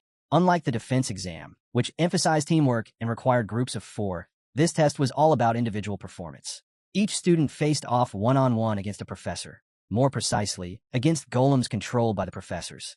The goal? Land clean hits, dodge effectively, block when needed. Every move earned points. Sancho stepped up first. Channeling his mana into his spear, he charged and struck the golem's barrier with force. These golems mirrored the combat style of the professors, all of whom were masters in their field. This wasn't just a test. It was real battle training. Behind the golem stood Professor Morg, arms folded, silently commanding the creature with precision. But the system had its flaws. A single professor could only handle 50 students at a time, which made scaling the exam difficult. Then it was Tudor's turn. Gritting his teeth, he charged with everything he had. His attack connected, the golem shattered. He stared at the result, surprised his power had actually worked. But Professor Morg wasn't impressed. He watched Tudor intently, his gaze sharp. "You've got a long way to go," he said. Suddenly, green roots burst from the ground. Tudor tensed up, but they were just a distraction. While he was focused on them, the golem reappeared, fist cocked back for a strike. Tudor gripped his spear tightly, noticing that the golem's speed had increased. Had the professor reinforced it physically? As the fist closed in, Tudor braced for impact, arms raised to shield himself, but it was a fake out. The real attack came a second later. A devastating kick crashed into his ribs, knocking the wind out of him. Fear flashed across Tudor's face as he crumpled to the ground, screaming in pain. His body twisted in agony. The golem stood over him. Professor Morg's voice cut through the silence. "Just because I'm a mage doesn't mean I can't use fists or feet." The golem reached down and pulled Tudor to his feet. In battle, winning is everything. Even if you're a mage, use your fists, your legs, even your teeth if you have to. Tudor nodded weakly, grateful. After all participants finished, their scores were tallied. Everyone headed to the stadium, Tudor included, still worn out from the intense fight. From Ice Core Class A, Cadet Tudor, evaluated by Professor Vinci Morg, scored 12 clean hits, 20 dodges, 3 blocks, and no critical strikes. Final score, 35 points. Bianca sat there in disbelief, her hands slightly raised as if trying to grasp what just happened. She couldn't wrap her head around the fact that Tudor had actually outscored her. From Ice Core Class A, Cadet Bianca, evaluated by Professor Vinci Morg, had landed 7 attacks, performed 24 dodges, blocked none, and scored 0 critical hits. Her final score, 31 points. Frustrated, she jumped to her feet and pointed at Tudor, blaming the test format for her loss. One-on-one combat, she argued, was unfair to archers. Still seated, Tudor turned toward her, eyebrows furrowed. "Funny," he said. "I don't remember you talking about fairness when you racked up all the individual points during the defense exam." Their back and forth was cut off by sudden laughter coming from behind them. It was Grenouille, leaning casually with one hand on the seat. He raised the other, smirking. "Well, looks like this proves I'm the best out of us 3. From Ice Core Class A, Cadet Grenouille, also evaluated by Professor Vinci Morg, scored 11 attacks, 22 dodges, 2 blocks, and no critical hits. His final score, 35 points. Tudor blinked, confused. "What are you even talking about?" "You, and I got the same score." Grenouille's grin vanished. He jabbed a finger at Tudor, his voice rising. "Yeah, the same score in both the defense and attack exams." Then, his expression twisted into a triumphant grin. "But I still win. My theoretical grades are higher." Tutor's face went pale. That hit him hard. He slumped in his seat, overwhelmed. Losing to Granui had never even crossed his mind. Sitting beside him, Bianca gently rested a hand on his back. Honestly, she said, trying to cheer him up, we're lucky we got Professor Vinci Morg. She tapped her chin thoughtfully. The others got Professor Sadie. That caught Tutor's attention. His eyes widened with curiosity. Bianca, still picturing the scene, muttered that just thinking about Professor Sadie gave her chills. Her smile? Straight up unhinged. She was a notorious drunk who'd once vanished with a key bee of the magic wall. The older students described her as bizarre and totally unprofessional. She was, without question, the professor most students tried to avoid. Tutor stared at Bianca, stunned. How did someone like that even get hired at the academy? Bianca dropped her hand and looked away awkwardly. Well, she's actually insanely skilled. When she's not teaching, she works with law enforcement to catch high-level criminals. She paused for a moment, her mind drifting. She imagined the Night Bloodhound. She's even been involved in trying to capture people like him. Tutor's expression turned serious. His thoughts grew heavy. He knew his friends were strong, but after hearing that, he couldn't help but worry for them. Bianca placed both hands on the bench behind her and stared quietly at the sky. Her voice softened as she admitted this was exactly why she was worried. With a far-off look, she revealed something most didn't know. Professor Sadie was the last surviving relative of a fallen marquis. Rumor had it she resented students from powerful families, especially the talented ones. And that envy? It didn't just simmer. It exploded. Whispers around the academy claimed she had a habit of utterly destroying gifted students. At that same moment, in another part of the academy, chaos had already unfolded. Piggy's bloody body lay sprawled across the floor. A woman in heels coldly pressed her foot against his head. Standing beside her was a golem, identical in appearance, stepping forward, adding to the tension in the room. Across from her stood a group of horrified students. One of their peers had just collapsed, and fear was written all over their faces. This didn't feel like an exam. It felt like a massacre. The door slammed shut behind them. Panic set in. Students rushed to it, pounding desperately, trying to escape. They wanted out. They wanted a different professor. Anyone but her. Professor Sadie, one hand casually on her hip, the other tracing her lips, stood atop Piggy's unconscious form. To her, this year's batch of cadets were nothing but cowards. Cadet Piggy, from Ice Corps Class B, evaluated by Professor Sadie, scored absolutely nothing. 0 attacks, 0 dodges, 0 blocks, 0 critical hits. Final score, 0. Beside her was Sinclair, bloodied and unconscious. Her result? Also 0 in every category. Not far from them was Sancho, his body in the same broken state. He too had failed to register even a single move. Another 0. Sadie let out a breath and slowly drew out a whip, scanning the terrified students. Most had already fled. To her, this was just a waste of time now. But one student remained. One cadet stood up and faced her. Vakir, his eyes locked on hers, sharp and unwavering. Sadie touched her cheek, licked her lips, and smiled darkly, hungry for battle. Then she gave the order. Come. 30 minutes earlier, Vakir and the others sat waiting for their turn. Sancho cracked his fingers, eyes gleaming with anticipation. He couldn't stop grinning. Finally, the attack exam was about to begin. Next to him sat Vakir, arms crossed, silently watching Sancho's energy build. Behind them, Piggy looked puzzled, unsure what to make of it all. Beside him was Sinclair, who reached out slightly, noting how confident Sancho seemed. Sancho raised a finger and, with a cheerful grin, declared that one-on-one combat was the true test of a warrior's strength. He was fired up and eager to jump in a fight. Piggy turned his attention towards Sancho, surprised. Casually, he said his tutor had once mentioned that if they weren't allowed to use aura, Sancho would easily be the strongest among the Ice Corps students in hand-to-hand combat. Vakir glanced down, lost in thought, until something unexpected happened.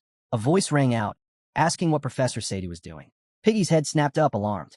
In front of them stood a student, eyes narrowed, fists clenched, and Professor Sadie with a bottle of wine in her hand. The boy glared at her, furious. You're drinking during an exam? Students' lives are on the line. Sadie stayed silent, completely unfazed. But the student wasn't done. He said he could smell the alcohol from across the room. She was clearly drunk. Without responding, Sadie raised the bottle and chugged every last drop. Then, with a twisted smirk, she muttered that the boy was just annoying. Suddenly, she placed one hand on her waist and, grinning like a demon, bit into the glass bottle, crunching it down like it was food. The boy's eyes widened in horror. He staggered back, panic setting in. Sadie's mouth dripped with shards of glass. She stuck out her tongue, licking up the wine that trickled down her cheek, then wiped it clean with her hand. Her eyes locked on the student with a dark, malicious stare. Calmly, She said the alcohol content was only 7.6%, so calling it alcohol was a bit dramatic. Watching this unfold, Sinclair gasped and covered her mouth, visibly shaken. Piggy, beside her, stared in disbelief. The rumors were true. Professor Sadie was every bit as terrifying and unhinged as they'd heard. The only one unfazed was Vakir. He remained still, quiet, and composed. People like her? He'd seen them before, many times. This wasn't new to him. Sadie pulled out a sheet, pointed at a student's name with a smile far too eager, and declared it was time to begin. The first name Professor Sadie called was Sancho. Instead of fear, Sancho's face lit up with excitement. He grabbed his weapon, stood tall, and marched forward, ready for battle. Seeing this, Sinclair and Vakir stood up, tense. Piggy cupped his hands around his mouth and shouted, warning Sancho to be careful. There were rumors. Students who took Professor Sadie's exam often didn't return to the academy. But Sancho just smiled, confident. Don't worry, he said. I've got this. Professor Sadie summoned her golem. It materialized in front of her, towering and still. Sancho stepped closer, studying it. His grip tightened around his axe as he dropped into an offensive stance. A warrior's will, he said with conviction, can never be broken. His excitement grew. He didn't fear her. He admired her. I'm ready to learn, he said. And with that, the exam began. Sancho launched himself into the air, axe raised, descending fast with full force aimed straight at the golem. Sadie lowered her gaze to the ground. A slow, twisted smile crept across her face. After a moment of stillness, she repeated his words in a mocking tone. The will of a warrior is unbreakable. Then it happened. Sancho's attack connected, but something went wrong. Sinclair gasped, hand over her mouth, eyes wide in disbelief. Piggy staggered backward, stunned. Even Vakir, composed Vakir, was frozen in shock. He had never seen anything like this before. Through the swirling smoke, the outline of the golem became clear. It stood unmoved, gripping Sancho by the neck. His body hung limp, unconscious and drenched in blood. Every student in the room was paralyzed. This wasn't a test. It was a nightmare. Professor Sadie's golem lifted Sancho like a rag doll. She tilted her head, almost disappointed. Looks like my toy broke, she said coldly. Her hands moved in rhythm with two glowing magic circles, controlling the golem with disturbing ease. Her eyes sparkled with Alice energy as she turned to the rest of the students. With a cruel smile, she asked, So, does this mean Sancho's disqualified as a warrior? Vakir's expression hardened. He stared at her, trying to understand what she was really after. The golem dropped Sancho's body, letting it slam against the floor with a sickening thud. Vakir and Piggy rushed forward, lifting him between them, slinging his arms over their shoulders. Piggy begged him to wake up. Sinclair stepped forward, face twisted with anger. She extended her arm protectively, placing herself between the teacher and the others. Her voice trembled with fury. What are you doing? She demanded. How could you hit a student until they passed out? Professor Sadie didn't flinch. Calmly, she replied, The purpose of this exam is to give students a taste of the real world. Professor Sadie raised a finger, her grin unwavering. With smug confidence, she reminded everyone that these were the words of the Academy's very first president. What? Are you going to protest a real fight? She said mockingly. Then, she pointed directly at Sinclair. You're next, she declared. Let's see what the Ice Corps leader can do. Sinclair's fists were clenched, her eyes wide with fear and confusion. She didn't know what Sadie was planning, but it was clear she was being targeted. Before she could respond, a voice behind her broke through the fog in her mind. Refuse the exam. Startled, Sinclair turned around. It was Vakir, supporting Sancho's unconscious body on his shoulder. His gaze was calm, sincere, focused entirely on her. He told her plainly, Sadie's actions weren't just unfair. If she reported this, the Academy might allow her to retake the exam under a different professor. Sinclair looked down, her thoughts spinning. Then, quietly, she thanked him for his concern. But her eyes blazed with resolve.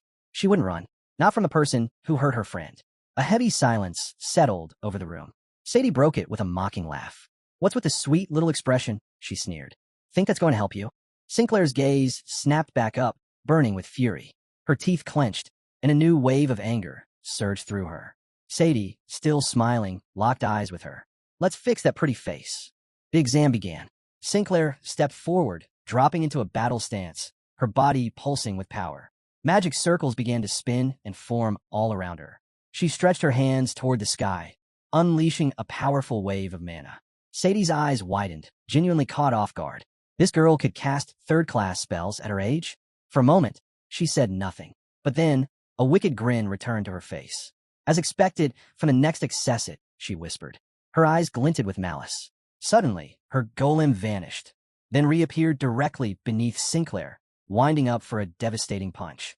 Sinclair, still focusing her spell, realized too late that the golem was closing in. Her expression shifted to panic. Ever felt a mana backlash? Sadie asked with a smirk. Before Sinclair could even raise her guard, the golem's fist slammed into her stomach. The magical circles around her shattered instantly. The mana she had gathered burst out in reverse, ripping through her body. It surged violently through her mouth, her nose, even her eyes. Blood followed. The pain was instant and overwhelming. She collapsed to the ground, clutching her chest as her whole body trembled uncontrollably. She couldn't stop drooling, the agony stealing her breath. The price of her magic was too high. The golem stepped closer to Sinclair, peering down at her broken, trembling body. Professor Sadie's voice cut through the silence, taunting, sharp. So, she asked, watching Sinclair. Hurts more than you thought, doesn't it? Sinclair could barely lift her head, her body still convulsing from the mana backlash. Sadie's cruel smile widened. If you're unlucky, she said with a laugh, you might not be able to use magic ever again. That thought, Sinclair losing her ability, was a game to her. And wouldn't that be something? She added, mockingly. The next accessit of Ice Core, useless. Without warning, the golem delivered a brutal kick to Sinclair's side, sending her rolling across the floor like a rag doll. Blood stained the ground behind her. She'd better pray that doesn't happen, Sadie said coldly. All that hard work? And for what? Just another commoner trying to rise too high. Piggy, watching from a distance, couldn't take it anymore. Fear filled his eyes, but worry pushed him forward. He rushed towards Sinclair, desperate to see if she was still conscious. Vakir stood still, staring at her in silence. His expression had hardened. The moment had come. It was Piggy's turn to face the exam. He stepped forward, sword in hand. He wore a confident smile, but his body betrayed him, trembling with fear. Still, he gripped his sword tightly. Sadie scoffed, one hand on her hip, the other lazily pointed at him. And who is this little piece of trash? She sneered. Doesn't even know how to hold a sword. Sweat poured down Piggy's face. But even then, he didn't back down. His eyes held something else, determination. He wasn't going to run. Not today. Sadie's golem began to move toward him. This was his chance, his moment to prove that the strength buried under his timid appearance was real. But before he could even lift his weapon, crack. The golem struck first, shattering Piggy's blade with a single, crushing kick. The broken sword clattered across the floor, its tip embedding itself meters away. Piggy stared, stunned. Then, before he could react, a second blow came. The golem launched a vicious kick under his jaw, lifting him off the ground. His body arced through the air, helpless. As he hung there, dazed, the golem raised its foot again, heel aimed at his head. From below, Sadie laughed. Trash stays trash, no matter how much it fights. Those words made Vakir's fist tighten. A vein pulsed along his temple. Piggy crashed to the ground, unmoving. Blood pooled beneath his head. Sadie walked up and planted her heel on him, just as she had with the others. Another student down. In the crowd, a blonde-haired cadet was frozen in disbelief. Nearby, a black-haired student clutched his head, unable to comprehend what was happening. Was this really a test? The remaining students panicked. They ran to the door, slamming against it, screaming for help. But it wouldn't open. They wanted out. They wanted another professor. Anyone but her. Piggy lay motionless on the floor, blood covering his head. Vakir approached quietly, eyes locked on him, saying nothing. Sancho sat nearby, his eyes swollen and dark. Sinclair was barely upright, her body battered and bruised. Something shifted in Vakir. His calm exterior began to crack. Rage simmered beneath the surface. Professor Sadie stretched out her hand toward the wounded students, then turned away with a twisted grin. Cowards, she sneered. All of you. She turned back to the list to call the next student, but then paused. Something had caught her attention. Vakir stepped forward, with arrows slung across his back. He pulled out his bow and stood before her. His posture said everything. He was ready, eyes fixed on the ground. He quietly stated that he would be the next to take the exam. Sadie's expression shifted. Her brows lifted in surprise, then slowly curved into a grin. This was interesting. A little eager, aren't we? She said, amused. I haven't even finished with the appetizer. And here comes the main course. All eyes in the room turned to him. The students at the door stopped pounding, their attention locked on Vakir. He wasn't just anyone. He was the rumored prodigy of the academy, a supposed high-ranking sword expert. But now he stood with a bow in hand and a vengeance in his eyes. The students whispered among themselves. It was madness to use a bow in close-range combat. No one used them in one-on-one fights. But Vakir didn't flinch. The exam began. Sadie's eyes lit up. Hurting talented students was her favorite sport. She guided her golem forward, fast, aggressive. This was the top student. Breaking him will be delicious. Vakir watched silently, drawing an arrow from his back. The golem charged, arm raised, fingers stretching toward him, ready to grab and crush. She wanted to hear him scream when his bones snapped. But Vakir moved first. He knocked the arrow, eyes burning with hatred. And just as the golem was about to reach him, he let it fly. In an instant, everything changed. The arrow didn't fly straight. It curved. It struck hard, slicing into the golem's shoulder with unnatural force, sending a deep fracture through its thick armor. Sadie's eyes went wide. She stumbled back, the spell disrupted. The golem froze mid-charge, just inches from Vakir. The students at the door turned, stunned. Mouths dropped open in shock. Then they saw it. The arrow hadn't stopped at the golem. It had pierced straight through and lodged itself deep in Professor Sadie's eye. She screamed. She clawed at the arrow, blood pouring down her face. The agony sent her crashing to her knees, wailing in pain. The room fell silent, and Vakir stood still, bow in hand, unmoved. Vakir slowly lowered his bow, releasing the string with practiced calm. He stood still, soaking in the moment, silently savoring the chaos he just unleashed. But to keep up appearances, he quickly shifted his expression, feigning worry. Eyes wide, voice level, he spoke up. "I was aiming for the golem," he said innocently. "I have no idea how it ended up hitting you." His tone was clean, but behind his eyes, something darker stirred. A glint of malice flickered in his gaze. Then came a smile, slow, deliberate, cruel. "Are you okay, Professor Sadie?" he asked, the question dripping with sarcasm. Sadie's hands clutched her wounded eye, blood seeping through her fingers. She grit her teeth, every muscle in her body tensed with pain. And inside her, rage boiled. Her thoughts spiraled into pure hatred. Vakir had humiliated her, and she would never forget it. The arrow slammed into Sadie's right eye. She clutched her face, gritting her teeth as the pain intensified, erupting into a scream. Morg, still maintaining control over his golem through a magic circle, heard the cry. Alarmed, he spun around, confusion on his face. He couldn't help but wonder if that lunatic Sadie was tormenting the students again. Back inside the exam room, every student stood frozen, shock and fear painted across their faces. Moments later, Morg, clearly uneasy about what was unfolding, showed up and forcefully shoved open the previously sealed door. His eyes were blazing with fury. He raised a hand, seething at the discovery that Professor Sadie had even locked the door. He muttered, questioning whether she was mistreating the students again. Tutor, standing nearby, remained silent, unsure of what to make of the chaos. As Tutor, Bianca Dolores, and Professor Morg stepped into the room, they were met with a chilling sight. Sadie, on her knees, an arrow embedded in her eye, trembling in pain and fury. The entire room froze, stunned by the scene. Morg's gaze darted to Sadie, wide-eyed. She was bleeding, something he couldn't wrap his head around. Behind him, Tutor's eyes scanned the area and landed on something horrifying. Not far away, the unconscious, bloodied bodies of Sancho, Sinclair, and Piggy lay crumpled on the ground. Without hesitation, Tutor sprinted toward them to check if they were still alive. Meanwhile, Professor Sadie writhed on the floor in agony. Vakir, calmly holding his bow, began walking toward the group. Morg's attention locked on him. "What happened here?" he demanded. Behind them, Sadie's golem stood still. Vakir turned and, with a steady look, explained. During the exam, the golem had suddenly attacked. Acting on instinct, he fired an arrow, which passed through the golem and struck Professor Sadie. Still unsure, Morg turned to inspect the golem in silence. Doubt lingered on his face. His eyes returned to Sadie, this time truly surprised. He'd seen students injured before, but never a teacher. Sadie's eyes burned with hatred as she stared daggers at Vakir, her jaw clenched tight. The injured teacher was leaving Morg unsure whether to see this as karma or just misfortune.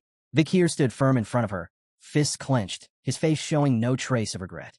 The point tally came in. From Class B of the Ice Corps, Cadet 256, Vakir scored 1 hit, 0 evasions, 0 defenses, and a single critical strike, earning him 11 points.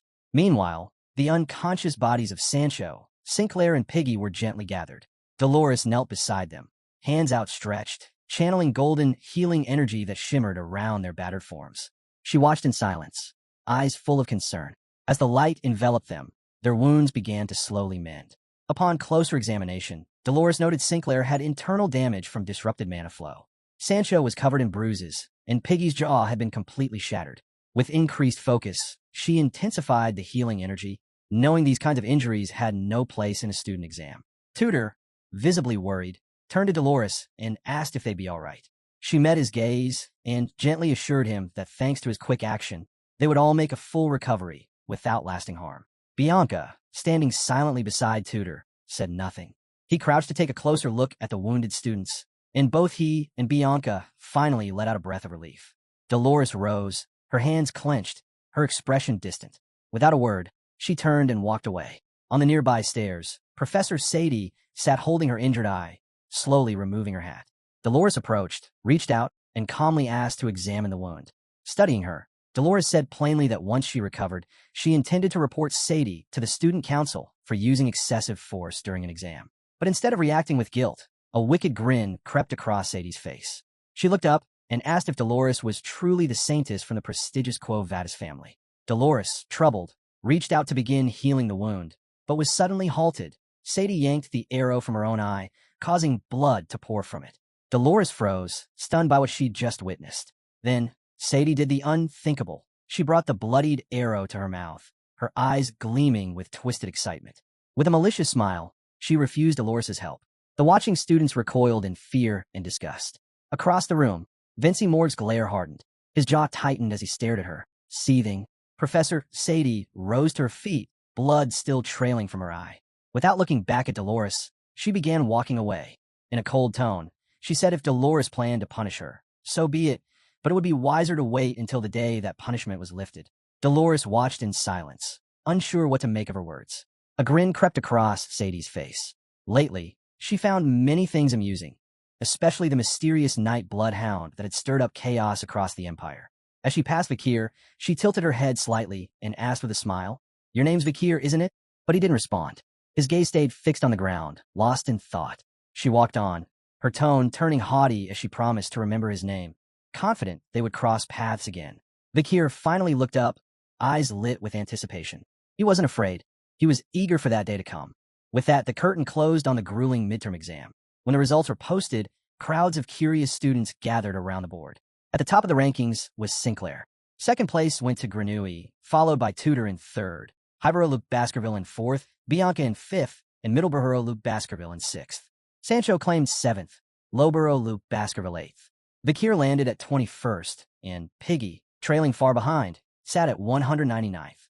Students who'd lost points during the attack exam, thanks to their unfortunate run-ins with Professor Sadie, were allowed a retake courtesy of the other instructors. Among them were Sancho, Piggy, and Sinclair, who, after his scores were restored, officially became the top first-year student. But despite that, all eyes were on someone else. As a brown-haired student walked through the corridor, one boy placed a hand on his friend's shoulder, pointing ahead in disbelief. "Is that him?" he asked. It was Vakir. Now, every head turned as he passed. Whispers followed him. Girls smiled. He had become the talk of the academy, the only one who'd landed a clean, critical strike on Professor Sadie, the one who'd taken her eye. The terror they once felt toward Demon Sadie was fading. In its place, Vakir had become a symbol of courage. They called him the Ice Slayer, a genuine hero in their eyes. Vakir, gripping his backpack strap with one hand, showed no reaction, no pride. He knew this was the cost of letting emotions get the better of him. Once he distanced himself from the crowd, his demeanor shifted. Serious now, he let his thoughts drift toward the night bloodhound.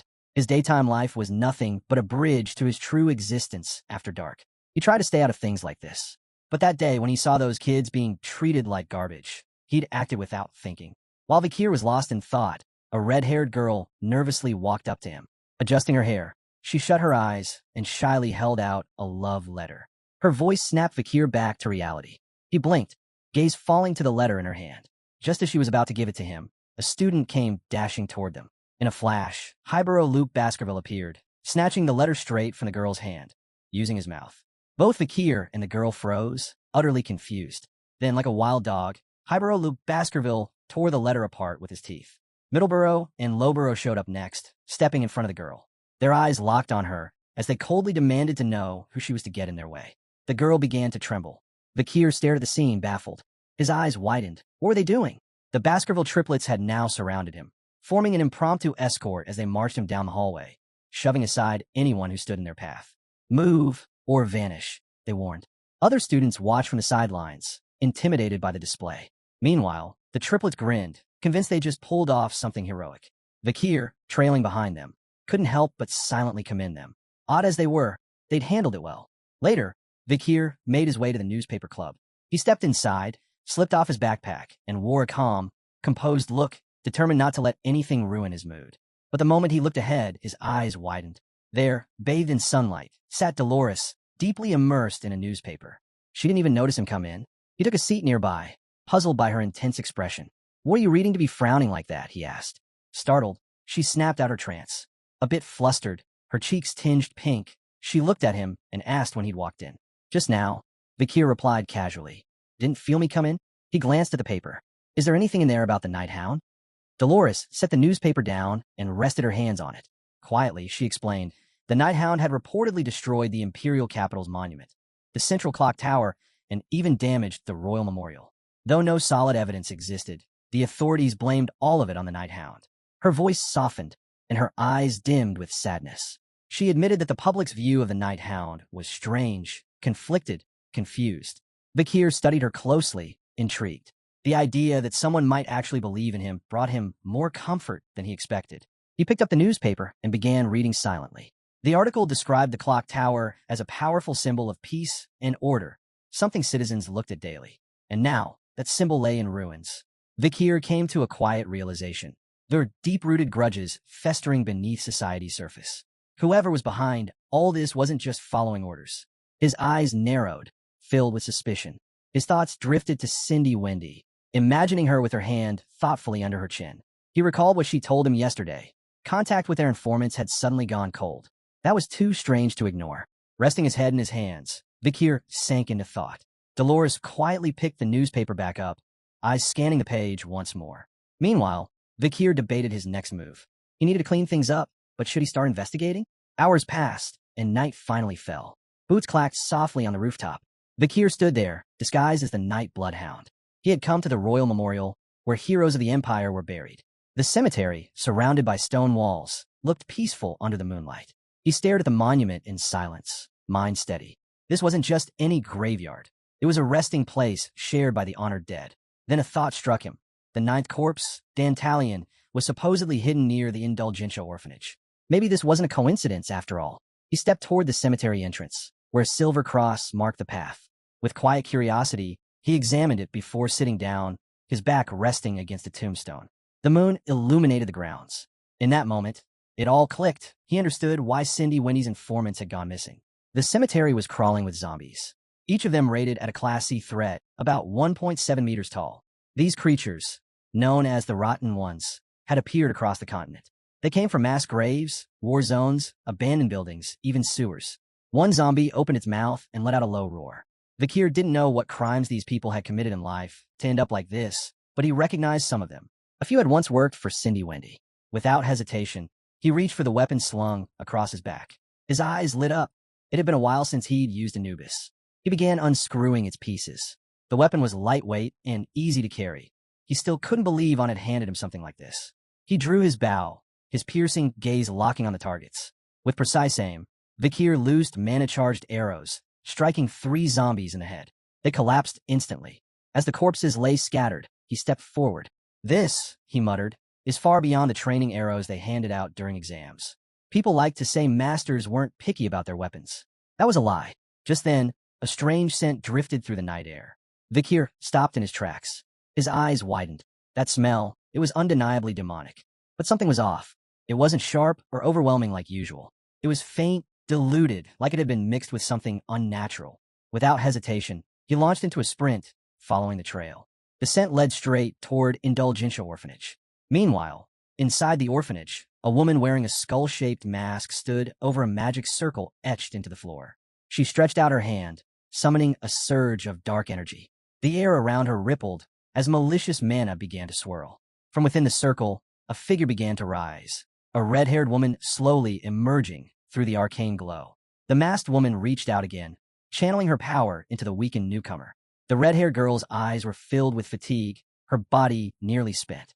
The masked figure stared at her in disbelief. A mere thief had dared to steal from Dantalion? She wrapped her arms around the girl, rose, and whispered an apology, sincere and soft. She had failed to protect her once again. Her eyes flared with resolve. Holding Rose close, she made a vow under her breath. She would never let them take what she loved again. She would burn through her enemies, human or beast, until none were left standing. She was the 8th corp, on the 3rd floor of the orphanage dormitory, what was left of it after Vakir's brutal clash with Dantalion. The moonlight spilled through the broken walls, casting pale light on the ruins. Sarah stood silently in the dim light, holding the red-haired woman gently by the arms. The woman couldn't speak, worn down, barely conscious. Sarah looked at her with quiet sincerity and said her gift, the ability to find the one she sought, was truly valuable. But Sarah's eyes were heavy with sorrow. She had found Rose, but the other person she longed to find remained lost, no matter how far she searched. Rose's tired eyes flickered, barely able to focus. Sarah reached up, tucking a loose strand of hair behind her ear. If she wanted to fully harness the power granted by her contract with a demon, she would have to do the unthinkable, completely pass through the gates of death. She was already halfway there. There was no time left. She had to master every ounce of this power. Just then, footsteps echoed down the hallway, heavy boots striking the floor. The air grew thick. A suffocating aura filled the space. Vakir stepped from the shadows, his presence overwhelming. His eyes burned with killing intent. "Don't move," he commanded. Sarah froze in place. The pressure from his energy locked her body in fear. Rose didn't move either. Her eyes widened in shock, fear flooding her expression. Sarah quickly stepped in front of Rose, extending an arm to shield her. Whoever this was, he'd gotten this close without her sensing him. He had been watching them, completely unnoticed. From the darkness, Vakir emerged fully, bow in hand. His eyes glowed with focused rage as he charged a mana arrow. "You're going to answer my questions," he said coldly. "If you move, you're dead. If you say anything I didn't ask, you're dead." The mana arrow hummed with energy, aimed straight at her. She smelled of both demon and human. "What are you?" Vakir asked. S stood tall, expression calm. "I'm both," she answered. "Human and demon." Vakir's gaze flicked to Rose.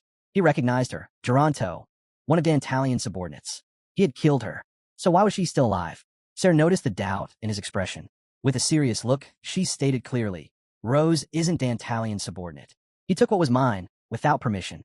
Vakir's eyes darkened. His fury deepened. He tightened his grip on the bowstring and asked one final question. "Was the demon Sarah one of the 10 elite corps you made a contract with?" Sarah's eyes burned with fury to match his. She didn't hesitate. She nodded. "And what are you going to do about it?" she shot back. Before she could finish, the mana arrow was already flying toward her face. Her eyes widened. She barely tilted her head in time. The arrow sliced past her cheek, cutting through her hair. Still in shock, she stared at him, baffled. Who was this guy? And why? Was he this powerful? Vakir gripped his bow so tightly that smoke began rising from his hand. His eyes blazed with rage, pure hatred spilling out as he muttered his resolve. Every last demon had to die. But Sarah wasn't going to stand still and wait for it. She dropped her hand to the ground, summoning her power. Magic circles lit up beneath her, and from them, skeletons began to claw their way out. "If you've got the guts," she dared him, "come on." But then, even more skeletons surfaced, smaller ones. Children. Sarah stared at them, stunned. Her eyes widened in disbelief. Even the corpses of kids had turned into undead. Vakir's expression shifted too. His gaze locked on the skeletons, and something flickered in his eyes. With a cold voice, he apologized to the children as he raised his bow once again. The skeletons charged, but Vakir's mana arrow exploded forward with incredible force. The impact shattered part of the building, blasting it into pieces. The weaker skeletons were instantly turned to ash. Sarah didn't waste the opening. Using the explosion as cover, she grabbed Rose and leapt out of the building.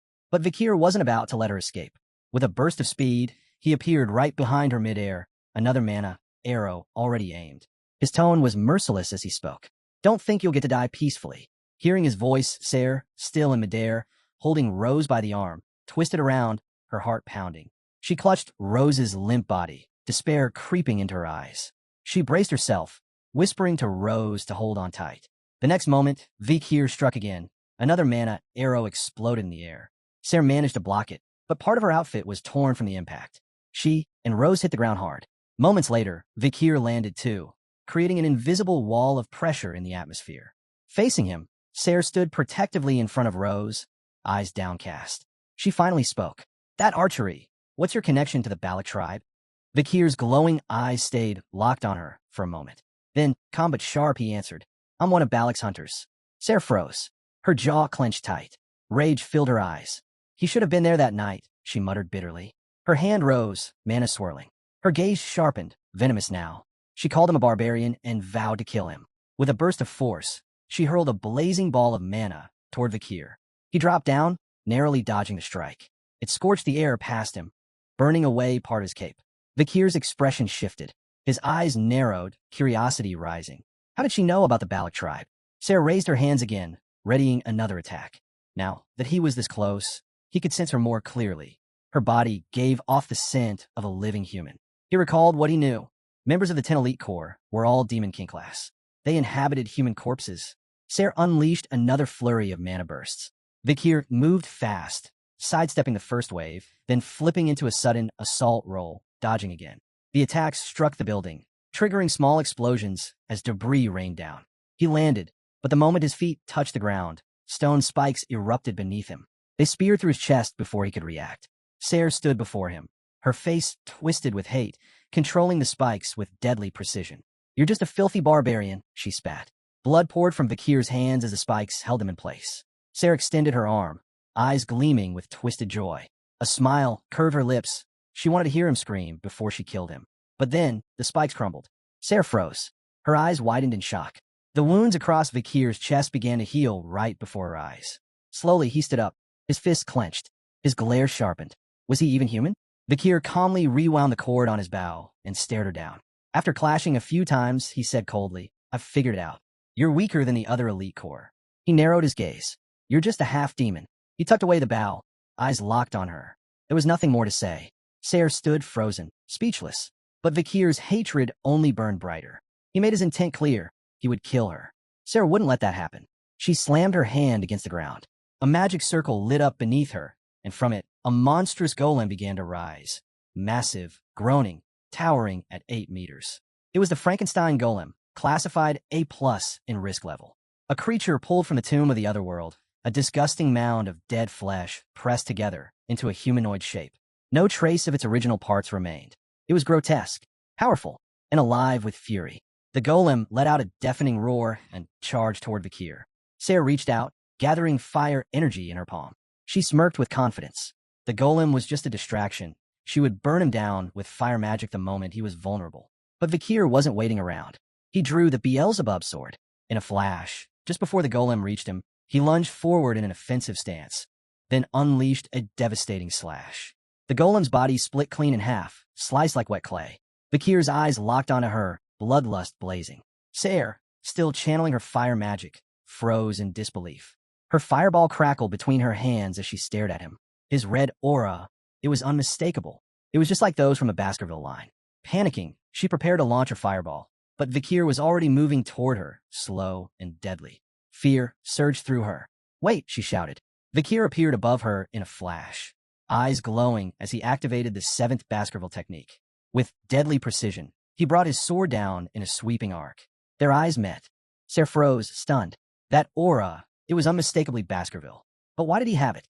Vakir's blade collided with the fireball she had prepared, unleashing a violent explosion that tore through everything in its path. The shockwave shattered the area, engulfing them in smoke and light.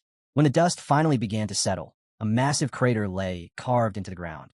In its center stood Vakir, wounded, his hand pressed tightly over a bleeding arm. His clothes were torn, mask damaged. But he was still standing.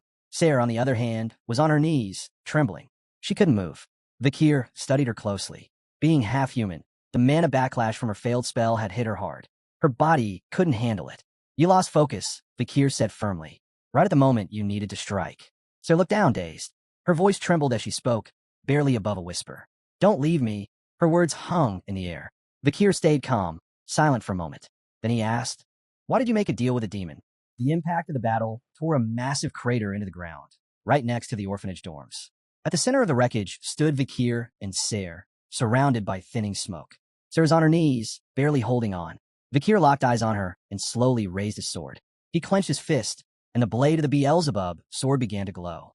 His eyes gleamed with a deadly light. With a fierce swing, he launched his blade towards Sarah. Too injured to move, Sarah lowered her head, bracing herself for the inevitable. Just then, strands of red hair floated into view.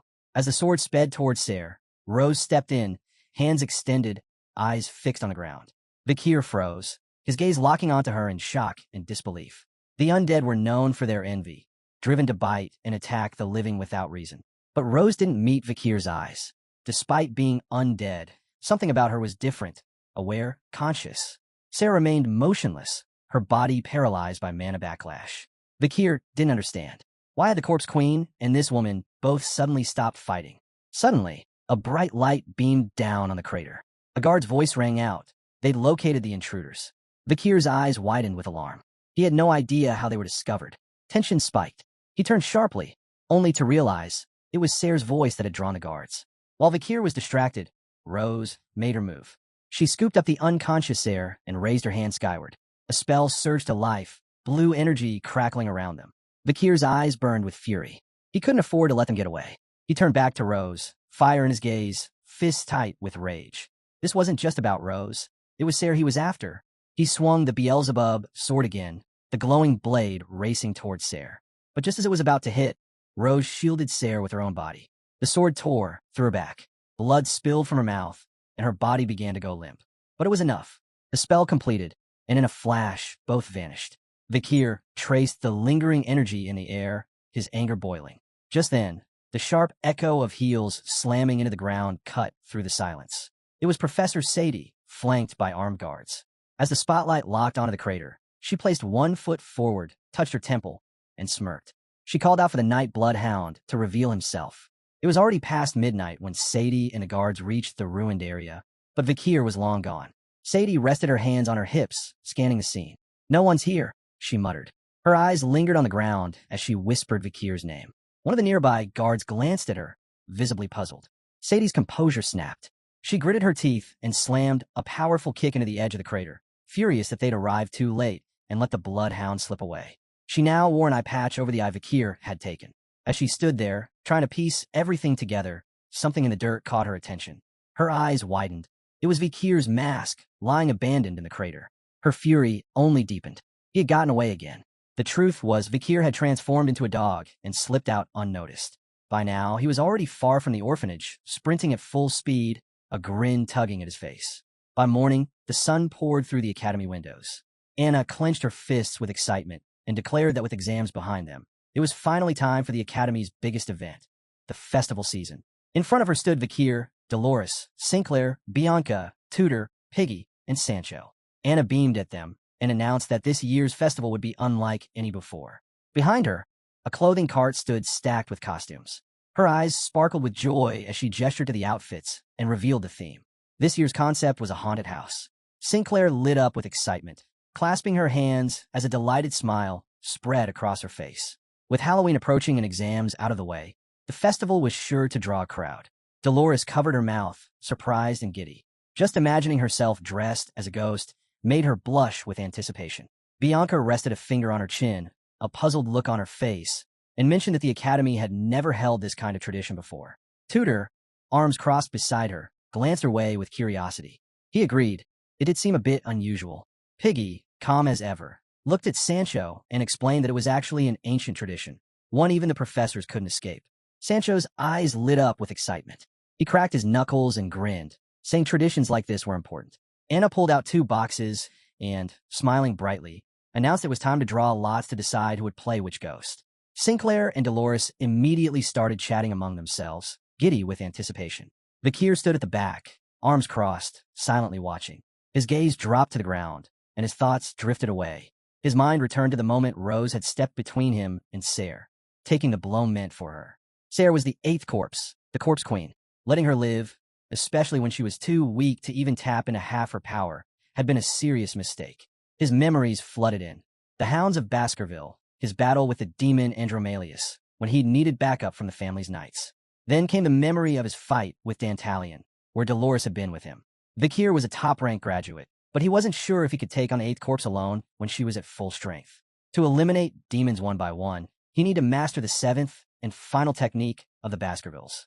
Only then could he reach the rank of Swordmaster. In his mind, he pictured a mysterious book and 2 fangs hidden behind his teeth, the 10th technique. Stalking ambush, also known as 6-fong horizontal ambush, twin teeth of wisdom. To unlock it, one had to grasp the strange connection between the 6th and 7th techniques. Ultimate annihilation, an advanced theory that only made sense to those who truly understood both. The 6th technique required shedding all human emotion, while the 7th demanded regaining those same feelings. In his previous life, his body had been covered in scars, yet he never understood why he had to reclaim the emotions he'd once been forced to abandon. This was a sharp contrast to the training of basic-level graduates who were taught to suppress emotion and become killing hounds. He placed a hand under his chin, picturing his father Hugo, sword in hand, surrounded by immense mana. Vakir's mind swirled with questions. How had Hugo achieved the rank of Swordmaster? While he was lost in thought, Dolores stepped up to Anna and drew a lot. Her eyes widened in surprise as she read it. Vakir snapped out of his trance and turned toward her, curiosity piqued. Dolores held up the lot, staring at it for a moment, then revealed her role with a mix of disbelief and excitement. She had to dress up as the Night Hound. Anna covered her mouth, her eyes widening with concern as she remembered. The Night Bloodhound had recently attacked the orphanage belonging to the Quo Vadis family. With a regretful look, she apologized, saying it was her fault for including that role. But to her surprise, Dolores shook her head and said it was fine. She pressed the drawing lot to her chest, closed her eyes, and blushed slightly. Deep down, she was in love with the Night Hound.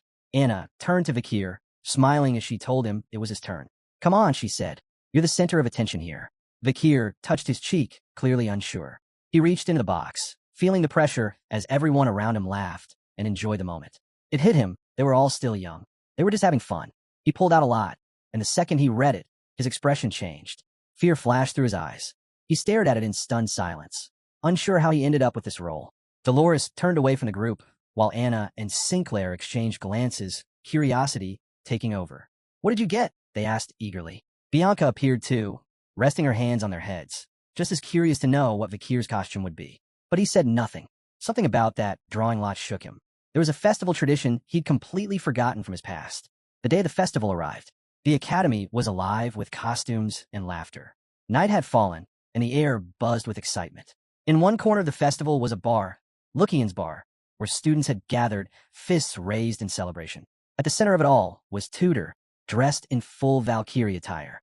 With a rose in his mouth and his arm extended dramatically, he turned to a woman at the bar. Care to share poems and drinks with me, my lady? He asked with flair. Sancho was nearby, dressed as a chef. With one hand holding a plate and the other stirring a pot of stew, he welcomed everyone with a wide grin. Come on in. Free servings of hot-blooded stew for everyone, he called out. It'll make your blood boil like a true warrior. Sinclair, decked out as a vampire, placed a hand over her chest, her smile radiant. The bar's going to shine tonight, she said. I'll be waiting for anyone who wants to stop by. Piggy, dressed adorably as a fairy, was blushing furiously. He shuffled forward, handing out flyers with trembling hands. You, please take this brochure, he mumbled to the students nearby. Seeing such a cute fairy, some students couldn't help but blush. One nervously reached out for the flyer, stammering, what's your name? Little fairy? Before he could answer, Bianca, dressed as Frankenstein, stepped up behind them. She dropped her arms across the students' shoulders and stared them down. No flirting with bar staff, she said flatly. The two students, caught off guard by Bianca's glare, quickly apologized, clearly nervous. Just then, someone in a red dress stepped into the bar, heels clicking against the floor, drawing everyone's attention. The woman scanned the lively scene in confusion. Customers were chatting, eating, and enjoying themselves. And there was Dolores, moving through the crowd, working as a waitress. The sound of red heels approaching made the atmosphere tense.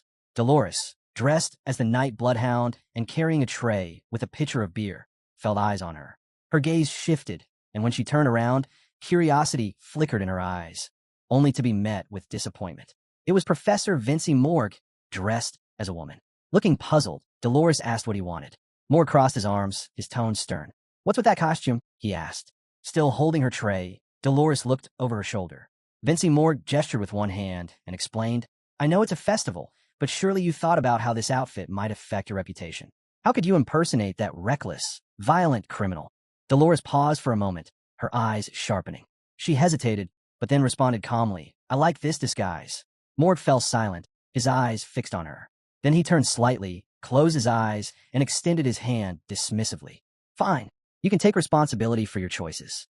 I'm your academic advisor, not your warden. Do what you want. Dolores didn't respond, unsure how to feel. From behind the bar, Tudor watched with interest. He rested one hand on his hip and extended the other. What's Vinci Moore doing here? He asked aloud. Sancho, arms crossed, kept observing quietly. Piggy looked on seriously and added, during the festival, professors usually visit club booths and classes to help boost their profits. As the group exchanged thoughts, Vinci Morg stood with arms crossed, clearly irritated. If it weren't for this outfit, I wouldn't even be here, he muttered. And these prices? Not worth it. Moments later, Dolores reappeared with a tray of food. Her expression was calm as she placed it down. Here's the roasted chicken and fries you ordered. Morg didn't say a word, simply staring at the tray. A plate of golden fries, a helping of roasted chicken, and a bowl of stew sat in front of him, steaming and fresh. Vincey Morg's eyes locked onto the plate. He immediately noticed the ingredients were subpar, and from the looks of it, whoever made the dishes clearly wasn't certified in food safety. The food looked hastily prepared, probably overloaded with MSG. He scoffed and picked up a spoon, ready to confirm his low expectations. He dipped the spoon into the stew and brought it to his mouth, expecting the worst. Then he froze. Dolores, standing across the table with her hands resting on her abdomen, watched him closely, waiting for his reaction. The color drained from Morg's lips, his lipstick faded, and his eyes widened in utter disbelief. A bead of sweat rolled down his temple. He couldn't understand it. The taste was incredible. The roasted chicken suddenly seemed to glow in his mind. Golden, juicy, perfectly cooked.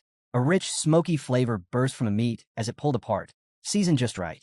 The potatoes, sourced from the Morg family's own region, melted gently in his mouth, their natural taste shining through. He slammed his hand on the table, eyes burning with disbelief. "Who made this?"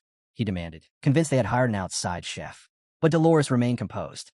She gestured to the side and, in a calm voice, told him, "The chef is one of our club members. I'm sure you know them well." Inside the kitchen, in front of the grill, stood a witch, bold red lipstick, serious expression. With smooth, controlled movements, the pan swayed in their hand. It was none other than Vakir, dressed in full witch attire, silently focused on perfecting every detail of the dish. The festival grounds were packed, overflowing with excitement. At the academy, there was a long-standing tradition. During the festival, men dressed as women and women as men. The beer bar was no exception, buzzing with energy, laughter, and long lines of hungry students. Inside the kitchen, the chef worked quietly at the stove.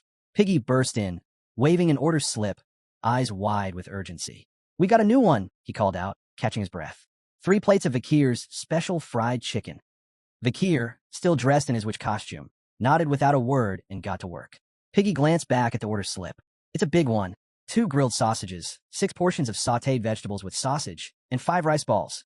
Vakir's eyes gleamed with focus. He gripped the spatula in one hand, turned calmly, and said, "It'll be ready in under 5 minutes."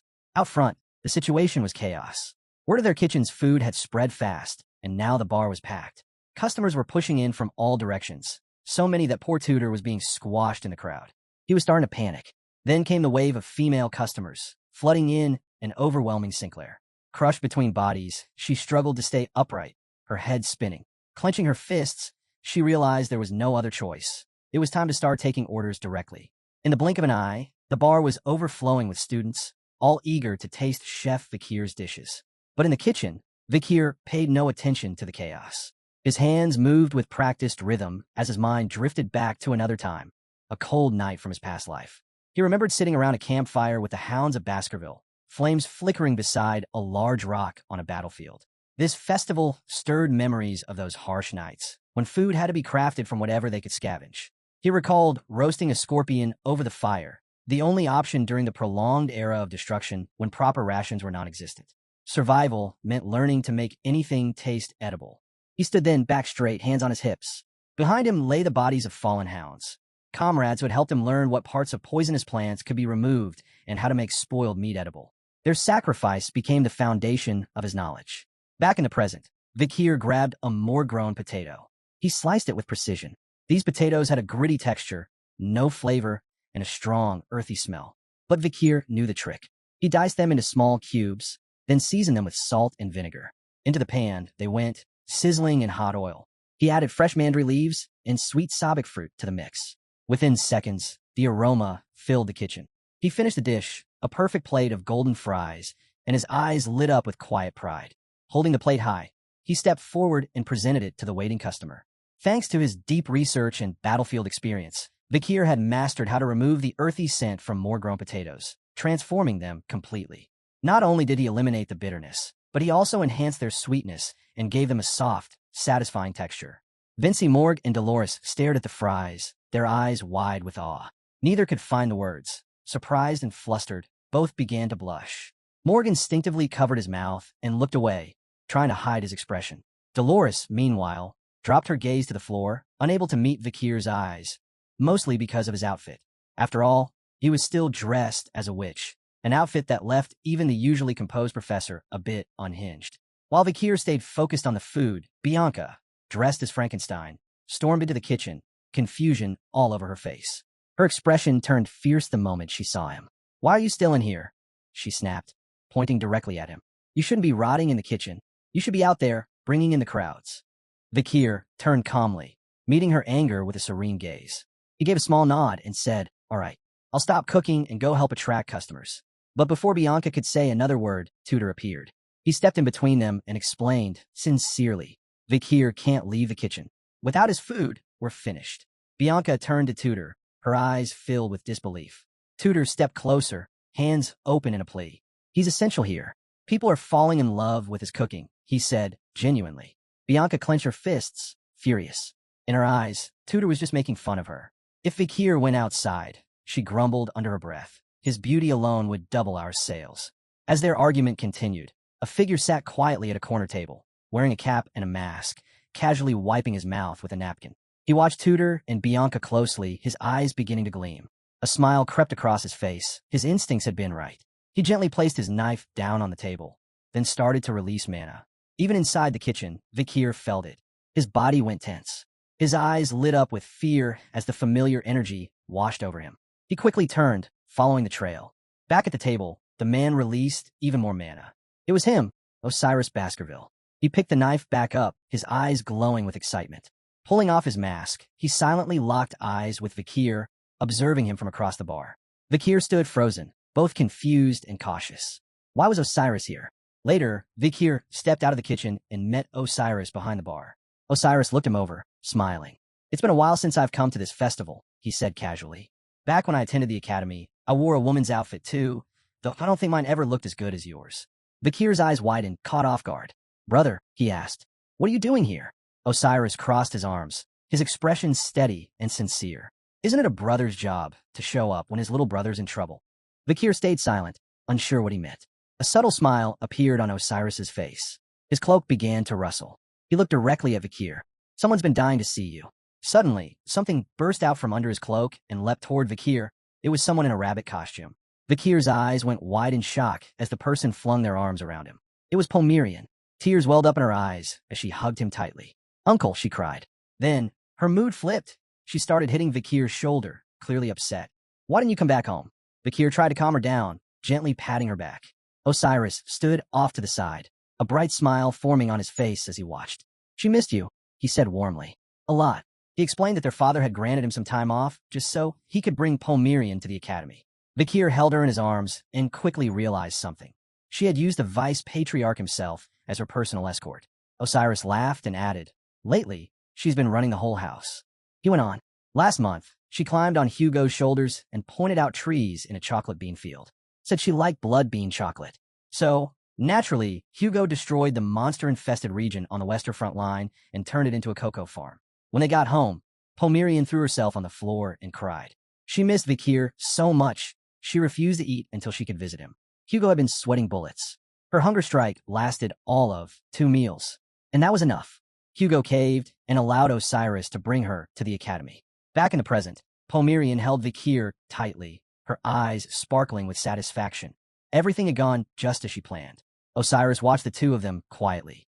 "You know," he said, "after you left, she was really down." His voice softened. "It's been a while since I saw her smile like this." Vakir looked up, surprised to see such a warm expression on Osiris's face. A genuine smile had spread across his brother's features. The path to becoming a swordmaster included recovering emotions, and maybe Osiris hadn't realized it himself, but this moment was good for him. Not long after, Pomerian dozed off in Vakir's arms. Osiris gently lifted her onto his back and placed his hat over her head. "She's tired," he said. "We've been searching the entire academy for you." He turned back to Vakir and added quietly, "Make sure you spend time with her while we're here." Vakir watched them silently, a soft, genuine smile forming on his face as he gave a small nod. Osiris returned the smile and then mentioned something else. The trade network Vakir had set up was progressing well, thanks to their alliance with the merchants of Messina. Vakir had already heard the rumors. Before he'd ever enrolled in the academy, the Commission for Investigating Past Affairs had been established, and Osiris himself had taken charge of it. He had exposed the shady dealings between the Baskerville and Messamdenaro families, which led to a formal trial. The Baskervilles were forced to publicly apologize to the Messamdenaro family. Vakir remembered hearing what had happened at that trial. Cindy Wendy had stood tall, glaring down at a man kneeling before her. Behind them, severed heads. The old members of the Baskerville family involved in a horrific Messamdenaro plan had been executed. Vakir could picture Cindy Wendy from behind, her presence cold and fierce. It was that event that allowed her to let go of some of her fury and work alongside the Baskervilles. Whether she had truly forgiven them or not, only she knew. Then Osiris looked down, slipped a hand into his suit, and said he hadn't come tonight just because of Pomerian. He pulled out a sealed letter and a ring, handing them to Vakir. Vakir took the letter, his gaze fixed on it, curiosity taking over. He had no idea what it contained.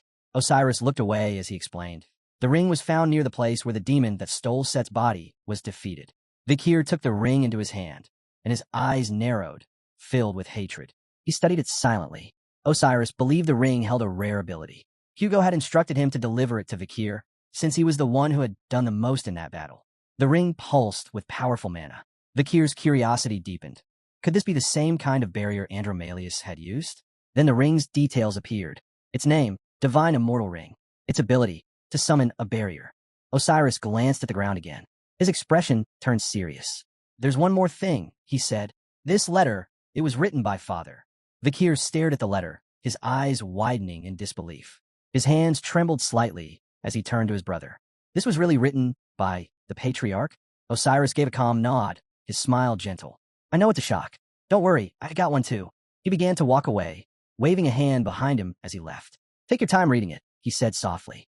Vakir tucked the letter away, his expression a mix of curiosity and confusion. He raised a hand, silently waving goodbye to his brother. As he did, every man in the area turned to look, completely captivated. They blushed, stunned.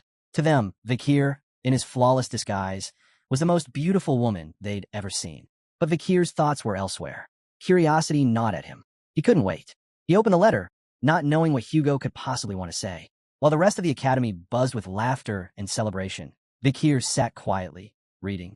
The letter began with a message from Hugo. He knew that by the time Vakir read these words, his son would likely be considering the path of the Swordmaster, just like Osiris had. Vakir's eyes scanned the page, stunned. He could almost picture Hugo standing in front of him, watching him with that sharp, heavy gaze. How had Hugo known? How had he realized Vakir's skill had already reached the level of a top-ranked graduate? A few days ago, Hugo had sat alone in his office. His eyes were cold and focused as he penned the letter, fully aware that Vakir was likely stuck at the 7th form, and that, to move beyond it, he needed to ascend to the rank of Swordmaster. The letter laid out the exact process Hugo had followed in his own journey to reach that level. Vakir froze. These weren't just words. This was the key, the path to becoming a Swordmaster. Then, without warning, Vakir's hand clenched. His eyes burned with rage. He crushed the letter in his fist, teeth gritting, fury rising. This was what he had been missing.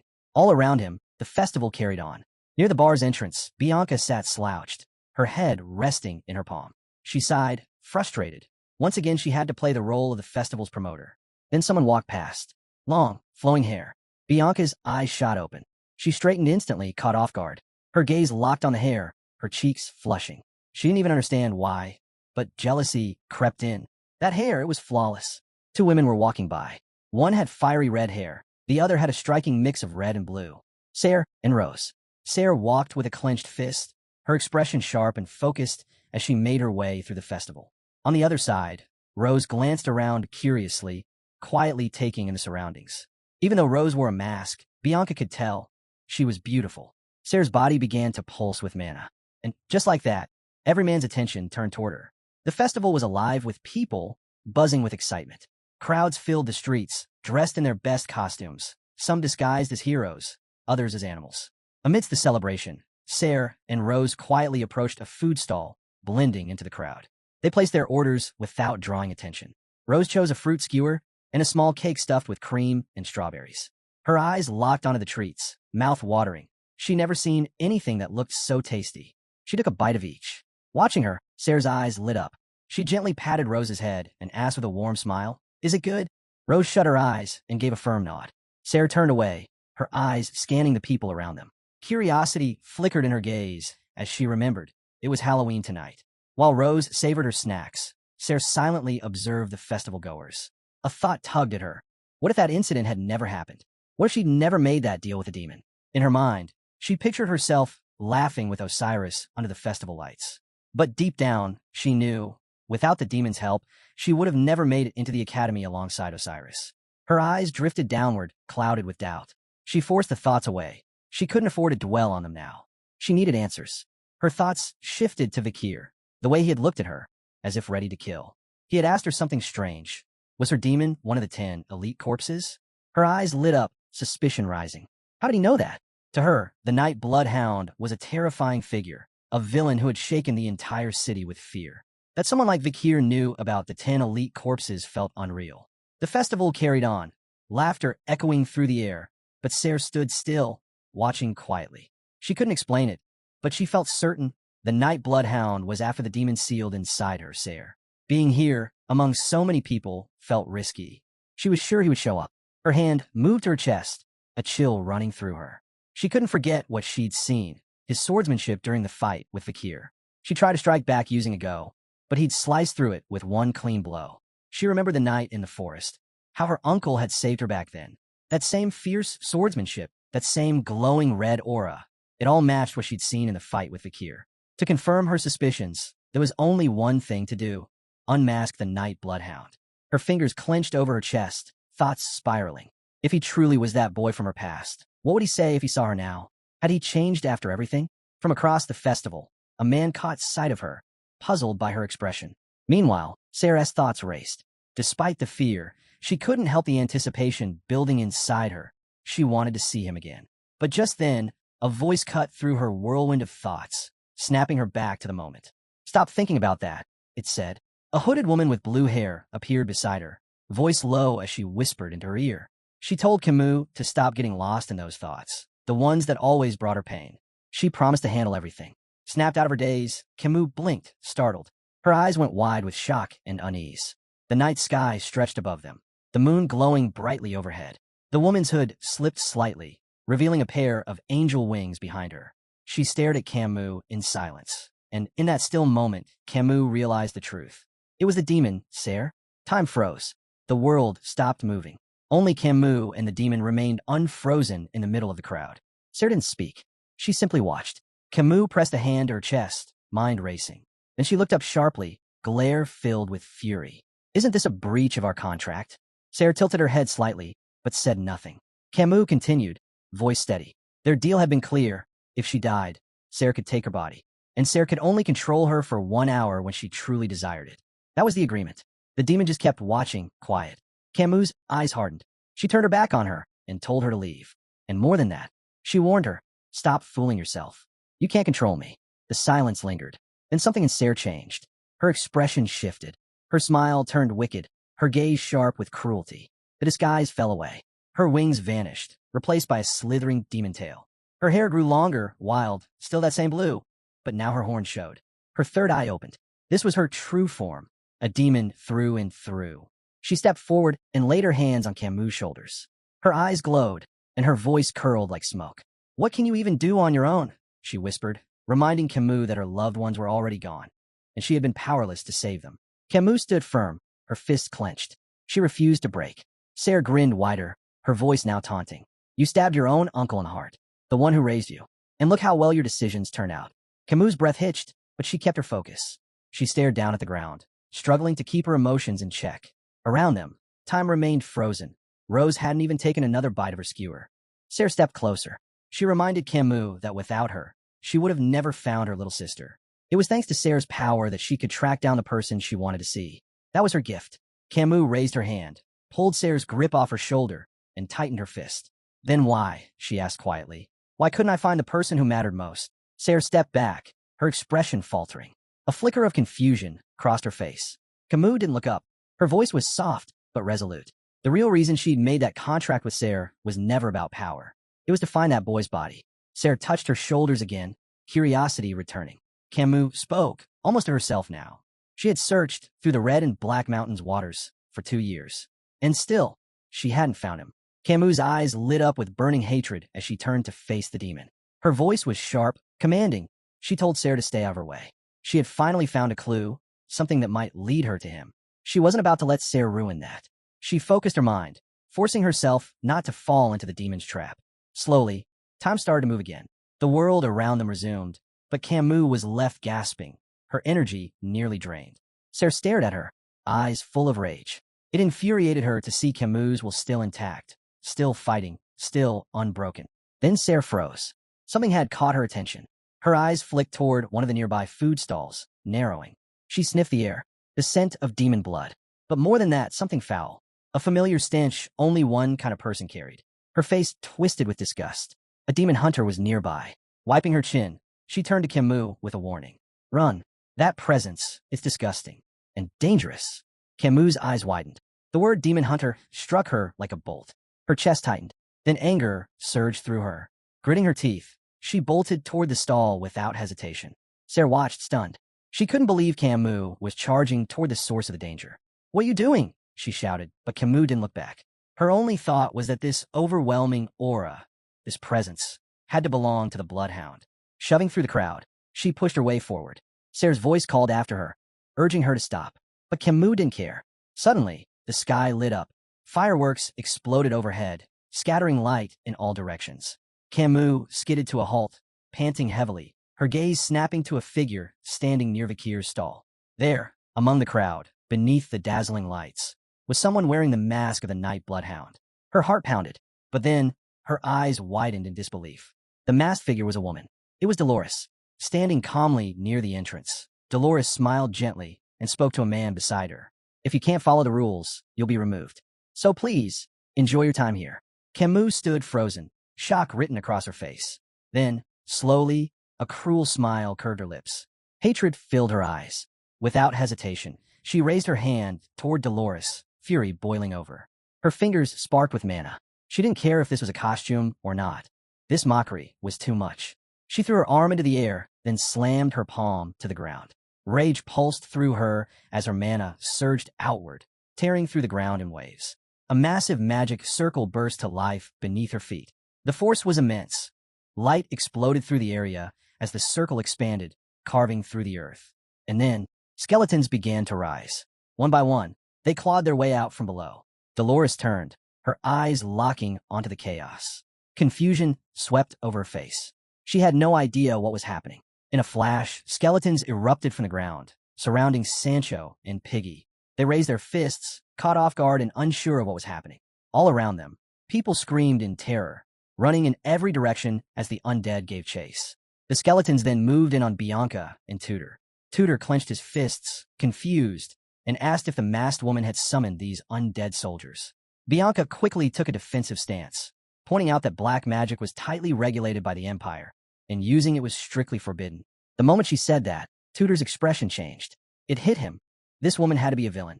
Skeleton after skeleton clawed its way up from beneath the earth, ready to strike. But then, divine power blazed through the chaos. It was Dolores. She raised her hand toward the sky, sacred light radiating from her body. Her eyes sharp, her voice unwavering, she called out to the members of Lucayon, urging them to protect the people at the stalls. Hearing her command, Tudor, Sancho, and Piggy snapped into action, their eyes filled with resolve. Meanwhile, Anna had been hiding behind a sign. Dolores spotted her and called out, telling her to go find a professor. Anna froze, nervous and confused. What are you going to do? She asked, sweat running down her face. Dolores gave a calm smile. Don't worry about me. She clasped her hands together, light forming between them. Her confidence was unwavering. Facing the undead was her specialty. From a distance, Kimu scowled. Her jaw tightened as she saw divine power at work. This was going to be a problem. Her glare fixed on Dolores. Stay out of my way, she growled. I have to meet the real bloodhound. Dolores didn't flinch. Still glowing with divine energy, she calmly asked, Why are you so desperate to meet the Night Hound? Kimu rose to her feet, expression dark. And what's your connection to him? Dolores's eyes glimmered with resolve. She stared directly at Kimu. The Night Bloodhound and I were soulmates. That hit Kimu like a dagger. Her mind spun, imagining Vakir and Dolores together, smiling, happy. Her rage boiled over. Her eyes blazed with fury. Reaching toward Dolores, she shouted that she would shatter her soul and turn her into one of her undead minions. She gave a command. The skeletal horde surged forward, charging at Dolores with bone-clattering speed. But Dolores held her ground. With hands outstretched, divine energy surged forward, pushing back. Her gaze was firm. "I won't lose to you," she declared. Before the skeletons could take another step, a powerful wave of mana tore through them, shattering the undead to pieces. Dolores raised her arms to shield her face, stunned. Her eyes widened as she saw who had stepped in. It was Sinclair. Clutching her magic staff, eyes fierce with purpose, she stared down the battlefield. "Sinclair, get out of here. It's dangerous," Dolores shouted, reaching out with panic in her voice. But Sinclair stood firm. She moved in front of Dolores and shook her head. "I'm not leaving. Don't worry about me." Her eyes locked on Kimu. Something in her expression changed. "I don't know why," she said, "but my instincts are screaming. I have to fight you." Kimu's composure cracked. She launched an attack, unleashing a massive burst of mana. Dolores and Sinclair both braced, unsure if they could stop it. Just as the blast hit, Sinclair raised her staff and summoned a barrier. The force collided against it, but the shield held, protecting them both from the explosion. Kimu extended her hand again, unleashing another surge of mana. Her eyes burned with hatred, voice cutting through the chaos. She didn't care about anything else. All she wanted was to see the Night Hound. If they valued their lives, she warned, they should call him and bring him here. Dolores reached out, sending her power to support Sinclair, who was still holding the barrier. But Sinclair was struggling. She grit her teeth, stunned by the sheer force Kimu was throwing at them. Not only could she summon the undead, she wielded fire magic at a terrifying level. How much mana did she have? Cracks began to form on the barrier, thin lines spreading fast. Both Dolores and Sinclair stared at it, alarm in their eyes. Then, footsteps. Boots echoed against the ground. Kimu didn't stop her attack, but something shifted. The air changed. The pressure intensified. Her magic kept firing, but the moment she noticed someone approaching, her eyes widened. Her jaw dropped. Strands of her hair lifted into the air as if reacting to something powerful. And then, he arrived. The real Knight Bloodhound.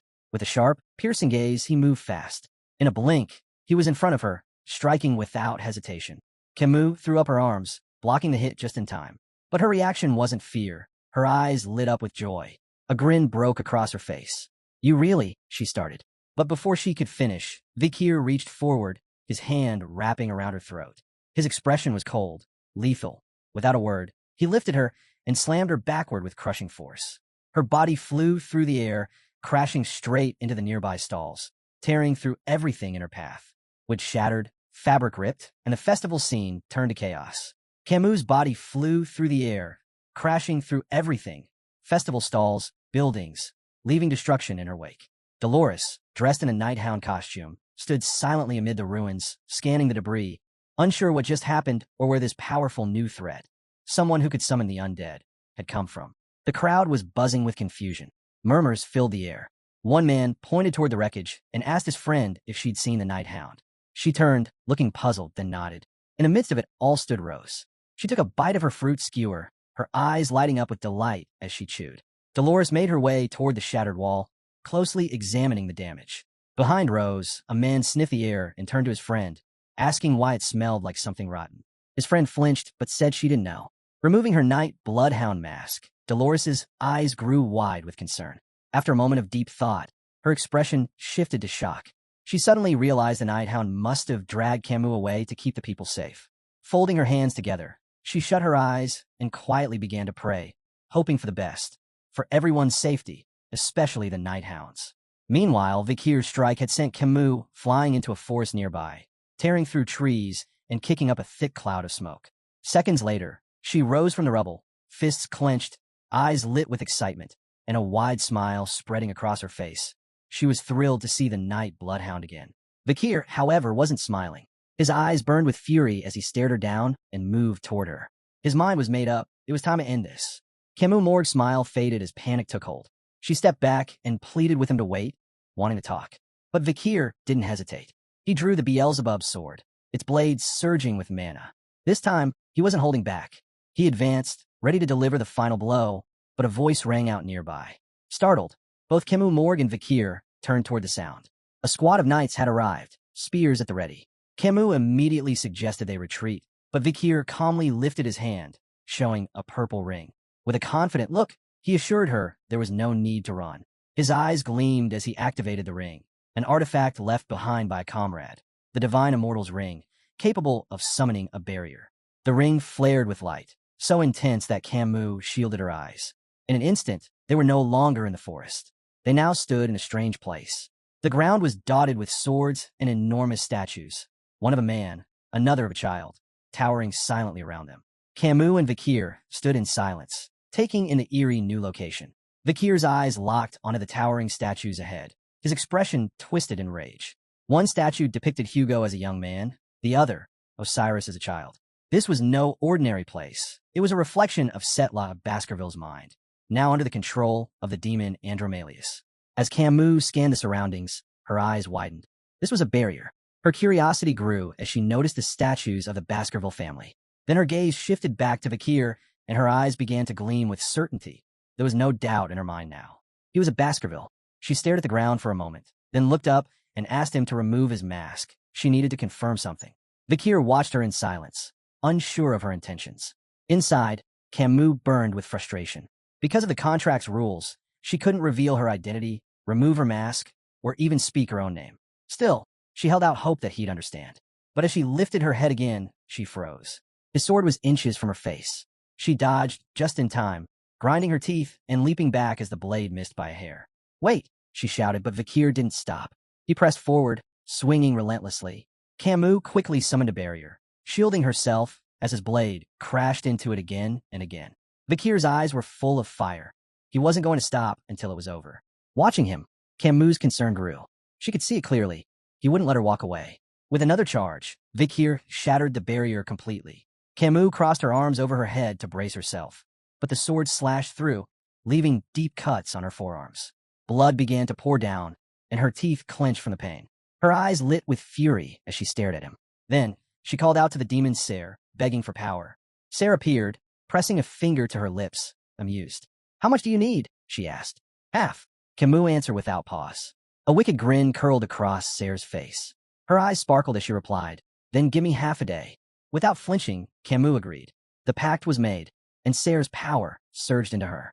With her new strength, she raised her hand toward Vakir. Just as he prepared to strike again, hands burst from the ground and grabbed onto his legs, trapping him in place. Vakir stared at the ground, confusion flickering across his face, until a massive magic circle lit up beneath him. From it, undead creatures clawed their way to the surface. Silent, he looked up at Kimu. Behind her, using Ser's power, Kimu summoned a towering, two-headed beast. She extended her hand toward Vakir, her voice sharp with fury. If he wouldn't remove the mask, she'd do it herself. With that, she ordered the monster to attack. But just as it lunged, time froze. In a flash, Vakir broke free from the undead, gripping his legs. Sword in hand, an expression full of fury, he tore through the beast, slicing it into pieces before it even hit the ground. Then he turned his gaze on Kimu, making it clear he wasn't backing down. Her eyes went wide with shock. Fear gripped her.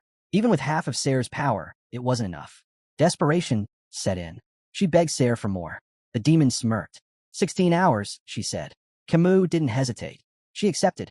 With a surge of new power, she cast another circle, this time summoning a massive undead serpent made of bones.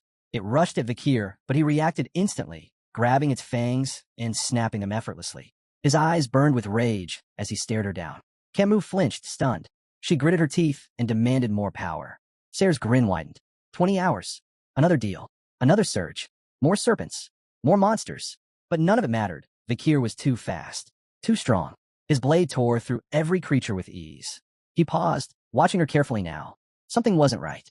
Her attacks, they weren't aimed to kill. They were meant to hold him back. He narrowed his eyes. She was trying to restrain him. Kimu watched, her hatred growing. Nothing was working. She summoned yet another serpent, only for Vakir to leap into the air and shred it apart like paper. Lowering her head, she asked for more power. Ser, hovering beside her, didn't even blink. Another 20 hours. Kimu didn't stop. She demanded more. The demon's eyes gleamed, a wicked smile stretching across her face. Then give me 20 more. Empowered once again, Kimu summoned a swarm of ghostly spirits. They circled Vakir, surrounding him. He stood still, unsure of what was coming next. Then, clenching his fist, he struck one with full force, right as the horde descended on him, engulfing him in smoke. Kimu dropped to her knees, breath ragged, hands on her thighs. Behind her, Ser watched with curiosity. Finally catching her breath, Kimu raised her head.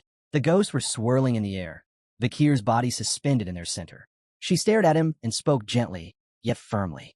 "Be good, and take off the mask." Instead of replying, Vakir dropped his gaze to the ground, silent. Then his eyes lit up with determination, locking onto Kimu. With a swift motion, he slashed through the ghost, binding him, and landed gracefully on solid ground. Kimu froze, stunned. Her eyes widened as she watched him slice the spirits into fragments, their remnants scattering around him like falling ash. He rose and began walking toward her, step by step. Confusion clouded her thoughts. Why was he still trying to kill her? Even covered in wounds, Vakir kept moving forward, his eyes burning with hatred. She couldn't understand it. What had he been through to despise demons so deeply? Desperately, she summoned another magic circle, calling forth more undead. Vakir clenched his fist, ready to end it all. Deep down, Kimu held on to one last hope, that somehow he'd remember her. She dropped to her knees and pleaded softly for him to find her. Suddenly, a swarm of corpses burst out from the circle. She used them to form a barrier between them, then lowered her head again, feeling defeated. Maybe he'd never recognize her. But then he spoke. She gasped, eyes wide with disbelief.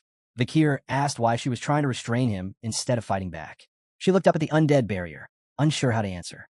Still, he didn't attack. He stayed put, his voice calm but firm. He wanted to know why she was so desperate to remove his mask, and why her eyes, hidden behind hers, looked so sad. He saw now. She was trying to tell him something, but she couldn't. Without waiting for a reply, Vakir charged and slammed his fist into the undead wall. Kimu closed her eyes, bracing herself for what was to come. She clenched her teeth, accepting the pain that was sure to follow. But instead, his hand reached through gently, tapping her mask. It cracked. As it broke, memories flooded Vakir's mind. Scenes from his youth, sparring in front of a stone wall, echoes from a time long gone. He remembered wondering, if he ever returned to her, what would it mean? Now, standing before her, his eyes softened. A small smile crept across his face. It's been a while, he said.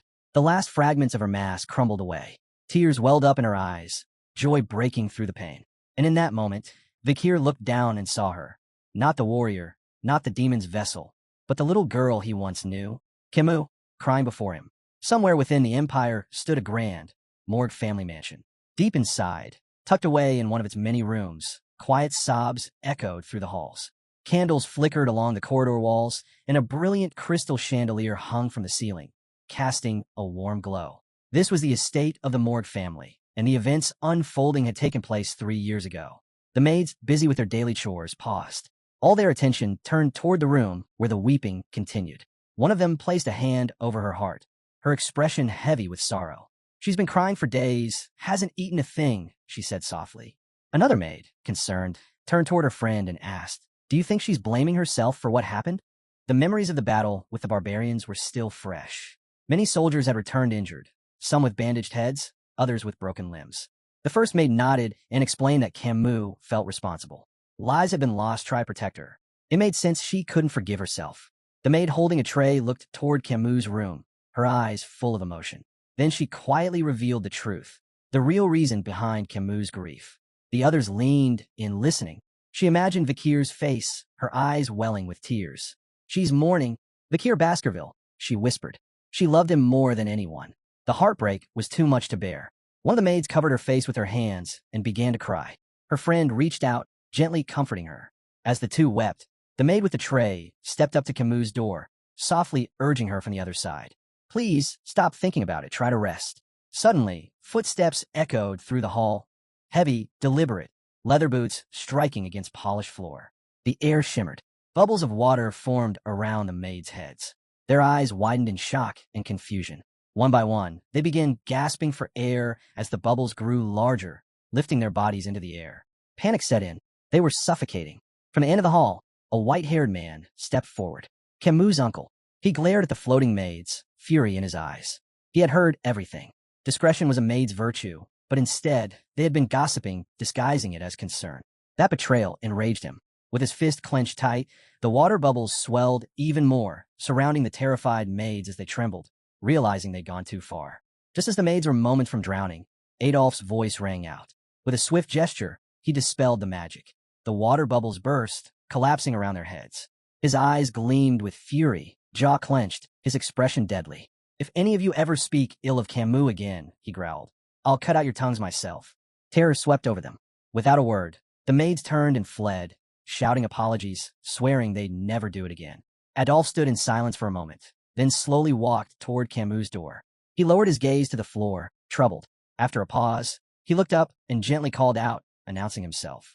His hand reached for the doorknob. He turned it slowly and stepped inside. The room was dim.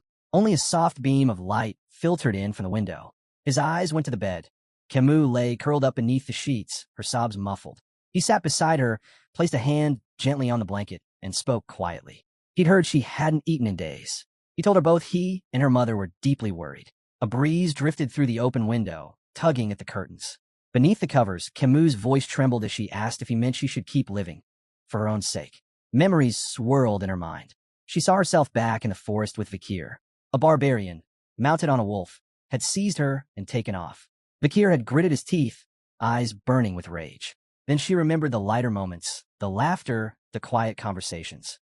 She saw herself placing a hand on his shoulder, smiling brightly. But joy gave way to guilt. If only she hadn't been reckless, if only she had stopped Vakir from facing that monster alone, maybe none of it would have happened. Maybe Rose and Vakir would still be alive. She clutched her arm tightly, her face contorted with sorrow, and broke down, tears flowing freely. She couldn't bear the weight. It was all her fault. Adolf watched her, his expression heavy. Seeing her like this, his heart sank. Without saying a word, he pulled her into an embrace. Under the moonlight streaming into the room, he held her close. "Don't give up," he said softly. He closed his eyes, his voice steady and sincere. "Their lives, they're part of yours now. That makes your life even more precious." He told her, "Those who live must carry on for those who've passed." Hearing his words, Kimu's tear-filled eyes opened wide. She looked up at him, surprised. "You mean, I should live in their place?" she asked quietly. Adolf opened his eyes, his tone gentle but firm. "Yes, because if Rose and Vakir saw you like this, they'd be heartbroken." Kimu's eyes shimmered with emotion as a flicker of hope lit up inside her. Without hesitation, she threw off the covers and jumped out of bed, heading straight to a drawer with renewed energy. Smiling, she pulled out a sheet etched with a magic circle and grabbed a pen. Adolf watched, stunned by the sudden shift. She began sketching a triangle on the paper, murmuring to herself that if a person's thermodynamic function stayed the same, then maybe, just maybe, it was possible. The floor was already scattered with other sheets. She crouched down, scribbling fast, explaining that magic was about calculating values. If she restructured the formulas slightly, she might be able to achieve a different outcome. Adolf stepped forward, confused. "What are you doing?" he asked, eyeing the chaos of papers. But Kimu didn't slow down. Her eyes sparkled with inspiration. With a growing smile, she explained, if she could approach the dimension of negative energy, she might be able to extract entropy from it and use that to replace part of the positive energy dimension, triggering an equivalent exchange. Then, suddenly, she froze. Her hands went to her head. She couldn't think straight. She was drained. Adolf stood there, speechless, his jaw dropping as he watched her unravel. "I need food," she said bluntly, turning to him. That night, Adolf prepared a feast. The dining table overflowed with food, meats, sides, desserts, everything she could ask for. At one end of the table sat Kimu. On the other, a red-haired woman, composed and elegant. Beside her, Adolf sat with a gentle smile. The woman was Respani Morg, matriarch of the Morg family and Kimu Morg's mother.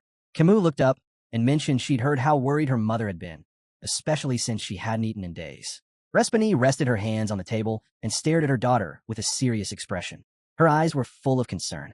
She quietly admitted that after so many days without seeing her even hold a spoon, she had every reason to be worried. But before she could say more, Kimu interrupted, her voice light and cheerful. "I promise not to make you worry anymore," she said. "But in return, I need you to hear me out." Respani narrowed her eyes slightly, intrigued. "What is it you want?" Kimu leaned forward and made her request. She wanted permission to mobilize the Morg family army and send them into the forest. Respani stayed calm, watching her carefully. But Adolf's reaction was immediate. His eyes went wide with alarm, and he slammed his hand on the table. "Do you even understand how dangerous that place is?" he demanded. With a firm, unwavering voice, Respani gave her answer. Kimu could mobilize the army, but only on one condition. She wasn't allowed to skip another meal. Adolf spun toward her in disbelief, eyes wide with shock. "Sister, are you sure about this?" he asked, clearly worried. But before he could finish, Respani cut in. "She still has something left to fight for," she argued. "She's not giving up, not yet." Kimu Morg's expression grew serious. She looked into her mother's eyes without saying a word. Respani laced her fingers together and, with a heavy stare, explained that she had no choice. If her daughter was going to surrender, it had to be by her own will, not forced. Kimu reached for a piece of meat, a light smile on her face. "Then it's a deal?" Adolf, seeing her about to eat, lit up with joy. He couldn't hide the relief spreading across his face. Respigny, still composed, simply watched in silence. But the moment Kimu took a bite, her eyes widened. She covered her mouth and stumbled, collapsing to the floor. Unable to hold it in, she vomited. Adolf jumped from his seat, panic setting in. He understood immediately. Her body couldn't handle normal food after starving for so long. He turned to the maids. Clear the table. Bring food for someone recovering now. The staff rushed to replace the dishes with gentler meals. But as one maid moved to serve her, Kimu lifted her hand and shook her head. I won't eat food for the sick. Gasps echoed around the room. Slowly, she climbed back in her chair. Her eyes blazed with resolve as she clenched her jaw. She wouldn't back down. Tears welled up in her eyes as she picked up a piece of bread and some meat. Even if she could barely stomach it, she would eat for Vakir. In her mind, she pictured him, sword in hand, standing behind her once again. If she hadn't been taken by the barbarians back then, if she hadn't let him face that monster spider alone, she clenched her teeth harder. Adolf watched in stunned silence, completely speechless. On the other side of the table, Respigny folded her hands and quietly closed her eyes. Kimu took another bite. She wiped her tears away and pressed on. That death, that pain, it was never meant for Vakir. It came from her. It was her burden, and she was going to fix it. Grabbing a chicken thigh, she took another bite. Just wait a little longer, Vakir, she whispered. That very day, word spread across the Morg estate. The vice matriarch, once swallowed by grief, was moving again. But no one expected her to move like this. Under the pale moonlight, deep in the city, stood the Hall of Darkness, home to the most feared branch of the Morg family. Inside, a man with glowing red eyes sat on a throne, hatred gleaming from his stare. He was Snake Morg, the family's head sorcerer and representative of the Hall of Darkness. The door creaked open. A figure in a hood stepped inside. It was the vice matriarch. Snake's eyes narrowed. What brings the vice matriarch of the Hall of Light to my hall? A sly smile crept across Kimu Morg's face. She hadn't expected Snake to recognize her so quickly. Pulling back her hood, she revealed her worn face, dark circles shadowing her eyes, but her gaze burned with malice. Calmly, she announced her intent. She wanted to leave the Hall of Light and join the Hall of Darkness. Snake's eyes shot open. He stared at her in silence, trying to piece together what was going on. He and Adolf were brothers. Adolf, the face of the Morg family. Snake, its hidden blade. The Hall of Light was the family's public legacy. The Hall of Darkness was its secret, where forbidden sorcery and shadowed experiments were born far from prying eyes. With a steady voice, Snake asked if she understood what joining the Hall of Darkness truly meant. Kimu raised her hands and made her decision clear. She was ready to forsake everything, her title, her family, even her place in the light. Snake's eyes narrowed. He stepped forward slowly, revealing that he'd heard she'd mobilized the army to search the forest. Tell me, are you planning to bring Vakir back using black magic? Her smile widened, but her eyes betrayed the pain underneath. Yes, she admitted. I'm going to use the perfect resurrection spell. Snake flinched. That spell, it wasn't just ancient. It was outlawed, forbidden not only by the Morg family, but across the entire empire. A true resurrection, one that brought back the dead completely. He looked to the ground, then lifted a hand to his side. No, he said coldly. I can't allow that. You're not welcome here. Leave. Kimu said nothing. Her eyes flickered with cruel intent. Then she extended her hand and summoned a powerful spirit into the room. Snake recoiled, his eyes wide in disbelief. That spirit, it was no ordinary summon. The power behind it was overwhelming, and she was controlling it alone. She had taught herself black magic, an impossible feat, yet here she stood, mastering what others couldn't even attempt. Terror crept into Snake's heart. As he stared at the spirit, it hit him. She wasn't just talented. She was something else entirely. A memory flashed in his mind. Respigny, her mother, and the rare, terrifying gift she once held. A gift that only appeared once every 100 years. Snake lowered his eyes, deep in thought. He waited all in silence. Then, slowly he stood, fist clenched. If you join the Hall of Darkness, he said sternly, my word is law. Do you accept that? Without hesitation, Kimu dropped to her knees. She placed her hand over her chest, her gaze locked on Snake. She didn't care what she lost. None of it mattered. I'll do whatever it takes, she said. I'll give up everything if it means I can save Vakir. Night had fallen, and the moon hung high above, casting a pale glow over the Morg family's Hall of Darkness. Beneath it, hidden from the Empire's watchful eye, and even from the Morg family itself, was a secret domain, accessible only to those within the Hall of Darkness. This underground world stretched deep below the earth, descending beyond 600 floors. They called it the Dark Support. From the very bottom, A sinister aura started to stir, slowly creeping upward. On the infamous 666th floor stood Kimu, Morg, and Snake. She extended her hand, conjuring a glowing magic circle from which an undead being slowly emerged. Snake folded his arms, silently observing. The creature's body was partially ruined, yet it moved. It lived. It glanced around, dazed and disoriented. Kimu, Morg's eyes, shadowed with exhaustion and dark rings, watched it closely. She smiled, raised her hand, and pointed to the undead, asking Snake for his thoughts. The undead shuffled toward her. With one hand on her hip, Kimu Morg closed her eyes and, wearing a proud smile, began gently stroking its head. Snake's gaze stayed locked on the creature. Calmly, he remarked how impressive it was that she could already summon undead soldiers. Then, as he looked back at her, his eyes widened. He was stunned that she had reached such a level in such a short time after turning to black sorcery. Still smiling, Kimu Morg continued to caress the creature. Snake's expression shifted as he studied her. Pride, jealousy, fear, tenderness, and sorrow warred within him. His eyes dropped to the ground as images of Kimu Morg's mother, Respani, floated into his mind. He wasn't sure what he was searching for in Kimu Morg's face, perhaps a trace of her mother. He didn't even know why he'd let her enter the Hall of Darkness to begin with. As Snake drifted deeper into thought, Kimu Morg spoke up honestly. She admitted she still had a long way to go. Her words snapped Snake out of his daze, his eyes once again widening in surprise.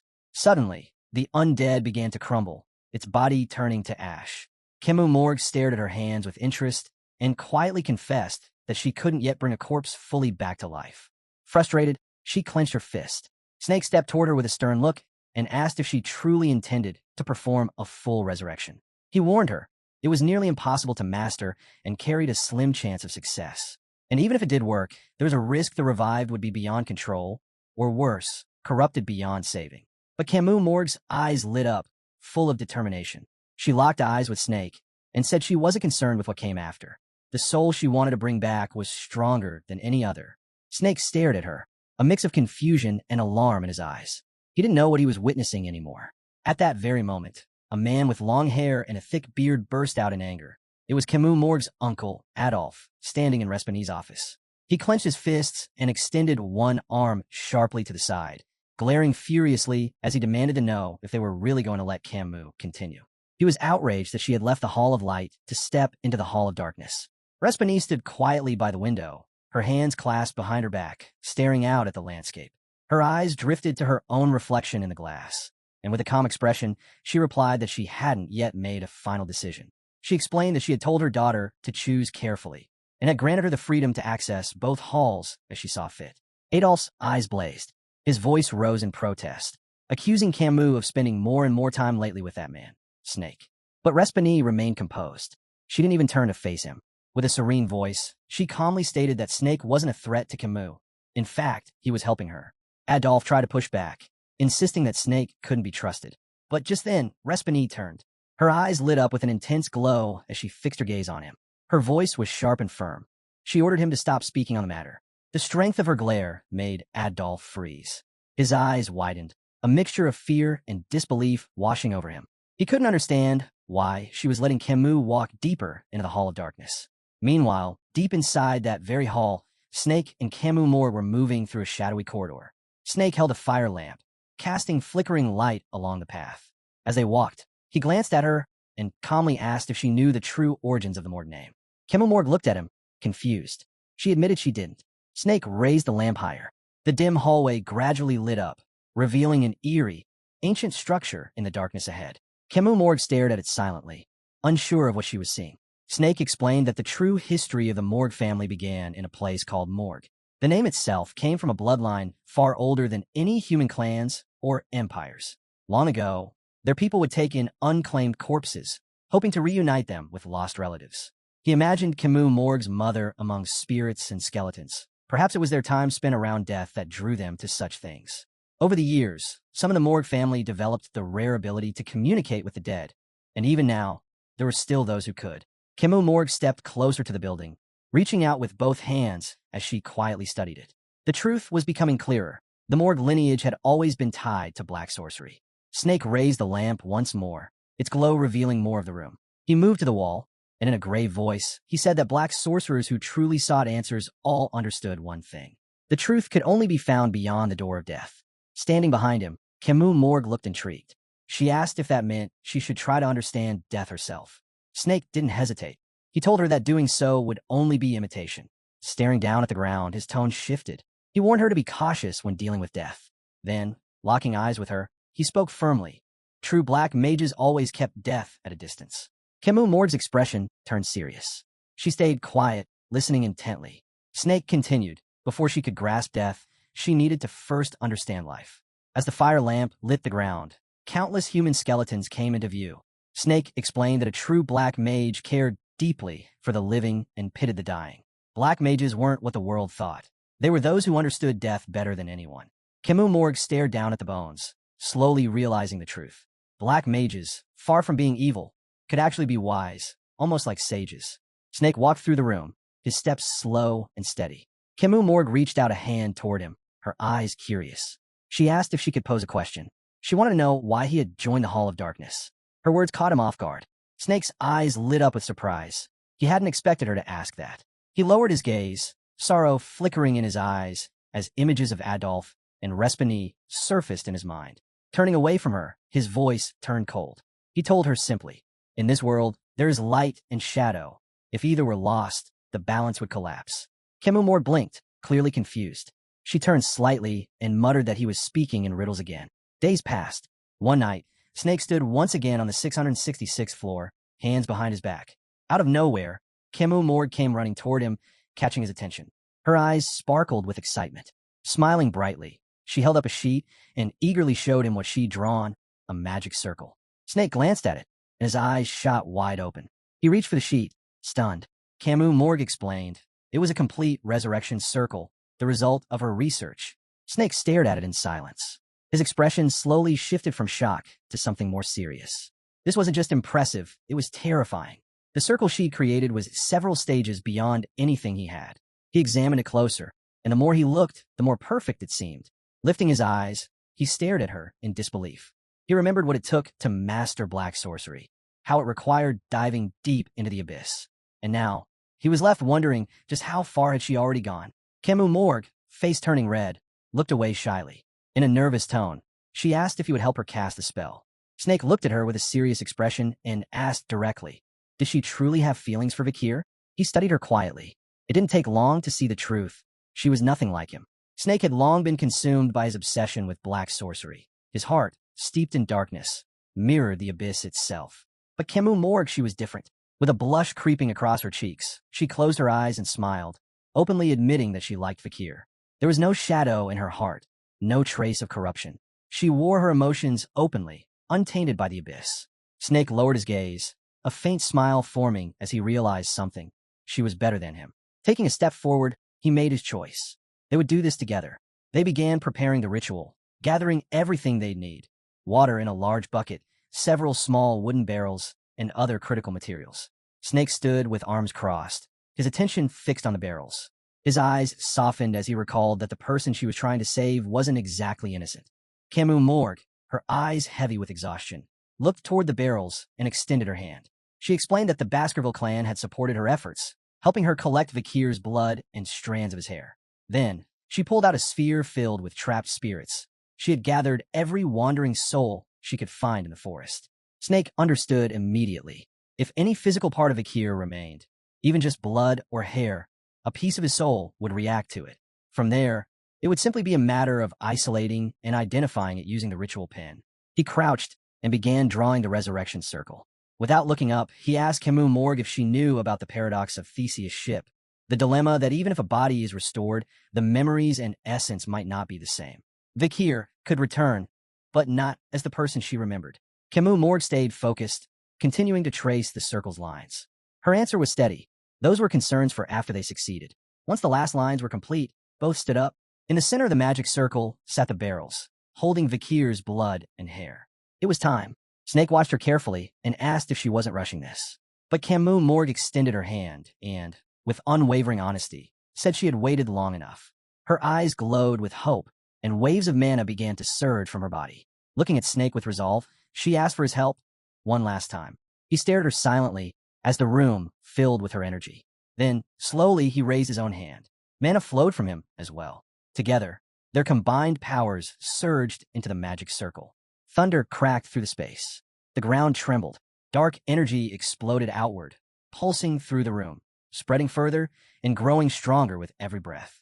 With her hand still outstretched, Kimu Morg raised her arm to shield her face, gritting her teeth as the power surged wildly. Snake's eyes widened in disbelief. The magic circle was flawless. For a moment, he wondered if this was the first true breakthrough in black witchcraft. The energy thickened, swirling violently within the circle. Then, in a flash, Vakir's figure took form, eyes burning with a murderous glare as he turned toward Kimu Morg. Her eyes lit up, overwhelmed with joy. She could barely believe what she was seeing. Tears welled up as she ran toward him. But just as she stepped forward, a new surge of energy burst from the circle. Without warning, Vakir's body shattered, exploding into fragments. The floor beneath cracked open, debris flying through the air. The blast hit Kimu Morg hard. She staggered as a strange force ripped through her. Blood poured from her mouth as she coughed, trying to breathe. Snake threw an arm up to block the flying debris. His gaze snapped to Kimu Morg, now bleeding and barely standing. Worry took over his expression. As the energy slowly faded, Kimu Morg's body collapsed. Her blood pooled around her as her eyes dimmed. Her vision blurred, but she caught one last look at Snake, and in that moment she realized it. This was a rebound, a devastating backlash from the ritual's mana flow. She had failed. Then, her eyes opened again. She was no longer in the chamber. In front of her stood a door, light pouring through its cracks. Disoriented, she stared, wondering if she had died. The ritual had been perfect, or so she believed. Maybe Vakir's remains were too old. Maybe his soul hadn't lingered in the forest. Maybe he had already let go, leaving this world and all its pain behind. Sadness filled her eyes as tears began to fall. She questioned everything. What was all for, whether any of it had meaning.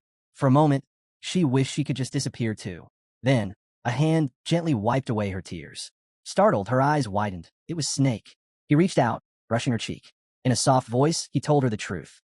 He hadn't joined the Hall of Darkness because he desired it. He had done it because he didn't belong in the light, because he couldn't stay with his sister. He had no place in that world, only in the shadows. Kimu Morg stared at him, her mind spinning. Snake gave her a faint smile, explaining that seeing her wear her heart so openly had reminded him of what he'd lost. He placed a hand on her shoulder, his gaze sincere. If only he had been brave enough to challenge the impossible, maybe things would have turned out differently. Then, gently, he pushed her. He asked her not to give up. As she fell backward, her eyes widened. The water rushed up around her, swallowing her whole. Snake stood at the edge, watching. His voice followed her down. He hoped she'd find her beloved again. Kimu Morg drifted beneath the surface, reaching for him, but he was already walking away, heading toward the door.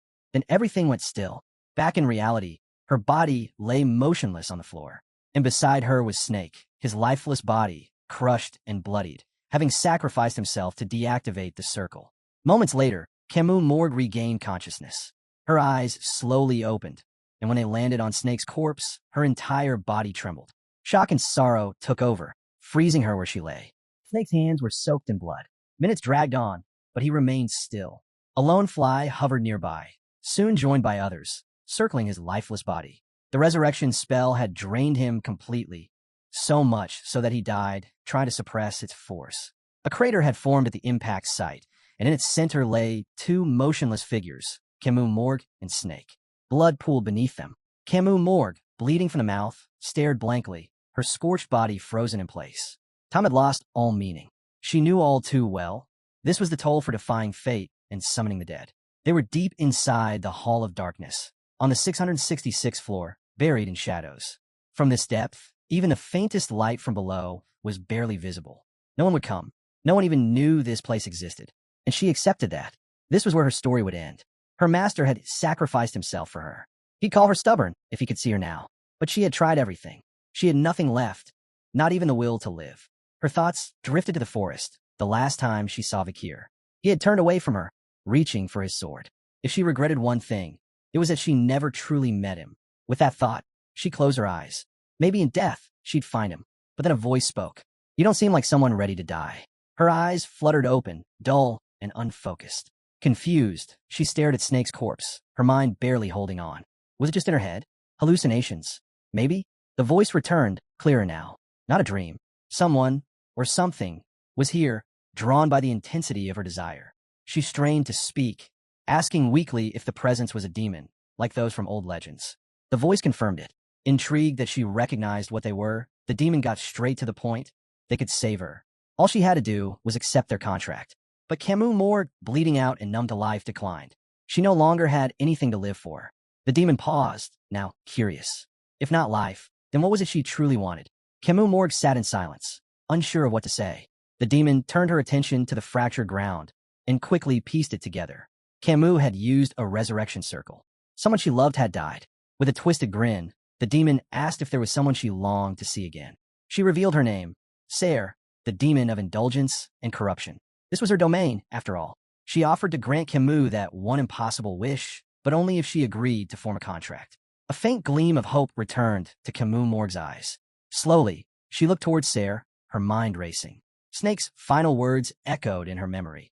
How he had pushed her into the water, hoping she'd find her loved one again. With barely any strength left, Kimu closed her eyes. But this time, not in surrender. When she opened them again, she'd made up her mind. I accept. Ser's smile widened, pleased by the answer. And in Kimu's eyes, a spark of resolve began to burn. She had thought the path had ended. But now there was one more road to take, and she wouldn't let it slip away. The moon hung high, bathing the world in pale light. Far beyond the city limits, the Morg family castle stood tall and silent. Kimu approached its gates. The guards, stunned to see her alive, rushed to help. Adolf, panting and flustered, hurried with them toward the entrance. She had returned. He couldn't believe it. Kimu, her wounds healed, walked calmly through the hall. Adolf stared at her, frozen, overwhelmed with questions. Do you even know how worried I've been? But something had changed. Her hair, its color was different. With a heavy heart, Kimu looked down, saying nothing. Adolf's eyes widened. Your hair, what happened to it? And where have you been for the past 10 days? He clenched his fists, anger building. He blamed Snake. But Kimu didn't stop. She passed him in silence, expression unreadable. Adolf's jaw dropped. He turned as she walked away. Then, in a soft, almost reluctant voice, she said, I'm sorry. I'm just tired. The room fell still. Guards and nobles all turned to her, uncertain, caught off guard. From the shadows, Sarah appeared with a knowing smile, her voice teasing. Cold, aren't you? Ignoring your dear uncle after all this time? Kimu, Morg's eyes lit up with fierce determination. Her gaze sharp, she barked at the demon to stay silent. As she walked down the hall beneath a grand chandelier, her voice was cold. If Sarah didn't prove her worth soon, the contract would be over. Sarah, unfazed, decided to demonstrate what she could do. And so, the pact was sealed. In return for helping her reunite with Vakir van Baskerville, Sarah would lend Kimu a portion of her power. But the price was steep. Each day, for 1 full hour, Sarah would take complete control of Kimu, Morg's body. During that time, Kimu would be unconscious, powerless. On top of that, she was forbidden from ever speaking of Sarah or the existence of demons. Their first meeting after the pact was in the forest. Kimu extended her hand. Darkness surged around her, Sarah's magic. The ground quivered as Kimu tapped into her new powers. She now had 2 abilities, the power to find what she desired most, and the power to bring back the dead. With a solemn expression, Kimu released a lock of hair from her hand, letting it fall to the ground. Then, her arms stretched forward. Dark energy spiraled around her as the spell activated. Sarah watched silently, arms crossed, a slight smile on her face. Moments later, a figure emerged from the spell, a young woman with red hair. Rose. Kimu clasped her hands, overwhelmed, tears brimming in her eyes. Without hesitation, she rushed forward and wrapped Rose in a tight embrace. Against all odds, she had brought her cousin back, the same cousin who had been killed by barbarians. Days later, they returned to the Hall of Darkness. Kimu drew a circle with candles, while Sarah hovered above, summoning spirits. Her expression shifted. Something was wrong. For the first time, Sarah admitted she couldn't feel Vakir's soul at all. Behind her, Kimu, Morg stood silently, staring at the ground. But only for a moment. Her eyes flared again with resolve. She wasn't giving up. By day, she stayed near Rose, using combat training as an excuse to protect her. By night, she slipped away, continuing her search for Vakir. Her mother and uncle didn't question her behavior. They didn't press. Inside her room, Kimu knelt by the floor, pen in hand, drawing another circle. Day after day, she drifted further from her family and clan. There was no time left for them. Only the search remained. Kimu, Morg had no space left in her heart for anything but the search. Vakir was all that mattered. One day, deep inside the Hall of Darkness, a sudden laugh echoed through the shadows. She froze. Confused, she spun around, only to find a figure in an elegant suit standing behind her. Her voice was sharp. What did you get in here? The man smiled calmly, brushing off her demand. He wasn't here for her. Then his form shifted, eyes glowing with malevolence. A wicked grin stretched across his face. The demon, Dantalion, extended a hand and calmly gave her a command. Bring Ser. From that day on, Rose was gone. Ser's eyes gleamed with mischief as she revealed the truth. Her ally, the Ninth Corpse, needed a servant, so he took Rose. And once Dantalion vanished, he was nearly impossible to find. Kimu Morg's rage erupted. She raised her hand, voice trembling, demanding to know how Ser had let this happen. But Ser only smiled, arms open. She was already dead. I can fix her again. There's no need to be angry. Kimu's fist clenched tightly. Her fury surged. And in that moment, she saw Ser for what she truly was, a demon, through and through. She raced to the orphanage, to the place where Vakir had once defeated Dantalion. It was night. The building had been torn in half, its structure shattered. She had come to revive Rose, but someone appeared. Kimu's eyes widened. She turned slowly. It was him, Vakir. His bow was drawn, a mana arrow ready. His gaze was sharp, unwavering. The wind stirred, sweeping through the broken building and sending strands of her hair drifting in the air. Vakir lowered his weapon slightly. It's been a while. She dropped to her knees, overcome with emotion. Tears welled in her eyes, spilling down her face. He had taken off his mask. Through a break in the wall of bones, she stared at him, speechless. He smiled, warm, gentle. You've changed. Seeing him alive shattered her. Her voice caught in her throat as tears kept falling. There was so much she wanted to say, so much she needed to ask. Vakir stepped forward, moving past the wall of skeletons, walking slowly toward her. Kimu Morg stared at the ground, her thoughts spiraling. Why was Vakir speaking so calmly? Why hadn't he come for her if he'd been alive all this time? Didn't he know how much she had endured just to see him again? As he stepped closer, her body froze. Not a single word escaped her lips. Vakir stopped right in front of her. He could tell she'd made a pact with a demon. His eyes searched hers, silently asking what had happened. Still, she said nothing. She didn't want to seem weak. She wanted him to remember her as someone strong, even in the end. And without a single word from him, she could feel the weight in his gaze. There was something different in his eyes now, depth, strength. He looked better than ever. Meanwhile, she felt like she had destroyed everything. Vakir's confusion deepened, and he called her name softly, snapping her out of her daze. Slowly, Kimu lifted her head, locking eyes with him. Her time was almost up. When the contract ended, Vakir would be forced to face Ser. Alone. She wouldn't let that happen. If there was one last thing she could do for him, it was this. Still kneeling, her voice trembled, but her heart was steady. Thank you for finding me. Vakir's eyes went wide, fear creeping in. A magic circle lit up beneath Kimu. Dark spikes burst upward. Tears streamed down her face as she smiled, full of gratitude. 100 out of 100, she whispered, eyes shutting tight. The spikes flew toward her, but they never struck. Warmth wrapped around her. Her eyes shot open in shock. Blood splattered across her face. Vakir had thrown his arms around her, taking the full force of the attack. The spikes had pierced his back. She stared at him, trembling. Why? Why did you do that? His voice was soft, steady. I know. You couldn't tell me. The contract. Vakir held her tightly, unmoving. Back when we fought, you never aimed for a killing blow. I should have known then. Kimu broke down, unable to hold back her tears. She didn't understand why he was still protecting her, why he always did this. Vakir looked down at the blood-soaked floor. His voice was quiet. If this was your way of telling me you couldn't say anything, then don't worry anymore. He looked into her eyes. Let me handle it from here. Vakir's eyes burned with hatred. He wasn't going to lose, especially not to a demon. At that moment, Ser took control. Kimu Morg's body jerked upright. Her eyes lit up with an eerie glow, no longer her own. A slow, chilling smile crept across her face. The demon slayer had arrived. Vakir embraced Kimu Morg, only for a demon to soon seize control of her body, greeting him with a twisted sense of pleasure. Ser watched, slightly caught off guard, as Vakir calmly stated he'd heard plenty about her from his roommate. But the moment quickly shifted. Vakir's eyes burned with rage, locked onto her as blood dripped from spikes impaled through his body. Despite the injury, he stayed composed and demanded to know what she had done to Kimu Morg. Ser's gaze narrowed, her eyes glinting with scorn. With a smirk, she asked if he was seriously concerned about the girl. The eye on her forehead flared to life, revealing Kimu Morg, trapped deep within. With a mocking grin, the demon declared that Kimu was in a deep slumber, her body hers to use for a day. She laughed, taunting Vakir, asking how long he planned to keep holding on to her. Then, without warning, Ser unleashed her power. A cluster of skeletons, armed with spears, materialized overhead, poised to strike. Vakir looked up, his attention snapping to the threat. As they lunged, he sprang away just in time, breaking the embrace and dodging the barrage at the last possible moment. Sarah rose, silently watching him. Her eyes gleamed as she brushed a hand across the skeletons, turning them to ash. With a sinister smile, she revealed they were inside Andromalia's personal trap. That's when she realized Vakir was the one who had taken down her fellow warrior. The realization stunned her. Could this be the same person Kimu Morg had been searching for? She placed a finger to her chin, staring up, confusion growing in her widened eyes. How could someone know so much about the 10 elite corpses?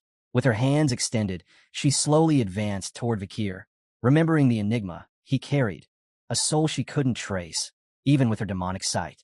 She wasn't sure if he truly belonged to this world. Vakir, hand pressed to the ground, stared at her in silence. Seeing his wordless stare, Sarah smirked. She called him cold, thinking maybe he'd break that silence if she shared Kimu Morg's tragic past. But before she could say more, the wounds from the earlier attack faded from Vakir's body, vanishing as if they'd never existed. Vakir stared down the demon, his eyes burning with unrelenting fury. That's when Sarah dropped the truth. Kimu Morg had dared to use the forbidden spell of full resurrection, all to see him again. But the spell had failed. Her body was left paralyzed, motionless on the floor of a ruined room. Days passed, and with every moment, her hope faded. She had tried everything, until there was nothing left to try. Then Sarah leaned in, her voice dripping with venom. Want to hear something funny? Her eyes gleamed wickedly as she smirked and pointed to herself. Just as Kimu was on the edge of death, a demon appeared, offering her one last thread of hope. The rage in Vakir's eyes flared even hotter. Sarah mocked him further, saying that after the pact was sealed, it was agony listening to Kimu Morg cry out for him. Vakir pictured her, broken, kneeling on the cold floor, hands clutched to her head, sobbing. She had sent him away, and now regret consumed her. If only she hadn't been taken by the barbarians, maybe none of this would have happened. She wished she had died instead of him. She waited, wondering why Vakir never came, pleading not to be left behind. Sarah let out a laugh, mimicking her voice with cruel accuracy. I miss you. That was enough. Without a word, Vakir unsheathed his sword and charged. As he closed in, Sarah didn't flinch. Instead, she raised her arms and smiled, eyes locked on him. Vakir swung, eyes cold and blade fierce, but stopped just before it hit. Sarah's gaze went straight to the sword, her expression lighting up. She smirked with satisfaction. Vakir knew how demon contracts worked. If she died, Kimu Morg would die with her. With a sudden flash, a magic circle on the ground activated. From it, an undead beast rose, jaws wide open, lunging to consume him. Sarah was certain he couldn't bring himself to kill the girl who waited for him in desperation. But Vakir didn't freeze. He leapt back in time, narrowly dodging the creature's fangs. Landing hard, he glared at the floor, fury building as he readied himself to strike again. He rushed at the monster, unleashing a series of brutal slashes, but they did nothing. The creature didn't flinch. Vakir's eyes narrowed in confusion. Sarah stood nearby, her eyes glowing with amusement. You really thought I'd use magic you could just slice through like Kimu? She sneered. You're not facing a rookie anymore. This is real power, and a mere graduate like you doesn't stand a chance. The undead lunged, landing a brutal blow with its jaws that sent Vakir flying. He hit the ground hard, completely immobilized. Wasting no time, the creature charged again, slamming him repeatedly into the earth. With one final burst of force, it hurled him into a sword-shaped statue. The impact was devastating. The stone cracked, and blood spilled from Vakir's wounds. Sarah laughed, taunting him. You won't save her. You'll die trying. Vakir lay still, staring down, breath shallow. In that moment, memories resurfaced, his battle with the Spider-Madam. She had been terrifying, but even then, he had drawn his blade and stood his ground. Now he knew the truth. Kimu Morg had made a pact with a demon to save him. Hiding away in the deep forest had changed her path. Once a future hero, now reduced to a demon's vessel. The image of a knight striking down a man filled his mind, because to kill a contracted demon, the human who made the pact must die first. Vakir had always known this. His eyes burned with fury, locked on Sarah. He wasn't sure why he'd let those words escape before. But now, there was no doubt. He wouldn't let a demon win. As his thoughts spiraled, Sarah's tail wrapped around his foot. Still, he didn't move. She lifted him easily, remarking on how lost he was in his head mid-fight. Her eyes darkened, glowing with rage. Then, without hesitation, she whipped her tail and flung him again, his body smashing into another statue. The force left it riddled with cracks. Despite the damage, Vakir clenched his fists and focused. In his mind, he pictured a scale. On one side, Kimu Morg. On the other, her family, the barbarians, and the fate of humanity. He knew what was at stake. If he didn't take down the 10 elite corpses, the world would fall. It was her or everyone. But as the weight of that choice pressed down, so did the memories of Kimu Morg's pain, her kindness, her sacrifice. His eyes lit up with a quiet resolve. He was breathing heavily, but within that breath was a spark of hope. However faint, he was determined to hold on to it. From atop an undead's palm, Sarah loomed over him, approaching his battered form. Her expression twisted in disbelief. How could the 9th and 10th elite corpses have fallen to a human like him? One not even considered powerful? Sarah's eyes glowed with malice as she raised her razor-sharp claw, ready to strike. She sneered, asking if Vakir realized he was the one delaying the opening of the demonic realm's gate. Vakir couldn't move. His strength was gone. Then she struck. Her claw tore through his chest with brutal force, shattering the statue behind him into rubble. Smoke billowed from the impact. She drove the claw even deeper, and Vakir's mouth opened in a scream of sheer agony. His body trembled, and he struggled to raise a hand. That only made Sarah angrier. The fact he was still clinging to the idea of saving Kimu Morg, this weak, insignificant graduate thinking he could challenge her, was laughable. Her eyes narrowed with wicked joy, a smug smile stretching across her face. He was nothing but a human, foolishly waiting for a miracle. The word hit something in Vakir. A miracle. He gritted his teeth and suddenly reached out, grabbing hold of Sarah's horns. Her eyes widened in shock, completely caught off guard. "I like the sound of that," he muttered through clenched teeth. Before she could react, he rammed his forehead into hers with incredible force. Her body shook, and fear flickered in her eyes for the first time. Then came another headbutt, this one stronger. Sarah's jaw dropped. Still holding her horns, Vakir called out, asking if Kimu Morg could hear him. Though her claw was still buried in his chest, he gripped tighter and admitted this was more than he could handle alone. He wasn't strong enough to cut down a demon and save everyone on his own. But even so, he wasn't giving up. His voice pierced through the void within Sarah's body, echoing into Kimu Morg's slumber. He pleaded with her to fight back, to resist the contract. It wasn't absolute. He believed in her magic. She could break free. Inside, Kimu Morg remained bound, unmoving. Vakir knew the risk. Going against the contract would burn her soul as the price, but he wasn't backing down. With fire in his eyes, he roared his vow. They would defy fate and make their own miracle together. Sarah's expression twisted in fury. With a scream, she ripped her claw from his chest and delivered a devastating kick, sending Vakir flying. His body hit the ground, skidding and tumbling before smashing into another statue with a thunderous crash. Sarah touched down, her gaze locked on Vakir as she declared her twisted plan to turn him into one of her undead soldiers. He would take the place of the fallen 9th and 10th corpses and help her destroy humanity. Arms outstretched, she moved toward him with a sinister calm. But Vakir wasn't done. Dragging himself to his feet, he pressed a blood-stained hand against the ground and rose slowly. Wiping the blood from his chest, he made a vow under his breath to kill her with his own hands. His eyes dropped to the ground, and a memory surfaced. That letter, the one he had once doubted, brushed off as unreliable. Now it was all he had left to believe in. With his body torn and bruised, Vakir pulled out his sword and stepped forward, each movement filled with purpose. His gaze found a statue of Hugo Luke Baskerville. Of all people, he never imagined that man would be the one to aid him in this life. Then Sarah revealed her true form. Her scythe appeared in a flash, her eyes blazing with wrath as she gave a single, deadly command, die. But Vakir didn't flinch. He stared straight at her, his fist clenched, resolve burning bright in his eyes. He'd never imagined he would rise to the rank of Swordmaster, but now he felt it. In the demon's third eye, he spotted her, Sarah's captive, bound inside. He didn't look away, not for a second. He watched her closely and made a silent promise. He would protect her, no matter what it cost. A few days back, Hugo picked up his pen and began drafting a letter to Vakir. He knew that as a top-ranking graduate, Vakir could already unleash the 7th technique, a move that demanded mastery beyond recklessness. To truly refine that technique, one had to become a swordmaster. Bathed in sunlight pouring through his office window, Hugo kept writing. He was recounting the path he had taken to become a swordmaster himself. As he wrote, he pictured himself gripping his sword, determination burning in his gaze. He had achieved that title, Swordmaster. After Vakir's birth, memories of Roxana and Penelope surfaced in Hugo's mind. Losing them had shattered him, plunging him into darkness. From that point on, he drowned himself in the blade. Day after day, he trained in the sparring hall, swinging his sword endlessly. Since childhood, Hugo had trained without pause. As he matured, So did his technique.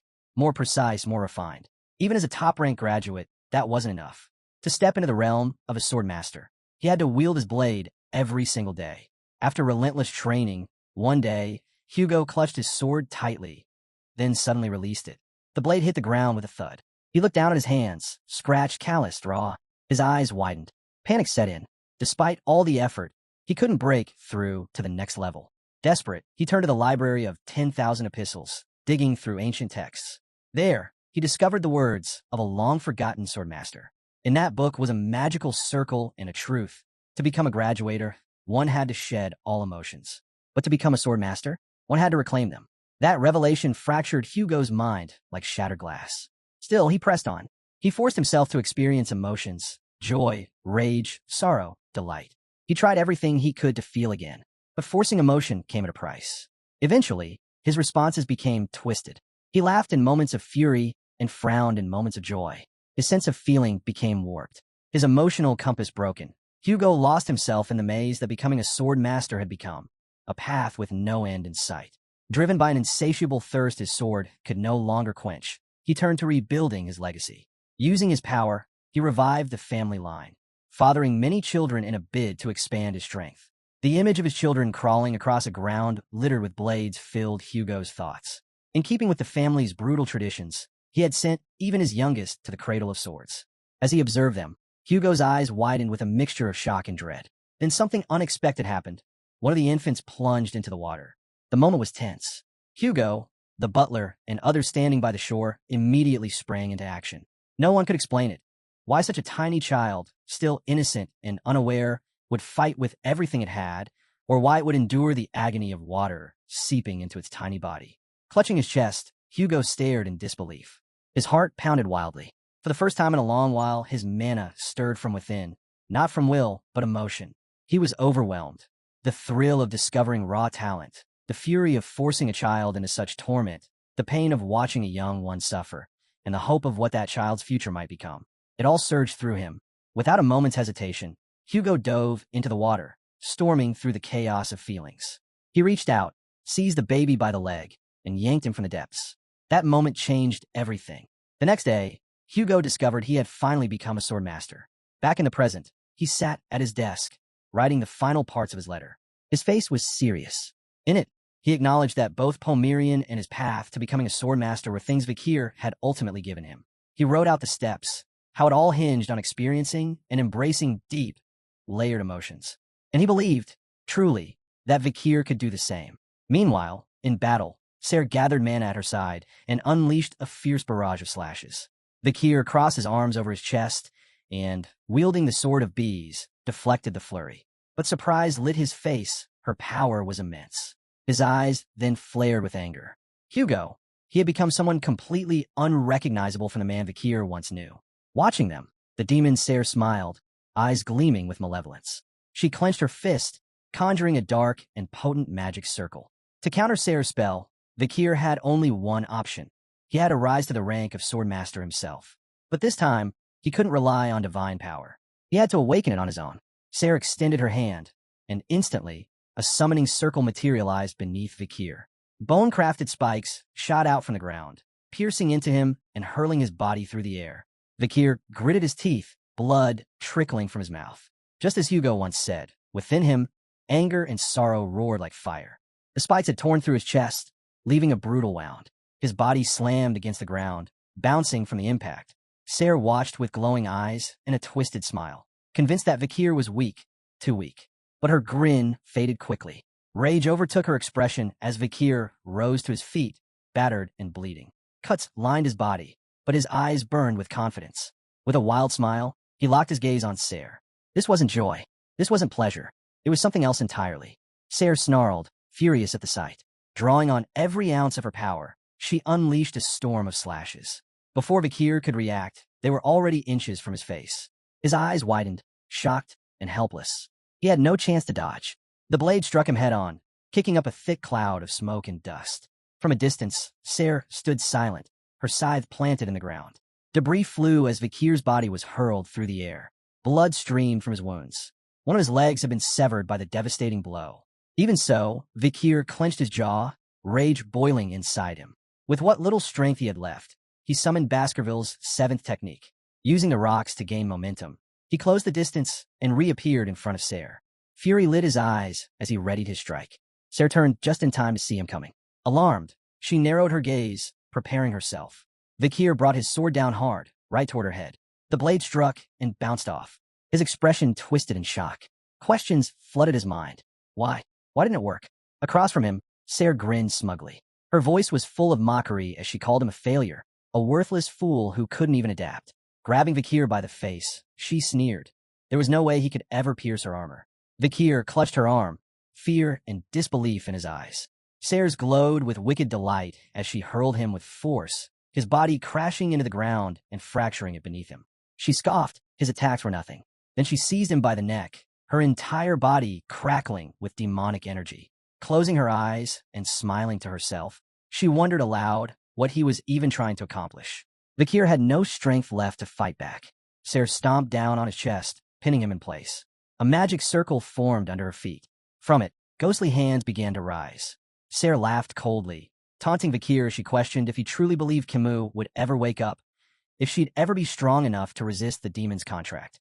From the magic circle beneath them, crimson hands surged upward. One clamped around Vakir's head, smoke billowing from his nose as rage flared inside him. The hands wrapped around him, layer by layer, until he was completely restrained. Ser's eyes gleamed with twisted delight.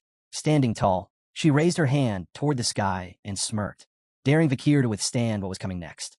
Above them, a massive magic circle formed, and from it a barrage of spectral hands rained down like a storm. They slammed into Vakir with terrifying force, kicking up a massive cloud of dust. When it cleared, the ground had been torn apart. A crater remained, and in the center lay Vakir. He had lost an arm. Blood pooled beneath his broken body. Yet he moved. Despite everything, despite wounds that should have been fatal, Vakir stirred. Ser stared, confusion flickering across her face.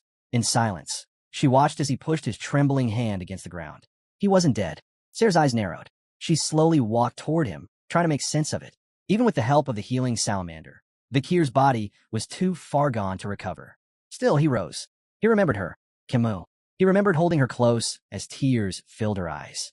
The look she gave him, asking why she was alone again, burned into his memory. Shaking, barely able to stand, Vakir moved. The smoke parted, and there he was, missing an arm but gripping the bees above sword tightly. Step by step, he advanced toward the demon. Then a voice rang out. It was Kimu, calling him an idiot. She said she didn't want to see him again if it meant seeing that expression on his face. Vakir, bruised and bloodied, froze, his eyes wide in disbelief. Ser's expression twisted, confusion and fury mixing as she tried to understand what was happening. Kimu Morg reached up, peeling the demon's skin from her face. Her eyes shone with resolve.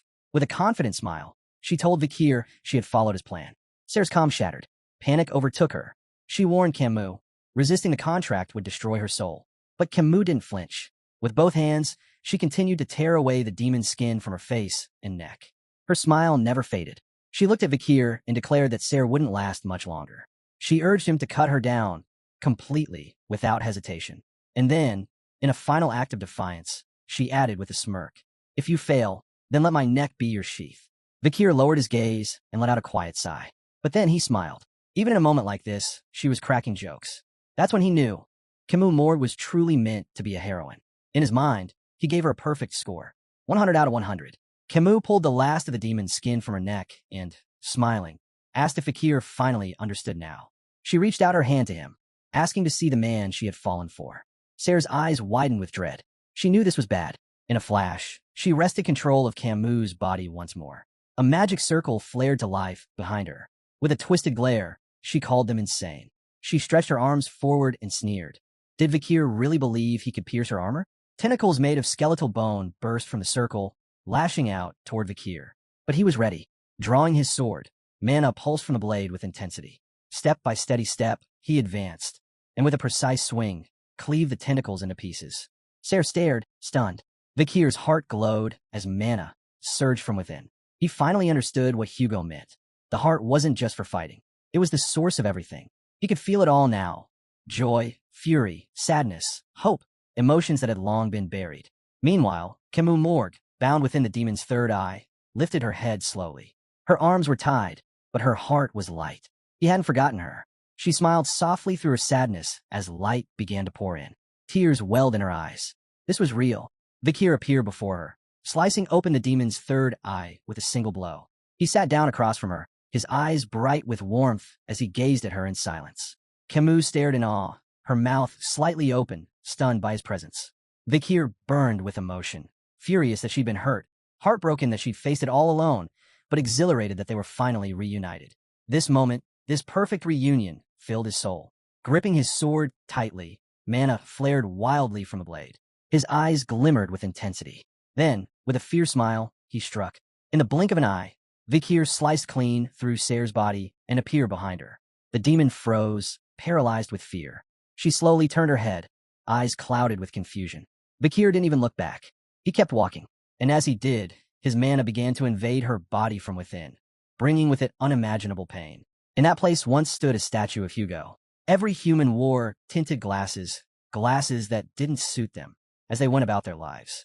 Vakir tightened his grip, and the aura radiating from the bees above his sword began to solidify. Only those who managed to remove those glasses could witness what regular people couldn't: hidden truths, deadly threats. And those who had reached this level of clarity and mastery were known as Swordmasters. With his eyes burning with hatred, Vakir moved like lightning. Before Sayre could react, his blade sliced cleanly, landing a deep blow. Bit by bit, the demonic energy wrapped around Kimu Morg began peeling away. Her own was slowly returning. The dark aura turned to ash, and Sayre's eyes widened, stunned, defeated. She stared at Vakir, fury flickering in her gaze. She had one job: to open the gate. But now, in mere moments, the demon's power vanished, and her body crumbled into ashes. Vakir, blood-soaked and missing an arm after the brutal fight, stood beneath the crimson sky, smoke drifting from his shoulder. He fell deep into thought. Everything felt off, as though he were wearing something old and ill-fitting. But his senses, strength, and instincts had soared past anything the Saint's mana had ever offered him. Then his eyes shifted, concern filled them. He turned, staring sadly toward the motionless figure behind him, Kimu Morg. Wind stirred as Vakir turned again and began walking toward her, longing for the moment of reunion. But as he neared her body, a strange sensation washed over him. His body froze. Moments later, he collapsed beside her, unconscious. The divine immortal's ring, resting on the shattered ground, suddenly came to life. A purple glow pulsed from it, growing brighter and brighter until it burst into the sky. The beam collided with the red heavens, and slowly, the barrier created by the ring's power began to unravel. Neither Vakir nor Kimu Morg stirred. They were both unaware, lying still. Then, the earth beneath them vanished. They were teleported back to the real world. Night had fallen. The moon stood high, watching over them. Hours went by, but Vakir still hadn't woken up. Sensing something was wrong, the little spider crawled out from his clothes and hopped gently toward his arm, peering at him closely. She bounced a few times, trying to stir him. While she was distracted, footsteps approached, a figure in a skirt walking calmly toward them. Tired, the little spider lay beside Vakir. But then something caught her eye. Her gaze sharpened, wide with surprise and confusion. It was Rose, silent and glowing. She stared intently at Vakir, her thoughts clouded with uncertainty. The little spider sprang to her feet, glaring at Rose with a furious growl. Her stance was clear. She wouldn't let anyone hurt him. Rose stood still, deep in thought. Then, slowly, she reached out, not to Vakir but to Kimu Morg. She gently lifted Kimu Morg's limp arm over her shoulder, helping her up. The little spider, still watching, was visibly puzzled. Time ticked by. Vakir didn't move. Turning her back to him, Rose began to walk away, carrying Kimu Morg. That's when Vakir stirred.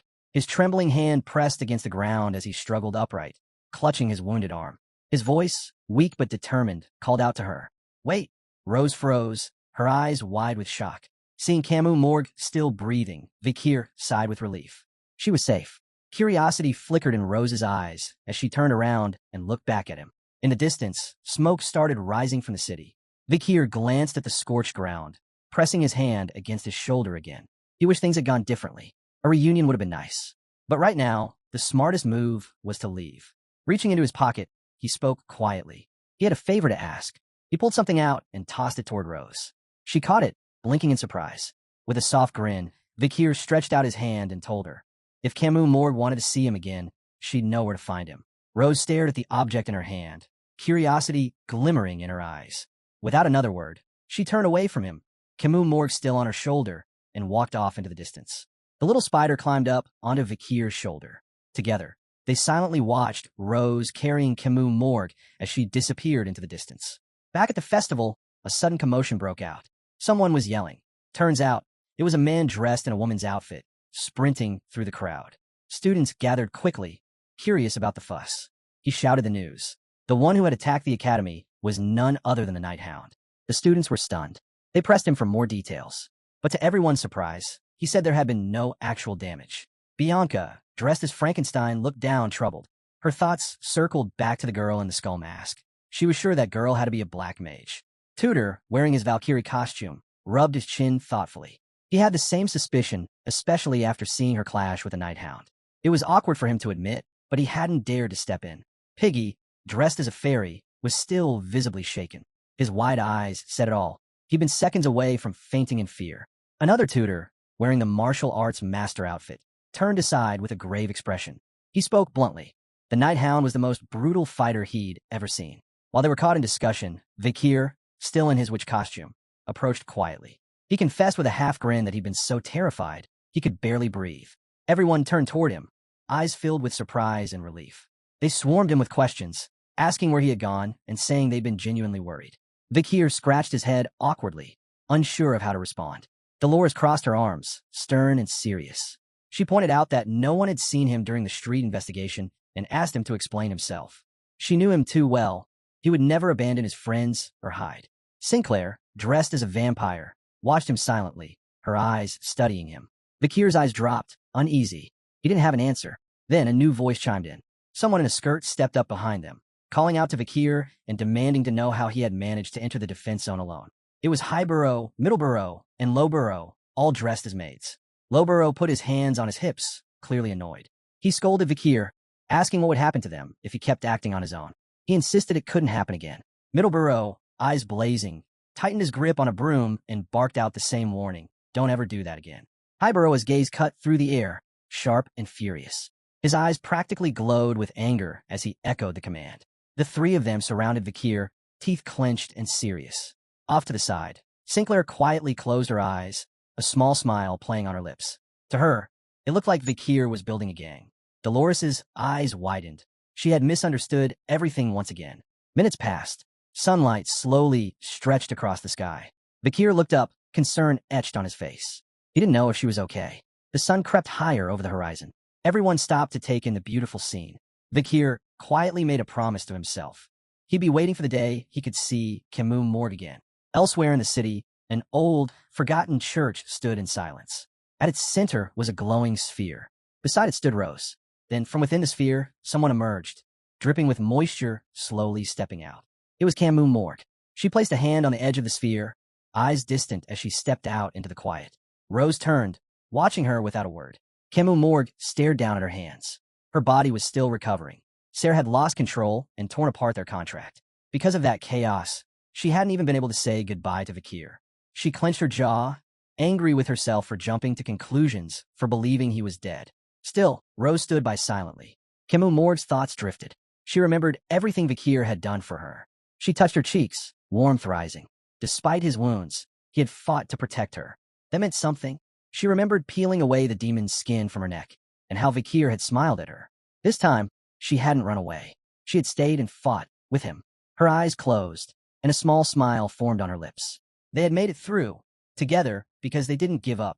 She was exhausted, dark circles under her eyes, but her heart was full. Turning to the side, she asked softly, "Isn't Vakir the kind of man worth risking everything for?" Next to her floated the demon, Ser. Kimu Morg's lips curled into a smug smile. Ser's ears twitched as her eyes welled up with tears. She demanded to know how the contract had broken. It wasn't fair, she said. To her, this was a scam.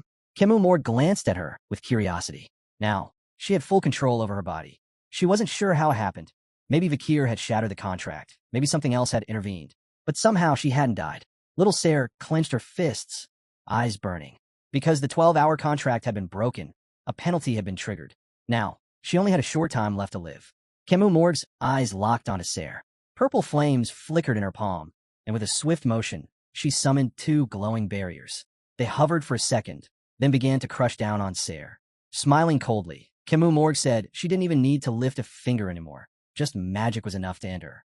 Sarah struggled, pushing back with her hands, but the barriers pressed harder. She cried out in pain, body trembling, tears spilling as she begged for her life. "I'll do anything," she sobbed. Kimu Morg's smile widened, eyes glinting with a wicked light. "Then give me everything. Your power, your authority. The contract is broken. You're mine now," she said. "Master and slave." Sarah turned away, sighing with a sorrowful look. Kimu Morg rested a hand on her hip, thinking back. If it weren't for Sarah, she never would have met Vakir. Sarah looked back at her, hesitant. "So what now?" Kimu Morg looked out toward the distance. "It's time to open the gate." Sarah's eyes lit up, stunned. "You mean, you're really going to—" Kimu Morg cut her off with a smirk. "I'm joking. What, do I look insane to you?" Rose stepped forward, helping her into a wizard's robe. Kimu Morg nodded, her tone more grounded now. "First, I'm going back to the Morg estate." Images flashed through her mind. Her mother, her uncle Adolf. Now that she knew Vakir was alive, she had to fix the damage she'd caused. Pulling up the hood of her robe, her eyes dimmed with sadness. She thought of Snake, his smile before the end. She had to return and announce his death properly, and mourn him as he deserved. Clenching her fist, she whispered a quiet thank you. Thanks to Snake, she found her way back to Vakir. She opened her hand, revealing a golden coin. A grin tugged at her lips.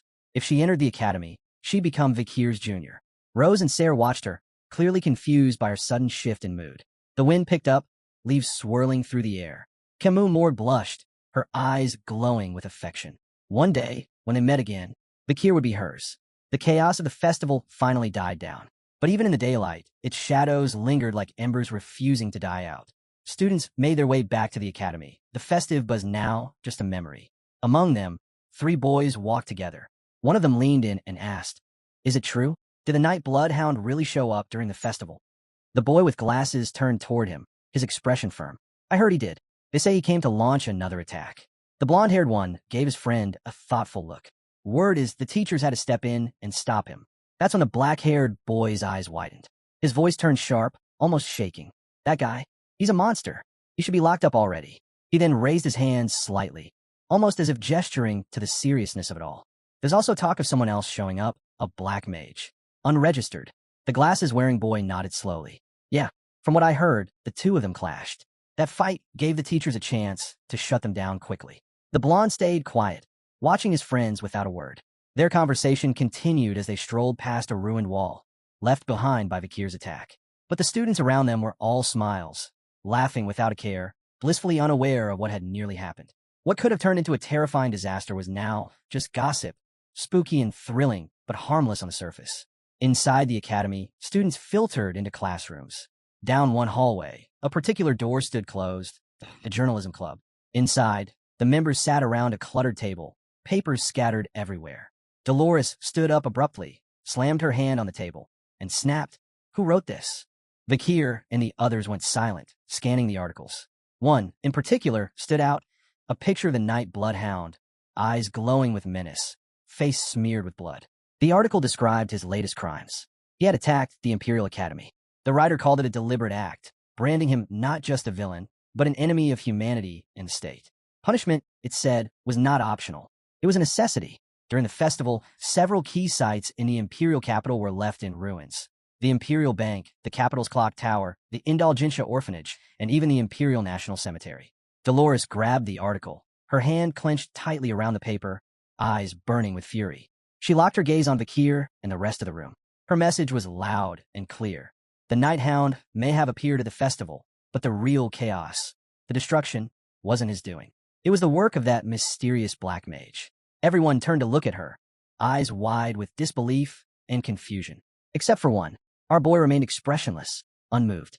Dolores kept reading, and the more she read, the more agitated she became. The article painted a picture of the Night Hound arriving with the intent to slaughter students. Sure, she didn't deny that he was a wanted criminal in the eyes of the Empire, but she knew, without a doubt, that he hadn't made a move that day. Not during the festival. She argued that the article should stick to the facts. No exaggerations, no bias. She demanded to know who wrote it. Piggy's hands shot up, trembling, his face pale. "It wasn't me," he stammered. Tudor turned to him, panicked and speechless, unsure of what to believe. Meanwhile, our boy just kept scanning the papers in front of him, calm as ever. Dolores didn't take her eyes off Vakir. Her expression sharpened. She had figured it out. He was the one behind the piece. Vakir met her stare and spoke up. I only wrote it under Professor Vinci Morg's direction. He's our advisor. Dolores slammed her hand down on the table, seething. All of this had gone down while she wasn't around. Vakir, still composed, reminded her she had been busy with student council responsibilities during the festival. That hit her like a wave. Her eyes softened in confusion. She dug her hands into her pockets, pulled out some documents, and sighed. Just because I wasn't here doesn't mean you get to print unchecked reports, she said, placing 3 papers on the table. These were released this morning by the Imperial Guard.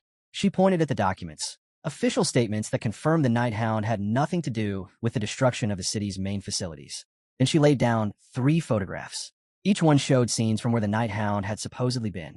It was night, and everything in the images was wrecked. But something was off. There are no sword marks, she pointed out. Not a single one. Just strange trails, like a massive snake dragged its body through. She closed her eyes for a moment, then described a woman, wrapped in a white snake with glowing purple eyes, wielding a whip. Her name's Ms. Ouroboros, she said. Presumed female. No known motive. Estimated to be on the level of a graduator. And her weapon? Still unknown. Then she added grimly, every witness is dead. Tudor and Sancho froze. Their eyes widened, alarmed by what they'd just heard. Dolores kept one hand planted on the table and raised 3 fingers with the other. Her expression was firm as she stared Vakir down. There are 3 villains, she reminded him, her voice sharp. So stop pinning everything on a night bloodhound. We need to separate the facts, who did what. Vakir didn't answer right away. He sat silently, unfazed, until he eventually gave a slow nod. Truth be told, he didn't really care about the specifics. His goal was to make the Night Hound look like the villain. That way, if anyone ever pointed fingers at him, he'd already have built a narrative of opposition. It was strategy, pure and simple. Tudor leaned forward, hands folded under his chin, eyes gleaming with a mix of fear and curiosity. Where did this new villain, Ms. Ouroboros, even come from? He wondered aloud.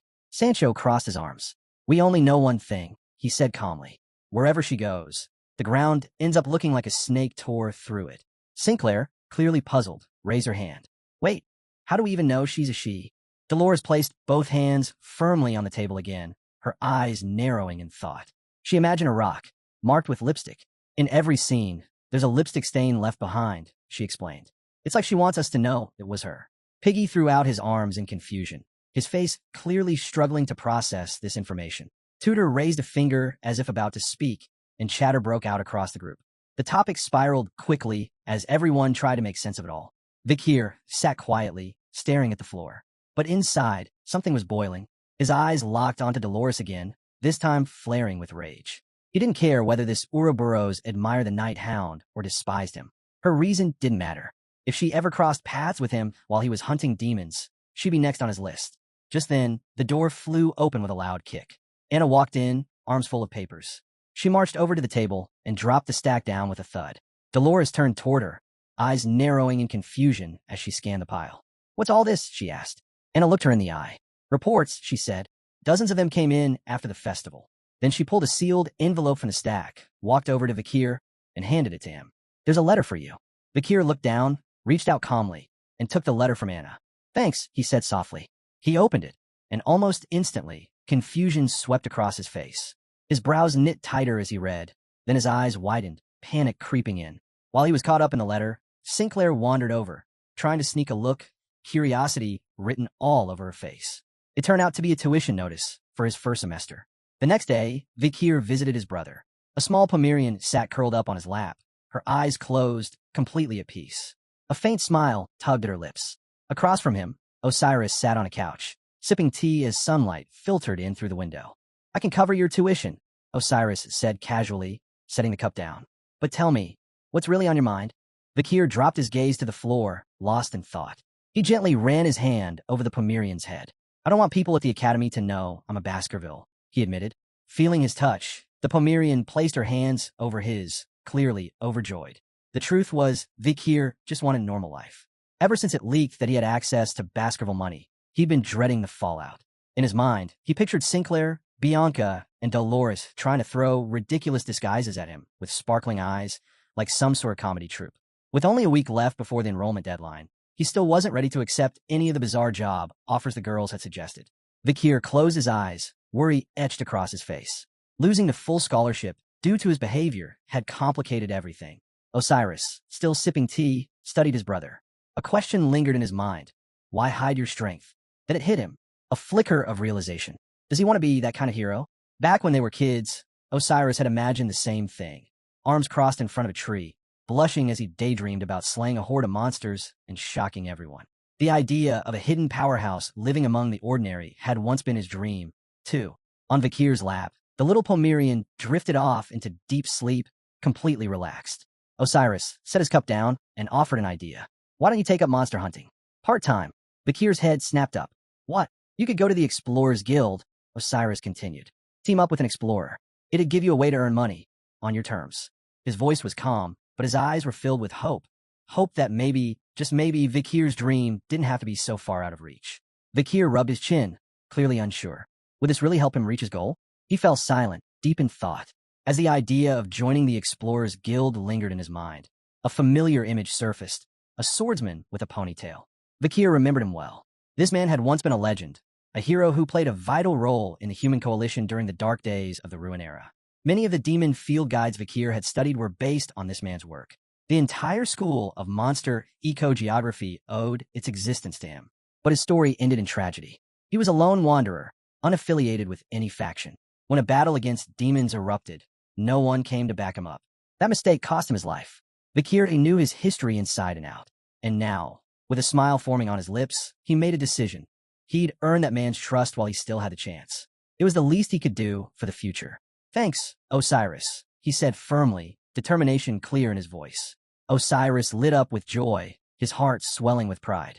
Meanwhile, elsewhere in the city, the Sherpa Guide Guild was buzzing.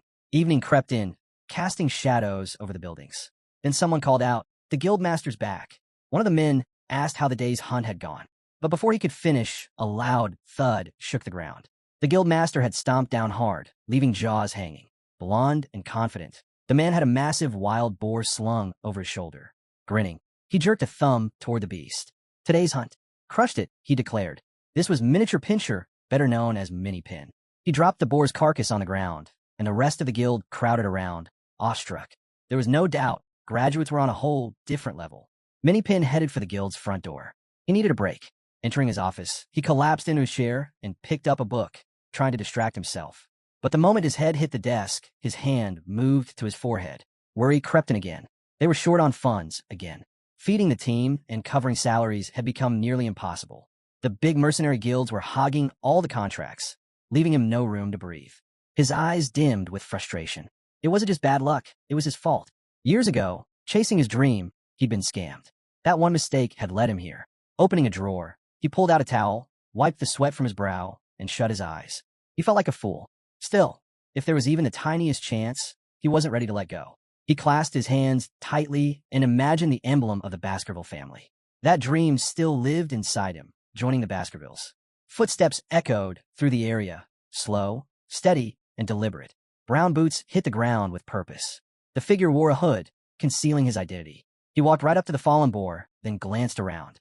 "Anyone know where Mini Pin is?" he asked calmly. Heads turned. The men nearby stared, their expressions shifting. One of them stepped forward, eyes narrowing as he took in the stranger's youth. "And who do you think you are, throwing our guild master's name around like that?" The hooded man didn't flinch.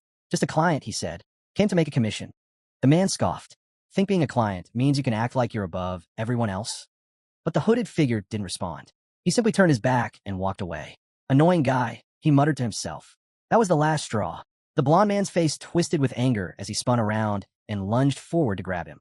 But the moment he moved, the hooded figure vanished like a bolt of lightning, slipping out of reach in an instant. Everyone froze. The man who tried to grab him stood stunned, and the others jumped into action, trying to catch him. But it was no use. With a sharp, deadly gaze, the hooded figure weaved through their attempts, untouched. Then, in one powerful leap, he launched himself forward, landing right in front of the guild office's window. Inside, Mini Pin sat with his hands clasped, still lost in his daydream. He felt a sudden presence and snapped out of it. His eyes went wide as he looked up. The hooded stranger peered in through the window. "This the guildmaster's office?" he asked. He studied Mini Pin for a second, then nodded to himself. "Guess that makes you the man I'm looking for." Mini Pin jumped to his feet, confusion etched across his face. "Who are you?" he demanded, fist clenched. Perched on the window frame, the stranger gave a relaxed answer. "Just a client. Here to make a request." Mini Pin's mouth hung open as sweat gathered on his brow. The stranger jumped down, walked over, and held out a folded piece of paper. "Here," he said, "my commission form." Minnie Pin grabbed the sheet and began to read, but his eyes never left the man for long. He was on edge now. Whoever this was, he was fast. Too fast. There hadn't even been time to react. As Minnie Pin read through the request, he kept his voice firm. "You can't just come in here without submitting a formal application." But then he saw the name. His hand stopped moving. His eyes froze. The stranger reached up and pulled back his hood. "I'm here to hire you, Minnie Pin." Minnie Pin's body began to tremble. This wasn't just some random client. He knew this face. He could never forget the one who came from that family. The boy who once watched him with quiet eyes. The one from the legendary house he'd begged to serve. The air in the room turned heavy as Minnie Pin broke into a sweat, because standing before him now was Vakir. A few hours later, night had settled in. Minnie Pin and Vakir strolled through the quiet village streets. Minnie Pin had his eyes on a mission report submitted by our boy. According to the details, the kid was affiliated with the Colossio Academy and was looking to hire a guide to help him hunt monsters. While Vakir walked silently beside him, focused and unreadable, Minnie Pin kept stealing glances at the boy. He felt his cheeks flush, still trying to wrap his head around the fact that this young man was truly from the Baskerville bloodline. Stopping abruptly, Minnie Pin turned to Vakir and gave him a deep bow. It was clear he saw working with Vakir as a great honor. Seeing this unexpected show of respect, the boy looked puzzled. With sincerity in his voice, Minnie Pin confessed that he'd always dreamed of meeting someone from the Baskerville family. Vakir eyed him steadily, then calmly told him to lower his voice and settle down. Minnie Pin quickly apologized. Then, unable to hold it in, he blurted out his dream to one day serve the Baskervilles. Vakir studied him, his expression unreadable at first, but then his eyes lit up with realization. So, even before time had turned back, Minnie Pin had been chasing this dream? Minnie Pin, fist clenched, smiled bashfully. He spoke with admiration about the Baskervilles, the monster-hunting legends of the Western Front, the iron-blooded sword family. If he could join them, he'd finally learn their unstoppable fencing style. His tone shifted. Somber now, he rubbed the back of his head and admitted his true goal, to get a house and land, to give his wife a better life. But he'd been swindled by con men. Everything he'd worked for had gone up in smoke. Vakir's gaze sharpened. He knew Minnie Pin might not look like much, but the man had top-tier skills, strong enough to join even the highest-ranking mercenary guilds. Looking at the ground, Vakir gave a small smile. He told Minnie Pin his dream could become real, but it would all depend on what he chose to do next. Minnie Pin's eyes widened. Then, a huge grin spread across his face. He was stunned and thrilled. With renewed energy and purpose, he promised to give it everything he had. A few hours passed, and Minnie Pin was now steering a carriage loaded with goods under the cover of night. The boy beside him was on a covert mission, so secret that even his own family didn't know.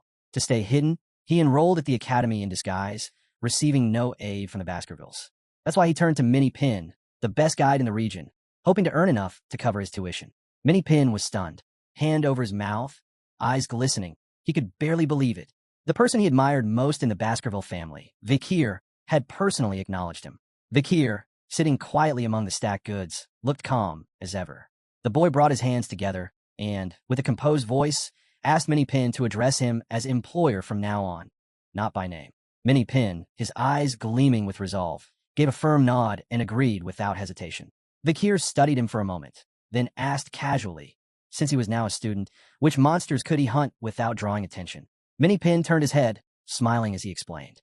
One option was the Gnolls, a relatively weak monster that could still fetch a good price.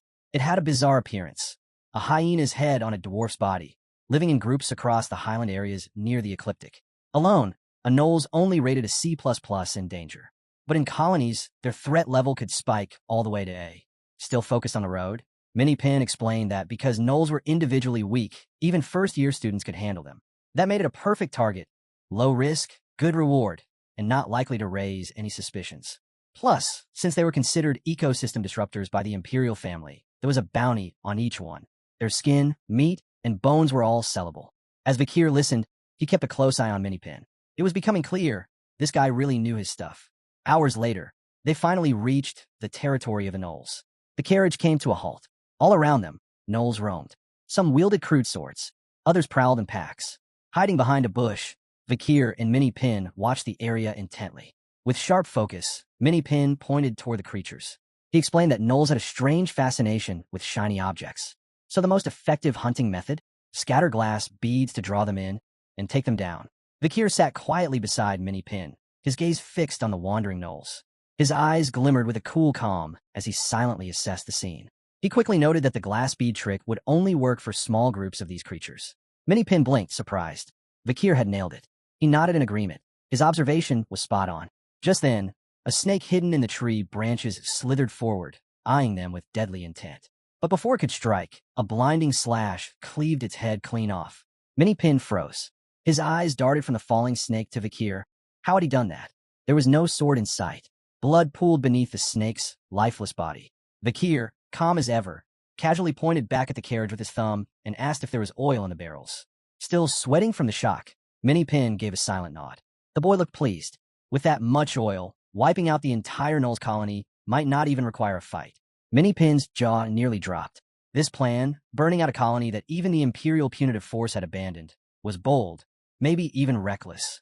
And yet, Vakir's eyes sparkled with thrill, a grin spreading across his face. Minnie Pin, watching him closely, was completely puzzled. What was Vakir thinking? Following his command, Minnie Pin hauled the barrels to the entrance of a nearby cave, the main lair of the gnolls. The little monsters hadn't sensed Vakir at all as they slipped back into the cave. Vakir, crouched by the cave mouth, silently watching them disappear into the darkness. Moments later, the creatures turned back, eyes glowing with fury. Panic crept into Minnie Pin's chest. He had no idea what Vakir was planning. If this went wrong, the gnolls might flood into neighboring villages. Vakir stood at the cave's mouth, unmoving, deep in thought. Minnie Pin glanced at him, still baffled, but he had a gut feeling. Vakir wasn't someone who missed the details. Under the pale moonlight, Vakir stepped forward toward the cave as if daring fate itself. Minnie Pin stayed back, setting down the oil barrels quietly at the entrance. Both men stood in silence. Vakir's gaze shifted downward, his eyes sharp with fury. He recalled something. This mountain had 3 entrances to the Gnoll's colony's lair. And this one? It only led to the section inhabited by the lower-ranked Gnolls. Our boy knelt down, eyes closed, one hand pressed against the ground. In that moment, mana surged from his body and spread through the earth like ripples on water. Vakir focused harder. A vivid image flickered in his mind. Floating wine glasses in a grand banquet. That was the level of clarity Swordmasters operated with. They were called superhuman for a reason.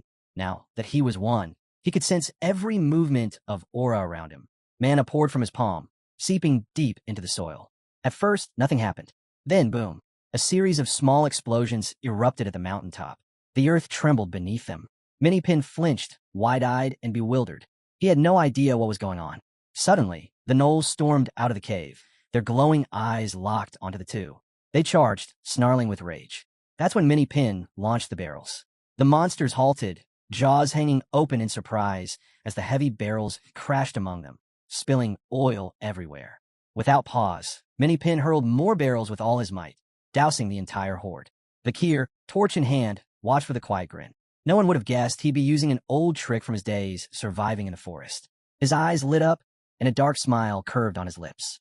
Back then, the plan had failed, but that was against the madam. This time it was just gnolls. It would work. The oil soaked their bodies as they charged forward, unaware of what was coming. Then, with that same wicked grin, Vakir dropped the torch. Flames exploded into life, devouring the monsters in a blazing inferno. Screams rang out as fire engulfed them, spreading fast.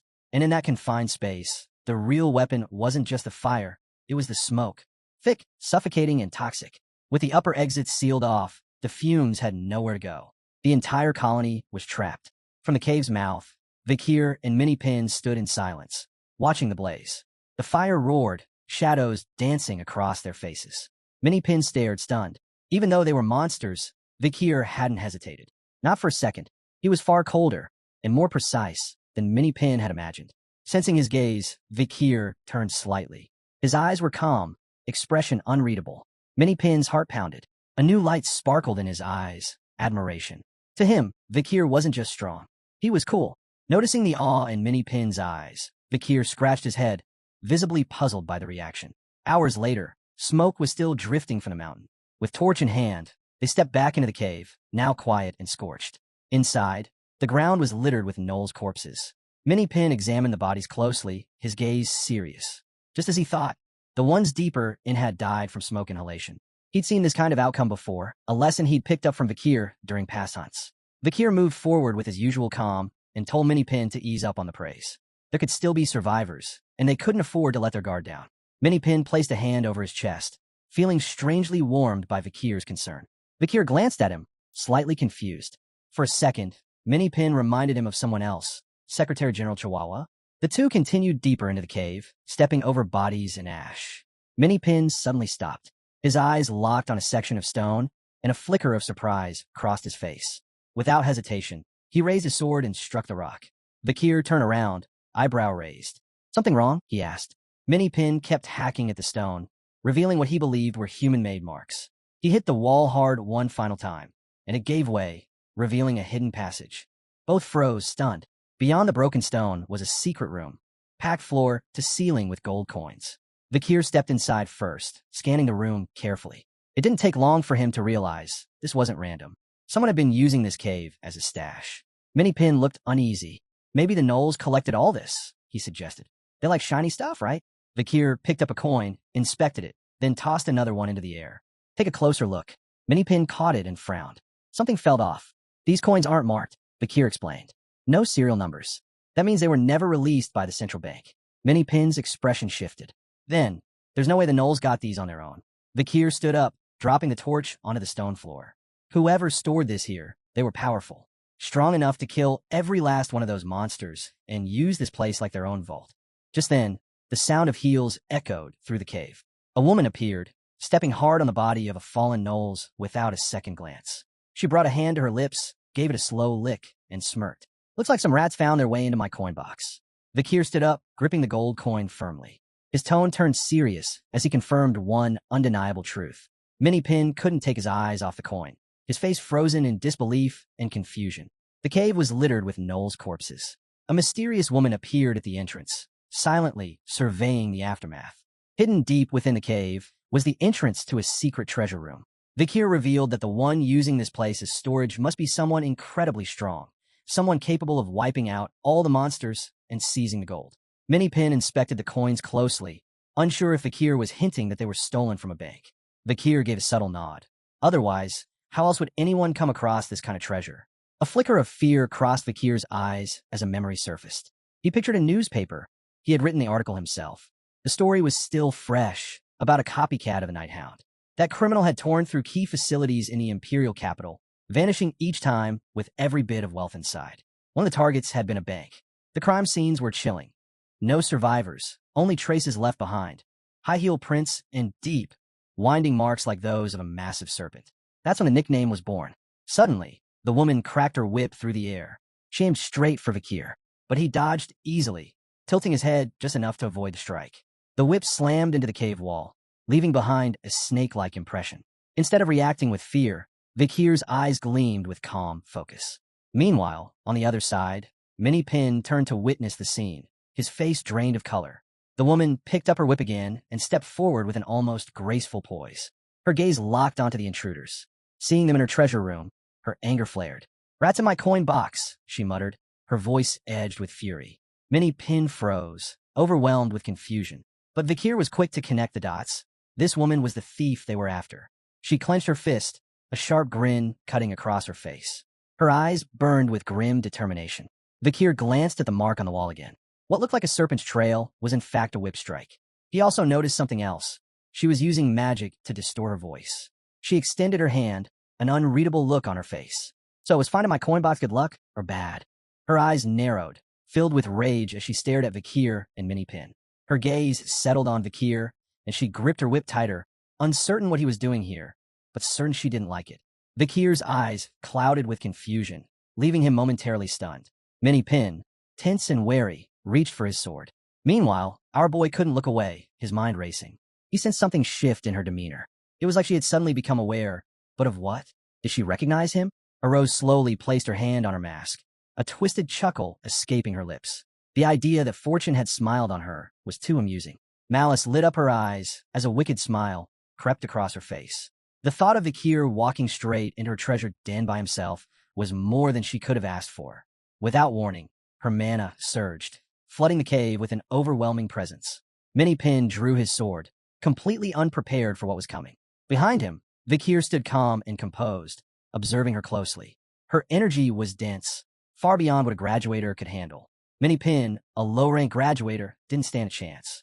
Vakir's eyes sharpened with resolve. He knew this was his fight, but hesitation clawed at him. If he used his true power and she recognized him and got away, things would only get worse. He hesitated, unsure of his next move. Ouroboros' aura blazed around her. Vakir remained silent, eyes thoughtful and calm. Minipin turned to glance at him, stunned. He could tell Vakir's thoughts were miles away. Vakir looked down at the ground, doubt creeping in. Sure, he was hailed as a genius, a hero, but going up against Miss Ouroboros, who surpassed even graduate-level strength, was a whole different challenge. Minipin stepped in front of Vakir, his expression earnest. He reminded him that by now, the Imperial Guard would be patrolling near the base of the mountain. That snapped Vakir back to reality. His eyes widened slightly, still trying to process the plan. Minipin then poured his mana into the sword, golden energy pulsing through his body. Clenching his jaw, eyes firm with purpose, he vowed to buy Vakir enough time to reach the entrance and alert the Imperial forces. Vakir remained unsure, but Minipin's eyes gleamed with steady confidence. He smiled and said that meeting Vakir, even briefly, had been an honor. Without waiting, Minipin charged forward, every ounce of his strength behind him. Sword in hand, he raced toward Ouroboros, who didn't move an inch. With a powerful swing, Minipin brought his sword down, but Ouroboros reacted in a flash, ducking just in time. His blade slammed into the cave floor with a thud. Minipin clenched his teeth in frustration, fury rising as his strikes kept missing. He swung again with all his might, but Ouroboros leapt back effortlessly, his sword slamming against the cave wall with a loud crack. She channeled mana into her whip, a gleam of excitement in her eyes. This guy had clearly lost it, and she was ready to finish him. Before Minipin could react, her whip lashed out viciously, landing a crushing blow under his jaw. The force of the hit knocked him out briefly, leaving a deep gash on his face. He staggered backward, dazed, finally stomping the ground to steady himself. Blood dripped from his face, and his sword clattered to the floor. His body trembled as he struggled to stay upright. The pain from the blow felt like his flesh had been torn and his bones shattered. They might have both been graduators, but the gap between their ranks was massive. With rage burning in his eyes, Minipin stared her down, then raised his arms in front of his face, channeling golden mana that began to surge from his body. Ouroboros wasn't about to give him a break. She lashed out again, striking repeatedly. Her whip tore through his defenses, slicing shallow cuts across his body. Even as his skin split open, Minipin refused to back down. He thought about Vakir, the one destined to become a swordmaster someday. The idea of him dying here was unbearable. A small smile tugged at Minipin's lips. Ouroboros caught sight of his expression, and for the first time, her eyes flickered with fear and confusion. She froze, but Minipin was already charging, eyes blazing with purpose. He had made up his mind. He'd give his life to protect Vakir. Then Vakir's voice rang out. "Don't throw your life away." In a flash, he launched a stream of spider silk. It flew straight toward Ouroboros and stuck to her mask. She staggered, momentarily panicked. Minipin gritted his teeth, completely thrown off. Ouroboros grabbed at the mask, furious and confused, trying to tear off the sticky webbing. Whatever this stuff was, she knew she had to get it off immediately. While she struggled, Vakir moved in. In the blink of an eye, he appeared behind her. Before she could react, he drove a powerful kick into her ribs. The impact was brutal. She bit down hard, blood spilling from her mouth as her body was hurled against the cave wall. The crash sent up a massive cloud of dust and made the entire mountain tremble. Minipin's eyes went wide in disbelief. He hadn't realized Vakir was this strong. Vakir placed a hand on Minipin's shoulder and told him he'd done well, that he was strong. Minipin turned his head slowly, eyes widening in disbelief. Vakir was praising him? Not far off. Ouroboros wiped the blood from her mouth, her hands bracing against the ground. She clenched her teeth in frustration. That strength Vakir had shown, it wasn't normal. Minipin's body was battered, too injured to stand, let alone walk. Without hesitation, Vakir hoisted him onto his back. His expression turned sharp and focused. He knew one blow wouldn't be enough to bring her down. Not someone like Ouroboros. But showing his true abilities was too risky, especially in front of her or Minipin. Now was the moment to make their escape. Carrying Minipin, Vakir turned and headed for the cave's exit. From behind, Ouroboros, still slumped on the ground, growled through clenched teeth. "Where do you think you're going?" Moments later, they reached the mouth of the cave. Moonlight spilled in, casting a soft glow over them. Vakir paused. He turned back, his gaze cool and confident. "You should run while you still can," he said. "We'll be back with the Imperial Guard." Ouroboros trembled with rage. She dug her hand into the dirt, furious and humiliated. Vakir smiled, his eyes gleaming. Next time you reach for my coin box, be ready to face the consequences. With that, he turned away. Ouroboros could only grind her teeth and hiss his name under her breath. Bastard. Time passed. Minnie Pin was unconscious, slumped over Vakir's back as they made their way under the moonlit sky. Vakir let out a quiet smile. He had once believed his story was finished, but tonight proved there was still much about himself left to discover.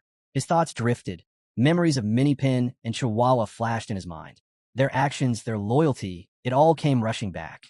And with it, echoes of his past life stirred. Under the pale moonlight, Vakir pressed forward, heading toward the area where the Imperial Patrol was stationed.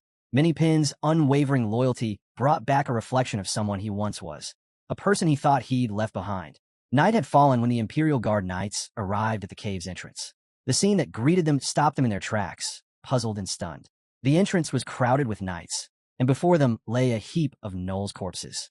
Whoever had done this had taken down an entire army. Standing quietly, hood drawn low, Vakir observed the chaos with calm detachment. The mission to wipe out the gnolls' village came to an end with the Imperial Guard arrival. But by then, Miss Ouroboros had already vanished, leaving behind a fortune in treasure. Without wasting time, the knights hauled out carts and started loading bags with gold coins. Through the dead of night, they moved swiftly, packing everything into their carriages before preparing to leave. Just like that, the treasure was seized under the authority of the Imperial Guard. By morning, Minnie Pin lay in bed, his face wrapped in bandages. Despite his injuries, his eyes sparkled, and a faint smile lingered on his lips. Soon after, Vakir showed up, carrying 2 hefty bags of gold. He beamed and explained that the money came from selling the spoils and collecting the bounty from the gnolls' extermination. Minnie Pin, still battered and wrapped in bandages, quietly watched him, his eyes glowing with a quiet sense of contentment. Vakir turned to him with a grin, saying the fire and smoke had ruined most of the leather, but the bones, teeth, and claws had fetched a hefty price. That pulled Minnie Pin out of his daze, and he gave Vakir a grin of his own. Taking a seat nearby, Vakir glanced at him with concern and asked about his injuries. Minnie Pin clasped his hands together and looked his way. He admitted that everything hurt, but the doctors were optimistic. Once healed, he'd be able to live normally again. Hearing that, Vakir understood exactly why Minnie Pin had made it to the rank of graduator. Without a word, Vakir handed over a bag of gold. It dropped into Minnie Pin's lap with a soft thud. Minnie Pin opened it and froze. His eyes went wide, jaw slack. He had never seen so much gold in one place. Vakir had added a generous amount, not just for his contribution during the mission, but also to help cover his recovery. With his injuries, he wouldn't be earning anything for a while. Minnie Pin stared down at the floor, unable to find the words. Morning light streamed through the window, warming the room. He tightened his fist and quietly asked if Vakir was heading back to the academy. Vakir gave a calm nod. Minnie Pin didn't look up. He couldn't. Just being near the hero of Baskerville, even for a short while, was enough. Vakir watched him, eyes flickering with interest. He recalled that Minnie Pin had an impressive understanding of monster ecology. That caught Minnie Pin off guard. His jaw dropped, eyes wide in disbelief. With pride in his voice, Minnie Pin stretched out his arms and said that in his youth, he'd traveled across the continent. He could recognize monster habits, nesting areas, even identify subspecies, rare types, and apex variants with ease. Vakir stood from his chair, his gaze distant, and started walking away. Seeing this, Minnie Pin's confusion grew. Then Vakir paused and looked over his shoulder. "Wait here," he said. Tears welled up in Minnie Pin's eyes. Vakir smiled and added, "I'll need your help again." Minnie Pin stared at him silently, overwhelmed. Meanwhile, back at the academy, Professor Vinci Morg was buried under a mountain of paperwork. He looked annoyed, clearly realizing he'd be handling everything alone again. As he was lost in thought, a knock came at his door. Snapping out of it, he allowed the visitor in. It was Dolores, holding a stack of documents. With a puzzled look, Vinci asked what brought her there. Her expression turned serious. She said she wanted to discuss students needing financial aid. Walking up to his desk, she laid the petitions out in front of him. Vinci leaned in, curiosity growing as he skimmed through the files. Dolores explained. These were students who, because of family hardships, wouldn't be able to continue next semester. Some had dropped grades due to juggling part-time jobs, while others had intentionally avoided work to qualify for scholarships. Then her tone sharpened. She pointed out that among current scholarship recipients, some cases needed reevaluation. There were even students from wealthy families who faked their documents to pass as underprivileged, claiming funds meant for those in real need. Those scholarships, she said, had to be reclaimed and reassigned to those who truly deserved them. Vinci Morg glared at her, his fury growing by the second. His patience was running thin. Jabbing a finger toward Dolores, he reminded her that scholarships followed strict academy rules, and as student council president, it was her duty to uphold them. Unfazed, Dolores pressed her palm against the desk and firmly insisted that some disadvantaged students were slipping through the cracks. The regulations, she argued, weren't catching everyone who needed help. That only made Vincey Morg angrier. He couldn't believe she was asking him to do everything all over again. But Dolores wasn't backing down. Her eyes now burned with resolve. As president, she declared, it's my responsibility to speak up for students facing real struggles. Morg scoffed, demanding to know who'd take responsibility for the extra workload, especially since she wasn't going to be the one doubling his salary. Dolores began to boil. Her stare hardened, eyes flashing with disdain. She leaned in, both hands on the desk. This is about their future, she said, not your comfort. The air grew heavy with tension, until suddenly the office door swung open. All eyes turned toward it. Vakir stepped inside, carrying a bag brimming with gold coins. Neither Vincey Morg nor Dolores expected him, and their surprise showed on their faces. Without even knocking, he'd walked in. Vincey Morg raised an eyebrow and sneered, asking if Vakir's parents had ever taught him proper manners. The question made Vakir pause. His mind flashed back to his father and the lessons he'd learned growing up. With a quiet smile, he recalled the family motto, respect the strong. He looked down, saying nothing, which left Dolores slightly puzzled. Vincey Morg rubbed his face, sighed, and shut his eyes. So, why are you here? Didn't get a scholarship either? Vakir didn't answer right away. He simply walked over to the professor's desk. Dolores watched him, her curiosity piqued. Vakir set the bag of coins down. Morg's eyes locked onto it, brows furrowed. When Vakir opened the bag, the gleam of gold poured out, drawing the professor's full attention. With a calm and steady gaze, Vakir explained why he was there, to pay his tuition. The moment he said it, Morg's eyes shot open in disbelief. He leaned in, scrutinizing the gold. Then, with suspicion in his voice, he asked the obvious question, where had Vakir gotten that kind of money? Vakir calmly adjusted his glasses and explained that he had taken part in the expedition against the Gnolls, purely by chance. While resting, a fire he'd started had spread into the Gnolls' cave, and the entire swarm had been wiped out. Vincey Morg planted his hands on the desk and stood abruptly, clearly skeptical. That makes no sense, he snapped. Vakir met his gaze steadily and replied that Morg could confirm it with Minnie Pin, the guide who had been with him. Then he motioned toward the coins and asked if this was enough to cover next semester's tuition. Morg leaned in, eyeing the coins carefully. His expression shifted as he picked up a few and let them clink back onto the desk. This isn't just enough for one semester, he muttered. You could pay for all 4 years up front. Vakir looked down again. Quietly, he added that the rest of the money was also meant for tuition, but not his. Dolores was now fully focused on him, a bead of sweat running down her face. Vincey Morg narrowed his eyes. There's way too much here for just tuition, he said. What's next? Buying a building? Are you planning to be a professor instead of student? Vakir's tone stayed calm as he made a request. Use the leftover money to help students who couldn't afford to continue. That caught Dolores off guard. Her eyes flew open in shock. Even Morg looked confused. You're saying you want to donate all this for scholarships? Vakir nodded, but with one condition. Students who received help had to complete a certain number of volunteer hours in an orphanage. Vincey Morg paused, then pointed at Vakir. Should we name the scholarship after you? The Vakir Scholarship. But Vakir shook his head. He didn't want recognition. Call it the Perry Scholarship. As the name left his lips, Dolores raised her hands to her mouth, stunned.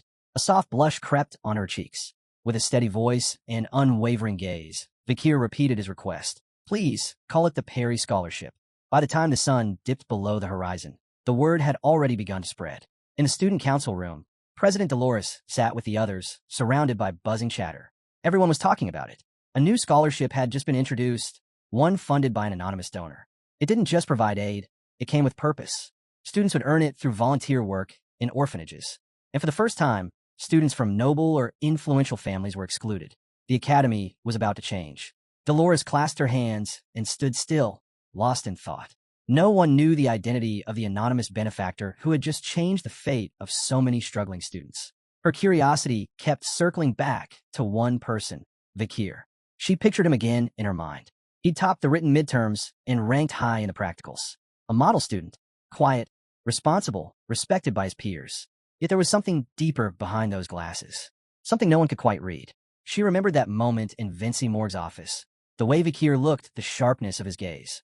It felt distant, unreadable. But then her mind drifted to a different memory. Vakir sitting beside Perry. Perry, The girl who was lost in the fight against Dantalion. Vakir still carried her memory. That thought alone made Dolores rise to her feet. He might appear cold, but she was starting to see it. There was warmth beneath that surface, a quiet, hidden fire. Her heart skipped as a soft blush colored her cheeks. She found herself standing in front of Vakir's room, hand hovering near the door. Her fingers trembled slightly. This wasn't just admiration. It felt like responsibility, or maybe something more. Something that had grown from witnessing Perry's end and the shadowy presence of the Night Bloodhound during that same battle. Suddenly, the door opened. Piggy stood there, scratching his neck. The two locked eyes in silence. Still unsure, Dolores asked where Vakir was. Piggy turned toward the empty room behind him, then glanced back with a faint frown. He knew exactly why she was there. "He's not here," Piggy said.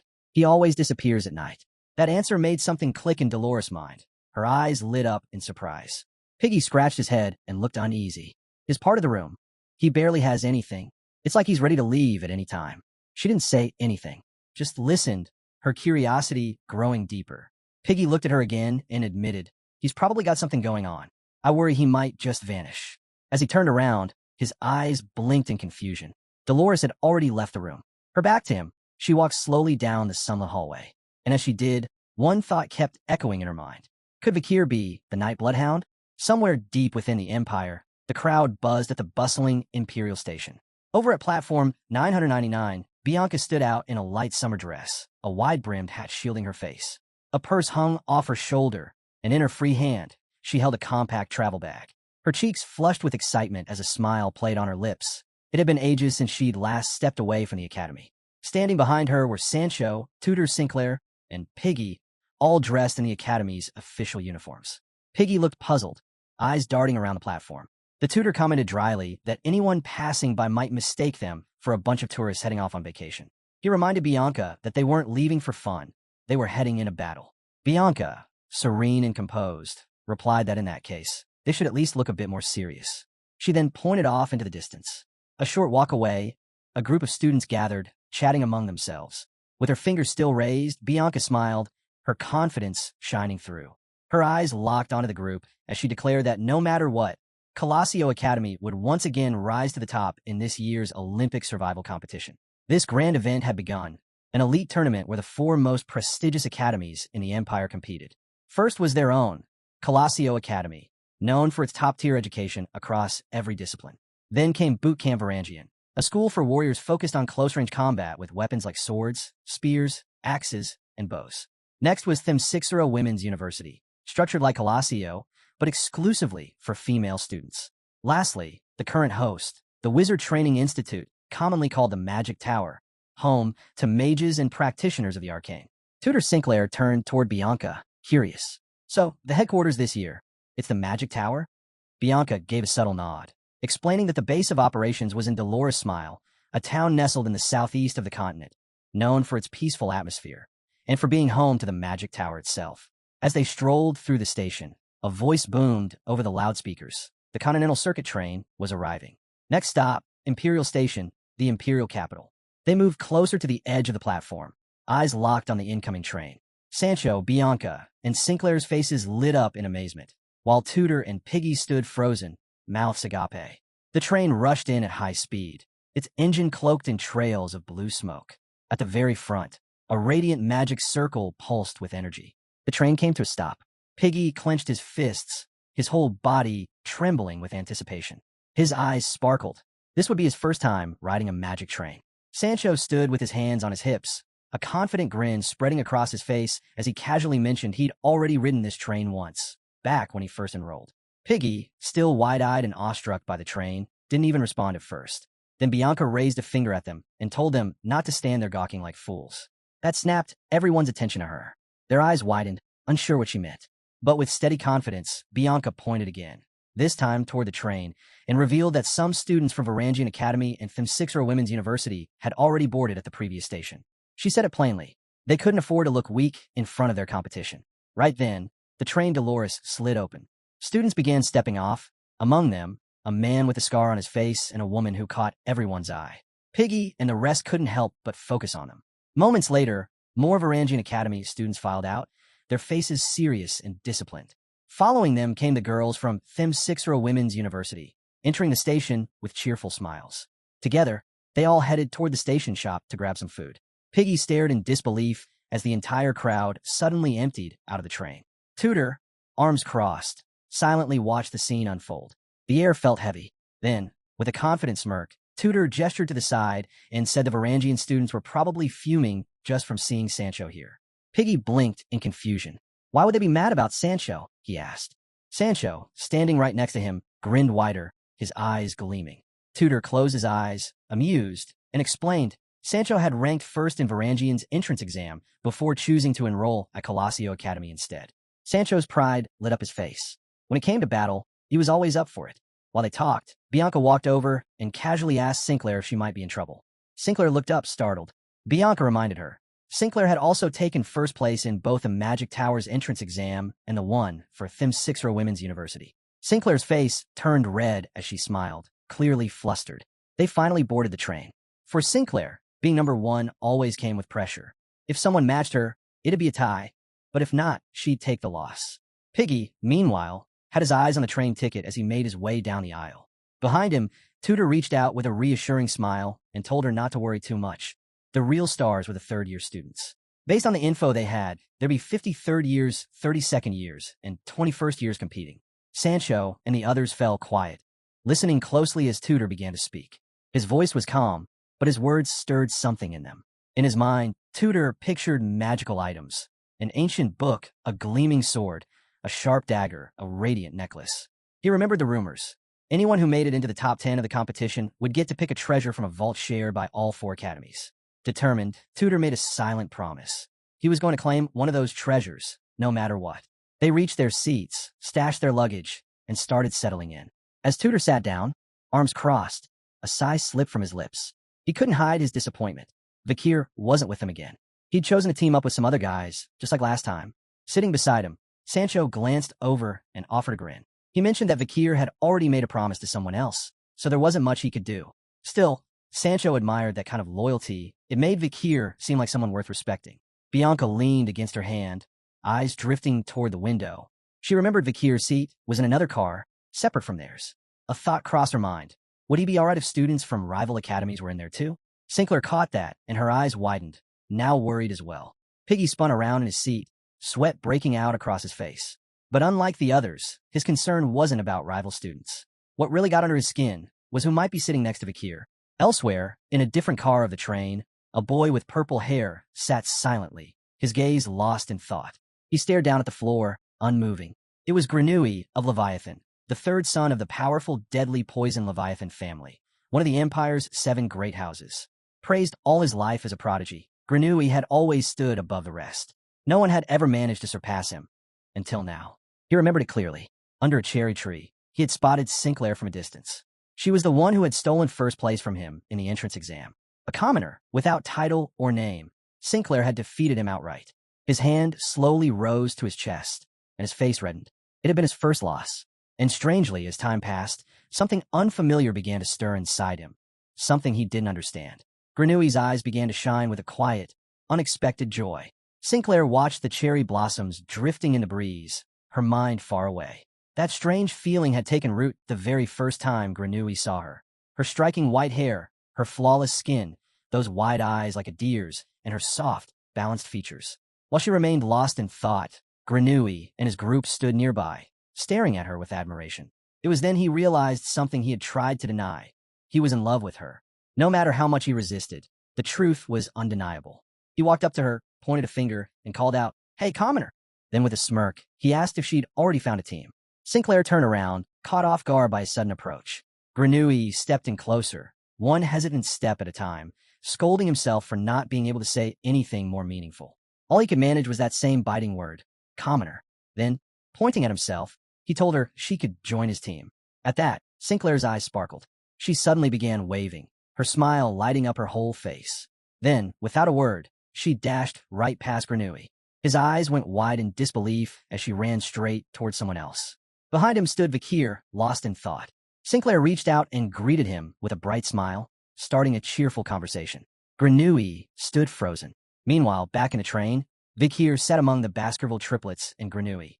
Feeling stiff, Granui kicked his feet up to stretch, casually resting them right on Vakir's knees. Vakir glanced down, unsure how to react. Granui stared at him coldly, disgust in his eyes. He couldn't understand why Sinclair would be drawn to someone like him. Was it just because they were both commoners? He clenched his fist. He had one goal now, crush Vakir. That's why he had chosen to join his team. Vakir turned to the side, quiet. Granui pulled a bottle from under his clothes and, eyes burning with challenge, declared himself the leader of the team. Any objections? He asked. Vakir replied calmly that he didn't care who led, so long as Granui did his part. Then he asked bluntly why Granui had his feet on his knees. The Baskerville triplets bristled, their eyes flaring in anger. Granui shrugged and said he just needed somewhere to stretch out. He looked Vakir in the eye and asked, "You got a problem being a noble's footrest?" The triplets were seething, teeth grinding as their fury grew. Granui leaned in and sneered. "You want to fight? Do you even know what it feels like to be poisoned?" Granui raised the bottle, ready to take a sip, his finger now jabbing toward Vakir as his gaze darkened. Voice filled with venom. He warned Vakir not to act cocky around him again. If he slipped up even once, Granui threatened, he'd plant a venomous insect in his body. Poison seeped from Granui's hand, swirling in the air as his eyes glimmered with malice. He sneered, called Vakir a commoner once more, and asked if he got the message. Vakir, unfazed, kept his eyes on the floor. His thoughts drifted. Quietly, he stood, pushing Granui's feet off his knees and stepping away without a word. "I'm going to the bathroom," he said flatly, turning his back. Granui's fury flared. "What do you think you're doing?" he shouted. But Vakir didn't even look back. He slid the door closed, brought a finger to his lips, and with an intense stare, gave Granui a simple, silent command. "Be quiet." The Baskerville triplets were done holding back. Their eyes burned with rage as they stepped forward, cracking their knuckles. Granui clenched his teeth. "He's insane," he muttered under his breath. Suddenly, the triplets lunged. One grabbed Granui by the head, twisting him in a panic. His eyes went wide. He hadn't expected this. Screams echoed through the train car. Meanwhile, Vakir walked out, closing the door behind him. "Sorry," he whispered to no one in particular. But he couldn't let Granui throw everything into chaos. He wandered down the corridor, gazing out the window as the scenery rolled by. His mind was locked on the goal. This year's Olympic survival competition couldn't be just another match. They had to succeed. They had to make it into the top 10. Only then would they gain access to the vault of artifacts shared by the 4 academies.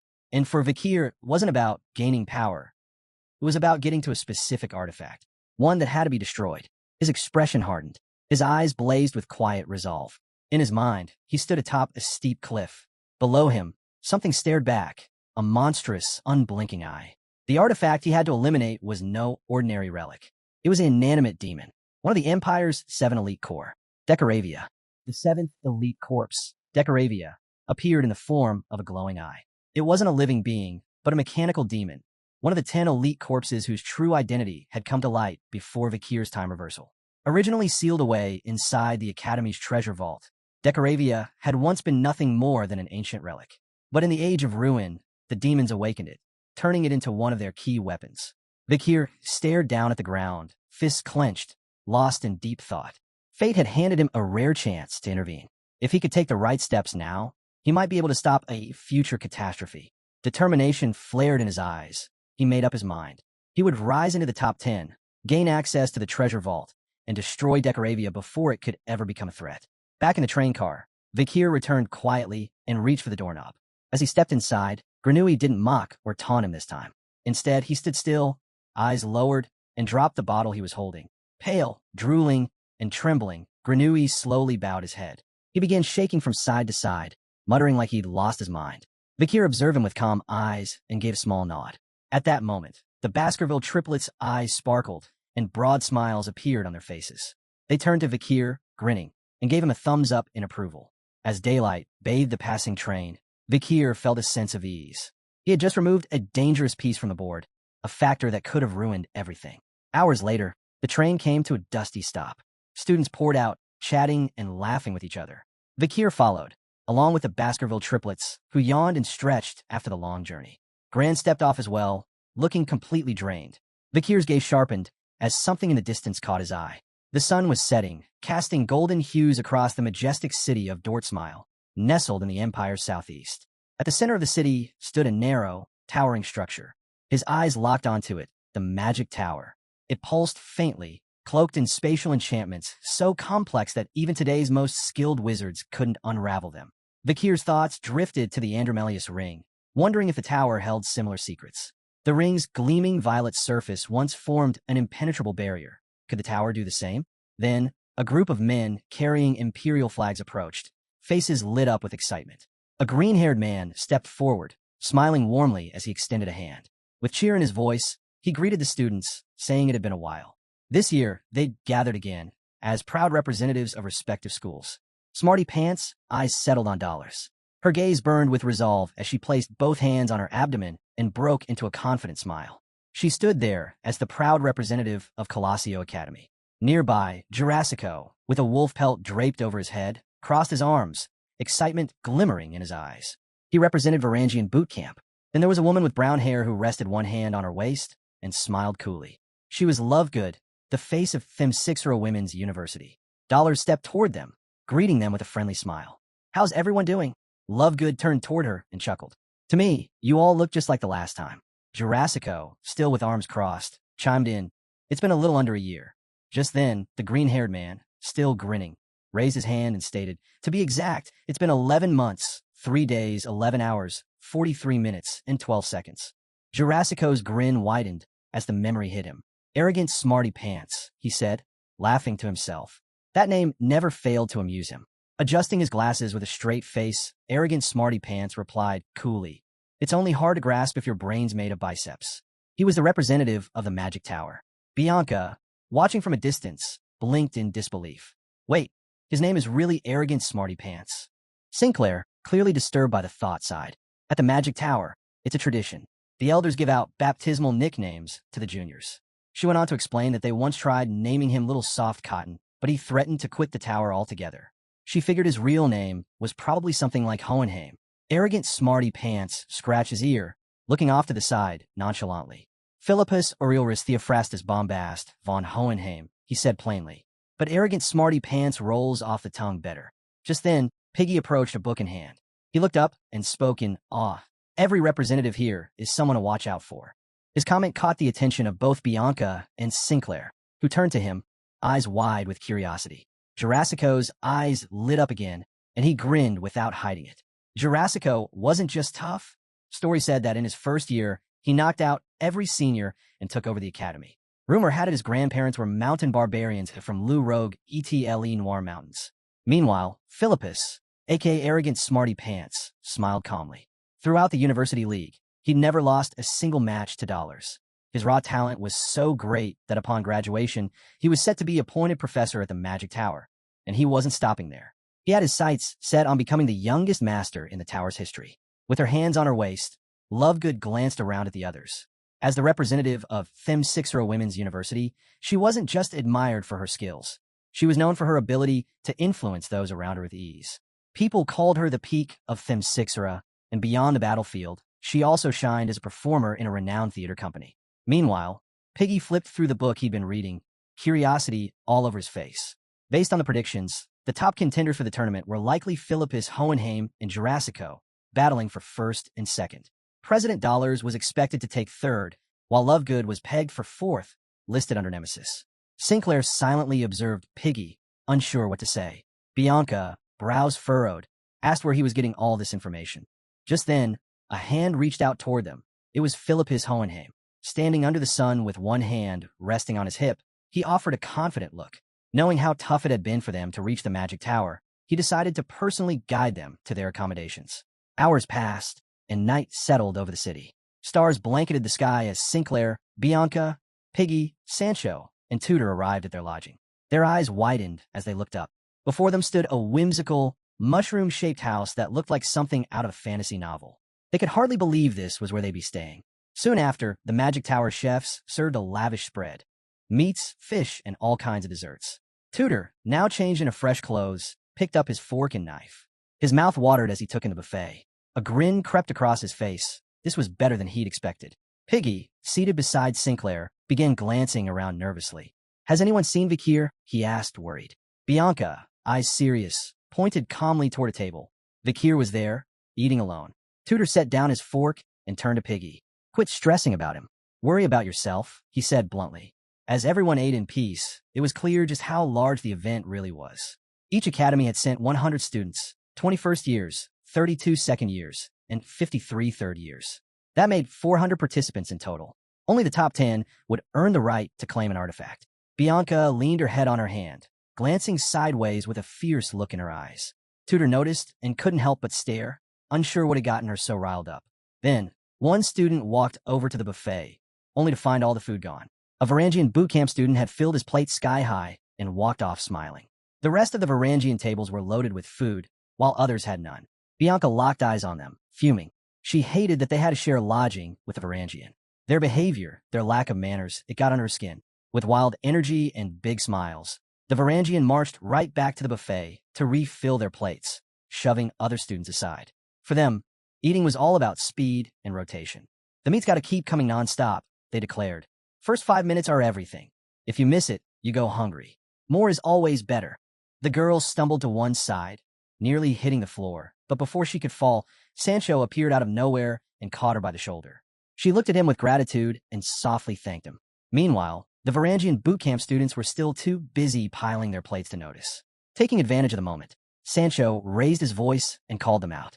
If you eat everything, there won't be any left for anyone else.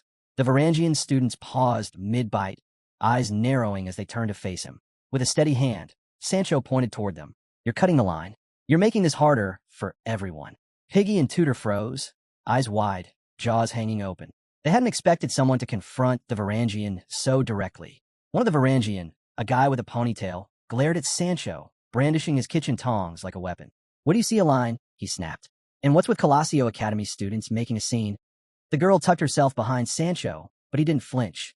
Calmly, he stood his ground, though he tried to ignore them at first, worried that anger would mess with his muscle retention. He now saw there was no choice.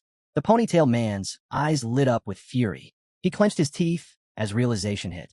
Sancho wasn't just anyone. He hadn't recognized him in the academy uniform, and now, memories returned. You ran off after the Varangian entrance exams, he spat. Coward. Sancho let out a slow breath and gently brushed the tongs aside. I didn't run, he said firmly. I ranked first in the Varangian exam, but I chose Colosio because I placed 5th here, and I believed I'd learn more. He crossed his arms and stared the man down. Now, who are you again? The Varangian student's face twisted in rage. Balacin, he growled. We met during the exam. Tutor covered his mouth, trying to hold back a laugh. No way Sancho remembers someone like you. Bianca smiled, raising her hand casually. If first place in Varangian picked Colosio to learn more, maybe he made the right call. Sancho closed his eyes and smiled calmly. No need to mock the weak, he said. Balacin's expression darkened. With a crunch, he crushed the metal tongs in his grip. I'm Bali Balacin, leader of Varangian's first years, he shouted. I challenge Colosio's first years to a duel. He pointed straight at Sancho. Send out your best. Everyone fell silent, deep in thought. Their eyes gradually drifted toward one corner of the room. Vakir was sitting there, quietly eating. All eyes locked onto him. Balacin frowned, puzzled by the silence. He approached Vakir and slammed his hand onto the table. The impact echoed, but Vakir didn't flinch. He kept eating, calm as ever. Balacin's eyes burned with fury. So you're the strongest among them? Huh. Vakir looked down, still silent. Balacin's hand had smashed Vakir's plate, ruining all the food he'd just finished preparing. That was the final straw. Vakir's eyes began to glow with quiet rage. Balacin leaned forward, eyes locked on his opponent. The entire room stiffened, silence weighing heavily. Every student's gaze clung to the table, waiting for the spark that would ignite. Through gritted teeth, Balacin repeated, You mean to tell me you're the top first year at Colosso? Vakir gave no reply. He only stared down, still as stone. Balacin dropped into the seat across from him, planting his elbow firmly on the table with a thud. His expression carried nothing but challenge. No mana, pure strength. Arm wrestle me. But Vakir didn't move, didn't even blink. That only fed Balacin's grin. What's wrong? Shaking already? If this is the best Colosso has to offer, then I'm not impressed. In an instant, Bianca, PG, Sinclair, and Tutor all bristled, their anger sharp and unhidden. And before anyone else could act, another figure stepped in. Dollars. She slammed both hands on the table, her voice cutting clean through the tension. Balacin froze. Even Vakir glanced up, startled. The room shifted the moment they recognized her. Dollars Lewin Quo Vadis, the president of the student council at Colosso Academy. Her words carried weight. That's enough. I won't permit fighting between schools before the tournament. Balasin's defiance faltered. His eyes dropped. Dollars pressed on, tone unwavering. This isn't a street brawl. Go rest. You'll need the strength. Then footsteps. Heavy, deliberate. A towering figure entered, resting a hand on Balasin's shoulder. He flashed a casual smile at Dollars. Come on, what's the harm in a little competition? Balasin turned, then stiffened. Red hair, bright eyes, that familiar grin. It was him. Even Dollars blinked in shock at his sudden appearance. Across the room, Vakir remained composed, though his eyes sharpened, fixed on the newcomer. Jurassico Bacaraga. The president of boot camp Kalost had arrived, and his presence alone sent ripples through the crowd. Bacaraga studied the scene, arms folding as his voice rang steady. Balasin's pride and the honor of our first years are at stake. He stepped closer, eyes locking on Vakir. So, how about it? A grin spread across his face. You're Colosso's strongest, aren't you? Every word was laced with pressure, daring Vakir to accept. Yet Vakir stayed silent. Dollars didn't flinch. She looked Bacaraga straight in the eye. I know what you're trying to do, but rules are rules. This duel won't happen. Bacaraga's grin lingered. His hand squeezed Balasin's shoulder as he pointed aside. He just wants to prove himself, he said calmly. Look for yourself. Balasin's breath came heavy, nostrils flaring like a beast ready to charge. His whole body trembled with the urge to slam Vakir's arm to the table. Nearby, Bianca, Sancho, Tudor, PG, and Sinclair stood tense, anger blazing in their eyes. They could take insults themselves, but attacking Vakir was crossing a line. Bacaraga chuckled low, amused by the fire in their gaze. Looks like they're eager to see him prove it too, he said. The group clenched their fists tighter, their focus drilling into Balasin like daggers. Dollars hesitated. Her mind raced. Should she shut this down? Doing so might crush the first year's spirit right before the tournament, but letting it go risked their safety. Vakir caught her indecision. His eyes narrowed, reading her thoughts, curious what she would choose. Then, he raised his head and finally looked straight at Balasin. Bacaraga threw an arm casually around Balasin's neck, laughing. He's only holding back because he doesn't want anyone hurt. Let's keep this light. That left Balasin blinking, thrown off balance. This wasn't what he expected. His eyes darted, unsure. But Vakir's mind had already slipped elsewhere, back to a different time. The Bacaraga he once knew after his regression. A man who would become one of humanity's great war heroes. Back then, at Boot Camp Kalost, Bacaraga had been scorned for his Sui blood. Yet he endured, crushed the upperclassmen, and forced the academy to respect him. The lesson Vakir had taken from him was simple: never underestimate the strong, and prove yourself through the fight. Dollar stepped back, silent, watching Vakir with a mix of unease and hope. Bacaraga and Balasin waited, eyes fixed on him. Vakir's gaze fell to the ground. Then, without a word, he gave a single nod. The decision was made. Bacaraga burst into laughter, so loud it broke into a coughing fit. His delight was uncontrollable. Meanwhile, Balasin froze in panic. Let me go, he barked, thrashing against Bacaraga's hold. Dala's eyes snapped to Vakir. Are you sure about this? She asked softly. Vakir rose from his seat, quiet but deliberate. He knew this would draw attention, but wasting himself on empty distractions was not the path forward. His eyes lowered, then lifted again. He raised his hand, not toward Balasin, but straight at Bacaraga. I'll arm wrestle you, he said, calm and certain. Not him. The room fell dead silent. Confusion swept through every face. Even Balasin stopped struggling, stunned, fists clenched tight with rage and disbelief. Gasps echoed. Even Dollars was struck speechless. Vakir had just turned his challenge on Jurassico Bacaraga himself. The message was clear: Bacaraga, not Balasin, was his opponent. Bacaraga's grin spread wider. He extended his hand without hesitation, fully committed. Balasin staggered, his confidence collapsing into fear. He no longer understood what was happening, only that the ground beneath him had shifted. Vakir's eyes sharpened, unshaken. That was the moment Bacaraga knew this wasn't a bluff. Bacaraga's grin widened. He dropped his elbow onto the table with a thunderous slam, mana bursting around him like a crashing tide.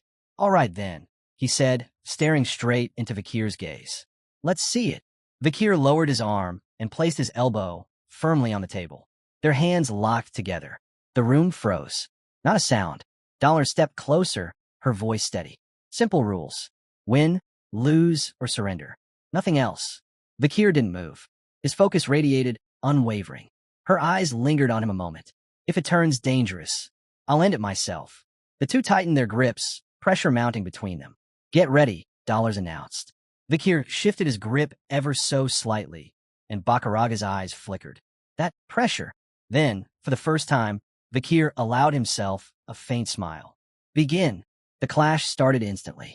Bakaraga pressed forward, power rolling from his shoulders, but Vakir didn't give an inch. He held his ground, force for force. The crowd erupted, shouts bouncing off the walls. Balasin's crew stared, dumbfounded. They'd expected Vakir's arm to snap the second Bakaraga bore down. Yet somehow, he was still in it, matching him. One student muttered, stunned. Impossible. He must be holding back. If Bakaraga went all out, Vakir's arm would have broken already. Balasin's rage boiled over. He shouted across the room, voice cracking. Don't hold back, Bakaraga. Crush him. PG's hands flew to his head. He's gonna be okay, right? Sinclair's eyes never left the table, half awe, half fear. Tudor leaned forward, jaw tight. He'd seen Vakir's strength before in that duel with Nefali. But this, matching Bakaraga, it was beyond anything he'd imagined. Even Sancho wavered, whispering, just how strong is this guy? Tudor shook his head, watching the clash. If Bakaraga isn't holding back, Vakir might actually win. The tension crackled. Bakaraga clenched his teeth, his arm trembling under the strain. He couldn't believe it. This power, his thoughts raced. Where is it coming from? He had meant to keep it measured, steady, controlled. But the moment their hands connected, everything shifted. He could see it now in his mind, the way Vakir's body worked. Muscles coiled and aligned with precision, mana flowing not outward, but deep into his frame. The angle of his grip, the balance through his shoulders and triceps, it was all perfect. Bakaraga realized it then. He might be the heavier, stronger man, but Vakir's technique wasn't just strong. It was flawless. It was like trying to move a mountain. A jagged, immovable peak that refused to budge. Sweat rolled down Bakaraga's face, but his grin didn't falter. The way Vakir fought, it wasn't raw power alone.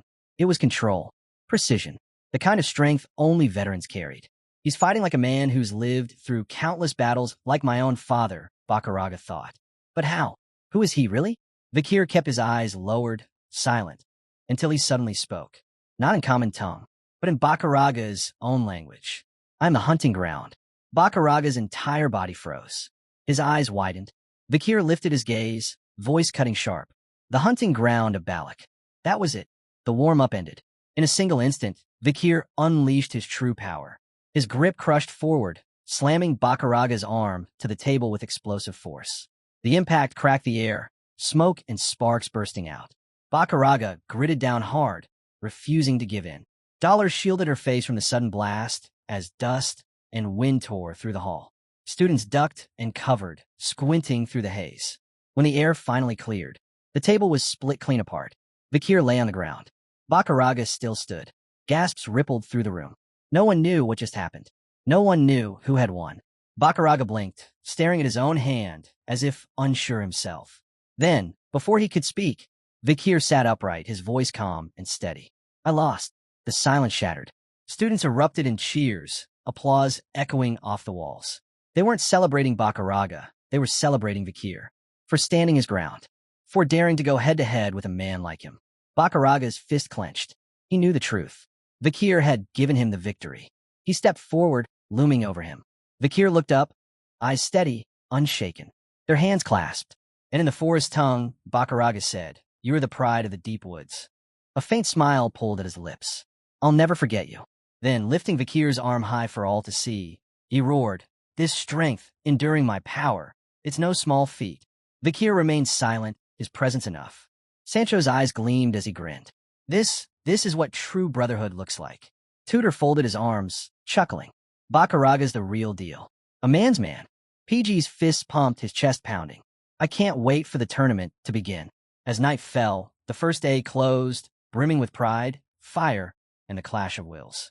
And with that, the long-awaited University League was finally about to begin. Far away, inside the Tower of Magic, the administrators gathered. The air was thick with anticipation. The master of the Magic Tower, Bearded Whale, stroked his long beard as he spoke with calm authority. It's an honor to welcome you all this year. Before him sat the heads of the great academies. A sharp-eyed woman with flowing brown hair, Hippolyte, director of Themyscira Women's University. A scarred veteran with a soldier's posture, Vashilios, general of Boot Camp Kalost, and Banshee Morg, deputy director of Colosso Academy. The four gathered around a glowing hologram at the center of the chamber. Bearded Whale gave a polite nod. Thank you for coming to the Magic Tower. Your presence is greatly appreciated. Hippolyte leaned in, her gaze fixed on the image. The tower's vision never ceases to amaze, she remarked. Vashilios allowed himself a rare grin. Through the shifting hologram, they could see the students clearly, every move, every breath. Bearded Whale's voice carried pride. Yes, you can watch all 400 of them in real time. On the map, countless red dots lit up, outlining the year's chosen battlefield. The infamous Red and Black Mountain. The room fell into silence, the air heavy with anticipation. Bearded Whale's eyes glinted. Tell me, he asked, aren't you curious? To see who can endure in a place like that. The sun blazed high in the sky. The tournament had begun. The Survival Olympiad, hosted within the Magic Tower, where reality itself bent and expanded into endless dimensions. This year's stage, the jungle terrain of the Red and Black Mountain. A brutal, unforgiving battlefield. By nightfall, Sancho and his teammates were already racing through the dense undergrowth, weapons ready. Determination sharpened their every step. Each bore an HP shield, glowing faintly. When it hit 0, elimination was instant. Scattered across the wild terrain, the academies clashed. The law of survival was clear: endure, adapt, and protect your shield. Then the ground trembled. Boom! A heavy stomp shook the jungle floor. Something massive was closing in. PG froze, his face paling. His eyes darted toward the sound. With a deafening roar, a towering beast tore through the trees. Its glowing eyes locked onto them, fury blazing. The monster thundered forward. It crashed its fists into the earth, the impact cracking the ground beneath their feet. The team braced. Sinclair raised her staff in a flash, chanting. A glowing barrier spread out, shielding them from the crushing blow. Sancho stepped ahead, axe gripped tightly, ready to take the hit. He was their tank. Behind him stood Sinclair, the healer. PG, the strategist. Tudor, the damage dealer. And Bianca, steady with her bow, their archer. According to the rules of survival, magical beasts could be fled from or slain for points. And this one was giving them no choice but to decide. PG's tone was firm, his mind already moving like a tactician. We hold its attention until the next strike. Sancho, once your shield drops, fall back and protect Sinclair and Bianca. Tudor gave a short, sharp nod. PG's gaze shifted to the back line. When we draw it in, hit its weak points. Don't hesitate. Sinclair gripped her staff with resolve. Bianca raised her bow, eyes narrowing. Both answered with a silent nod. The monster let out a guttural howl and charged again. They surged forward to meet it head-on. The beast swung wildly, fists like boulders tearing through the air. Tudor leapt aside, narrowly avoiding the crushing impact as the creature's fist splintered stone. PG dropped low, rolling clear of another strike. The beast's roars rattled the ground as it pounded relentlessly. And in the chaos, Sinclair saw it. An opening. She stretched out her hands, murmuring softly, channeling power into Bianca. A surge of energy wrapped around the archer. Bianca rose, bow drawn taut, eyes locked on the monster's core. Sancho braced himself once more, shield up, holding the line for a shot. Seconds crawled. Still, Bianca didn't release. Tudor glanced back, startled. What's she waiting for? Sinclair closed her eyes, staff trembling as she poured more magic into the charge. A wave of energy pulsed through the air. Bianca's eyes lit up, the arrow glowing brighter, power building at the tip. Almost ready, she whispered. Then, release. The arrow blazed across the jungle, piercing through the monster with explosive force. The beast staggered, groaned, then collapsed with a ground-shaking thud. PG spun around, breath caught. That thing had nearly crushed them before it fell. Tudor stared at the corpse, stunned. Did she hold back on purpose? Bianca planted her hands on her hips, tilting her head smugly. TCH, probably shouldn't have wasted the shot saving you, she teased. Next time, I might fire even later. But her confidence wavered when she looked up. Sinclair and Sancho's faces weren't triumphant. They were stricken with panic. Run! They both shouted at Tudor and PG. The two turned, confused, then froze. A tidal wave of fire roared toward them, swallowing everything in its path. The blast struck. Flames exploded outward, shaking the earth with a deafening boom. Smoke and cinders filled the air. And through the inferno, a hand stretched forward. Its owner stepped into view, fury radiating from his voice. Insects. Philippus. Wreathed in flames, his expression dripped arrogance. Colosso Academy students, daring to think you stand above the magic tower? Above his head, his HP shimmered. 83. The rules were clear.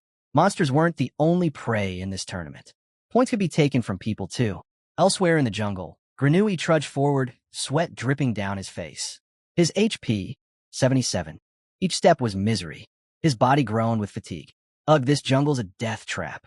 He wiped his sleeve across his brow, grumbling. Where is everyone? Images of Vakir and the Baskerville triplets flashed across his thoughts. Granui's eye twitched as irritation simmered. They probably scattered without a plan, idiots. Maybe they've already been knocked out and teleported home, he muttered, jaw clenched. His thoughts drifted back to the train car. If I hadn't lowered my guard, I'd have shown them what real strength looks like. Then, something drifted through the air. A smell. His stomach growled loudly. Heat flushed his cheeks. He was starving. Food. He wiped away a line of drool and sniffed the air with a grin. Who cooks in the middle of a monster-infested jungle? He whispered. Might as well hang a sign. Free meal. Right here. The scent drew him forward until a faint glow appeared between the trees. A campfire. Jackpot. He crept closer. Snap. Too late. A rope whipped up, coiling tight around his ankle, and yanked him into the air. Granui dangled upside down, thrashing wildly. No. Put me down. He flailed like a fish on a hook, shouting at the shadows. Who set this? Show yourself. Cut me down now. An archer emerged from the darkness. Then more shapes stepped forward. Granui's eyes locked on them, and nearly popped from his skull. It was Vakir and the Baskerville triplets. The shock hit him like a hammer. Vakir stood calm, his HP a steady 100. The triplets hovered close, 95, 96, 97. All three glared down, arms crossed in open disdain. For Granui, it was pure humiliation. They cut the rope and let him drop. He scrambled awkwardly to his feet, brushed himself off, and forced a crooked smile. Soon he was sitting at their fire, stiff and uneasy. The triplets stayed silent, their focus on the meat roasting over the flames. Granui's eyes flicked around, uneasy. A campfire. Food. Even a tent. Who set all this up? The triplets caught his stare. High Burrow finally broke the silence. The commoner. Vakir set it all up. Middle and Low Burrow both nodded. Granui barked a laugh, pointing at Vakir. A commoner? Don't joke with me. But Vakir didn't answer. He just sat there, eyes on the ground, steady and unreadable. The triplets' glares sharpened, their tempers flaring. Granui's smirk faltered, and he quickly raised both hands. I'm just saying. How did he even manage it? The fire popped. The scent of sizzling meat wrapped around him again. His stomach growled loud enough to echo. His teeth clenched. Why am I, one of the 7 great houses, sitting here worrying about some commoner? And worse, those 3 fools are siding with him? A bitter sigh escaped him as he pressed a hand to his empty stomach. The others sat in silence, watching him. Then the triplets suddenly burst into laughter. Granui's chest burned. The humiliation was unbearable. He wished he could sink into the ground and vanish. Vakir extended a strip of roasted meat toward Granui's face. We're cooking it to draw in monsters, he said evenly. But if you're hungry, we've already eaten. Granui froze. His mouth watered as he stared at the offering. Slowly, almost unsure, he reached out and accepted it.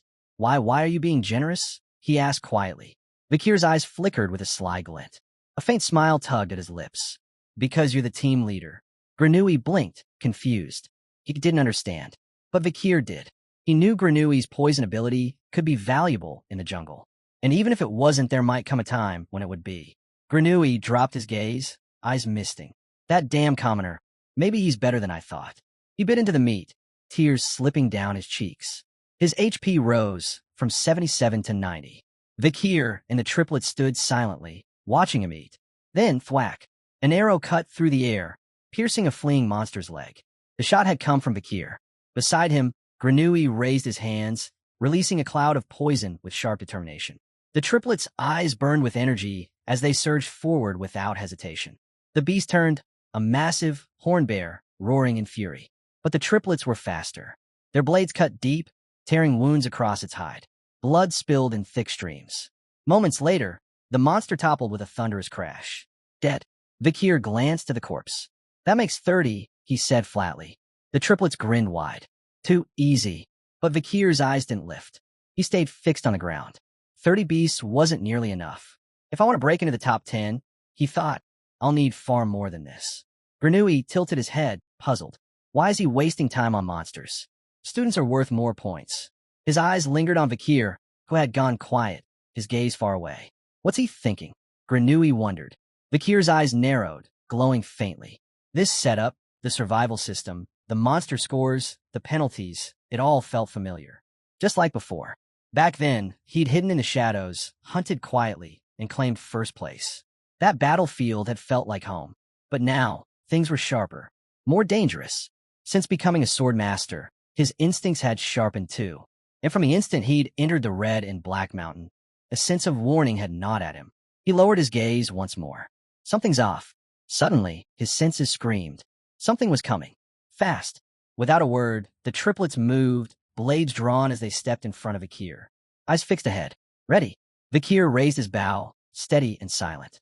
Beside him, Granui hesitated, hands lifted, poison ready to strike, until his eyes focused on the figure stumbling out of the shadows.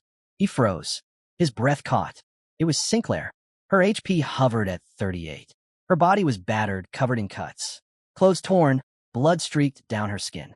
She collapsed to her knees, gasping, each breath shallow and ragged.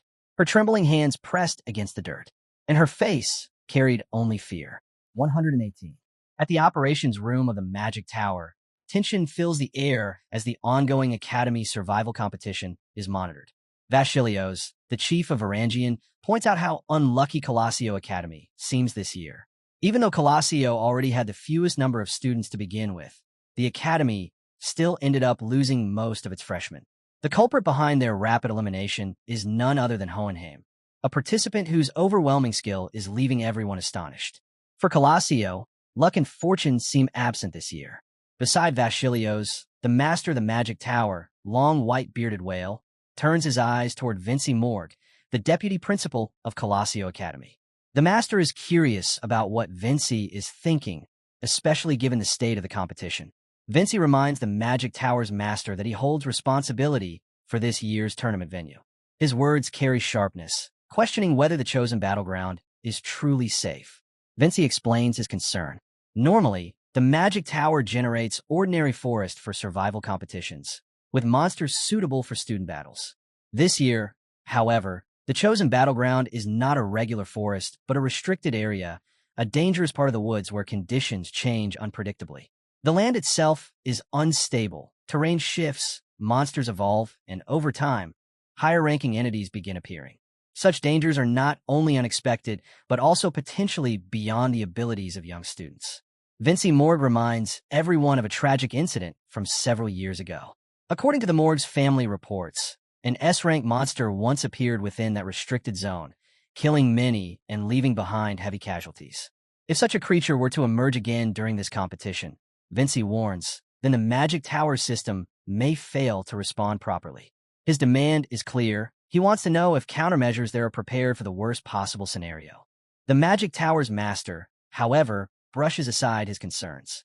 He dismisses the S-rank monster as a rumor, noting that while he had heard of it, no one ever saw the beast after that incident. He adds, almost accusingly, that the ones who spread these rumors were the Morg family themselves, who not coincidentally oppose the Magic Tower. According to him, the current competition system ensures that all summoned monsters are properly adjusted to match the student's strength. Unless a Swordmaster or a 7th Circle Mage is present, there is virtually no chance of summoning a creature too powerful for them. The system itself carries safeguards. If a student's shield reaches 0, they are automatically teleported out to the competition lobby, preventing fatal injuries. And if any irregularity occurs, the event would be suspended entirely. To the master, this proves that nothing can go terribly wrong. Yet Vinci is not convinced. He continues raising his objections, pointing out flaws and dangers. But the Magic Tower's master remains unmoved, unwilling to bend his decisions simply because of Vinci's constant doubts. Their exchange reveals the long-standing rivalry between their factions. Meanwhile, deep within the forest battleground, the situation for Colossio students worsens. Vakir learns with disappointment that many of his allies, Tudor, PG, Bianca, and Sancho have already been eliminated. Sinclair informs him that Tudor and PG were mercilessly struck down by Hohenheim, who attacked while they were unarmed. Vakir knows Hohenheim's name well. During the Great Fall, Hohenheim had already been regarded as one of the remarkable heroes. Yet even among heroes, skill gaps exist, and today, Hohenheim's dominance is evident. Sinclair, however, finds some comfort in having reunited with Vakir.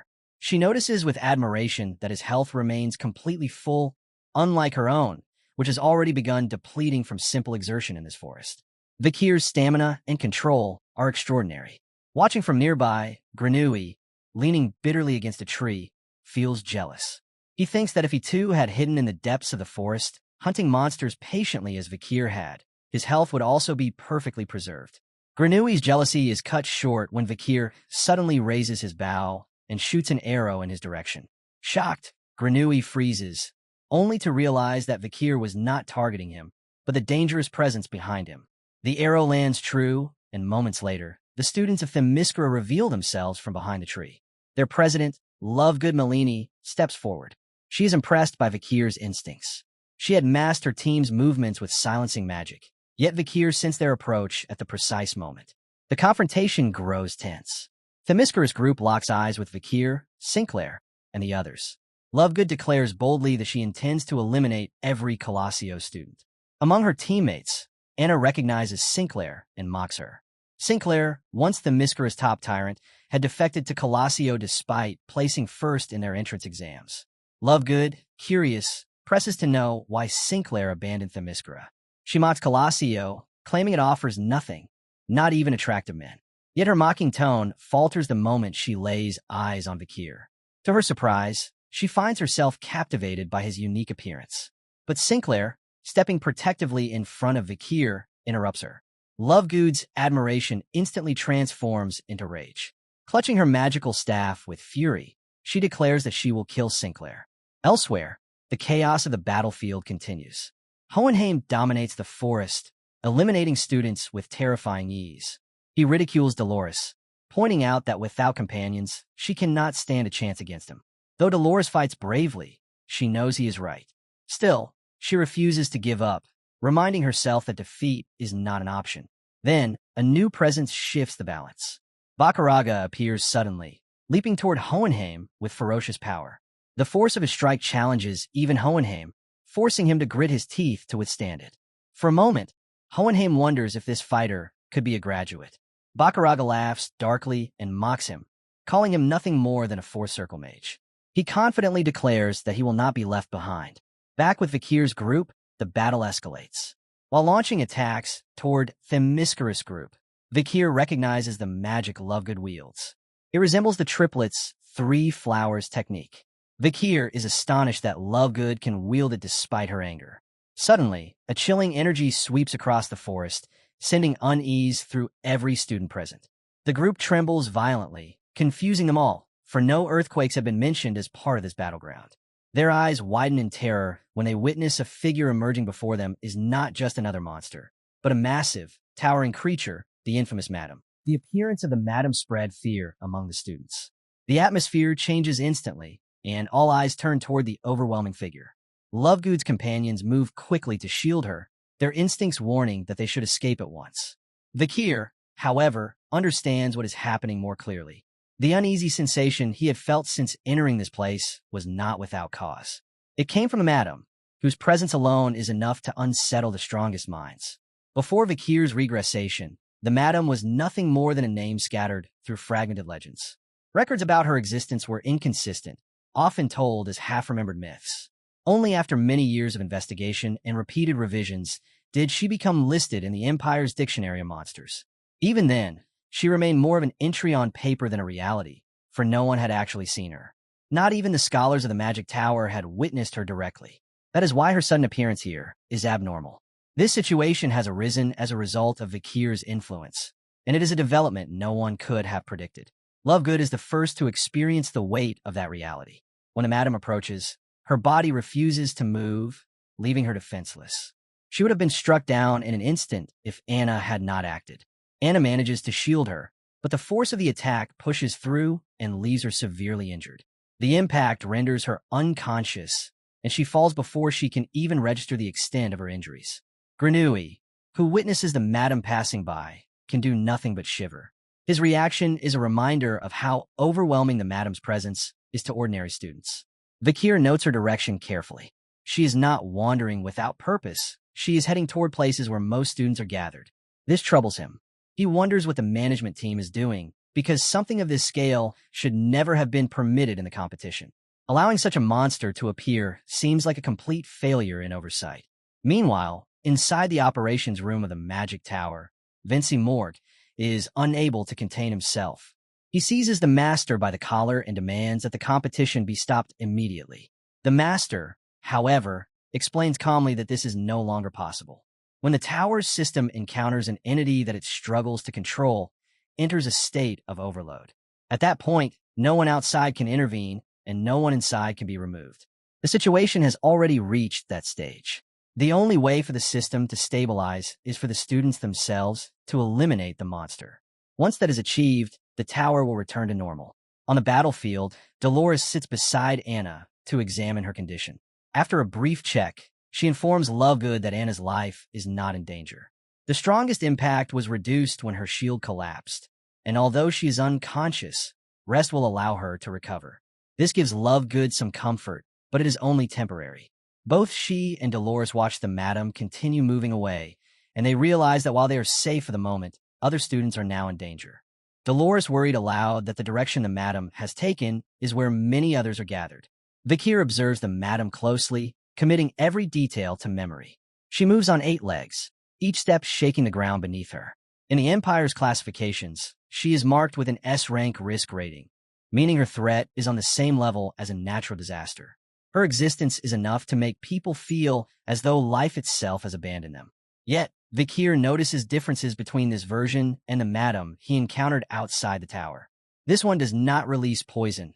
Many of her eyes are gone, and her armored body is full of gaps and weaknesses. From this, Vakir speculates that she is not the true madam, but rather an imitation summoned by the Magic Tower. She has been created in the image of the original, now long dead. But even as an imperfect version, she is far too dangerous for the students to face without preparation. They lack the strength to fight her as they are. What they need before anything else is the will to resist. Unless their fear is overcome, no strategy will matter. It is then that Lovegood stands again. Watching Anna nearly lose her life for her sake has shaken her, and she refuses to remain passive any longer. Determination replaces her hesitation. She resolves to prevent the madam from harming anyone else. Her declaration inspires others. Bacaraga steps forward as well, unwilling to let her face the danger alone. Dolores joins them, convinced that they must act together rather than allow more casualties. Even so, the 3 of them know their combined strength is not enough. Bacaraga, setting aside his pride, admits that Hohenheim's power will be required. He calls on him to join, though reluctantly. Hohenheim, annoyed at the idea of cooperation, still agrees because the situation leaves no other choice. For the sake of the Magic Tower's survival, he accepts a truce, even if only temporary. Vakir, watching their decisions, reflects on his earlier judgment. He had underestimated them, assuming they would be too weak or too afraid to act. But they're the very people who once stood at the front lines in the era of collapse. Their resolve now proves that their reputation is not exaggerated. He calls for the triplets and informs them that he will explain how to attack the madam, and they must relay this information with the rest of the students. The madam continues to advance, overwhelming the weaker groups of students with her presence alone. Fear spreads wherever she moves. At one point, she looms over a young girl, preparing to crush her beneath her weight. At that moment, Hohenheim launches a blazing attack of fire magic. By natural reasoning, an insect-type monster should be vulnerable to fire, but the madam remains unaffected. This attack had no effect at all, which was already expected. Hohenheim continues to launch his fire spells at the madam, his frustration growing with every wasted effort. His flames blaze bright and fierce, yet they leave no mark on her massive body. The realization unsettles him. Fire has always been a reliable force against insect-type monsters, and to see it prove useless shakes his confidence. Still, he refuses back down. One of the triplets, standing nearby, observes carefully before stepping forward. He tells Hohenheim that his attacks will achieve nothing in their current state. Unless he wields Hellfire, true destructive fire that consumes beyond the physical, he will never be able to deal meaningful damage. The madam's exoskeleton is simply too thick and resilient. It is a natural armor designed to withstand nearly everything. The boy adds that her legs are the only slightly weaker part of her body, but cutting them comes with its own problems. When severed, she multiplies. Each strike risks producing more of her. Her true weakness lies instead in the cracks already visible across her armored body. They are small and hard to reach, but they are the only openings where damage can matter. If Hohenheim distracts her long enough with his fire, others will be able to close in and target those weak points directly. Hohenheim narrows his eyes. The strategy makes sense, but he cannot ignore the question forming in his mind. He turns toward the triplet and demands to know how he is so familiar with the madam's nature. Such detailed knowledge is not common, and even in Magic Tower's records had never described these things so precisely. The boy freezes for a moment, remembering Vakir's strict warning. They were not to reveal the source of their knowledge. The truth, that it came from Vakir, must remain hidden. Thinking quickly, the triplet replies that he once encountered a similar creature and learned these things through hard experience. Though skeptical, Hohenheim lets it go. He agrees with the assessment and believes that if they follow this approach, victory may be possible. Without delay, he resumes his assault, flames bursting across the air in continuous waves. Still, he warns the others that he cannot keep this up for longer. His magic reserves are not limitless. At that moment, Lovegood rushes into the fray. Raising her magical staff, she channels her energy and strikes directly at the madam's body. The force of her blow resonates loudly, pushing against the monster's immense strength. To everyone's surprise, the madam loses her balance, stumbling under the impact. Lovegood calls out to the others, reminding them that this is their moment. If they hesitate, the chance will vanish. Bacaraga, Dolores, Sinclair, the triplets, and others leap forward with everything they have. Their attacks converge together, weapons clashing against the madam's body. The combined force drives her backward until she topples from the cliff's edge. The massive creature disappears into the smoke, rising from below, her body hidden from sight. For a moment, silence grips the group. They watch the thick smoke curling upward, uncertain of what it means. Bacaraga grips his sword tightly, recalling the feeling of his blade cutting through her body. It felt real, solid, as though he had struck true. He begins to hope that maybe they succeeded. But just as the thought forms, movement shakes the air. Their eyes widen as the madam rises again from the depths, climbing with dreadful ease. Her massive frame towers above them once more, unharmed and unbroken. The sight drains their hope, leaving them speechless. With renewed fury, the madam unleashes a wave of energy. The force slams into the students, forcing them to brace themselves and grit their teeth against the overwhelming pressure. They stumble, but refuse to collapse completely. At that instant, the triplets recall their earlier conversation with Vakir. He had warned them of this exact outcome. The madam could not be defeated through ordinary attacks. The possibility of victory was close to impossible. But Vakir also had reminded them of a truth they could not ignore. Everyone fears death, but what they fear more is standing by and doing nothing while their companions are slaughtered. To carry strength yet watch others perish without using it is the heavier burden. That is why they must fight, even against impossible odds. The students hold onto that thought. Lovegood steps forward again, determination written across her face. She channels all of her magic into a relentless assault. Bacaraga and the triplets watch as the ground beneath the madam cracks and erupts under the strain, a powerful explosion of energy radiating outward. Bacaraga is wondering if this is an aura explosion. When Vakir gives the signal, they must strike together, without hesitation. Only in unison can they have even the smallest hope of success. Vakir's calm voice cuts through the tension as he gives the triplets the signal.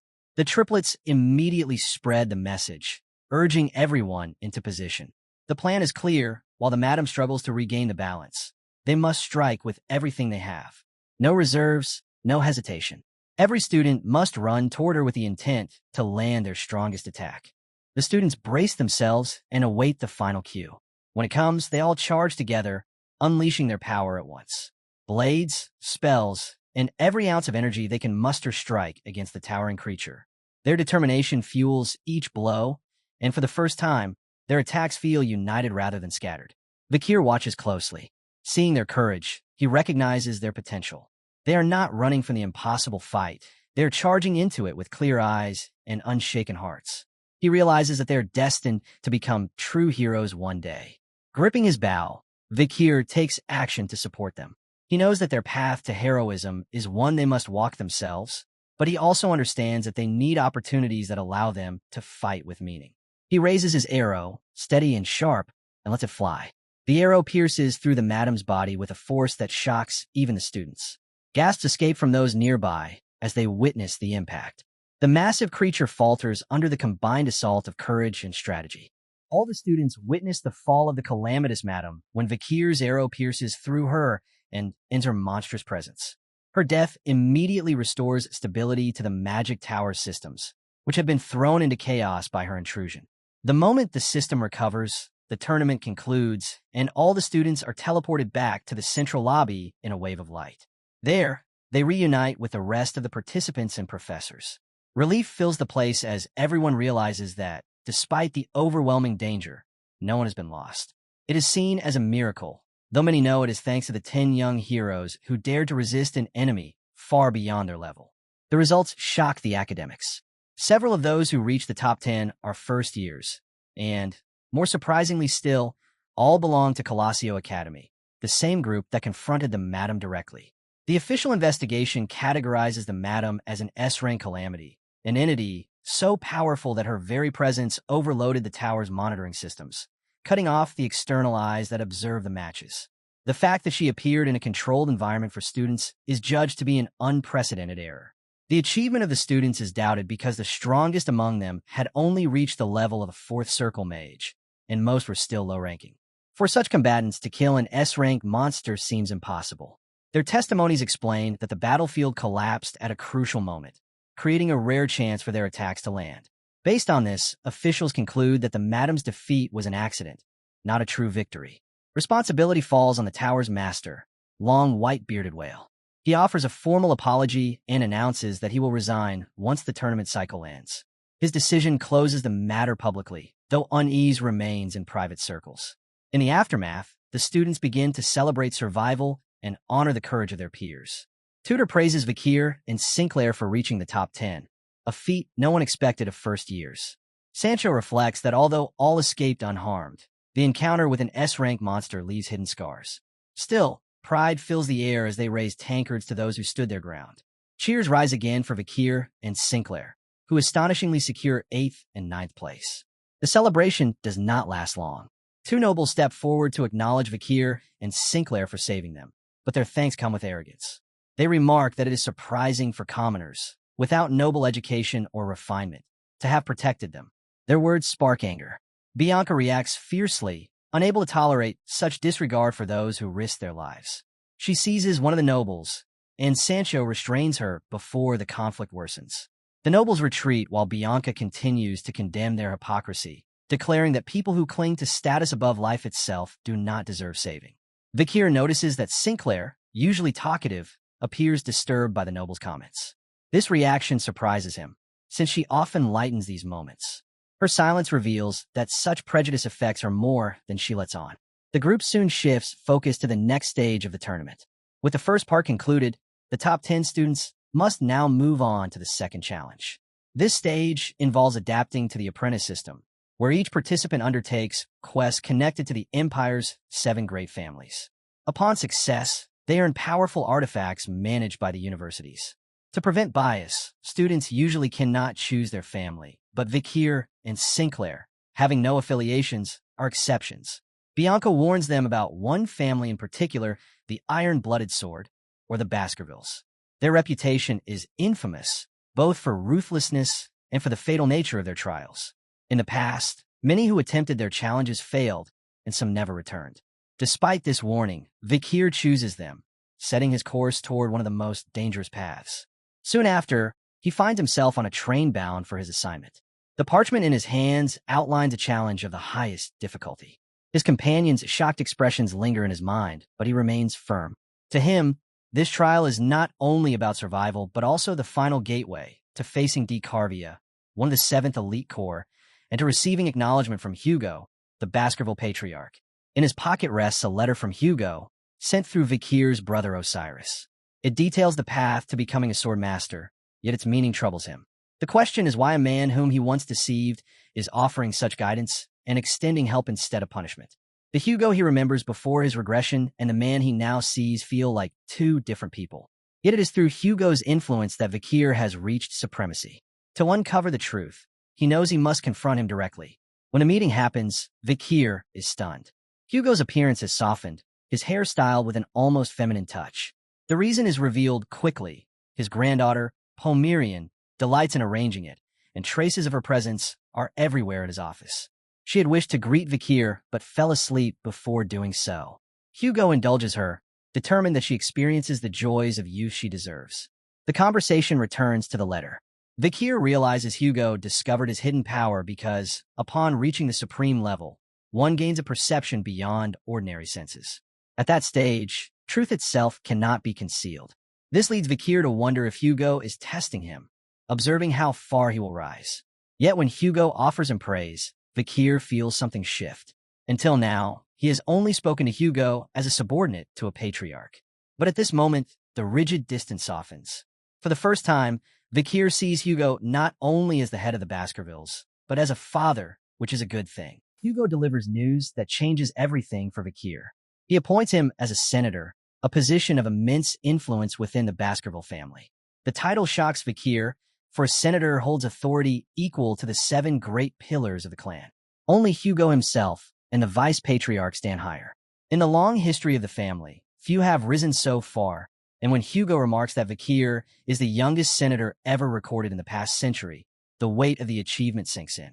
Gratitude fills Vakir as he accepts the responsibility, promising inwardly to carry out his duties with every ounce of effort. The realization comes swiftly. With this position, Vakir wields not just prestige, but real power. A senator possesses the ability to appoint aides freely, and Vakir already knows who he will gather by his side. Though he has never sought authority for its own sake, he cannot ignore the doors now open before him.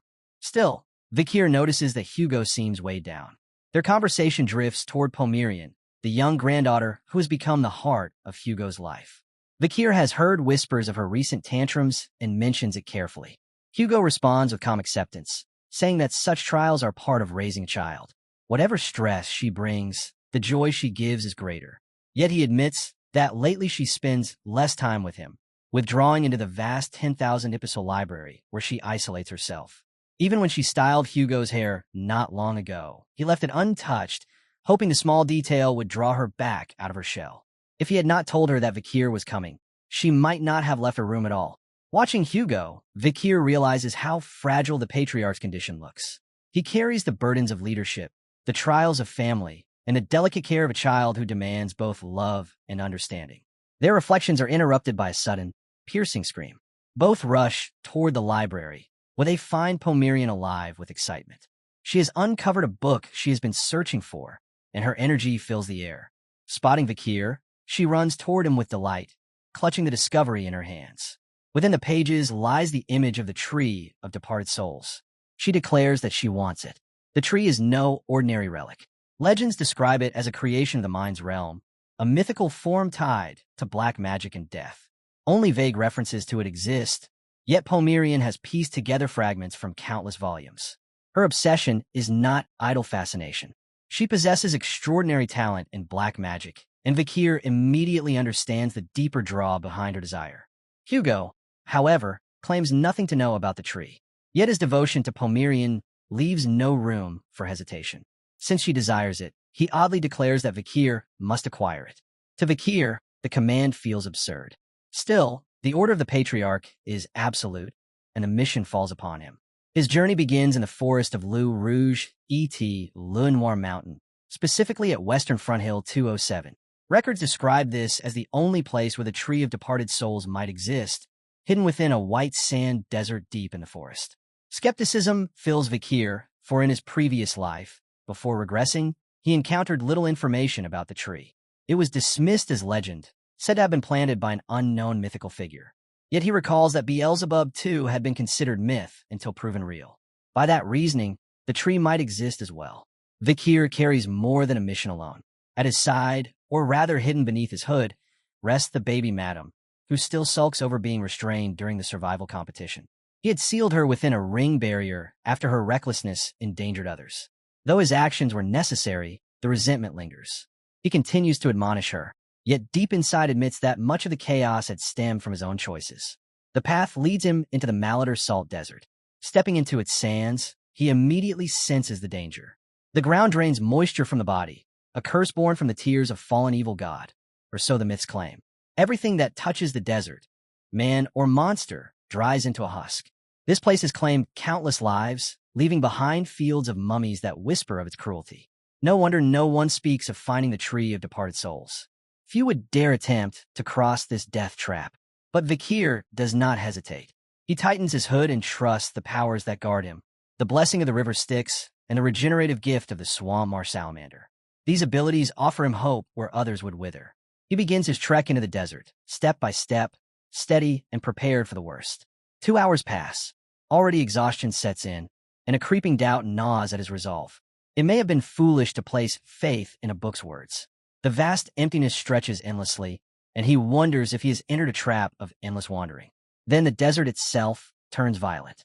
A monstrous sandstorm rises suddenly before him, not heralded by wind or sign. It materializes like a curse.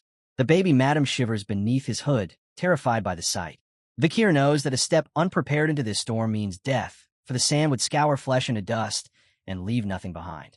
He steels himself. There is only one way through. He has to face it with a force greater than its fury. Summoning the martial art of his clan, he executes a seventh form technique of the Baskervilles. His power meets the storm head-on. The clash roars like thunder as wind and sand are torn apart. At last, the desert falls silent again, though Vakir's lungs burn from the effort and his breath comes ragged. The baby madam cautiously peeks from beneath Vakir's hood, still trembling with fear. Vakir assures her that the danger has passed, that the storm is over. Yet her eyes remain wide, locked not on the sky, but on what looms ahead. Following her gaze, Vakir turns and sees why she does not emerge. Before him lies the towering, lifeless form of a monstrous being, its presence as dreadful as the storm itself. It stands like a corpse carved from a nightmare, a silent guardian of the path he now walks. Vakir stands before the colossal corpse of the basilisk, the sand river dragon, with the baby madam trembling inside his hood. He reassures her that the monster is dead and no longer a threat, though the sight is enough to chill anyone to the bone. The basilisk is infamous as one of the 3 great disasters of the outer world before the fall, a being that rarely left traces of its existence unless it deliberately revealed itself. For Vakir, who knew it as an indomitable calamity, to now see it lifeless and broken feels unreal. Its regenerative power had surpassed even that of the swamp marsh salamander, rendering it nearly immortal. Yet something in this place has destroyed it without mercy. The thought unsettles him deeply, for it means that a being stronger than this S-rank monster roams these lands. The surrounding landscape itself reeks of danger. The air is distorted with a level of space-time magic even greater than that woven into the magic tower or the formidable barrier of Andromalius. Vakir senses a suffocating presence as he surveys the desert, and then his eyes settle upon a towering structure looming over the horizon. A black tower rises above the endless salt dunes. Vakir feels certain that within its walls lies the Tree of Departed Souls, the legendary object of Pomerian's obsession and Hoga's command. With grim determination, he approaches and pushes open the door of the tower. At once, waves of negative energy sweep over him, pressing down on his body and spirit alike. The aura is dimensional and corrosive, yet unmistakably right. He knows this is the place he has been seeking. The baby madam cautiously peeks from his hood, but even she recoils at the sinister atmosphere that saturates the interior. The deeper Vakir walks, the more oppressive the surroundings become. The chamber resembles the Cradle of Swords, though inverted in design. Instead of blades driven downward into the earth, the swords here pierce upward, all of them pointing toward the heavens, as if in defiance. The strange similarity to his own Baskerville heritage makes Vakir question whether this site is somehow tied to his bloodline. His steps bring him into a vast hall where the Tree of Departed Souls stands rooted at the center, its presence radiating a spectral energy unlike anything he has felt before. Before it sits a figure upon a throne, armored in the garb of a knight. The man's posture is regal, but no life flows within him. Vakir senses neither mana nor breath. It appears the knight has long since perished, leaving behind only a shell, yet the weight of his presence lingers.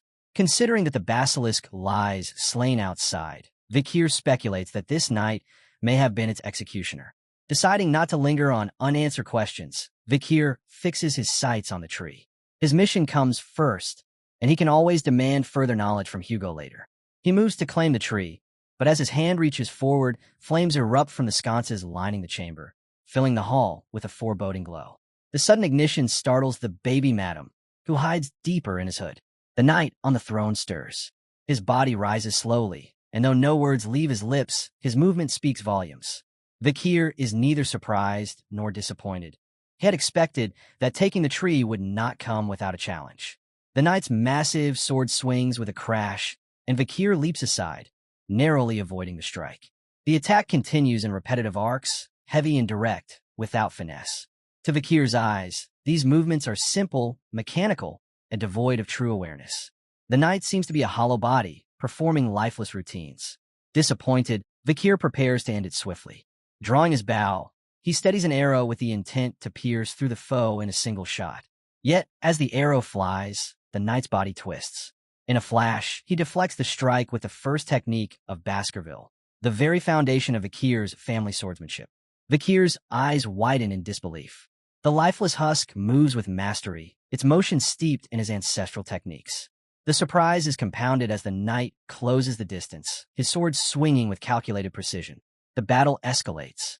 The knight shifts seamlessly into the 7th and 8th techniques of Baskerville, maneuvers that few living warriors can execute with such deadly skill. Each strike rends the ground, cracking the stone beneath his boots, while the oppressive aura of his swordplay drives Vakir back. Vakir fights desperately, every muscle straining against the relentless storm of blades. The knight's power unsettles him, for it carries not only strength but the weight of legacy. It is as though he is facing an echo of his own bloodline, sharpened into an unyielding phantom. His lungs burn as he gasps for breath. Between exchanges, his mind reels with a question demanding to know who this knight exactly is that bears his family's techniques with such perfections. The knight's eyes flare a hellish crimson. Then, he reveals his true identity. He is the undertaker of the Grave of Swords. Vakir began picturing a sword in his mind. He knew better than anyone that the Baskerville style wasn't just about slashing or stabbing. It ripped into flesh and crushed bone like the bite of a beast. The knight's strike had been so vicious it nearly tore Vakir's shoulder apart. Clutching the wound, he let out a cry of pain. But even while bleeding, Vakir's gaze locked firmly on the knight. His resolve started to burn brighter. He refused to fall here. Only now did he understand why the wounds looked so monstrous. It was hard to believe the knight had used nothing more than the 8th technique. The gap between their skills was small, yet the damage was overwhelming. Not even the basilisk's regenerative power he carried from outside the tower was enough to heal it quickly. In his hand was the Beelzebub sword. Within it, 3 powers rested. First, the S-rank Madam's venomous legs. Second, the S-rank Immortal Basilisk. And third, the A-plus ranked Mashizu of Silent Hill. The knight's eyes stayed on Vakir, studying him in silence. Smoke drifted from the torn flesh, and Vakir ground his teeth, fury rising within him. He couldn't deny it. This opponent was formidable.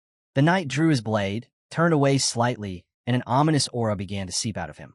Even as he pressed down on his injury, Vakir kept watching, unable to fully grasp how this man held such power. The knight slowly turned back, his eyes glowing with a sinister light. He was not an ordinary foe. He came from an age of chaos, when each noble house ruled like its own kingdom. Among them was one man, the mightiest of the 7 counts, who had carried House Baskerville to its peak before vanishing from the world after a life consumed by the pursuit of strength. His name was Cane Corso Labaskerville. Struggling to his feet, breathing heavily, Vakir asked if the knight before him was truly Cane Corso Labaskerville. The wind swept past as the knight gave a silent nod. Cane's gaze sharpened with interest, eager to know who stood before him. With his wound slowly closing and his expression hard as steel, Vakir introduced himself. Vakir van Baskerville. Cane Corso blinked, momentarily taken aback. Vakir understood now. A son of the Van bloodline, not the direct line of El, had reached the supreme stage even before adulthood. Lowering his gaze, he clenched his teeth and kept silent. Cane Corso's eyes, however, had already caught what Vakir carried. The Beelzebub sword, a relic thought long lost. He also recognized the boy's uncanny regeneration, healing even after suffering from the 8th technique. With a faint acknowledgement, he admitted Vakir was remarkable. But Vakir's expression grew stern. To him, the truly astonishing one wasn't himself, it was Cane Corso. At first, he hadn't even been able to comprehend the essence of the Baskerville's 8th technique. Cane began moving toward him, his body radiating an overwhelming aura. Vakir quickly realized the truth. Even with his sharpened senses, he hadn't been able to feel Kane's life force until the moment the knight revealed his identity. Now, the aura pouring out of him felt like it was peeling his very skin apart. Images flashed in his mind, Kane unleashing the eighth technique, a power so overwhelming that even he couldn't withstand it. In that moment, one thing was certain: victory was impossible. Still pressing his hand against the wound, Vakir steadied himself and studied Kane carefully. He recalled that this man was the very founder of the lurking ambusher technique. Just how far did his strength really go? Kane raised his sword with both hands, gripping it tightly as if ready to unveil his true level. He focused, then struck the ground with brutal force, splitting it apart. Dust and debris scattered as his presence grew even heavier. Slowly, Kane began unwrapping the bandages around his face. His gaze sank toward the ground, and he confessed that to reach the seventh technique, he had embraced a storm of conflicting emotions. Vakir's eyes went wide, trembling with shock. What he saw was beyond belief. When the last strip of bandage fell away, the atmosphere turned sharp with tension.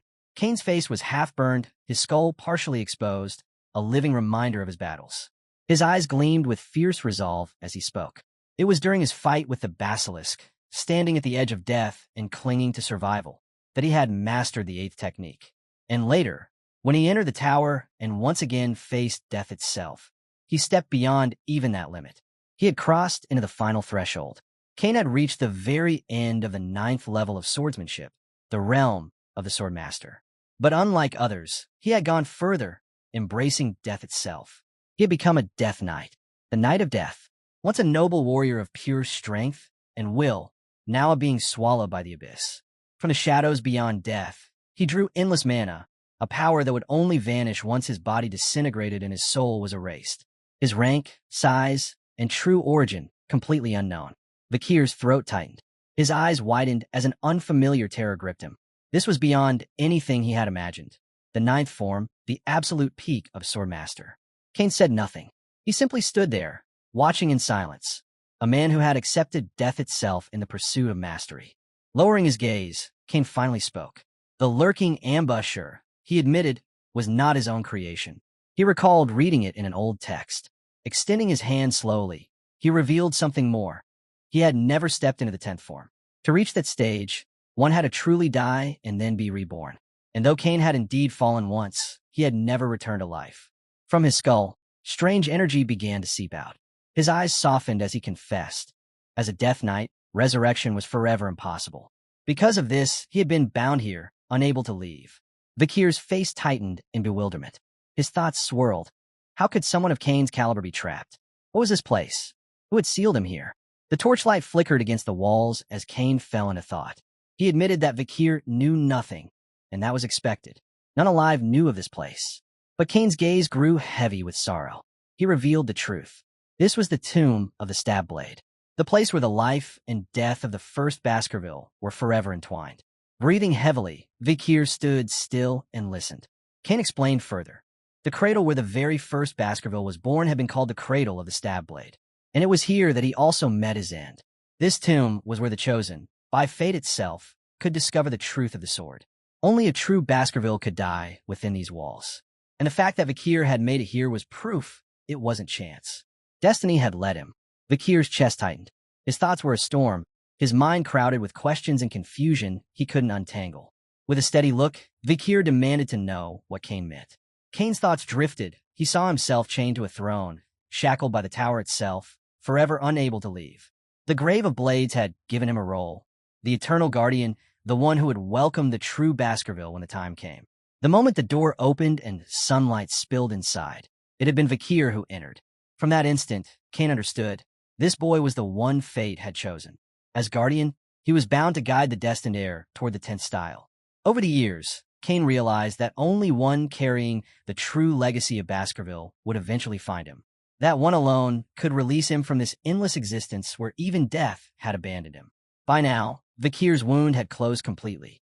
With a calm tone, he asked if Kane believed him to be that chosen one. Kane's hands rested on the pommel of his sword, his gaze steady, his eyes serene. He was certain Vakir could reach the pinnacle of Baskerville's 10 forms. But the path demanded that he fight Kane, taste death itself, and surpass it. Kane gripped his sword, pulling it free from the earth as its blade began to glow with deadly light. He declared firmly, until their battle was decided, Vakir would not leave this place. Cain would kill him, and Vakir, in turn, must kill him by attaining the 10th form. That was his fate, decreed by the tower. But Vakir only smirked with resolve.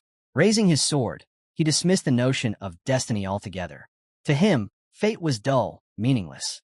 The only thing he trusted was his own will. A surge of power erupted from his body. Adopting a fierce stance, Vakir promised to cut Cain down with everything he had and walk out of here alive. Cain stood silently, accepting the challenge, ready for the duel.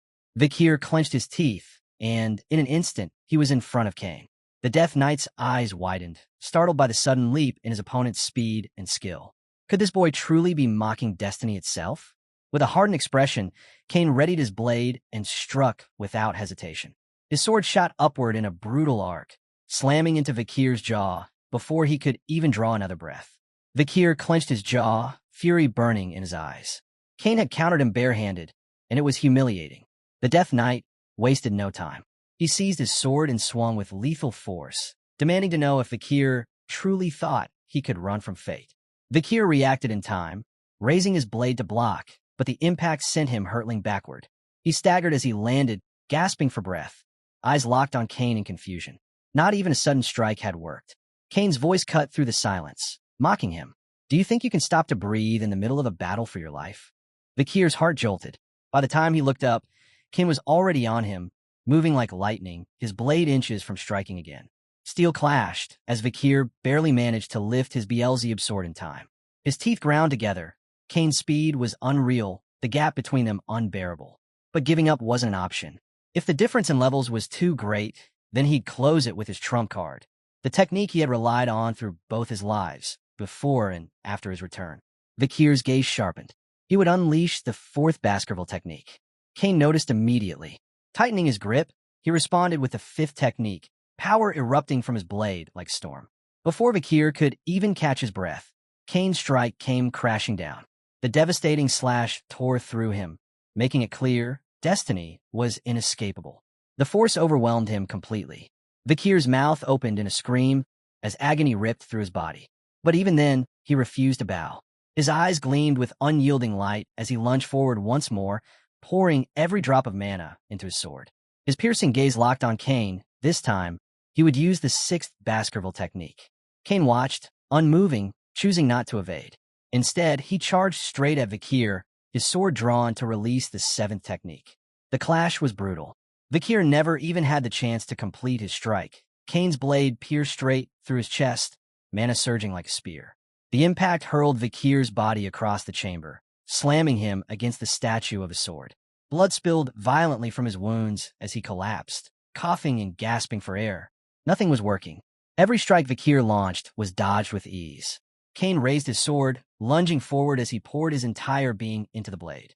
A tide of mana erupted from him, a power so immense Vakir had never witnessed anything like it. Cain wasn't human. He was a monster. His eyes burned with rage as he taunted, "Stop this strike with your sword, if you can." Vakir's teeth clenched. Giving up was not an option. His body was shredded with cuts, blood dripping from deep wounds, yet he charged head-on. With all the strength he had left, he unleashed the 7th Baskerville technique. But Cain, as always, stood higher. His blade radiated overwhelming force as he invoked the 9th technique. The chamber shook as an ocean of mana spread out, swallowing the space hole. Cain's slash tore through the air with flawless precision, the sheer weight of it crushing everything in its path. Vakir's heart pounded. He knew instantly this wasn't something he could block. Panic surged through him as the slash descended. The strike collided with him directly. His eyes widened in horror as Cain's mana surged into his body, ripping through him from the inside out. Every vein, every nerve, every inch of flesh burned under its fury. A scream tore from Vakir's throat. Bathed in sunlight pouring into the chamber, his body collapsed to its knees, trembling. Cain stood unmoving, watching in silence as his opponent crumbled. Vakir's form was covered in gashes, his blood staining the ground like a crimson river. Even as a warrior who had endured countless trials, against Cain he was utterly powerless. Moments later, his strength gave out completely. His body hit the floor. Cain's gaze lingered on him, filled with unspoken questions and disappointment. Vakir's shoulder and back were torn wide open, blood pooling beneath him. The battlefield felt like a river of death, swallowing him whole. Time slipped by. Slowly, his eyes fluttered open again. He was no longer lying on the cold stone floor. His body floated in an endless sea of blood, and before him stood a door. He had no idea what this place was. Submerged in the crimson liquid, Vakir's eyes fluttered open. His mind swirled with confusion, weighed down by questions and a lingering sadness. He was completely alone in this endless space, surrounded by nothing but the red tide stretching out forever. Memories surfaced, Cane Corso, his sword cutting through the air with flawless precision. The strike had been so swift, Vakir hadn't even had the chance to react. He glanced at his own hand, a heavy sense of disappointment settling over him. He was certain his seventh technique had been shattered by Cain's ninth, and he had taken the blow head-on. Then something jolted him. His eyes widened, shock rippling through him. He couldn't grasp where he was or what was happening. Bracing himself with trembling hands, he sat up, gasping for breath, the thought creeping in. Was this death? Slowly, he raised his head. That's when he noticed it. A light. In this ocean of red, a single glowing door stood in the distance. His body froze, fear coursing through him as Cane Corso's words echoed in his mind. The line of death. Cane had spoken of it. How during his battle with the basilisk, it was there he had awakened the 8th Baskerville technique. Driven by a desperate will to live, Vakir pushed himself to his feet. Each step through the liquid was heavy, but he pressed forward, eyes locked on the shining door. Reaching it at last, he clenched his fist, a spark of determination lighting within him. If this door truly marked death, then the fact he had not yet crossed it meant one thing. He still lived. He stretched out his hand, caught between hesitation and resolve. Staring at his palm, a flicker of relief washed over him. He wasn't gone. Not yet. But even in this moment of comfort, another thought surfaced. This path resembled what Cain had described as destiny, the Baskerville's 10th technique. Vakir's mind replayed the memory of that tree, where the monster's corpse had fallen. He remembered Cain's strike, the unbearable pain that surged through every vein in his body. Standing calmly, sword at his side, Cain had explained, reaching the end of the 10th technique required facing death itself. Only through their battle could Vakir step into that final realm. Vakir tightened his fist, his gaze fixed on his own reflection in the endless red surface. He stood in silence, weighed down by the thought that this might be what Cane Corso had spoken of. Slowly, fragments of memory began to return. His death beneath the guillotine, the sharp end of his past life, and the moment he opened his eyes again, reborn as an infant. It was then he understood. Cain had been right. His beheading before regression had already fulfilled the death requirement of the 9th technique. And his rebirth, returning from the grave itself, had completed the condition for the 10th. The memories of his execution and his previous life clawed at him, igniting a deep fury. His teeth ground together as the truth settled in. He was the only one, the chosen existence, destiny's vessel. That very thought filled him with rage. He collapsed to the ground, his fists slamming against the liquid as a curse tore from his lips. To him, it felt like nothing but mockery. The glowing door ahead spilled its light across the endless red, and Vakir's anger simmered down to a cold question. Was everything he had endured, his death, his struggle, his entire life, merely something handed down by destiny? Then, without warning, shapes began to stir. From the liquid, countless hands of pure energy rose, wrapping themselves around his body. Vakir's fists clenched tighter. The fury inside him only deepened as he remembered the vow he had once made in his battle with Madame. Never again would he allow his life to be dragged along by anyone else's will. The hands gripped him harder, pulling him downward. Yet he offered no resistance. His rage burned silently as he was dragged beneath the crimson depths. As his body sank, memories flooded his mind. His clash with the true Madame, the brutal fight against the demon Andromelius, the desperate struggle against the elite corpses. One after another, they consumed him, leaving him drained, strength slipping away until he allowed himself to be pulled deeper by the spectral hands. Doubts crept in.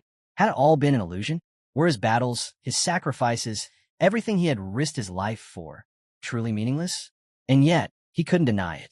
To finally reach the 10th Baskerville technique, the state he had longed for all his life, that alone was reason for joy. But even as the thought crossed his mind, another question lingered. Was it enough? King Corso's words echoed again in his head. To awaken the 10th technique was to be bound here, imprisoned in this space for an endless span of time.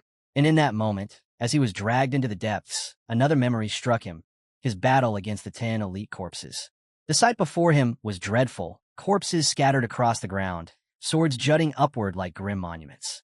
In the midst of that scene, Vakir's eyes widened. A flicker of hope appeared before him. Faces began to surface in his mind. His father, his family, the warriors of the Balac tribe, and the friends who had stood with him. Among them was Perry, the orphan girl killed by one of the 10 elite corpses, smiling brightly, as she always had. From the depths of the red liquid, bubbles began to rise, first a few, then countless more. Vakir's eyes narrowed, fury burning within them. His teeth clenched. If his strength was the reason destiny had been forced upon him, if it put the people he loved at risk, then he would seize that very destiny and wield it for their sake, not for the tower. Breaking free from the crimson depths, Vakir erupted upward with a roar. He would set them free. His gaze sharpened, filled with iron resolve. His place was not here. His place was at their side, and he would survive to stand there again. Concentrating with all his will, he called upon the Red Sea around him. The liquid twisted violently, forming a raging tornado that spun faster and faster, until at last it reshaped itself into a single blade, a sword born of blood. From its form surged a crushing aura of mana. Vakir stretched out his hand. This was no ordinary weapon. It was something only one who had faced death at the edge of the line could claim. His grip closed around the hilt. The sword blazed with light, intense and unyielding. His expression hardened, determination clear in his eyes. This was the 8th technique, the key that unlocked the door of death. Holding the weapon tightly, Vakir wasted no more time. He lifted the blade and, driven by the resolve to protect everyone, thrust it deep into the glowing door. The weapon turned like a key in his hands, and in that instant, a radiant light burst forth from the door, so brilliant it could blind even the most seasoned swordmaster. Meanwhile, in reality, Vakir's body lay broken within a crater carved out by the Death Knight's devastating strike. Blood spread across the earth, his frame riddled with deep wounds. Cane Corso stood over him, his gaze cold and filled with disappointment. To him, Vakir appeared lifeless. With nothing left to see, the Death Knight turned away, retreating toward his throne. Seconds ticked by. Seeing Vakir unmoving, Cane Corso finally spoke, his tone carrying a rare hint of admiration.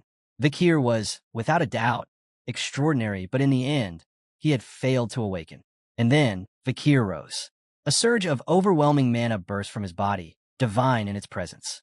Cane froze, his eyes widening in disbelief. Slowly, he turned, instantly recognizing the aura. The 8th technique. The rookie had done it. While Cane's mind reeled, Vakir acted. His figure flashed, his glowing eyes fixed forward as he appeared behind the knight, blade ready to strike. Cane barely had time to react. Shock still written across his face, he unsheathed his sword and met the blow, deflecting it with a violent clash of steel. The collision forced Vakir back, and he steadied himself, realizing the situation was far from favorable. Yet Cane himself was sent staggering several meters, eyes locked on the ground, as though trying to process the impossible. His glare snapped back to the boy, fury blazing. That brat, someone who had only just awakened the 8th form, was forcing him back. Even so, Cane reminded him coldly, this was only the 8th technique. His true destiny was not here. It lay with the 10th. Before Cane could say more, Vakir's voice cut through, shouting his acceptance of that very destiny. If the 10th form of Baskerville awaited him, then he would face it head-on. But for now, his head lifted, his breath ragged, he declared that he had to leave this tower. He had unfinished business beyond these walls, and for that, he had to live. Cane's eyes narrowed in shock. What was this boy talking about? What things demanded such resolve? Yet, as he watched, he began to understand. The mana pouring from Vakir's body was not mere instinct to survive. It was the weight of a purpose, a reason binding him to life itself. Still, Cane was unconvinced. His grip tightened around his sword as he warned coldly. As long as the tower bound him, Vakir would never escape. And then it happened. The tower door groaned and slowly swung open. Both combatants froze, eyes drawn to it, their expressions betraying their surprise. The great door yawned wide, spilling sunlight and wind into the chamber.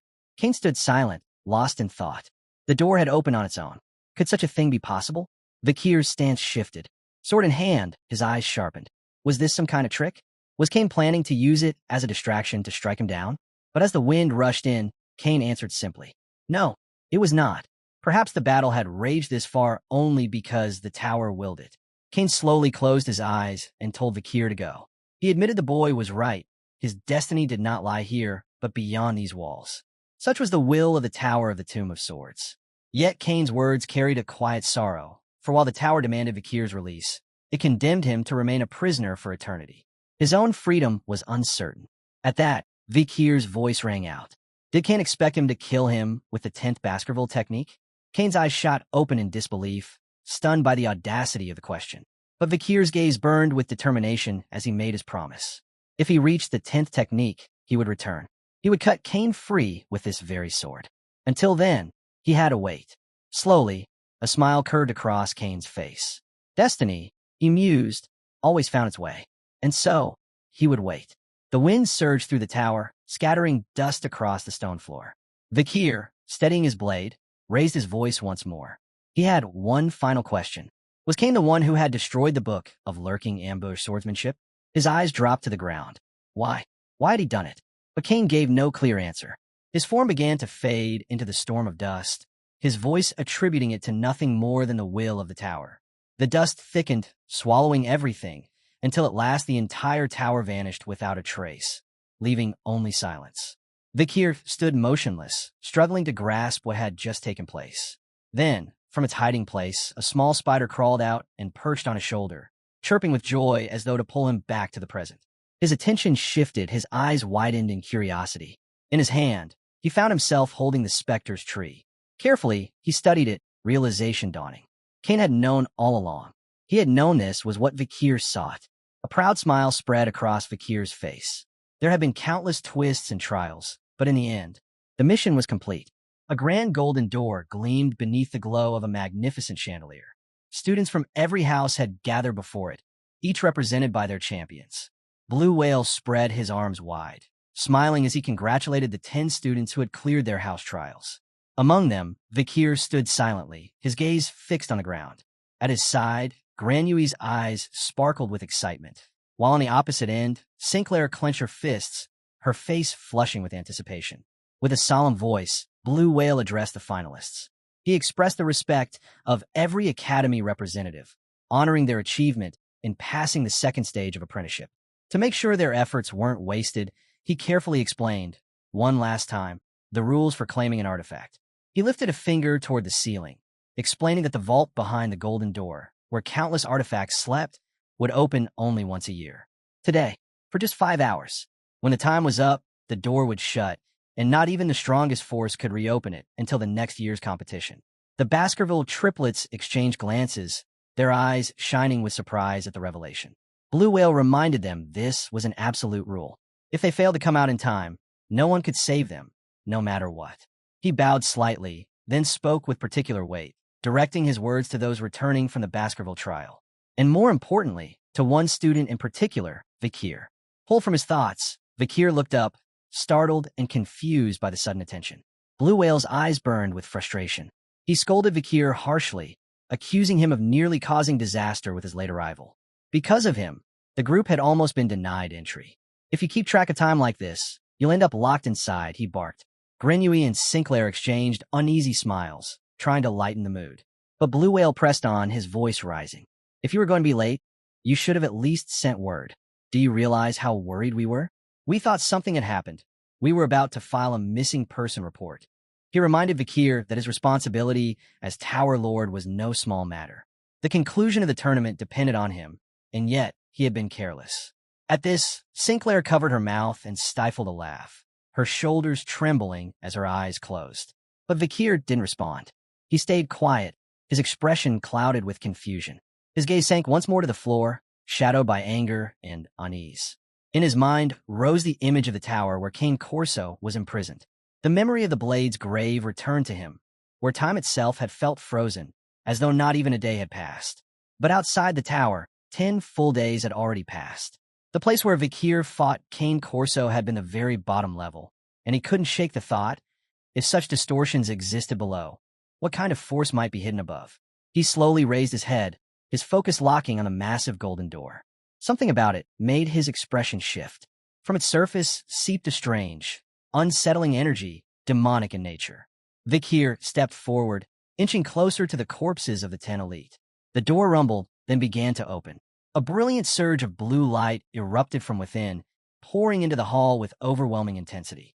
The countdown had begun. Only 5 minutes and 30 seconds remained before the door would seal again. Professors and headmasters sat in silence, their gazes fixed on the spectacle. Vasilios, chief of Venian, leaned forward, eyes widening in surprise. Nearby, Hippolyta, the headmaster of Tsur, rested her chin against her palm, her curiosity clear as she wondered what kind of artifacts would appear this year.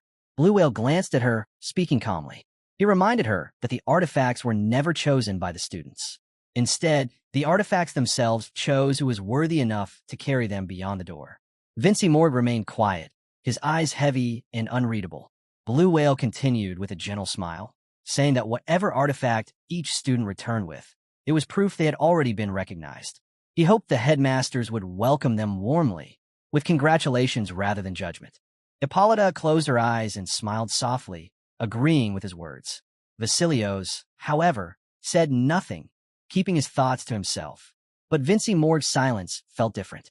His hands were clasped tightly as he thought back to Blue Whale's desperate plea during Madame's appearance. How he had begged for victory for the Mage Tower. Now, hearing him speak as if he supported all the students equally, something about it felt strange, unsettling even. Blue Whale caught his stare and hesitated, sensing something was off. Yet Vincey Morg only leaned back, his eyes gleaming with curiosity as he wondered how many students would be chosen this year. The silence was broken as students began stepping back through the glowing portal. First came Philippus, clutching his staff, followed by Lovegood Merlin, Bakura, Sinclair, and finally the Baskerville triplets. They moved together, making their way toward the waiting professors. Hippolyta leaned forward and asked them to report what kind of abilities their artifacts held. Philippus proudly raised his staff, which pulsed with a faint glow. His voice was brimming with excitement as he explained it was crafted from the scale of a pink dragon, granting him a tremendous boost to his mana. Right after him, Lovegood Merlin stepped up, grinning as he revealed a delicate heart-shaped hairpin. Lovegood Merlin proudly explained her artifact's ability. It could block a single mind-affecting spell, but only under one condition: someone she truly loved had to be at her side. Next, Vakir raised his hands and revealed a pair of steel gauntlets, the Madong Wong hand. With them, his physical strength would rise far beyond its limits. Dolores stepped forward next, holding a golden mirror. She called it the Mirror of Truth. Its power was frightening. It could reveal the true face behind any mask. However, it only worked on those within a distance she could handle. The Baskerville triplets raised their blades together. The weapons that had chosen them were the Samjido triplet swords. Alone, they were powerful, but when wielded together, their strength multiplied. Finally, Sinclair turned, pointing toward the odd hat slung across her back. Her voice was bright with excitement as she introduced it, the money hat. It was a strange artifact that boosted her magic power, but only if she fed it money. Crossing her arms, Hippolyta fixed her gaze on Sinclair's hat. She could hardly believe it. Every single student had been chosen. This year's class was unlike any before. Vasilios tilted his head and, in a thoughtful tone, remarked that the artifacts must have seen great potential in these students. Then he asked if perhaps everyone had already made it out. But Blue Whale's eyes fell to the ground. He said quietly that 20 seconds still remained. Hippolyta's expression shifted instantly, her eyes widening with shock. She didn't understand what was happening. Vasilios, calm as ever, turned to Blue Whale and asked why he was sweating so much. Blue Whale pressed a hand to his forehead and began to count down the seconds. His voice trembled. Vincey Morg's gaze sharpened. With his hands still clasped, he spoke firmly. There was still one student missing. His voice carried disappointment and anger as he revealed it was Vakir, the one from his academy, who had not yet emerged. Blue Whale's body shivered. He clutched his face, panic flooding through him. He shouted that there were only seconds left. Even if a student wasn't chosen by an artifact, none had ever failed to escape the treasure room before the time limit. The portal flared with blinding light. Professors muttered urgently that if Vakir wanted to live, he had to come out at that very moment. Sinclair's eyes locked on the portal. Confusion swirled in her gaze as she wondered where Vakir was. Dolores turned suddenly, her eyes gleaming with worry. The Baskerville triplets spun around too, panic rising as they realized Vakir still hadn't emerged. Philippus stood frozen, unsure of what to say. Lovegood Merlin's eyes widened with growing dread. Vakira, too, could only stare in disbelief at Vakir's absence. Seconds slipped away. 4 seconds remained. Then, at the last possible moment, someone clenched their fists and stepped through the glowing portal. It wasn't Vakir. It was Granui. His teeth gritted, his breath heavy. He had chosen survival.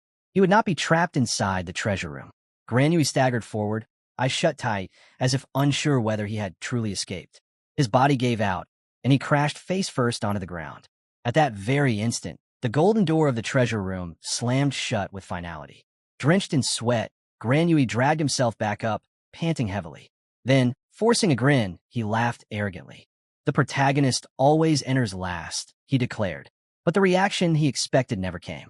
Sinclair and Dolores froze, their eyes filled with unease and fear. The Baskerville triplets looked utterly stunned. The smoke cleared, and silence swallowed the hall. Granui frowned, confused by their expressions. "What's with this atmosphere?" he muttered. Meanwhile, Vincy Morg's face had turned pale. His eyes widened with horror. The truth hit him. Vakir hadn't made it out.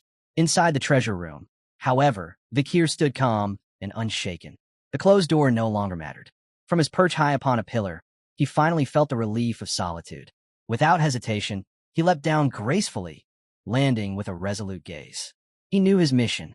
There was still one task left. The seventh corpse within this vault had to be dealt with before it could scheme against the world again. Rising to his feet, Vakir took in the vast chamber. Artifacts of every kind surrounded him. Potions, weapons, relics, glinting faintly under the pale light of the moon filtering through cracks above. Yet the sheer number of them only made his search more difficult. Then he stopped. His eyes burned with fury. His senses picked up the unmistakable stench of a demon. It was said that when an artifact found its chosen one, the bond was instant, marked by a glow of light. But Vakir had no interest in any of those shining treasures. His hunt was for something else, the lifeless husk of a demon hidden among the 10 supreme corpses. And it was here. His gaze moved to a display of powerful weapons, a mace, a shield, a bow, and a sword. Yet his focus narrowed on the blade. He knew the seventh corpse, Decorabia, lurked nearby.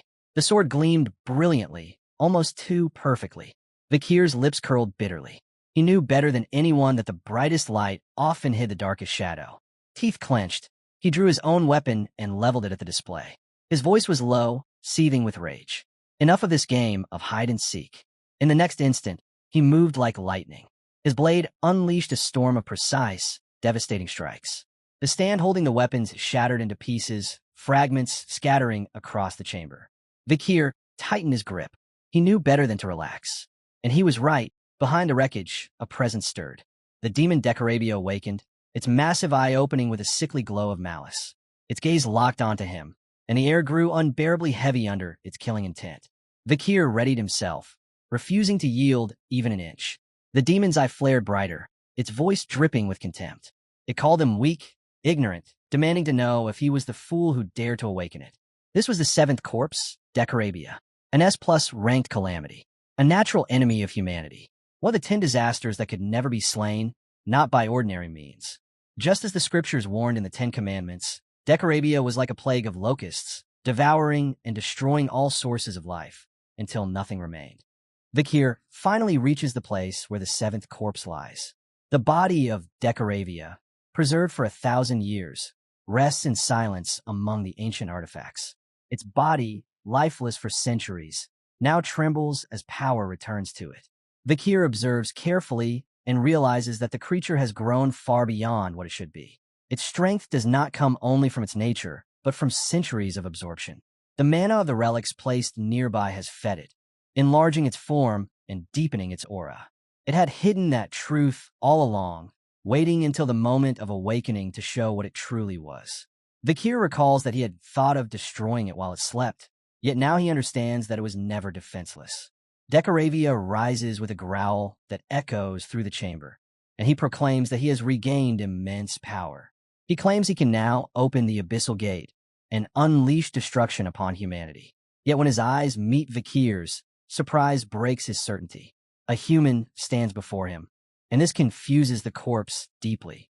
He cannot comprehend how this could be possible. He demands to know the identity of the intruder.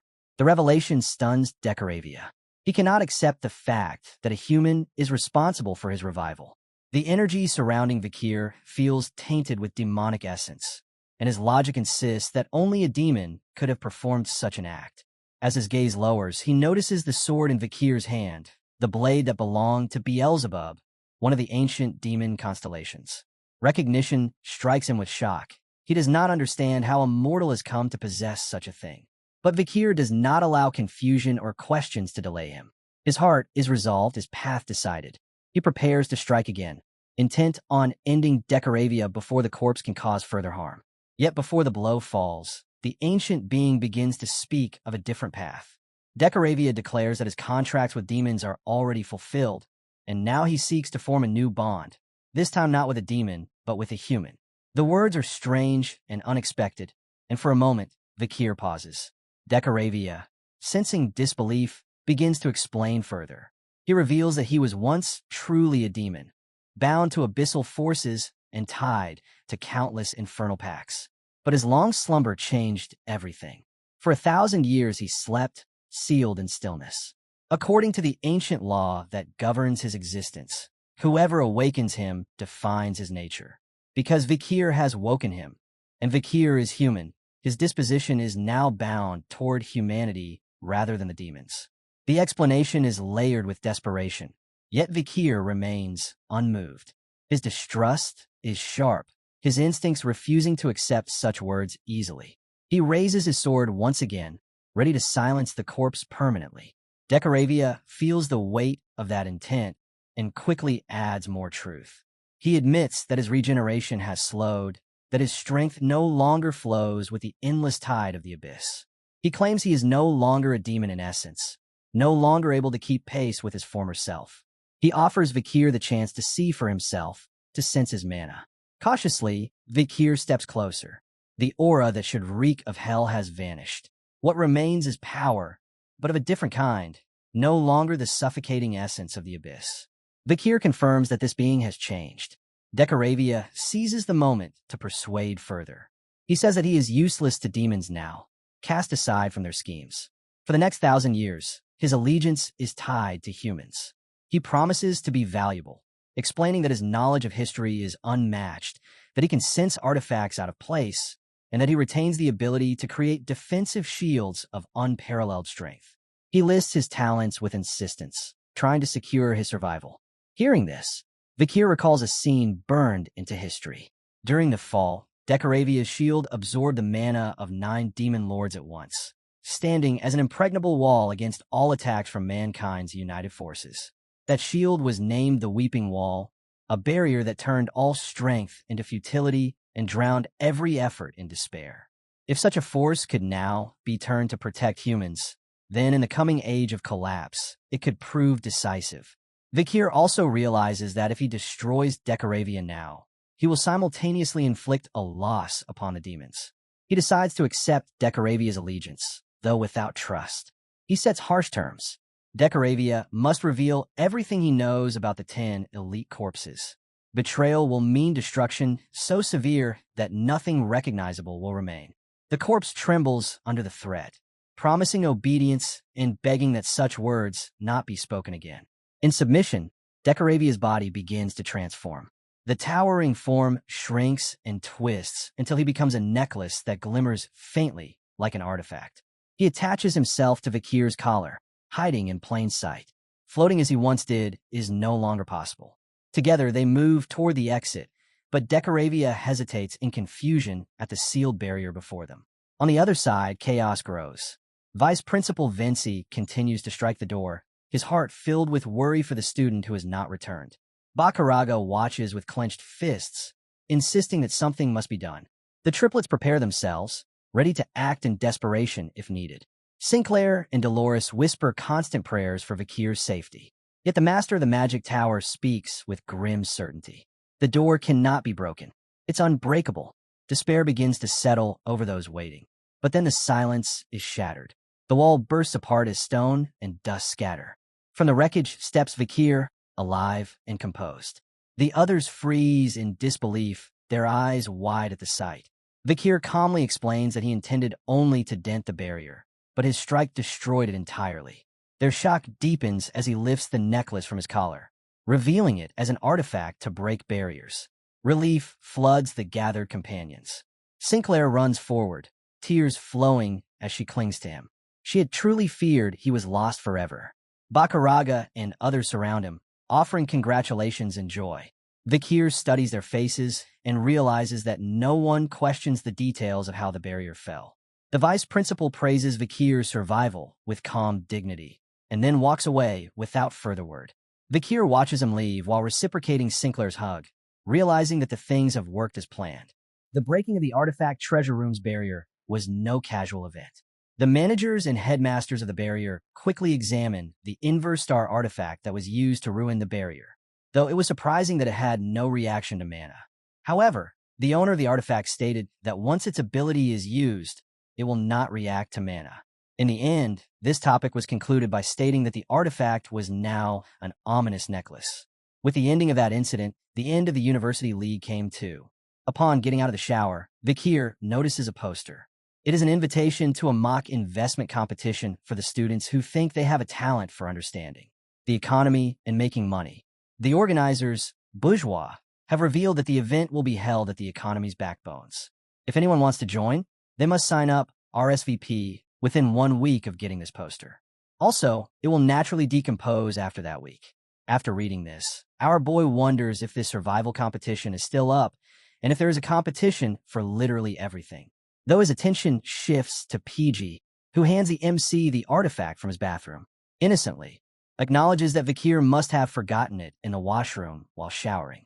The moment the artifact gets back in his hand, the voice chuckles, admitting that it was an interesting sight to behold in the washroom. Looking at the artifact with his bloodshot eyes, Vakir warns him to be in his limits, or else he will be dead. The warning humbles Decarabia, and he quickly clarifies that he found the dorm facilities interesting. Hearing him talk, the soft guy PG thinks that our boy is talking to him, but then, while hiding the artifact behind his back, Vakir changes the topic and asks questions about the poster on the table. PG explains that it is a competition where promising stocks or sectors can be found in advance. And since the organizers are the bourgeois family, many benefits will be given if someone wins. Chuckling nervously, Softy admits that he lacks combat skills, so he has no choice but to get extra points by applying to these kinds of competitions. Looking at him, Vakir agrees that this guy lacks combat skills, but he has talent for every other area, especially absorbing and observing information. This is why right now the protagonist is hiding the artifact from him. Vakir is 100% sure that if Cindy, when he sees PG, she'd do anything to scout him. Poor Decarabia is right now uncomfortable as hell because baby madam has crawled up to our boy's hand and is now sucking the artifact. Despite that, PG is firm to defeat Sinclair this time. Curious, the hero wants to know why. Thus, Softy explains that he has lost to her in the past, and the fact that she is really good at economics is something that makes him more desperate to win. However, it is already 6 o'clock, so he rushes out of the dorm, changing his clothes in the blink of an eye, to meet the professor. At this point, Decarabia begs Vakir to remove this small beast because it is literally drooling. Later on that night, Edward Bourbon Jr. is running nonstop, but after getting to the corner of the street, he pants heavily, being frustrated that he would have ruled the capital if it were not for that Ouroboros. In an instant, panic spreads across Edward's face when he hears someone calling him from behind. Scared, he looks back, demanding to know who the person in front of him is. Little did he know that it was none other than the Night Bloodhound. As our boy's eyes glowed with rage, he stared at his target very carefully. On the flip side, Edward is shocked as hell, as he didn't feel his presence. Additionally, he keeps asking the MC questions, assuming that maybe Ouroboros has sent him or something. With that, he also nervously confirms if he is the Night Hound Ouroboros is chasing. With a piercing gaze, Vakir tells his target that he has no idea what Edward is talking about. With a pause, he adds that perhaps he should address him by his priestly name, Saint Bourbon. Upon hearing it, Saint's eyes widen with shock, and he is puzzled, not understanding why this guy looked into him. Approaching him slowly, our guy also acknowledges that Edward is a high-ranking graduate and is a high-ranking priest in a new pseudo-cult in the north called the Ohm Cult. With that, 25 years back, he even killed his cousin and, after sexually assaulting her, used her as a sacrifice for his first demon contract. After that, he continues his journey in the cult while destroying tons of families, and in his latter years, he joins the demon army to fight Quo Vadis. Hearing all this, Edward remains quiet, raising his axe higher in the air. In contrast, the MC continues speaking about Saint's extensive knowledge of scriptures as a weapon. He infiltrated the temple as a spy and started an uprising behind mankind's allied forces back during the Holy War. It was a critical hit to the heroes like Tudo Lamacha, Don Quixote, Bianca F.O. Usher, and the rest. Revealing all this, the Night Hound asks if he is correct. Taking his tongue out, Edward admits that our boy is correct about him being a priest and all the bullshit with his cousin, but has no idea about the rest. The moment these words leave his mouth, without any warning, he lunges forward to attack the protagonist. Yet, in the blink of an eye, the hero unsheathed his sword and severed Edward's head in a single strike. To Vakir, even if he excluded things that are yet to happen, this guy was still a jerk. Before he could walk away, our guy sensed the scent of the demon, so he turned back, and upon checking, he found a poster in his pocket. It is an exemption, which was issued by the Old Testament faction. This confuses Vakir because the selling of the exemption should have stopped the moment he killed the ninth corpse, Dantalion, but the fact that it reeks of demon is suspicious. Even Decorabia can sense it, finding it very dense. He is even certain that it belongs to the sixth corpse, as he was best friends with the ninth corpse. This makes the MC realize that he needs to visit the Quo Vadis family once again. Also, this priest comments about Ouroboros chasing the Night Hound, and him being the ruler of the capital. If Ouroboros wasn't here, bother Vakir a lot. It all just means that she is hunting capital's criminals and wants to meet our boy. This girl is definitely a psycho. When the protagonist left, several hours later, someone in high heels appeared on the roof of one of the buildings. It was Ouroboros. She examines the dead body of Edward, understanding the Night Hound was here. At this point, she just hopes that he shows his glorious figure to her. Grabbing Edward's head, Ouroboros wonders if she should hold out a little longer. A few hours later, dawn broke and the streets came alive. People hurried off to work, while others lingered in small groups, chatting away. Among the many stalls lined up, one was selling masks. A cloaked figure stepped up, scanning the display. The vendor welcomed him warmly, suggesting he buy one. Without hesitation, the man purchased a mask, turned his back, and left with a polite smile. The vendor waved him off gratefully. That man was none other than Vakir. Arms folded, he strolled through the lively streets. A faint smile tugged at his lips. He hadn't expected the capital to be this crowded, though it was the weekend after all. Suddenly, something caught his eye, and he paused, intrigued. His attention locked onto a temple overflowing with people. It was the Quoitus Temple, the second branch of the Old Testament faction. A priest placed a sign outside and loudly proclaimed a special offer. For that day only, confessions and forgiveness would be granted at half the usual cost. The crowd stirred at this, murmuring with surprise. Vakir decided to take a closer look. As he neared the temple, he noticed a couple stepping out. The man, smiling in relief, admitted he had carried unbearable guilt until now. But after today, he felt completely free. The woman beside him, calm and curious, asked if it was because of something that had happened in the past. The man gave a cold grin and confirmed. It was about the time he had driven a carriage drunk and run over a child. Vakir froze mid-step, his body tense. Unsure if what he was hearing was true, he listened on. The woman recalled that the child had reportedly died. The man extended his hand, eyes gleaming as he admitted the child's death was just bad luck. It had haunted him so much he couldn't even sleep, so he came here to repent, especially since indulgences were being sold at a discount. With a twisted smile, he boasted about purchasing an expensive one, which meant he no longer owed anything to the grieving family. To him, that was worth celebrating. The woman's lips curved into a smile as well, assuring him that everything was fine now, and that no matter what, her beloved was truly a good man. Even the pendant Drabia seemed unsettled. It quietly asked Vakir if those people could truly be called human, pointing out that aside from their appearance, they were no different from demons. It wondered aloud what the world had turned into. At the temple gates, a long line had formed. Everyone wanted to grab the chance to buy indulgences at a bargain. A man at the entrance stood, reading names from a list.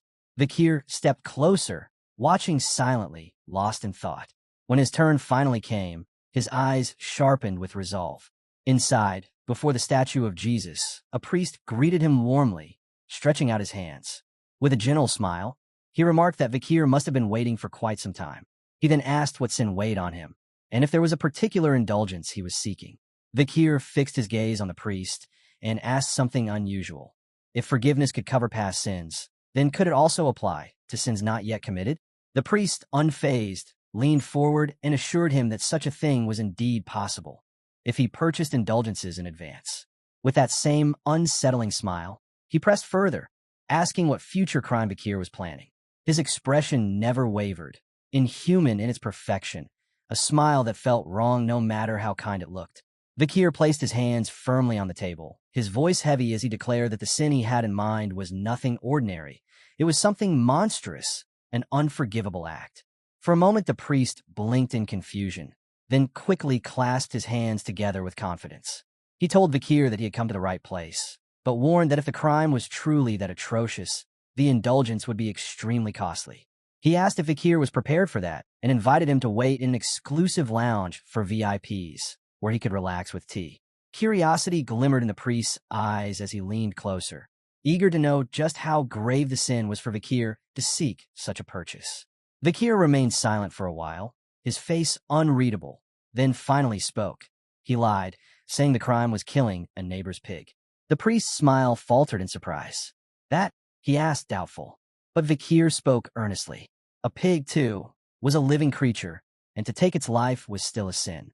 The priest's pleasant smile suddenly vanished.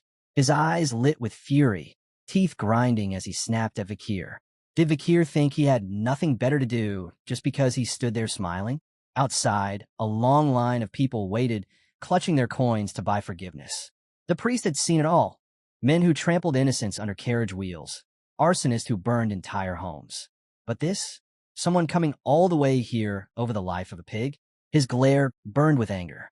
With a frustrated sigh, he scrawled the seal onto Vakir's indulgence, finding the request ridiculous. Muttering, he crushed the parchment into a ball and hurled it at him, demanding payment in gold and ordering him to leave immediately.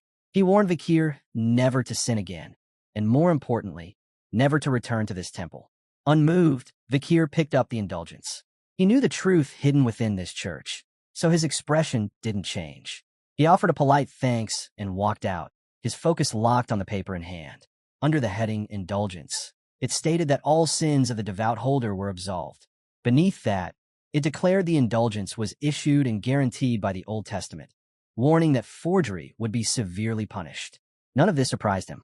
As expected, both the parchment and the temple itself carried a faint trace of demonic presence.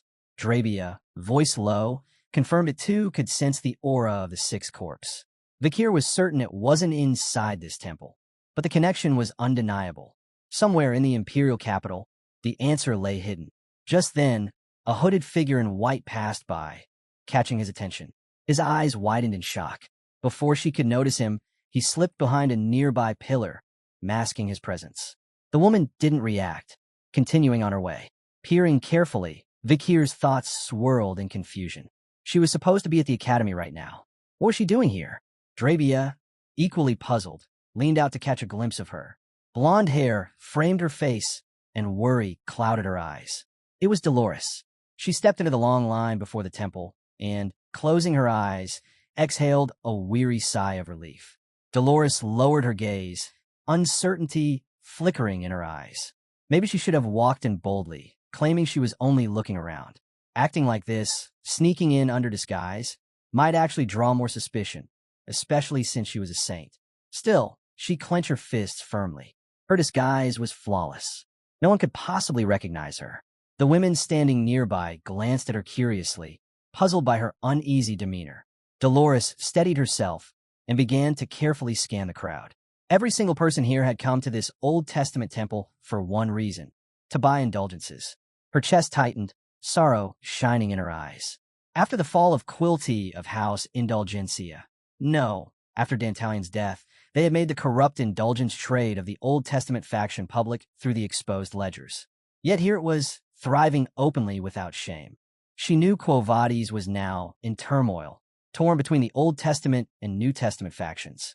With all eyes on that conflict, pseudo-religions had sprung up like weeds across the empire. Dolores pictured the Quo Vadis temple and wondered how the Old Testament faction still held onto its riches, even after the downfall of the Indulgencia family, their greatest financial support. Her gaze fell once more to the ground, sadness heavy in her eyes. Was this wealth still coming solely from indulgences? Or had they uncovered some new source of power? She had come here to uncover the truth, yet so far, there were no answers. As she sank into thought, a voice rang out announcing an arrival. The crowd stirred, buzzing with disbelief and excitement. From a carriage stepped a man in boots, radiating authority. It was Cardinal Bird of the Rune Order, leader of the Old Testament faction in Quo Vadis. He greeted the people warmly, his smile practiced and kind. Dolores froze, her eyes widening in shock. Cardinal Bert here? Fear surged through her. Without a moment's hesitation, she slipped out of the line, her nerves unraveling. She turned away, determined to leave this place immediately. Her abrupt behavior caught Bert's eye. He frowned slightly, puzzled by her actions, and watched her retreat in silence. Dolores never once looked back. With a grave expression, Bert approached one of the priests standing nearby. He leaned in and told his lieutenant something weighed on his mind. Before stepping inside the temple, he instructed him to sweep the area and check the surroundings carefully. The priest lowered his head respectfully, eyes closed, accepting Cardinal Bert's command without hesitation. Turning away from the crowd, Bert prepared to step into the temple. The people grew restless, calling out to him, begging for his blessing before he went inside. Guards quickly moved in, forming a wall to keep the crowd at bay. Meanwhile, Dolores slipped away, moving deeper into the building. She climbed up to the temple's second floor, her fists clenched, her heart pounding. Fury burned within her. Bert wasn't just any cardinal of the Old Testament faction. He was her father.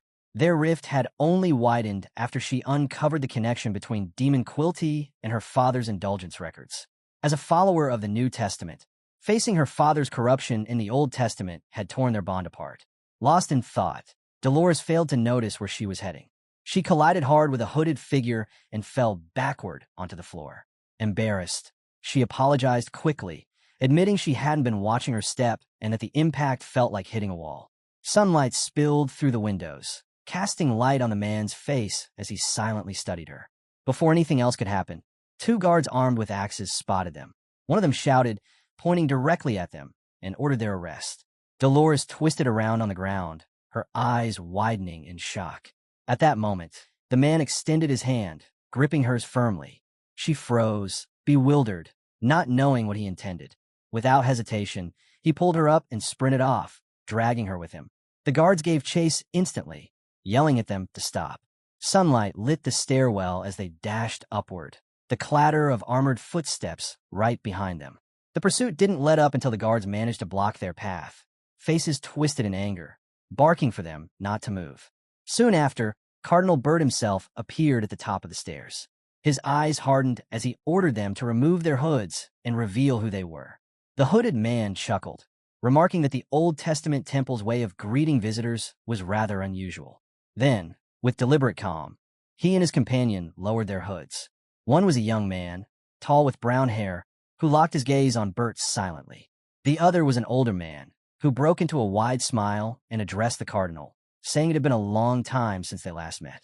As they spoke, hidden within the shadowed stone window frame above them were another pair, the masked figure in a dog mask, Vakir, and Dolores, who watched quietly at his side.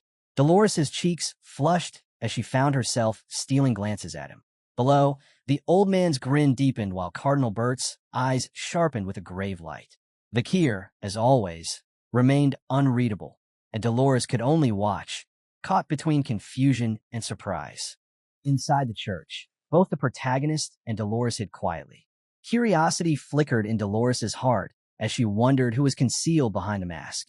Vakir raised a finger to his lips, signaling her to stay silent, his expression calm and composed. Rather than feeling annoyed, Dolores's eyes widened in surprise, and a faint blush spread across her cheeks as realization struck her. His voice was the same as the night bloodhound's. While they remained hidden, a tense confrontation began to unfold below. A tall man with brown hair broke the silence, remarking that it had been quite some time. The elderly man before him responded with a faint smile, and the younger man immediately recognized him as Cardinal Martin Luther of the New Testament faction within the Rune Order. His demeanor changed at once. Placing a hand over his chest, he bowed slightly and apologized for his earlier rudeness, explaining that he had merely been pursuing suspicious rats lurking near the temple. Martin Luther tilted his head in mild confusion, his eyes gleaming as he smiled, asking if Humbert was referring to them. A nervous grin appeared on Humbert's face as he hastily denied it. Extending his hand politely, he inquired what had brought them to the Church of the Old Testament faction. Martin Luther, closing his eyes with a calm tone, chuckled softly and admitted that he had come simply to snoop around. The tall, brown-haired man stared at him intently. while Humbert seemed slightly unsettled by the exchange. The Old Testament's churches were filled with worshippers, while Martin Luther revealed that his own New Testament church was as barren as a desert. Spreading his hands, he admitted that although his visit was shameless, he wished to learn their methods, noting that His Holiness, the Pope, valued harmony above all. With a pleasant smile, Humbert replied that there was no special secret behind it. It was merely that their church stood in a favorable location with a dense population. Martin Luther found his words intriguing. Both men exchanged gentle smiles and fell silent for several minutes. Humbert then excused himself, saying he had an upcoming meeting. Martin Luther also bowed toward Humbert, expressing regret for taking the time of such an honorable man. Humbert's expression turned stern as he ordered the guards to escort them safely out of the church. The guards nodded in agreement. Humbert's fists clenched tightly, catching Martin Luther's attention. The cardinal's smile widened slightly as he lowered his gaze, remarking that demons swarmed the land, waiting to consume it. Humbert turned away, walking off in silence, while Martin Luther continued his proclamation, urging everyone not to fear but to stand firm. He spoke of triumph through truth, declaring that even if they lost their families, fortunes, honor, or lives, truth itself would remain eternal and make the empire everlasting. Though Humbert initially tried to ignore him, anger began to burn within. His eyes glowed with fury, and his teeth clenched tightly. Meanwhile, Vakir and Dolores quietly exited the church and climbed onto the rooftop of a nearby house. Vakir concluded that this would be far enough. As the sun sank low, he stated that they were no longer being pursued. Dolores' expression softened as she thanked Vakir sincerely, a blush tinting her cheeks. She removed her hood and, with a curious tone, asked how he had recognized her. Still facing away, Vakir calmly replied that he had known from the very first glance. Dolores' eyes widened with astonishment and affection. He explained in a composed tone that her disguise was far too obvious, surprisingly so, given that others hadn't noticed. Dolores closed her eyes and smiled shyly, covering her mouth as a faint laugh escaped. Seeing her reaction, Vakir's curiosity grew. Dolores' eyes welled with tears of happiness as she observed him quietly. She apologized if she had offended him, assuring it wasn't her intention. She noted that he was capable of joking now, sensing a subtle shift in the air between them. Her gaze drifted downward, her eyes shimmering as she sank into deep thought. She recalled the moment when a night bloodhound had grabbed her earlier. It had felt so much like Vakir. Her mind wandered back to their previous encounters, like the time they hid on the academy stairs to avoid Quilty. Perhaps, she thought, her instinct had been right because the situation mirrored those memories so closely. Lost in reflection, she was startled when Vakir interrupted her thoughts. Her eyes widened in surprise as he firmly asked why the saint of the New Testament would come to the Old Testament's church while concealing her identity. Dolores hesitated, then lowered her head, sorrow filling her eyes. With honesty, she admitted that the growing conflict between the two factions in Quo Vadis had led to the spread of heresies and cults. Vakir listened in silence. Dolores continued, explaining that amidst the chaos, she had secretly infiltrated to trace the financial dealings of the Old Testament faction, which had amassed great wealth. Her voice trembled as she revealed that the Pope was showing signs of dementia and might not even grasp the situation. She confessed that she was a saintess in name only, powerless in truth. She admitted she had no choice but to act on her own. Vakir reflected on the situation as he recognized how overwhelming her burden was. Dolores' expression was filled with quiet sorrow as she remained lost in thought. Vakir knew all too well that she would one day rise as a heroine of great power and respect. Yet now, she was merely a fragile young woman, bound to a family tainted by demonic ties and unable to fully trust anyone. His mind sharpened as he pieced everything together: Humbert's source of funding, the spread of heresies, and the indulgences. The full picture became clear. He revealed his conclusion. The Old Testament faction, seeking dominance, had sold religious autonomy to heretics and cults in the form of indulgences, earning immense profit in return. Vakir was certain that Cardinal Martin Luther had already suspected this, which was why he had come. Dolores' eyes widened, both surprised and contemplative, before she slowly nodded, realizing he was right. Placing her hand beneath her chin, she pondered deeply.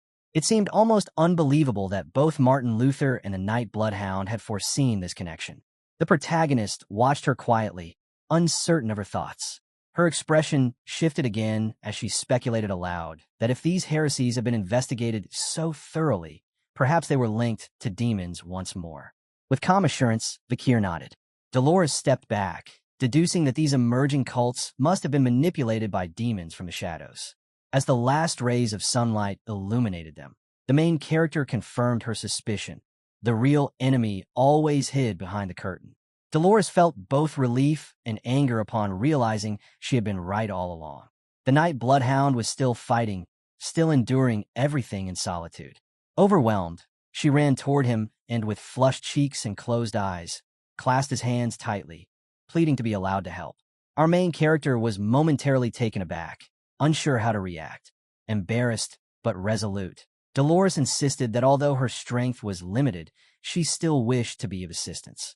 Vakir then asked if she could use the same buff she once used in their battle against Dantalion. Her eyes widened again, and she nodded, admitting she was uncertain if she could summon that much power once more. Vakir gently released her hands, turned his back, and said that their first step would be to eliminate the heresies and cults linked to the Old Testament faction. He then revealed that he had a plan to eradicate them all at once.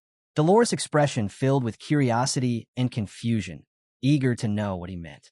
Without wasting another moment, the main character pointed directly at her. As the sun descended, his voice remained steady as he declared that he needed her body. For a moment, Dolores froze, certain she had misheard. Then her face turned crimson, her eyes widening in utter shock and embarrassment. All she could do was let out a panicked scream. While Vakir continued to silently point at her, his expression remained unreadable. Night had fallen over the mountains, and beside the jagged peaks stood the grand temple of the Quo Vadis' New Testament, Cutter Zodiaci. A lone carriage rolled up the path, its wheels crunching over the gravel until it stopped before the temple gates. Several figures stepped out, their silhouettes stretching long in the dim torchlight. The bald man at the front raised his hands with a grin. "It's been a while," he said smoothly. "The Pope seems to be looking younger these days." The long-haired man beside him returned the smile, while another, leaning on a tall staff, remarked with amusement, "And you've grown stronger, my friend. You seem to radiate even more divine power than before." The bald man laughed heartily. "You flatter me," he said, "though it looks like you've lost some weight yourself. Don't tell me it's because of that new concubine you've taken." The long-haired man, known as Charles, the infamous Manson cult leader, stuck out his tongue playfully. "She was a married woman," he said, "but after I spoke to her about freeing the soul and taught her a sacred doctrine, she came to me willingly." The bald man, another cult leader, chuckled. "I don't even need to move a muscle anymore," he boasted. "People come offering gold and grain the moment I utter a word." The man in the hat, gripping his staff tightly, was El-Mani, the leader of the New World cult. No one dared question his claim of speaking for God. From under his hat, he drew a folded letter and began to read it closely. "So," he murmured, "the Quo Vadis' New Testament dares to invite us to a communion ceremony?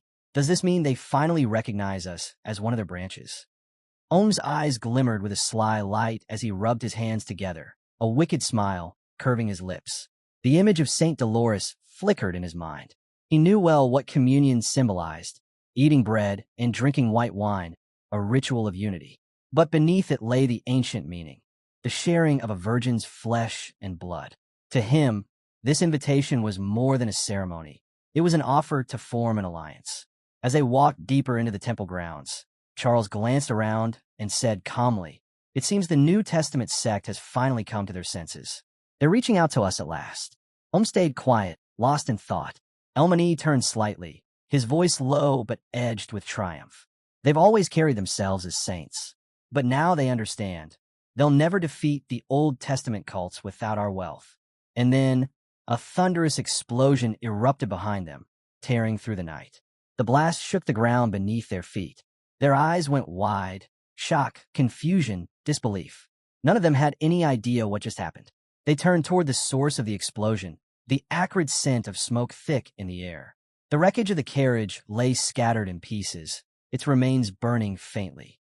Among the debris, a lifeless body sprawled motionless. As the smoke cleared, a lone figure emerged from the haze, walking toward them with deliberate steps. Her lips curved into a satisfied smile. She had found her targets. It was Ouroboros, her presence radiating a fierce, uncontrollable energy.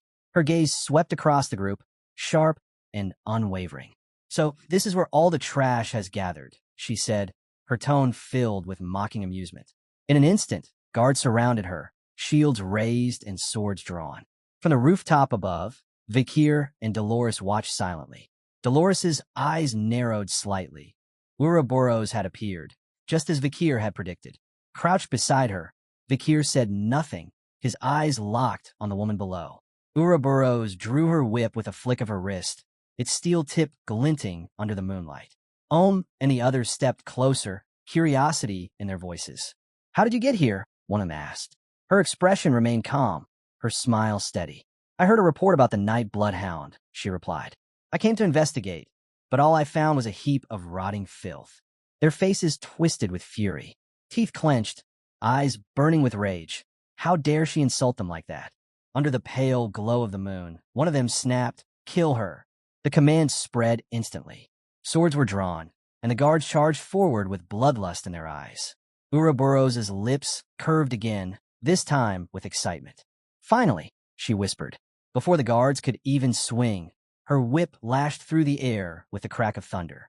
In a blur, it sliced through flesh and armor alike. Bodies shattered and fell, torn apart in an instant.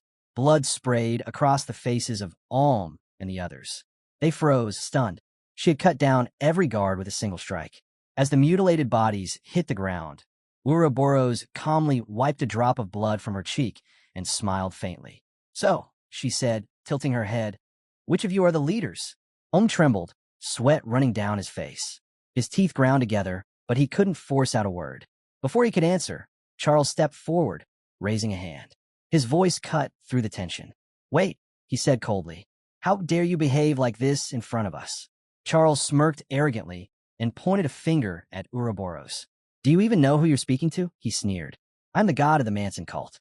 But now that I look at you, you're quite my type. Become my 21st wife, and I'll see to it that you're spared divine punishment." Before the last word left his mouth, a sharp crack split the air. Ouroboros moved faster than sight. Her whip lashed out like lightning. In an instant, Charles's head flew from his shoulders, spinning through the air before crashing to the ground. The others froze. Ohm's entire body stiffened, his mind blank with terror. He couldn't believe what he was seeing. Ouroboros turned her gaze on him, her eyes glinting like blades. "You call yourself a god," she said coldly, "yet you couldn't even block one strike?" Almani's jaw tightened. He looked down, trying to mask his fear, and spat through clenched teeth. "I'm not afraid of filth like you." His voice trembled, but he kept going. "I am the true god who has descended to this world, and I will never kneel before you." Inside, though, panic was eating him alive. Ouroboros raised an eyebrow, then tossed a small glass bottle straight at his face. It shattered on impact, and the liquid splashed across his skin. "If you're really a god," she said mockingly, holding up another identical vial, "then this shouldn't bother you. After all, holy water doesn't hurt the divine." The moment the liquid touched him, his skin began to sizzle. A horrible burning sound filled the air. Almani screamed, clawing at his face as it blistered and melted.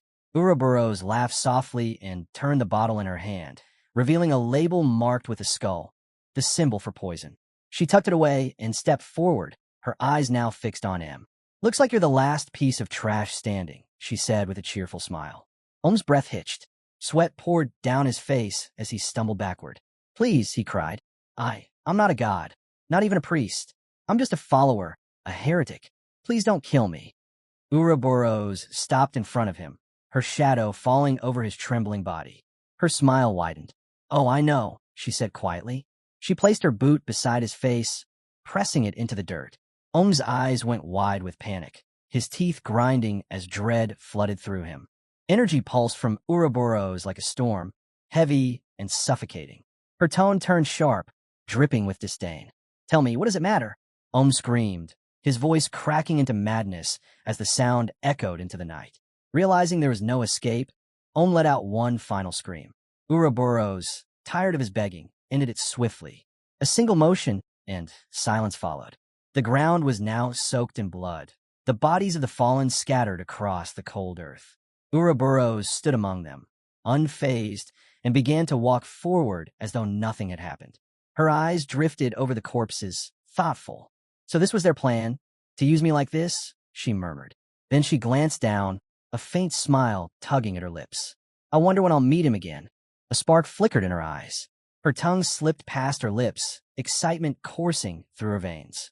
Only one man could stir that kind of thrill within her, the night bloodhound. But before she could lose herself in the thought, a flash of light flared from deep within the forest. Voices followed, shouting urgently. We heard a scream from beyond the woods. This time we'll catch her. Her smile vanished. Jaw tight.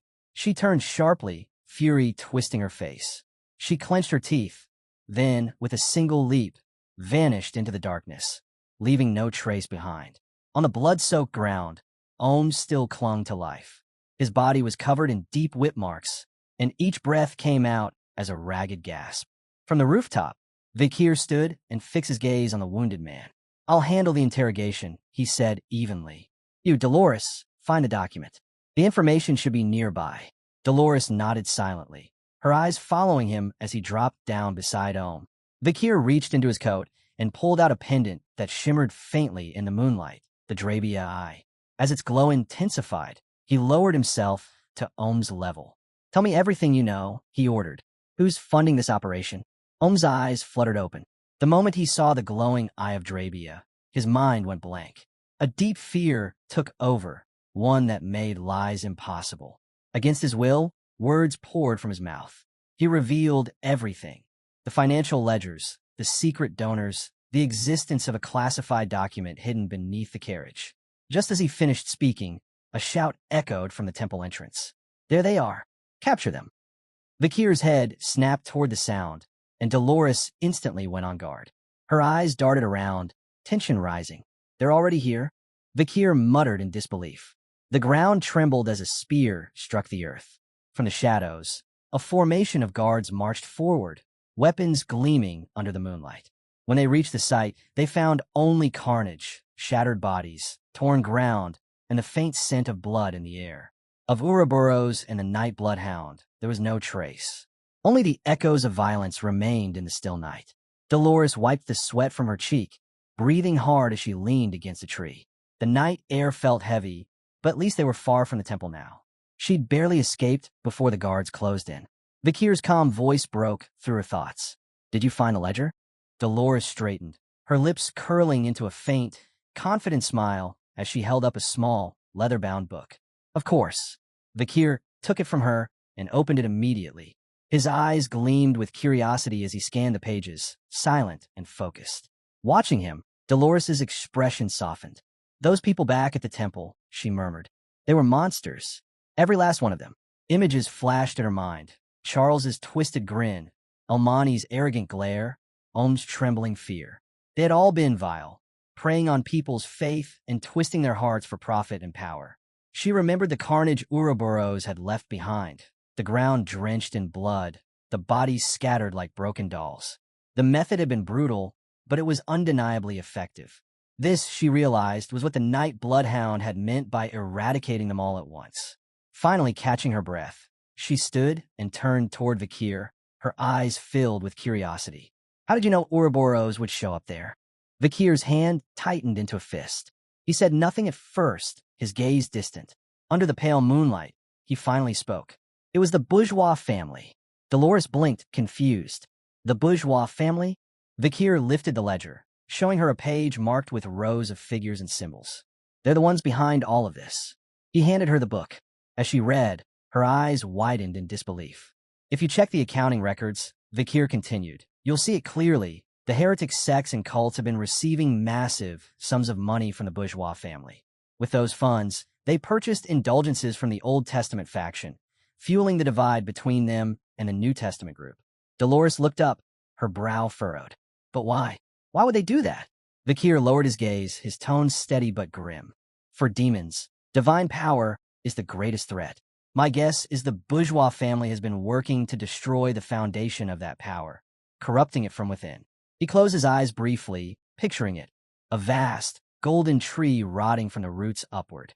Then his eyes snapped open, clear and certain. They're preparing, he said quietly. It's a preemptive move to remove any obstacle before the age of destruction begins. Dolores fell silent for a moment, her expression turning serious. So, she said finally, her voice low, are you planning to assassinate the key members of the bourgeois family this time? Vakir lifted his head, his face shadowed by uncertainty. For a moment, even he didn't seem to know the answer. Dolores placed a hand under her chin, lost in thought. The bourgeois family, she murmured. Most of them live in heavily guarded estates. Their mansions are practically fortresses. Even getting close to one of them would be nearly impossible. Vakir didn't look fazed. Then we won't go to them, he said calmly. We'll make them come to us. Dolores blinked, caught off guard. Make them come to us? She repeated, eyes widening. Vakir reached into his pocket and held up a single gold coin, letting it glint in the moonlight. Money attracts more money, he said simply. If we gather enough wealth and influence, they'll have no choice but to reach out themselves. His voice held quiet confidence as he added, and luckily, I know someone who's very rich. A few days later, Vakir found himself regretting that statement. A woman was tugging at his cheeks, stretching them with exaggerated affection. My little brother, you didn't even write, she said with a playful grin. I missed you so much. Vakir groaned, trapped in her grip. Let go, he muttered, his patience slipping. But she only laughed, ignoring his protests. As her laughter echoed through the room, Vakir could only sigh and curse under his breath. This wasn't quite the reunion he had in mind. A woman with long dark hair playfully tugs and stretches Vakir's cheeks, grinning ear to ear as she exclaims how much she's missed her little brother. Vakir, clearly suffering through it, sits there with an irritated look while his friends, Sancho, Tudor, and PG, stand nearby, completely frozen in disbelief. Tudor blurts out that he can't believe Vakir actually has a family, prompting PG to whisper that saying something like that is a bit rude. Sancho tries to make sense of it, explaining that Vakir's never talked about himself or his family before, so seeing this is just strange. Tudor, flustered, admits he's not even sure why he's so surprised in the first place. Meanwhile, the woman continues her over-the-top display, leaning in close to Vakir's face and teasingly asking if they should share a kiss after being apart for so long. Once Vakir's friends finally leave, the entire atmosphere shifts. The playful act drops instantly. Sitting across from each other at a table, Vakir remarks that everyone's gone now. Looking drained, the woman props her head on her hand, saying she came in person because the message she carried was too important to send otherwise. Suddenly, she flinches. An image flashes, revealing her face overlapping with Cindy Wendy's, a red bump marking her forehead. Grumbling, she complains that no brother should ever hit his visiting sister just for being affectionate. But before Vakir can respond, she adds that it was necessary to overdo the act earlier, to avoid any suspicion about their real connection. She then crosses her legs, arrogance returning to her posture, and says he should be thankful she even bothered to visit him at all. Vakir cuts her off coldly, saying that's enough. His tone turns sharp as he asks how the trade with the sea natives is progressing. Her demeanor shifts immediately. She straightens up, all business now, and reports that everything's been going well. They've already completed 3 major trades without issue. Vakir nods slightly. Good. The silence that follows carries a heavier tone. His red eye glows faintly as he asks the next question, whether there's been any sign of the Balac tribe. Cindy Wendy closes her eyes and slowly shakes her head. They're still missing. She explains that the Balac tribe used to appear during every exchange, but now they've disappeared without a trace. She assures him that they're still searching. Vakir listens quietly, deep in thought. Something must have happened to the Balac tribe. An image flashed through Vakir's mind. The piercing gaze of that formidable, white-haired leader of the Balac tribe. With someone like that at their head, he figured there wasn't much reason to worry. Cindy Wendy broke the silence, shifting topics as she placed a heavy bag on the table before him. She explained that, as requested, it contained the war funds. When Vakir opened it, the contents shimmered brilliantly, piles of gold coins spilling over the edges. But once that business was settled, her tone darkened. She told him there was one last thing he needed to hear. Folding her hands together, her red eyes gleaming sharply, she spoke the name of their target, the head of the bourgeois family, Bartholomew de Bourgeois, a hard-faced man with a thick beard. Her next words hit like a hammer. Bartholomew de Bourgeois is the demon. Vakir froze, his hands tightening together as he took in the revelation. He had long suspected that the corruption within Quo Vadis, one of the Empire's 7 great families, could only stem from someone powerful at the very top. Still, hearing it confirmed made the reality of it sink deep. Cindy Winnie continued, her voice steady but grim. She reminded him that the bourgeois family was the wealthiest in the entire empire. If he intended to approach them, even that full bag of gold wouldn't be nearly enough to draw their attention. She offered to bring more funds if necessary. But Vakir shook his head. This will do, he said calmly. It's just seed money. Cindy Winnie blinked, confused. Seed money. Vakir leaned back, his expression unreadable. He explained that the bourgeois family wasn't impressed by mere wealth. To them, how the money was earned mattered more than the amount itself. Only when something piqued their curiosity would they take notice. A subtle grin spread across his face as he held up a flyer. Printed boldly across it were the words Mock Investment Tournament, an event hosted by the bourgeois family themselves. That's where I'll start, Vakir declared. I'll use this money to enter, and I'll win. Cindy Winnie's reaction was immediate. Her face contorted in disbelief, blue lightning crackling faintly in the air around her. Have you completely lost it? She shouted. That plan is pure madness, outright fraud. The scene transitions to a towering building glowing faintly under the night sky. Inside, in a dimly lit office, a man with long wavy blue hair, Vincy Morg, steps through the door after being summoned. Principal Smith, you called for me? He asked politely. Across the room stands a tall, broad-shouldered man with golden hair cascading down his back, a magnificent sword resting against his side. Winston Smith, principal of Colosseo Academy, turns with a calm, yet commanding presence. Vincy's eyes narrow for a moment as they fall upon the weapon. The Sword of Winter. That sword meant the principal had just returned, still armed and ready.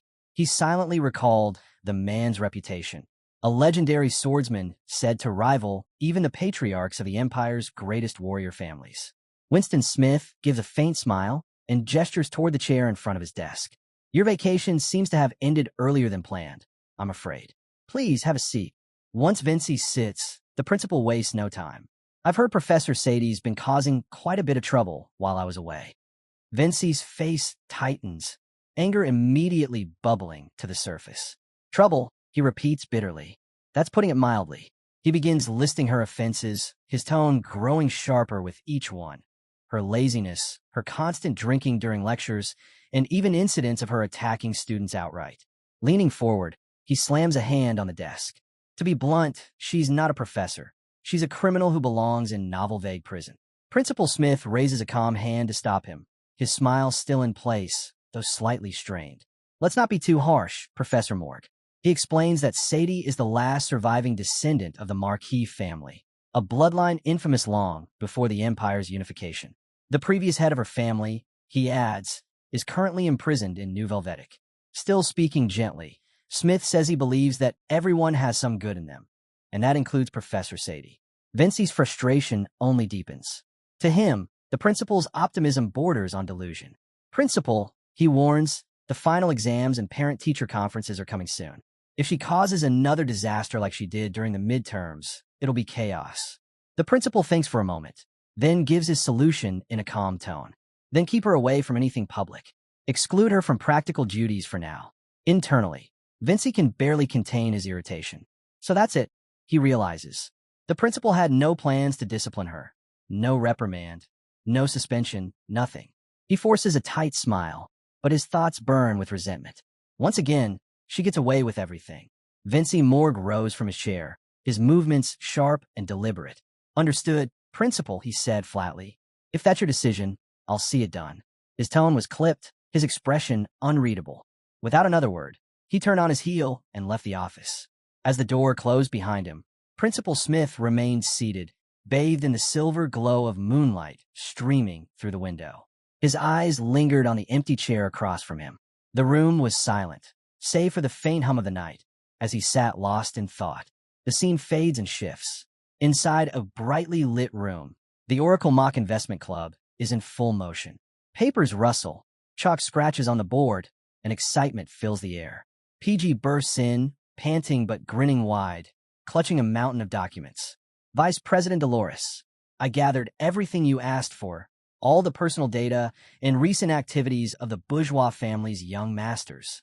At the front of the room, Sinclair proudly gestures toward the chalkboard, where a detailed chart is drawn. And I've completed the full breakdown, schedule, system, and structure for the upcoming mock investment tournament.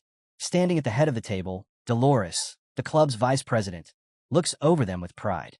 Excellent work, both of you, she says warmly. But behind her calm expression, a spark of resolve flashes in her eyes. The story flashes back. In a dimly lit storage room, Dolores sits across from Vakir, who wears his disguise as the Night Hound. Between them rests a heavy bag filled with glittering gold coins. Dolores stares, speechless. Where did you get all this? Vakir answers simply, didn't I tell you before? I have a very wealthy friend. He explains the plan. This gold is just the beginning. They'll use it to earn more, to build a fortune so vast it'll draw the attention of the bourgeois family's leaders. Since he can't act openly under his real name, Dolores will be the one to move things forward. I'll teach you how to make the money, he says firmly. But you'll need a small team to handle the details, records, logistics, coordination.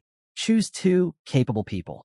Back in the present, Dolores glances across the room at PG and Sinclair, the very 2 she'd recruited after they outperformed over 100 applicants. She overhears them arguing playfully. It wasn't 100, Sinclair corrects smugly. It was 108. Dolores smiles faintly, but a heavy feeling settles in her chest. These 2 have no idea what kind of danger they're actually stepping into. She clenches her fist beneath the table, silently vowing to protect them, no matter what. PG then raises his hand, a puzzled look on his face. Vice President? The mock investment tournament is, well, mock. So why do we need real money? Dolores leans forward, her lips curling into a confident, almost daring smile. Because, she says, voice steady, we're not just simulating investments this time. She pauses, letting the moment hang. We're making real ones. PG and Sinclair froze, their eyes wide as Dolores' words sank in. Our real investments? They shouted in unison, voices echoing through the clubroom. Dolores didn't flinch. Her gaze was steady, her voice clear and full of conviction as she declared their goal. We're not just going to win the mock investment tournament. We're going to make a real profit while doing it. The statement hung in the air like a spark before a blaze. With a calm smile, she added, don't worry. If anything goes wrong, I'll take full responsibility. Of course, she knew that wasn't entirely true. The real burden, the true danger, belonged to the one watching from the shadows, the Night Hound. PG and Sinclair leaned close together, whispering frantically. PG's voice trembled. You don't think she's scamming us, right? Sinclair shook her head immediately. No way. Vice President Dolores would never do something like that. After a brief pause, the 2 turned back to her, faces bright with renewed faith. If you believe in it, Sinclair said, then we'll follow you all the way. PG nodded in agreement, adding with a grin, and honestly, using real money sounds kind of exciting.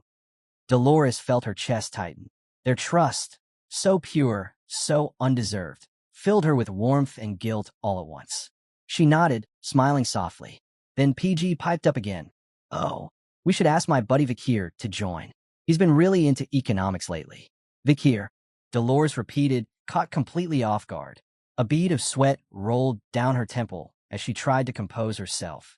PG continued enthusiastically, oblivious to her reaction. Yeah, he reads the finance section every morning. He's the kind of guy who makes everyone feel calm just by being there. Sinclair clapped her hands in agreement. That's perfect. With Vakir on our team, we'd be unstoppable. Dolores hesitated for a long moment before finally replying, turning slightly away to hide her expression. All right, PG, next time you see him, could you invite him to join the club? PG scratched his head. Sure thing. Sinclair, on the other hand, was practically bouncing with excitement. Yes, this is going to be amazing. PG looked at Dolores again, frowning thoughtfully. Weird, you've got that same look as before. Dolores blinked. What look? The one you had when you showed up at our dorm looking for Vakir, PG said casually. Dolores froze for a fraction of a second, then quickly gathered her papers. That's enough for today. Finish sorting the materials, then head home. I've got something to take care of.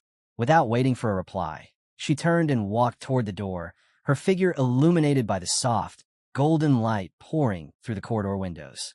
As she walked alone, the world outside seemed to blur. Her mind was filled entirely with thoughts of Vakir, the quiet moments when she'd wanted to speak but couldn't bring herself to. She remembered the day he asked to name the scholarship after Perry, how she had longed to talk to him about it, knowing he was there in Perry's final moments. She remembered his steady voice defending her, his hand extended in support during the student council elections, and the silent strength that always seemed to follow him. A faint smile touched her lips. I just wanted to thank you, she thought. Even once would have been enough. As Dolores walked down the quiet, sunlit corridor, her thoughts swirled like leaves in the wind. There had been so many chances, moments she could have spoken honestly with Vakir. From their days in the northern forests, standing shoulder to shoulder in freezing winds, to the desperate battle against the demon Andromaeus, where every heartbeat had been borrowed time. Each time, the opportunity had been there, and each time, she'd let it slip away. She sighed softly, realizing the truth she'd long tried to ignore. Whenever she stood before him, her composure shattered, her words tangled, her thoughts scattered. Even when she spoke to the masked night hound, that same quiet intensity reminded her of him. And before she knew it, her heart would drift back to Vakir again. Now, with the golden light of afternoon spilling through the windows, she made a silent promise to herself. No more hesitating. Maybe today would be the day she finally said what she needed to say. Her steps slowed. Lost in thought, she hadn't realized where she was until she stopped and found Vakir standing right in front of her. He blinked, clearly surprised. Dolores? What's wrong? Her heart pounded in her chest. For a second, all the words she'd rehearsed scattered again. She looked down, took a deep breath, and clenched her fists at her sides. Then she lifted her head. Her cheeks were flushed, but her eyes shone with firm resolve. Vakir, she began, her voice trembling only slightly. There's something I need to tell you, she declared, loud and clear. The hallway fell silent, the moment suspended between them. Vakir froze, his crimson eyes locking on Dolores in stunned silence. She stood before him, cheeks tinted pink, but gaze unwavering, and began to speak, her voice trembling slightly as she confessed there was something she needed to tell him. Before she could continue, Vakir abruptly interrupted. Wait, he said, stepping closer. Startled, Dolores instinctively took a small step back, but he stopped her with a quiet, "Don't move." The distance between them vanished. Her heart pounded wildly as she stared up at him, confused by his sudden closeness. Why is he so near? She thought, her mind spinning. Then, without warning, Vakir's hand rose, not toward her face, but to the top of her head. He gently brushed her hair and patted lightly. Dolores blinked in confusion, her breath catching as she closed her eyes, unsure of what was happening. When he finally pulled his hand away, the reason became clear. Between his fingers dangled the pendant Decoravia, and clinging to it was a tiny, trembling spider. Both looked utterly terrified. Vakir's gaze turned sharp and cold. His demonic items squirmed under the weight of his stare. He didn't speak, but his anger was unmistakable, his thoughts seething as he wondered what kind of nonsense these two were up to. The little spider, trembling, tried to defend itself, claiming it was just sightseeing with the perverted Decoravia, desperately shifting the blame. Vakir's expression darkened even more, his eyes promising silent retribution once they were alone. Unaware of any of this, Dolores tilted her head and softly called his name. Vakir. Instantly, he tucked the pendant and spider behind his back, his face smoothing into calm composure. There was a bug on your head, he explained evenly. Sorry if I startled you. Dolores, still blushing, touched her hair and quickly replied, Oh, it's fine. Thank you. She paused, trying to remember what she'd been about to say, but her courage had completely vanished. When Vakir asked what she wanted to tell him, she panicked. Her face turned scarlet as she waved her hands, stammering, It's nothing. Really, nothing strange at all. Internally scolding herself for nearly confessing, she hurriedly changed the topic. Are you interested in the mock investment tournament? Vakir gave a short nod. The one coming up soon? Why, yes, she replied. PG, Sinclair, and I started a club to join it. We were wondering if you'd like to maybe participate too. Vakir shook his head. I appreciate it, but I already have my duties with the newspaper. I don't have time for other clubs. Dolores's expression faltered. I see. Then you must be busy, she murmured, trying to hide her disappointment. Vakir gave a brief nod before turning away, the pendant and spider still concealed behind his back as he walked off. his two terrified passengers silently dreading what awaited them when they returned to his room. Dolores tried to keep her tone bright as she waved goodbye, calling out, "Take care, Vakir." They turned in opposite directions, their footsteps echoing softly. Just as they were about to part ways completely, Vakir's voice broke the silence. "Dolores." She stopped and turned, startled. He looked back slightly over his shoulder. "Good luck in the competition," he said simply. For a moment, Dolores just stood there, frozen. Then her face flushed crimson. She fumbled for words, mumbling a soft, "Thank you," as her hand brushed nervously through her hair. Her heart felt light, nervous but strangely happy. 2 weeks later, the scene shifted to a large hall where mountains of glittering gold coins gleamed under the sunlight. Dolores, PG, and Sinclair stood among them, speechless. The sheer amount of wealth piled before them was overwhelming. PG was the first to react, his voice cracking in disbelief. This is insane. I've never seen so much money in my life." "Dolores, how in the world did you pull this off in just 2 weeks?" Dolores didn't answer immediately. Her eyes were wide, reflecting the gold around her. She could hardly believe it herself. "I didn't think the Night Hound's method would actually work this well." The scene flashed back, 2 weeks earlier. In a dimly lit room, Dolores sat across from the Night Hound. His tone was calm, but precise as he laid out his plan. "First," he began, "you'll need 960 investors, the gullible kind. Then, divide them into 2 groups of 480. He leaned forward slightly.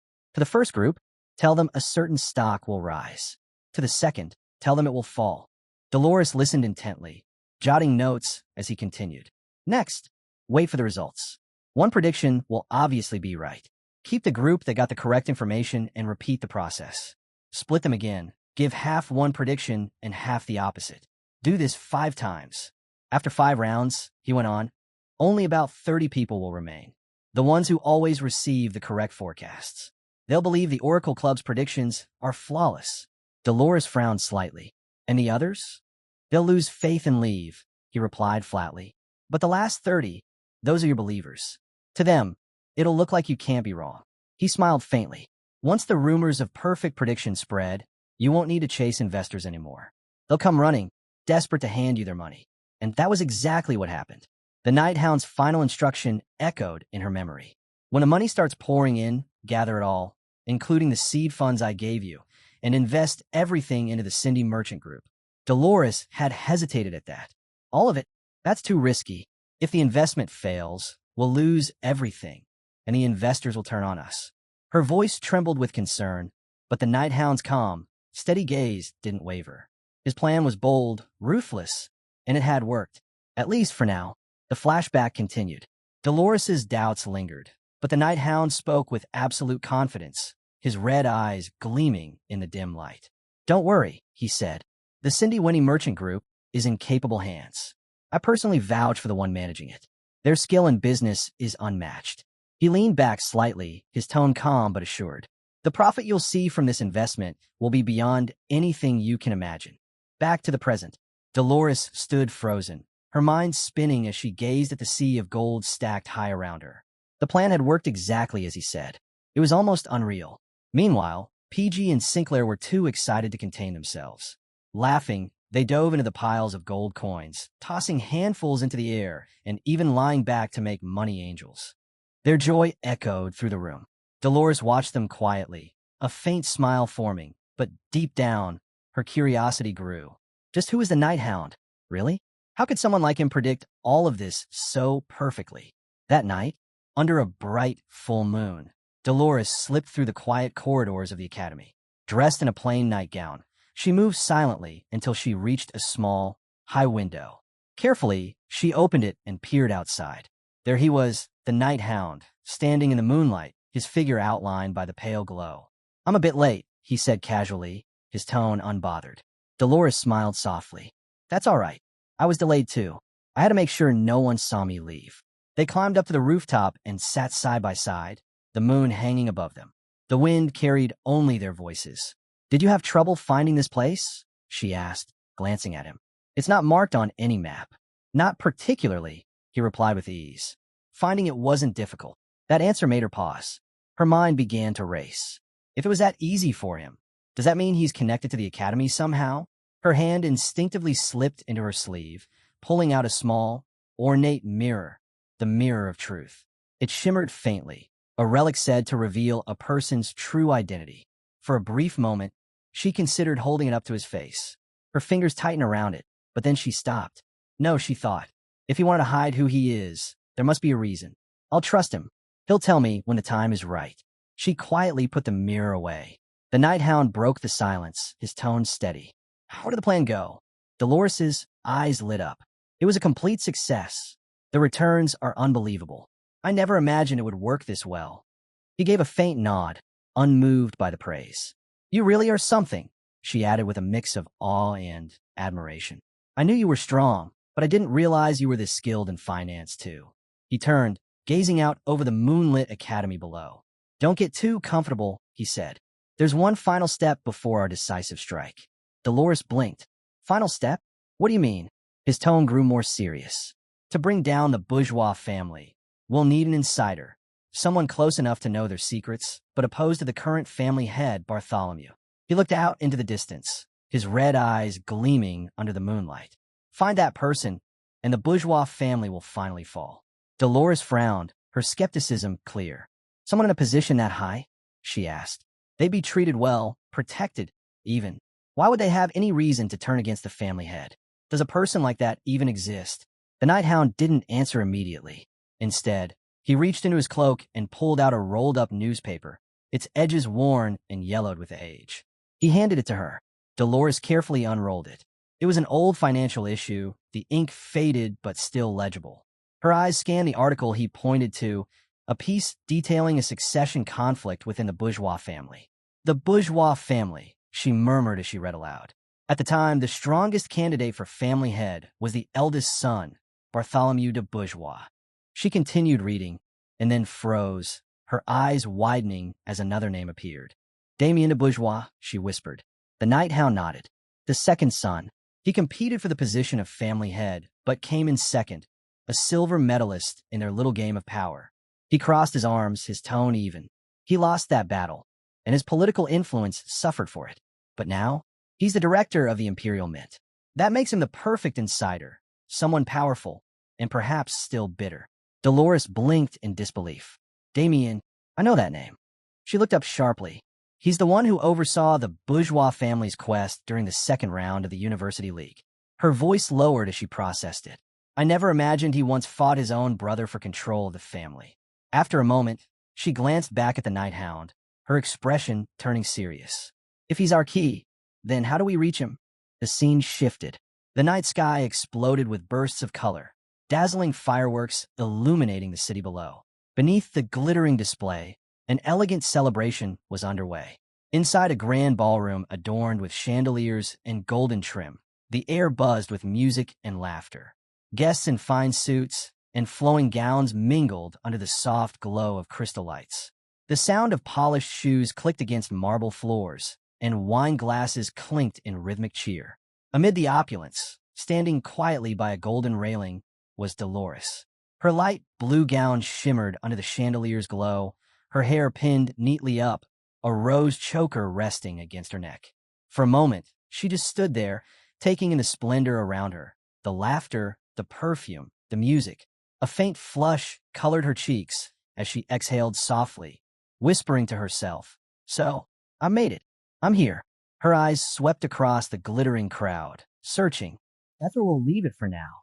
If you want to catch the next part, make sure to like the video and subscribe so you don't miss it.